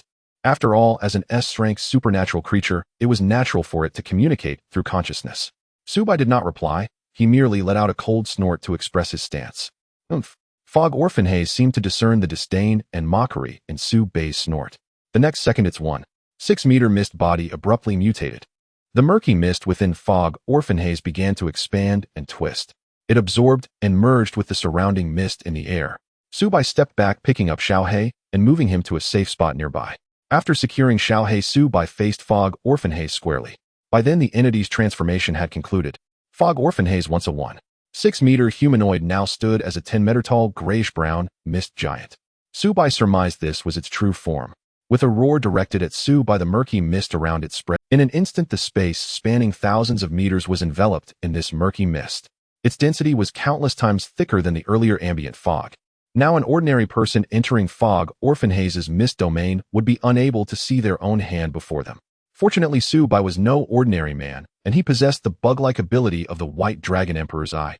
The chaotic surroundings were as if nothing to Su Bei's eyes. Meow meow. Master is doomed. Hearing Xiao He's meow, Su Bai snapped back to reality. He had nearly forgotten about Xiao He. Fog Orphan Haze's mist domain had also engulfed Xiao He. Su Bai went to Xiao He and tucked him directly into his embrace. Feeling the familiar large hand grasping him, Xiao He's panic instantly dissipated. Xiao He, don't move. He'll take care of this one. Meow meow. Okay, master. After settling Xiao He, Su Bai turned his gaze back to Fog Orphan Haze. Kill. You. Fog Orphan Haze communicated with Su Bai in fragmented speech. Su Bei's mouth twitched at this. This was utterly inexplicable. He felt that Fog Orphan Haze possessed some intelligence, but it was not very advanced, perhaps akin to that of a young child. You want to kill me? I doubt you have the strength. As the last word left Su Bei's lips, his figure vanished. The next second, Su Bai flashed directly into the air behind Fog Orphan Haze. Extending his right dragon claw, a terrifying white energy began to converge at its center. In an instant, a brilliant white light replaced the surrounding murkiness. The corner of Su Bei's mouth lifted as he murmured, "White Dragon Claw Cannon." In the next moment, the white energy sphere in the dragon claw was fully formed. Su Bai pivoted his body halfway while swinging his right dragon claw arm, launching the sphere of white energy. Fog Orphan Haze also sensed the perilous energy fluctuation behind it. It hastily turned around, manipulating the surrounding mist to coalesce before itself. Then Su Bei's white dragon claw cannon collided with the partially formed mist barrier of Fog Orphan Haze. A violent explosion erupted at that moment. A dazzling white radiance flooded the space, engulfing Su Bei's figure and drowning the misty form of Fog Orphan Haze. A thunderous boom echoed. A fierce gust of air surged towards him. Su Bai dispersed the explosive smoke in front of him, revealing the figure of the Fog City Lone Sun Mai. At this moment, the fog giant form of Fog City Lone Sun Mai had a massive gap blasted open by Su Bei's claw cannon. The murky fog within him was violently leaking out into the outside world. The Fog City Lone Sun Mai let out a painful roar. The mist in the surrounding space trembled and churned, seemingly reflecting the current mood of the Fog City Lone Sun Mai. Extremely angry. Good painful. On the body of the fog giant of Fog City Lone Sun Mai, the wound blasted open by Su Bei's claw cannon began to heal rapidly. Su Bai looked on, his expression unchanged. An S-level peak extraordinary being would not be easily resolved with a single blow. I will kill you. The voice of Fog City Lone Sun Mai became deep and resonant, whether due to his bodily injury or overwhelming anger. Su Bai chuckled lightly. Then come and try. At this moment, Su Bai was certain that although this guy had intelligence, his IQ was very low. A smarter extraordinary being would definitely choose to flee at the first sign of danger. Yet Fog City Lone Sun Mai in his rage overlooked Su Bei's formidable power. Boom. Fog City Lone Sun Mai began to charge towards Su Bei's position with big strides. The 10-meter giant figure almost covered the distance to Su Bai in a single step. In the next moment, Fog City Lone Sun Mai manipulated the fog in the surrounding mist domain. The surrounding murky fog suddenly gathered towards the right fist of Fog City Lone Sun Mai. The wind howled, and the mist all around surged. At this moment it felt like a combination of a typhoon and a sandstorm was erupting in the fog domain of Fog City Lone Sun Mai. The wind howled, and the mist all around surged. At this moment it felt like a combination of a typhoon and a sandstorm was erupting, Subai reminded Xiaohei. In the next moment he ignored the overwhelming fog and wind around him and faced Fog City Lone Sun Mai Heaton. 2 seconds later, Fog City Lone Sun Mai's right fist had also completed charging. At this moment, due to the enhancement of the Fog City Lone Sun Mai's right fist had grown to the size of a truck. The fist was formed from fog, a swirling hurricane above it. Die!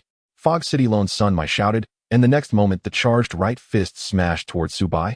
The surrounding mist was dispersed by the impact of this punch, and Subai facing the punch of Fog City Lone Sun Mai felt as if he was confronting an 18-level typhoon. The intense wind and impact tousled Subai's short hair, making it fly slightly, but enhancing his extraordinary handsomeness. Boom! The terrifying strike from Fog City Lone Sun Mai landed, and Subai's figure was obscured by the rising smoke, rendering the situation unclear. Fog City Lone Sun Mai's expression had not yet changed when suddenly a faint voice came from the smoke in front of him. The power is quite decent, but the attack density is not concentrated enough. The expression on the massive face of Fog City Lone Sun Mai shifted dramatically, revealing a hint of horror. In the next moment, the fog giant fist that was about to smash down slowly lifted. An unshakable force surged from beneath his giant fist, causing Fog City Lone Sun Mai's emotions to fluctuate violently. How is this possible? Subai's voice rang out. How is it impossible? At the same time, Subai exerted force and directly lifted the fog giant fist of Fog City Lone Sun Mai. Fog City Lone Sun Mai, under the sudden impact from Subai, could not help but stagger backward due to the inertia from the punch. Thud, thud, thud. The massive fog body of Fog City Lone Sun Mai almost fell to the ground. Before he could stabilize himself, a figure rushed in. Subai's clean and defined face appeared in the sight of Fog City Lone Sun Mai. The scene shifted in an instant. The next moment, Subai swung his dragon-transformed right arm, aiming at the head of Fog City Lone Sun Mai. In the center of the dragon claw, a terrifying white energy surged forth. In an instant, the white light rapidly expanded, converging to form a dragon claw cannon several times larger than before. Dragon claw cannon. Buzz. The next moment, the white light engulfed all of Fog City Lone Sun Mai's vision and consumed his fog body. Subai's figure leaped up, and the next second, he directly jumped out of the mist domain. Boom! Subai landed 1,000 meters away from the area where Fog City Lone Sun Mai had unleashed his domain. In the next second, the half-spherical mist domain that had enveloped the city streets behind him suddenly exploded. Brilliant white light shot out from it, completely tearing apart the murky fog. Bang! Boom, boom, boom. The ground of the surrounding city trembled slightly due to the spiderweb-like cracks spread outward from the center of the explosion, even reaching the ground by Subai's feet. Meow. Has the master finished? Yes, it's done. You can come down now, Subai said to the Xiaohei in his arms. Upon hearing this, Xiaohei thought to himself, I shouldn't have asked. Xiaohei jumped down from Subai's embrace and landed on the ground. Minutes later, the smoke produced by the explosion of Subai's dragon claw cannon and the fog domain released by Fog City Lone Sun Mai completely dissipated. Subai restored his mutated right arm and walked towards the spot where the explosion occurred. If Subai's earlier analysis was correct, then, after defeating Fog City Lone Sun Mai, there should be an energy crystal left behind. Sure enough, as Subai approached the spot where Fog City Lone Sun Mai had stood before his death, he discovered the energy crystal of Fog City Lone Sun Mai in a super deep pit over 5 meters deep. It was a crystal with a gray-white surface and a murky interior. Although there was still a large amount of mist swirling around, it did not dissipate for a long time. However, this crystal emitted a wave of pure energy. Meowed. Xiaohei also let out an excited. Although Fog City Lone Sun Mai was not the one it defeated, the crystal of Fog City Lone Sun Mai had nothing to do with it. Xiaohei, go help me bring it here. Subai glanced at the little black cat by his feet. Meowed. Upon hearing this, Xiaohei dashed over and quickly returned with the energy crystal of Fog City Lone Sun Mai in its mouth. Subai took the energy crystal of Fog City Lone Sun Mai, an S-level peak energy crystal. Feeling the pure and surging energy wave within, Subai couldn't help but smile slightly. If he initially resolved this fog to complete a task, now Subai was after the benefits within the fog. Hunting the extraordinary within the fog, Subai could gain many benefits. At this moment, Subai recalled what Qi Xiaohua had said to him earlier: the SS-level dimensional rift is a disaster, yet also a paradise for powerful, extraordinary beings. Subai swallowed the energy crystal of the Fog City's solitary child haze in one gulp. Instantly, a surge of pure energy flooded his entire body, causing him to comfortably narrow his eyes. A few minutes later, Su Bai completely absorbed and digested the S-grade peak crystal. Refreshing. Su Bai's eyes sparkled and the corners of his mouth lifted confidently. After experiencing the enhancement brought by the crystal of the Fog City's solitary child, Haze, Su Bai's heart began to swell with excitement. His gaze turned towards a point of dimensional rift fluctuation in Qingfeng City. Feeling a surge of determination in his heart. Let's go. Meow. Meanwhile, Cheng Xiaoke and Mou had engaged in a fierce battle for over 10 minutes and finally killed that special glass ghost face. Looking at the ghost face monster which had been bombarded beyond recognition by Mou's demonic flame, Cheng Xiaoke couldn't help but complain. This guy's skin is really tough, it survived so many of your demonic flame shots. Saying this, Cheng Xiaoke stepped forward and directly stored the ghost face's corpse into her spatial ring. A special class extraordinary creature's corpse is a decent trophy for their level 8 orderers. Mou watched Cheng Xiaoke's actions without intervening. Since they had jointly taken down the ghost face monster, Cheng Xiaoke would definitely share it with him when they returned. We should hurry to other places for support, Mou said as she glanced at an energy scanner in her hand. The device displayed the energy fluctuations appearing around them. There were fluctuations ranging from the lowest grade to special grade, and even energy fluctuations surpassing special grade existed. However, these were beyond their capability to deal with. Cheng Xiaoke and Mou only needed to hunt down the extraordinary creatures appearing in Qingfeng City as much as possible before the support from the Southern SOD headquarters arrived. They aimed to minimize casualties among the ordinary citizens of Qingfeng City. Mou turned around and quickly headed towards a special grade energy point. Seeing this, Cheng Xiaoke stomped her foot angrily and grumbled, "Damn it, Mu Tu, wait for me." Then Cheng Xiaoke quickly followed Mou's figure, and the two of them swiftly disappeared into the streets. Their direction was precisely towards the city center of Qingfeng City. A modified four-wheeled off-road vehicle drove directly into the main road running through Qingfeng City. The people inside the vehicle naturally saw the mist shrouding Qingfeng City, and they were certainly not ordinary people. Soon the off-road vehicle entered the territory of Qingfeng City, and the vehicle gradually slowed down, beginning to search for extraordinary creatures amidst the thick mist. They were an extraordinary hunting team arriving from the outside world. Not only this team, but various modified vehicles and helicopters entered Qingfeng City one after another. Without a doubt, they were extraordinary beings from other regions in the south. As time passed, the external extraordinary hunting teams and solitary extraordinary beings began to pour into Qingfeng City in large numbers. In no time, the mist creatures rampaging within Qingfeng City encountered the onslaught of powerful extraordinary beings. The influx of extraordinary individuals made the monsters in the mist even more excited and violent. It should be noted that the nourishment of extraordinary beings is far superior to that of ordinary people. Naturally, these extraordinary hunting teams were also greedy for the corpses and crystals of the mist creatures. In an instant, the situation, which was once a one-sided massacre by the mist creatures, suddenly turned into a fierce battle between extraordinary beings and the mist creatures. In a certain part of the mist dimension world, inside a magnificent purple gold palace, a tall figure with 6 arms appeared before the purple gold throne. Amoduo knelt on one knee, speaking respectfully towards the throne before him. Lord Pandora, the dimensional passage connecting to the outside world has been established. Please, my lord, give the next instructions. Hearing this, the figure in purple gold armor, sitting on the high throne, slightly raised a hand. I understand. In the next moment, Pandora slowly stood up from the throne and spoke casually. It's time to go out and deal with those ants. Meanwhile, in Qingfeng Park, at this moment Zhang Xiaoman was sitting on the toilet in the park restroom. Suddenly Zhang Xiaoman, who had been keeping her eyes closed, opened them, and a faint pink light burst from her eyes. She murmured excitedly, "That guy is about to act, isn't he?" The corners of Zhang Xiaoman's mouth couldn't help but curl up, revealing a smug expression that was almost a smile. Then I need to speed up my progress. I can't miss this golden opportunity. In the center of Qingfeng City, at this moment the density of the mist here had reached an astonishing level. The visible distance for ordinary people here does not exceed 1 meter. Simply put, moving here for an ordinary person is equivalent to being blind. At this time, Huang Tian's Orderer Team 2 was battling the mist creatures in nearby urban blocks. In the central area of Qingfeng City, there were still many important urban civil servants. Therefore, their SOD had to prioritize the protection of ordinary people here. The mist around Team Huang is getting thicker. Team Huang, the penetrating distance of our vision-enhancing lenses has dropped to less than 50 meters. Team Huang, Li by Zhang Rui and Jin Xing, are already down. Team Huang. Hearing the continuous bad news reports from the surrounding orderers, Huang Tian's heart sank to the bottom. In less than an hour of hunting, the number of orderers in their team had already been reduced to about 20. Moreover, their disadvantage was growing. Now nearly everyone was fighting with injuries, including one of his arms which had been scratched during a battle within a class mist creature previously. Damn, how long until the support from the headquarters arrives? At this moment, Huang Tian felt a bit bitter.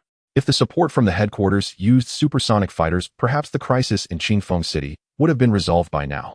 However, Huang Tian understood that this was unlikely. Important resources like supersonic fighters would never be sent to a mid-sized city like Qingfeng City. A few minutes later, Huang Tian and his team of orderers retreated into an office building. The survivors inside had barricaded the first floor's glass door, fearing that the terrifying monsters outside would rush, and they did not want Huang Tian and the others to enter. Their efforts to protect were quite disappointing for Huang Tian. At that moment, Huang Tian kicked in the glass door and the numerous objects blocking it. Over 20 of Huang Tian's team forcefully entered the office building. Upon seeing the energy weapons in Huang Tian's hands and the special uniforms they wore, as well as the bloodstains and scars left from battling extraordinary creatures, the survivors in the office building did not dare to speak. They all retreated fearfully to the upper floors, hiding back in their corners. Huang Tian did not bother with these ordinary survivors. Once inside the office building, the orderers began to treat the injured while guarding the broken entrance on the first floor. Minutes later, a vast expanse of gray-black shadows suddenly enveloped the city block where Huang Tian and his companions were. Huang Tian and the others hid inside the office building, watching this scene in shock. Why did the sky suddenly darken? Idiot! Look up at the sky. What is that? Huang Tian looked quickly. What's going on? As Huang Tian and the others looked up. At this moment, above the office building, amidst the abundant mist, a massive black shadow suddenly appeared. One of the order members exclaimed in the sky. It seems something has appeared. Due to the thick mist, Huang Tian and the others could not see clearly what the black shadow was. However, this did not dampen their shock, for the silhouette in the sky was simply too enormous. Just by its size, it was at least comparable to a building. Holy crap! It can't be an extraordinary creature hidden in the mist, right? Damn, that's at least over 100 meters. No way. No way. Quick look at the energy detector. Upon hearing a certain order member shout, everyone reacted. They looked at their energy detectors. The energy fluctuations on the device began to change rapidly. Huang Tian's energy detector was slightly more advanced, showing values that were fluctuating wildly. Ding, ding, ding, ding, ding. A series of crisp alert sounds rang continuously, almost without pause. As the energy values on the display surged wildly, the numbers eventually settled at an astonishing figure. The energy rating on the device also displayed an S-level image. Holy crap! Huang Tian couldn't help but exclaim, startling the surrounding order members. Soon they too saw the display of this terrifying energy. A chorus of "holy crap" echoed among the order members. After a while, Huang Tian was the first to calm his astonishment, muttering heavily. An extraordinary existence at the peak of S level. Outside their office building, the black shadow hidden in the mist turned out to be an extraordinary creature at the peak of S level. This was a terrifying existence that could easily destroy their city. Huang Tian thought of something and hurriedly said, "Quick! We need to inform Minister Zhang." "No need, I already know." Suddenly, a weathered old voice came. Shortly after, Zhang Tianlong's figure quickly appeared in front of Huang Tian and the other order members. "Minister Zhang! Minister Zhang! Zhang Lao!" Huang Tian quickly walked up to Zhang Tianlong, his face serious. "I've already seen that big guy outside.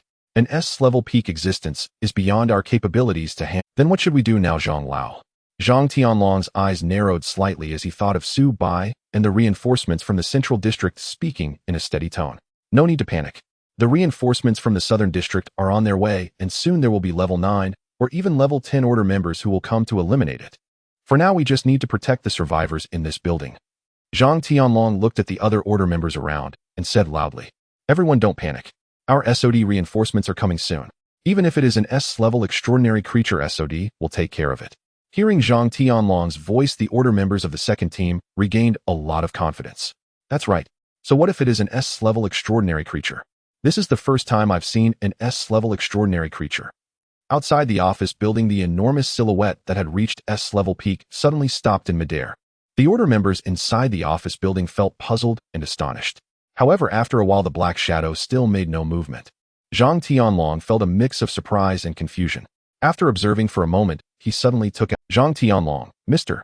Su, there seems to be an extraordinary creature at the S-level peak appearing in the mist above 288 Central Road, Qingfeng City. Zhang Tianlong, if possible, I hope Mr. Su can come to eliminate it." Afterwards, SOD will definitely compensate you. Meanwhile, Subai was on his way to the next dimensional rift. Feeling his phone vibrate, he was somewhat surprised. As Subai moved, he took out his phone to check the message. Upon seeing the message from Zhang Tianlong, Subai immediately stopped in his tracks. Meow meow. Why did the master stop, eh? Subai ignored Xiaohei's confusion. He focused on the S-level peak message sent by Zhang Tianlong. Another S-level peak extraordinary creature has appeared. Subai felt a surge of joy in his heart. Zhang Tianlong had undoubtedly delivered a piece of meat he couldn't consume into Subai's hands. It all depended on whether Subai had the strength to take it down, and Subai certainly had that strength. Xiaohei changed direction. We're heading to the city center. Subai said to Xiaohei, then turned and rushed in another direction, which was indeed towards the city center of Qing. Although Xiaohei was puzzled, it did not ask further. It moved its short legs and followed closely behind Subai. At this moment, Zhang Tianlong and the others were vigilantly staring at the massive black shadow in the sky, ready to prevent any potential attack from the creature. Suddenly, one of the order members who was watching shouted, "Minister Zhang Huang team. That black shadow seems to have moved." Hearing the voice, Zhang Tianlong and Huang Tian tensed up instantly. The two quickly approached the glass door of the office building and looked up at the massive black shadow in the sky, which had begun to move from its previously stationary position. Moreover, its direction seemed to be right towards their office building. Holy crap! Huang Tian couldn't help but curse. Zhang Tianlong's face also turned grim. Huang Tian looked at Zhang Tianlong and asked with uncertainty, "Zhang Lao, should we evacuate?" Upon hearing Huang Tian's question, Zhang Tianlong shot him a look of exasperation. "What do you think? Are we waiting to be crushed by that monster?" Huang Tian gave a sheepish smile at Zhang Tianlong's words and continued to inquire, "What about the survivors in the office building?" Zhang Tianlong's eyes narrowed as he spoke in a deep voice. "Do you think we can save them?" Although Zhang Tianlong did not say it directly, his meaning was clear. Understood, he'll notify the other order members to evacuate now. Looking at the approaching massive black shadow, Huang Tian did not dare to hesitate. A moment too late, and perhaps their second team of order members wouldn't escape. Soon, all the enforcers in the office building evacuated. Some astute survivors, upon witnessing the urgent behavior of Huang Tian, and others chose to flee as well. In less than a few seconds, the colossal black creature in the sky finally broke through the mist and revealed its true form before Zhang Tianlong and the others. It was a gigantic monstrous fish, its body grayish-white, and as large as a small mountain. What kind of monster is that? How can a whale fly in the sky? It doesn't have wings. How is it flying? Idiot, that's an extraordinary creature. An S-level peak extraordinary being. We must run. No more nonsense. Let's quickly get out of its impact range. Led by Huang Tian, the second team of enforcers hurriedly moved away down the side road.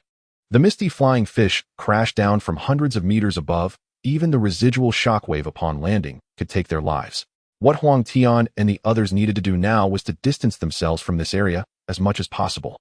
Zhang Tianlong stayed at the front of the team, eliminating any mist creatures that appeared along their path to avoid hindering Huang Tian and the others' escape. Whoa! A deep, thunderous roar suddenly came from the high sky behind them. The misty flying fish let out a deafening cry. At that moment, the survivors hiding in the office building and its surroundings were filled with dread. They looked up at the enormous flying fish diving down towards their location, despair filling their hearts. What the hell is that monster? Is that even a fish? Its size is comparable to a skyscraper. Why is it charging towards us? Mom, I don't want to die yet. Whoa. Numerous survivors hiding in the buildings cried out in despair, knowing that in the next moment the giant fish would descend from the sky and crush them into red mush. Stop! At this critical moment, a resonant voice suddenly rang out. Instantly, the giant fish that had been diving down from the mist halted abruptly. A figure suddenly appeared in front of the giant fish's head, blocking its charge. In an instant, all sounds fell silent. The survivors who were about to be crushed stopped their cries, and even the enforcers of the second team, who were rushing to flee, halted their steps. Zhang Tianlong at the forefront was somewhat astonished, turning to look back. As Zhang Tianlong gazed down at the giant fish's body, his heart trembled when he saw the figure bracing against its head. It's Senior Lin Juechen. Zhang Tianlong recognized the strongest enforcer from the SOD Southern District of Longhua, level 10 enforcer Lin Juechen. Zhang Tianlong's anxious heart gradually relaxed upon seeing the newcomer. The district actually sent Senior Lin Juechen for support. With a level 10 enforcer here to assist, Qingfeng City was saved. Noticing Zhang Tianlong's thoughtful expression, Huang Tian from the enforcer team stepped forward and inquired, "Zhang Lao, who is that?" "It's the strongest enforcer from our southern SOD district, Lin Juechen. The S-level peak flying fish monster should be no problem now." At that moment above the office building in the city center, the 100-meter giant fish in the mist slowly came to a stop just a dozen meters away from the building. It seemed as if something below was holding it back, not allowing it to advance even an inch. Beneath the diving head of the giant fish, a figure was quietly suspended there. Lin Juechen held the giant fish's descending head with one hand, the other hand resting behind his back. He appeared tall and imposing from behind. The survivors hiding in the corners of the city also focused their gaze on Lin Juechen, because he was their last hope. At that moment, Lin Juechen's expression was somewhat grave. In his perception, the energy fluctuations of the giant fish monster before him had reached the peak of SS level. Originally, the support team sent to Qingfeng City wasn't him, but rather 2 other level 9 enforcers. Today, he happened to have some free time, and upon noticing the appearance of an S-level extraordinary, he decided to join in. If he hadn't come along this time, the 2 level 9 enforcers sent by the district would likely not be able to deal with the extraordinary giant fish. Lin Juechen let out a low shout. In the next moment, he suddenly exerted force with his right hand that braced against the giant fish. The giant fish, which had been motionless in the air, began to move slowly. However, this time it was not diving down further, but rather flying backward. Boom! With Lin Juechen's continuous thrust, the misty giant fish's body began to gradually move away from the urban buildings. On the ground, whoosh, whoosh, whoosh, figures suddenly leaped out from the surrounding mist. Members of the SOD team clad in special uniforms appeared in this urban district. They were the support team that had followed Lin Juechen. Dozens of enforcers in unified uniforms armed with various powerful extraordinary weapons scanned their surroundings with confident expressions. Every enforcer radiated robust and powerful energy fluctuations. Upon seeing the insignia on these people's uniforms, Huang Tian and the other enforcers from Qingfeng City's second team were surprised. They are all at least level 6 enforcers. Looking at their surging energy fluctuations and the confident expressions on their faces, Huang Tian and the others felt a daze as if victory was assured. This is amazing. The district's support has arrived. We're saved. So many high-level enforcers, this is secured. Whoa. The members of the second team instantly lost control of their emotions, with some even bursting into tears of joy. Unless one had undergone their battles, they would not understand their feelings at this moment. All right, everyone, find a safe. Xiao Huang, come with me. At this time, Zhang Tianlong stepped forward and addressed the second team's enforcers. Taking Huang Tian along, Zhang Tianlong quickly headed towards the district enforcers. As the head of the Qingfeng City SOD branch, he needed to coordinate with the others. Meanwhile, Lin Juechen was battling the S-level peak misty flying fish stepping on the void. Upon closer inspection, one could see that beneath Lin Juechen's feet in the void there were patches of black material resembling his shadow. This was Lin Juechen's awakened ability, Shadow Demon. He could manipulate his own shadow as if using it as ground to stand on, allowing him to fly in midair. On the ground, Zhang Tianlong along with Huang Tian joined the support team sent by the district. Leading them were 2 level 9 enforcers who were originally the captain and vice-captain of this support team. However, they were later joined by Lin Juechen, who felt bored and decided to come along. Fortunately, Lin Juechen came along, otherwise relying solely on the 2 level 9 enforcers defeating that S-level peak giant fish in the sky would have been very challenging. Even if they could ultimately defeat it, Qingfeng City would undoubtedly be destroyed in the process. Upon seeing Zhang Tianlong approaching, 2 level 9 orderers stepped forward to engage in brief communication. Soon they finalized their plan, leaving 1 level 9 orderer and 10 level 6 orderers in the city center to carry out rescue operations. The remaining level 9 orderer led the rest of the support team to various locations in Qingfeng City, tasked with eliminating the open dimensional rifts. As for Zhang Tianlong and his group, they remained in the city center. Minutes later, a mournful wail echoed through the mist in the sky. The mist in the high sky churned violently, indicating that the battle was fierce. On the battlefield above, Lin Juechen activated his awakening ability, summoning shadow soldiers. These shadow soldiers varied in form, some humanoid and others monstrous. Lin Juechen's shadow demon ability possessed a formidable skill. It allowed him to refine the corpses of fallen extraordinary beings into his own shadow soldiers. Although Lin Juechen's capacity for shadow creation was significantly high, however, these refined shadow soldiers lacked self-awareness and intelligence. They also did not retain their former combat prowess. Essentially, they were left with only the physical strength they had in life and some basic combat skills. This could be considered a low-tier version of Su Bei's life and death control.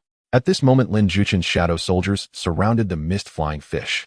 They attacked the mist-flying fish in the most primal manner, creating a scene reminiscent of ants devouring an elephant, leaving a stunning impression. After a few minutes, many small wounds appeared on the mist-flying fish.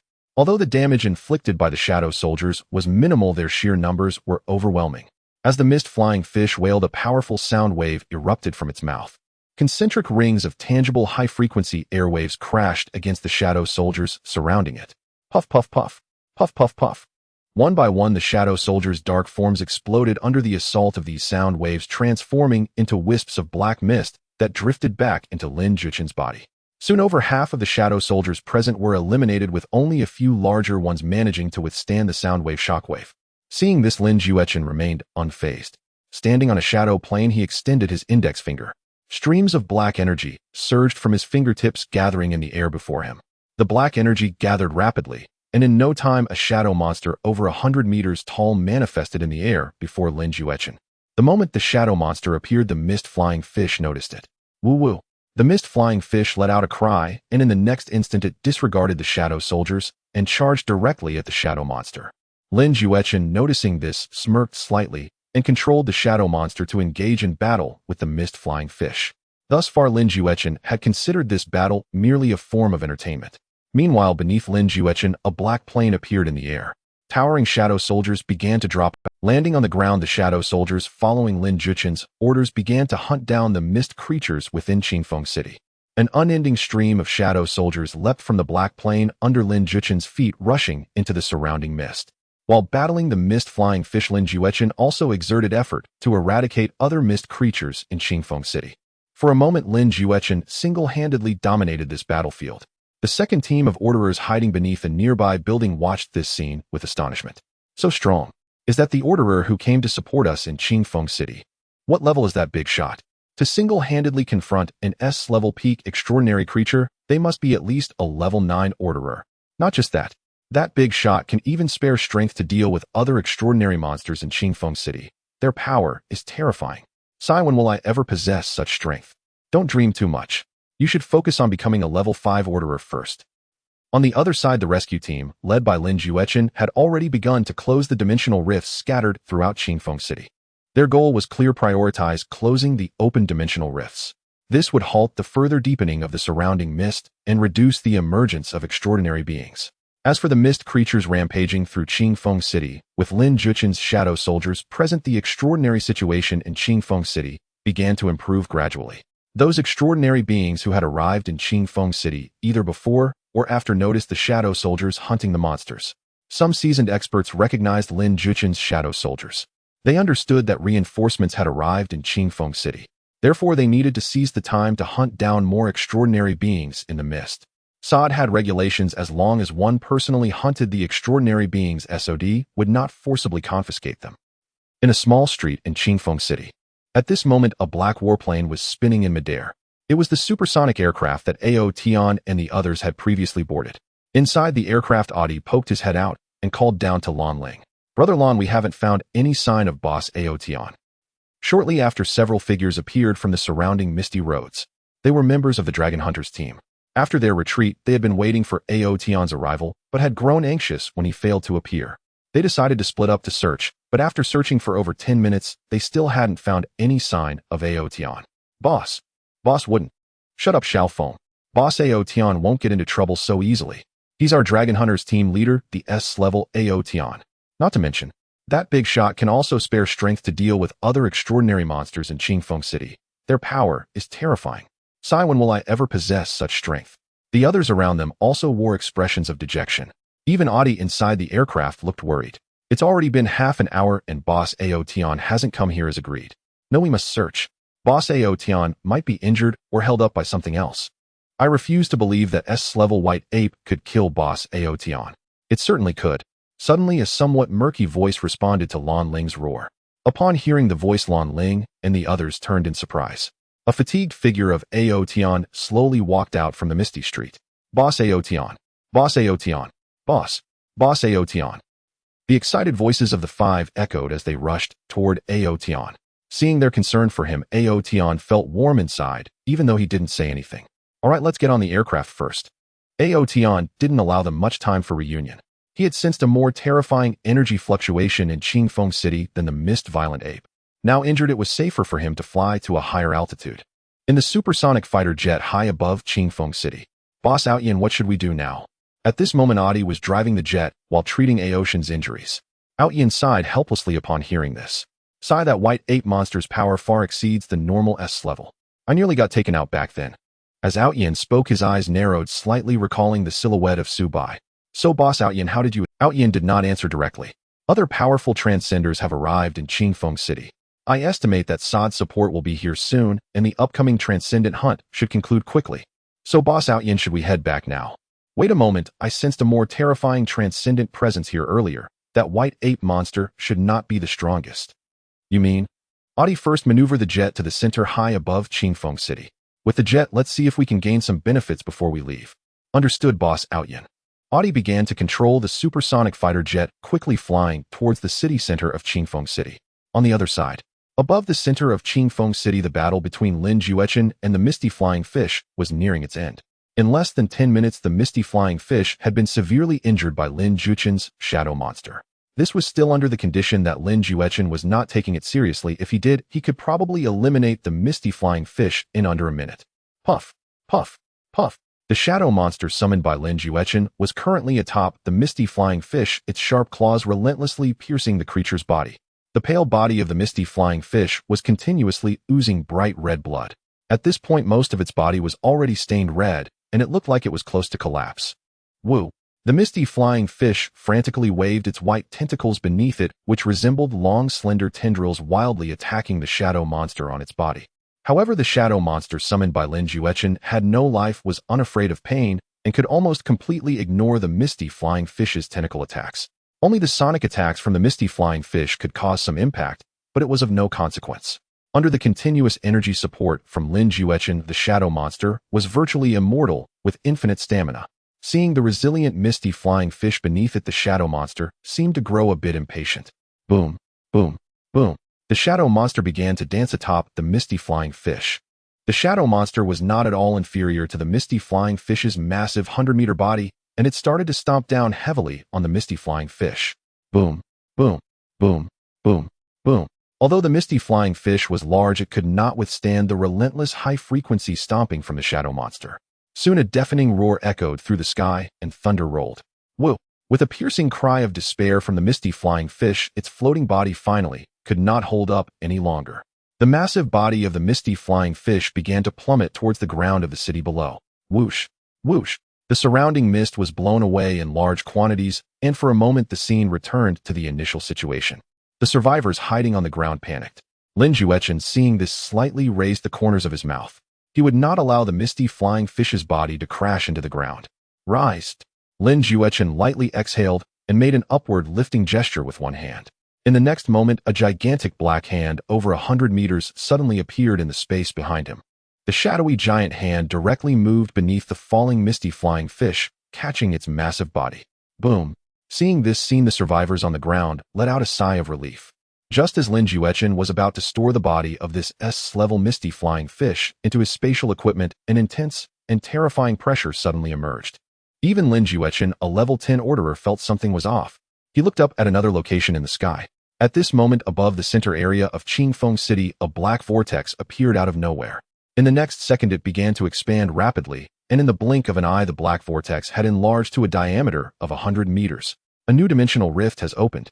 Not only Lin Juechen, but other survivors on the ground and orderers like Huang Tian felt their hearts tighten upon seeing the black vortex in the sky. Lin Juechen's eyes narrowed slightly, and in the next moment, he seemed to sense something. Suddenly, the shadow monster in the air began to fluctuate, and in the next instant, countless shining energy cyclones erupted from its body. Puff, puff, puff. The shadow monster let out a cry of despair, and the next second, its body was chopped into countless pieces by these terrifying cutting cyclones, with the fragments flowing into Lin Juechen's body as wisps of black gas. At that moment, in the space where the shadow monster had just floated, a figure in gray-purple battle armor quietly hovered there. When Lin Juechen saw this figure, his pupils suddenly constricted. When did she appear? Human, your strength is impressive. Suddenly, a melodious voice with a magnetic tone echoed. The voice was chilling to the bone, authoritative and inviolable, as if it belonged to a high and mighty being. Lin Juechen was astonished. The voice directly entered his mind through spiritual power. Wasn't it said that the transcenders in Qingfeng City were only S-level? This situation is a bit troublesome. Lin Juechen's expression gradually became serious as he looked towards the figure of the Pandora derivative number 4. The energy fluctuations from the other party's presence felt merely S-level in his perception, not a cause for concern.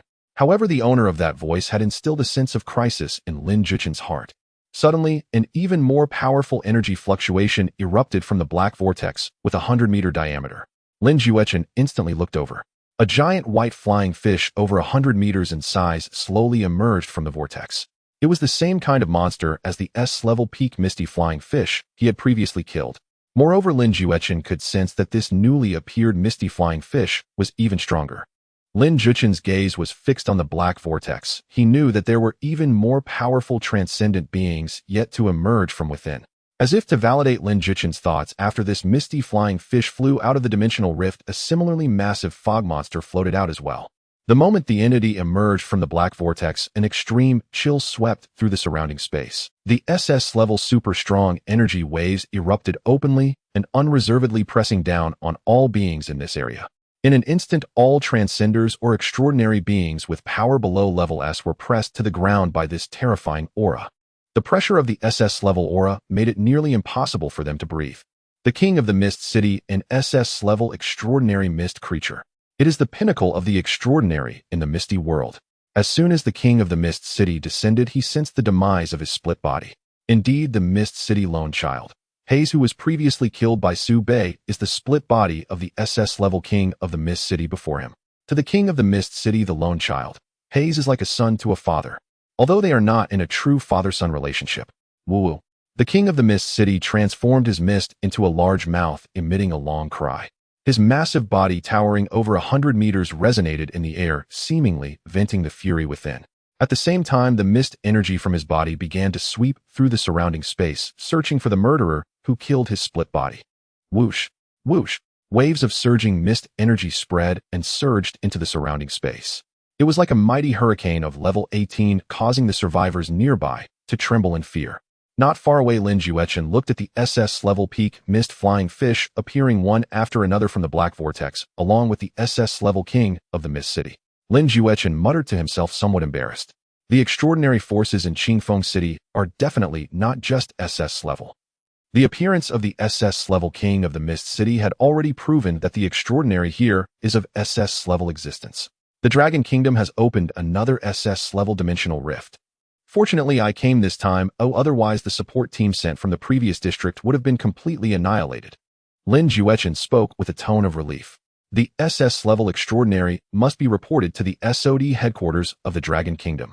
Thinking of this, Lin Juchen immediately communicated with an orderer on the ground below, instructing them to send a message to report the anomaly that had appeared here back to the southern district. Lin Juchen's gaze turned toward the King of the Mist City. The King of the Mist City and the lone child, Haze, bore some resemblance, both composed of a murky mist. However, compared to the size of the lone child, Haze, the King of the Mist City, stood at over 100 meters tall. The aura alone was completely incomparable. Yet at this moment, there was no trace of fear in Lin Juchen's gaze toward the King of the Mist City. As the strongest orderer of the southern SOD of the Dragon Kingdom, that title was not given lightly. Lin Juchen looked at the King of the Mist City and spoke with a somewhat relaxed tone. It's been a long time since I've hunted an SS-level extraordinary. On the other side, after Zhang Tianlong sent a message to Su Bai hurried at full speed towards the city center. At this moment, Su Bai was sprinting at high speed on the mist-covered road.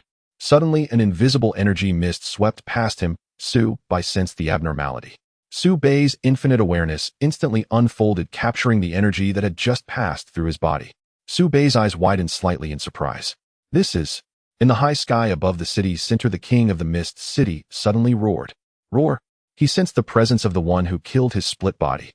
Then the King of the Mist City in the high sky began to twist and float, with fog billowing around him like a natural disaster. In the next second, he dashed at high speed towards Su Bai. What's going on? Lin Juchen in the high sky watched this scene, unable to contain his confusion. Speaking of which, it seems that guy has been searching for something since he appeared. No, we cannot allow him to act recklessly in Qingfeng City. Lin Juchen spoke with determination. An SS-level extraordinary could unleash devastating attacks with just a casual strike. If the King of the Mist City were allowed to rampage in Qingfeng City, it would be a catastrophic disaster for the survivors hiding within the city. At this moment, Lin Juchen naturally did not know that the King of the Mist City was seeking revenge on Su. Meanwhile, within the gigantic 100-meter dimensional rift, a figure clad in dark purple battle armor stood atop a flying mist creature. Pandora watched as the king of the Mist City did not act according to the previous plan, feeling somewhat annoyed. However, the king of the Mist City is an SS-level extraordinary being and is also the second strongest in their misty dimensional world. Even Pandora could not directly command him. With a soft sigh, Pandora said, "This guy. Forget it, let him go kill that powerful extraordinary human for now." Just as Lin Juechen prepared to pursue the departing king of the Mist City, suddenly another terrifying energy aura surged from the black vortex. The powerful energy fluctuations transformed into tangible, terrifying pressure spilling out from the black vortex. Holy cow! A level 6 orderer who was just about to rise from the ground was directly crushed by the pressure of Pandora's arrival. Bang! His face slammed hard against the ground. In the high sky, Lin Juechen also showed a surprised expression as he looked toward the direction of the black vortex. From the enormous dimensional rift with a diameter of 100 meters, a giant flat flying fish monster measuring over 10 meters slowly emerged. Lin Juechen could sense that the energy fluctuations from it were only its level. However, the terrifying aura that shocked him came from the back of this level mist flying fish. The dark purple exquisite battle armor with its sleek and perfect design tightly fit Pandora's body. Unlike her derivative body, Pandora's ethereal battle armor did not completely wrap her form. The cool dark purple armor merely covered a large portion of Pandora's body, leaving parts of her legs, arms, and slender waist completely exposed.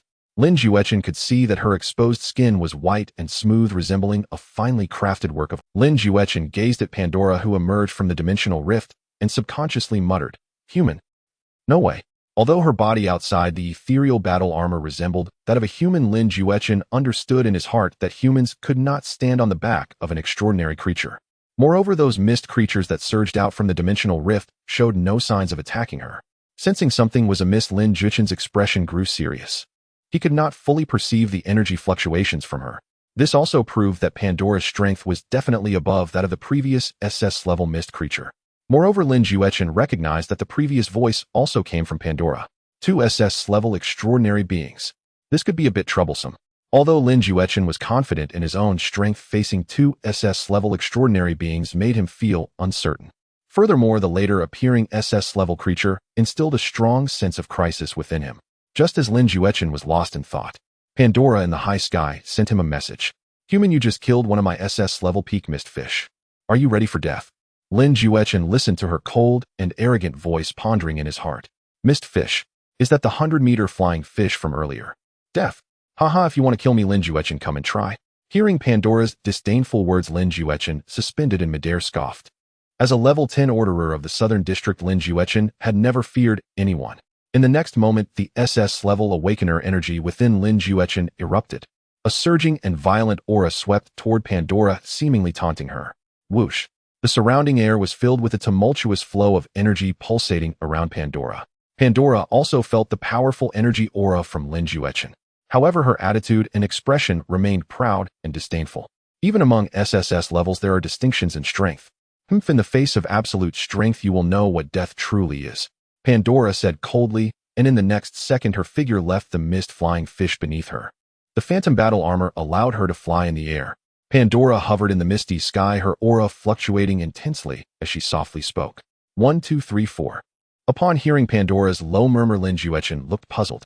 In the next moment, Lin Juechen saw the figure of the battle armor that had stealthily killed the shadow monster quickly flying to the air behind Pandora. At the same time, 5 more purple figures in battle armor appeared out of nowhere behind Pandora. Each of these 6 battle armors radiated a powerful SS-level energy wave. Among them, 3 battle armors had energy fluctuations reaching the peak of SSS level. A hint of turmoil finally appeared on Lin Juechen's calm face. Of course, he was not afraid of Pandora's derivatives. It was just that the gap in combat power between the two sides had suddenly widened, excluding the SS-level King of Mist, who had already left. Currently, there was still 1 peak SS-level mist flying fish in the high sky, along with 6 SS-level Pandora derivatives and the strongest Pandora. Lin Juechen could only produce a maximum of 3 SS-level shadow monsters. With the 2 level 9 orderers from their support team, there were a total of 5 SS-level combat forces. If it came to fighting, the opponent's SS-level combat power would far exceed their own, and an SS-level extraordinary combat force could easily slaughter the remaining orderers and survivors. Lin Juechen frowned slightly, pondering countermeasures. Just as he was feeling a bit anxious, suddenly a fighter jet burst out from the misty sky. It was the Dragon Hunt team's supersonic fighter jet. "Lin, need help." A deep voice came from within the jet. It was Ao Tian. Lin Juechen turned to look at the approaching fighter jet a bit surprised. As a level 10 orderer of the Southern District, although he was well known, very few extraordinary beings recognized him, and they were mostly from within the SOD. Lin Juechen looked at the side door of the jet with a surprised expression. Seeing Ao Tian's smiling face, Lin Juechen instantly recognized him as the captain of the SS-level Extraordinary Hunting Team Dragon Hunt. You are the captain of the SS-level Dragon Hunt Team, Ao Tian. Haha Lin, it's an honor that you still... Hearing Ao Tian's calm voice, Lin Juechen felt a surge of joy in his heart. He was aware of the SS-level Dragon Hunt Team, with 7 members, including Captain Ao Tian. There were 3 SS-level extraordinary beings, and the remaining 4 also had strong S-level power. However, Lin Juechen subtly noticed that there were only 6 people in the jet, including the pilot Adi. In the next second, Lin Juechen understood something, and a trace of unusual color flashed in his eyes. Did someone fall during the hunt? Of course, Lin Juechen would not be foolish enough to ask directly. Captain Ao, please lend me a hand. After this extraordinary battle is resolved, I will definitely apply to the district for a reward for you Dragon Hunt Team. And all the extraordinary creatures you Dragon Hunt Team kill in this battle will belong to you. Upon hearing Lin Juechen's invitation, Ao Tian agreed without a second thought. Rest assured, Lin, our Dragon Hunt Team will fully assist you in this SOD battle. Ao Tian's willingness to help Lin Juechen was not only for the reward and the bodies of extraordinary creatures he mentioned, but also to eliminate these damned mist extraordinary beings avenging his previous team members. Without further ado, Ao Tian turned to his team and said, Lan Ling Rong Xin, let's go. After Addis Greenwave treatment during this time, Ao Tian and the others had mostly recovered from their injuries sustained while fighting the mist violent ape. As Ao Tian spoke, the 3 figures leaped off the fighter jet. Instantly, the combat power on Lin Juechen's side increased by 3 SS-level extraordinary beings. The previous gap in combat power was bridged at that moment. Lin Juechen's previously anxious emotions instantly relaxed. With this, we no longer have to worry about the casualties of other personnel. As Lin Juechen spoke, black shadow demon energy surged out rapidly, converging in front of him to create 300 turtle shadow monsters. The previous shadow monster was killed in one strike by Pandora's derivative No. 6. That was because the shadow monster had already consumed a lot of energy fighting the mist-flying fish. Moreover, it was ambushed and killed by Pandora's derivative No. 6. A 100-meter shadow monster in peak condition is quite strong. With 300-meter black monsters plus the 2 level 9 orderers who had returned and the 3 newly arrived Ao Tian. Now Lin Juechen's side boasted 1 more SS-level combat force than the opponents. The situation suddenly turned upside down. The extraordinary beings and survivors hiding on the ground all nervously watched everything in the high sky, because the upcoming battle concerned their lives or deaths. Facing the hovering Pandora, she remained unwavering in her confidence. Her voice was cold and disdainful. No matter how many reinforcements you bring, it will be of no use. Hearing the disdainful reply, Lin Juechen retorted with equal contempt. If I can talk big too. Upon hearing Lin Juechen's response, Pandora's expression turned cold. She did not continue her conversation with Lin Juechen. In the next moment, Pandora ordered the 6 derivatives behind her and the peak SS-level mist-flying fish. Eliminate them all. Yes, the 6 Pandora derivatives responded in unison. Including the peak SS-level mist-flying fish, 7 top existences from the mist world began charging toward Lin Juechen and the others. Pandora looked at Lin Juechen and the others with disdain. In fact, there were still many top mist species in her mist world.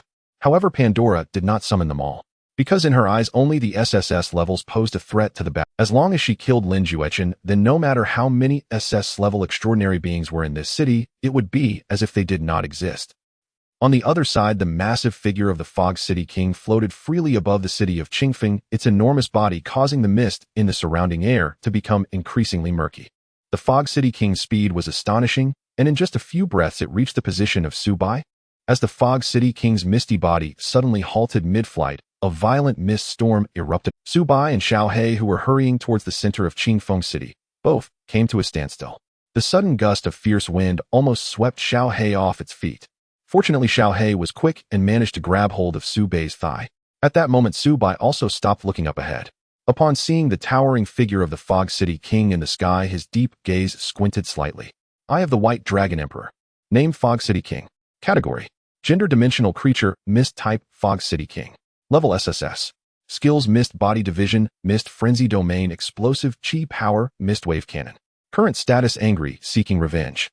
As Su-bai utilized the eye of the White Dragon Emperor to investigate the suddenly appeared Fog City King, the system's voice echoed in his mind. Host, this Fog City King seems to be the main body of that Fog City Wraith Haze you previously defeated. It seems the main entity has crossed through dimensional rifts to seek revenge for its split body. The system's voice carried a hint of glee, leaving Su-bai speechless. I'm not an idiot. The data provided by the eye of the White Dragon Emperor is so clear, of course I can see that. Ignoring the system further, Su-bai focused intently on the Fog City King hovering in the air before him. Its massive form was obscured by the surrounding mist, making it hard to see its entirety. However, with the eye of the White Dragon Emperor, Su-bai could easily pierce through the mist above to see its true form. A gigantic mass of mist over 100 meters tall with a murky grayish-white hue. Surrounding the Fog City King were large amounts of this misty energy. Its indistinct facial features showed a humanoid shape in the upper body, while its lower half was draped in a robe made of mist. From Su-bai's perspective, the Fog City King resembled a reaper of mist emerging from a doomsday world to harvest lives. It was as if it was missing only a scythe slung over its shoulder. The mist energy within the Fog City King was not much different from that of the previous Fog City Wraith Haze. However, feeling the SS-level energy fluctuations emanating from its body, a smirk appeared on Su-bai's lips. It seems I need to get serious this time. Faced with the formidable SS-level extraordinary creature, Su-bai dared not be careless. He gently moved Xiaohei away from his thigh. Xiaohei, find a safe place to hide, preferably far from here. Meowed. Upon seeing the serious expression on Su-bai's face, Xiaohei understood the enemy's strength. Without hesitation, it dashed towards the misty structures behind. After Xiaohei departed, Su-bai fixed his gaze back towards the Fog City King in the sky. In the next moment, Su-bai slightly bent his knees, lowering his center of gravity, and shouted with a roar. Dragon transformation. Instantly, the muscles in Su-bai's legs bulged explosively, a white substance rapidly growing and expanding, tearing his pants apart. As the transformation of his legs completed, Su-bai arched his arms again. Bang, bang, bang. The sound of muscles and bones cracking echoed as his arms morphed into gigantic white dragon claws. Simultaneously, Su-bai's body began to undergo transformation as well. This was the first time since leaving the cage that he entered the state of dragon transformation. Hoo. Su-bai's body began to rise inch by inch, with the white substance expanding on him and white dragon scales gradually appearing on his chest. Next came the transformation of Su-bai's head. However, compared to the dramatic changes in his body, the transformation of his head was not as pronounced. After the transformation, some of Su-bai's human features were still discernible in his head. In the blink of an eye, Su-bai's dragon transformation had made him reach a height of around 5 meters. At this moment, Su-bai had entered the complete transformed state of the extreme evil white dragon. A domineering white dragon body combined with Su-bai's explosive appearance. At this point, Su-bai had fully departed from the realm of humanity, truly deserving the title of a monster. With a sudden burst of power, his feet exploded the ground beneath him. Su-bai looked up at the Fog City King in the sky, unleashing a dragon's roar. Roar! The surging energy fluctuations erupted into a white, tangible wave from Su-bai's body. In that moment, Su-bai completely revealed the power of his SS-level extreme white dragon. The ground around him continued to shatter and explode under his feet.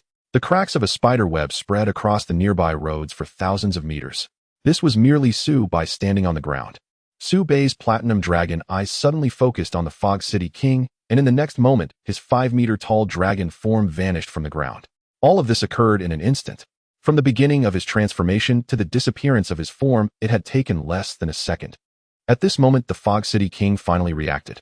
The creature that had killed his split body was actually of the same SSS level as he. Woo! However, the Fog City King was not shocked for long. After all, he too was SSS level and one of the strongest beings in the Mist world. Even if Su-bai was also SSS level today, he would definitely kill Su-bai to vent his anger. Woo! The Fog City King let out another long roar. At the same time, Su-bai's white dragon body had already appeared above him.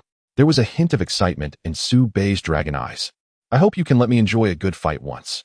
Su-bai slightly tilted his body in the air, and a terrifying white light began to gather in his right dragon claw. In a flash, Su-bai's dragon claw cannon was almost instantaneously fired. The massive wave of white energy crashed into the Fog City King's misty body. With a thunderous roar, a violent explosion occurred. Blinding white light erupted, transforming the high sky into a white world. In the next moment, as the white world dissipated, a menacing claw formed from the Fog City King's misty body suddenly emerged. It lunged fiercely at Su-bai's position in the sky like a venomous snake launching a surprise attack. Upon seeing the attack from the king of the Fog City, Su Bei's lips curled into a confident smile. In the next 0.1 seconds, Su Bei's figure instantly shifted to the side. The foggy claw of the king of the Fog City passed through less than a centimeter in front of Su Bei. The monstrous hand formed from the fog-twisted direction, suddenly launching another attack towards Su Bei's position below. Su Bei sidestepped again, dodging the attack of the foggy claw. The king of the Fog City felt a twinge of anger at the two failed attempts. With a roar, the king of the Fog City turned towards Su Bei. In the next moment, twisted and grotesque monster arms emerged from his foggy body, racing towards Su Bei's position. They surged forth like the king of the Fog City's tentacles, with over a dozen misty tentacles striking towards Su Bei. Seeing this, Su Bei chose not to evade any longer. Su Bei stabilized his form in the air and faced the incoming monster tentacles charging directly at them. He intended to confront the king of the Fog City's misty tentacles heat. He manifested his transformed white dragon claws, and in the next moment, bang bang bang, puff puff puff, Su Bei's figure transformed into a flash of white lightning weaving between the massive tentacles of the king of the Fog City. Every second, Su Bei's white dragon claws clashed with the misty tentacles of the king of the Fog City. The collisions echoed with explosive sounds and the sound of objects being pierced. In midair, fragments of tentacle remains began to fall. These were the misty tentacles severed by Su Bei's white dragon claws. Before hitting the ground, they transformed into wisps of mist-like energy, surging back into the body of the king of the Fog City. Suddenly, Su Bei leaped out from the thick fog high above, and in the next second his 5-meter-tall, transformed body landed on the ground. Crash! The ground beneath him shattered like a mirror, spiderweb-like cracks spreading wildly. Su Bei had no time to concern himself with such trivial details. He looked at the king of the Fog City in front of him. At this moment, the king of the Fog City appeared somewhat enraged, his murky face twisted in a grotesque expression. All the misty tentacles that had transformed from his body had been severed by Su Bei. Now only the bases of the misty tentacles remained on the body of the king of the Fog City. It looked as if it had been completely chopped off. With a howl, the king of the Fog City turned his gaze to Su Bei on the ground, roaring in anger. In the next moment, the surrounding mist began to surge, and an invisible whirlwind arose. Su Bei, possessing the eye of the White Dragon Emperor, instantly perceived the anomalies around him. Is he about to unleash his domain ability? Su Bei's eyes narrowed with caution. SS-level extraordinary domains were certainly worth his attention. As the surrounding mist thickened, Su Bei felt as if the fog was going to fill the entire space. If viewed from a distance in the sky, at this moment the area where Su Bei stood was completely enveloped in mist, transforming into a gray-brown hemispherical shape. Su Bei had no intention of fleeing from the king of the Fog City's fog domain. For to kill him, one must approach this domain. Even though the surrounding space was filled with this peculiar mist-like energy, Su Bei's golden eyes could still penetrate everything. In the murky mist ahead, the figure of the king of the Fog City floated in midair. From his massive misty body, a constant flow of misty energy surged forth, to continuously expand and fill his fog domain. In the next second, Su Bei sensed energy fluctuations appearing in the surrounding misty space. In an instant, two sharp spears formed from the mist in the air. The next moment, they shot towards Su Bei's position. At the same time, more misty spears began to materialize around Su Bei. With narrowed eyes, Su Bei's transformed white dragon claws swept left and right. Bang bang. The two misty spears were instantly shattered by the formidable strength of the white dragon claws, dissipating into murky mist, reintegrating into the surrounding misty domain. Seeing this scene, Su Bei raised an eyebrow. He sensed a hint of trouble within the king of the Fog City's domain. Continuously attacking like this, he wondered how long it would take. Su Bei's gaze sharpened as he looked at the body of the king of the Fog City. Without hesitation, he charged directly toward the location of the opponent's main body. Countless attacks formed from the surrounding mist, all bombarded Su Bei. However, they were all blocked by Su Bei's white dragon claws. Su Bei moved tirelessly, almost instantaneously arriving at the ground before the king of the Fog City. In the next moment, Su Bei pushed off the ground, his powerful leap propelling him into the sky towards the king of the Fog City. Roar! Su Bei's speed was too fast for the king of the Fog City to respond. In the next second, Su Bei's 5-meter-tall dragon-human form pounced onto the king of the Fog City. Su Bei spread one of his white dragon claws, terrifying white energy rapidly gathering upon it. White Dragon Wave Cannon. As the energy on Su Bei's dragon claw reached its peak, he slammed the claw onto the misty body of the king of the Fog City. Bang! Boom boom! The terrifying force drove the white dragon claw deep into the misty body of the king of the Fog City. In the next instant, the white dragon wave cannon erupted explosively. Boom boom! Bang! A violent energy explosion erupted at the point of Su Bei's attack, sending his figure flying backwards into the high sky with the force of the impact. A white light illuminated a portion of the king of the Fog City's body. Simultaneously, a pained roar emanated from him. Roar! In the next second, Su Bei landed back on the ground. As the light from Su Bei's white dragon wave cannon faded in the sky, the area where the king of the Fog City had been struck was revealed. A massive, several-meter-wide, gaping wound appeared on the body of the king of the Fog City. It was the damage Su Bei had just inflicted. At the sight of the foggy Bodis injury, murky mist energy was continuously swirling, attempting to repair it. Roar! The king of the Fog City's cry was piercing, and from his misty body, two massive misty arms materialized. The king of the Fog City curved his arms, making an exceptionally furious gesture towards Su Bei on the ground. Clearly, Su Bei's attack had thoroughly enraged the king of the Fog City. Su Bei faced the king of the Fog City's impressive roar with indifference. Not that strong, but quite loud. Su Bei's lips curled into a mocking smile as he bent forward, adopting a sprinting stance. The massive misty hand conjured by the king of the Fog City in the sky came crashing down towards Su Bei on the ground. At the same time, the ground beneath Su Bei shattered, and just before the debris and dust could fly, Su Bei's figure had already shot towards the king of the Fog City's position. A second later, the air around erupted with the sound of Su Bei's impact. Boom! In the next moment, Su Bei's figure suddenly appeared before the head of the king of the Fog City. A violent gust of air erupted from the trajectory of Su Bei's movement. The surrounding fog and air churned violently, resembling the turbulent undercurrents of a raging river. Observing Su Bei rushing towards him, the king of the Fog City felt a stir of fear in his heart. In the next moment, Su Bei's dragon claws struck towards the king of the Fog City's face. White Dragon Claw Strike. Almost instantly, Su Bei unleashed a two-hit combo. Two sharp and powerful white energy blades struck the colossal face of the king of the Fog City, penetrating deep within and causing an explosion of energy. Ugh! The king of the Fog City let out a cry of pain, deep gashes appearing on his face. The fog at the wound surged rapidly, beginning to heal. Whoosh! In the next second, the murky mist within the body of the king of the Fog City began to stir. As the mist within him churned and compressed, his body started to gradually shrink. Su Bei looked on in surprise at the scene unfolding before him. Moments later, the king of the Fog City's misty form had been compressed to a size of 10 meters. Simultaneously, a wave of even more terrifying energy fluctuations erupted from the now 10-meter-tall king of the Fog City. He had become stronger.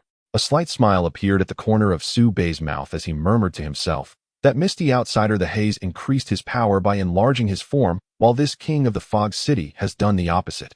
Interesting. Su Bei gazed at the newly transformed king of the Fog City. The body that was once composed of mist had now become fully tangible.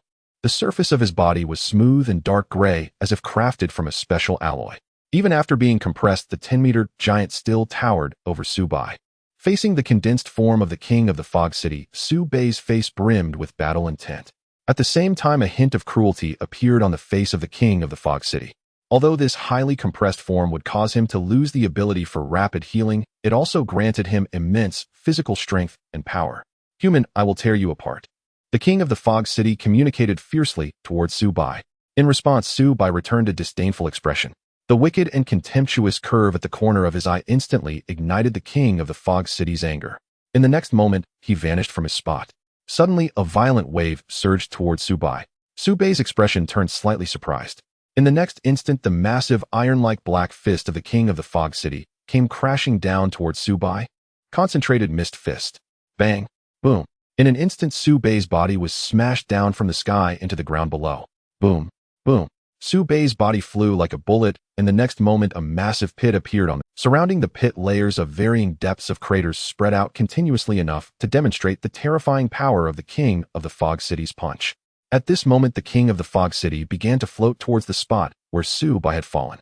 Although his body structure had completely transformed into a tangible form, the king of the Fog City could still manipulate the surrounding mist, allowing him to float and fly. His figure hovered over the massive pit created by Su Bei. Sensing the powerful energy fluctuations beneath the ground, the king of the Fog City knew that Su Bei would not be so easily defeated by a single punch. Rumble! Whooshed! In the next second, the pit in the ground trembled. A white figure burst forth from below, shooting towards the airborne king of the Fog City. White Dragon Claw Strike. Su Bei's dragon claw attacked in an instant. The king of the Fog City in the air barely had time to react, awkwardly crossing his arms in front of himself. Crash! In the next moment, the body of the king of the fog city was sent flying backward, crashing into a building in the city behind him. The sound of the crash echoed as dust and debris rose, completely engulfing the figure of the king of the fog city. Subai descended to the ground, slightly twisting his neck. That punch just now had quite the power. As he spoke, Su Bei's mouth split open, revealing a row of savage fangs, each sharp dragon tooth glinting menacingly. His pupils began to glow with increasing excitement. It has been a long time since I've experienced such a battle. In the distance from the ruins of the buildings, the towering figure of the king of the fog city emerged. In the next moment, a white figure suddenly burst forth from the sky, colliding directly with the body of the king of the fog city. Crash! The black and white figures instantly crashed into the ruins of the buildings behind them. Boom! Boom! Subai began to engage in the most straightforward and brutal battle with the king of the fog city. Both fighters exchanged punches. Although Su Bei's white dragon claw was slightly smaller than the king of the fog city's fist, the explosive power it unleashed was by no means inferior. Bang! Bang! Bang! Boom! Boom! Boom! Each exchange of blows produced a violent sound, as if they were operating a pile driver. In less than 10 seconds, they had exchanged hundreds of blows. Boom! After the final punch, Su Bei swiftly jumped back, creating distance from the king of the fog city. Seeing this, the king of the fog city did not pursue, but instead stood still, breathing heavily. It seemed that the recent battle had taken a significant toll on him. In contrast, Su Bei looked at the king of the fog city with an expression of ease. As expected of an SS-level extraordinary being, you can actually match my strength. Hearing Su Bei's praise, the king of the fog city grew somewhat displeased. Despite being of the same SSS level, Su Bei seemed to engage him with an air of superiority, which irked the king of the fog city. In the next second, the right arm of the king of the fog city began to change. The compressed black mist began to flow like liquid. Quickly, a massive black drill-like form took shape on the fist of the king of the fog city. Concentrated mist drilling fist. With a furious roar, the king of the fog city charged towards Su Bei. The mist swirling behind him propelled him forward, increasing his speed towards Su Bei. Boom! Boom! Boom! The ground trembled under the king of the fog city's ferocious charge, ripping apart the surface. Su Bei watched the king of the fog city's fierce attack, remaining still. Just as the drill-like fist of the king of the fog city was about to smash into Su Bei's head, Su Bei suddenly grinned, revealing a cruel expression as if he were gazing at prey. In the next moment, the muscle tissue on Su Bei's back began to swell, and in the blink of an eye, a fierce white dragon burst forth from his back, moving at incredible speed. It was Su Bei's ultimate anomaly, the white dragon. A massive white dragon over 30 meters long erupted from Su Bei's back. Roar! The excited white dragon let out a roar towards the sky, and in the next moment it charged towards the incoming king of the fog city. The white dragon opened its fierce jaws wide, and with overwhelming force bit down on the approaching king of Mist City. The white dragon viciously sank its teeth into the side of the king of Mist City's ribcage. Its formidable strength instantly sent the king soaring into the sky. In midair, the body of the white dragon extended from behind Su Bei, its jaws clamped onto the body of the king of Mist City. The illustrious SS-grade king of Mist City was easily held in the white dragon's jaws, resembling a prey being slaughtered. The king of Mist City let out a wretched scream, feeling the intense pain intensifying at the spot where the white dragon had bitten him. At the same time, the sudden appearance of the white dragon behind Su Bei shocked the king to his core. Damn it! What is this thing? The king of Mist City began to struggle violently in midair, attempting to escape the white dragon's grip. The surrounding mist was stirred by the king of Mist City's control. In an instant, sharp mist spears gathered in the air around the white dragon, all shooting towards it in the next moment. Bang, bang, bang. The mist spears struck the white dragon, sending a cloud of mist swirling around. Yet the white dragon did not budge an inch. The attack gathered by the king of Mist City could not even break through the white dragon's defenses. After all, the white dragon was Su Bei's ultimate anomaly. Shao bite! Su Bei gently called out from the ground. The latter seemed to understand Su Bei's intent. Hearing Su Bei's voice, the white dragon suddenly dove towards the ground. The body of the king of Mist City collided directly with the ground due to the white dragon's momentum. Boom, boom, boom. A deafening sound erupted, raising a cloud of dust in front of Su Bei. The white dragon slowly withdrew from the dust ahead, hovering beside Su Bei. It returned to Su Bei's side, affectionately rubbing its face against him. It had been a long time since the white dragon last appeared, following Su Bei's awakening of memory. At this moment, the white dragon looked at Su Bei with a hint of sulkiness, as if to say, "Why haven't you called me out?" Su Bei looked at his ultimate mutated form and smiled helplessly. "All right, let's first deal with the enemy in front of us." As he spoke, Su Bei glanced ahead. At that moment, the dust on the road dispersed, revealing the king of Mist City, who had been smashed into the ground. The king of Mist City stood up in a somewhat disheveled manner, a conspicuous bite wound visible on his side where the white dragon had just torn away a piece of its body. Subai looked at the horrifying bite mark and his eyelid twitched involuntarily. Xiaobai is still as brutal as ever. In the next moment, it seemed that Xiaobai heard Su Bei's thoughts as the white dragon's head came close to Su Bei's, meeting his gaze. The white dragon with its platinum-colored eyes gazed at Su Bai and let out a soft sound. Su Bai then remembered that Xiaobai could hear his thoughts. Because the two were fundamentally one entity, the white dragon could communicate with Su Bai telepathically. Naturally, Su Bei's thoughts would be heard by Xiaobai. Su Bai looked at the white dragon with a somewhat awkward expression. "Haha, Xiaobai, I was just joking. How could my adorable Xiaobai be brutal?" Su Bai forcefully explained to Xiaobai. In the end, Xiaobai believed Su Bai and did not dwell on what had just happened. After all, the one it was closest to was Su Bai. In response to Su Bei's words, Xiaobai would unconditionally trust him. The duo, one human and one dragon, began to focus forward. At this moment, the king of Mist City had steadied himself, but the gaping wound on his body made him look rather terrifying. In its condensed form, the king's ability to heal was greatly diminished, and such an injury was nearly impossible to recover from. Damn it! The king of Mist City secretly cursed. He looked at the white dragon hovering beside Su Bai with some trepidation.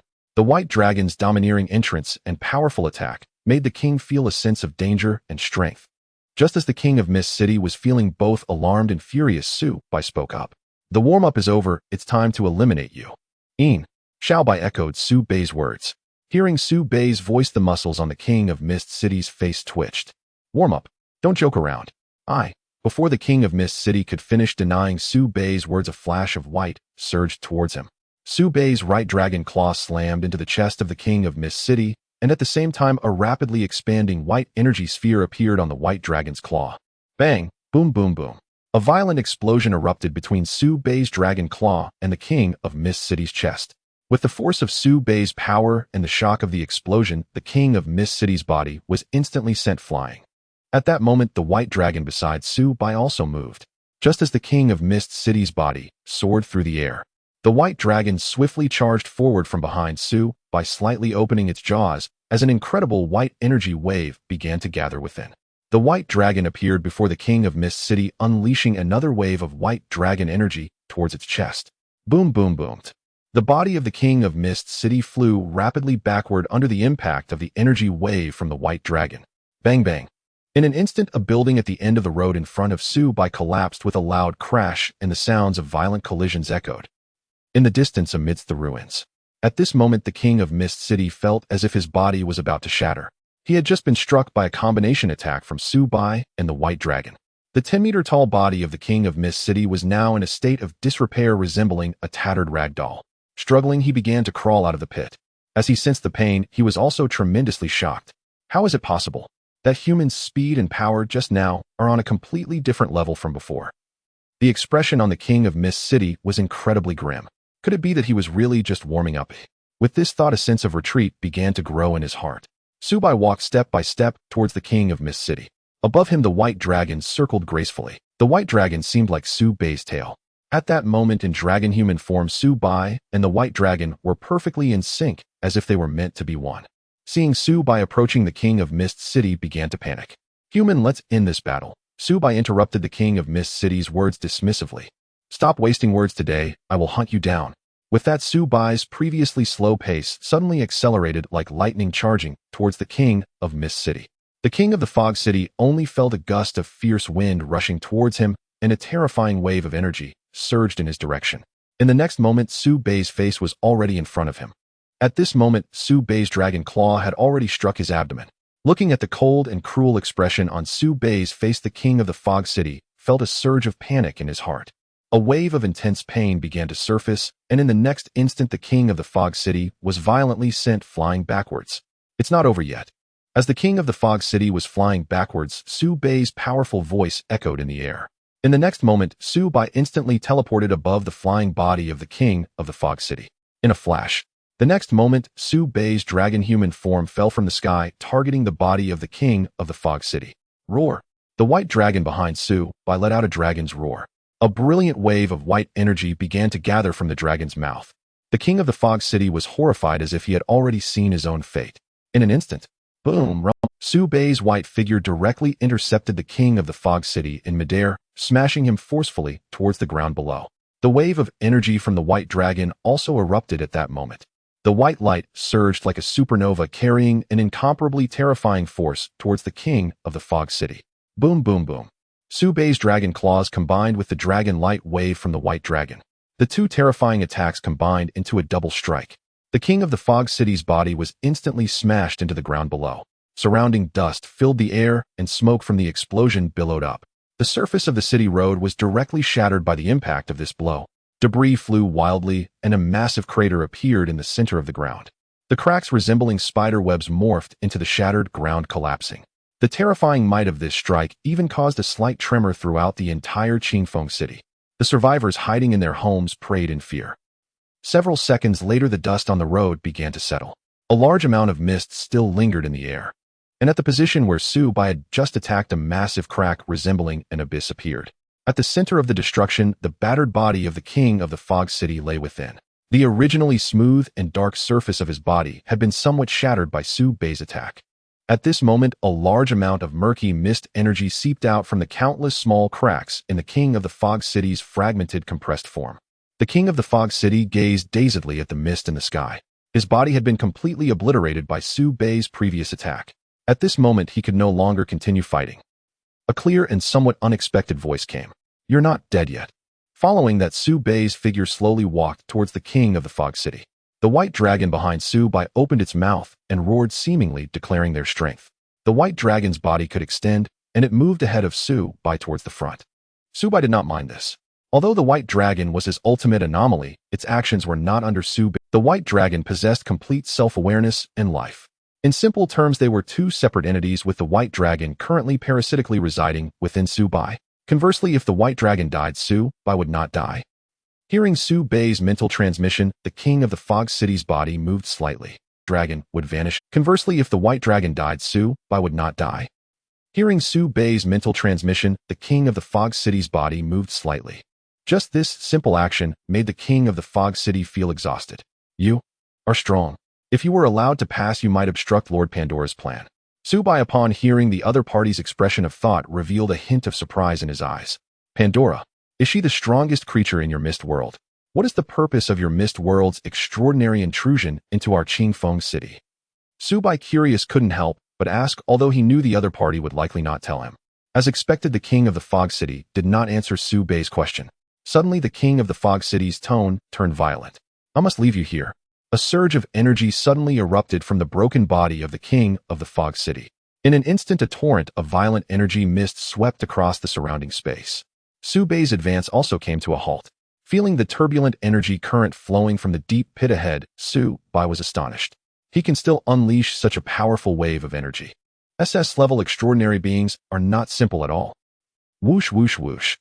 The violent wave of energy transformed into vast black mist, and the surrounding sky instantly took on a dense cloud-like appearance.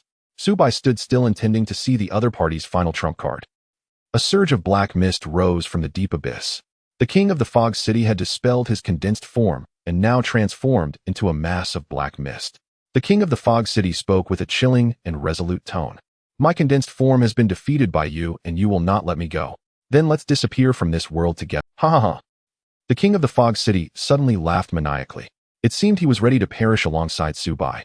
The mist domain that the king of the Fog City had previously released over thousands of meters was also completely retracted at this moment. With the king of the Fog City at the center, the surrounding space within 100 meters was plunged into darkness. Including Su Bei's figure, he was also completely engulfed.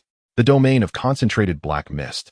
At this moment, the king of the Fog City had completely merged with the black mist, trapping Su Bei tightly within. Su Bei felt the black mist around him continuously squeezing him, astonished in his heart. This mist energy possesses a strong corrosive effect, and it seems to have an ability to devour him. However, while these black mist energies were consuming Su Bei's body, they were also gradually dissipating. It was as if water was dousing a fire. As the flames were extinguished, the water was also invisibly evaporating. The king of the Fog City's frenzied voice echoed in the midst of this black mist. "That's right, human, you cannot escape. I will use all my remaining energy to devour you in this darkness." Su Bei coldly replied upon hearing this. "This kind of attack is nothing less than a suicidal attack. If I can't kill you, I will still die. At the very least, I will not be killed so easily by you. Suddenly a smile spread across Su Bei's cold face. You seem to be mistaken. What I meant was that your kind of attack is nothing but a moth to a flame. This level of attack is far from enough. Hearing the disdainful tone in Su Bei's voice, the king of Mist City was first taken aback, followed by an overwhelming surge of anger from his heart. After all, they were both at the same level of SSS rank, and the king of Mist City was a powerful existence second only to Pandora in the Mist world. Being so contemptuously dismissed by Su Bei made it seem as if he was utterly weak. Human kill you? Su Bei felt the black mist in the surrounding space begin to stir. The mist energy that was slowly eroding his body became frenzied. A massive wave of mist energy surged towards Su Bei like a tidal wave from the depths of the ocean. In the realm of black fog, the mist churned restlessly. From an outsider's perspective, a black mist sphere with a diameter of 100 meters floated quietly in this street of Qingfeng City. Strange and deep black gases constantly surged on its surface, stirring about. It resembled a terrifying black hole from the abyss, causing one's heart to tremble with fear. At this moment, within the realm of black fog, Su Bei coated his body with energy. A faint platinum light enveloped Su Bei's dragon form. The white dragon behind him was no different. Su Bei squinted slightly, using the eye of the white dragon emperor to survey the surrounding darkness. Although this black mist energy cannot erode my body, remaining here indefinitely might mean I don't know how long it will take to completely drain the opponent's energy. Roar! The white dragon immediately gathered energy to unleash a dragon cannon towards the black mist ahead. However, the dragon cannon slowly disappeared into the surrounding realm of black mist amid the ongoing impact. Noticing this scene, Su Bei began to ponder deeply. The king of Mist City ceased communication with Su Bei, focusing entirely on controlling his realm of black fog. Even if he couldn't kill Su Bei, the king of Mist City aimed to exhaust Su Bei as much as possible. He believed that in time Pandora would help him take revenge. Meanwhile, in the central area of Qingfeng City, only a few minutes had passed since Pandora's arrival. However, it appeared as if it had been baptized by a nuclear weapon. Buildings in the surrounding city had collapsed, and the ground was riddled with craters. Smoke and flames from explosions filled the area, resembling the aftermath of a missile strike. Suddenly, a figure plummeted rapidly from the distant misty horizon. Boom! Lin Juechen crashed into the ground, creating a large crater beneath him. At this moment, Lin Juechen's expression was grim. Not far away in the sky, a graceful figure shrouded in dark purple began to emerge from the mist. It was Pandora. With a proud gaze, Pandora looked down at Lin Juechen, her cold feminine voice casually ringing out. Human, you are one of the more formidable SSS ranks I've encountered. Hearing Pandora's lofty assessment, Lin Juechen felt a hint of unwillingness in his heart, but had no retort. After just a few minutes of battling with her, he had already realized he was no match for Pandora. Lin Juechen silently pondered, why is this person so powerful? As a level 10 enforcer of the SOD Southern District, Lin Juechen's awakened strength was among the top tier of the SSS rank. Lin Juechen understood that there could be significant differences in combat strength among those of the same rank. However, he always believed himself to be at the pinnacle of SSS rank. It wasn't until today, meeting the absolute peak of the SSS rank, Pandora, that Lin Juechen realized that his SSS strength was insignificant in her eyes. Has Xiaobo already notified the headquarters? At this level of strength, the executors must be deployed. He wondered who among the executors remained in Longwo at this moment. I hope they can arrive quickly. Lin Juechen thought anxiously. Although Pandora still fell within the SSS rank range, her power had surpassed that of normal SSS beings. The executors were the most powerful special team formed by the SOD headquarters of Longwo, tasked with handling the most dangerous extraordinary threats both domestically and internationally. The executors consisted of 10 of the strongest awakened beings selected by the SOD headquarters, directly governed by Longwo SOD, specifically dealing with the most perilous extraordinary events. The strength and status of the executors far exceeded those of ordinary enforcers. They represented the highest combat power of the SOD in Longwo. Lin Juechen gazed at the dark purple silhouette in the sky before him. To kill Pandora, the executors must be mobilized. Torrential Demon Shadow. On the ground, Lin Juechen spread his arms wide. Instantly, an astonishing amount of terrifying black energy erupted from his body, flooding into the surrounding space. As the black energy surged from Lin Juechen's body, it began to meld and transform into terrifying shadow demons. Hiss! Roar! Hoo! Hiss! Amidst the torrents of black energy, numerous clawing shadow demons rushed forth. They charged towards Pandora in the sky. Instantly, the grayish-white mist was engulfed by Lin Juechen's army of shadow demons, transforming it into a pitch-black expanse. The scene was utterly horrifying. Survivors and extraordinary beings hiding farther away in the center of Qingfeng City were all shaken by this shocking sight. What is that thing? My God, what on earth happened over there in the city center? It's terrifying. It's over. Could today really be the apocalypse for Qingfeng City? Damn, wasn't it said that the extraordinary beings in Qingfeng City were only SS rank? Why does it look like the situation in the sky far exceeds the SS rank? Our team just arrived in Qingfeng City and haven't even started hunting yet.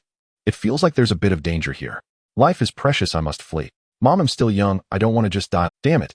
Since the apocalypse is coming, we might as well go all out. Lin Juchen's torrential demon shadow, due to its astonishing coverage and might.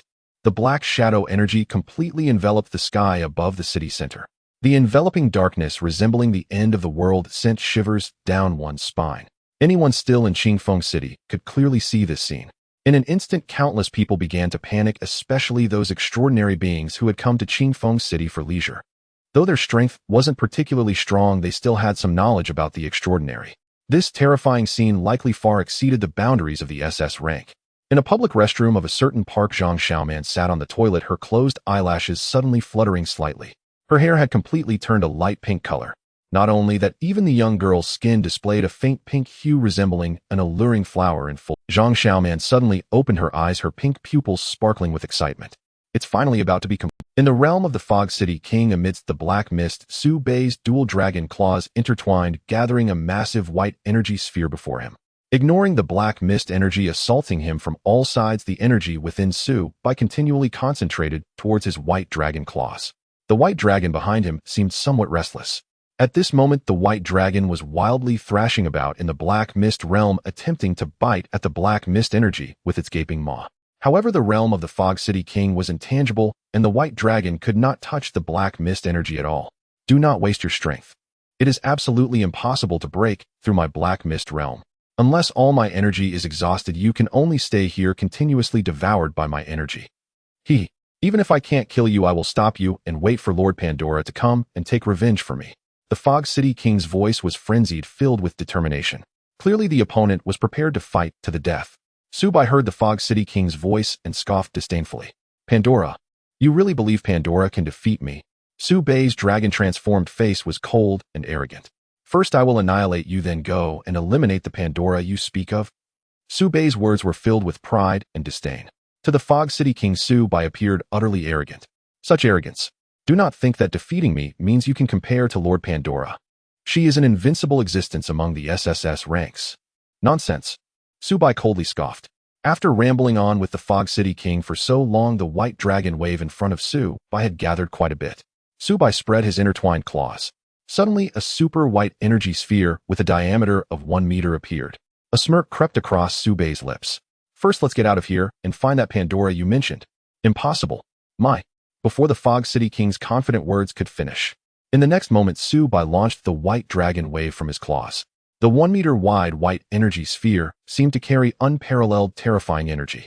In the next second, the white dragon wave plunged into the darkness ahead. Immediately after, the incredulous voice of the Fog City King rang out. This is impossible. In the next moment, a bright white light suddenly illuminated the black mist realm of the Fog City King. Following that, beams of blinding white light erupted from the black mist prison. The Fog City King's voice abruptly ceased, as if a television had lost power. Boom, boom, buzz. In the city block where the black mist realm was located, a dazzling white light shone. Immediately after, the sound of a violent explosion echoed.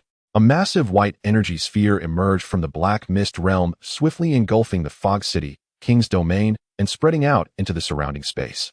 Boom, boom, boom. The radius of the white energy sphere continually expanded, covering everything in its path. The white light consumed everything, drowning the area around the city for thousands of meters. Su Bei's white dragon wave spread rapidly, disappearing in an instant, as both survivors and extraordinary beings around the city were obliterated by this terrifying energy wave. As for the survivors caught in the aftermath of the attack, Su Bei could only express helplessness. After all, it was an SS-level battle, and Su Bei could not fully account for the casualties of others. As for the survivors caught in the aftermath of the attack, Su Bei could only express helplessness. After all, it was an SS-level battle, and Su Bei could not fully account for the casualties of others. Boom. Meanwhile, within the area covered by the previous white dragon wave, all objects and life perished. Ultimately, the light sphere of the white dragon wave shrank into a white, vanishing before Su Bei. Thus, Su Bei's attack, the White Dragon Wave, was completely concluded. Not only did it obliterate the Fog City King's Black Mist realm, but it also destroyed the surrounding city for several kilometers. Su Bei glanced at the traces of destruction left by the White Dragon Wave, while the White Dragon behind him let out a few cries, seemingly excited by Su Bei's devastation. In the next moment, Su Bei walked towards the front. There, a crystal translucent and resembling a black gemstone fell from the sky. It was the energy crystal produced after the Fog City King's Black Mist realm perished. Since the Fog City King's body had already fused with his Black Mist realm. Therefore, by breaking the Black Mist realm, Su Bei had also killed the Fog City King. Su Bei looked at the glossy black crystal on the ground before him. Feeling the surging energy fluctuations from it, Su Bei couldn't help but feel excited. This was a crystal from an SS-level extraordinary being. Even for him, it would provide a tremendous boost. Su Bei quickened his pace, instantly arriving in front of the Fog City King's crystal. The Fog City King's crystal was somewhat different from the mist creature crystals Su Bei had hunted previously. The SS-level crystal was larger in size, and its surface structure was more refined with delicate patterns carved into it resembling a piece of art. The Fog City King's crystal appeared completely jet black, as if it could absorb all light, making those who stared at it for too long feel dazed. Su Bei swiftly stored it in his dimensional space. He planned to absorb this SS-level crystal slowly after returning. Su Bei's eyes narrowed slightly, and a faint smile appeared on his lips. Now then, let me go meet that Pandora. The white dragon behind him listened to Su Bei's words, raising its dragon head and letting out a dragon roar in the air. It seemed to be cheering for Su Bei's upcoming hunt. On the other side, in the center of Qingfeng City, the area was now in ruins with destruction everywhere from the explosions. Among the collapsed high-rise ruins, many survivors remained buried. They had unfortunately been caught in the battle between Lin Juechen and Pandora, leading to their demise. However, Lin Juechen couldn't care less at this moment. He stood upon a patch of rubble surrounded by fierce shadow demons. They resembled wolves and tigers, fearless like warriors. Lin Juechen's tide of shadow demons could conjure an army of shadow demons, which had no concrete form and could twist their shapes at will. Countless shadow demons charged towards Pandora's position in the sky, launching their attacks. In an instant, Pandora's position in the sky was enveloped by a multitude of fierce shadow demons. In the next moment, more shadow demons in the surrounding air pounced towards that spot. Whoosh whoosh, whoosh whoosh. Moments later, the high altitude where Pandora floated was occupied by countless shadow demons. The sky was shrouded in darkness. On the ground, Lin Juechen gazed heavily up at the sky. At this moment, a large amount of shadow demon energy was still being released from his body to replenish the consumed shadow demons. Suddenly, the area heavily wrapped by the shadow demons showed signs of disturbance. An invisible shockwave spread out, directly sweeping away all the surrounding shadow demons, annihilating them. Whoosh whoosh, boom boom. Countless shadow demons disintegrated into powder under the force of this powerful energy shock, dissipating into the air, ultimately drifting into Lin Juechen's body. In the high skies, a dark purple silhouette emerged. On the ground, Lin Juechen gazed at Pandora's unscathed armor in the sky, murmuring to himself, "Indeed, it is insufficient." After a few minutes of battle, Lin Juechen had already sensed the power disparity between the two sides. This level of the extraordinary is among the top, even in an SS-class dimensional rift. In the next moment, the power of the shadow demon surged within Lin Juechen, and strands of black mist erupted forth, wrapping around his body. Instantly, Lin Juechen was enveloped by his own shadow demon power. His body began to undergo rapid transformation. The black mist on his surface flowed like a moving liquid, constantly changing. Soon, with the enhancement of the shadow demon power, Lin Juechen transformed into a shadow demon monster.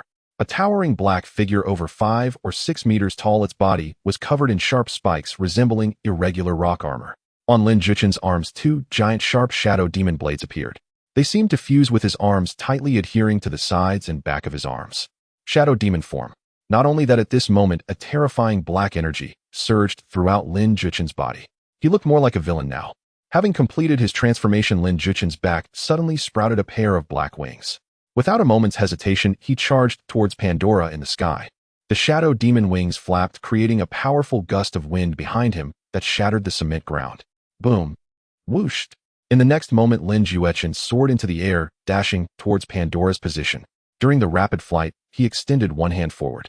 In front of his palm, in shadow demon form, a strand of black energy suddenly materialized, and in the next moment, it rapidly converged into a sharp spear. Lin Juechen unleashed his energy, and the shadow demon spear shot directly towards Pandora's position. Whoosh. Whoosh. Pandora looked at the incoming shadow demon spear with an unchanging expression, her body unmoving. Buzz.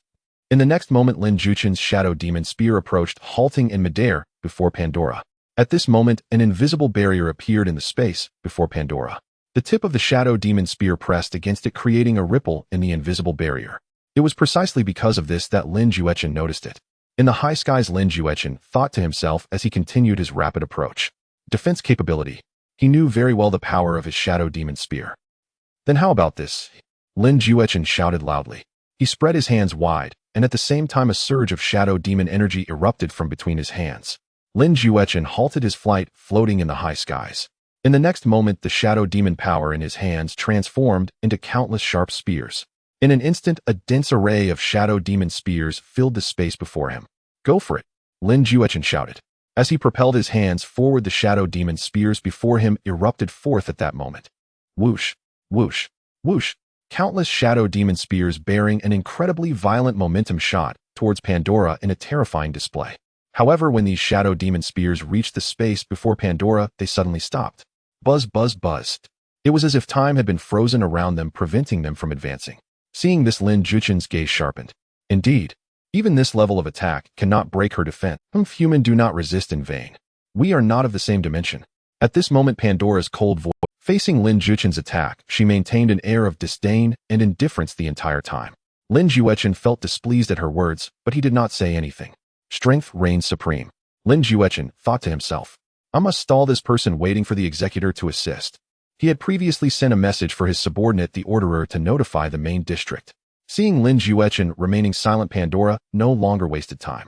She knew there were still many powerful existences in this world that could threaten her. Ghost energy cannon. Pandora raised her hand, and on her dark purple ghost energy arm, a ghostly purple energy cannon slowly charged.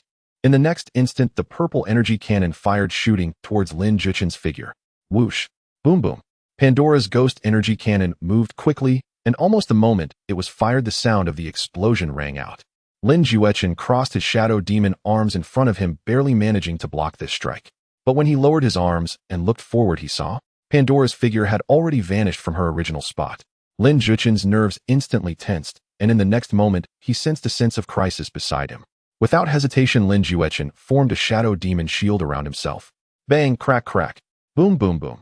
The sharp ghost energy blade on Pandora's ghost energy armor struck Lin Juchen's shoulder from behind.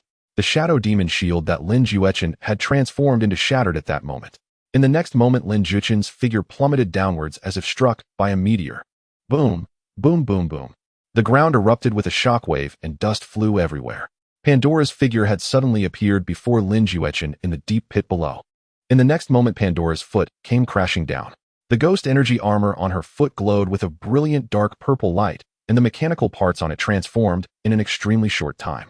As Pandora's foot descended, the ghost energy armor on her right calf transformed into a sharp, spiked form. It resembled an unstoppable razor-sharp spear tip. At this moment, Lin Juchen dared not be careless. Watching the spear tip form capable of piercing through his body, he unleashed all his strength, the shadow demon energy within him surging, propelling his body sideways. Boom, boom. Pandora's foot crashed down onto the ground where Lin Juchen lay. Instantly, the ground shattered, breaking apart like glass. Centered on the point where Pandora's spear tip leg struck down, enormous cracks spread across the ground like gaping chasms. Rumble, rumble. A few seconds later, the rumbling of the ground ceased. Pandora's strike had directly left deep gashes on the surface of the surrounding city. It was as if it came from a hellish abyss. Seeing Lin Juchen barely escape her foot, Pandora couldn't help but express her astonishment. At this moment, Lin Juchen rose from the ground, his expression grave as he surveyed the destruction and power caused by Pandora's recent strike. It was simply terrifying. Lin Juchen's eyelids twitched uncontrollably. This was the first time he had encountered such a powerful SS class extraordinary being. How could such strength possibly be limited to SS class? On the other side, within Qingfeng Park of Qingfeng City, a tremendous transformation was taking place. Gigantic dimensional plants had taken over this place. Various colorful dimensional flowers were continuously emerging from a massive dimensional rift. At the center of the park, there was a throne made of intertwining pink petals and green plant roots. Beneath the throne was a flat, green dimensional plant resembling a tray with a flat head lifting the throne, supported by countless green vines that held up the ground. If an order keeper were to wield an energy detector at this moment, they would discover that this flat tray-like dimensional plant was actually an S-level extraordinary existence. Above the throne sat a graceful young girl with pink hair, her exquisite features complemented by a vibrant redanned white dress made of plant-like materials looking stunningly alluring. At this moment, Zhang Xiaoman stood in front of the plant throne with a smile on her face. You finally arrived. Yes, the SS level passage has been fully established, and the little ones in the garden can now come over here. Let me merge with you first and see what this world is like. Okay. Upon hearing the mention of merging, Zhang Xiaoman did not resist, but instead took a step forward. Zhang Xiaoman opened her arms and walked toward the mandala flower girl. In the next moment, the plant thrown beneath the mandala flower girl began to stir. Vines separated from it and began to wrap around Zhang Xiaoman. Whoosh whoosh, whoosh whoosh. Zhang Xiaoman did not resist. They were one entity, and this was merely a remerging. In the next moment, her body was completely enveloped and entangled by the green vines. The mandala flower girl on the throne looked somewhat excited as she stood up from the throne. She opened her arms to welcome the merging with Zhang Xiaoman. At the same time, the vines wrapping around Zhang Xiaoman began to contract inward. The green vines completely entwined the two together. Moments later, the mandala flower girl and Zhang Xiaoman completed their merging. The green vines slowly withdrew, revealing the charming young girl seated on the throne. The girl's hair remained pink, but now adorned with vine-like ribbons encircling her head, resembling a crown, adding a touch of nobility. Her eyelashes trembled slightly as she opened her beautiful eyes, which resembled pink gemstones. With exquisite features and a perfect facial proportion, she was almost an upgraded version of Zhang Xiaoman's previous beauty. Now the two had achieved a complete unity in consciousness and memory. At this moment, the mandala flower girl was Zhang Xiaoman and Zhang Xiaoman was the mandala flower girl. Zhang Xiaoman sat on the plant throne immersed in the integration of memories. After a while, she gently, "Is that so?" A hint of brilliance radiated from Zhang Xiaoman's eyes. The corners of her mouth lifted slightly as her pink eyes gazed forward. In that case, let's turn Qingfeng City into my garden first. Zhang Xiaoman uttered softly with a Xiao Hong Xiao LV. As she called out, a surge of movement occurred beneath the park's ground, as if something was about to break through the earth. In the next second, the ground cracked open, two large pits, and two long plants resembling giant burrowing worms emerged from below. They resembled enormous plant roots with bud-like shapes at the front. The tips of the two plant roots reached out, probing the ground in front of Zhang Xiaoman's throne. The red and green buds opened, revealing two figures inside. Xiao Hong and Xiao LV were also two extraordinary dimensional plants. At this moment, they appeared in a humanoid form, both resembling mature women, one red and one green, their stunning looks enhanced by plant-like dresses akin to two cosplay sisters. However, their humanoid forms still retained some characteristics of their plant origins. Xiao Hong and Xiao LV's bodies bore traces of their plant nature. This, however, added an odd charm to them. As for Zhang Xiaoman, aside from the vines in her hair, she was practically indistinguishable from a human. Master, Master. The two girls bowed in unison to Zhang Xiaoman. Looking at them, Zhang Xiaoman seemed to sense something, and a smile blossomed on her face. Very good, it seems you are not far from breaking through. Upon hearing this, Xiao Hong spoke with a hint of joy in her tone. That's right, Master. I feel that just a bit more life essence should allow us to break through. On the other side, Xiao LV appeared somewhat sulky, her chest rising and falling, indicating she was not at all the life forms transported with the flowers were eaten by Xiao Hong. I feel like I still need a lot more life essence to break through. This. Xiao Hong felt a bit embarrassed upon hearing this, as she indeed had eaten Xiao LV's share. But she was just too hungry at that time and did not want to do so. Alright, you two don't need to quarrel. With the opening of this SS level passage, we can directly descend here. You can freely hunt the creatures in the city, but be cautious of the powerful, extraordinary beings here. Really? That's awesome. Upon hearing Zhang Xiaoman's words, both Xiao Hong and Xiao LV displayed excited expressions. Having previously stayed in the garden where all were their kind, they could hardly absorb any life energy. Now they could hunt freely and absorb life essence. This was simply paradise. After receiving Zhang Xiaoman's signal, the two returned to the previous extraordinary plants. In the next second, the two giant plant burrowing worms took them underground, leaving the park. Zhang Xiaoman watched as Xiao Hong and Xiao LV departed, her smile growing even wider. Xiao Hong and Xiao LV were her closest subordinates, akin to trusted aides. Their kind of extraordinary plants required large amounts of life energy to break through and evolve. This time, the incarnation in Qingfeng City was directly to gather a large amount of life energy. As for the life energy in their world, it had already been largely consumed. Taking advantage of the fact that that fellow is holding back the extraordinary beings here, I must seize the time to hunt more life energy. Zhang Xiaoman's pink eyes narrowed slightly, and her delicate cherry lips curled up. She was not far from evolution, and the key to it lay in life energy. If she could hunt enough life energy this time, Zhang Xiaoman was confident she could break through to a higher level. Just as Zhang Xiaoman was preparing to leave Qingfeng Park to hunt for life energy in the city, she suddenly sensed something. Her slight form stirred upon the throne of woven flora, and a flicker of surprise crossed her delicate face. A few seconds later, the outskirts of Qingfeng Park were filled with the thunder of artillery. Columns of flame shot into the sky, accompanied by the shrieks of the dimensional flora. Zhang Xiaoman instantly understood what was happening. She sat quietly upon the throne, her soft body leaning against the seat crafted from extraordinary plants. The girl wore an ambiguous smile, her gaze fixed toward the park, as if awaiting something. After a moment, suddenly vast stands of trees in the park ahead toppled en masse. The carcasses of dimensional plants were flung through the air in chaotic arcs, crashing onto the clearing before Zhang Xiaoman's throne. The next second, figures streaked forward at blinding speed, appearing on the opposite clearing from Zhang Xiaoman. The surrounding dimensional flora lunged to attack, but were effortlessly cut down by those people. Hiss, hiss. Around Zhang Xiaoman's throne, a cluster of enormous dimensional plants emitted hissing. However, the enemy before them was clearly powerful. They did not recklessly throw themselves at death. In the next instant, beside Zhang Xiaoman's throne, a titanic, transcendent plant tens of meters long suddenly burst from beneath the ground. A thunderous roar reverberated, the surrounding earth collapsed and sank. A massive root, several meters in diameter, thrust from the ground and surged into the air above the park. Seconds later, a colossal, transcendent plant, its body exceeding 50 meters in length, made it. The demon serpent vine rose upright, its vine-like body surging until its head surpassed the park's canopy, high in the air, where it could clearly survey every detail below. Its body was formed from inky green vines coiling like a giant emerald python. Its head, a grotesque snake plant maw, inspired immediate dread. With a thunderous roar, the demon serpent vine bellowed at the transcendence gathered below. In the next instant, its massive form dove from the heights toward the ground, its target the group of transcendence.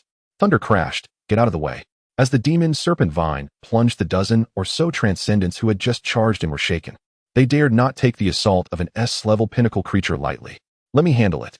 A melodious, spirited voice suddenly rang out from within the crowd. Qi Xiaohua, wielding an otherworldly weapon, half-sword, half-spear, sprang from the flank and slashed toward the demon serpent vine's head.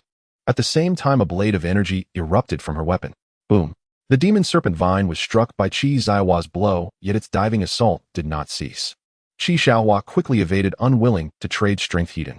The demon serpent vine continued its charge, though every tree and creature along its path was annihilated beneath its terrifying onslaught. With a thunderous impact, seconds later, the demon serpent vine's whole body reached the ground. After its violent rush, it retracted and began to coil slowly beside Zhang Xiaoman's throne. The demon serpent vine opened its blood-black maw again and hissed at the members of the Hunter Association gathered before it. Qi Xiaohua and the others turned to the vine, their expressions grave. Yet they were not cowed by the arrival of the S-level pinnacle demon serpent vine. The 16 hunters from the Hunter Association were all formidable, each at least specialist level in strength. Apart from the S-grade Qi Xiaohua, the other 15 elite hunters had been dispatched from the Southern Hunter Association headquarters. 2 among them were even SS-level hunters. The Southern headquarters had mobilized so many powerful hunters this time, with one purpose: to secure the SS-level dimension rift in Qingfeng City. A large number of high-grade transcendent corpses were rare resources for the Hunter Association. One of the SS-level hunters, amusement flickering in his eyes, looked toward the demon serpent vine and spoke. An S-level pinnacle transcendent, he murmured as he took in the many high-grade dimensional plants around them. It seems this dimension rift here is unquestionably SS-level. For a moment, both sides entered a mutual standoff. The demon serpent vine continued to coil about Zhang Xiaoman's throne, making no rash moves. After all, the opposing ranks included 2 SS-level transcendents. Even as an S-level pinnacle creature, it faced a real risk of being hunted down. The 2 SS-level hunters leading the team were Chun Bo and Zhang Kai. Both were top operatives stationed at the southern headquarters of the Dragon Nation's Hunter Association. They had come to Qingfeng City under orders from the Southern District's Hunter Association chief to hunt the city's SS-level transcendent together with Qi Xiaohua. Earlier, a powerful energy fluctuation had appeared in the city center. They had assumed it to be the predicted SS-level dimension rift. But now within Qingfeng Park, a similarly potent energy surge had manifested. Qingfeng City had astonishingly opened 2 SS-level dimension rifts. The hunters were instantly shocked. They might have the capacity to hunt 1 SS-level dimension rift, but a city with 2 simultaneously was beyond even them. Chunbo looked at the demon serpent vine coiling before him and at the girl on the throne woven of plants and petals, and he could not help but sigh. I never expected the city center would open an SS-level dimension rift. Now there's an SS-level transcendent here as well. Fortunately, Saad's support has arrived. The Southern District's strongest enforcer Lin Juechen. Dealing with the city center SS-level Transcendent should be no problem. Now we only need to deal with the SS-level Dimension Rift here. Zhang Kai added.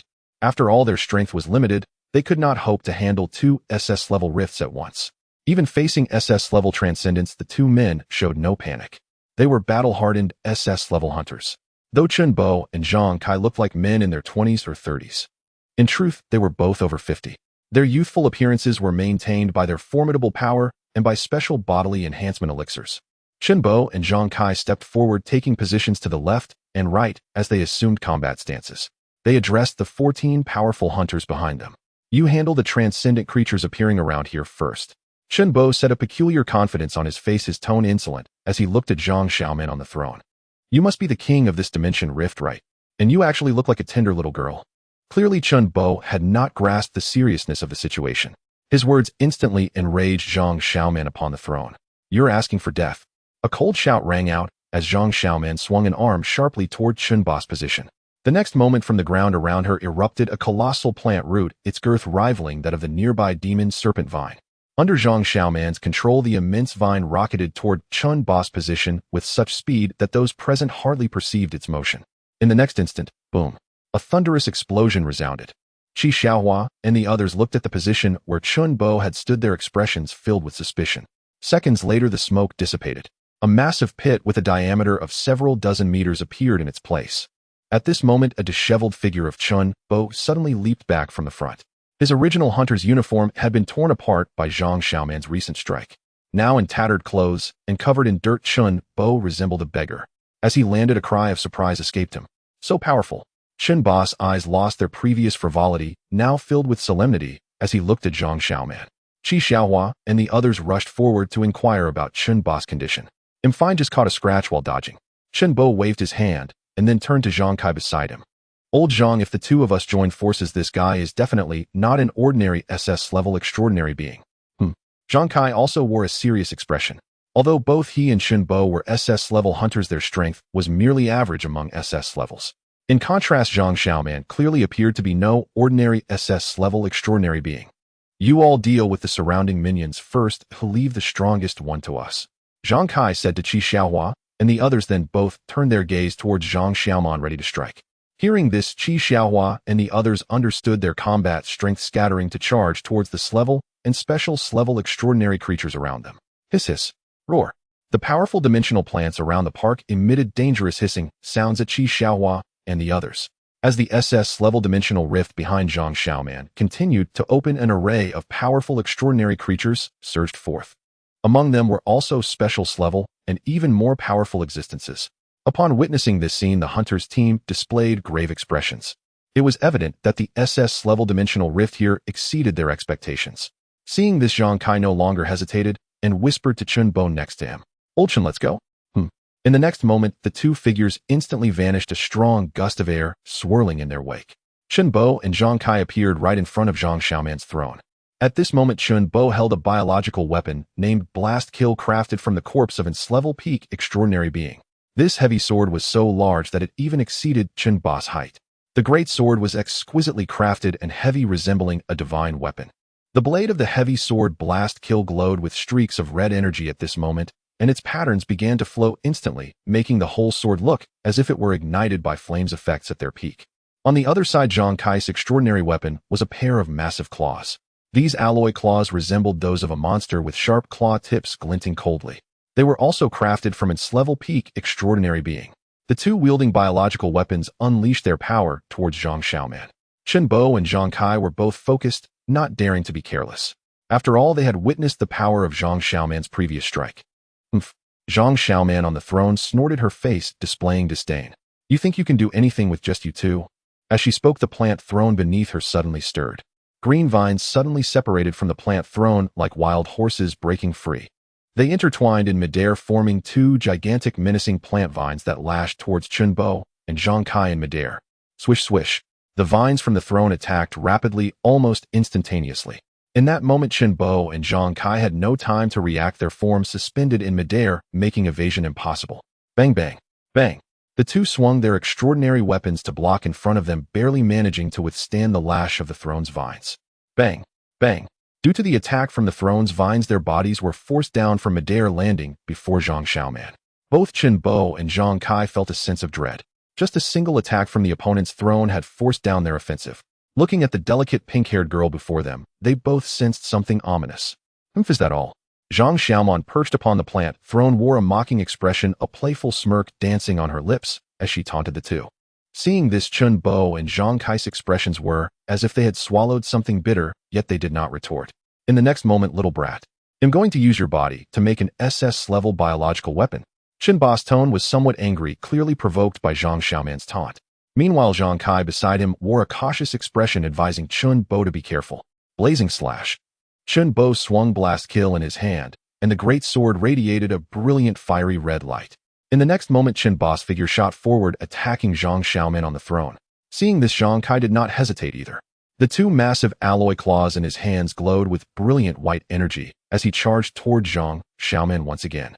Meanwhile, in another part of Qingfeng Park, the other hunters in the team were engaged in fierce battles with other dimensional plants. In an instant, Qingfeng Park became a battlefield. The sounds of explosions and roars echoed, mingled with the cries of extraordinary beings. In terms of numbers, it was clear that Zhang Xiaoman's dimensional plants held the advantage. Yet in terms of combat power, in addition to Chen Bo and Zhang Kai, the hunter team also had force-level hunters, including Qi Xiaohua, and the rest were all-powerful specialist-level hunters. As for the S-level extraordinary plants in the park, aside from the initially imposing Devil Vine, another S-level dimensional plant emerged from the dimensional rift. It was an S-level dimensional plant resembling a giant red flower, the Overlord flower. Its special-level dimensional plants were far fewer than those on Qi Xiaohua's side. Even so, the hunter team's battle remained at a disadvantage. Two S-level dimensional plants were directly suppressing the four powerful S-level hunters led by Qi Xiaohua. The remaining special S-level hunters were also engaged in battles against a single special S-level dimensional plant. Even though they were experienced fighters, having survived numerous life and death struggles, the gap between extraordinary beings and extraordinary individuals was evident. Bang! Boom! Qi Xiaohua fired an energy cannon in midair, instantly obliterating a special S-level dimensional plant. At the same time, she rescued a special S-level companion who was in crisis. Thank you, Flower Sister. Qi Xiaohua ignored the person's thanks and turned around in an instant. In the next moment, a massive green figure charged forward with tremendous force. It was the demon snake vine. Hiss! In the next moment, the massive body of the devil snake vine lunged down from midair, opening its blood-filled maw towards Qi Xiaohua's position. Qi Xiaohua gripped her extraordinary gun, tightly bracing against the onslaught. Seeing this, another S-level hunter nearby leapt into action. They attacked the body of the devil snake vine. The impact of the attack forced the devil snake vine to cease its assault on Qi Xiaohua. It quickly retracted its vine-like body, coiling up and raising its head into the air. Qi Xiaohua and the other S-level hunter exchanged grave glances at the devil snake vine. Ordinarily, the combat power of extraordinary beings was not on par with that of extraordinary creatures, let alone when the opponent was at the peak of SS level. Currently, the two could only barely hold off the devil snake vine for a while. As for the other two S-level hunters, they were facing a regular S-level extraordinary plant. It seemed their situation was much better than that of the former pair. This monster is really strong. Let's try to wear it down. Don't engage directly. Understood. On the other side of Qingfeng Park, the battle between Chen Bo, Zhang Kai and Zhang Xiaoman was also intensifying. They were the core of the entire battle. If one side triumphed, the situation would tilt dramatically. At this moment, Chen Bo and Zhang Kai's bodies erupted with energy, a strange radiance illuminating their surfaces. Both had entered a state of energy embodiment. However, they did not look optimistic. Chen Bo's clothes were completely tattered and several gruesome wounds. Zhang Kai was not in a much better state. Damn it. This guy is too powerful. As fellow SS levels, how can he suppress both of us? Chen Bo and Zhang Kai exchanged glances. If things get tough, we should retreat. What about the dimensional rift? If we can't defeat it, staying here is just courting death. Let's head back and report the situation to the main area and have them send more SS-level hunters. The extraordinary beings here are beyond our capabilities. Understood. Zhang Xiaoman remained seated on her throne. Noticing the exchanged glances between Chen Bo and Zhang Kai, she couldn't help but twitch her lips. Hey, what are you two up to? Zhang Xiaoman's questioning voice broke through as if they weren't even in battle. Let's go. Chen Bo and Zhang Kai completely ignored her inquiry. The two confirmed each other's intentions, and in the next moment, they unleashed their energy towards Zhang Xiaoman. Zhang Xiaoman's pretty face showed some displeasure at being ignored. The girl's expression turned sulky, her lovely brows furrowing slightly. You dare to disregard me? Forget it. I won't waste time with you. Zhang Xiaoman's petty mood instantly transformed into an air of haughty strength. Explosive flame slash. Hunter's claw assault. Chen Bo and Zhang Kai shouted in unison. The extraordinary weapons in their hands glimmered with a splendid energy light, appearing quite remarkable. Simultaneously, they unleashed powerful skills from their extraordinary weapons. Seeing the rapid attacks approaching in midair, a hint of disdain appeared on Zhang Xiaoman's charming face. Humph! Sitting on her throne, the purple plant, throne woven from numerous vines, suddenly stirred. Thick purple vines separated from the throne, resembling agile tentacles. In the next moment, these purple vines began to converge and intertwine in midair. Instantly, a gigantic purple vine claw was formed. Zhang Xiaoman extended her right hand and swung it down fiercely. Vine claw of the purple thorn. As she made the motion, the purple vine claw in midair also launched its attack. The enormous and terrifying vine claw of the purple thorn loomed like a monster's claw reaching for Chen Bo and Zhang Kai. Both were startled by the sudden appearance of the giant vine claw. They felt the surging energy fluctuations emanating from the claw. Without hesitation, they swiftly shifted from attack to defense in midair. Bang! Bang! The two braced their extraordinary weapons in front of them as Zhang Xiaoman's vine claw of the purple thorn struck like lightning. In the instant of collision, Chen Bo and Zhang Kai were overwhelmed. Bang! Boom! The gigantic vine claw of the purple thorn crushed them, slamming down onto the ground below. On the ground, a massive pit over 100 meters in diameter emerged. At the same time, the disheveled forms of Chen Bo and Zhang Kai lay within it. Although they used extraordinary weapons to defend, they were utterly suppressed in terms of power. A hint of crimson appeared at the corners of their mouths, as even the combined efforts of the two SS-level hunters could not withstand the previous vine claw of the purple thorn. This served as a testament to Zhang Xiaoman's overwhelming strength. The surrounding hunters and extraordinary plants were all stirred by the sound of the impact, looking over in unison. Senior Chen, Senior Zhang, Qi Xiaohua, and the other hunters called out with worried voices. They were currently engaged in battle and couldn't spare the time to check on Chen Bo and the others. We're fine. Chen Bo grunted painfully as he stood up from the pit. Zhang Kai also got to his feet beside him. Both were suffering considerable impact injuries. In midair, the vine claw of the purple thorn, controlled by Zhang Xiaoman, hovered quietly in front of her throne. Zhang Xiaoman looked at the two with a disdainful expression. Chen Bo approached Zhang Kai, his tone heavy. That claw attack was so strong. Has she not been using her full strength until now? Neither of them was a fool, and they could instantly feel the disparity in combat power from the recent clash. Zhang Kai raised his extraordinary weapon, a pair of silver-gray alloy claws now covered in fine cracks. This was a weapon made from the remains of a peak S-level extraordinary creature. Its hardness was such that not even a missile could cause damage to it. Zhang Kai looked at his extraordinary weapon with some heartache. An S-level weapon, especially one made from the finest extraordinary creature, wasn't something that could be purchased with money. Zhang Kai's face grew grim as he whispered to Chen Bo. Given her strength, she must have reached the peak of SSS level. Hearing Zhang Kai's analysis, Chen Bo's expression also turned grim. On the throne, Zhang Xiaoman looked at the two and lightly waved her fair arm. In the next moment, the vine claw of the purple thorn in midair also began to move. Are you ready to die? The girl's haughty voice echoed. On the other side, in the central area of Qingfeng City, Lin Juechen, now in his shadow demon form, propped himself up on the ground, gasping heavily. Upon his black, demonic body, wisps of black mist energy rose and fell. From the high sky, opposite Lin Juechen, a calm and arrogant voice rang out. Is that all you've got? Lin Juechen looked up, his ink-black, demonic eyes fixed on the figure in the sky above. At that moment, Pandora, clad in her dark purple dazzling battle armor, slowly descended in flight.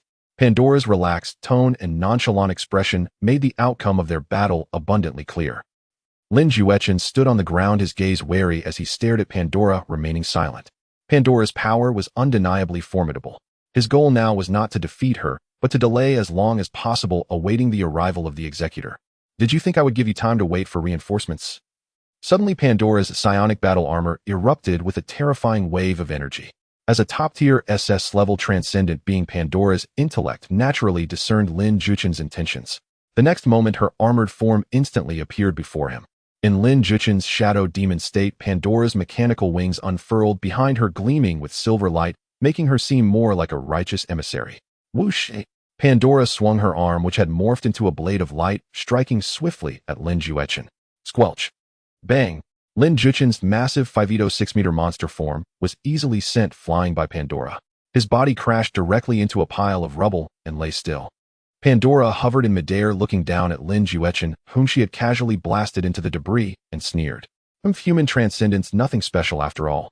Just as Pandora was about to approach and finish Lin Juechen off, a terrifying energy suddenly flashed into existence in the distance. Pandora's body swiftly turned towards a street beside her.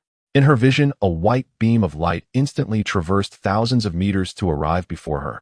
A frown creased the beautiful face hidden beneath Pandora's armor. Before she could ponder further, a monstrous white claw-like hand hurtled towards her helmet. Startled, Pandora quickly raised her arms to block. At the same moment, Su Bei's fist was already upon her. The white dragon bone directly struck the front of Pandora's crossed arms. An invisible barrier materialized like a mirror on water, then rippled and trembled. However, this barrier held only for an instant before shattering with a resounding crack. Su Bei's dragon claw fist, undiminished in force, blasted directly towards Pandora's arms. Pandora watched her energy shield explode from his punch, too stunned for surprise. The next moment, the terrifying power transmitted through her arms filled her with shock. Her body was sent hurtling backward through the air at tremendous speed. Bang, boom, boom. Bang, bang. Pandora flapped her mechanical wings, struggling to halt her backward flight in midair. Whoosh, whoosh. Pandora stabilized herself in the low air thousands of meters away, her mechanical wings forming a semicircle to protect her form. A surge of powerful wind swept through, collapsing the buildings around Pandora on both sides. Back at the position where Pandora had been floating, Su Bei now stood in his Dragon Man form. He planted his powerful dragon legs firmly on the ground, shattering the stones beneath his feet. All this had happened in an instant. The white dragon behind him raised its head and let out a roar as if proclaiming its might.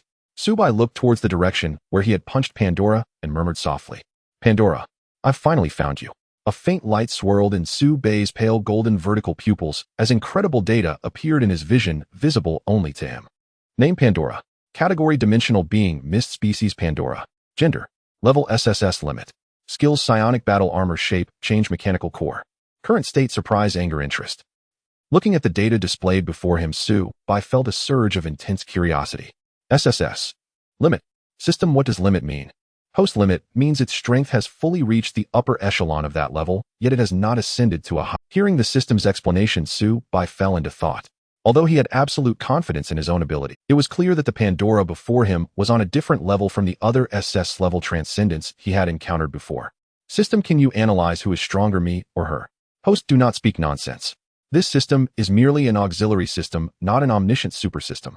However, based on the analysis of that punch you just threw, host can at least pose a threat to her. Su Bei. I know. Su Bei wanted to continue conversing with the system, but Pandora in the distance was already flying towards him. A moment later, Su Bei locked eyes with the dark purple armored figure hovering before him.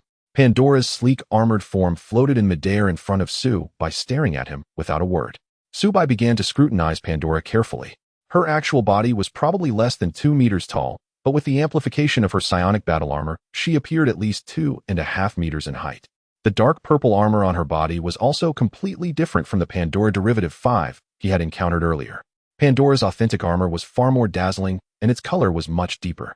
A faint dark purple energy flowed over its surface, making it seem like a divine, iridescent armor. Su Bei was so captivated that he almost wished for a suit of psionic battle armor himself. Moreover, Pandora's psionic battle armor was not fully enclosed. Parts of her arms, thighs, and waist were left uncovered by the dark purple armor. The exposed fair skin looked no different from a human's.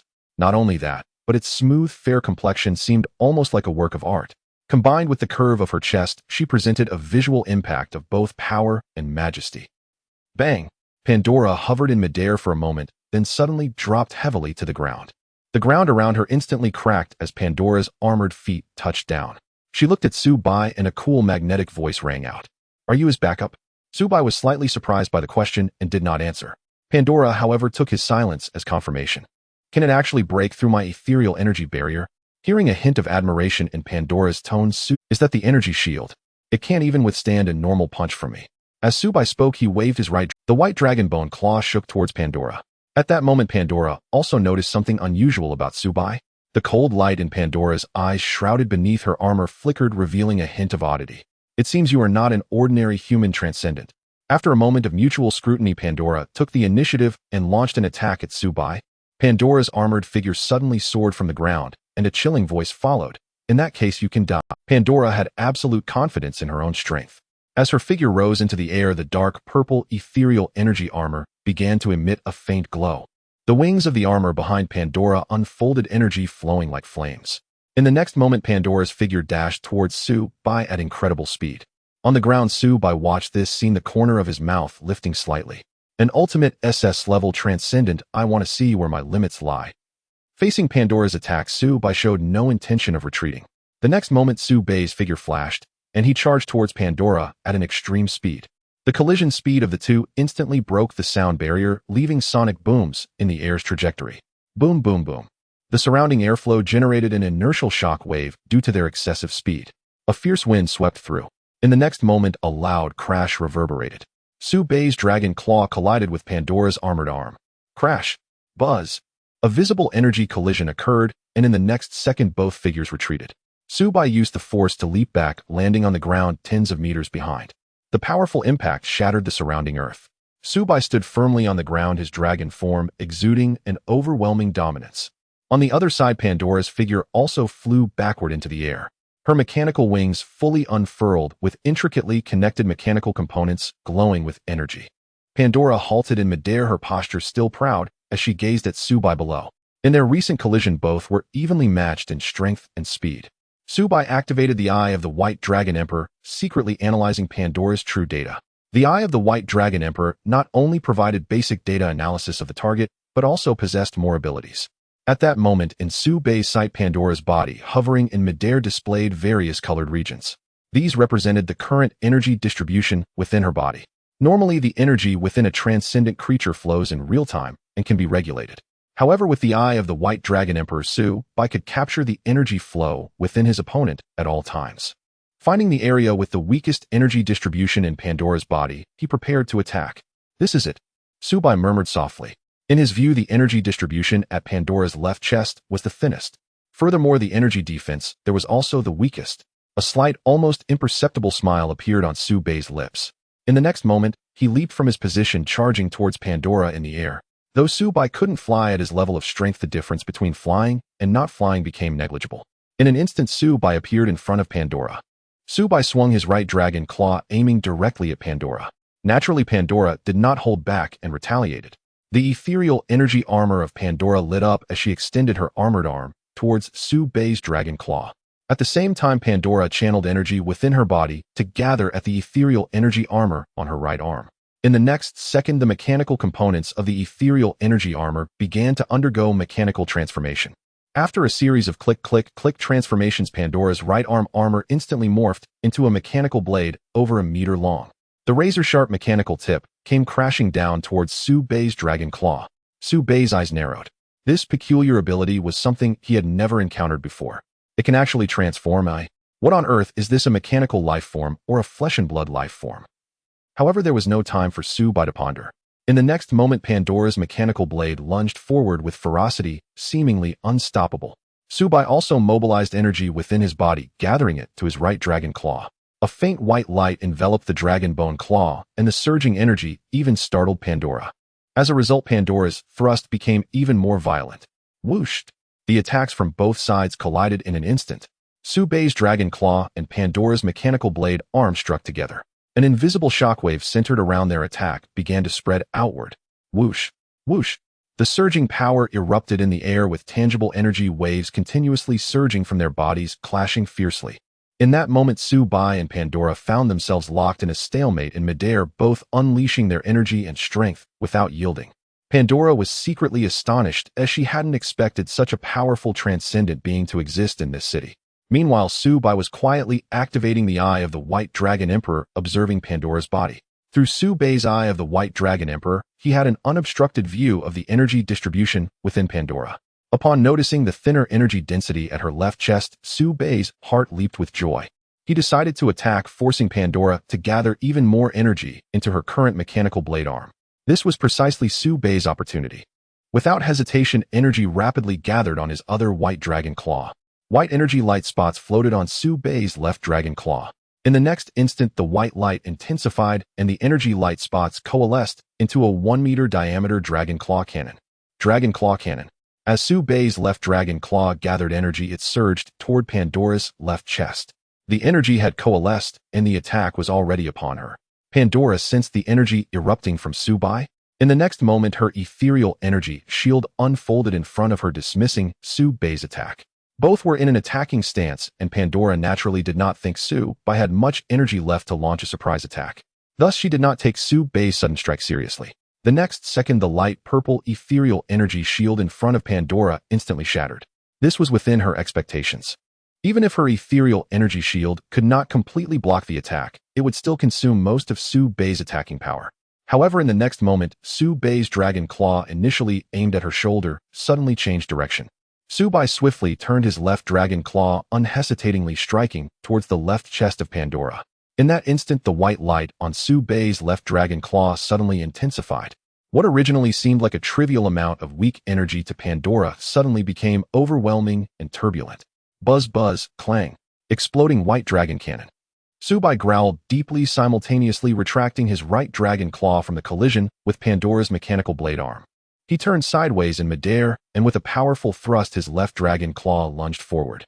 The razor-sharp dragon claw pierced directly through the ghostly energy armor at Pandora's left chest. At the moment the white light blazed, Su Bei's exploding white dragon cannon was also unleashed. The energy explosion directly impacted Pandora's body, striking at the location where her energy defense was weakest. Pandora immediately felt the threat to her life. In the next moment, her figure was enveloped by the white light of the white dragon cannon, a dazzling beam of white light expanding into the surrounding space. At the same time, Su Bei's figure also descended from midair to the ground. Clang! The radiant light from the white dragon cannon flickered and vanished, followed by an explosion erupting in the sky. A powerful energy shockwave spread out into the air and ground around him. Su Bei stood firmly on the ground, unyielding in the face of the explosive aftermath of his attack. Su Bei slightly raised his head, a hint of confidence in his gaze. He felt quite satisfied with his recent attack. He had struck the opponent at her most vulnerable point. If nothing unexpected happened, Pandora would be at least severely injured after this blow. Su Bei's eyes turned to the sky, waiting for the explosion's light to fade. In the sky, Pandora's impressive and extravagant battle armor was revealed. Su Bei couldn't help but exclaim in surprise at the sight of her current armored form. At this moment, Pandora fully unfolded her ghostly energy armor, entering its complete form. The originally 2-meter-tall armor now expanded to a 4-meter form. The ghostly energy armor on Pandora's body also deepened in color from dark purple. Golden light shimmered across it, resembling flowing crystal armor. The mechanical wings behind Pandora grew larger, spreading wide with intricate patterns displayed on top. In addition, 2 massive mechanical cannon tubes appeared in the air around her. The barrels measured at least 3 meters in length, with precision mechanical components stacked layer upon layer, looking both cool and powerful. Pandora's body size remained unchanged. Moreover, the mechanical armor fitted to her body had actually reduced in some areas. The fully covered head armor transformed into a half-covered style, revealing half of her pale face and some purple hair. However, Su Bei did not pay attention to these details at that moment. Looking at the complete form of Pandora's ghostly energy armor, he murmured softly, "Is it the same form as that previous guy?" The guy Su Bei referred to naturally indicated the Pandora derivative No. 5. This should be her strongest form, right? At this moment, floating in midair, Pandora in her complete ghostly energy armor showed no signs of damage. It was clear that Su Bei's earlier strike, the exploding white dragon cannon, had not inflicted any substantial harm on her. Floating in midair, Pandora had entered her complete ghostly energy armor form. She looked down at Su Bei with a cold, stunning face. Just moments ago, she had been forced to use her strong. Pandora's pair of purple eyes glinted coldly, fixating on Su Bei below. 2 huge mechanical hands floated around her. Although they were not directly connected to her armored body, they were entirely under Pandora's control. It was as if an invisible force linked the mechanical giant cannons to Pandora. Ghostly energy cannon. Pandora coldly called out, her beautifully icy eyes regrettably unseen by Su Bei. Buzz! One of the mechanical giant cannons in front of her began to charge. A bright purple light within it was wildly compressing and gathering. In the next moment, Pandora raised her hand, and the mechanical giant cannon adjusted its position in the air, aiming its barrel at Su Bei on the ground. In the next instant, the massive purple energy within the mechanical giant cannon surged forth like a cascading torrent, wildly shooting towards Su Bei's location. Boom! Seeing this, Su Bei did not hesitate. He began to evade just before Pandora's attack. Su Bei dodged toward the nearby city, while the white dragon behind him began to gather energy. In the next second, Su Bei arrived at a street in the city several hundred meters away. Bang! As he landed, he commanded the white dragon behind him to launch an attack. Little Bai received Su Bei's command, raising its head from behind Su by opening its dragon mouth aimed at Pandora in the air. Roar! At this moment, Little Bay's mouth brimmed with white light, and a surge of energy waves erupted from it. The next moment, a powerful white dragon wave shot towards Pandora. In the sky, Pandora also noticed the energy wave coming from Little Bay. Her cold face showed no expression as she slightly moved, raising her right hand. Immediately, the mechanical giant cannon that previously fired the ghostly energy cannon shifted its attack direction, aiming at Little Bay's white dragon wave. The two terrifying energy shockwaves collided instantaneously. Pandora extended her left hand again, and another mechanical giant cannon beside her floated up. After quickly adjusting its barrel position, another surge of purple energy burst forth. The second purple ghostly energy cannon struck the white dragon wave from Su Bai and the others. Instantly, the energy wave that was still in a balanced state tilted under the impact. The purple energy wave pressed relentlessly against the white energy wave, ominously showing signs of breaking through Little Bay's wave. On the ground, Little Bay still held its head high, tirelessly releasing the white dragon wave. Seeing this, Su Bai raised his dragon claw hand and rapidly gathered energy. In the next moment, a massive white energy sphere several meters in diameter appeared above Su Bai's dragon claw. Without hesitation, Su Bai shot it directly towards Pandora in midair. Boom boom. The dragon claw cannon surged like a small sun, fiercely shooting upward into the sky. Seeing this, Pandora directly abandoned the attacks of the two mechanical giant cannons. With a flick of her hand, she drew one mechanical giant cannon to fire a ghostly energy cannon, neutralizing Su Bai's dragon claw cannon strike. Boom boom. Brilliant energy light exploded in the sky, shockwaves scattering everywhere as turbulent airwaves surged. Su Bai instructed Little Bay to cease the white dragon wave attack, and at the same time, he jumped away from the area. In the sky, Pandora noticed this and ended the attack of another mechanical giant cannon. The two of them once again exchanged glances from a distance. The recent clash of energies resulted in significant consumption for both parties. Therefore, such an attack could not be sustained indefinitely. Su Bai's figure flashed as he landed on the rooftop of a building. Bang! Su Bai crouched slightly, his fierce muscles bulging with explosive power. In the next moment, Su Bai leaped into the air, flying towards the position of Pandora. All of this occurred in the blink. Pandora in the air reacted quickly, immediately conjuring a dark energy barrier in front of her. Unlike the previous invisible barrier, this time a faint purple energy shield appeared. In an instant, Su Bai's figure had already charged in, unleashing a powerful punch that struck directly against the dark energy barrier. Boom boom. Crack. Compared to the previous energy barrier, Su Bai clearly sensed a formidable resistance this time. His dragon claw strike only managed to crack it, not shatter it. Suspended in midair, Su Bai's eyes narrowed at this sight.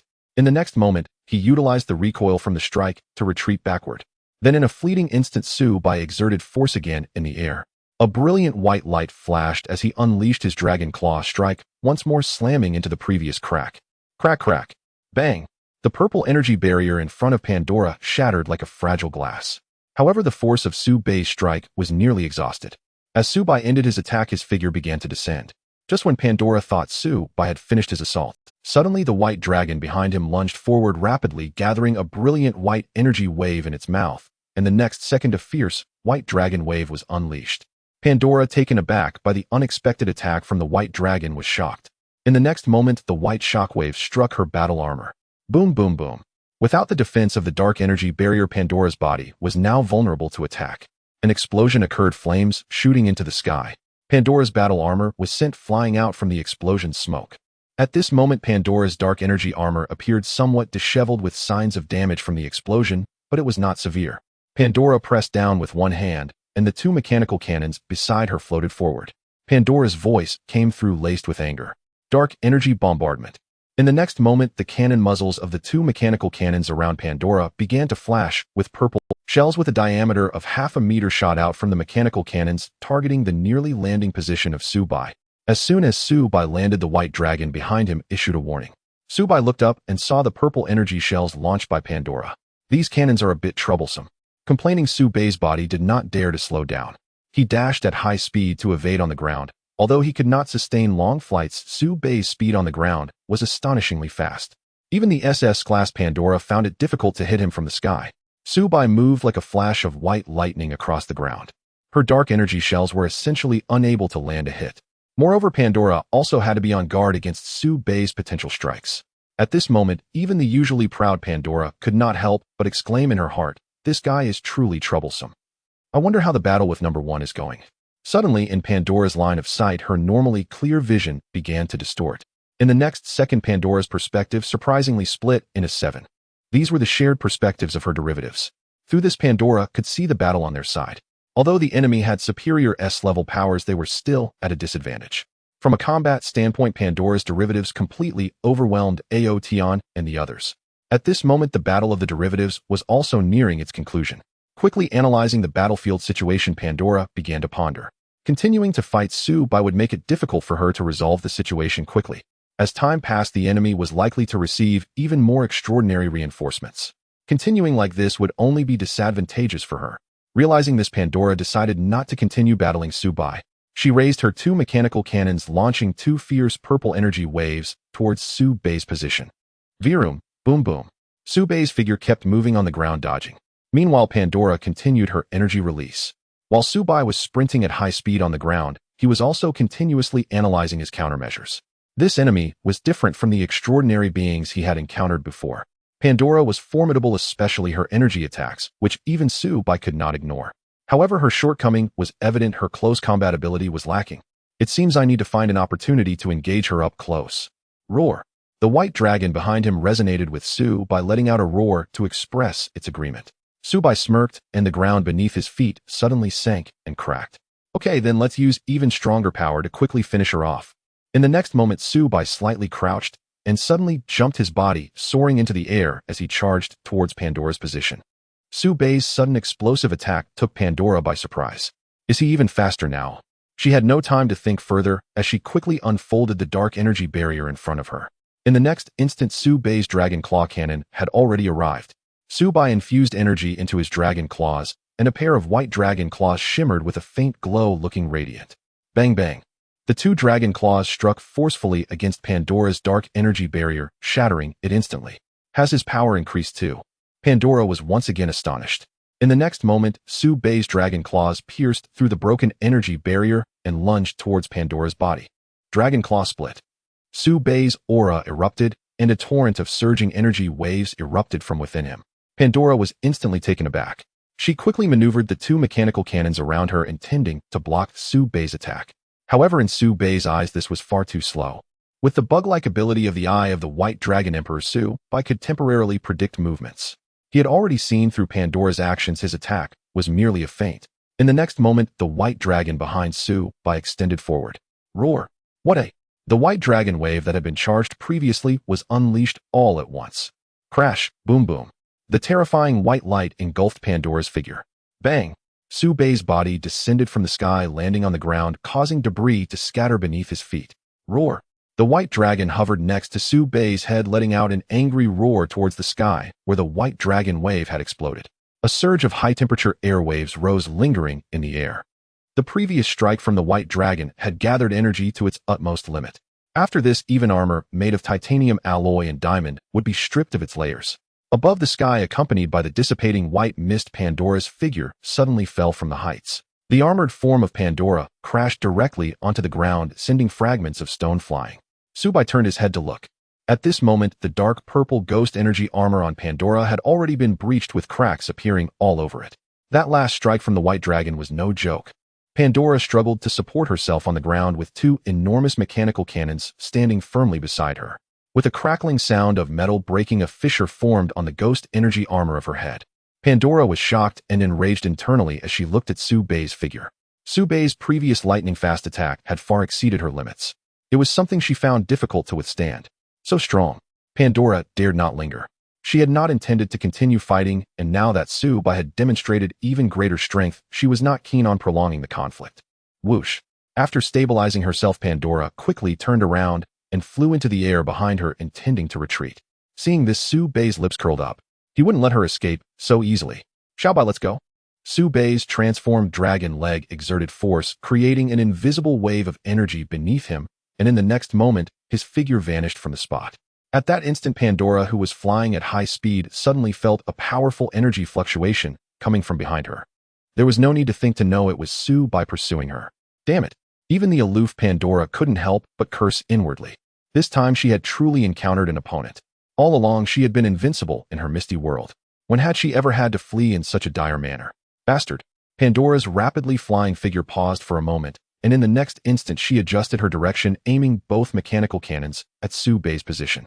After a brief charge, dark purple energy light flashed from them. Buzz! Two powerful energy cannonballs sped towards Su Bei's location. Su Bei, who was rushing forward, noticed this and made a powerful step that halted his high-speed movement. Simultaneously, the white dragon behind him extended its dragon head, unleashing a wave of white energy towards the approaching ghost energy cannonballs. Boom, boom. The white light wave and the purple energy cannonballs collided midair, creating explosions, and surging energy rippled outward. Looking at the now stationary Pandora, a hint of amusement appeared in Su Bei's eyes. A playful arc seemed to rise at the corner of his mouth, which only deepened Pandora's gloom. Pandora remained silent, quietly floating about a meter off the ground as she gazed at Su Bei. After a moment, she slightly parted her lips, and a cold voice emerged. "Human, let me go, and I can offer you a large amount of energy ores." Forced into a corner, Pandora intended to make a trade with Su by using her energy ores. There was no doubt about Su Bei's formidable strength, and Pandora felt that if they continued fighting, she would likely lose. Beneath her helmet, hidden from Su Bei's view, a hint of conflict and determination crossed Pandora's stunning face. If Su Bei truly intended to keep her, then she could only fight desperately against him.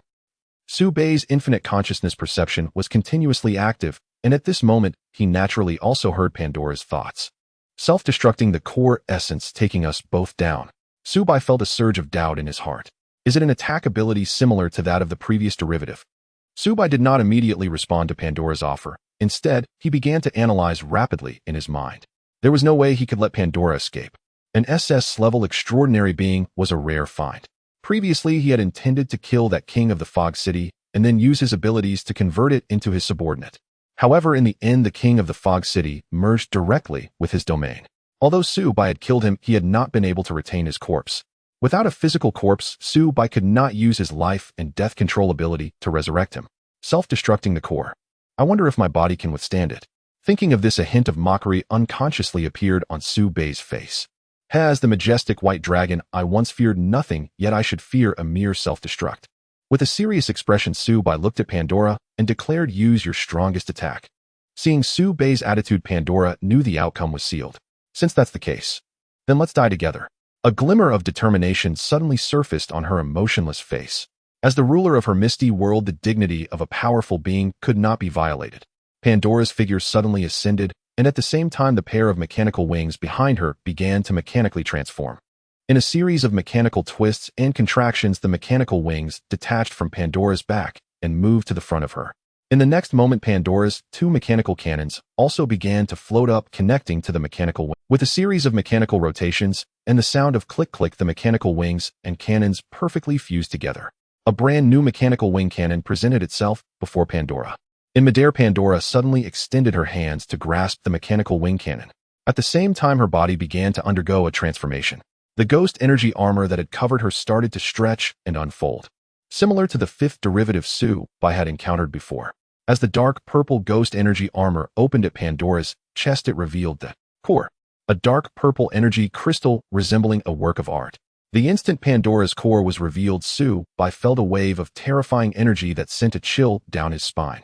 That was energy powerful enough to threaten him. The dark purple energy core slowly rotated and floated within Pandora's body, accompanied by waves of invisible violent energy surging around her. The energy core began to slowly float from within Pandora's body, heading towards the mechanical wing cannon in front of her.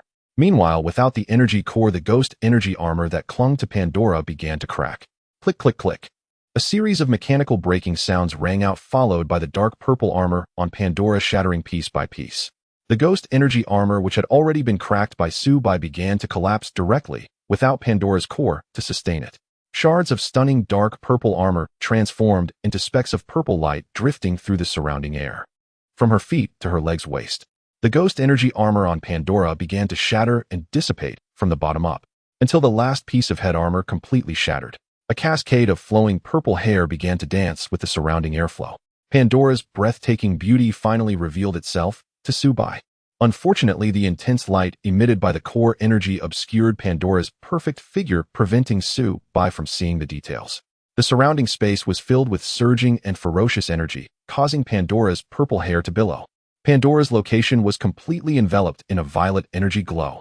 Within this purple radiance, a massive mechanical cannon suddenly extended, locking its target onto Su-bai. From the stunning cannon, a deep purple energy began to rapidly accumulate.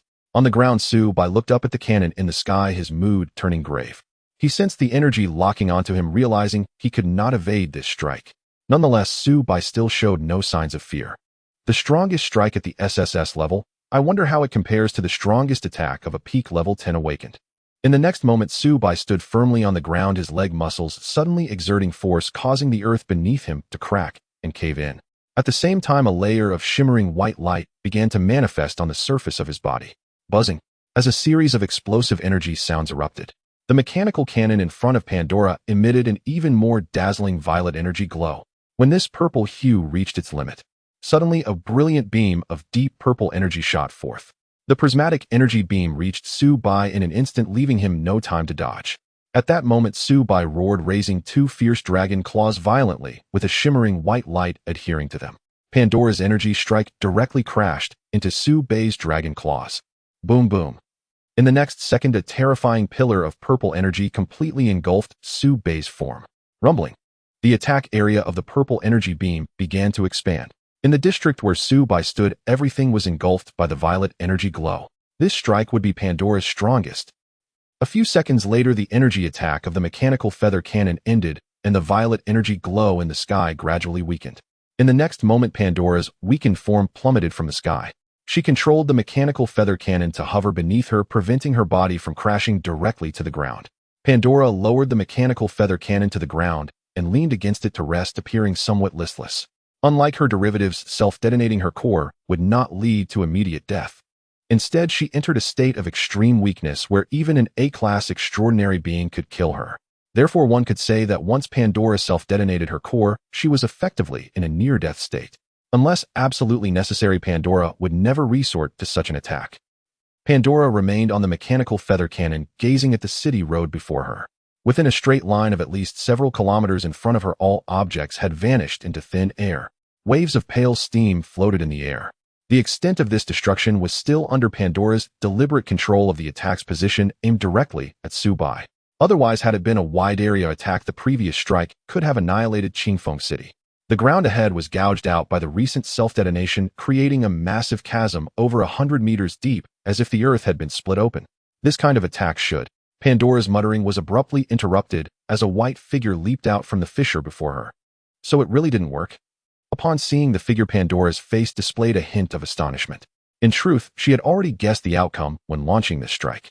Pandora leaned against the mechanical feather cannon, her current combat power inferior even to that of an A-class extraordinary being. If Su-bai did not die, then she surely would. Su-bai leaped out from the great fissure, landing on the ground. At that moment, his condition was not good either. He had barely withstood Pandora's core self-detonation strike, thanks to his formidable mutated body. His dragon form was now covered in numerous scars and signs of damage. On the white, imposing mutated dragon body, there were charred black marks, crimson stains, and extensive damage. Su-bai's face also revealed a hint of seriousness as he felt the various wounds on his body. This was the first time he had suffered such serious injuries since escaping the cage. This damage, even with his rapid self-healing ability, could not be recovered in a short time. However, none of this mattered for now. Su-bai's platinum vertical eyes suddenly shifted to focus on Pandora beside the mechanical feather cannon. At this moment, the spectral battle armor on Pandora had already shattered during her previous attack. It could be said that she was currently unprotected. However, Pandora's body was surrounded by a veil of violet energy glow, obscuring more details. Of course, this energy was utterly ineffective under Su-bai's White Dragon Emperor's eye. White Dragon Emperor's eye not only detects real data, but also possesses the ability to perceive through illusions. Within Su-bai's gaze, the platinum energy glow slowly swirled as he couldn't help but swallow hard. However, in the next moment, Su-bai's heart steadied. He would not be misled by such a low-level temptation. The platinum hue in his eyes faded and his clarity returned. At the same time, the white dragon's paw moved, stepping toward Pandora's position. Pandora watched Su-bai approach step by step, her expression devoid of emotion. At that moment, feelings of unwillingness, regret, and anger flashed through Pandora's heart. Ultimately, her inner turmoil settled into calm as she awaited Su-bai's strike. After all, I have already failed. Just before Su-bai's white dragon claws pierced her body, Pandora delivered her final command to her derivatives through mental consciousness to retreat at full speed to the mist world and close the dimensional portal. PFF. Subai looked at Pandora, whose body was pierced by his dragon claw, his expression calm. The system prompted that her life had ceased. At this moment, the SS-level extraordinary being Pandora had completely perished. A slight smile appeared at the corner of Subai's mouth as he proceeded to store her corpse and the mechanical feather cannon into his dimensional space. It's over, Subai murmured softly. He had no intention of using his life and death control directly. Given his own injured state, reviving Pandora directly here would be too risky. I should revive her after. The white dragon behind him came to his side, softly dragon roaring, seemingly cheering for Subai. Subai looked at his white dragon and smiled faintly, reaching out to stroke it. Moments later, Subai seemed to discover something, his expression showing slight surprise. In his infinite consciousness perception, all the high-level dimensional rifts that had opened within Qingfeng City had suddenly vanished. This situation was definitely not a coincidence. Could it be because of Pandora? Subai glanced at the massive chasm created by Pandora. Subai's gaze shifted. Since the dimensional rifts in Qingfeng City had mostly closed, there was no need for it. After pondering for a moment, Subai decided to return to his villa first. Just as Subai was about to turn and leave, the earth suddenly began to tremble, and a powerful surge of energy emerged. A glint flickered in Subai's eyes as if he sensed something. Could there be a high-level supernatural being here? As he spoke, Subai had already leaped onto the intact rooftop of a building. Standing atop the high-rise, Subai silently observed everything unfolding on the ground below. In the area where he had just been, the earth began to crack and churn. It seemed as if something was about to burst forth from beneath the ground. As time passed, a colossal object suddenly erupted from the earth, shooting up into the sky. Subai gazed intently. It was a gigantic green vine, and atop that vine sat a throne. A look of surprise crossed Subai's face. At that moment, the system's voice suddenly echoed in his mind. Ding! Mission released. Mission named Double Crisis. Mission introduction: the Mist Crisis in Clearwind City has just ended, but it appears another SS-level supernatural crisis has emerged. Please resolve the new SS-level supernatural crisis in Clearwind City within 1 week. Mission reward 1,010 system points. Hearing the mission issued by the system in his mind, Subai was somewhat surprised. He noted the key point: SS level. Another SS-level supernatural being, is it? However, the mission reward was quite generous, 20 system points in total. Subai activated his White Dragon Emperor's Eye to probe the target's data. Name: Mandala Flower Girl Zhang Xiaomon. Category: Dimensional Being, Mystic Flower Species, Mandala Flower Girl. Gender: Female. Level: SS level. Limit: Skills: Vine Summoning, Soul Healing, Binding Attack. Current status: Excited, Eager. With the powerful dynamic vision of the White Dragon Emperor's Eye, Subai also clearly saw Zhang Xiaoman's figure. It's hooray! Subai exclaimed in surprise, though it was within his expectations. The next moment, a slight smile curled at the corner of his mouth. Indeed, not an ordinary supernatural being. However, the fact that Zhang Xiaoman's true strength had reached the SS level limit far exceeded Subai's expectations. This is going to be troublesome. Subai had just finished his battle with Pandora. Although he had killed Pandora, her self-destructive strike had left him severely injured. His combat power was now far from its peak. On the city ground opposite Subai, massive green vines burst forth from the earth, coiling and winding as they stretched into the sky. In a matter of moments, the central area of Clearwind City was completely covered by Zhang Xiaoman's plant vines. Countless giant vines entwined around high-rise buildings, spreading and enveloping everything. Vines emerged from the ground one after another like green pythons clinging to the surrounding city structures. Zhang Xiaomon, perched atop the largest vine, gazed towards Subai. The hunter team from Clearwind Park had already been dealt with by her. The 2 SS-level hunters, Chun Bo and Zhang Kai, had also been killed, becoming life energy for Zhang Xiaoman's main body. As for the remaining S-level and special-level hunters in the team, some were dead, others had fled. Zhang Xiaoman paid them no mind. After finishing off the Hunter Association's team, she immediately came to the city center. Zhang Xiaoman had actually been hiding underground for some time. She planned to wait until Subai and Pandora had both been weakened before making her move. She never expected that the powerful Pandora would be directly killed by Subai. Not bad, you actually managed to take down that one. Seated on her vine throne, Zhang Xiaoman spoke with a tone of surprise and mockery, looking at Subai with, "Student Subai, you never cease to amaze me." Zhang Xiaoman wasn't lying. Subai's true strength had indeed caught her off guard. "Student Subai, you've been hiding quite deep," Zhang Xiaoman said with a light laugh, showing no fear whatsoever toward the one who could slay an SS-level limit being. Beneath her throne, the colossal vine suddenly stirred. In fact, this vine itself was a supernatural plant with a level as high as SS. Its diameter alone was over 10 meters, and its length exceeded 100 meters. Normally, such a massive entity would be visible even from the outskirts of Clearwind City, let alone Subai's location. However, the sky above Clearwind City was now shrouded in thick mist, so these enormous plant vines went unnoticed. The giant vine bearing Zhang Xiaoman moved toward the rooftop, where Su Bai stood. Su Bai remained still watching its approach, without any reaction. The colossal vine extended its throne-bearing head into the air before Su Bai. Zhang Xiaoman looked at Su Bai with a grin. Student Su Bai, long time no see. Su Bai could tell she was in a good mood. The girl's expression was like that of a victor in life, smiling at him. Although Su Bai had suspected something earlier, he still felt a bit displeased now. This feeling of being schemed against. A hint of amusement flickered across Su Bai's face as he responded to Zhang Xiaoman's words with a tease. What's this, student Xiaoman? Haven't seen you in a few days, and you've dyed your hair red. Zhang Xiaoman, Does this color look good? As she spoke, Zhang Xiaoman stood up from her throne, running a hand through her light pink shoulder-length hair. Combined with her youthful features, it was indeed quite captivating. Su Bai did not reply, gazing calmly at Zhang Xiaoman. Between them now lay not only their ordinary classmate relationship, but also a hostile one.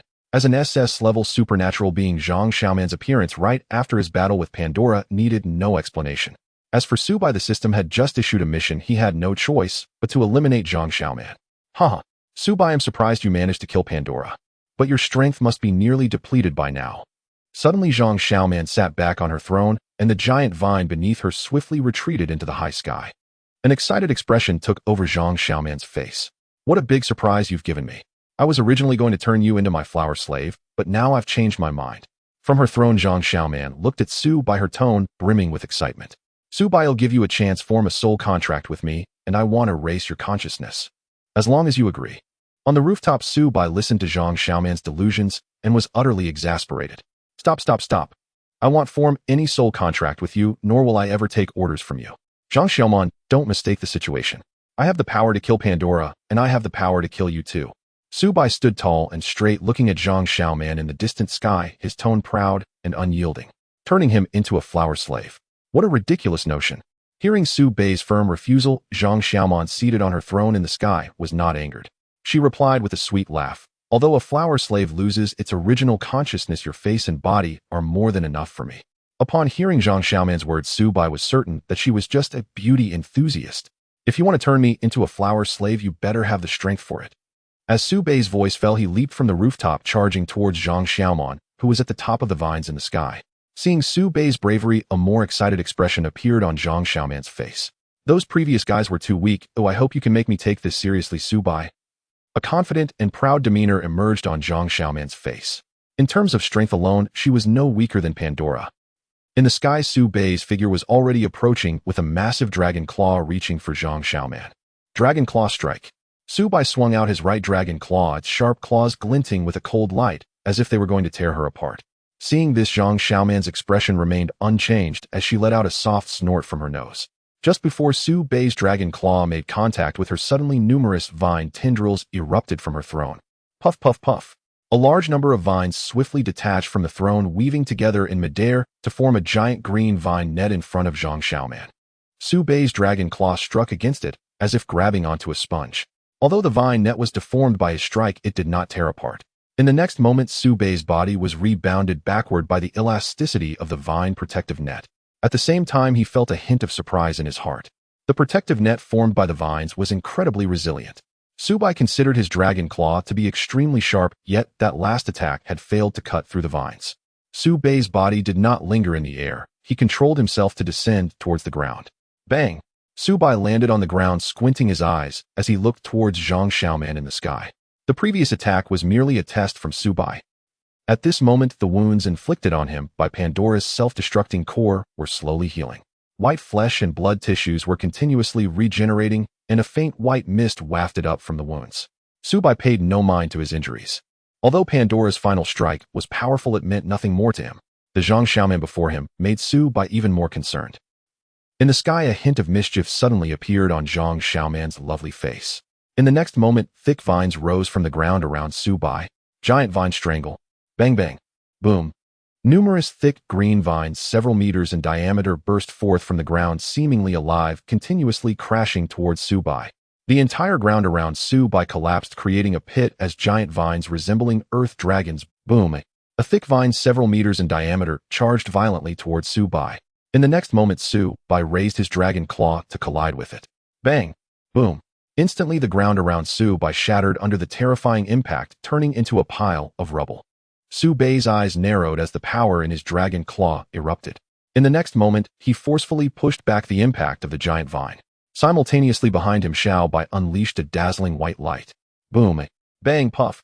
The giant vine was instantly obliterated by Xiao Bai's energy wave, its body disintegrating into countless fragments of vegetation. Su Bai did not stop observing the giant vines that had completely surrounded him. In the next moment, the energy within Su Bai erupted, and he began to dart rapidly between these vines. Behind him, Xiao Bai continuously released white dragon waves, firing barrage after barrage of white light cannons, striking those giant vines and exploding them one by one. Boom! In less than 10 seconds, dozens of giant vines with combat power rivaling glass were all obliterated by Su Bai. Xiao Bai exhaled a steaming white flame, a sign of having released energy cannons too frequently in a short period. Su Bai ignored the remains of the shattered giant vines on the ground. He took slow steps towards the massive vine where Zhang Xiaoman was located. Zhang Xiaoman's throne was connected to a massive vine at least 20 meters in diameter. Moreover, under Su Bai's eye of the White Dragon Emperor detection, this massive vine was also an extraordinary plant. Name: Climbing Sky Vine. Category: Dimensional Creature. Vine type: Climbing Sky Vine. Gender: None. Level: Peak SS. Skills: Earth Explosion, Super Extension, Vines 10,000 Vines Cage. Current status: Obeying. As Su Bai's steps towards the climbing sky vine grew faster, in the blink of an eye he charged towards it at an incredible speed. The ground beneath Su Bai's feet cracked and shattered. When he was within 100 meters of the climbing sky vine, Su Bai's power erupted, and he leaped into the air. Roar! In midair, Xiao Bai let out a dragon roar, and a terrifying white dragon wave surged towards the vine's body. Buzz! Boom! A white explosion erupted on the climbing sky vine, and a terrifying shockwave spread out, shrouding the area in mist. The massive body of the climbing sky vine, hundreds of meters long, twitched as if in pain. On the throne at the top of the vines, Zhang Xiaoman felt the shaking of the climbing sky vine and frowned slightly. Little vine, be quiet. Zhang Xiaoman gently spoke to the climbing sky vine beneath her. Immediately, the shaking climbing sky vine ceased its movements. In the next second, Su Bai's figure had already arrived above where Zhang Xiaoman was. Energy enveloped Su Bai's body, a faint white light shimmering. Zhang Xiaoman sat on her plant throne, smiling as she locked eyes with Su Bai. A smirk appeared at the corner of Su Bai's mouth, and in the next moment his right dragon leg extended, suddenly sprouting a sharp, white-boned dragon blade. Exploding dragon leg blade. In the blink of an eye, Su Bai's leg struck out. Just like before, as Su Bai's attack was about to make contact with Zhang Xiaoman, numerous vines detached from the throne and formed a vine net in front of his attack. Puff! Su Bai's right leg bone blade swept across it, emitting a penetrating slicing sound. A ruptured gap appeared in the vine net where Su Bai attacked. A hint of surprise crossed Zhang Xiaoman's face. However, before Su Bai's attack could pass through the gap and continue its sweep, more vines detached from the throne, filling the gap that Su Bai had just created.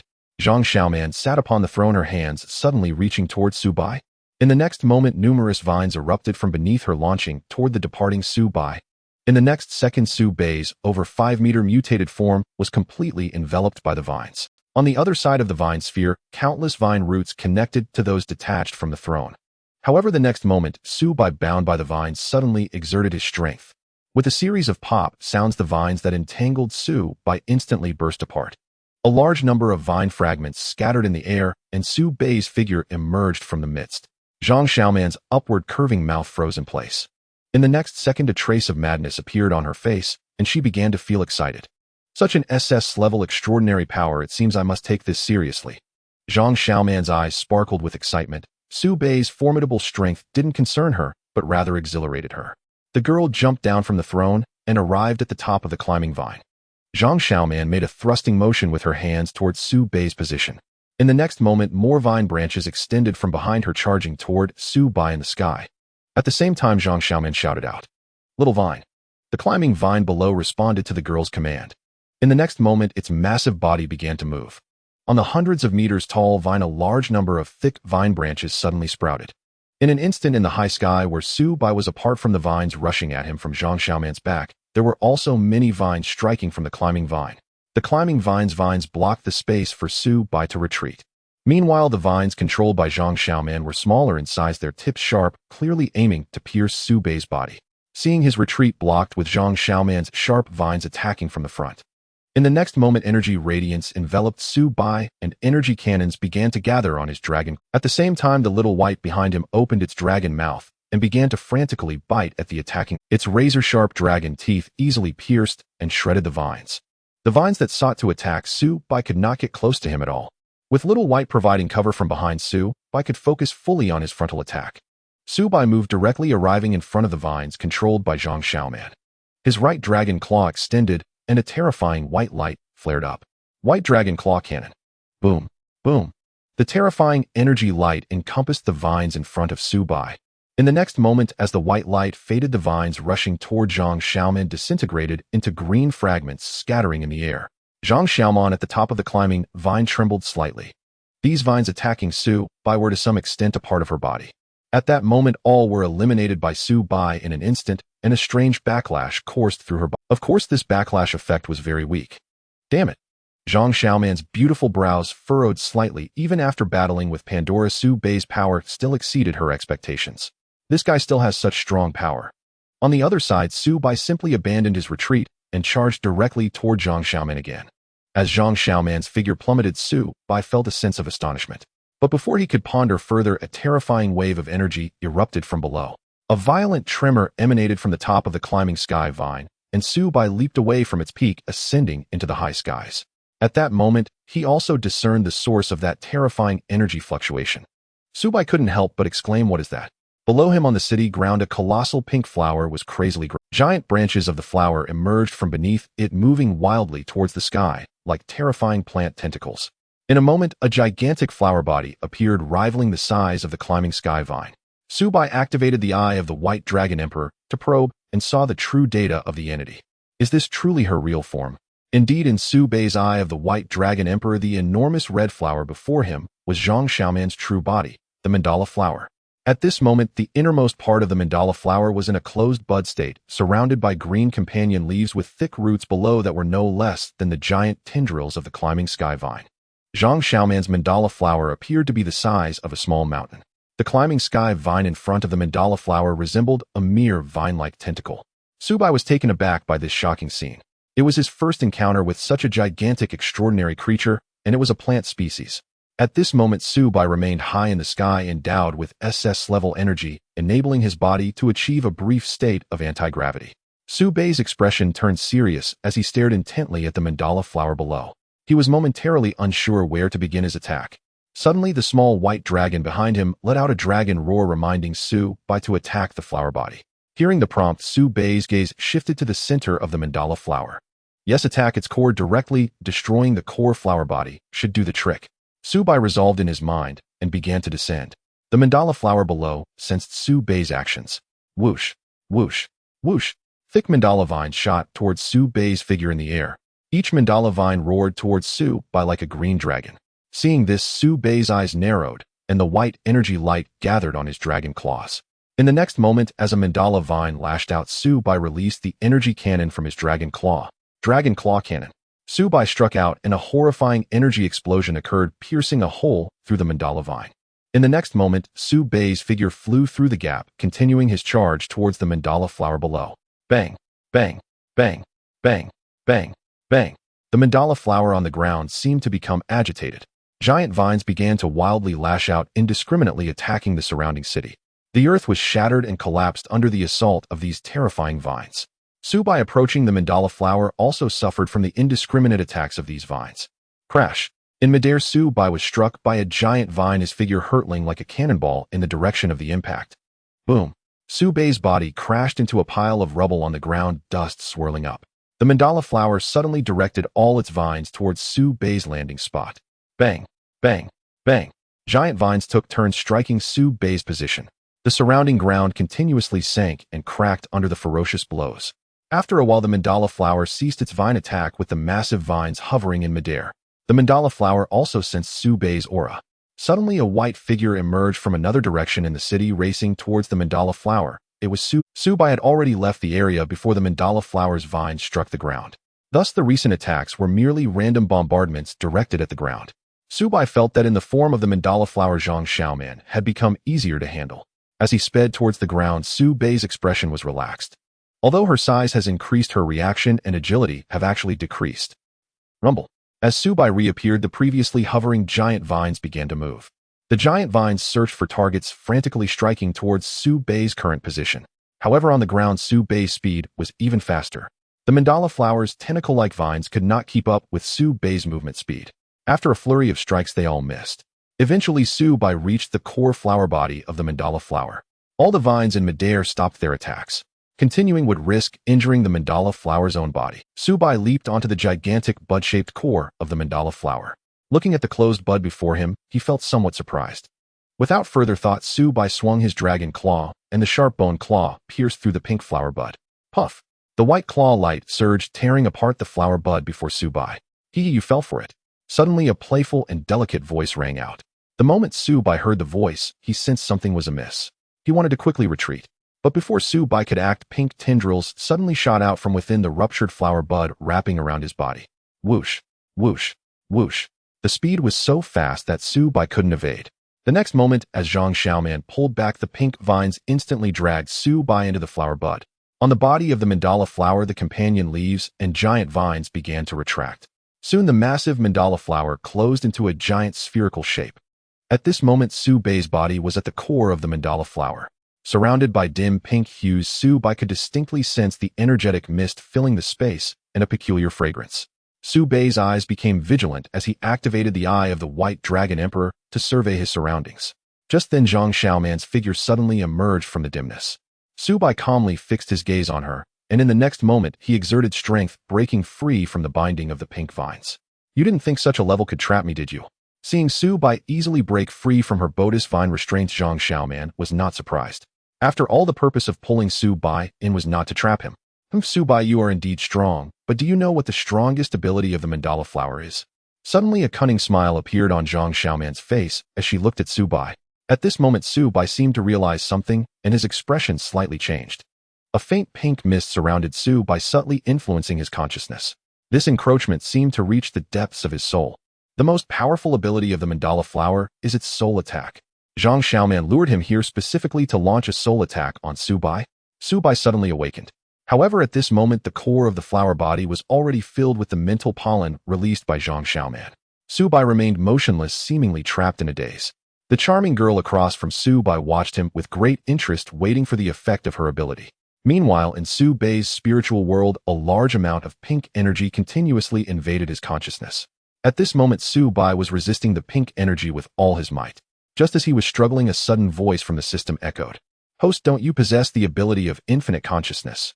Infinite consciousness is the most advanced mental capability. How could a mere soul devour? Su Bai recalled his ability upon hearing the system's voice. Right? Infinite consciousness is indeed a mental power. But how do I use it to escape Zhang Xiaoman's soul devouring? Although infinite consciousness is powerful, Su Bai currently does not have many abilities under his control. The host only needs to unfold the mental realm of infinite consciousness and crush the soul energy invading his consciousness. Upon hearing the system's guidance, Su Bai followed the instructions. Outside in the spiritual world, Zhang Xiaoman curiously circled around Su Bai's body. Su Bai's fully mutated body was nearly 5 meters tall, and he no longer resembled a human. In front of the genetically altered Su Bai, Zhang Xiaoman in her human form looked like a tiny figure. Zhang Xiaoman occasionally pinched and prodded him, seemingly convinced that Su Bai would soon become her flower slave. At that moment, an invisible mental shockwave surged from within Su Bai's body. Zhang Xiaoman, who was close to Su Bai, instinctively stepped back, surprise flickering in her pink eyes. What's happening? The next moment, Su Bai opened his closed eyes, a slight smile curving his lips as he looked at Zhang Xiaoman. Of course, I have just annihilated all of your soul energy. Su Bai's tone was relaxed as he swiftly moved forward and captured Zhang Xiaoman. The girl, barely 6 meters tall, was easily gripped in Su Bai's claw. How is this possible? My soul power is incredibly formidable, not to mention SSS-rank. Even stronger transcendent beings would falter against my mental strength. As she spoke, Zhang Xiaoman seemed to grasp something. The next moment, she looked at Su Bai in disbelief. Do you possess mental strength that surpasses mine? It was no wonder Zhang Xiaoman was astonished. Mental power is indeed the hardest to enhance. Even for transcendent beings like them, improving their mental strength is exceedingly difficult. Zhang Xiaoman was different. Her true form was the mandala flower, primarily associated with mental abilities. The power Su Bai displayed was clearly of a combat and physical enhancement type. Normally, Su Bai's mental strength would never surpass that of Zhang Xiaoman. However, during a system lottery, Su Bai had obtained infinite consciousness. This allowed Su Bai's mental power to reach a terrifying level. Zhang Xiaoman was completely unprepared for such a turn of events. Enough, do you have anything else to say? Su Bai's right claw gripped Zhang Xiaoman's body tightly, his immense strength almost deforming her girl form. The shock and panic in Zhang Xiaoman's eyes gradually transformed into a plea for mercy. Wu Su Bai, I was wrong. Oh. If you let me go, I promise to serve you and help you hunt other transcendent beings. Zhang Xiaoman's body was at risk of being crushed at any moment. In order to survive, she began to plead. Su Bai listened to her words with an indifferent expression. To be a subordinate and serve him. Su Bai's cold lips gradually curled into a smirk. Life and death control happens to fulfill Zhang Xiaoman's wish. As Zhang Xiaoman observed the ambiguous smile forming on Su Bai's face, her heart filled with doubt. She cautiously spoke, Su Bai. Before the girl could finish her sentence, Su Bai's dragon claw suddenly exerted force. The sharp dragon bone spike pierced through Zhang Xiaoman's body, leaving her figure shattered. Drops of crimson blood slowly dripped down Su Bai's dragon claw. Zhang Xiaoman's expression turned dazed as her life force rapidly dwindled.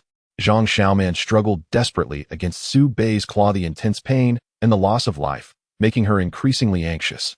She called out in a delicate voice. Wu XX, Su Bai, spare me, I will comply with your wishes.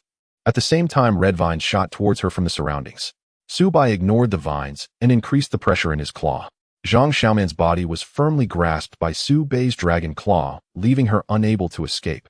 As Zhang Xiaoman mentioned, her strongest ability as a mandala flower was her power over the mind and soul. Yet her own defense was not particularly strong. Su Bai's lips curled slightly as he looked at the girl in his claw.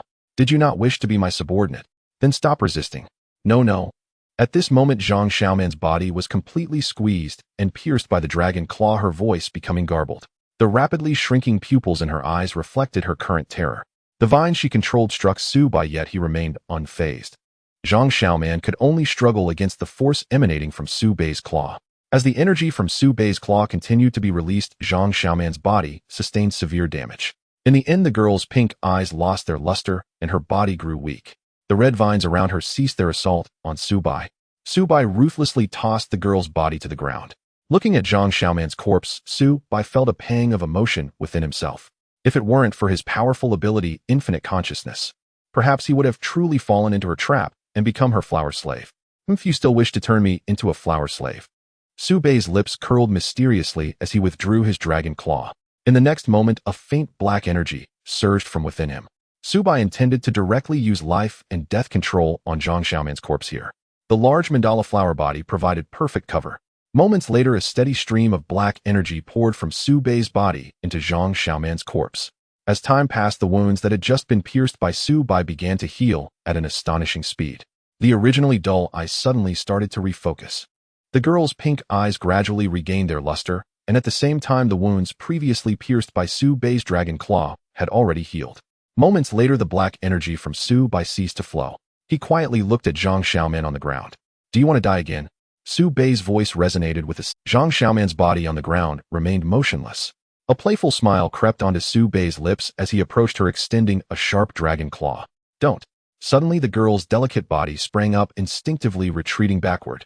Zhang Xiaoman had already been revived by Su Bai using life and death control. At that moment, an invisible energy connected his consciousness with Zhang Xiaoman's. She looked at Su Bai with a mix of embarrassment and fear on her face. After being revived by Su Bai, the girl did not flee immediately, but feigned death instead. Su Bai's gaze remained fixed on Zhang Xiaoman, deep in thought. Unlike the first time he revived the corpse of the Death Knight King, although Zhang Xiaoman had been brought back from death, her consciousness and intelligence were evidently still preserved. At this moment, Su Bai could still see a hint of fear in her eyes. Her earlier feigned death was not something a newly born consciousness could accomplish. In other words, Zhang Xiaoman retains all the consciousness she had in life. Indeed, host. As the target's death was recent, the effect of life and death control is nearly perfect. This means a perfect revival of a deceased being. The system added. Of course, the host still has absolute control over her. Hearing the system's explanation, Su Bai's eyes lit up. So this means I can turn the SS level extreme Zhang Xiaoman into a loyal subordinate who won't betray me. Ignoring the shrinking girl in the corner, Su Bai thought about Pandora in the dimensional space. According to the system's previous speculations, the longer the target has been dead when life and death control is cast, the less consciousness can be preserved upon revival. Since he was currently in Zhang Xiaoman's flower body, Su Bai decided to revive Pandora right here. Zhang Xiaoman, who dared not speak, watched Su Bai's actions. Su Bai retrieved Pandora's corpse from the dimensional space. Because Pandora's core had self-destructed at that time, her ghostly armor could not be maintained. Thus, Pandora's body was in a nearly pristine state. Zhang Xiaoman admired Pandora's stunning figure and beauty, while also making some associations. Su Bai wouldn't. Sigmio though. Su Bai naturally ignored the thoughts swirling in Zhang Xiaoman's mind. Although Pandora's body was indeed alluring, it was crucial to revive her as quickly as possible. At present, Su Bai had already revived two extraordinary beings using life and death control, the Death Knight King and Zhang Xiaoman. His life and death control had a revival limit of 3. Su Bai gazed at Pandora's body lying on the ground, very white, very large. Additionally, her entire body was exceptionally smooth and pristine, resembling the most perfect artifact, evoking a sense of reverence. Su Bai swallowed hard, but in the next moment he focused. The black energy of life and death control surged into her body. Zhang Xiaoman watched this scene in curiosity, but remained silently observing. After about 10, the black mist energy from Su Bai gradually ceased to flow, and the system in his mind confirmed the success of the revival. In Zhang Xiaoman's astonished gaze, Pandora, lying on the ground, opened her purple eyes. This? Zhang Xiaoman's eyes widened in disbelief, sigmoed though. After Pandora opened her eyes, she first looked around in confusion. When she saw Su Bai, her pupils suddenly constricted. But then she relaxed. In an inexplicable way, she sensed that she was bound to the man before her by some kind of soul. Master. A crisp and melodious cold female voice emerged from Pandora's lips. In an instant, not only Zhang Xiaoman, but even Pandora herself was shocked. Only Su Bai looked at Pandora with an expression that indicated everything was as he expected. A smile curled at the corners of his mouth. From now on, the SS level extreme Pandora and Zhang Xiaoman would both be his subordinates. Seeing Su Bai's expression turn lewd as Pandora perceived, she suddenly realized she was completely. A wave of inexplicable emotions surged in her heart. She wanted to attack Su Bai, but a subconscious thought deep in her mind prevented that notion. Pandora felt a mix of helplessness and embarrassment. In the next second, a pure black and purple energy particle surged from within her. These purple energy particles floated over her flawless, delicate skin, and in the next moment, they began to condense and transform. A beautifully crafted dark purple armor formed, fitting perfectly against Pandora's body. The ghostly armor was Pandora's unique ability. As long as she had enough energy, she could manifest it at any time. Thanks to Su Bai's life and death control ability, Pandora was revived, and her core source and all her energy were restored. As Pandora manifested her ghostly armor, the flush on her face gradually faded. At this moment, she felt the connection between herself and Su Bai more clearly. Being an SS level extreme extraordinary being, Pandora quickly sensed something. She stood up, her height matching Su Bai's at 1.80 m, and looked at him. Is this your ability? Although Pandora's tone carried a hint of questioning, it lacked the previous coldness when addressing Su Bai. Su Bai nodded gently, and then looked at Zhang Xiaoman beside him, saying, I have an ability that can bring the dead back to life. Both of them showed clear surprise at Su Bai's words. Su Bai then continued with a smile, from now on, you will be my subordinates. Although Zhang Xiaoman and Pandora currently exhibited very autonomous behaviors, it would not change the fact that Su Bai was their master. The effects of life and death control had already begun to subtly influence their subconsciousness and thoughts, and their fondness for Su Bai had surged dramatically from the moment of their revival. Zhang Xiaoman pondered for a moment and realized that Su Bai was indeed correct, and she was very willing to become his subordinate. Pandora shared the same thought. This was the effect of life and death control. Su Bai looked at the silent duo and smiled.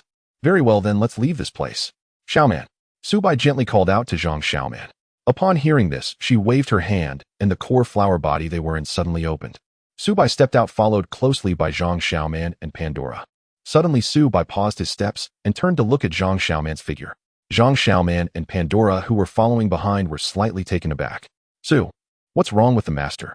Zhang Xiaoman initially wanted to call out to Su Bai, but the effect of life and death control made her call him master instead. Zhang Xiaoman snapped back to reality, her cheeks slightly flushed, but she didn't mind. Su Bai looked at Zhang Xiaoman, recalling how her body had been pierced directly by his dragon claws.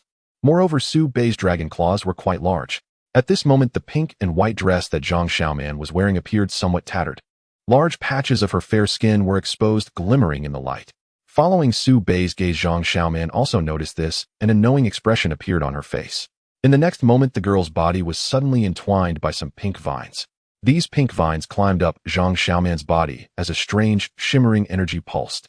A brand new pink and white dress materialized on Zhang Xiaomon, making her look completely renewed. Master, I'm ready, the girl playfully exclaimed towards Su Bai. Su Bai nodded slightly. The three continued towards the core of the mandala flower, until they left the colossal mandala flower behind. Suddenly Zhang Xiaoman placed her hands on the surface of the mandala flower. In the next moment, the enormous flower, hundreds of meters in size, began to pour into Zhang Xiaoman's body in an incredibly astonishing manner. The giant mandala flower seemed to be drawn by some force, compressing into a thread of energy that entered. Su Bai and Pandora observed with curiosity. Moments later, the mandala flower that occupied the city center was completely absorbed back into Zhang Xiaoman's body. All that remained on the ground was a massive pit, as if a section of the earth had been carved away.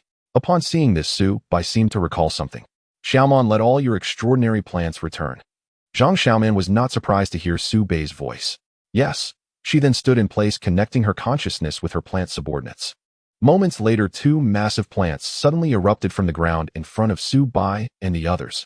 Two giant vines, slightly smaller than the climbing vines, broke through the earth. The heads of the vines opened up, revealing two graceful figures. It was Xiao Hong and Xiao LV. Master! Master! Xiao Hong and Xiao LV approached Zhang Xiaomon, calling out in unison to the pink-haired girl. Zhang Xiaoman displayed a proud demeanor in front of her subordinates. Feeling the surging energy fluctuations from the two, Zhang Xiaoman's tone was filled with joy. You both have broken through. At this moment, the energy fluctuations from Xiao Hong and Xiao LV had indeed reached the SSS level. However, since they had just broken through, they were unable to contain the energy within them for the time being. The two also appeared excited, their bodies swaying uncontrollably. Originally, they were at the peak of SS level, and after absorbing a large amount of life energy in Qingfeng City, they had broken through to SSS level. Are they your subordinates? Upon hearing Su Bai's voice, Zhang Xiaoman's previously delighted expression suddenly stiffened. She had now become Su Bai's subordinate, and her subordinates were also Su Bai's subordinates. Then Zhang Xiaoman seemed to think of something and stood in front of Xiao Hong and Xiao LV. They are my subordinates, but you must not lay a hand on them. Zhang Xiaoman's tone was somewhat hesitant. She knew that certain special humans in this world could turn the corpses of extraordinary beings into powerful extraordinary weapons.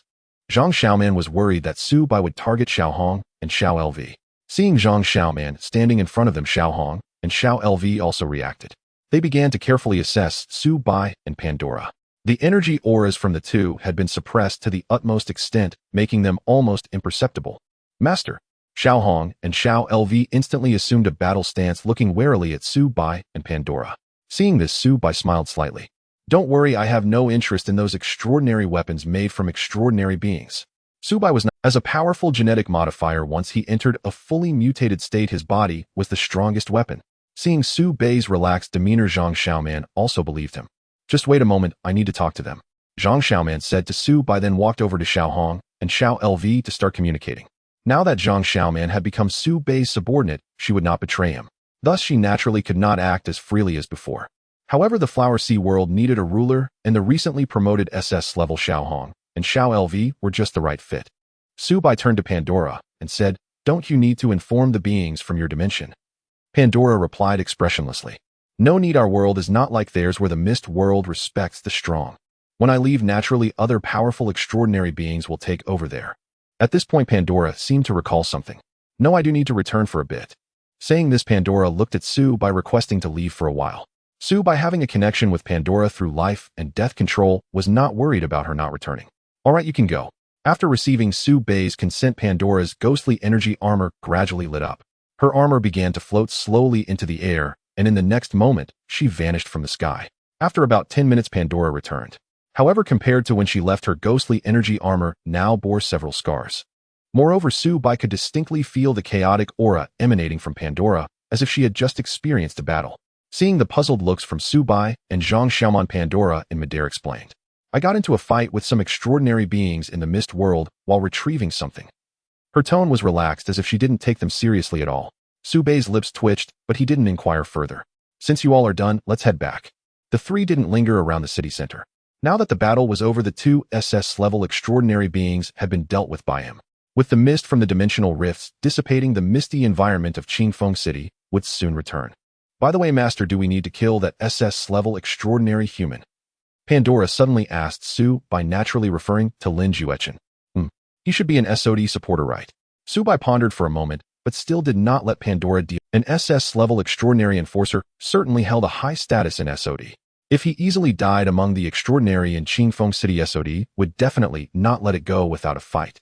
Soon Zhang Xiaoman and Pandora arrived at the Highlawn Villa area under Su Bei's guidance. Su Bai brought the two of them to the front of his family's villa No. 66. Wow, master, you live in a villa. Zhang Xiaoman exclaimed in delight upon seeing the luxurious platinum. As for Pandora, she felt indifferent. The purple gold palace she stayed in before, though simple, was far more luxurious than the villa before her. At this moment, Su Bei's body had returned to his normal human form. Arriving at the gate of the villa's front yard, just as Su Bai was about to open the door to enter, he suddenly realized something. Did I forget about Xiao Hei? Host, you finally remembered your little black cat. I thought you abandoned Xiao Hei after capturing two beautiful new subordinates. Su Bai. Listening to the teasing from the system in his mind, Su Bai was speechless. He really had forgotten. After pondering for a moment, Su Bai decided to go find Xiao Hei. Although with Xiao Hei's perception ability and strength, finding the villa area should be no problem. But Su Bai still wanted to be cautious. Xiaoman, shall I wait for me here for a moment? Su Bai said to the two beside him. Zhang Xiaoman asked curiously while Pandora was indifferent. I just forgot to bring Xiao Hei. Oh. Then Su Bai set off quickly towards the exit of the community.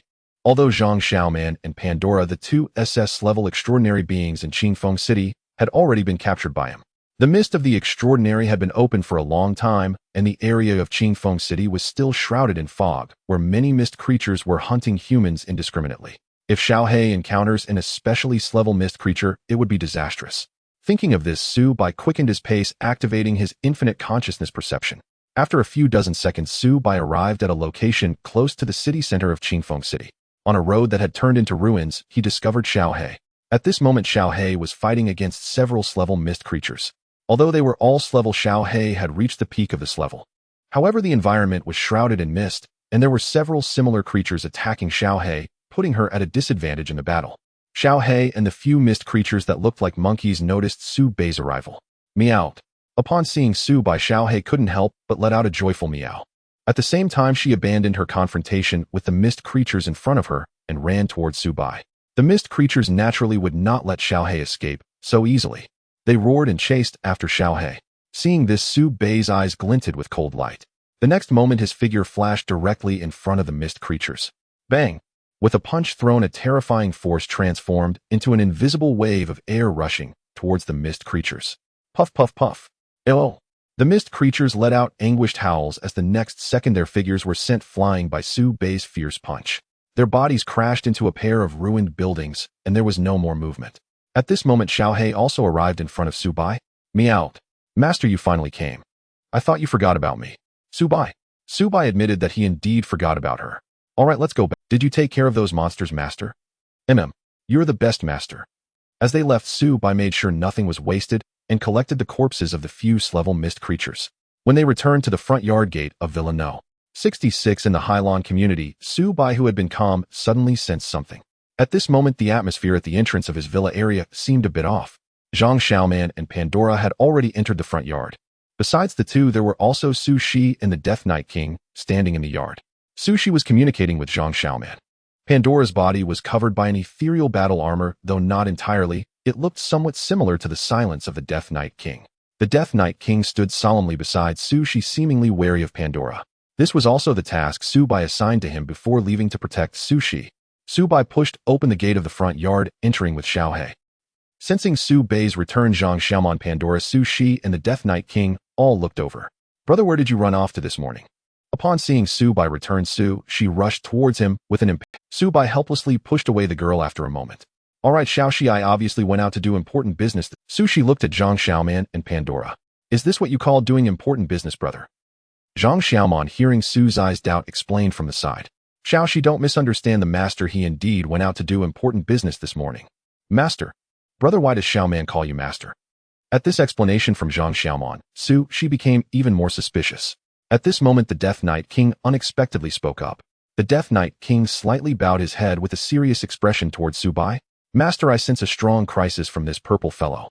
Hearing the Death Knight King's address, both Zhang Xiaoman and Pandora were somewhat surprised.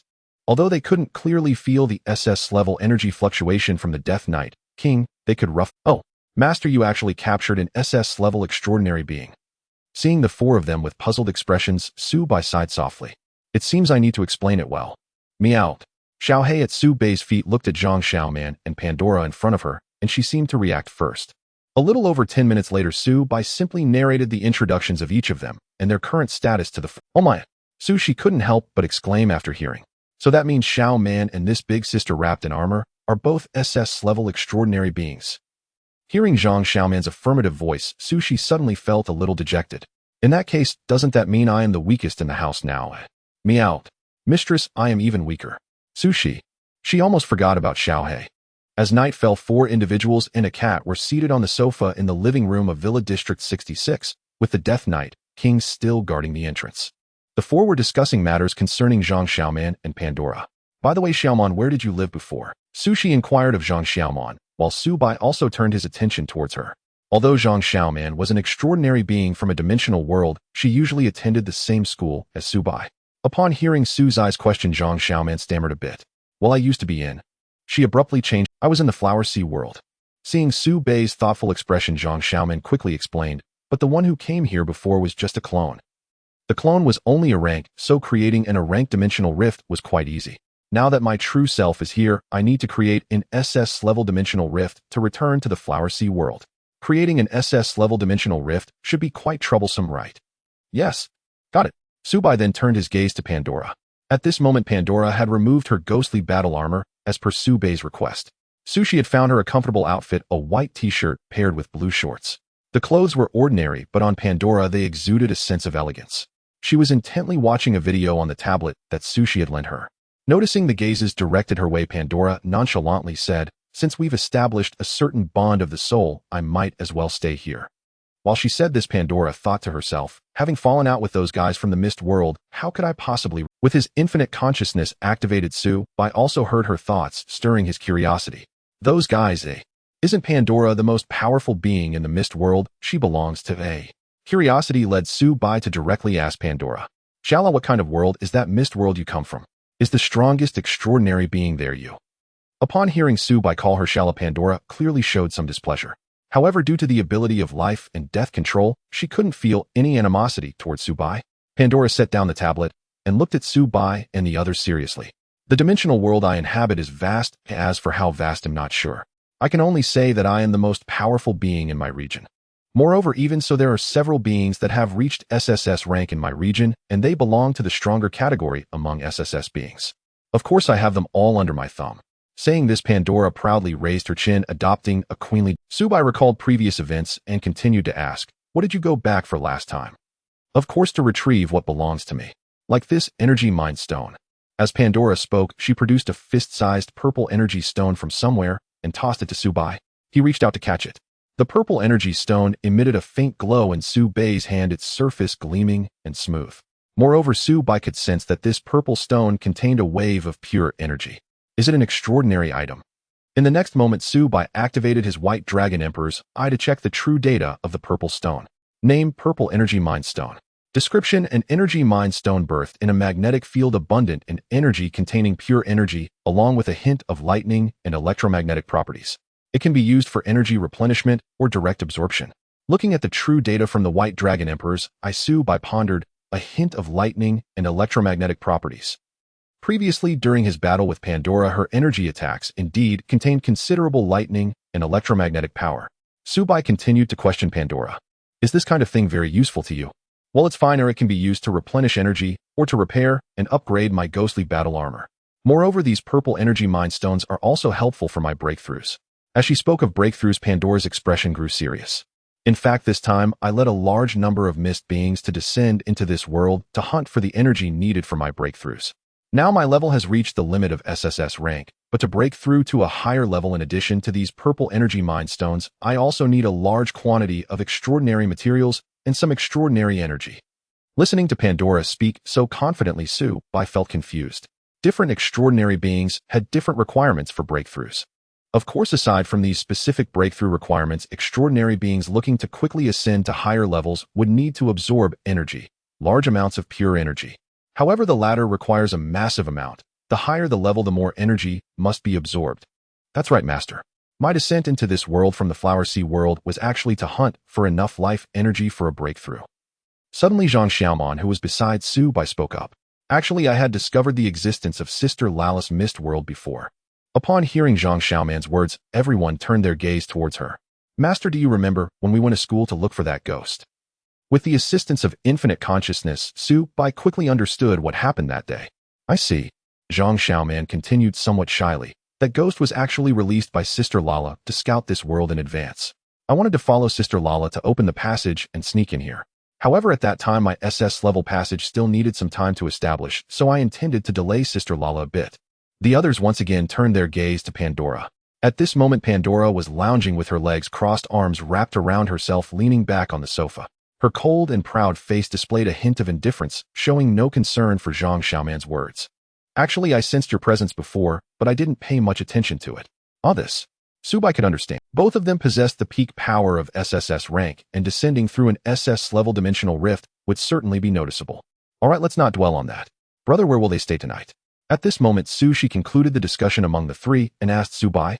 Zhang Xiaoman and Pandora were now bound by Su Bai's life and death control, just like the Death Knight King. Moreover, opening an SS-level dimensional rift was quite troublesome. Fortunately, Su Bai's villa was large with over a dozen rooms on the second and third floors. Accommodating them would be a simple task. In the evening, Su Bai arranged for Zhang Xiaoman and Pandora to temporarily stay on the second floor of the villa. Besides their master bedroom, there were several top-tier bedrooms on the second floor.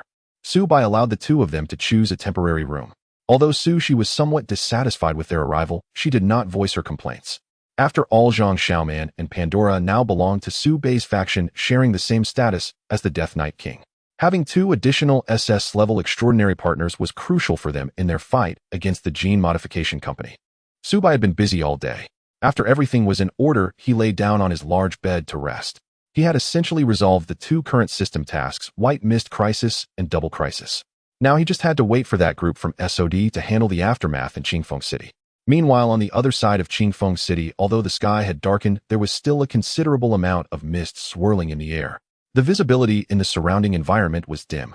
However, at this moment, numerous orderers were conducting search and rescue operations in Qingfeng City. Among them, an orderer discovered the buried Lin Juechen in a pile of rubble. Lin Juechen had been severely injured in the battle against Pandora, and with the severe depletion of energy within him, he was currently in a state of unconsciousness. This orderer was a support member who had come along with Lin Juechen. Upon seeing the unconscious Lin Juechen, he hurriedly lifted him out and shouted loudly in the direction behind him. I found Senior Lin. I found Senior Lin. As the orderer's voice echoed repeatedly, the SOD members engaged in rescue efforts rushed over. Among them, a man dressed in a black martial arts outfit was the fastest. Almost the instant the orderer called out, Jiao Yuanli appeared before him. Jiao Yuanli, one of the top extraordinary beings in the Dragon Kingdom SOD, was also a member of the executives. He had received news that an extraordinary presence had appeared in Qingfeng City that even level 10 orderers could not contend with. Wearing a sleek black martial arts uniform, Jiao Yuanli had sharp features and an indifferent expression resembling a cold-blooded assassin. Behind him, an ancient dark sword sheath indicated that he was a master swordsman. Jiao Yuanli approached the unconscious Lin Juechen and picked him up. He then turned to the nearby orderer and spoke with an indifferent tone. They'll take care of Lin Juechen from here. You go help the other orderers. Okay, yes. Faced with Jiao Yuanli's composed demeanor, the orderer felt as if he were in front of a strict teacher, not daring to breathe too heavily. After hearing Jiao Yuanli's words, he hurriedly fled the scene. Jiao Yuanli paid no mind to the orderer's attitude. His inherently aloof personality combined with his unmatched strength made ordinary people reluctant to approach him. Jiao Yuanli gazed at Lin Juechen in his arms, his expression falling into deep thought. Moments later, he summoned Zhang Tianlong, the division head of SOD in Qingfeng City. Soon Zhang Tianlong stood beside Jiao Yuanli with utmost respect. Even as a level 7 orderer, he was humble in front of Jiao Yuanli. It was important to note that the person before him was an extraordinary powerhouse, even greater than the level 10 orderer Lin Juechen. The executives were the most elite figures in their Dragon Kingdom SOD, residing at the pinnacle of the hierarchy. It was important to note that the person before him was an extraordinary powerhouse, even greater than the level 10 orderer Lin Juechen. The executives were the most elite figures in their Dragon Kingdom SOD, residing at the pinnacle. Is the extraordinary situation in Qingfeng City so dangerous? Even the level 10 Lin Juechen has been brought down like this. Jiao Yuanli spoke to Zhang Tianlong. Xiao Zhang, take me to your SOD's best recovery room. Yes, please follow me, executive. Zhang Tianlong was unsure which executive Jiao Yuanli was among them. A sword user, and he's very close to Qingfeng City. Could it be? As Zhang Tianlong led the way, he was also analyzing Zhou Yuanli's identity in his mind. Initially, Zhang Tianlong intended to drive Zhou Yuanli to their SOD base. However, due to the damage caused by extraordinary beings like the mist and plant types in Qingfeng City, transportation was no longer feasible. No need to go through so much trouble, Zhou Yuanli said softly, noticing Zhang Tianlong's worried expression. In the next moment, the black sword sheath behind him suddenly stirred. In an instant, a finely crafted black sword flew out of the sheath and appeared before Zhou Yuanli. In Zhang Tianlong's astonished gaze, the black sword suddenly expanded. In an instant, the black sword grew from 1 meter to a length of 7 to 8 meters. The massive black sword floated before the three of them, and Zhou Yuanli stepped onto it, addressing Zhang Tianlong. "Get on and let my sword take us there." "Understood." Upon hearing these words, Zhang Tianlong snapped back to reality from his shock. Under Zhang Tianlong's guidance, the three quickly arrived at the SOD base in Qingfeng City. Their SOD base was equipped with the best and most advanced medical technology. Zhang Tianlong, seeing the unconscious Lin Juechen, did not dare to delay. He personally placed Lin Juechen into the most effective treatment pod in the base. The SOD base was located on the outskirts, so it had not suffered much damage from extraordinary beings. The orderer stationed there had also not suffered any significant casualties. After taking care of Lin Juechen's situation, Zhou Yuanli called Zhang Tianlong to a quiet place for a conversation. "Are you the division head of SOD in this city?"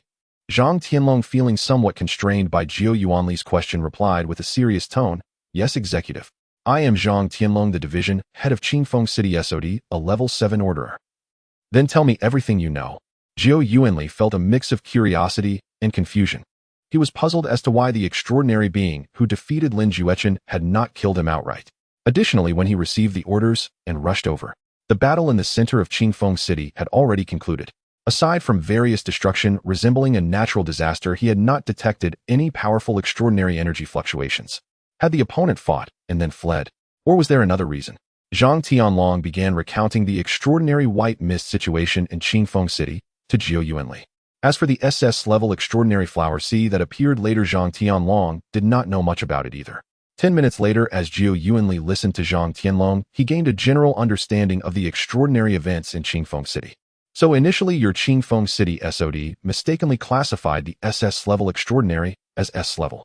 Then coincidentally, a level 10 orderer was dispatched from the southern district. But even the level 10 orderer Lin Juechen was no match for that SS-level extraordinary." "That's right, executive. That's roughly how it happened. This was all due to our Sod's misjudgment, resulting in such—" Zhang Tianlong's face was filled with remorse and sorrow. Although all the extraordinary beings in Qingfeng City ultimately vanished inexplicably, the consequences of the extraordinary white mist were indeed grave. The casualties among their SOD orderers alone represented an enormous cost. Not to mention, even the level 10 orderer Lin Juechen had been severely injured and fallen into unconsciousness. It can be said that this extraordinary event has already been extremely dangerous. Even in the entirety of the Dragon Nation, the appearance of SS-level extraordinary beings is exceedingly rare. Zhou Yuanli looked at Zhang Tianlong and said, "All right, the orderers from your city need to take a good rest. I will continue to stay in Qingfeng City until the white mist here completely dissipates." Saying this, Zhou Yuanli turned around, preparing to leave on his sword. Zhang Tianlong wanted to call out to him, but he already had some suspicions in his heart. The SS-level extraordinary beings in Qingfeng City could not have disappeared into thin air or voluntarily returned to their dimensional world. Therefore, the answer is evident: there must be other powerful extraordinary beings who took action. In all of Qingfeng City, only Su Bai could achieve this. Zhang Tianlong originally wanted to explain this to Zhou Yuanli in a roundabout way, but after thinking it over, fearing that the other party would guess something, Zhang Tianlong ultimately did not voice his thoughts. After Zhou Yuanli left, Zhang Tianlong took out his phone and opened the chat with Su Bai. "Zhang Tianlong, Mr. Su, did you resolve the SS-level extraordinary being that appeared in Qingfeng City?" Zhang Tianlong stared at the phone screen, eagerly anticipating a message from Su Bai.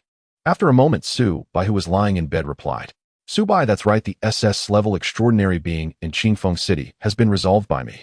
Su Bai, I hope Minister Zhang can keep this a secret." Zhang Tianlong looked at the message from Su Bai on his phone, secretly thinking as expected. Zhang Tianlong, rest assured, Mr. Su, we have a partnership, so naturally I won't disclose your information. Su Bai, that's good. I hope you can deal with the remaining guys in Qingfeng City as soon as possible. The guys Su Bai referred to were the extraordinary creatures that had emerged from the Mist World and the Flower Sea World. The former had the largest number and the strongest extraordinary powers. As for Zhang Xiaoman's Flower Sea world, according to her, only 3 areas were opened, and the extraordinary plants she cultivated were mostly under her control, most of which had now returned to their dimensional world. Su Bai hoped that Zhang Tianlong and the SOD could quickly resolve the extraordinary beings in Qingfeng City, of course for the sake of the system's rewards. The system's task required the complete elimination of the extraordinary crisis in Qingfeng City. It wasn't enough for Su Bai to simply resolve the strongest extraordinary being. However, Su Bai was not in a hurry. The boss had already been dealt with, and the remaining minions could be handled by SOD. On this side, after concluding the chat with Su Bai, Zhang Tianlong began to contact his superior. After this extraordinary invasion, although the outcome was that the extraordinary being was resolved by Su Bai, the entire city had also suffered massive destruction and devastation. Furthermore, the casualties among the ordinary people and extraordinary beings in Qingfeng City were estimated to be astronomical. Now Zhang Tianlong needed to apply for various supplies and manpower support from above. Of course, his own responsibility could not be shirked. Thinking of this, Zhang Tianlong felt a headache coming on. Meanwhile, on the official extraordinary website, the forum in the Dragon Nation area was already buzzing. In just under a day, several extraordinary posts about Qingfeng City had already been pinned and highlighted by the administrators, taking the top spot in the major events in the Dragon Nation. The comments and likes on the post had rapidly surpassed 1 million, making it a viral post. Moreover, the content of the post had also been updated. Among them, the post pinned at the top was released by the SOD official. The content addressed the extraordinary white mist that appeared in the southern part of the Dragon Nation in Qingfeng City. Dear all, below is the handling of the SS-level extraordinary white mist that appeared in Qingfeng City, southern region of our country at dawn today. A large amount of white mist suddenly appeared in Qingfeng City, which was initially assessed by the local SOD branch to be an S-level extraordinary event. In response, the SOD southern headquarters dispatched 1 level 10, 2 level 9, and dozens of level 68 orderers for support at the first moment of receiving the news. At 1050 a.m. our SOD southern headquarters support team had all arrived. 10 minutes later, the information changed again. According to reports from the support orderers, the extraordinary level in Qingfeng City had been upgraded to SS level. Moreover, there appeared an extraordinary being that was insurmountable by a single level 10 orderer. Therefore, headquarters convened an emergency meeting and promptly dispatched the nearest executive officer. Currently, the extraordinary crisis in Qingfeng City is being resolved. Please everyone rationally watch as an onlooker and be cautious before acting recklessly. Comments below directly skyrocketed to 99.99. What the heck? The extraordinary beings in Qingfeng City are actually SS level. I actually saw this extraordinary event in the morning and was thinking about going to fish for fun. Now it seems extraordinary beings that even level 10 orderers cannot handle. Even our strongest executive officer from SOD was dispatched. What is an executive officer? Why have I never heard of it? You upstairs are too out of touch, huh? You've never even heard of an executive officer. An executive officer, rumored to be the strongest extraordinary existence of SOD, holds a position and power above level 10 orderers. So impressive. In our eastern headquarters of SOD, there are hardly any level 10 orderers, right? Of course, the executive officer is synonymous with the strength of SOD. They are like the guardian deities of our Dragon Nation. The previous SS-level extraordinary crisis 2 years ago was resolved only after deploying an executive officer. Our Dragon Nation is indeed impressive. Humph, what if the extraordinary level has risen from SS to SSS? With the executive officer deployed this time, it's secure. By the way, is there anyone who wants to go to Qingfeng City and have a go? There should be many S-level extraordinary beings, right? Hunting one could feed for several years. You upstairs want to form a team. I'm a 10-year veteran hunter level S. Count me in, who I specialize in support and am also level S. Hehe. The SOD officials are telling us not to go and act recklessly. Did you not see the big letters? You upstairs be a good baby. Just because SOD tells you not to go, you won't go. The SS level dimensional rift has extraordinary resources that are a huge fortune. Haha, exactly. Just walking around the periphery of the SS level dimensional rift can easily kill in a level being. Selling it for money and resources isn't that great. With the SOD officials posting soon, extraordinary beings from the southern region of Dragon Nation began. The next morning, Su Bai was awakened by a series of system notification sounds. Not only was he not annoyed, but he was actually in quite a good mood. Ding. Mission White Mist Crisis completed. Mission reward 10 system points. Ding. Mission Double Crisis completed. Mission reward 1010 system points. A series of crisp, pleasant notification sounds rang out, instantly refreshing Su Bai. System, how many total points do I have now? Host, since you have time to ask, why not check it yourself? Snapped it by the system. It felt just like old times. Su Bai's mouth twitched, his good mood interrupted by the system's voice. He focused his mind, and a system panel that only he could see appeared before him. Subai clicked into the system lottery and saw 36 system points displayed. Awesome. He couldn't help but murmur under his breath. This also woke Sushi, who was sleeping beside him. Bro, what are you so awesome about so early in the morning? The girl lost all drowsiness upon hearing Subai's voice. She turned on her side to look at Su by a mischievous grin on her face. Bro, tell me, what exactly were you doing while I was sleeping? Subai was speechless. He flicked the girl's forehead in exasperation, then got up and left the bed. Now, not only did she occupy most of his side of the bed every day, but she also teased him every morning. Thinking about this, Subai sighed helplessly. He left the bedroom and went to the living room sofa on the first floor. The arrival of this morning's points indicated that the supernatural crisis in Clearwind City had basically been resolved. Subai couldn't help but softly remark, Sod's efficiency is really fast. In truth, this was the two strongest SS-level supernaturals in Clearwind City had already been dealt with by Subai. As for the S-level and specialist-level ones, they had mostly fled back to the dimensional world at that time. It could be said that the high-level crisis in Clearwind City was over. As for the specialist level and lower monsters, the support order keepers brought by Lin Juechen could easily handle them. Plus, yesterday Jiu Yuanli had been searching for SS-level supernaturals throughout Clearwind City. Along the way, he also killed quite a few high-level supernatural creatures. This made it much easier for the other SOD order keepers to deal with the remaining supernatural creatures. Subai sat down on the high-quality sofa. His mind was still on those 36 system points. In just one day, he had earned 30 system points. This feeling of getting rich overnight was fantastic. But Subai wasn't in a hurry to use the system lottery. There was something else he needed to do. Subai took out the energy crystal of the Mist King he had previously hunted from his dimensional space. Name: Energy Crystal. Description: an energy polymer formed from the transformation of the SS-level Mist King's internal energy after its death, containing pure and refined energy. It can be absorbed directly or used for energy replenishment. The platinum light in Subai's eyes slowly faded. This was the energy crystal of the SS-level Mist King. Just holding it in his hand, he could feel its pure and immense energy fluctuations. Meow. Suddenly a meow came, and Xiao He, attracted by the Mist King's energy crystal, jumped in through the living room window. Seeing the sparkling crystal in Subai's hand, Xiao He felt an irresistible longing. But it was clear that Subai intended to absorb it, so Xiao He could only stare at the crystal with burning eyes.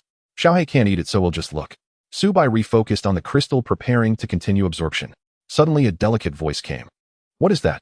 At the staircase on the second floor, Zhang Xiaoman appeared, as if she had just woken up. Her pink hair was slightly tousled, interwoven with a few pink vine tendrils, giving her a unique style. Zhang Xiaoman wore a loose light pink short-sleeved top that seemed a size too large, hanging loosely on her. The girl was staring at Subai with her bright pink eyes, or more precisely at the crystal in his hand. Such a pure energy crystal. Zhang Xiaoman couldn't help but exclaim. Then a pillar woven from pink vines materialized beneath her feet. The vine pillar lifted Zhang Xiaoman and carried her towards Subai on the first floor. Watching this wondrous scene, Xiao He's eyes widened in curiosity, looking rather comical. The vine pillar lowered Zhang Xiaoman in front of Subai, then slowly retracted and disappeared. Zhang Xiaoman stared intently at the crystal in Subai's hand and spoke in a soft, coquettish voice. Master, what is that thing in your hand? That. Hearing the girl's pleading tone, Subai naturally understood her intention. He cut her off and refused bluntly. I'm going to absorb this SS-level crystal, so don't even think. Zhang Xiaoman whimpered. All right. After her disappointment, she didn't dwell on it. She came over and sat on the sofa beside Subai, quietly watching him, as if to observe his absorption of the crystal. Subai paid her no mind and was about to bring the crystal to his mouth. Suddenly, another cool voice rang out. Is that? A wry grin spread across Subai's face. He helplessly looked toward the second-floor staircase again. Pandora, wearing a light camisole, stood where Zhang Xiaoman had been looking their way. More precisely, she was looking at the crystal in Subai's hand. Is that the energy crystal of the Mist King? Pandora's voice carried a hint of uncertainty. I remember when it came out of the dimensional rift, it seemed to be searching for something. I didn't expect you to have killed it too. As she spoke, a purple energy light flickered behind Pandora, and a small cluster of energy particles attacked. The next second, the light of the energy particles faded, and a mechanical component resembling a small aircraft materialized on Pandora's back. The mini-flight armor lifted Pandora off the ground, and she flew directly towards Subai. She landed in front of him. Her tall figure and long fair legs made Subai instinctively look up. Pandora was indeed very tall, which might have been related to her species. After all, she wasn't human. Are you going to absorb this energy crystal? Subai's mouth twitched. Wasn't that obvious? He drew out his reply reluctantly. Yes. Oh. Pandora's answer was still aloof, but her tone carried a hint of disappointment. Su Bei's infinite consciousness sensed Pandora's inner thoughts at that moment. He was utterly speechless. Although Pandora was stunning with a voluptuous figure and long legs, and had the demeanor of a cool and elegant beauty, giving her the SS-level energy crystal to absorb. That's wishful thinking. Pandora also found a spot to sit down. Clearly her intention was the same as Zhang Xiaoman's, preparing to observe Su Bai as he absorbed the crystal. Su Bai looked at their expressions, the corners of his mouth twitching. Why are you all staring at me? Just curious, what is the process of absorbing such an energy crystal like? Zhang Xiaoman explained in a delicate voice. Su Bai ignored them and placed the crystal in his mouth. As the SS-level energy crystal entered, it instantly transformed into a torrent of energy flowing into Su Bei's body. Soon Su Bai sensed the purity and magnitude of this energy. Even at his SS level, he could distinctly feel the fullness. Every cell in his body seemed to be cheering, and Su Bai felt himself gradually warming up. His formidable physique began to rapidly absorb and digest the energy contained within the crystal. The pure energy transformed into nutrients, continually transmitting throughout Su Bei's body. After a few minutes, the unusual sensation faded, and Su Bai slowly opened his eyes. Of course, he had not completely absorbed the crystal yet. For the SS-level energy crystal of the Mist City King, Su Bai still needed some time to fully absorb it. At this moment, Zhang Xiaoman's curious voice came through. Master, what does it feel like? Su Bai turned his head and saw both of them with expressions of curiosity. You all haven't absorbed this SS-level crystal before. Nope. No, we haven't. This type of energy crystal isn't produced by the death of all extraordinary beings. Furthermore, even if an extraordinary being is capable of producing energy crystals, if their level is low, there's a possibility they won't have one. Hearing Zhang Xiaoman's answer, Su Bai turned to Pandora. What about you, Shala? These energy crystals are obtained by hunting your mist species. I haven't absorbed this type of energy crystal produced after an extraordinary being's death either. Even though we are not of the same kind, I wouldn't hunt them down for energy crystals without reason.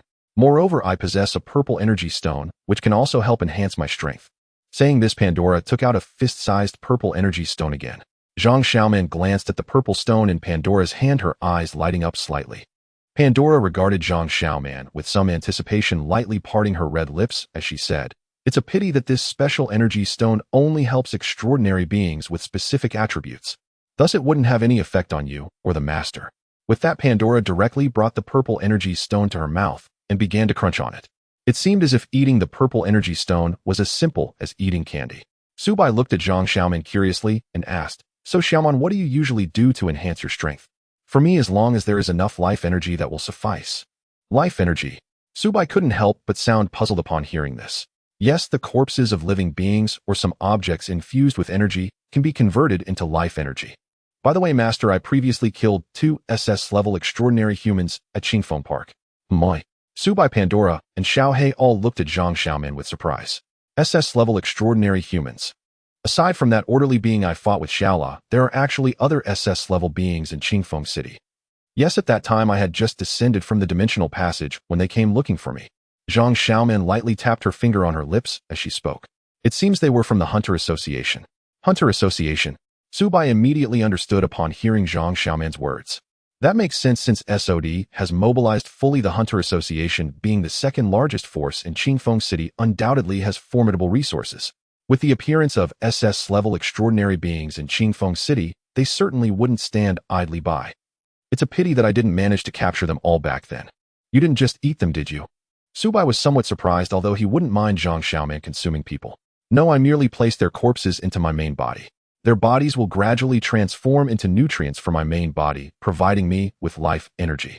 However, I estimate that relying solely on the life energy from those 2 SS-level extraordinary beings isn't enough to break through. Zhang Xiaoman looked at Su Bai, her gaze seeming to inquire about something. No, you can't be reckless in this world. Moreover, the life energy provided by low-level human corpses should be minimal, right? Yes, the stronger the extraordinary being, the more life energy they produce. Alright, once we open other high-level dimensional rifts, it'll take you hunting. Su Bai stood up. Having absorbed the energy crystal of the Mist City King, it was now time to conduct a system lottery. Looking at Zhang Xiaoman and Pandora beside him, Su Bai pondered briefly and decided to avoid them for the lottery. Where are you going, Master? To the restroom. What is going to the restroom? Pandora's puzzled voice came through. Being non-human and having a completely different body structure, she didn't understand. Xiaoman, can you explain it to her?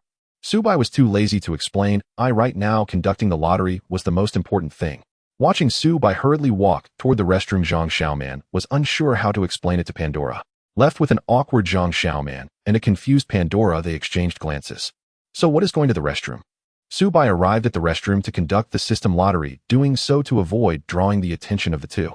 After all, even though only he could see the system panel, making some strange movements or emitting odd sounds would make him seem quite peculiar. With a thought, a pale blue system panel appeared before Subai. He opened the system lottery page.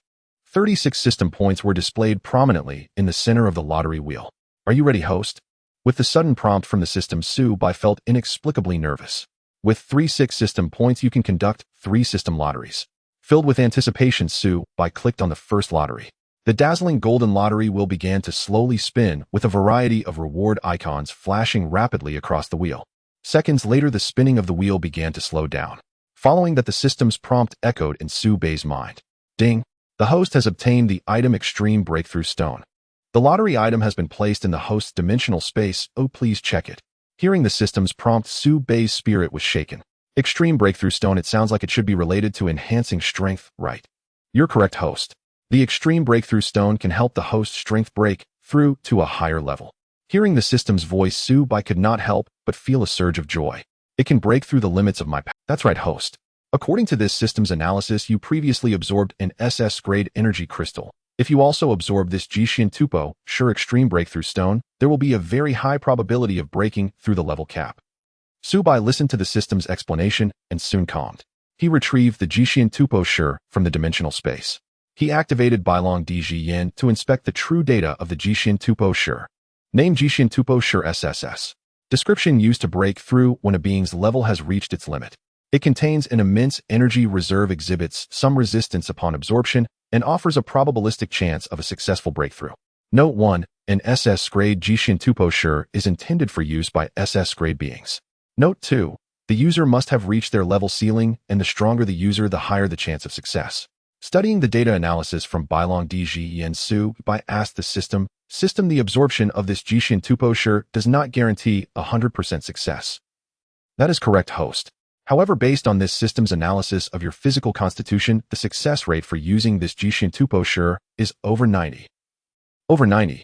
Host, 90 is already very high, and because there remains residual energy from the Wudu Ji Wang's energy crystal within your body, the probability will only be higher. Subai fell into thought as he listened to the system's analysis. I understand. He did not rush to use the Jishin Tupo sure. With 2 system lotteries remaining, he decided to finish those first.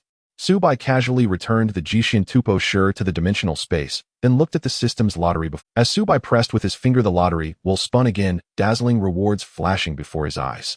His heart began to race. As the wheel slowed, the system's clear chime rang. Ding! Host has obtained the skill Zhao Wu Ji Shou Hand of Creation. Please choose the carrier required for the skill. Hearing the system's prompt in his mind, Subai was surprised. Skill carrier. System, doesn't this skill fuse directly with me? Host, no. Zhao Wu Ji Shou requires part of a body as the carrier for its release. It is not limited to the host's arm, it can even be bestowed upon another. Please select a carrier. Subai ignored the suggestion to give it to another outright, as if he would gift such a powerful skill to someone else. Staring at his arms, Subai paused before deciding. System, choose my left hand as the skill carrier. Confirmed. The host's left arm has been chosen as the carrier for the skill Zhao Wu Ji Shou. Zhao Wu Ji Shou has locked onto the host's left arm and is integrating. Integration successful. A succession of system chimes sounded. Subai activated Bailong Diji Yin and looked at his left arm. Skill name Zhao Wu Ji Shou Hand of Creation. Description: possesses the ability to create all things by consuming the user's internal energy, thereby altering or even generating any object imagined by the user. Reading the Bailong Diji Yin's description, Subai felt this new skill was extraordinary. It can create any object. Indeed, host. Zhao Wu Ji Shou can create anything the host conceives, but it requires the host to provide the corresponding energy cost. The higher the complexity of the conceived object, the greater the energy consumption required. Hearing the system, Subai extended his left hand ready to test it. Subai looked at his left hand and began to imagine the object he wished to create. Soon he felt energy within his body converging toward his left hand, a wondrous sensation rising in his chest. After a moment, the energy began to slowly release from his left hand and manifest. Irregular clusters of energy danced and twisted upon Subai's palm. As the final energy cluster coalesced into form, a fresh packet of tissues appeared in Su Bei's left hand. The object he had imagined was a packet of tissues. It actually works. Su Bei was astonished by the wondrous ability. Host, please do not be so surprised, or after all, this is a skill produced by this system. Su Bei ignored the system's smugness. His mind was still stunned by the hand of creation. He felt the energy consumed by the recent use of the skill. It was minute. Creating a packet of tissues consumed almost no energy. In other words, the energy cost of producing such a simple item was negligible for an SS-grade Su Bei. Although this skill would not directly enhance Su Bei's combat power, its auxiliary potential was astonishing, the ability to create at will. After regaining his composure, Su Bei glanced again at the system's lottery. Only one draw remains. He tapped to make the third draw. The gilded will spun once more. Ding! Host has obtained the item Wang De Baihu King's Protection. The item has been placed into the host's dimensional space. Please check it. Wang De Baihu. Curious at the third draw's item, Su Bei retrieved Wang De Baihu from the dimensional space. It was a jade pendant resembling a blue star, smooth and delicate to the touch, faintly streaked with golden light, a cloudy, semi-translucent crystalline structure roughly oblong in shape. Bailong Dji Yin activated. Name Wang De Baihu King's Protection. Description: a one-time use protective item that automatically activates when the host suffers a lethal threat. It can withstand a single full power strike from a Mo Wang level foe. Mo Wang level. System: what kind of tier is Mo Wang level? Seeing the Bailong Dji Yin's data, Su Bei noticed the term Mo Wang level. Host: Mo Wang level denotes a rank surpassing SSS. The Siwang Qishir Wang Death Knight, king you slew before, possessed that very tier in life. Su Bei murmured upon hearing the system's explanation. An existence beyond SSS, huh? I wonder if that Jishin Tupo sure could let me break through to Mo Wang level. Hearing that the Siwang Qishir Wang had been Mo Wang level in life, Su Bei fell into contemplation. He knew there remained the tracking mark of an Yi Junju on him. That was the boss of the Death Knight King. Its power would surely be greater. Host, rest assured. For now, creating a dimensional passage to summon such beings in this world is unlikely to be feasible. Moreover, other human strongholds would intervene to stop it. Besides, this system can help conceal the tracking mark on you, costing only a small amount of points. Hearing the system, Su Bei snorted with disdain. Humph. I simply must not venture into that demonic species' dimensional world. Su Bei walked out of the restroom, still holding a pack of tissues. At this moment, his mood was exceptionally exhilarated. Not only had he obtained an item that could break through to the Demon King level, but he had also acquired a powerful skill and a life-saving tool. He was quite satisfied after 3 rounds of lottery draws. As Su Bei emerged from the restroom in high spirits, Pandora, seated on the living room sofa, looked on in confusion. She turned to Zhang Xiaoman beside her and asked with curiosity, "Xiaoman, why does the master look so excited?" "Oh, well, it might be." Zhang Xiaoman leaned closer to Pandora and began to whisper in her ear. As she spoke, she glanced toward Su Bei. Su Bei noticed the peculiar behavior of the two on the sofa, but he paid. Now that he had the limit breakstone, Su Bei aimed to break through the SSS level barrier. With resources in hand, he naturally wanted to use them immediately to enhance his strength. According to the system's analysis, his current physical strength had already reached the SSS level limit, even surpassing both Zhang Xiaoman and Pandora in strength. With his powerful white dragon genes and the recently absorbed SSS level crystal, the probability of a breakthrough was at least 90. Su Bei addressed Zhang Xiaoman and Pandora on the sofa. "I'm going to the backyard to enter seclusion and break through. Please guard the villa during this time." As Su Bei turned to leave, he paused briefly to add, "By the way, don't disturb me." With that, Su Bei walked towards the small park in the backyard of the villa. He took out the limit breakstone directly. The fist-sized irregular polygonal crystal emitted a faint, ethereal glow.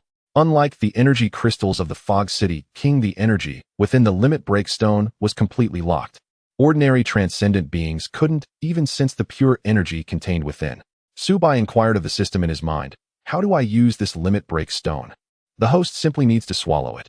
"Su Bei, this thing is the size of my fist, and how am I supposed to—" "Foolish host, can't you transform into your Dragon Man form?" "All right."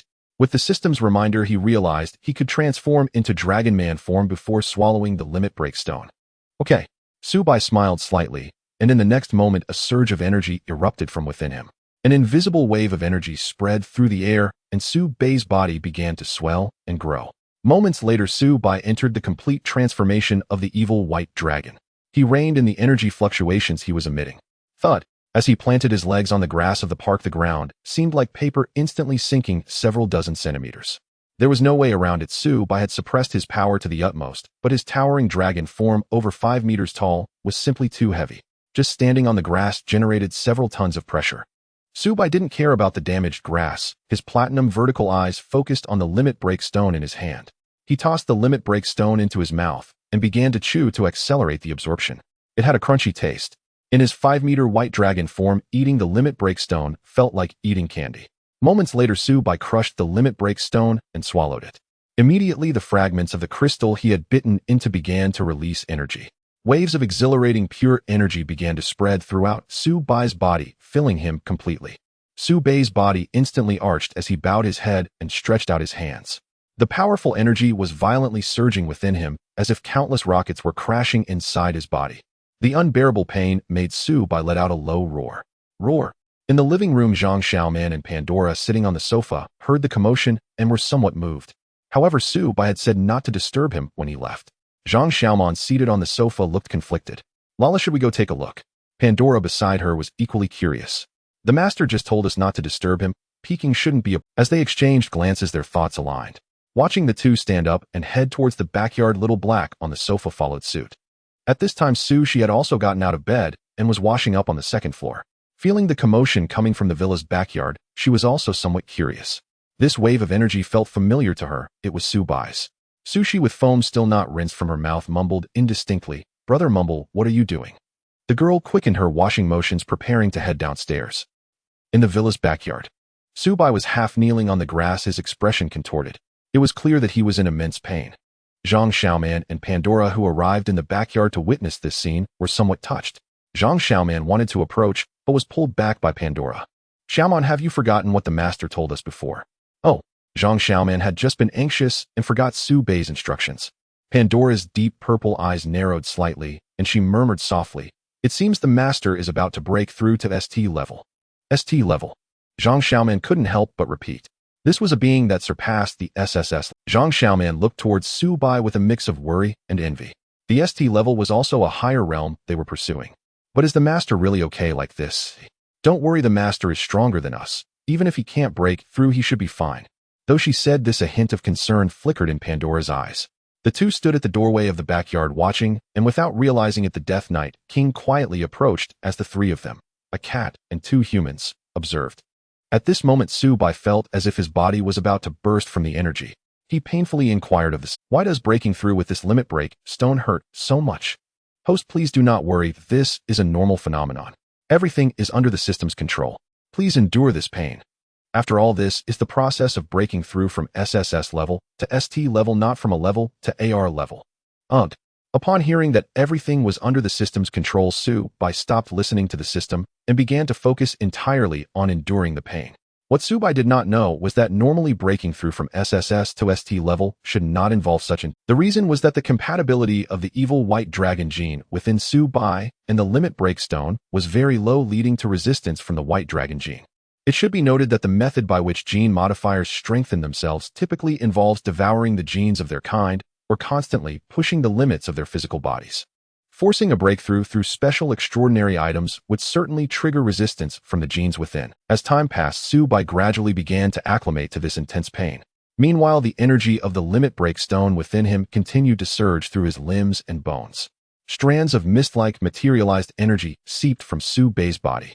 The moment this energy appeared, the flowers and grass in the backyard park began to grow wildly. After all, this was the energy contained within the limit break stone. Even the faintest trace that leaked out during Subai's breakthrough was an invaluable nutrient for ordinary plants. This mist-like energy acted as a catalyst for the flora in the backyard park. Zhang Xiaoman, the 3 others, and the cat standing by the door could see that on the grassy area around Subai, ordinary blades of grass began to surge upward, growing at an astonishing speed. "What is this?" Zhang Xiaoman murmured in surprise at the sight. Her true form was an ultra-powerful plant species, making her perception of the backyard flora exceptionally acute. "Are these plants beginning to develop consciousness?" Zhang Xiaoman's voice carried a note of astonishment. Ordinary plants possess life, but lack awareness and intelligence. Even in the Sea of Flowers world, only a portion of plant species possess self-awareness. This was a manifestation of life forms advancing to a higher level. Soon, over a dozen sentient extraordinary plants emerged in the backyard park. Pandora could also sense energy fluctuations from some of the flowers and grass in the backyard, a sign of breaking through to the extraordinary realm. Irank peak, Irank drank, peak drank crank. The energy fluctuations within these plants surged rapidly as their forms grew to a certain size. The trio and the cat watched this scene in astonishment. An hour later, the energy fluctuations within Su Bai began to subside, and the violent, overflowing energy mist gradually diminished. At that moment, Su Bai suddenly spoke. Xiaohei, come here. He sensed that the energy required for the breakthrough was sufficient, and there was still a residual amount of energy left in the limit breakstone. Though this energy was negligible to him, it was enough to push Xiaohei, who was at the peak of strength, to break through to the special strength. The black cat at the backyard door tilted its head in confusion, but obediently walked over when called. Reaching Su Bai's side, Xiaohei asked curiously, Master, why did you call me? Xiaohei, absorb the energy radiating from me here, and try to break through to special strength. Su Bai kept his eyes closed, fully focused on the flow of energy. Meowed. Xiaohei let out an excited cry upon hearing this. In truth, it had long wanted to absorb energy from Su Bai. Although it was merely the remnants of Su Bai's breakthrough, it was an immense amount for an extraordinary being like Xiaohei with such a vast difference in rank. Xiaohei wasted no time. With Su Bai's approval, it began absorbing the energy drifting in the air around it. Not far away, in a rank extraordinary plant that had just emerged, noticed Xiaohei. Sensing that Xiaohei was competing with them for the energy mist, the newly born extraordinary plant launched an attack directly at Xiaohei. It was truly a case of the newborn fearing nothing. Xiaohei instantly detected the assault from the rank extraordinary plant. Its feline eyes narrowed, revealing a hint of danger. Meowed. In the next instant, Xiaohei swiped its claw, a single strike cleaving through the plant's body. Puffed. The newly born rank extraordinary plant was instantly annihilated. The several meter-long plant stems crashed to the ground, becoming nutrients for other sentient extraordinary plants. After this incident, the surrounding conscious extraordinary plants dared not attack Xiaohei. Thus, Xiaohei joined the breakthrough process. Over a dozen minutes later, Su Bai's body ceased emitting energy mist, and the energy fluctuations within him seemed to vanish as well. Su Bai began compressing and concentrating all the energy within him.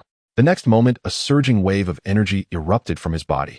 The powerful energy impact caused Su Bai to instinctively press his hands onto the lawn in front of him. The muscle tissues on his back began to convulse violently. Moments later, a pure white dragon's head emerged from Su Bai's back. The white dragon's body extended outward. It was Su Bai's ultimate singularity. Zhang Xiaoman and Pandora, standing at the doorway, watched the emerging white dragon with complex expressions. They naturally recognized Su Bai's ultimate singularity, the white dragon. It could be said that the white dragon was a significant factor in Su Bai's ability to defeat them. However, this time the metamorphosis on Su Bai's back did not stop after the dragon appeared. To the shock of Zhang Xiaoman and Pandora, the muscle tissue on Su Bai's back burst open and two massive white, feathered wings slowly unfurled. The white wings resembled those of an angel, covered in fine, smooth dragon scales that glistened under the light, creating a radiant visual effect. Terrifying energy fluctuations erupted from Su Bai's body, surging like a raging tidal wave, impacting the surrounding Hylon residential area. In the instant he realized that Su Bai restrained the terrifying energy fluctuations within him. Xiaohei lay prostrate on the ground, its rear raised paws covering its head, trembling all over. At that moment, Xiaohei's body suddenly jolted. The panic in its eyes then turned to delight, for it had broken. Xiaohei, originally at the peak of strength, had absorbed a considerable amount of the energy leaking from the limit break. Under the energy burst of Su Bai's breakthrough, Xiaohei successfully reached special strength. Meow meow. Xiaohei wanted to let out an excited cry to express its joy. But the next moment, an even more ferocious and violent roar came from Su Bai. Roar. It directly startled Xiaohei mid-meow. Just then, Pandora, who had been prepared, deployed a psionic barrier around Su Bai's villa. This energy barrier had weak defensive capabilities, but was highly effective at soundproofing. On the grass, Su Bai's fully transformed body slowly stood up. He had now broken through to S-rank, a level beyond SS-rank. The white dragon behind him soared into the air, roaring with excitement. Thanks to Pandora's energy barrier, it didn't worry about the sound spreading. Su Bai then began to sense the pair of enormous dragon wings behind him. Like the white dragon, this was a powerful metamorphosis he gained after breaking through his physical limits. With a slight flap, a strong gust of wind rose in the backyard park. Su Bai's body lifted off the ground, slowly ascending into the air. A gleam of excitement shone in Su Bai's eyes. Breaking through to S-rank had allowed him to metamorphose the white dragon wings. Moreover, the white dragon wings were not only capable of flight, but also possessed other powerful derivative skills. Of course, these would require Su Bai to study through actual combat in the future. In midair, Su Bai suddenly looked down at the little black creature who was crouching on the grass. He suppressed the energy fluctuations emanating from his body and asked the little black below, "Has little black broken through?" Hearing Su Bai's inquiry, the little black cat on the grass instantly stood up, raising its head proudly to meow at Su Bai. Meow meow. Humph master, I have broken through to the special S class. The little black cat looked excited, no longer suppressed by Su Bei's aura, standing tall and proud. Zhang Xiaoman and the others standing at the back door couldn't help but chuckle at the little black cat's proud demeanor. Su Bai looked over in response to the sound and flew toward the four. She had also arrived here over an hour ago, waiting for Su Bai to complete his breakthrough. Zhang Xiaoman and the others greeted Su Bai as he approached. The white dragon wings behind Su Bai only waved gently, yet his figure seemed to teleport right in front of him. His speed was so astonishing that Su Shi and the others completely failed to catch it. It should be noted that Zhang Xiaoman, Pandora, and the Death Knight King were all SS-level transcendent beings. Zhang Xiaoman exclaimed in excitement, her pink eyes sparkling like stars. Wow, is this the power of ST class? Sushi looked thrilled, her tone somewhat excited. So brother, is this the level beyond SSS class? Wow, brother is so strong. Pandora and the Death Knight King also wore shocked expressions. Especially the Death Knight King, who was more familiar with the aura emanating from Su Bai, because once in his living days he was at this level. Moreover, the Death Knight King could sense that Su Bei's strength was even more terrifying than his own. Even during his peak in life, he probably wasn't as powerful as Su Bai is now. Master, have you broken through to the Demon King level? The Death Knight King asked in surprise. Then he performed a gesture of respect towards Su Bai. He wasn't surprised that Su Bai had broken through to the Demon King level, but he didn't expect Su Bai to be so formidable after the breakthrough. Su Bai responded lightly, then his figure landed, and the white dragon wings behind him gradually retracted. He glanced to the side, and then stored the wings within his body. The white dragon behind him stretched its head forward, rubbing against Su Bei's face. Su Bai reached out to stroke the white dragon a few times. All right, little white, you can go back now. Although a bit reluctant, little white obediently shrank back behind Su Bai. Puff. Su Bei's form also returned from its altered state to that of a normal human. The effect of this breakthrough greatly exceeded his expectations. Su Bai approached Zhang Xiaoman and the others. At this moment, little black also ran over from the grass behind. Meow meow. What about those guys, master? Little black naturally referred to the plants that had been contaminated by the energy released during Su Bei's breakthrough. At this moment, there were already at least 20 conscious transcendent plants in the park behind the villa. Having become transcendent, their size had increased significantly, with each being several meters tall and a few even exceeding 10 meters. Moreover, the lowest level of these transcendent plants was B class. The strongest one had already reached AR class. Su Bai looked back at the numerous transcendent plants in the yard, deep in thought. How about we just eliminate them all? Rustle, rustle.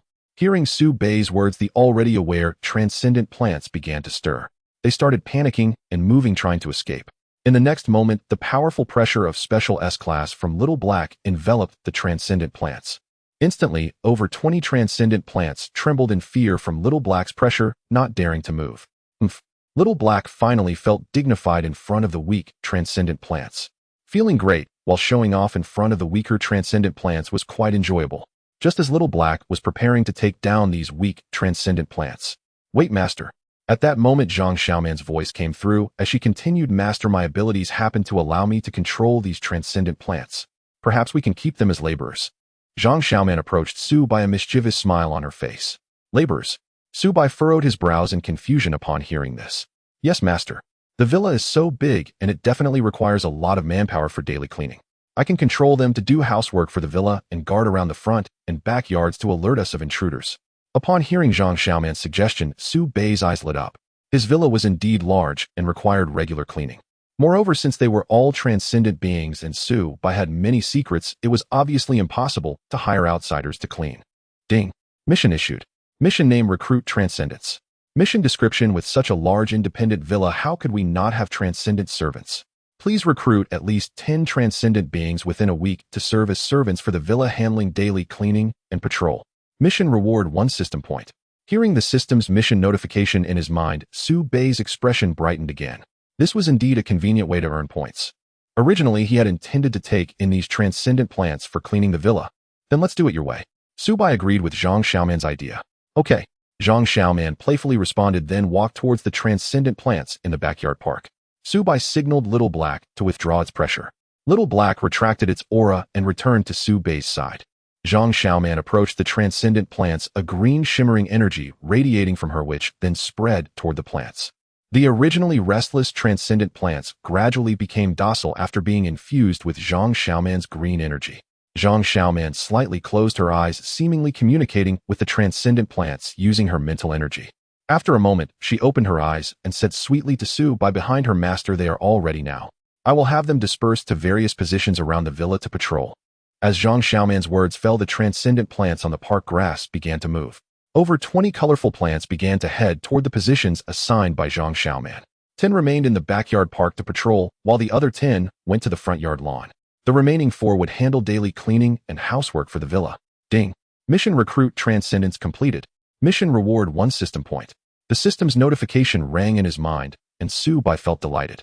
This was a direct gain of a system point without effort. At 8 in the morning, Su Bai and his 3 companions boarded his small flying horse. Due to the arrival of Zhang Xiaoman and Pandora, the villa lacked their daily necessities. Therefore today, Su Bai planned to take the 2 of them to purchase some daily supplies.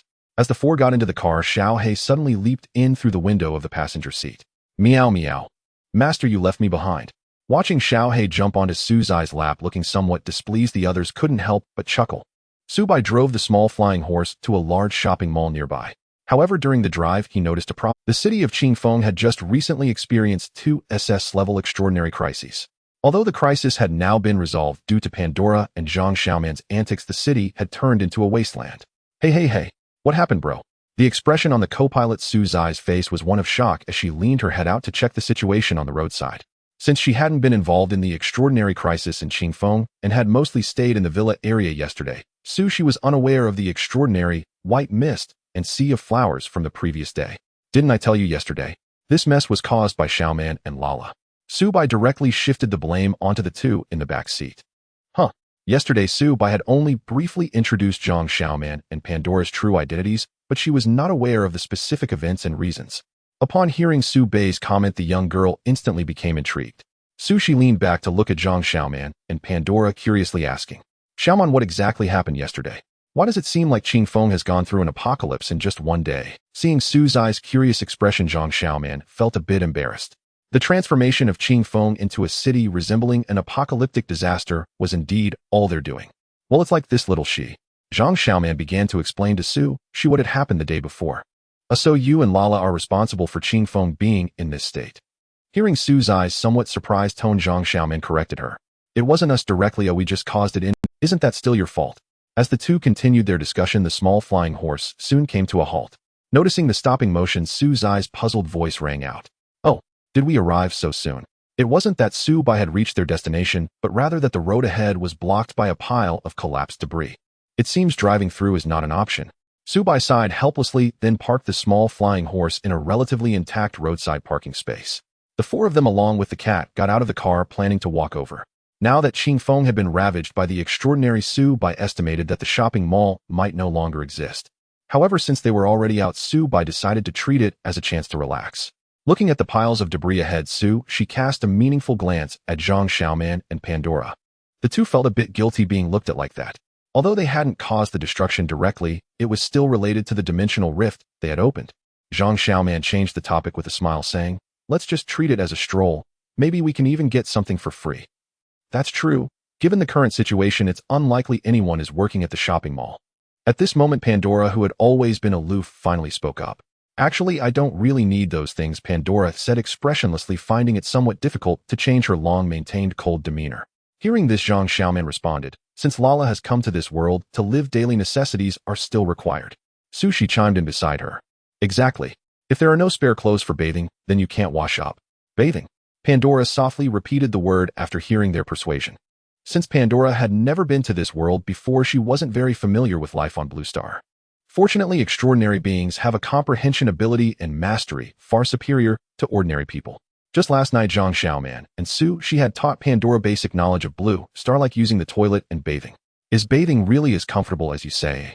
Pandora couldn't help but feel a bit excited.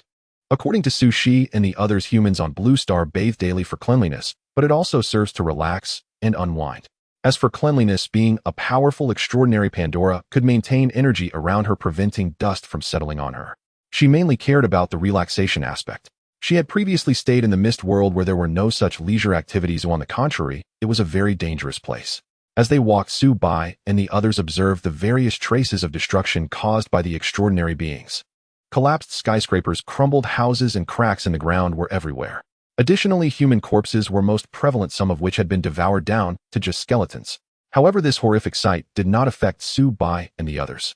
Zhang Xiaomon Pandora and Xiao He were themselves extraordinary beings from the dimensional world and were accustomed to such things.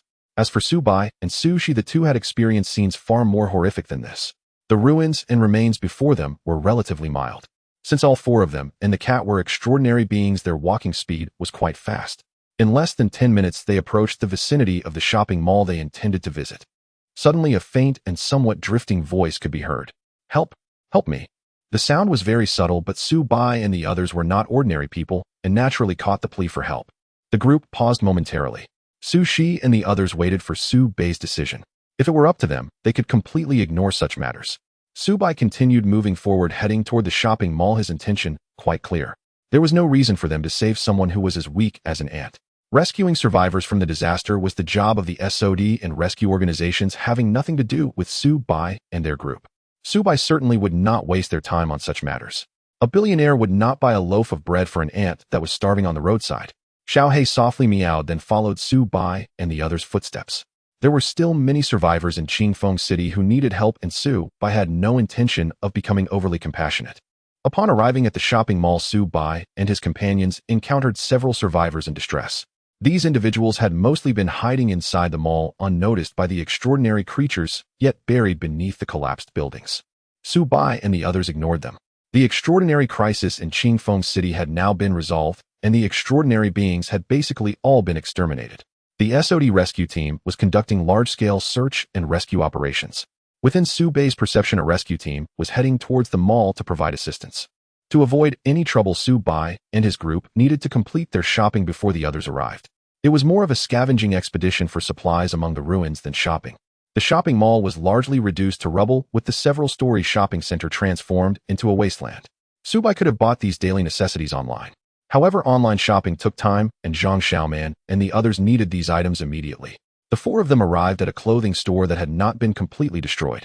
Looking at the relatively intact clothing store, the three of them entered to select some clothes for Zhang Xiaoman and the others. Meanwhile, Su Bai began to wander among the surrounding ruins of the mall. Qingfeng City, ravaged by an SS-level extraordinary being, presented a unique landscape. The desolate city, shattered concrete streets, and the faint cries of survivors echoed in the air. For someone as powerful as Su Bai, there was no sense of danger. In fact, having grown weary of the monotonous cityscape, witnessing scenes of disaster allowed Su Bai to reflect more deeply. Gazing at the ruined city ahead, Su Bai's expression grew resolute. He needed to become stronger. All disasters and misfortunes were merely challenges for the weak. During this extraordinary crisis, Su Bai possessed sufficient strength, so he was not affected, even managing to dominate the situation and control the lives of others. But what if an insurmountable crisis arose? He and his sister would surely fall into that dire situation again, experiencing that kind of suffering. Su Bai would never allow such a thing to happen again. I need to become stronger. ST level is still not enough. Su Bai needed to continuously grow stronger. ST level was merely his starting point. Su Bai's eyes narrowed as his thoughts turned to the gene modification company. He had now surpassed the limits of SSS level, reaching a stronger ST level. Su Bai murmured softly, "Now I should have the strength to contend with those from the gene modification company, right?" The system's voice suddenly echoed in his mind.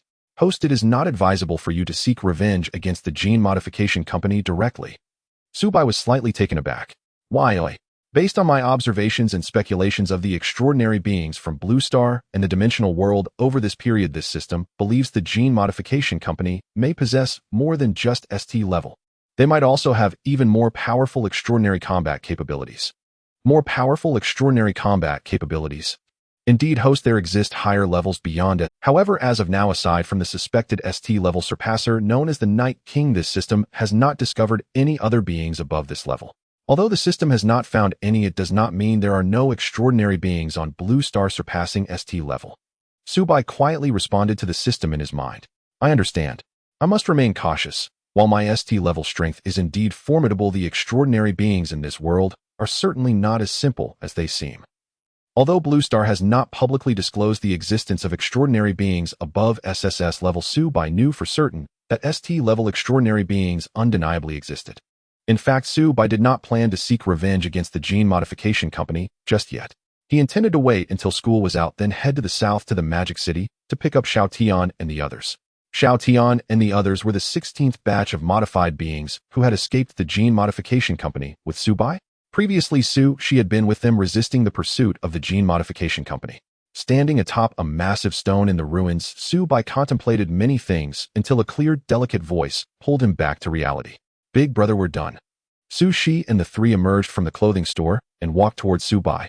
The clothes they had selected were already stored in Zai's spatial bracelet. It is worth mentioning that Pandora and Zhang Xiaoman each also had their own exclusive storage space. However, the space they controlled was minuscule compared to Bai's dimensional space. Approaching Bai, the four of them found several daily necessities stores. After more than 10 minutes, the supplies they intended to purchase were basically sufficient. Sensing the SOD rescue team was about to arrive, Bai spoke to the three girls beside him. Since we have finished shopping, let's head back. MHM. MHM. MHM. Meow. Although it was called shopping, it felt more like scavenging for supplies in the ruins of the apocalypse. The advantage was that they didn't have to spend any money fully enjoying the benefits. Moreover, in such circumstances, surveillance was rendered completely ineffective. As for any subsequent investigations, they need not worry at all. The four of them and the cat began to make their way back. During this time, Bai's phone vibrated. It was a message from Zhang Tianlong. The message roughly conveyed that the extraordinary white mist in Qingfeng City had been mostly resolved, and now it was their SOD's turn for urban search and rescue. Moreover, after the extraordinary incursion by Pandora and her group, the extent of damage in Qingfeng City reached a terrifying 80. This was even considering some remote suburbs and water areas, otherwise the ratio would be even greater. Additionally, Zhang Tianlong informed Bai about the arrival of the executor. Bai looked at the basic information about the executor that Zhang Tianlong had sent on his phone. Bai's expression grew slightly serious. An existence surpassing the 10th level of order. If that's the case, their strength likely also reaches ST level. Of course, that is not necessarily the case. In any case, Zhang Tianlong told Bai that the extraordinary crisis in Qingfeng City had been resolved, and the extraordinary being that had knocked out Lin Juechen had vanished. Of course, that is not necessarily the case. In any case, Zhang Tianlong told Bai that the extraordinary crisis in Qingfeng City had been resolved, and the extraordinary being that had knocked. He now wanted to know his strength compared to the top extraordinary beings of Long Nation. Big brother, hurry up. A girl's urging voice interrupted Bai's thoughts. Bai smiled helplessly and quickly followed. Along the way, Pandora seemed fascinated by the objects. It was her first time visiting this world personally, as she had been here a few times before, but all were through her own door. 2 days passed in the blink of an eye. During this time, many foreign transcendents arrived in Qingfeng City. Most of them had seen the news on the Transcendent official website and came to Qingfeng City in hopes of finding bargains. Unfortunately, the SS-level anomaly in Qingfeng City had already been largely resolved, and the supernatural creatures in the city had been dealt with by the SOD. These transcendents had made a wasted trip. Over the 2 days, Zhou Yuanli, who had remained stationed in Qingfeng City, also found no trace of the SS. After confirming that the SS-level anomaly in Qingfeng City had been completely neutralized, and giving some instructions to Zhang Tianlong, Zhou Yuanli left Qingfeng City. After all, he was an executor, a top-tier combatant of the SOD, and could not be permanently stationed in a small city like Qingfeng. As for Lin Juechen, he had woken up from his coma a day earlier. However, after his battle with Pandora, he was still in a very weakened state. He would likely need to recuperate in Qingfeng City for a few more days before returning. The orderlies who had come to support him also stayed behind. Now that the supernatural crisis in Qingfeng City had just been resolved, the entire city lay in a desolate and ruined state. As the official supernatural force of the Dragon Kingdom, the SOD had to take on the task of restoring and rebuilding Qingfeng City. Sitting in the ministerial office, Zhang Tianlong looked at a document before him. Over the past 2 days, his subordinates, the orderlies, had compiled the statistics of the battle losses in Qingfeng City. Qingfeng City was a small to medium-sized city in the southern part of the Dragon Kingdom, not even qualifying as medium. The city's permanent population was around 2 million. The supernatural white mist incident had directly halved that number. This figure did not even include the injured. As for the destruction of the city, it had reached a terrifying 90. It could be said that there were hardly any intact buildings left in the urban area of Qingfeng City.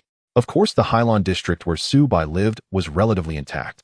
The reason for this was naturally the SS-level Death Knight King stationed in the villa area. With just the oppressive aura of an SS-level transcendent, no mist creatures dared to approach within several miles. Thus, the entire Hailan residential area was under the protection of Bai's Villa No. 66, spared from destruction. At this moment, Bai was lying on the sofa in the villa's living room, scrolling through Douyin on his phone. Beside him, Shizhang, Xiaomon, Pandora, and Xiao He were all lounging around like salted fish. Each of them was absorbed in their own electronic devices, as if the apocalyptic disaster outside had nothing to do with them. Buzz. Suddenly, Bai's phone vibrated, and a text message popped up on the notification bar. Subai clicked on it with his white dragon emperor's eyes in surprise. Upon seeing the content of the message, a look of surprise crossed his face. Wow. At that moment, Zhang Xiaoman, who was on the sofa beside him, let out a slightly excited exclamation. Sushi, Pandora, and Xiao Hei all turned their heads to look. Zhang Xiaoman's delicate fair face was slightly flushed, as if she was in a very good mood. She spoke cheerfully to Sushi and Pandora. Our school has decided to skip the final exams and start the holidays early because of this supernatural crisis. Hearing the uncontrollable joy in Zhang Xiaoman's voice, Sushi and Pandora were much calmer. They didn't have to go to school themselves, so the exemption from exams and early holidays didn't mean much to them. Sushi said matter-of-factly, our Qingfeng city is in ruins like this, it's only natural that schools are closed. Zhang Xiaoman, hearing Su Zai's words, thought they made sense. Maybe the school wasn't even standing anymore. That does seem right. As the three of them and the cat chattered away about the holidays, Su Bai on the sofa was lost in his own thoughts. Then Zhang Xiaoman noticed Su Bai, who seemed to be pondering something. She came over to Su Bai and asked in confusion, Master, aren't you happy about the holidays? Sushi and Pandora also noticed Su Bai. Yeah, big bro. Now that we're on holiday, shouldn't we go out and have some fun? Compared to Zhang Xiaoman's confusion, Sushi was more concerned about how to spend this holiday time. She was already tired of lazing around at home like a salted fish every day. A Shaoxi Qingfeng city is like this now. Where do you think we can go to have fun? That's true too. Not to mention having fun, many people in Qingfeng city didn't even have a place to live anymore. Just as the three of them were continuing their discussion, Su Bai spoke up. He interrupted their chatter. Since the holidays have started early, let's go find Xiaodian and the others ahead of schedule. Xiaodian. Zhang Xiaoman and Pandora looked puzzled at the name Su Bai mentioned. Sushi, hearing Su Bai mention Xiaoyan, suddenly remembered something. All right, Xiao Yu and the others are still in Modu. Seeing the exchange between Su Bai and Su Shi, Zhang Xiaoman and Pandora grew even more confused. Even Xiao Hei, who was nearby, didn't know what they were talking about. Xiaoxi, who are Xiaodian, and the others. Seeing the curiosity on Zhang Xiaoman and Pandora's faces, Sushi cheerfully explained to them. Xiaodian and the others are our companions. They are the augmentees who escaped from the genetic modification company with us back then. Sushi then recounted some of the past events involving her and Su Bai. Hearing this, Xiao Hei also curiously came closer to listen to the story. After a while, Sushi finished recounting their past experiences. Zhang Xiaoman and Pandora were both astonished. I never knew you and Master had such a tragic story. Zhang Xiaoman clenched her small, delicate fists, an indignant expression on her face. That despicable genetic modification company. When I get my hands on them, I'll grind them all into mincemeat and feed them to the flowers. Pandora, however, was thinking deeper and asked Su Bai, Master, you've already broken through to the ST level. Aren't you a match for that genetic modification company yet? Hearing Pandora's question, Su Bai spoke calmly. As far as I know, they have at least combat power beyond the SSS level, but I still know too little about them. So now is not the time to go back for revenge. Once I'm confident enough, I will destroy that genetic modification. As he spoke, a sharp glint flashed in Su Bai's eyes. The debt owed by the genetic modification company could only be repaid with its destruction. All right, let's not talk about this for now. Su Bai's gaze softened, and he changed the subject. I was planning to look for Xiaodian and the others during the holidays anyway. Now that the holidays have started early and staying at home is just lazing around, it's better to go to Modu. Hearing this, she cheered excitedly. Great. Modu is way more bustling than this place. With Qingfeng City in ruins, there was nothing worthwhile to stay for here. After finalizing their plans, Su Bai directly booked 4 tickets to Modu on his phone. As for the Death Knight King, due to his unusual physique, he could not be exposed to the public eye. This trip to Modu would only involve Su Bai and his 3 companions along with a little black creature. Su Bai had booked the flight for the next morning, so they needed to prepare. Modu was different from Qingfeng City. It was one of the core major cities in the southern region of Long Country. In terms of economy and city area, Modu undoubtedly ranks among the top 3 in the southern part of Long Country. Modu's geographical location is the center of the southern region, situated at a traffic hub surrounded by large and bustling cities. In comparison, Qingfeng City felt like a poor rural town. Su Bai was still lounging on the sofa, lazily looking at his phone. The task of packing their luggage was left to Su Shi and the other 2. Upon hearing they were going on a trip, the 3 showed a noticeably positive attitude. Especially Su Shi. Since meeting Su Bai, she had essentially become a homebody, spending her days cooped up at home, bored to the point of feeling stale. Naturally, she was the most excited about this chance to go out. The next morning, the 4 of them got up early to prepare at the entrance of the villa area. Qingfeng City was too far from Modu, so Su Bai bought tickets for an early flight. At this moment, Su Shi was still a bit sleepy, clearly not accustomed to waking up early. Qingfeng City was too far from Modu, so Su Bai bought tickets for an early flight. At this moment, Su Shi was still a bit sleepy, clearly not accustomed to waking. Watching Su Shi and the others happily leaving the Death Knight King couldn't help but feel a twinge of envy. He understood that due to his size, Su-bai couldn't take him out with them. At that moment, the Death Knight King silently made a resolution. He had to break through to the ST level as soon as possible and return to his peak combat power from his previous life. Once he reached the Demon King level, the Death Knight King would gain the ability to change his appearance. Meanwhile, Su-bai and his 3 companions were on a small flying horse heading to the airport in Qingfeng City. The original airport in Qingfeng City was destroyed by the Extraordinary, so the city's officials hastily constructed a new airport. This was to facilitate temporary travel for citizens of Qingfeng City and support actions from other cities. Although the new airport's facilities and buildings were not yet perfect, normal flights could still operate. Due to road collapses, Su-bai and his group had to abandon the small flying horse halfway and proceed on foot. All their luggage was stored in Su-zai's spatial ring, so the group didn't need to carry anything. With their speed, they quickly arrived at the airport and boarded their flight on time. The flight from Qingfeng City to Modu was expected to take 12 hours. Since pets were not allowed on the plane, Su-bai had stuffed the little black creature into Su-zai's backpack. However, this alone wouldn't evade the inspection by security personnel. The little black creature had an ability to conceal itself. Hidden in the backpack, it had to remain in a concealed state. Once on the plane, Su Shi and Zhang Xiaoman curiously looked around, both excited as it was their first time flying. Pandora, on the other hand, was uninterested, quietly following Su-bai. It was also Su-bai's first time on a plane, and although he appeared aloof and indifferent on the surface, he felt a hint of novelty about flying. The 4 made their way to their seats. Su-bai, having no shortage of money, had booked the most luxurious first class. Passengers sitting nearby looked at Su-bai, who was accompanied by 3 beautiful women with expressions of envy and jealousy. In terms of looks, Su Shi and the others were definitely top tier. Of course, Su-bai's own attractiveness also caught the attention of many female passengers on the plane. The 4 of them drew attention wherever they went like a dazzling spotlight. Soon Su-bai and the others settled into their seats. The plane took off a little over 10 minutes later. As the journey began, the 4 gradually started to feel bored. Sushi took out her tablet from the backpack, planning to continue binge-watching her drama. Zhang Xiaoman curiously leaned over to see. As for Pandora, she gazed out of the window, lost in her thoughts. Su-bai felt a bit bored as well. He simply opened Su-zai's backpack and took out the little black creature. The little black creature, originally wanting to sleep, looked confused. Meow meow. What's wrong, master? Since they were on the plane, the little black creature communicated directly with Su-bai through their minds. A hint of amusement flashed in Su-bai's deep eyes. Speaking of which, little black, you're a cat, but I seem to have never petted you before. Su-bai's lips curled slightly as he placed the little black creature on his lap. Since the first-class seats were luxurious, one could hardly see the little black creature if they weren't standing right in front of Su-bai. With his powerful perception, Su-bai wasn't worried about being discovered by the flight attendants. Su-bai extended his hand and began to pet the little black creature. Its fur was incredibly soft, almost as if it had been treated with a gentle conditioner, making it a delight to touch. Petting it relaxed Su-bai's mood, gradually the texture being very nice. Meow meow. As Su-bai stroked it, the little black creature couldn't help but let out a comfortable meow. A passenger sitting behind them noticed the sound. Mom, I think I just heard a kitten meowing. Behind Su-bai was a mother and daughter. The little girl looked curiously ahead, pointing towards Su-bai's seat. The mother had also heard the meow. Just then a staff member suddenly walked down the aisle from the back. Sensing the curiosity of the mother and daughter, she approached them. Is there anything I can assist you with? The staff member wore a professional smile as she inquired with the mother and daughter. The mother initially said there was nothing, but suddenly the little girl spoke up. Sister, I just heard a kitten's voice from the staff member was somewhat surprised upon hearing this. Normally, with the pre-boarding security checks, pets could not be brought onto the plane. However, exceptions did occur, as some passengers would come up with ways to sneak their pets aboard. The staff member focused her gaze on Su-bai and the other seats, preparing to check. However, when she reached Su-bai's seat and scanned the area, she found nothing suspicious. Su-bai and his companions had stored their luggage in spatial rings. The only luggage present was Su-zai's small backpack. Just as the staff member was about to conduct a further inspection, suddenly she spoke up from her seat. The meowing you heard earlier was actually me imitating it.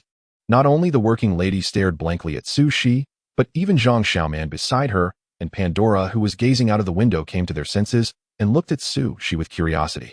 In this situation, Su-shi forcefully suppressed the shame within her heart, a hint of embarrassment appearing on her face. Her eyes intentionally glanced towards Su-bai beside her while the working lady was distracted. Though nothing was said, a single glance was enough. The working lady instantly understood. Young people simply love to innovate. I understand now. The working lady smiled knowingly at Su-shi and then quietly left. Seeing her leave, the little black cat hidden in the small backpack also quietly crawled out. Meow? That was close. Su-shi immediately picked up the little black cat and placed it in her arms, tugging at its cat face. Just now it almost got discovered. Meow. The little black cat indicated that it didn't do it on purpose, it was just too comfortable being petted by Subai earlier. It stretched out its two little paws towards Sushi dancing around. Sushi wasn't angry and began to play with the little black cat. Subai, watching the playful duo of one person and one cat, couldn't help but smile slightly. Soon Zhang Xiaoman from the adjacent seat also joined in. Although the little black cat was as large as a truck in its true form, its kitten shape was very cute. Sushi and Zhang Xiaoman were so engrossed in playing with the cat that they couldn't pull themselves away. However, this meant that Subai had no cat to pet. He fell back into boredom. Subai ignored the two girls playing with the little black cat beside him and looked at Pandora, who had been quiet all along. She was gazing out of the window with a tranquil expression, her purple eyes unblinking. As if sensing Subai's gaze, Pandora suddenly turned her head to look over. Their eyes met. Pandora's expression was calm like a still ancient well. Subai smiled at Pandora, feeling that she lacked some emotional depth. After spending the last couple of days together, he sensed that she was like a robot. Though she showed friendliness towards Subai and the others, there was a noticeable absence of emotional fluctuation. Subai thought to himself, is this due to her previous personality? Previously, Pandora had always been the ruler of the misty world, akin to a queen among those mists. This had resulted in her strong and aloof personality. Subai believed that changing Pandora's personality would require time and patience. Retracting his gaze, he began to rest his eyes. As time passed, the light outside began to dim. Meanwhile, their plane was about to reach its destination, Magic City. Dear passengers, you are about to arrive at Magic City. Please prepare to disembark in an orderly manner. As the plane's announcement began to repeat, Subai opened his eyes. Are we finally arriving? Yes, we are about to reach Magic City. Let me contact Xiao Yu and the others. Sushi pulled out her phone and began typing on WeChat. Subai glanced over, noticing that her WeChat profile picture was a cute angel. Subai curiously asked, is this Xiao Qianyu? Hearing Subai's voice, she responded, yes, this is Xiao. Yes, WeChat. I'm contacting them now so they can pick us up later. But didn't you say you were being hunted by those extraordinary beings from the gene modification company in Magic City? Do they still have time to pick us up? Subai asked with a hint of surprise. Upon hearing this, Suzai's face revealed a slight, awkward smile. Older brother, we were indeed being chased by those guys. But this is Magic City. Sushi said proudly. Magic City is not like a small city like Qingfeng City. The SOD here is the southern district of Longhua, with the most powerful level 10 orderers guarding it. So even the pursuers from the gene modification company wouldn't dare to act too recklessly in Magic City. Usually they are very cautious when hunting us and basically don't dare to act in public. Hearing Suzai's response, Subai was somewhat taken aback. The SOD here has such a strong deterrent. Even the extraordinary beings from the gene modification company need to abide by it. Of course, this is the southern district of Longhua's SOD, and not even S-level extraordinary beings would dare to provoke anyone in Magic City. As for SS-level extraordinary beings, if they go too far, they will also face the SOD sanctions. You must understand, this is Magic City, a mega city in the south guarded by level 10 orderers.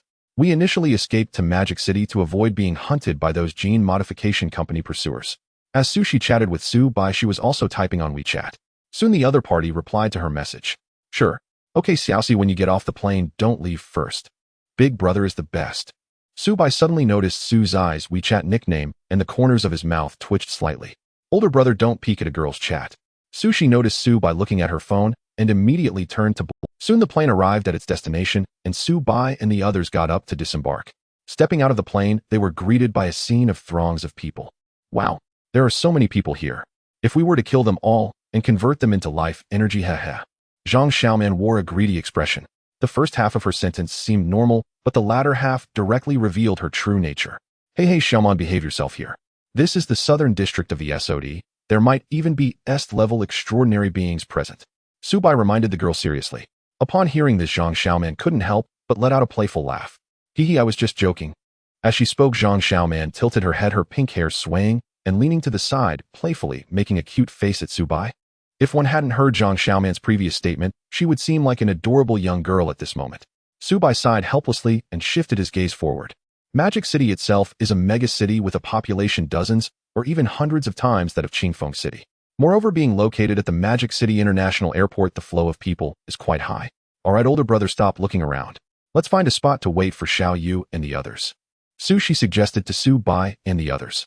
Waiting here with so many people makes it nearly impossible to find them. However, this problem was trivial for Subai. With his infinite consciousness, he could quickly and accurately locate his target even among millions of people. Subai and the others arrived at a relatively spacious location to wait. A few minutes later, a joyful and delicate voice came from afar. Su Bai and the others turned to look. They saw a charming figure leaping towards Su Bai. With a helpless smile, Su Bai opened his arms to embrace the newcomer. Qian Yes' excited voice rang out in front of Su Bai. Yay? Su Bai Gij, I missed you so much. Su Bai could feel their bodies being pressed tightly together due to the excessive force. That pair of round shapes pressed eagerly against Su Bai, soft and elastic. After a moment, hey Xiao, you hugged enough. Being hugged tightly by Qian Yu, Su Bai had not yet spoken, but Sushi beside him couldn't help it. Hugging Su Bai wasn't enough for Qian Yu. She buried her head in Su Bai's arms and began to breathe deeply, resembling a lovesick girl. Sushi stepped in forcefully to separate Qian Yu and Su Bai. Sushi stated even for Xiao Yu there are time limits to hugging her brother. Whoa! Qian Yu was forcibly pulled away by Sushi, her pretty face showing a look of dissatisfaction. Separated from Sushi, Qian Yu stood in front of Su Bai. The girl wore a cute light yellow dress with her calves wrapped in white silk stockings and small red leather boots on her feet. Qian Yu was also quite beautiful, not inferior to Sushi and the other girls, and she had similar golden hair to Sushi. Her two watery eyes gazed at Su Bai, almost overflowing with tears. Su Bai Gijwu, I thought I would never see you again. When I heard Xiao Shi say she found you, we didn't believe it. Su Bai looked at Qian Yu, who was on the verge of crying, and gently reached out to comfort her. Don't worry, your Su Bai Gij has formidable strength. How could I possibly fall so easily?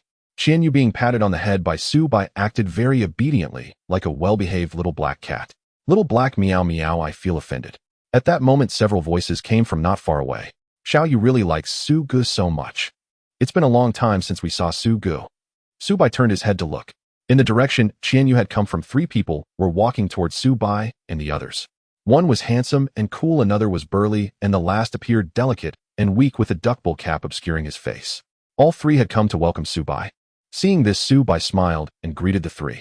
Xiao Tian a Zhu Xiao Fei, long time no see. The particularly strong man stepped forward, his face breaking into a sincere smile. Su Gu, I never expected to see you again. Zhu said as he reached out his solid hand and clapped it on Su Bai's shoulder. Instantly, a powerful surge of energy was released, but Su Bai remained unmoved. Su Bai was not angered by Zhu's actions. Zhu's personality was just like that. Haha, Zhu, it looks like you've lost quite a bit of weight. Well, those guys have been chasing us relentlessly, making us stay on guard every day. As Zhu spoke, a fierce glint flashed in his eyes, and a wave of violent energy radiated from him. He quickly restrained his energy, and his gaze returned to normal.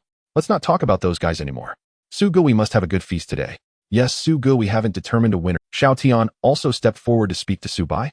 Hearing Xiao Tian's voice, Su Bai suddenly smiled inexplicably. All right, this time we will definitely settle the score. Seeing Su Bai's confident gaze, Xiao Tian replied reluctantly. I've been working hard to improve myself during this time. The three began to share their experiences from this time apart. Su Bai also introduced Zhang Xiaoman and Pandora to Xiao Tian and the others. For a moment, everyone was in high spirits, all happy about their reunion. Su Gu, you must have been on the plane for a long time, right? We have already booked a room at the Tianhuan Grand Hotel. Let's go back and rest first. Yes, my butt is sore from sitting. Under Xiao Tian's guidance, Su Bai and the others all boarded an extended luxury version of the small Pegasus. This kind of small Pegasus was spacious enough for Su Bai and 8 others. In the car, Su Bai looked at Chu Feizhua, who had hardly spoken since they met. Sitting next to Su Bai, she suddenly spoke to Chu Feizhua. Xiao Fei looks just as shy as ever. Boys should be more sunny and lively. Chu Feizhua, who sat quietly in the corner, responded weakly. Then take off your hat, Xiao Man, and the others haven't seen your face yet. Sushi smiled playfully and suddenly reached out to remove the duckbill cap from Chu Feizhua's head. Sister Xiaoxi. Chu Feizhua was caught off guard, and the hat was taken away. Instantly, a delicate and cute little face appeared before everyone's eyes. It turned out to be a little boy. Xiao Tian and the others were fine. They had seen Chu Feizhua's face before. Wow, so cute. Looks like a doll. Zhang Xiaoman exclaimed upon seeing Chu Feizhua's exquisite porcelain-like face. Chu Feizhua became even more shy at her words, burying his head lower and not daring to look up at everyone. Sister Xiaoxi, my hat. His voice was as soft as a whisper, like the sound of a mosquito flapping its wings. Sushi, hearing this, returned the duckbill cap to Chu Feizhua. After all, she knew that this little boy was naturally timid and shy. Don't be so shy, we are all friends here. Although he agreed, the little boy had no intention of taking off his hat. Su Bai watched this scene with a smile and said nothing. Though Chu Feizhua was very timid and shy, he was indeed a solid S-level powerhouse. He also ranked within the top 5 of the 16th gene sequence. Watching Su Shi and the others continue to discuss Chu Feizhua, causing the latter to blush, Su Bai spoke up to intervene. Alright Xiaoxi, let's not tease Xiao Fei anymore. Okay. After Su Bai spoke, Su Shi and the others no longer discussed Chu Feizhua. This made Chu Feizhua glance gratefully at Su Bai even though he was too shy to express his thanks. Su Bai naturally didn't mind. They still had a good 10 minutes to go from the airport to the Tianhua Grand Hotel. On the way, Qian, you seemed to transform into a little bird chattering non-stop in front of Su Bai. She recounted the fun experiences of their time in Magic City and complained that Su Shi hadn't told them immediately after finding Su Bai. For Qian Yu, Su Bai was like an older brother. Once in the cage, Su Shi and Su Bai were the two people she was closest to. Previously, she thought Su Bai had died. Now that she saw him again, the girl felt an endless urge to express herself. Su Bai gently continued to ruffle the girl's hair, and in the face of Qian Yu, his eyes were also filled with affection and tenderness. Soon Xiao Tian drove the car into the Tianhuan Grand Hotel. The Tianhuan Grand Hotel is one of the top hotels in the City of Magic. A regular suite here costs at least tens of thousands for a single night. Moreover, staying at the Tianhuan Grand Hotel requires more than just wealth. It is also a symbol of status and identity. Those who can make reservations here are usually powerful or high-status extraordinary beings. As for ordinary people, they are not qualified to stay here. As S-level extraordinary beings, Xiao Tian and his companions are among the top existences even in the City of Magic. Thus, they can easily book a top suite at the Tianhuan Grand Hotel. Xiao Tian parked his flying car in the hotel's designated parking space, and the 8 of them got out. Looking at the Grand Tianhuan Grand Hotel, which resembled a palace, the air was filled with the scent of money. Brother Su, let's go. Xiao Tian and Azhu approached the others, leading Su Bai and the rest toward the hotel entrance. Su Shi and Qian Yu stood on either side of Su Bai, with Qian Yu pushing Zhang Xiaoman out of her original spot. This made the latter a bit displeased, her rosy little face puffed up, which amused Pandora beside her. However, since Qian Yu was Su Bai's companion, Zhang Xiaoman said nothing. On the way, Xiao Tian began to tell Su Bai about their developments in the City of Magic during this time. According to Xiao Tian, most of the group of reformers who had fled were now surviving in the City of Magic. Under the leadership of the strongest S-level reformers like Xiao Tian, they had established their own influence in the City of Magic over the past 2 years. Furthermore, with Sod's substantial power, even S-level extraordinary beings dared not stir up trouble. Using their tactical maneuvers, Xiao Tian and his companions had been fighting against the genetic modification company for the past 2 years. Over this period, more than half of their batch of reformers had perished. The remaining ones were scattered across various places in the City of Magic. Originally, they intended to survive quietly there. However, not long ago, Su Shi sent a message saying that they had found Su Bai. A glimmer of hope reignited in the hearts of Xiao Tian and the others. As they walked and talked, they soon arrived at an enormous luxury private room. This suite had been pre-booked by Xiao Tian, and at the moment 2 service staff were standing at the entrance. "Hello, gentlemen." The 2 service ladies bowed to Xiao Tian and the others. Xiao Tian waved his hand, asking them to leave, and they began to bring in the pre-ordered meal. Then Xiao Tian opened the door and led Su Bai and the others inside.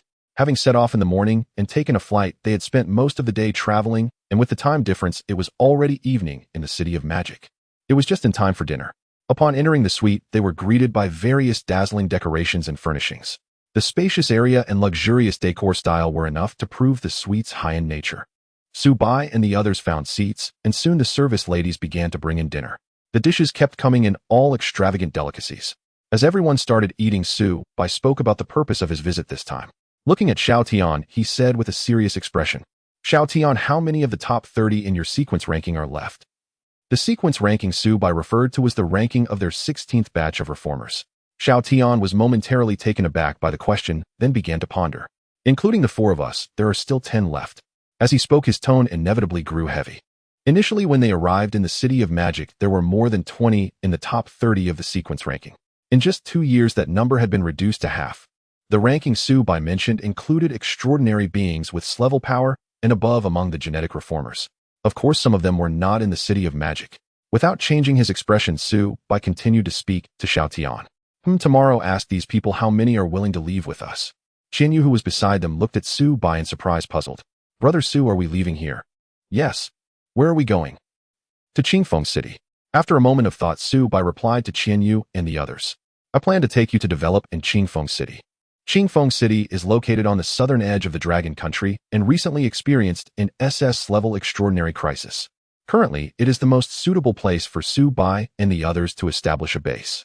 Qingfeng City. Yes, a small city in the south. At this moment, Xiao Tian interjected. "I know about Qingfeng City. It was said that an SS-level extraordinary crisis broke out there just a few days ago. It seems even the executors of SOD were deployed. Brother Su, you were staying in Qingfeng City before you shouldn't have encountered any danger, right? Hearing Xiao Tian's concerned inquiries, Su Bai smiled lightly. Not only did we not encounter danger, but I also took care of that SS-level extraordinary being there. What a... Xiao Tian and the others were all taken aback. However, upon reconsideration, Su Bai himself was an extraordinarily powerful SS-level reformer. Dealing with an SS-level extraordinary crisis was not a big deal. Alright, there's no need to make a fuss, it was just an SS-level extraordinary being. My older brother is so strong that he easily dealt with 3 SS-level reformers from the genetic modification company. Beside him, She began to flatter. Zhang Xiaoman and Pandora felt a bit awkward listening, as the SS-level extraordinary being Su Bai dealt with was actually the 2 of them. Moreover, they had now become Su Bai's subordinates. Brother Su, if you're leaving, I still have some things to handle here which may take a couple of days. No problem. I will wait for you here for a few days. And those lower-ranked guys, you should tell them too. If they are willing to live in Qingfeng City, I can guarantee their safety. Hearing Su Bai's confident tone, Xiao Tian and the others couldn't help but be surprised. They knew that although Su Bai possessed the strength of an SS-level reformer, it was still not enough to contend with the gigantic genetic modification company. Now being able to guarantee safety with such confidence implied that Su Bai's strength had grown even stronger. Xiao Tian asked Su Bai in a tone of surprise. Brother Su, have you perhaps broken through? As soon as the words were spoken, Zhu Qianyu and the young boy beside them all looked at Su Bai with surprise. Yes. Su Bai responded lightly. The 4 fell into a brief silence, then erupted into excitement and joy. With extraordinary combat power surpassing SS level, we need not fear the genetic modification company. Qianyu exclaimed with excitement, as if Su Bai's breakthrough was her own. Sushi sitting beside her held down the excited Qianyu. Qianyu, don't be so excited. Brother Su, did you really break through?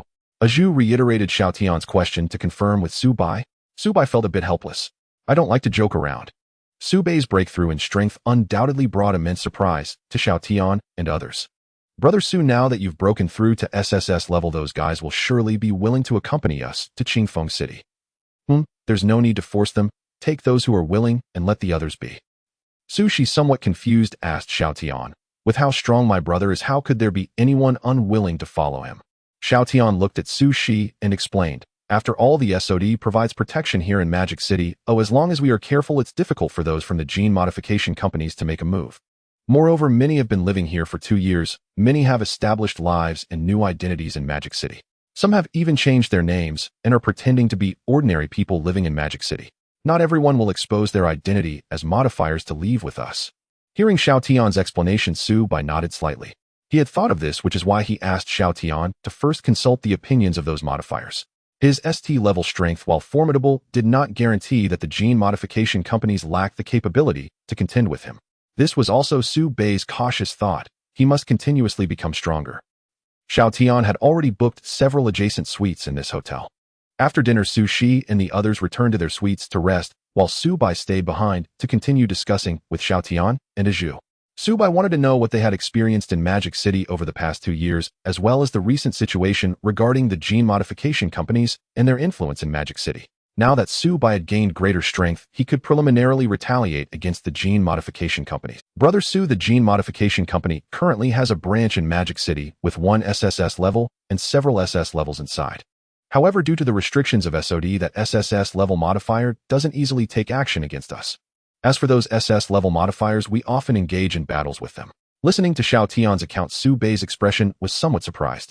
You guys can actually hold your ground against them. Zhu, hearing Su Bai's astonishment, began to explain. No, Brother Su, actually, whenever they find us, we just change to another place to develop. Zhu was quite straightforward. Xiao Tian smiled awkwardly at Su Bai. Brother Su is like this. Although we are both SS level, we mostly avoid direct confrontation. When we encounter them, we run. Being SS level, they find it hard to catch us. That's not right. The gene modification company should have more strength than that. Logically speaking, the 16th batch of modifiers left in Magic City should be the most numerous, and they should send more personnel to hunt you down. This is somewhat strange to me. Brother Su, we don't know about this either. But they always give me the impression that the gene modification company doesn't seem to place much importance on hunting us down. Saying this, Su Bai suddenly thought of something. Bang! The invisible energy fluctuations from Su Bai suddenly expanded, shattering some fragile items in the suite. Brother Su. Xiao Tian and Zhu looked at Su Bai with some surprise. They didn't understand why Su Bai suddenly released energy fluctuations. Subai did not restrain his aura. He elevated it to the SSS level and spread it around the hotel. Subai looked at Xiao Tian and a Zhu in front of him with a helpless expression. It seems we have all been played by the other side. They must know I am not dead, and they will certainly come looking for you. So the gene modification company has been stalling you in Magic City, not killing you to lure me over. It seems their main target is still me. Su Bei's eyes narrowed dangerously as he saw through the gene modification company's plan, feeling no fear in his heart. After all, he had now broken through to ST level. This time Su Bei would eliminate all the people from the gene modification company in Magic City. What a... Once they reacted, Xiao Tian and a Zhu both exclaimed in surprise. No wonder they have SSS level modifiers, but still can't take us down. I thought it was Magic City's SOD that limited their actions. Turns out we have always been treated as bait. Xiao Tian and a Zhu both smiled wryly. Brother Su, this time you really have pulled us into this. Su Bei did not mind their apologies and slightly raised the corner of his mouth. To lure me out, they have been stalling with you in Magic City for 2 years. The gene modification company really has been patient. So, Brother Su, what should we do now? Should we leave directly at night? No need, since they want to catch me so badly, I will give them a chance. Of course, they must have the strength to capture me. Suddenly, Su Bei raised his brow slightly. They're coming. Hearing Su Bei's voice, Xiao Tian and a Zhu instantly reacted. How did they find out we were at Tianhuan Hotel? Xiao Tian felt somewhat puzzled. They had been using identity information purchased from the Hunter Association to avoid the gene modification company. And the Hunter Association, as a neutral world-class extraordinary force, would not assist any extraordinary force. After all, the gene modification company is also a world-class extraordinary force, so it makes sense that they have access to information. Su Bei stood up from his seat. A Zhu, go and call Xiao Shi and the others, prepare for battle. A Zhu did not waste time, quickly leaving the suite towards the suite where Su Shi and the others were. Looking at a Zhu leaving, Xiao Tian spoke. Brother Su, this is Tianhuan Hotel, the other side shouldn't directly. Banged. Crash it. Before Xiao Tian could finish saying, taking action in the hotel, the glass windows of their suite suddenly shattered. The loud sound of breaking glass was accompanied by a shower of glass shards falling into the room. A man in plain clothes jumped in from outside. Xiao Tian was startled by the newcomer, and then his expression turned serious. He realized that he could not sense the energy fluctuations emanating from the other party. Having reached the peak of SS level, Xiao Tian could sense nothing of this extraordinary presence, which could only be SSS level. Unlike Xiao Tian, who was on high alert, Su Bei wore a faintly disdainful smile. He looked at the visitor, his eyes gradually turning a platinum hue. Name Zhang Haoren. Category extraordinary, being gene modifier. Gender male. Modified gene bloodthirsty night bat. Level SSS level.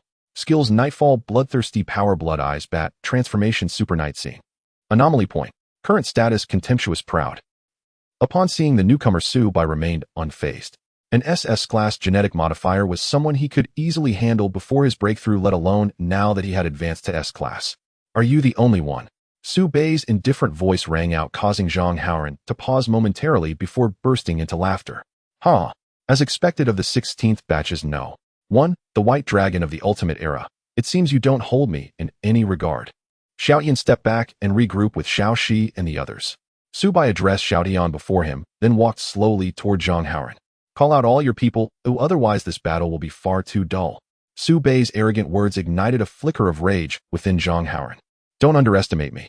With a fierce roar, Zhang Haoren's figure shot towards Su Bei.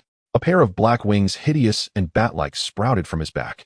Simultaneously, Zhang Haoren's arms, legs, and torso began to swell and grow rapidly. Dark brown fur covered his body as terrifying energy erupted. Blood clot. In an instant, Zhang Haoren entered the complete aberrant form of the vampiric night bat. A humanoid bat over 4 meters tall swung its claws at Su Bei. Su Bei glimpsed the chilling glint and murderous intent on the sharp claws. The next moment, his mocking voice sounded too slow. Midair, as the claws were about to strike Su Bei, Zhang Haoren shuddered. What a... Before he could react, Su Bei's fist struck like lightning, too fast for Zhang Haoren to track. Boom. A searing pain erupted in Zhang Haoren's head, and his body shot backward like a cannonball. Crash. Zhang Haoren slammed into the hotel suite's wall, which couldn't withstand the immense impact. Without pause, Zhang Haoren's body smashed through the wall and hurtled outward. Su Bei followed, flying out as whooshed.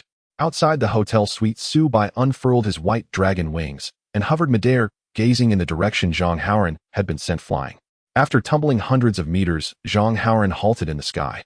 Suddenly, his body exploded into a mass of crimson energy particles that scattered through the air. The next second, these blood-red energy particles coalesced into countless small blood bats flying through the air. Bloodbat Incarnation. Nightfall.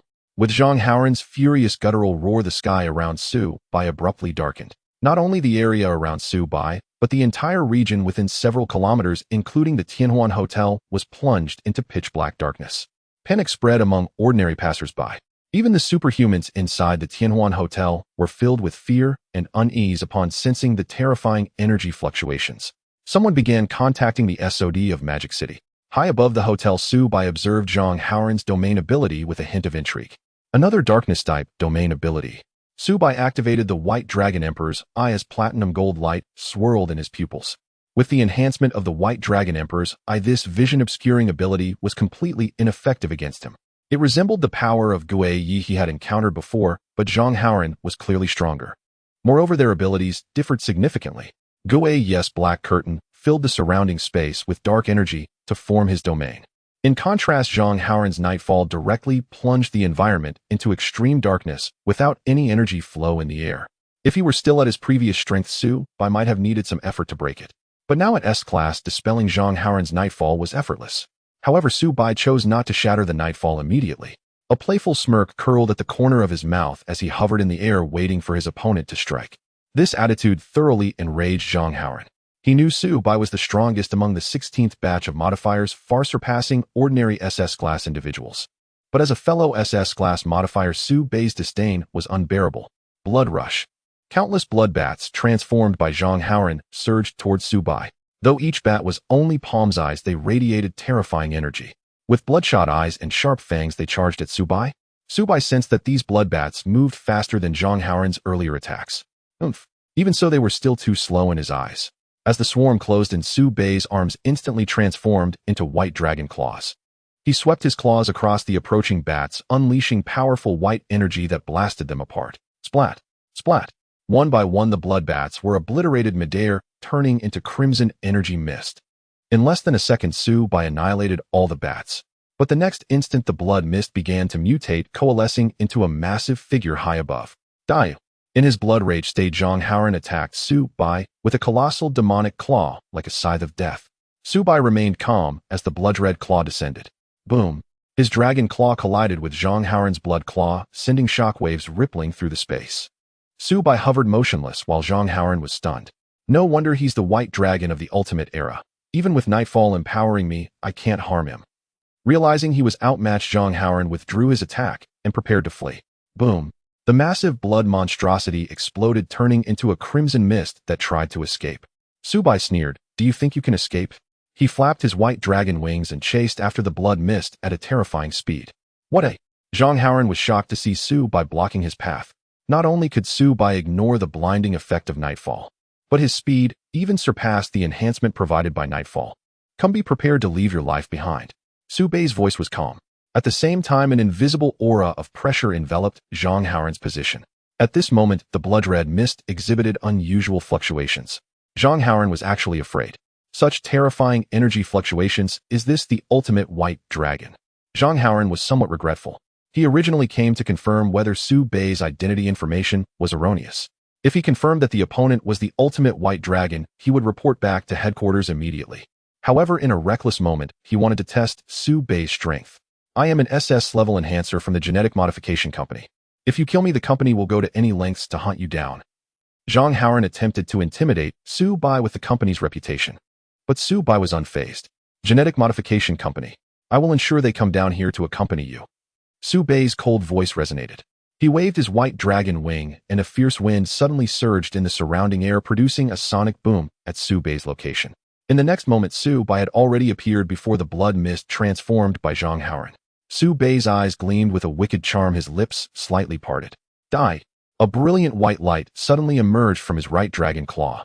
The energy of the white light continuously expanded, quickly reaching a diameter of around 3 meters. At the same time, Su Bai swung his right claw violently toward the blood mist in front of him. White dragon claw cannon. The terrifying white light instantly enveloped the position of Zhang Haoran. Accompanied by a heart-pounding energy fluctuation, a fearsome explosion occurred in the dark of night. Due to Zhang Haoran's Black Veil Descend domain ability, the explosion in the high altitude was completely concealed. Before the silent white explosion, Su Bai floated calmly. If he were still at SSS level, this strike might not have killed the opponent. However, having reached ST level, Su Bai's energy attacks had increased several-fold. Even though he had just recently broken through, Su Bai was confident he could instantly kill Zhang Haoran. After a dozen seconds, the intense white explosion dissipated and blood-red fragments slowly fell from the high sky. Since Zhang Haoran previously transformed into a blood mist, his current corpse was not in a normal human form. In the high altitude, Su Bai's gaze turned toward the nearby hotel suite. Su Bai communicated with Zhang Xiaoman in the suite. "Xiaoman, you take care of his corpse." At this moment, in front of the large hole in the wall created by Zhang Haoran, Zhang Xiaoman and the others were gazing in Su Bai's direction. They had arrived here earlier. However, Xiaotian and the others were too weak to see through Zhang Haoran's black veil descend domain. Only Zhang Xiaoman and Pandora could see the battle occurring within Black Veil descend. At this moment, upon hearing Su Bai's voice in her mind, a hint of excitement appeared on Zhang Xiaoman's pretty face.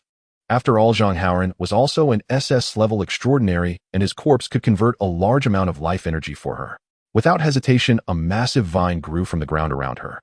The vine grew at an astonishing speed, instantly lifting Zhang Xiaoman's body into the air, where Zhang Haoran's corpse was falling. With Zhang Haoran's death, the black veil descend, covering Tianhuan Hotel, and the surrounding area gradually dissipated. Inside the hotel and the suite where Su Bai and Zhang Haoran had fought, Xiaotian and the others regained their sight. What on earth happened?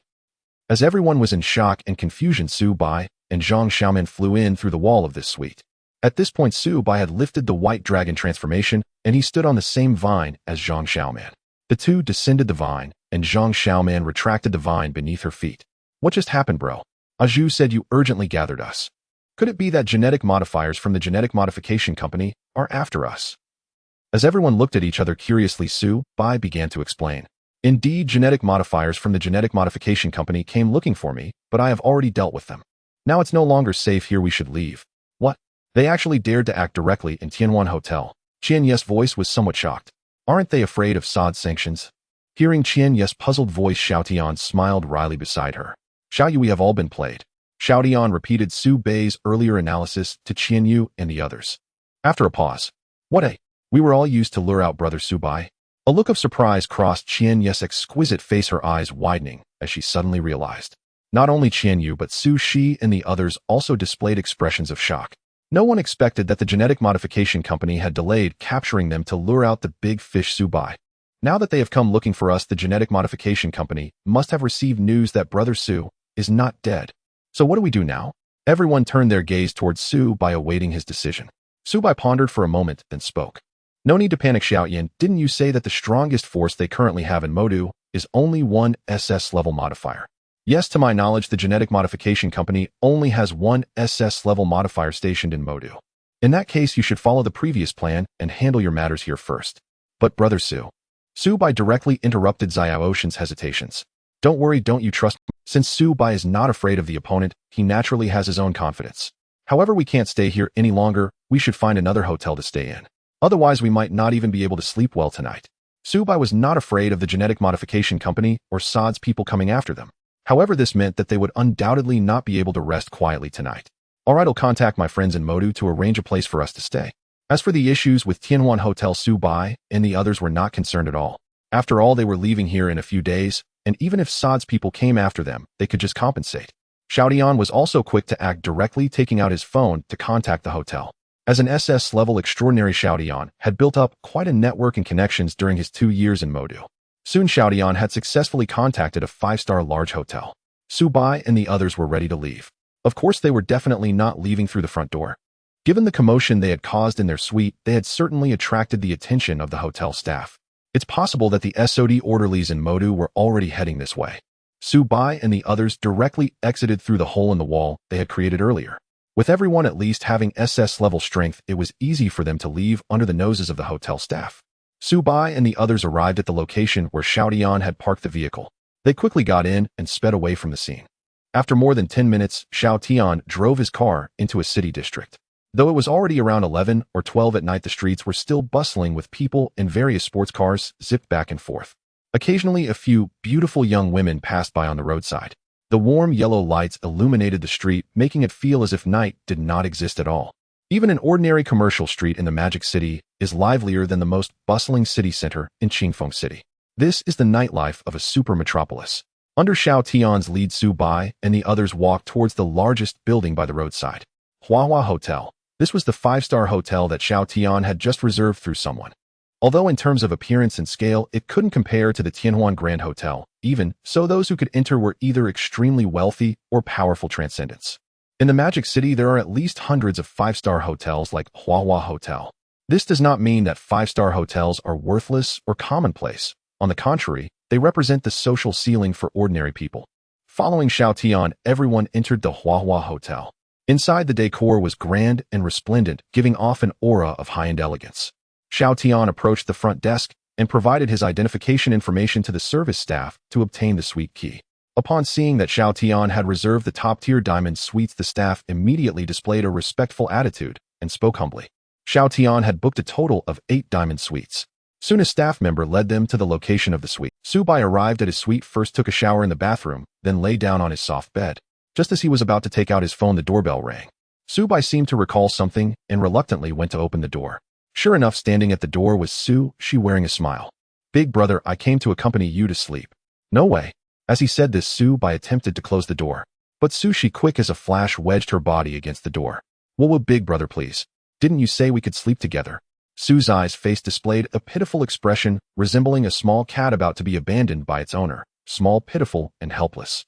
After a moment, Su Bai sighed lightly. "Fine, you can come in." "Yay? You're the best, big brother." The girl cheered and quickly walked into the suite. She jumped onto Su Bai's big bed, rolling around seemingly in high spirits. The girl appeared to start in the hotel room with big brother. Hee hee. As she muttered to herself, a look of infatuation and shyness sparkled in her eyes. Su Bai closed the door and saw Su's eyes expression. Hey, don't make that kind of face." Su Bai said to Su, she speechless. "Have you taken a shower?" "Not yet." "Then go wash up first. Big brother, don't peek." After she went to take a shower. Su Bai lay on his big bed, took out his phone, and planned to watch videos for a while before sleeping. After several minutes, she walked out of the bathroom after her shower. At this time, she was wearing her pajamas, which she had taken from her space bracelet. After drying her hair, she directly burrowed into Su Bai's blanket. The hotel's blanket was large enough to accommodate not just 2 people, but even 5. Once the girl was under the blanket, she became restless, wriggling around like a little cat. Su Bai, who was looking at his phone, was distracted by Su's eyes antics and pulled her out from under the blanket. "If little she keeps moving around, it'll throw you out." "I know." She was caught in the act by Su Bai and unable to escape, with her strength stuck out her little tongue to express her surrender. "All right, go to sleep early. Tomorrow, while Xiao Tian and the others handle their matters, we can go explore the Magic City." Upon hearing Su Bai's words, she replied cheerfully. "Big brother, I know where the fun spots are in the Magic City. We'll go to." She rambled on about many places that Su Bai had never heard of. Seeing that the girl wanted to continue, Su Bai directly interrupted her. All right, well, just go directly tomorrow." After releasing Su Bai lay back on his side and continued looking at his phone. He was browsing the extraordinary official website for the Magic City area. Compared to the Qingfeng City area, the extraordinary official website for the Magic City was much more lively. As Su Bai scrolled through the extraordinary posts in the Magic City area, new posts were published almost every moment. Essentially, he could keep scrolling without running out, and all were the latest posts without any repeats. In fact, the extraordinary organizations in Longhua have been subtly introducing the concept of extraordinary to the ordinary populace. This introduction is not very apparent in a small city like Qingfeng City. However, in a super city like the Magic City, it is much more noticeable. Most ordinary people here are aware of the existence of the extraordinary. Even ordinary people encountering some supernatural extraordinary phenomena on the street would consider it normal. Moreover, transcendents here hold a slightly higher status than ordinary people, even if it is not publicly acknowledged.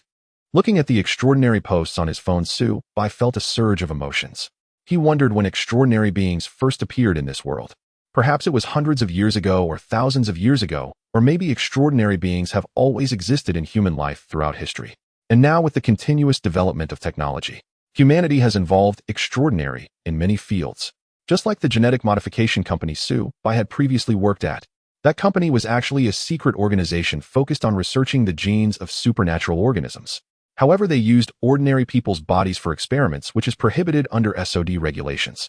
Moreover, there are many legitimate extraordinary companies or enterprises in Longhua and on Blue Star.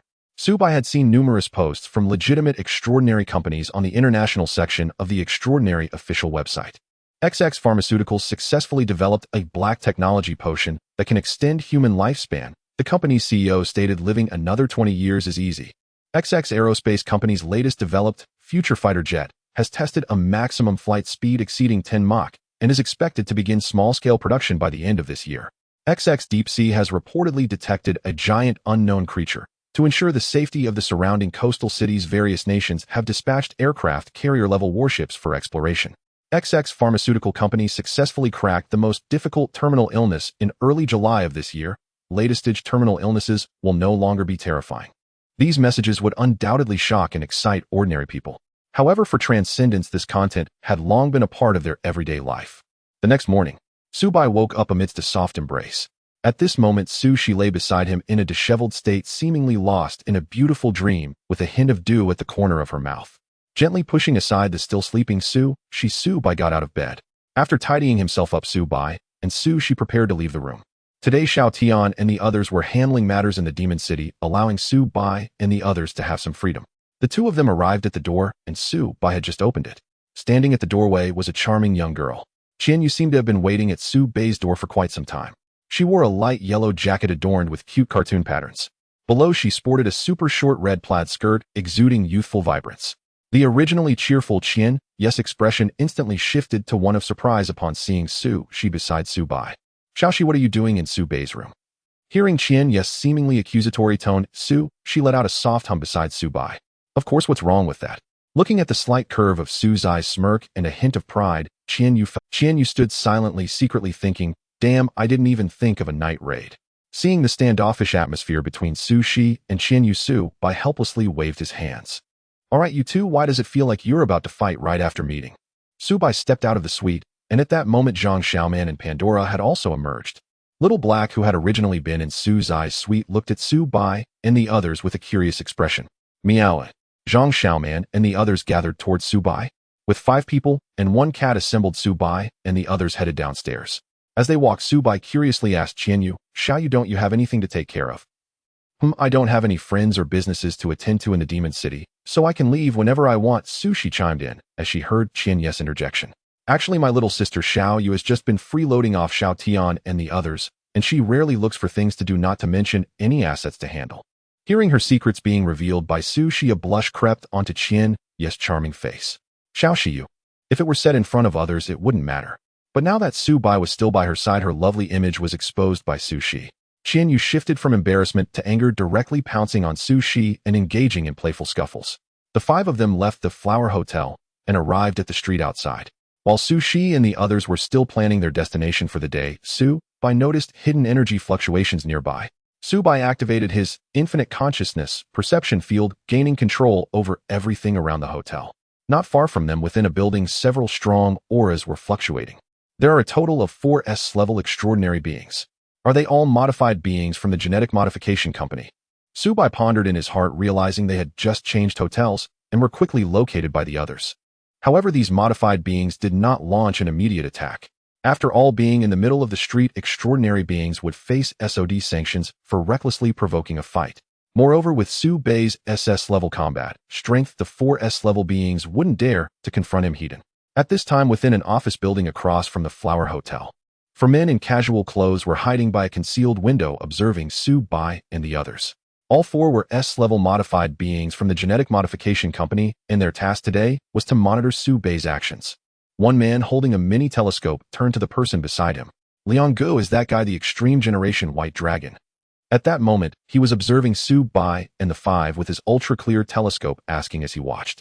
Aside from Qianyu and Shi, it was the first appearance for by Zhang Xiaoman and Pandora. Their ultimate goal, having hidden in the Demon City for 2 years, was that man.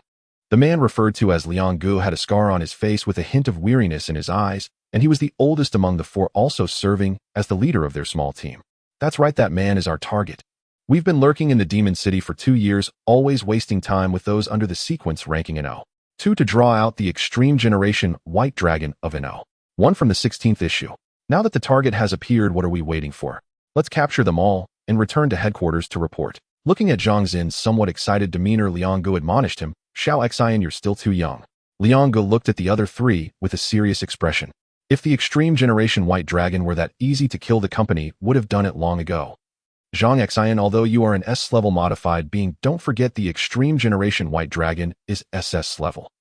Moreover, last night Zhang Lauda mentioned to first scout the situation, yet he still hadn't returned by this morning. The fact that they appeared here in one piece indicates something. Liang Guest's expression grew grave, his tone heavy.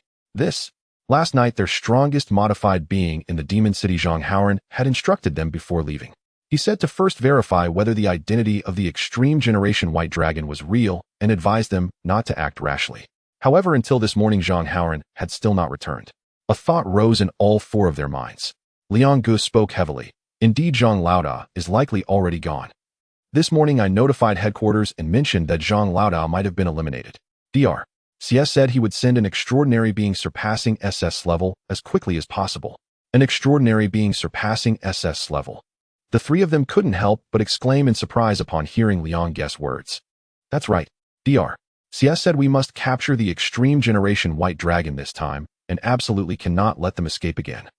Now we just need to monitor their movements until reinforcements arrive. As Liang Gu spoke, he couldn't help but turn his head, casting a somber gaze through the window towards Su Bai and his group across the street. 2 S-level beings, 1 SS-level being, and 2 others with unknown extraordinary levels. However, no matter how strong they were, they would be no match for the extraordinary beings surpassing SS level from their company. Just as Liang Gu was thinking this, suddenly Su Bai turned his head and looked in his direction from across the street. Liang Guest's muscles tensed instantly, and he quickly sidestepped to hide against the wall. Leaning against the wall, Liang Gu exhaled deeply. Zhang Xin and the others by the window also quickly avoided being seen. All four felt a lingering fear if Su Bai discovered them. Given their S-level strength, they would be completely crushed. We were almost discovered by the extreme generation white dragon. Such powerful perception. Is this the awareness of an SS-level modified being? Liang Gu and his 3 companions pressed closely against the wall, daring not to glance at the window. At this moment, the voice of the system echoed in Su Bai's mind. Ding. Task issued. Task name: eliminate the spy. Task description: the host has been targeted by the genetic modification company's agents. Please eliminate the target within the next hour. Task reward: 1 system point. Su Bai's eyes flickered with a barely perceptible smile. Is something wrong, brother Su Bai? Qian Yu noticed Su Bai's gaze and curiously tilted her head. Hearing Qian Yu's question, Su Shi and the others turned to look at Su Bai in astonishment. It's nothing. Su Bai replied with a faint smile and continued, I suddenly remembered that I left something in the hotel. Please wait for me here. With that, Su Bai turned and walked towards the hotel. Su Shi and the others intended to follow him. However, Su Bai moved too quickly. By the time they reacted, he had already vanished from sight. Su Bai had already arrived at the office floor where Liang Gu and the others were. Liang Gu and his companions remained on high alert, crouched by the window, quietly discussing their tracking plan. Unbeknownst to them, a young man was strolling down the corridor towards their location. Su Bai had mysteriously arrived on their floor. A faint smile played on his lips as he walked without making a sound. He emitted no aura, blending into the surroundings like air. This made it difficult for Liang Gu and the others to notice his approach, until Su Bai's calm voice broke the silence. Are you waiting for me? The sudden sound startled Liang Gu and his companions. As they regained their composure, a flicker of anger arose within them. They, being powerful S-level modifiers, had been startled from behind by someone. Who the hell is this? Zhang Xin's curse was abruptly cut off as they turned to look. For standing in the corridor behind them was a remarkably handsome young man. Su Bai's eyes were sharp and cold, his powerful aura unmistakable. A moment of silence enveloped the scene. The next second, a trembling voice escaped the mouth of one S-level modifier. EXX. Overwhelmed by shock, the S-level modifier stuttered. Su Bai's icy gaze suddenly sharpened, and in the next instant he appeared in front of the S-level modifier, delivering a punch. Bang! The terrifying force struck the S-level modifier's head, causing it to explode and sending his soul soaring. A faint white glow emanated from Su Bai's body as he coated his skin with energy to avoid soiling himself with the splattered liquid. A torrent of red and white liquid gushed from the S-level modifier, splattering onto Liang Gu and the others. For a moment they were stunned. Su Bai looked at the corpse of the man he had just dispatched, his expression utterly unfazed. He retracted his arm and turned to the remaining 3. Run away. Seeing Su Bai's merciless gaze and feeling his chilling aura, Zhang Xin could no longer contain his fear. He let out a cry and, disregarding Liang Gu and the other S-level modifier, turned to flee in the opposite direction from Su Bai. As Zhang Xin ran, a gray-brown substance resembling rock appeared on his back. This was his awakened ability, Earth Rock. Zhang Xin could use this ability to transform his body into a very hard rock-like material or summon soil and rock from the surrounding space. At this moment, he transformed his back into a solid earth and rock form, hoping to guard against any rear attack from Su Bai. Yet Zhang Xin had overestimated his own abilities. Such a defensive measure was laughable in Su Bai's eyes. The gap between S level and S level was not something one awakened ability could bridge. Zhang Xin's escape drew Su Bei's attention. After all, in such circumstances, whoever fled first would likely be attacked first. Die. Su Bei's calm voice echoed down the long corridor. To Zhang Xian it sounded like a whisper. However, at this moment his heart was filled with terror. All he wanted was to escape, to vanish from Su Bei's sight. Zhang Xian put all his strength into running, causing the ground beneath him to crack with his heavy footsteps. The power of the earth rock behind him was also pushed to its limits. Yet in Su Bei's eyes all of this was futile. In the next instant Su Bei's figure appeared behind Zhang Xian like a specter. An arm enveloped in white light effortlessly penetrated Zhang Xin's earthen armor. Bang! Zhang Xin's frantic run came to an abrupt halt, a sharp pain radiating from his back and abdomen, causing his pupils to constrict and his body to tremble uncontrollably. A chilling sensation spread from his heart throughout his body. Zhang Xian seemed to want to say something, but Su Bei's attack left him unable to speak. Thud! Zhang Xin's legs buckled, and he dropped to the ground. The next second, as Su Bei withdrew his arm, Zhang Xin's upper body, still kneeling, fell forward face down on the ground. After finishing all of this, Su Bei turned to the two remaining individuals. All right, it's your turn now. Looking at Su Bei's wicked smile and emotionless gaze, he seemed like a demon. Liang Gu and the other S-level modifiers still at the window looked pale, their hearts sinking to the depths. In just a few seconds, 2 out of their 4 had been killed by Su Bei, whose combat power was overwhelmingly brutal. How could they possibly fight back? No, please spare us. Su Bei swiftly dealt with Liang Gu and the other 2, having no time to listen to their pleas for mercy. After eliminating the last S-level modifier, the system's prompt echoed in Su Bei's mind. Ding. Task: eliminate the spy complete. Task: reward 1 system point. A faint smile crept onto Su Bei's lips as he gazed at the corpses of the 4 before storing them in the dimensional space. The S-level extraordinary corpses could be fed to Xiaohe or given to Zhang Xiaoman for conversion into life energy. On the roadside, while Su Shi and others were still waiting, Su Bei had already appeared beside the 4 without why did you come over without making a sound, big brother? You scared me. Su Shi lightly punched Su Bei, expressing her grievances. Have you got everything, Su Bei? Yes, let's go.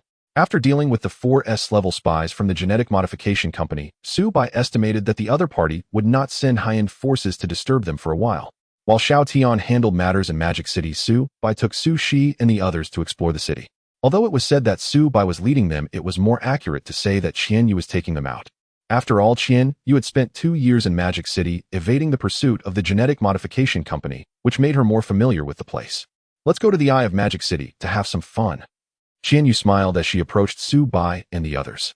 Upon hearing Eye of Magic City, she also showed a hint of joy. Yes, big brother, let's go to the Eye of Magic City. Seeing the excited expressions of the 2 girls, Su Bei and the others looked bewildered. Xiao Yu, what is the Eye of Magic City? It's no wonder Su Bei and the others looked confused. Anyone hearing about the Eye of Magic City would find it strange. Qian Yu, noticing Su Bei's confusion, beamed with a smile and explained, Su Bei, the Eye of Magic City is actually a giant Ferris wheel. But it's the largest one in Magic City, and its diameter is said to exceed 300 meters. Zhang Xiaoman, standing nearby, gasped at the mention of the 300 meters. Wow, 300 meters. That really is huge. Seeing Zhang Xiaoman's shocked expression, Su Bei felt a bit speechless. If someone else said it was big, that would be understandable, but Xiaoman herself was taller than that. Should we go ride it then? A Ferris wheel? I've never ridden one before. Su Bei turned to Pandora beside him, seeking her opinion. Upon seeing Su Bei's gaze, Pandora calmly replied with a hint of indifference. I'm fine with it. Su Bei smiled slightly. Okay, then let's go ride the Ferris wheel. Su Bei took out his phone to search for the exact location of the Eye of Magic City and then called for a ride. Moments later, a ride slowly approached them. The driver was surprised to see Su Bei and his companions. A man accompanying 4 exceptionally beautiful women. Even a 50-something driver couldn't help but feel. Since they were 5, Su Bei specifically called for a ride that could accommodate all 5 of them. As for Xiaohe, he was being held by Qian Yu and didn't take up space. The Eye of Magic City was not too far from their hotel. The ride took about an hour to reach their destination. The 5 of them got out of the car. From hundreds of meters away, they could already see the massive Eye of Magic City. At over 300 meters high, it was indeed an eye-catching sight, especially when compared to the surrounding small buildings, which highlighted the grandeur of the Eye of Magic City. Quickly, the 5 of them headed towards the entrance of the Eye of Magic City. However, when they arrived at the ticket booth, they discovered a serious issue. As the largest Ferris wheel in Magic City, its fame had spread to several surrounding cities. Thus, the number of tourists wanting to ride the Eye of Magic City was countless. Not to mention the ticket price of $998 per person. Subai asked the staff here, and the online reservations were already booked until next year. Hearing that they would have to wait until next year to ride, Su Bei's mouth twitched. Just as the group thought their trip was in vain, Qian Yu suddenly smiled mysteriously. Normal people indeed can't ride the Eye of Magic City, but... Hearing Qian Yu's mysterious voice, she asked curiously, Xiao Yu, do you have a way for us to ride? Not me, I just loaf around all day. Qian Yu hurriedly waved her hands in denial upon hearing Su Zai's question, then continued. It's Xiao Tian. With his connections, he definitely has a way to get us on the Eye of Magic City right now. At Qian Yu's words, she looked enlightened. Oh right, with Xiao Tian's strong interpersonal connections, he must have a method to help us get tickets to the Eye of Magic City. As She spoke, she took out her phone to contact Xiao Tian. Soon She explained their current predicament to Xiao Tian. He also said it was a small matter and asked them to. Moments later, Xiao Tian sent another message saying that the ticket issue had been arranged and that She and the others could go in. Oh yeah. Seeing the message from Xiao Tian, She cheered and then pulled Su Bai towards the ticket entrance. The others, including Qian Yu and Zhang Xiaomon, followed suit.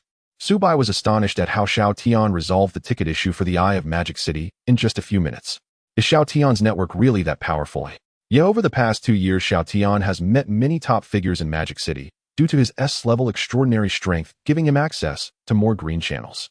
After verifying their identities, they smoothly entered the Eye of Magic City without having to queue thanks to Xiao Tian's connections. Soon the 5 of them entered a cabin of the Ferris wheel. As the most luxurious Ferris wheel in Magic City, the cabin's decoration was also very lavish. Moreover, it was spacious enough to accommodate all 5 of them. Wow, this is amazing. She and the others gathered around Su Bai happily chatting. As the Eye of Magic City began to rotate, the 4 curiously looked out the window. Xiao He in Qian Yu's arms opened his large black gemstone-like eyes to gaze outside. It was also his first time riding a Ferris wheel. Although this height was nothing for them, being able to enjoy the view from above together with their closest companions, this warm feeling made them feel comfortable. Su Bai relaxed against the seat's backrest with Shi on his left and Qian Yu on his right. As for Zhang Xiaoman and Pandora, they sat in the opposite seats. Originally, Zhang Xiaoman wanted to sit next to Su Bai, but there was no way the seats were all taken. As Su Bai's subordinate, she naturally couldn't forcefully take a spot from Shi and the others.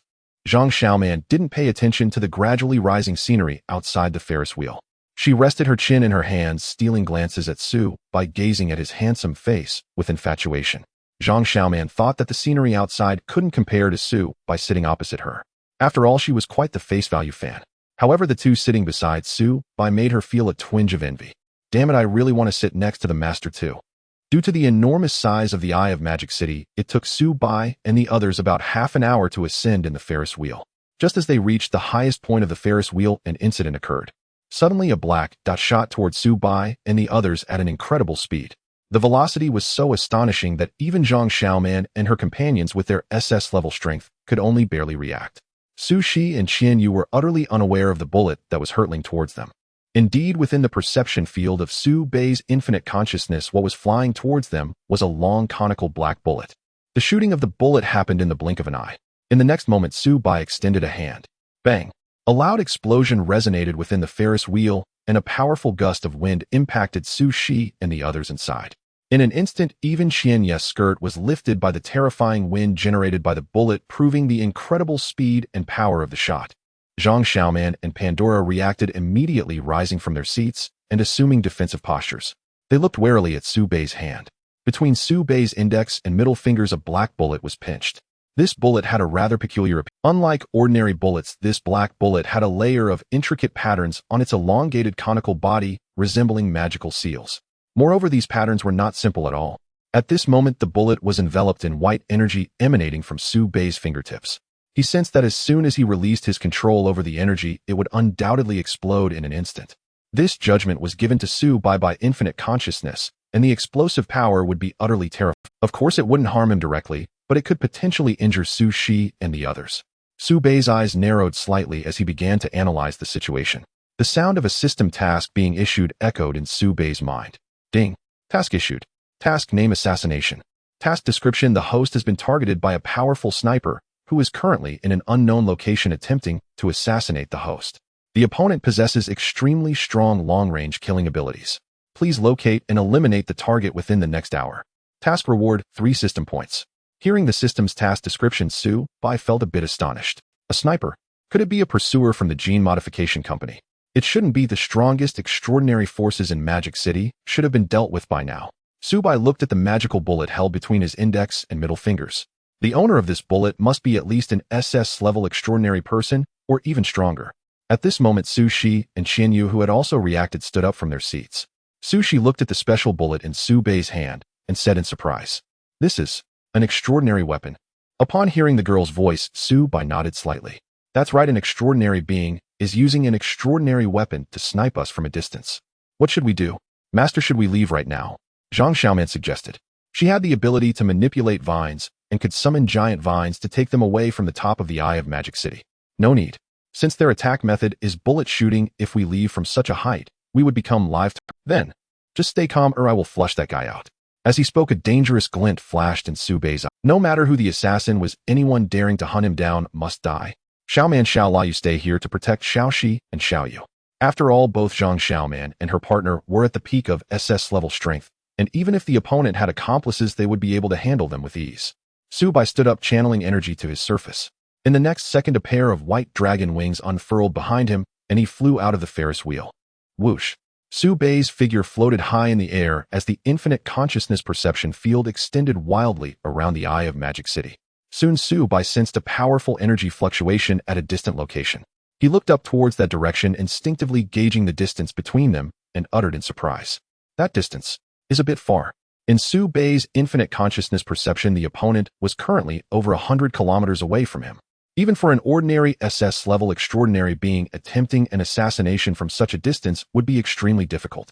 Moreover, the system had offered a reward of 3 system points for this task. This was enough to indicate that the opponent's strength was not to be underestimated. However, "You shouldn't have chosen to assassinate me." Su Bei's eyes had transformed into a shade of platinum dragon pupils radiating fierce light.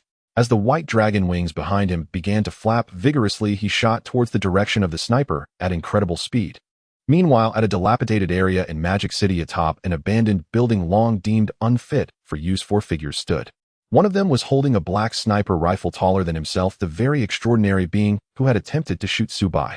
Yi Fan lowered the sniper rifle and looked at his 3 teammates with a serious tone. "The assassination target has failed." Upon hearing Yi Fan's words, the 3 people on the rooftop were all. One young man wearing a black jacket holding an oversized heavy cannon looked at Yi Fan with a mocking tone. "What? Did I hear that wrong? The 9th-ranked god sniper on the assassination list couldn't eliminate a target with a single shot." Another member of the team leapt down from a nearby cable box, carrying a massive cannon on his shoulder that was intimidating just to look at. Mo Buffon commented towards the young man in the black jacket. "Hey Haley Kai, don't say it like that.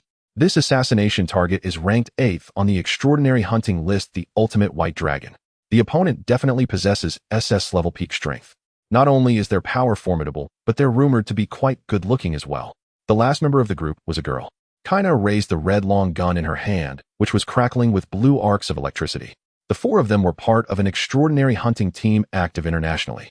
Moreover, all 4 members of the team specialized in extraordinary firearms. Each member reached the peak SS-level extraordinary ability, and their extraordinary firearms were crafted from the corpses of SS-level extraordinary beings. Their team also had an internationally renowned extraordinary codename Gun Killers.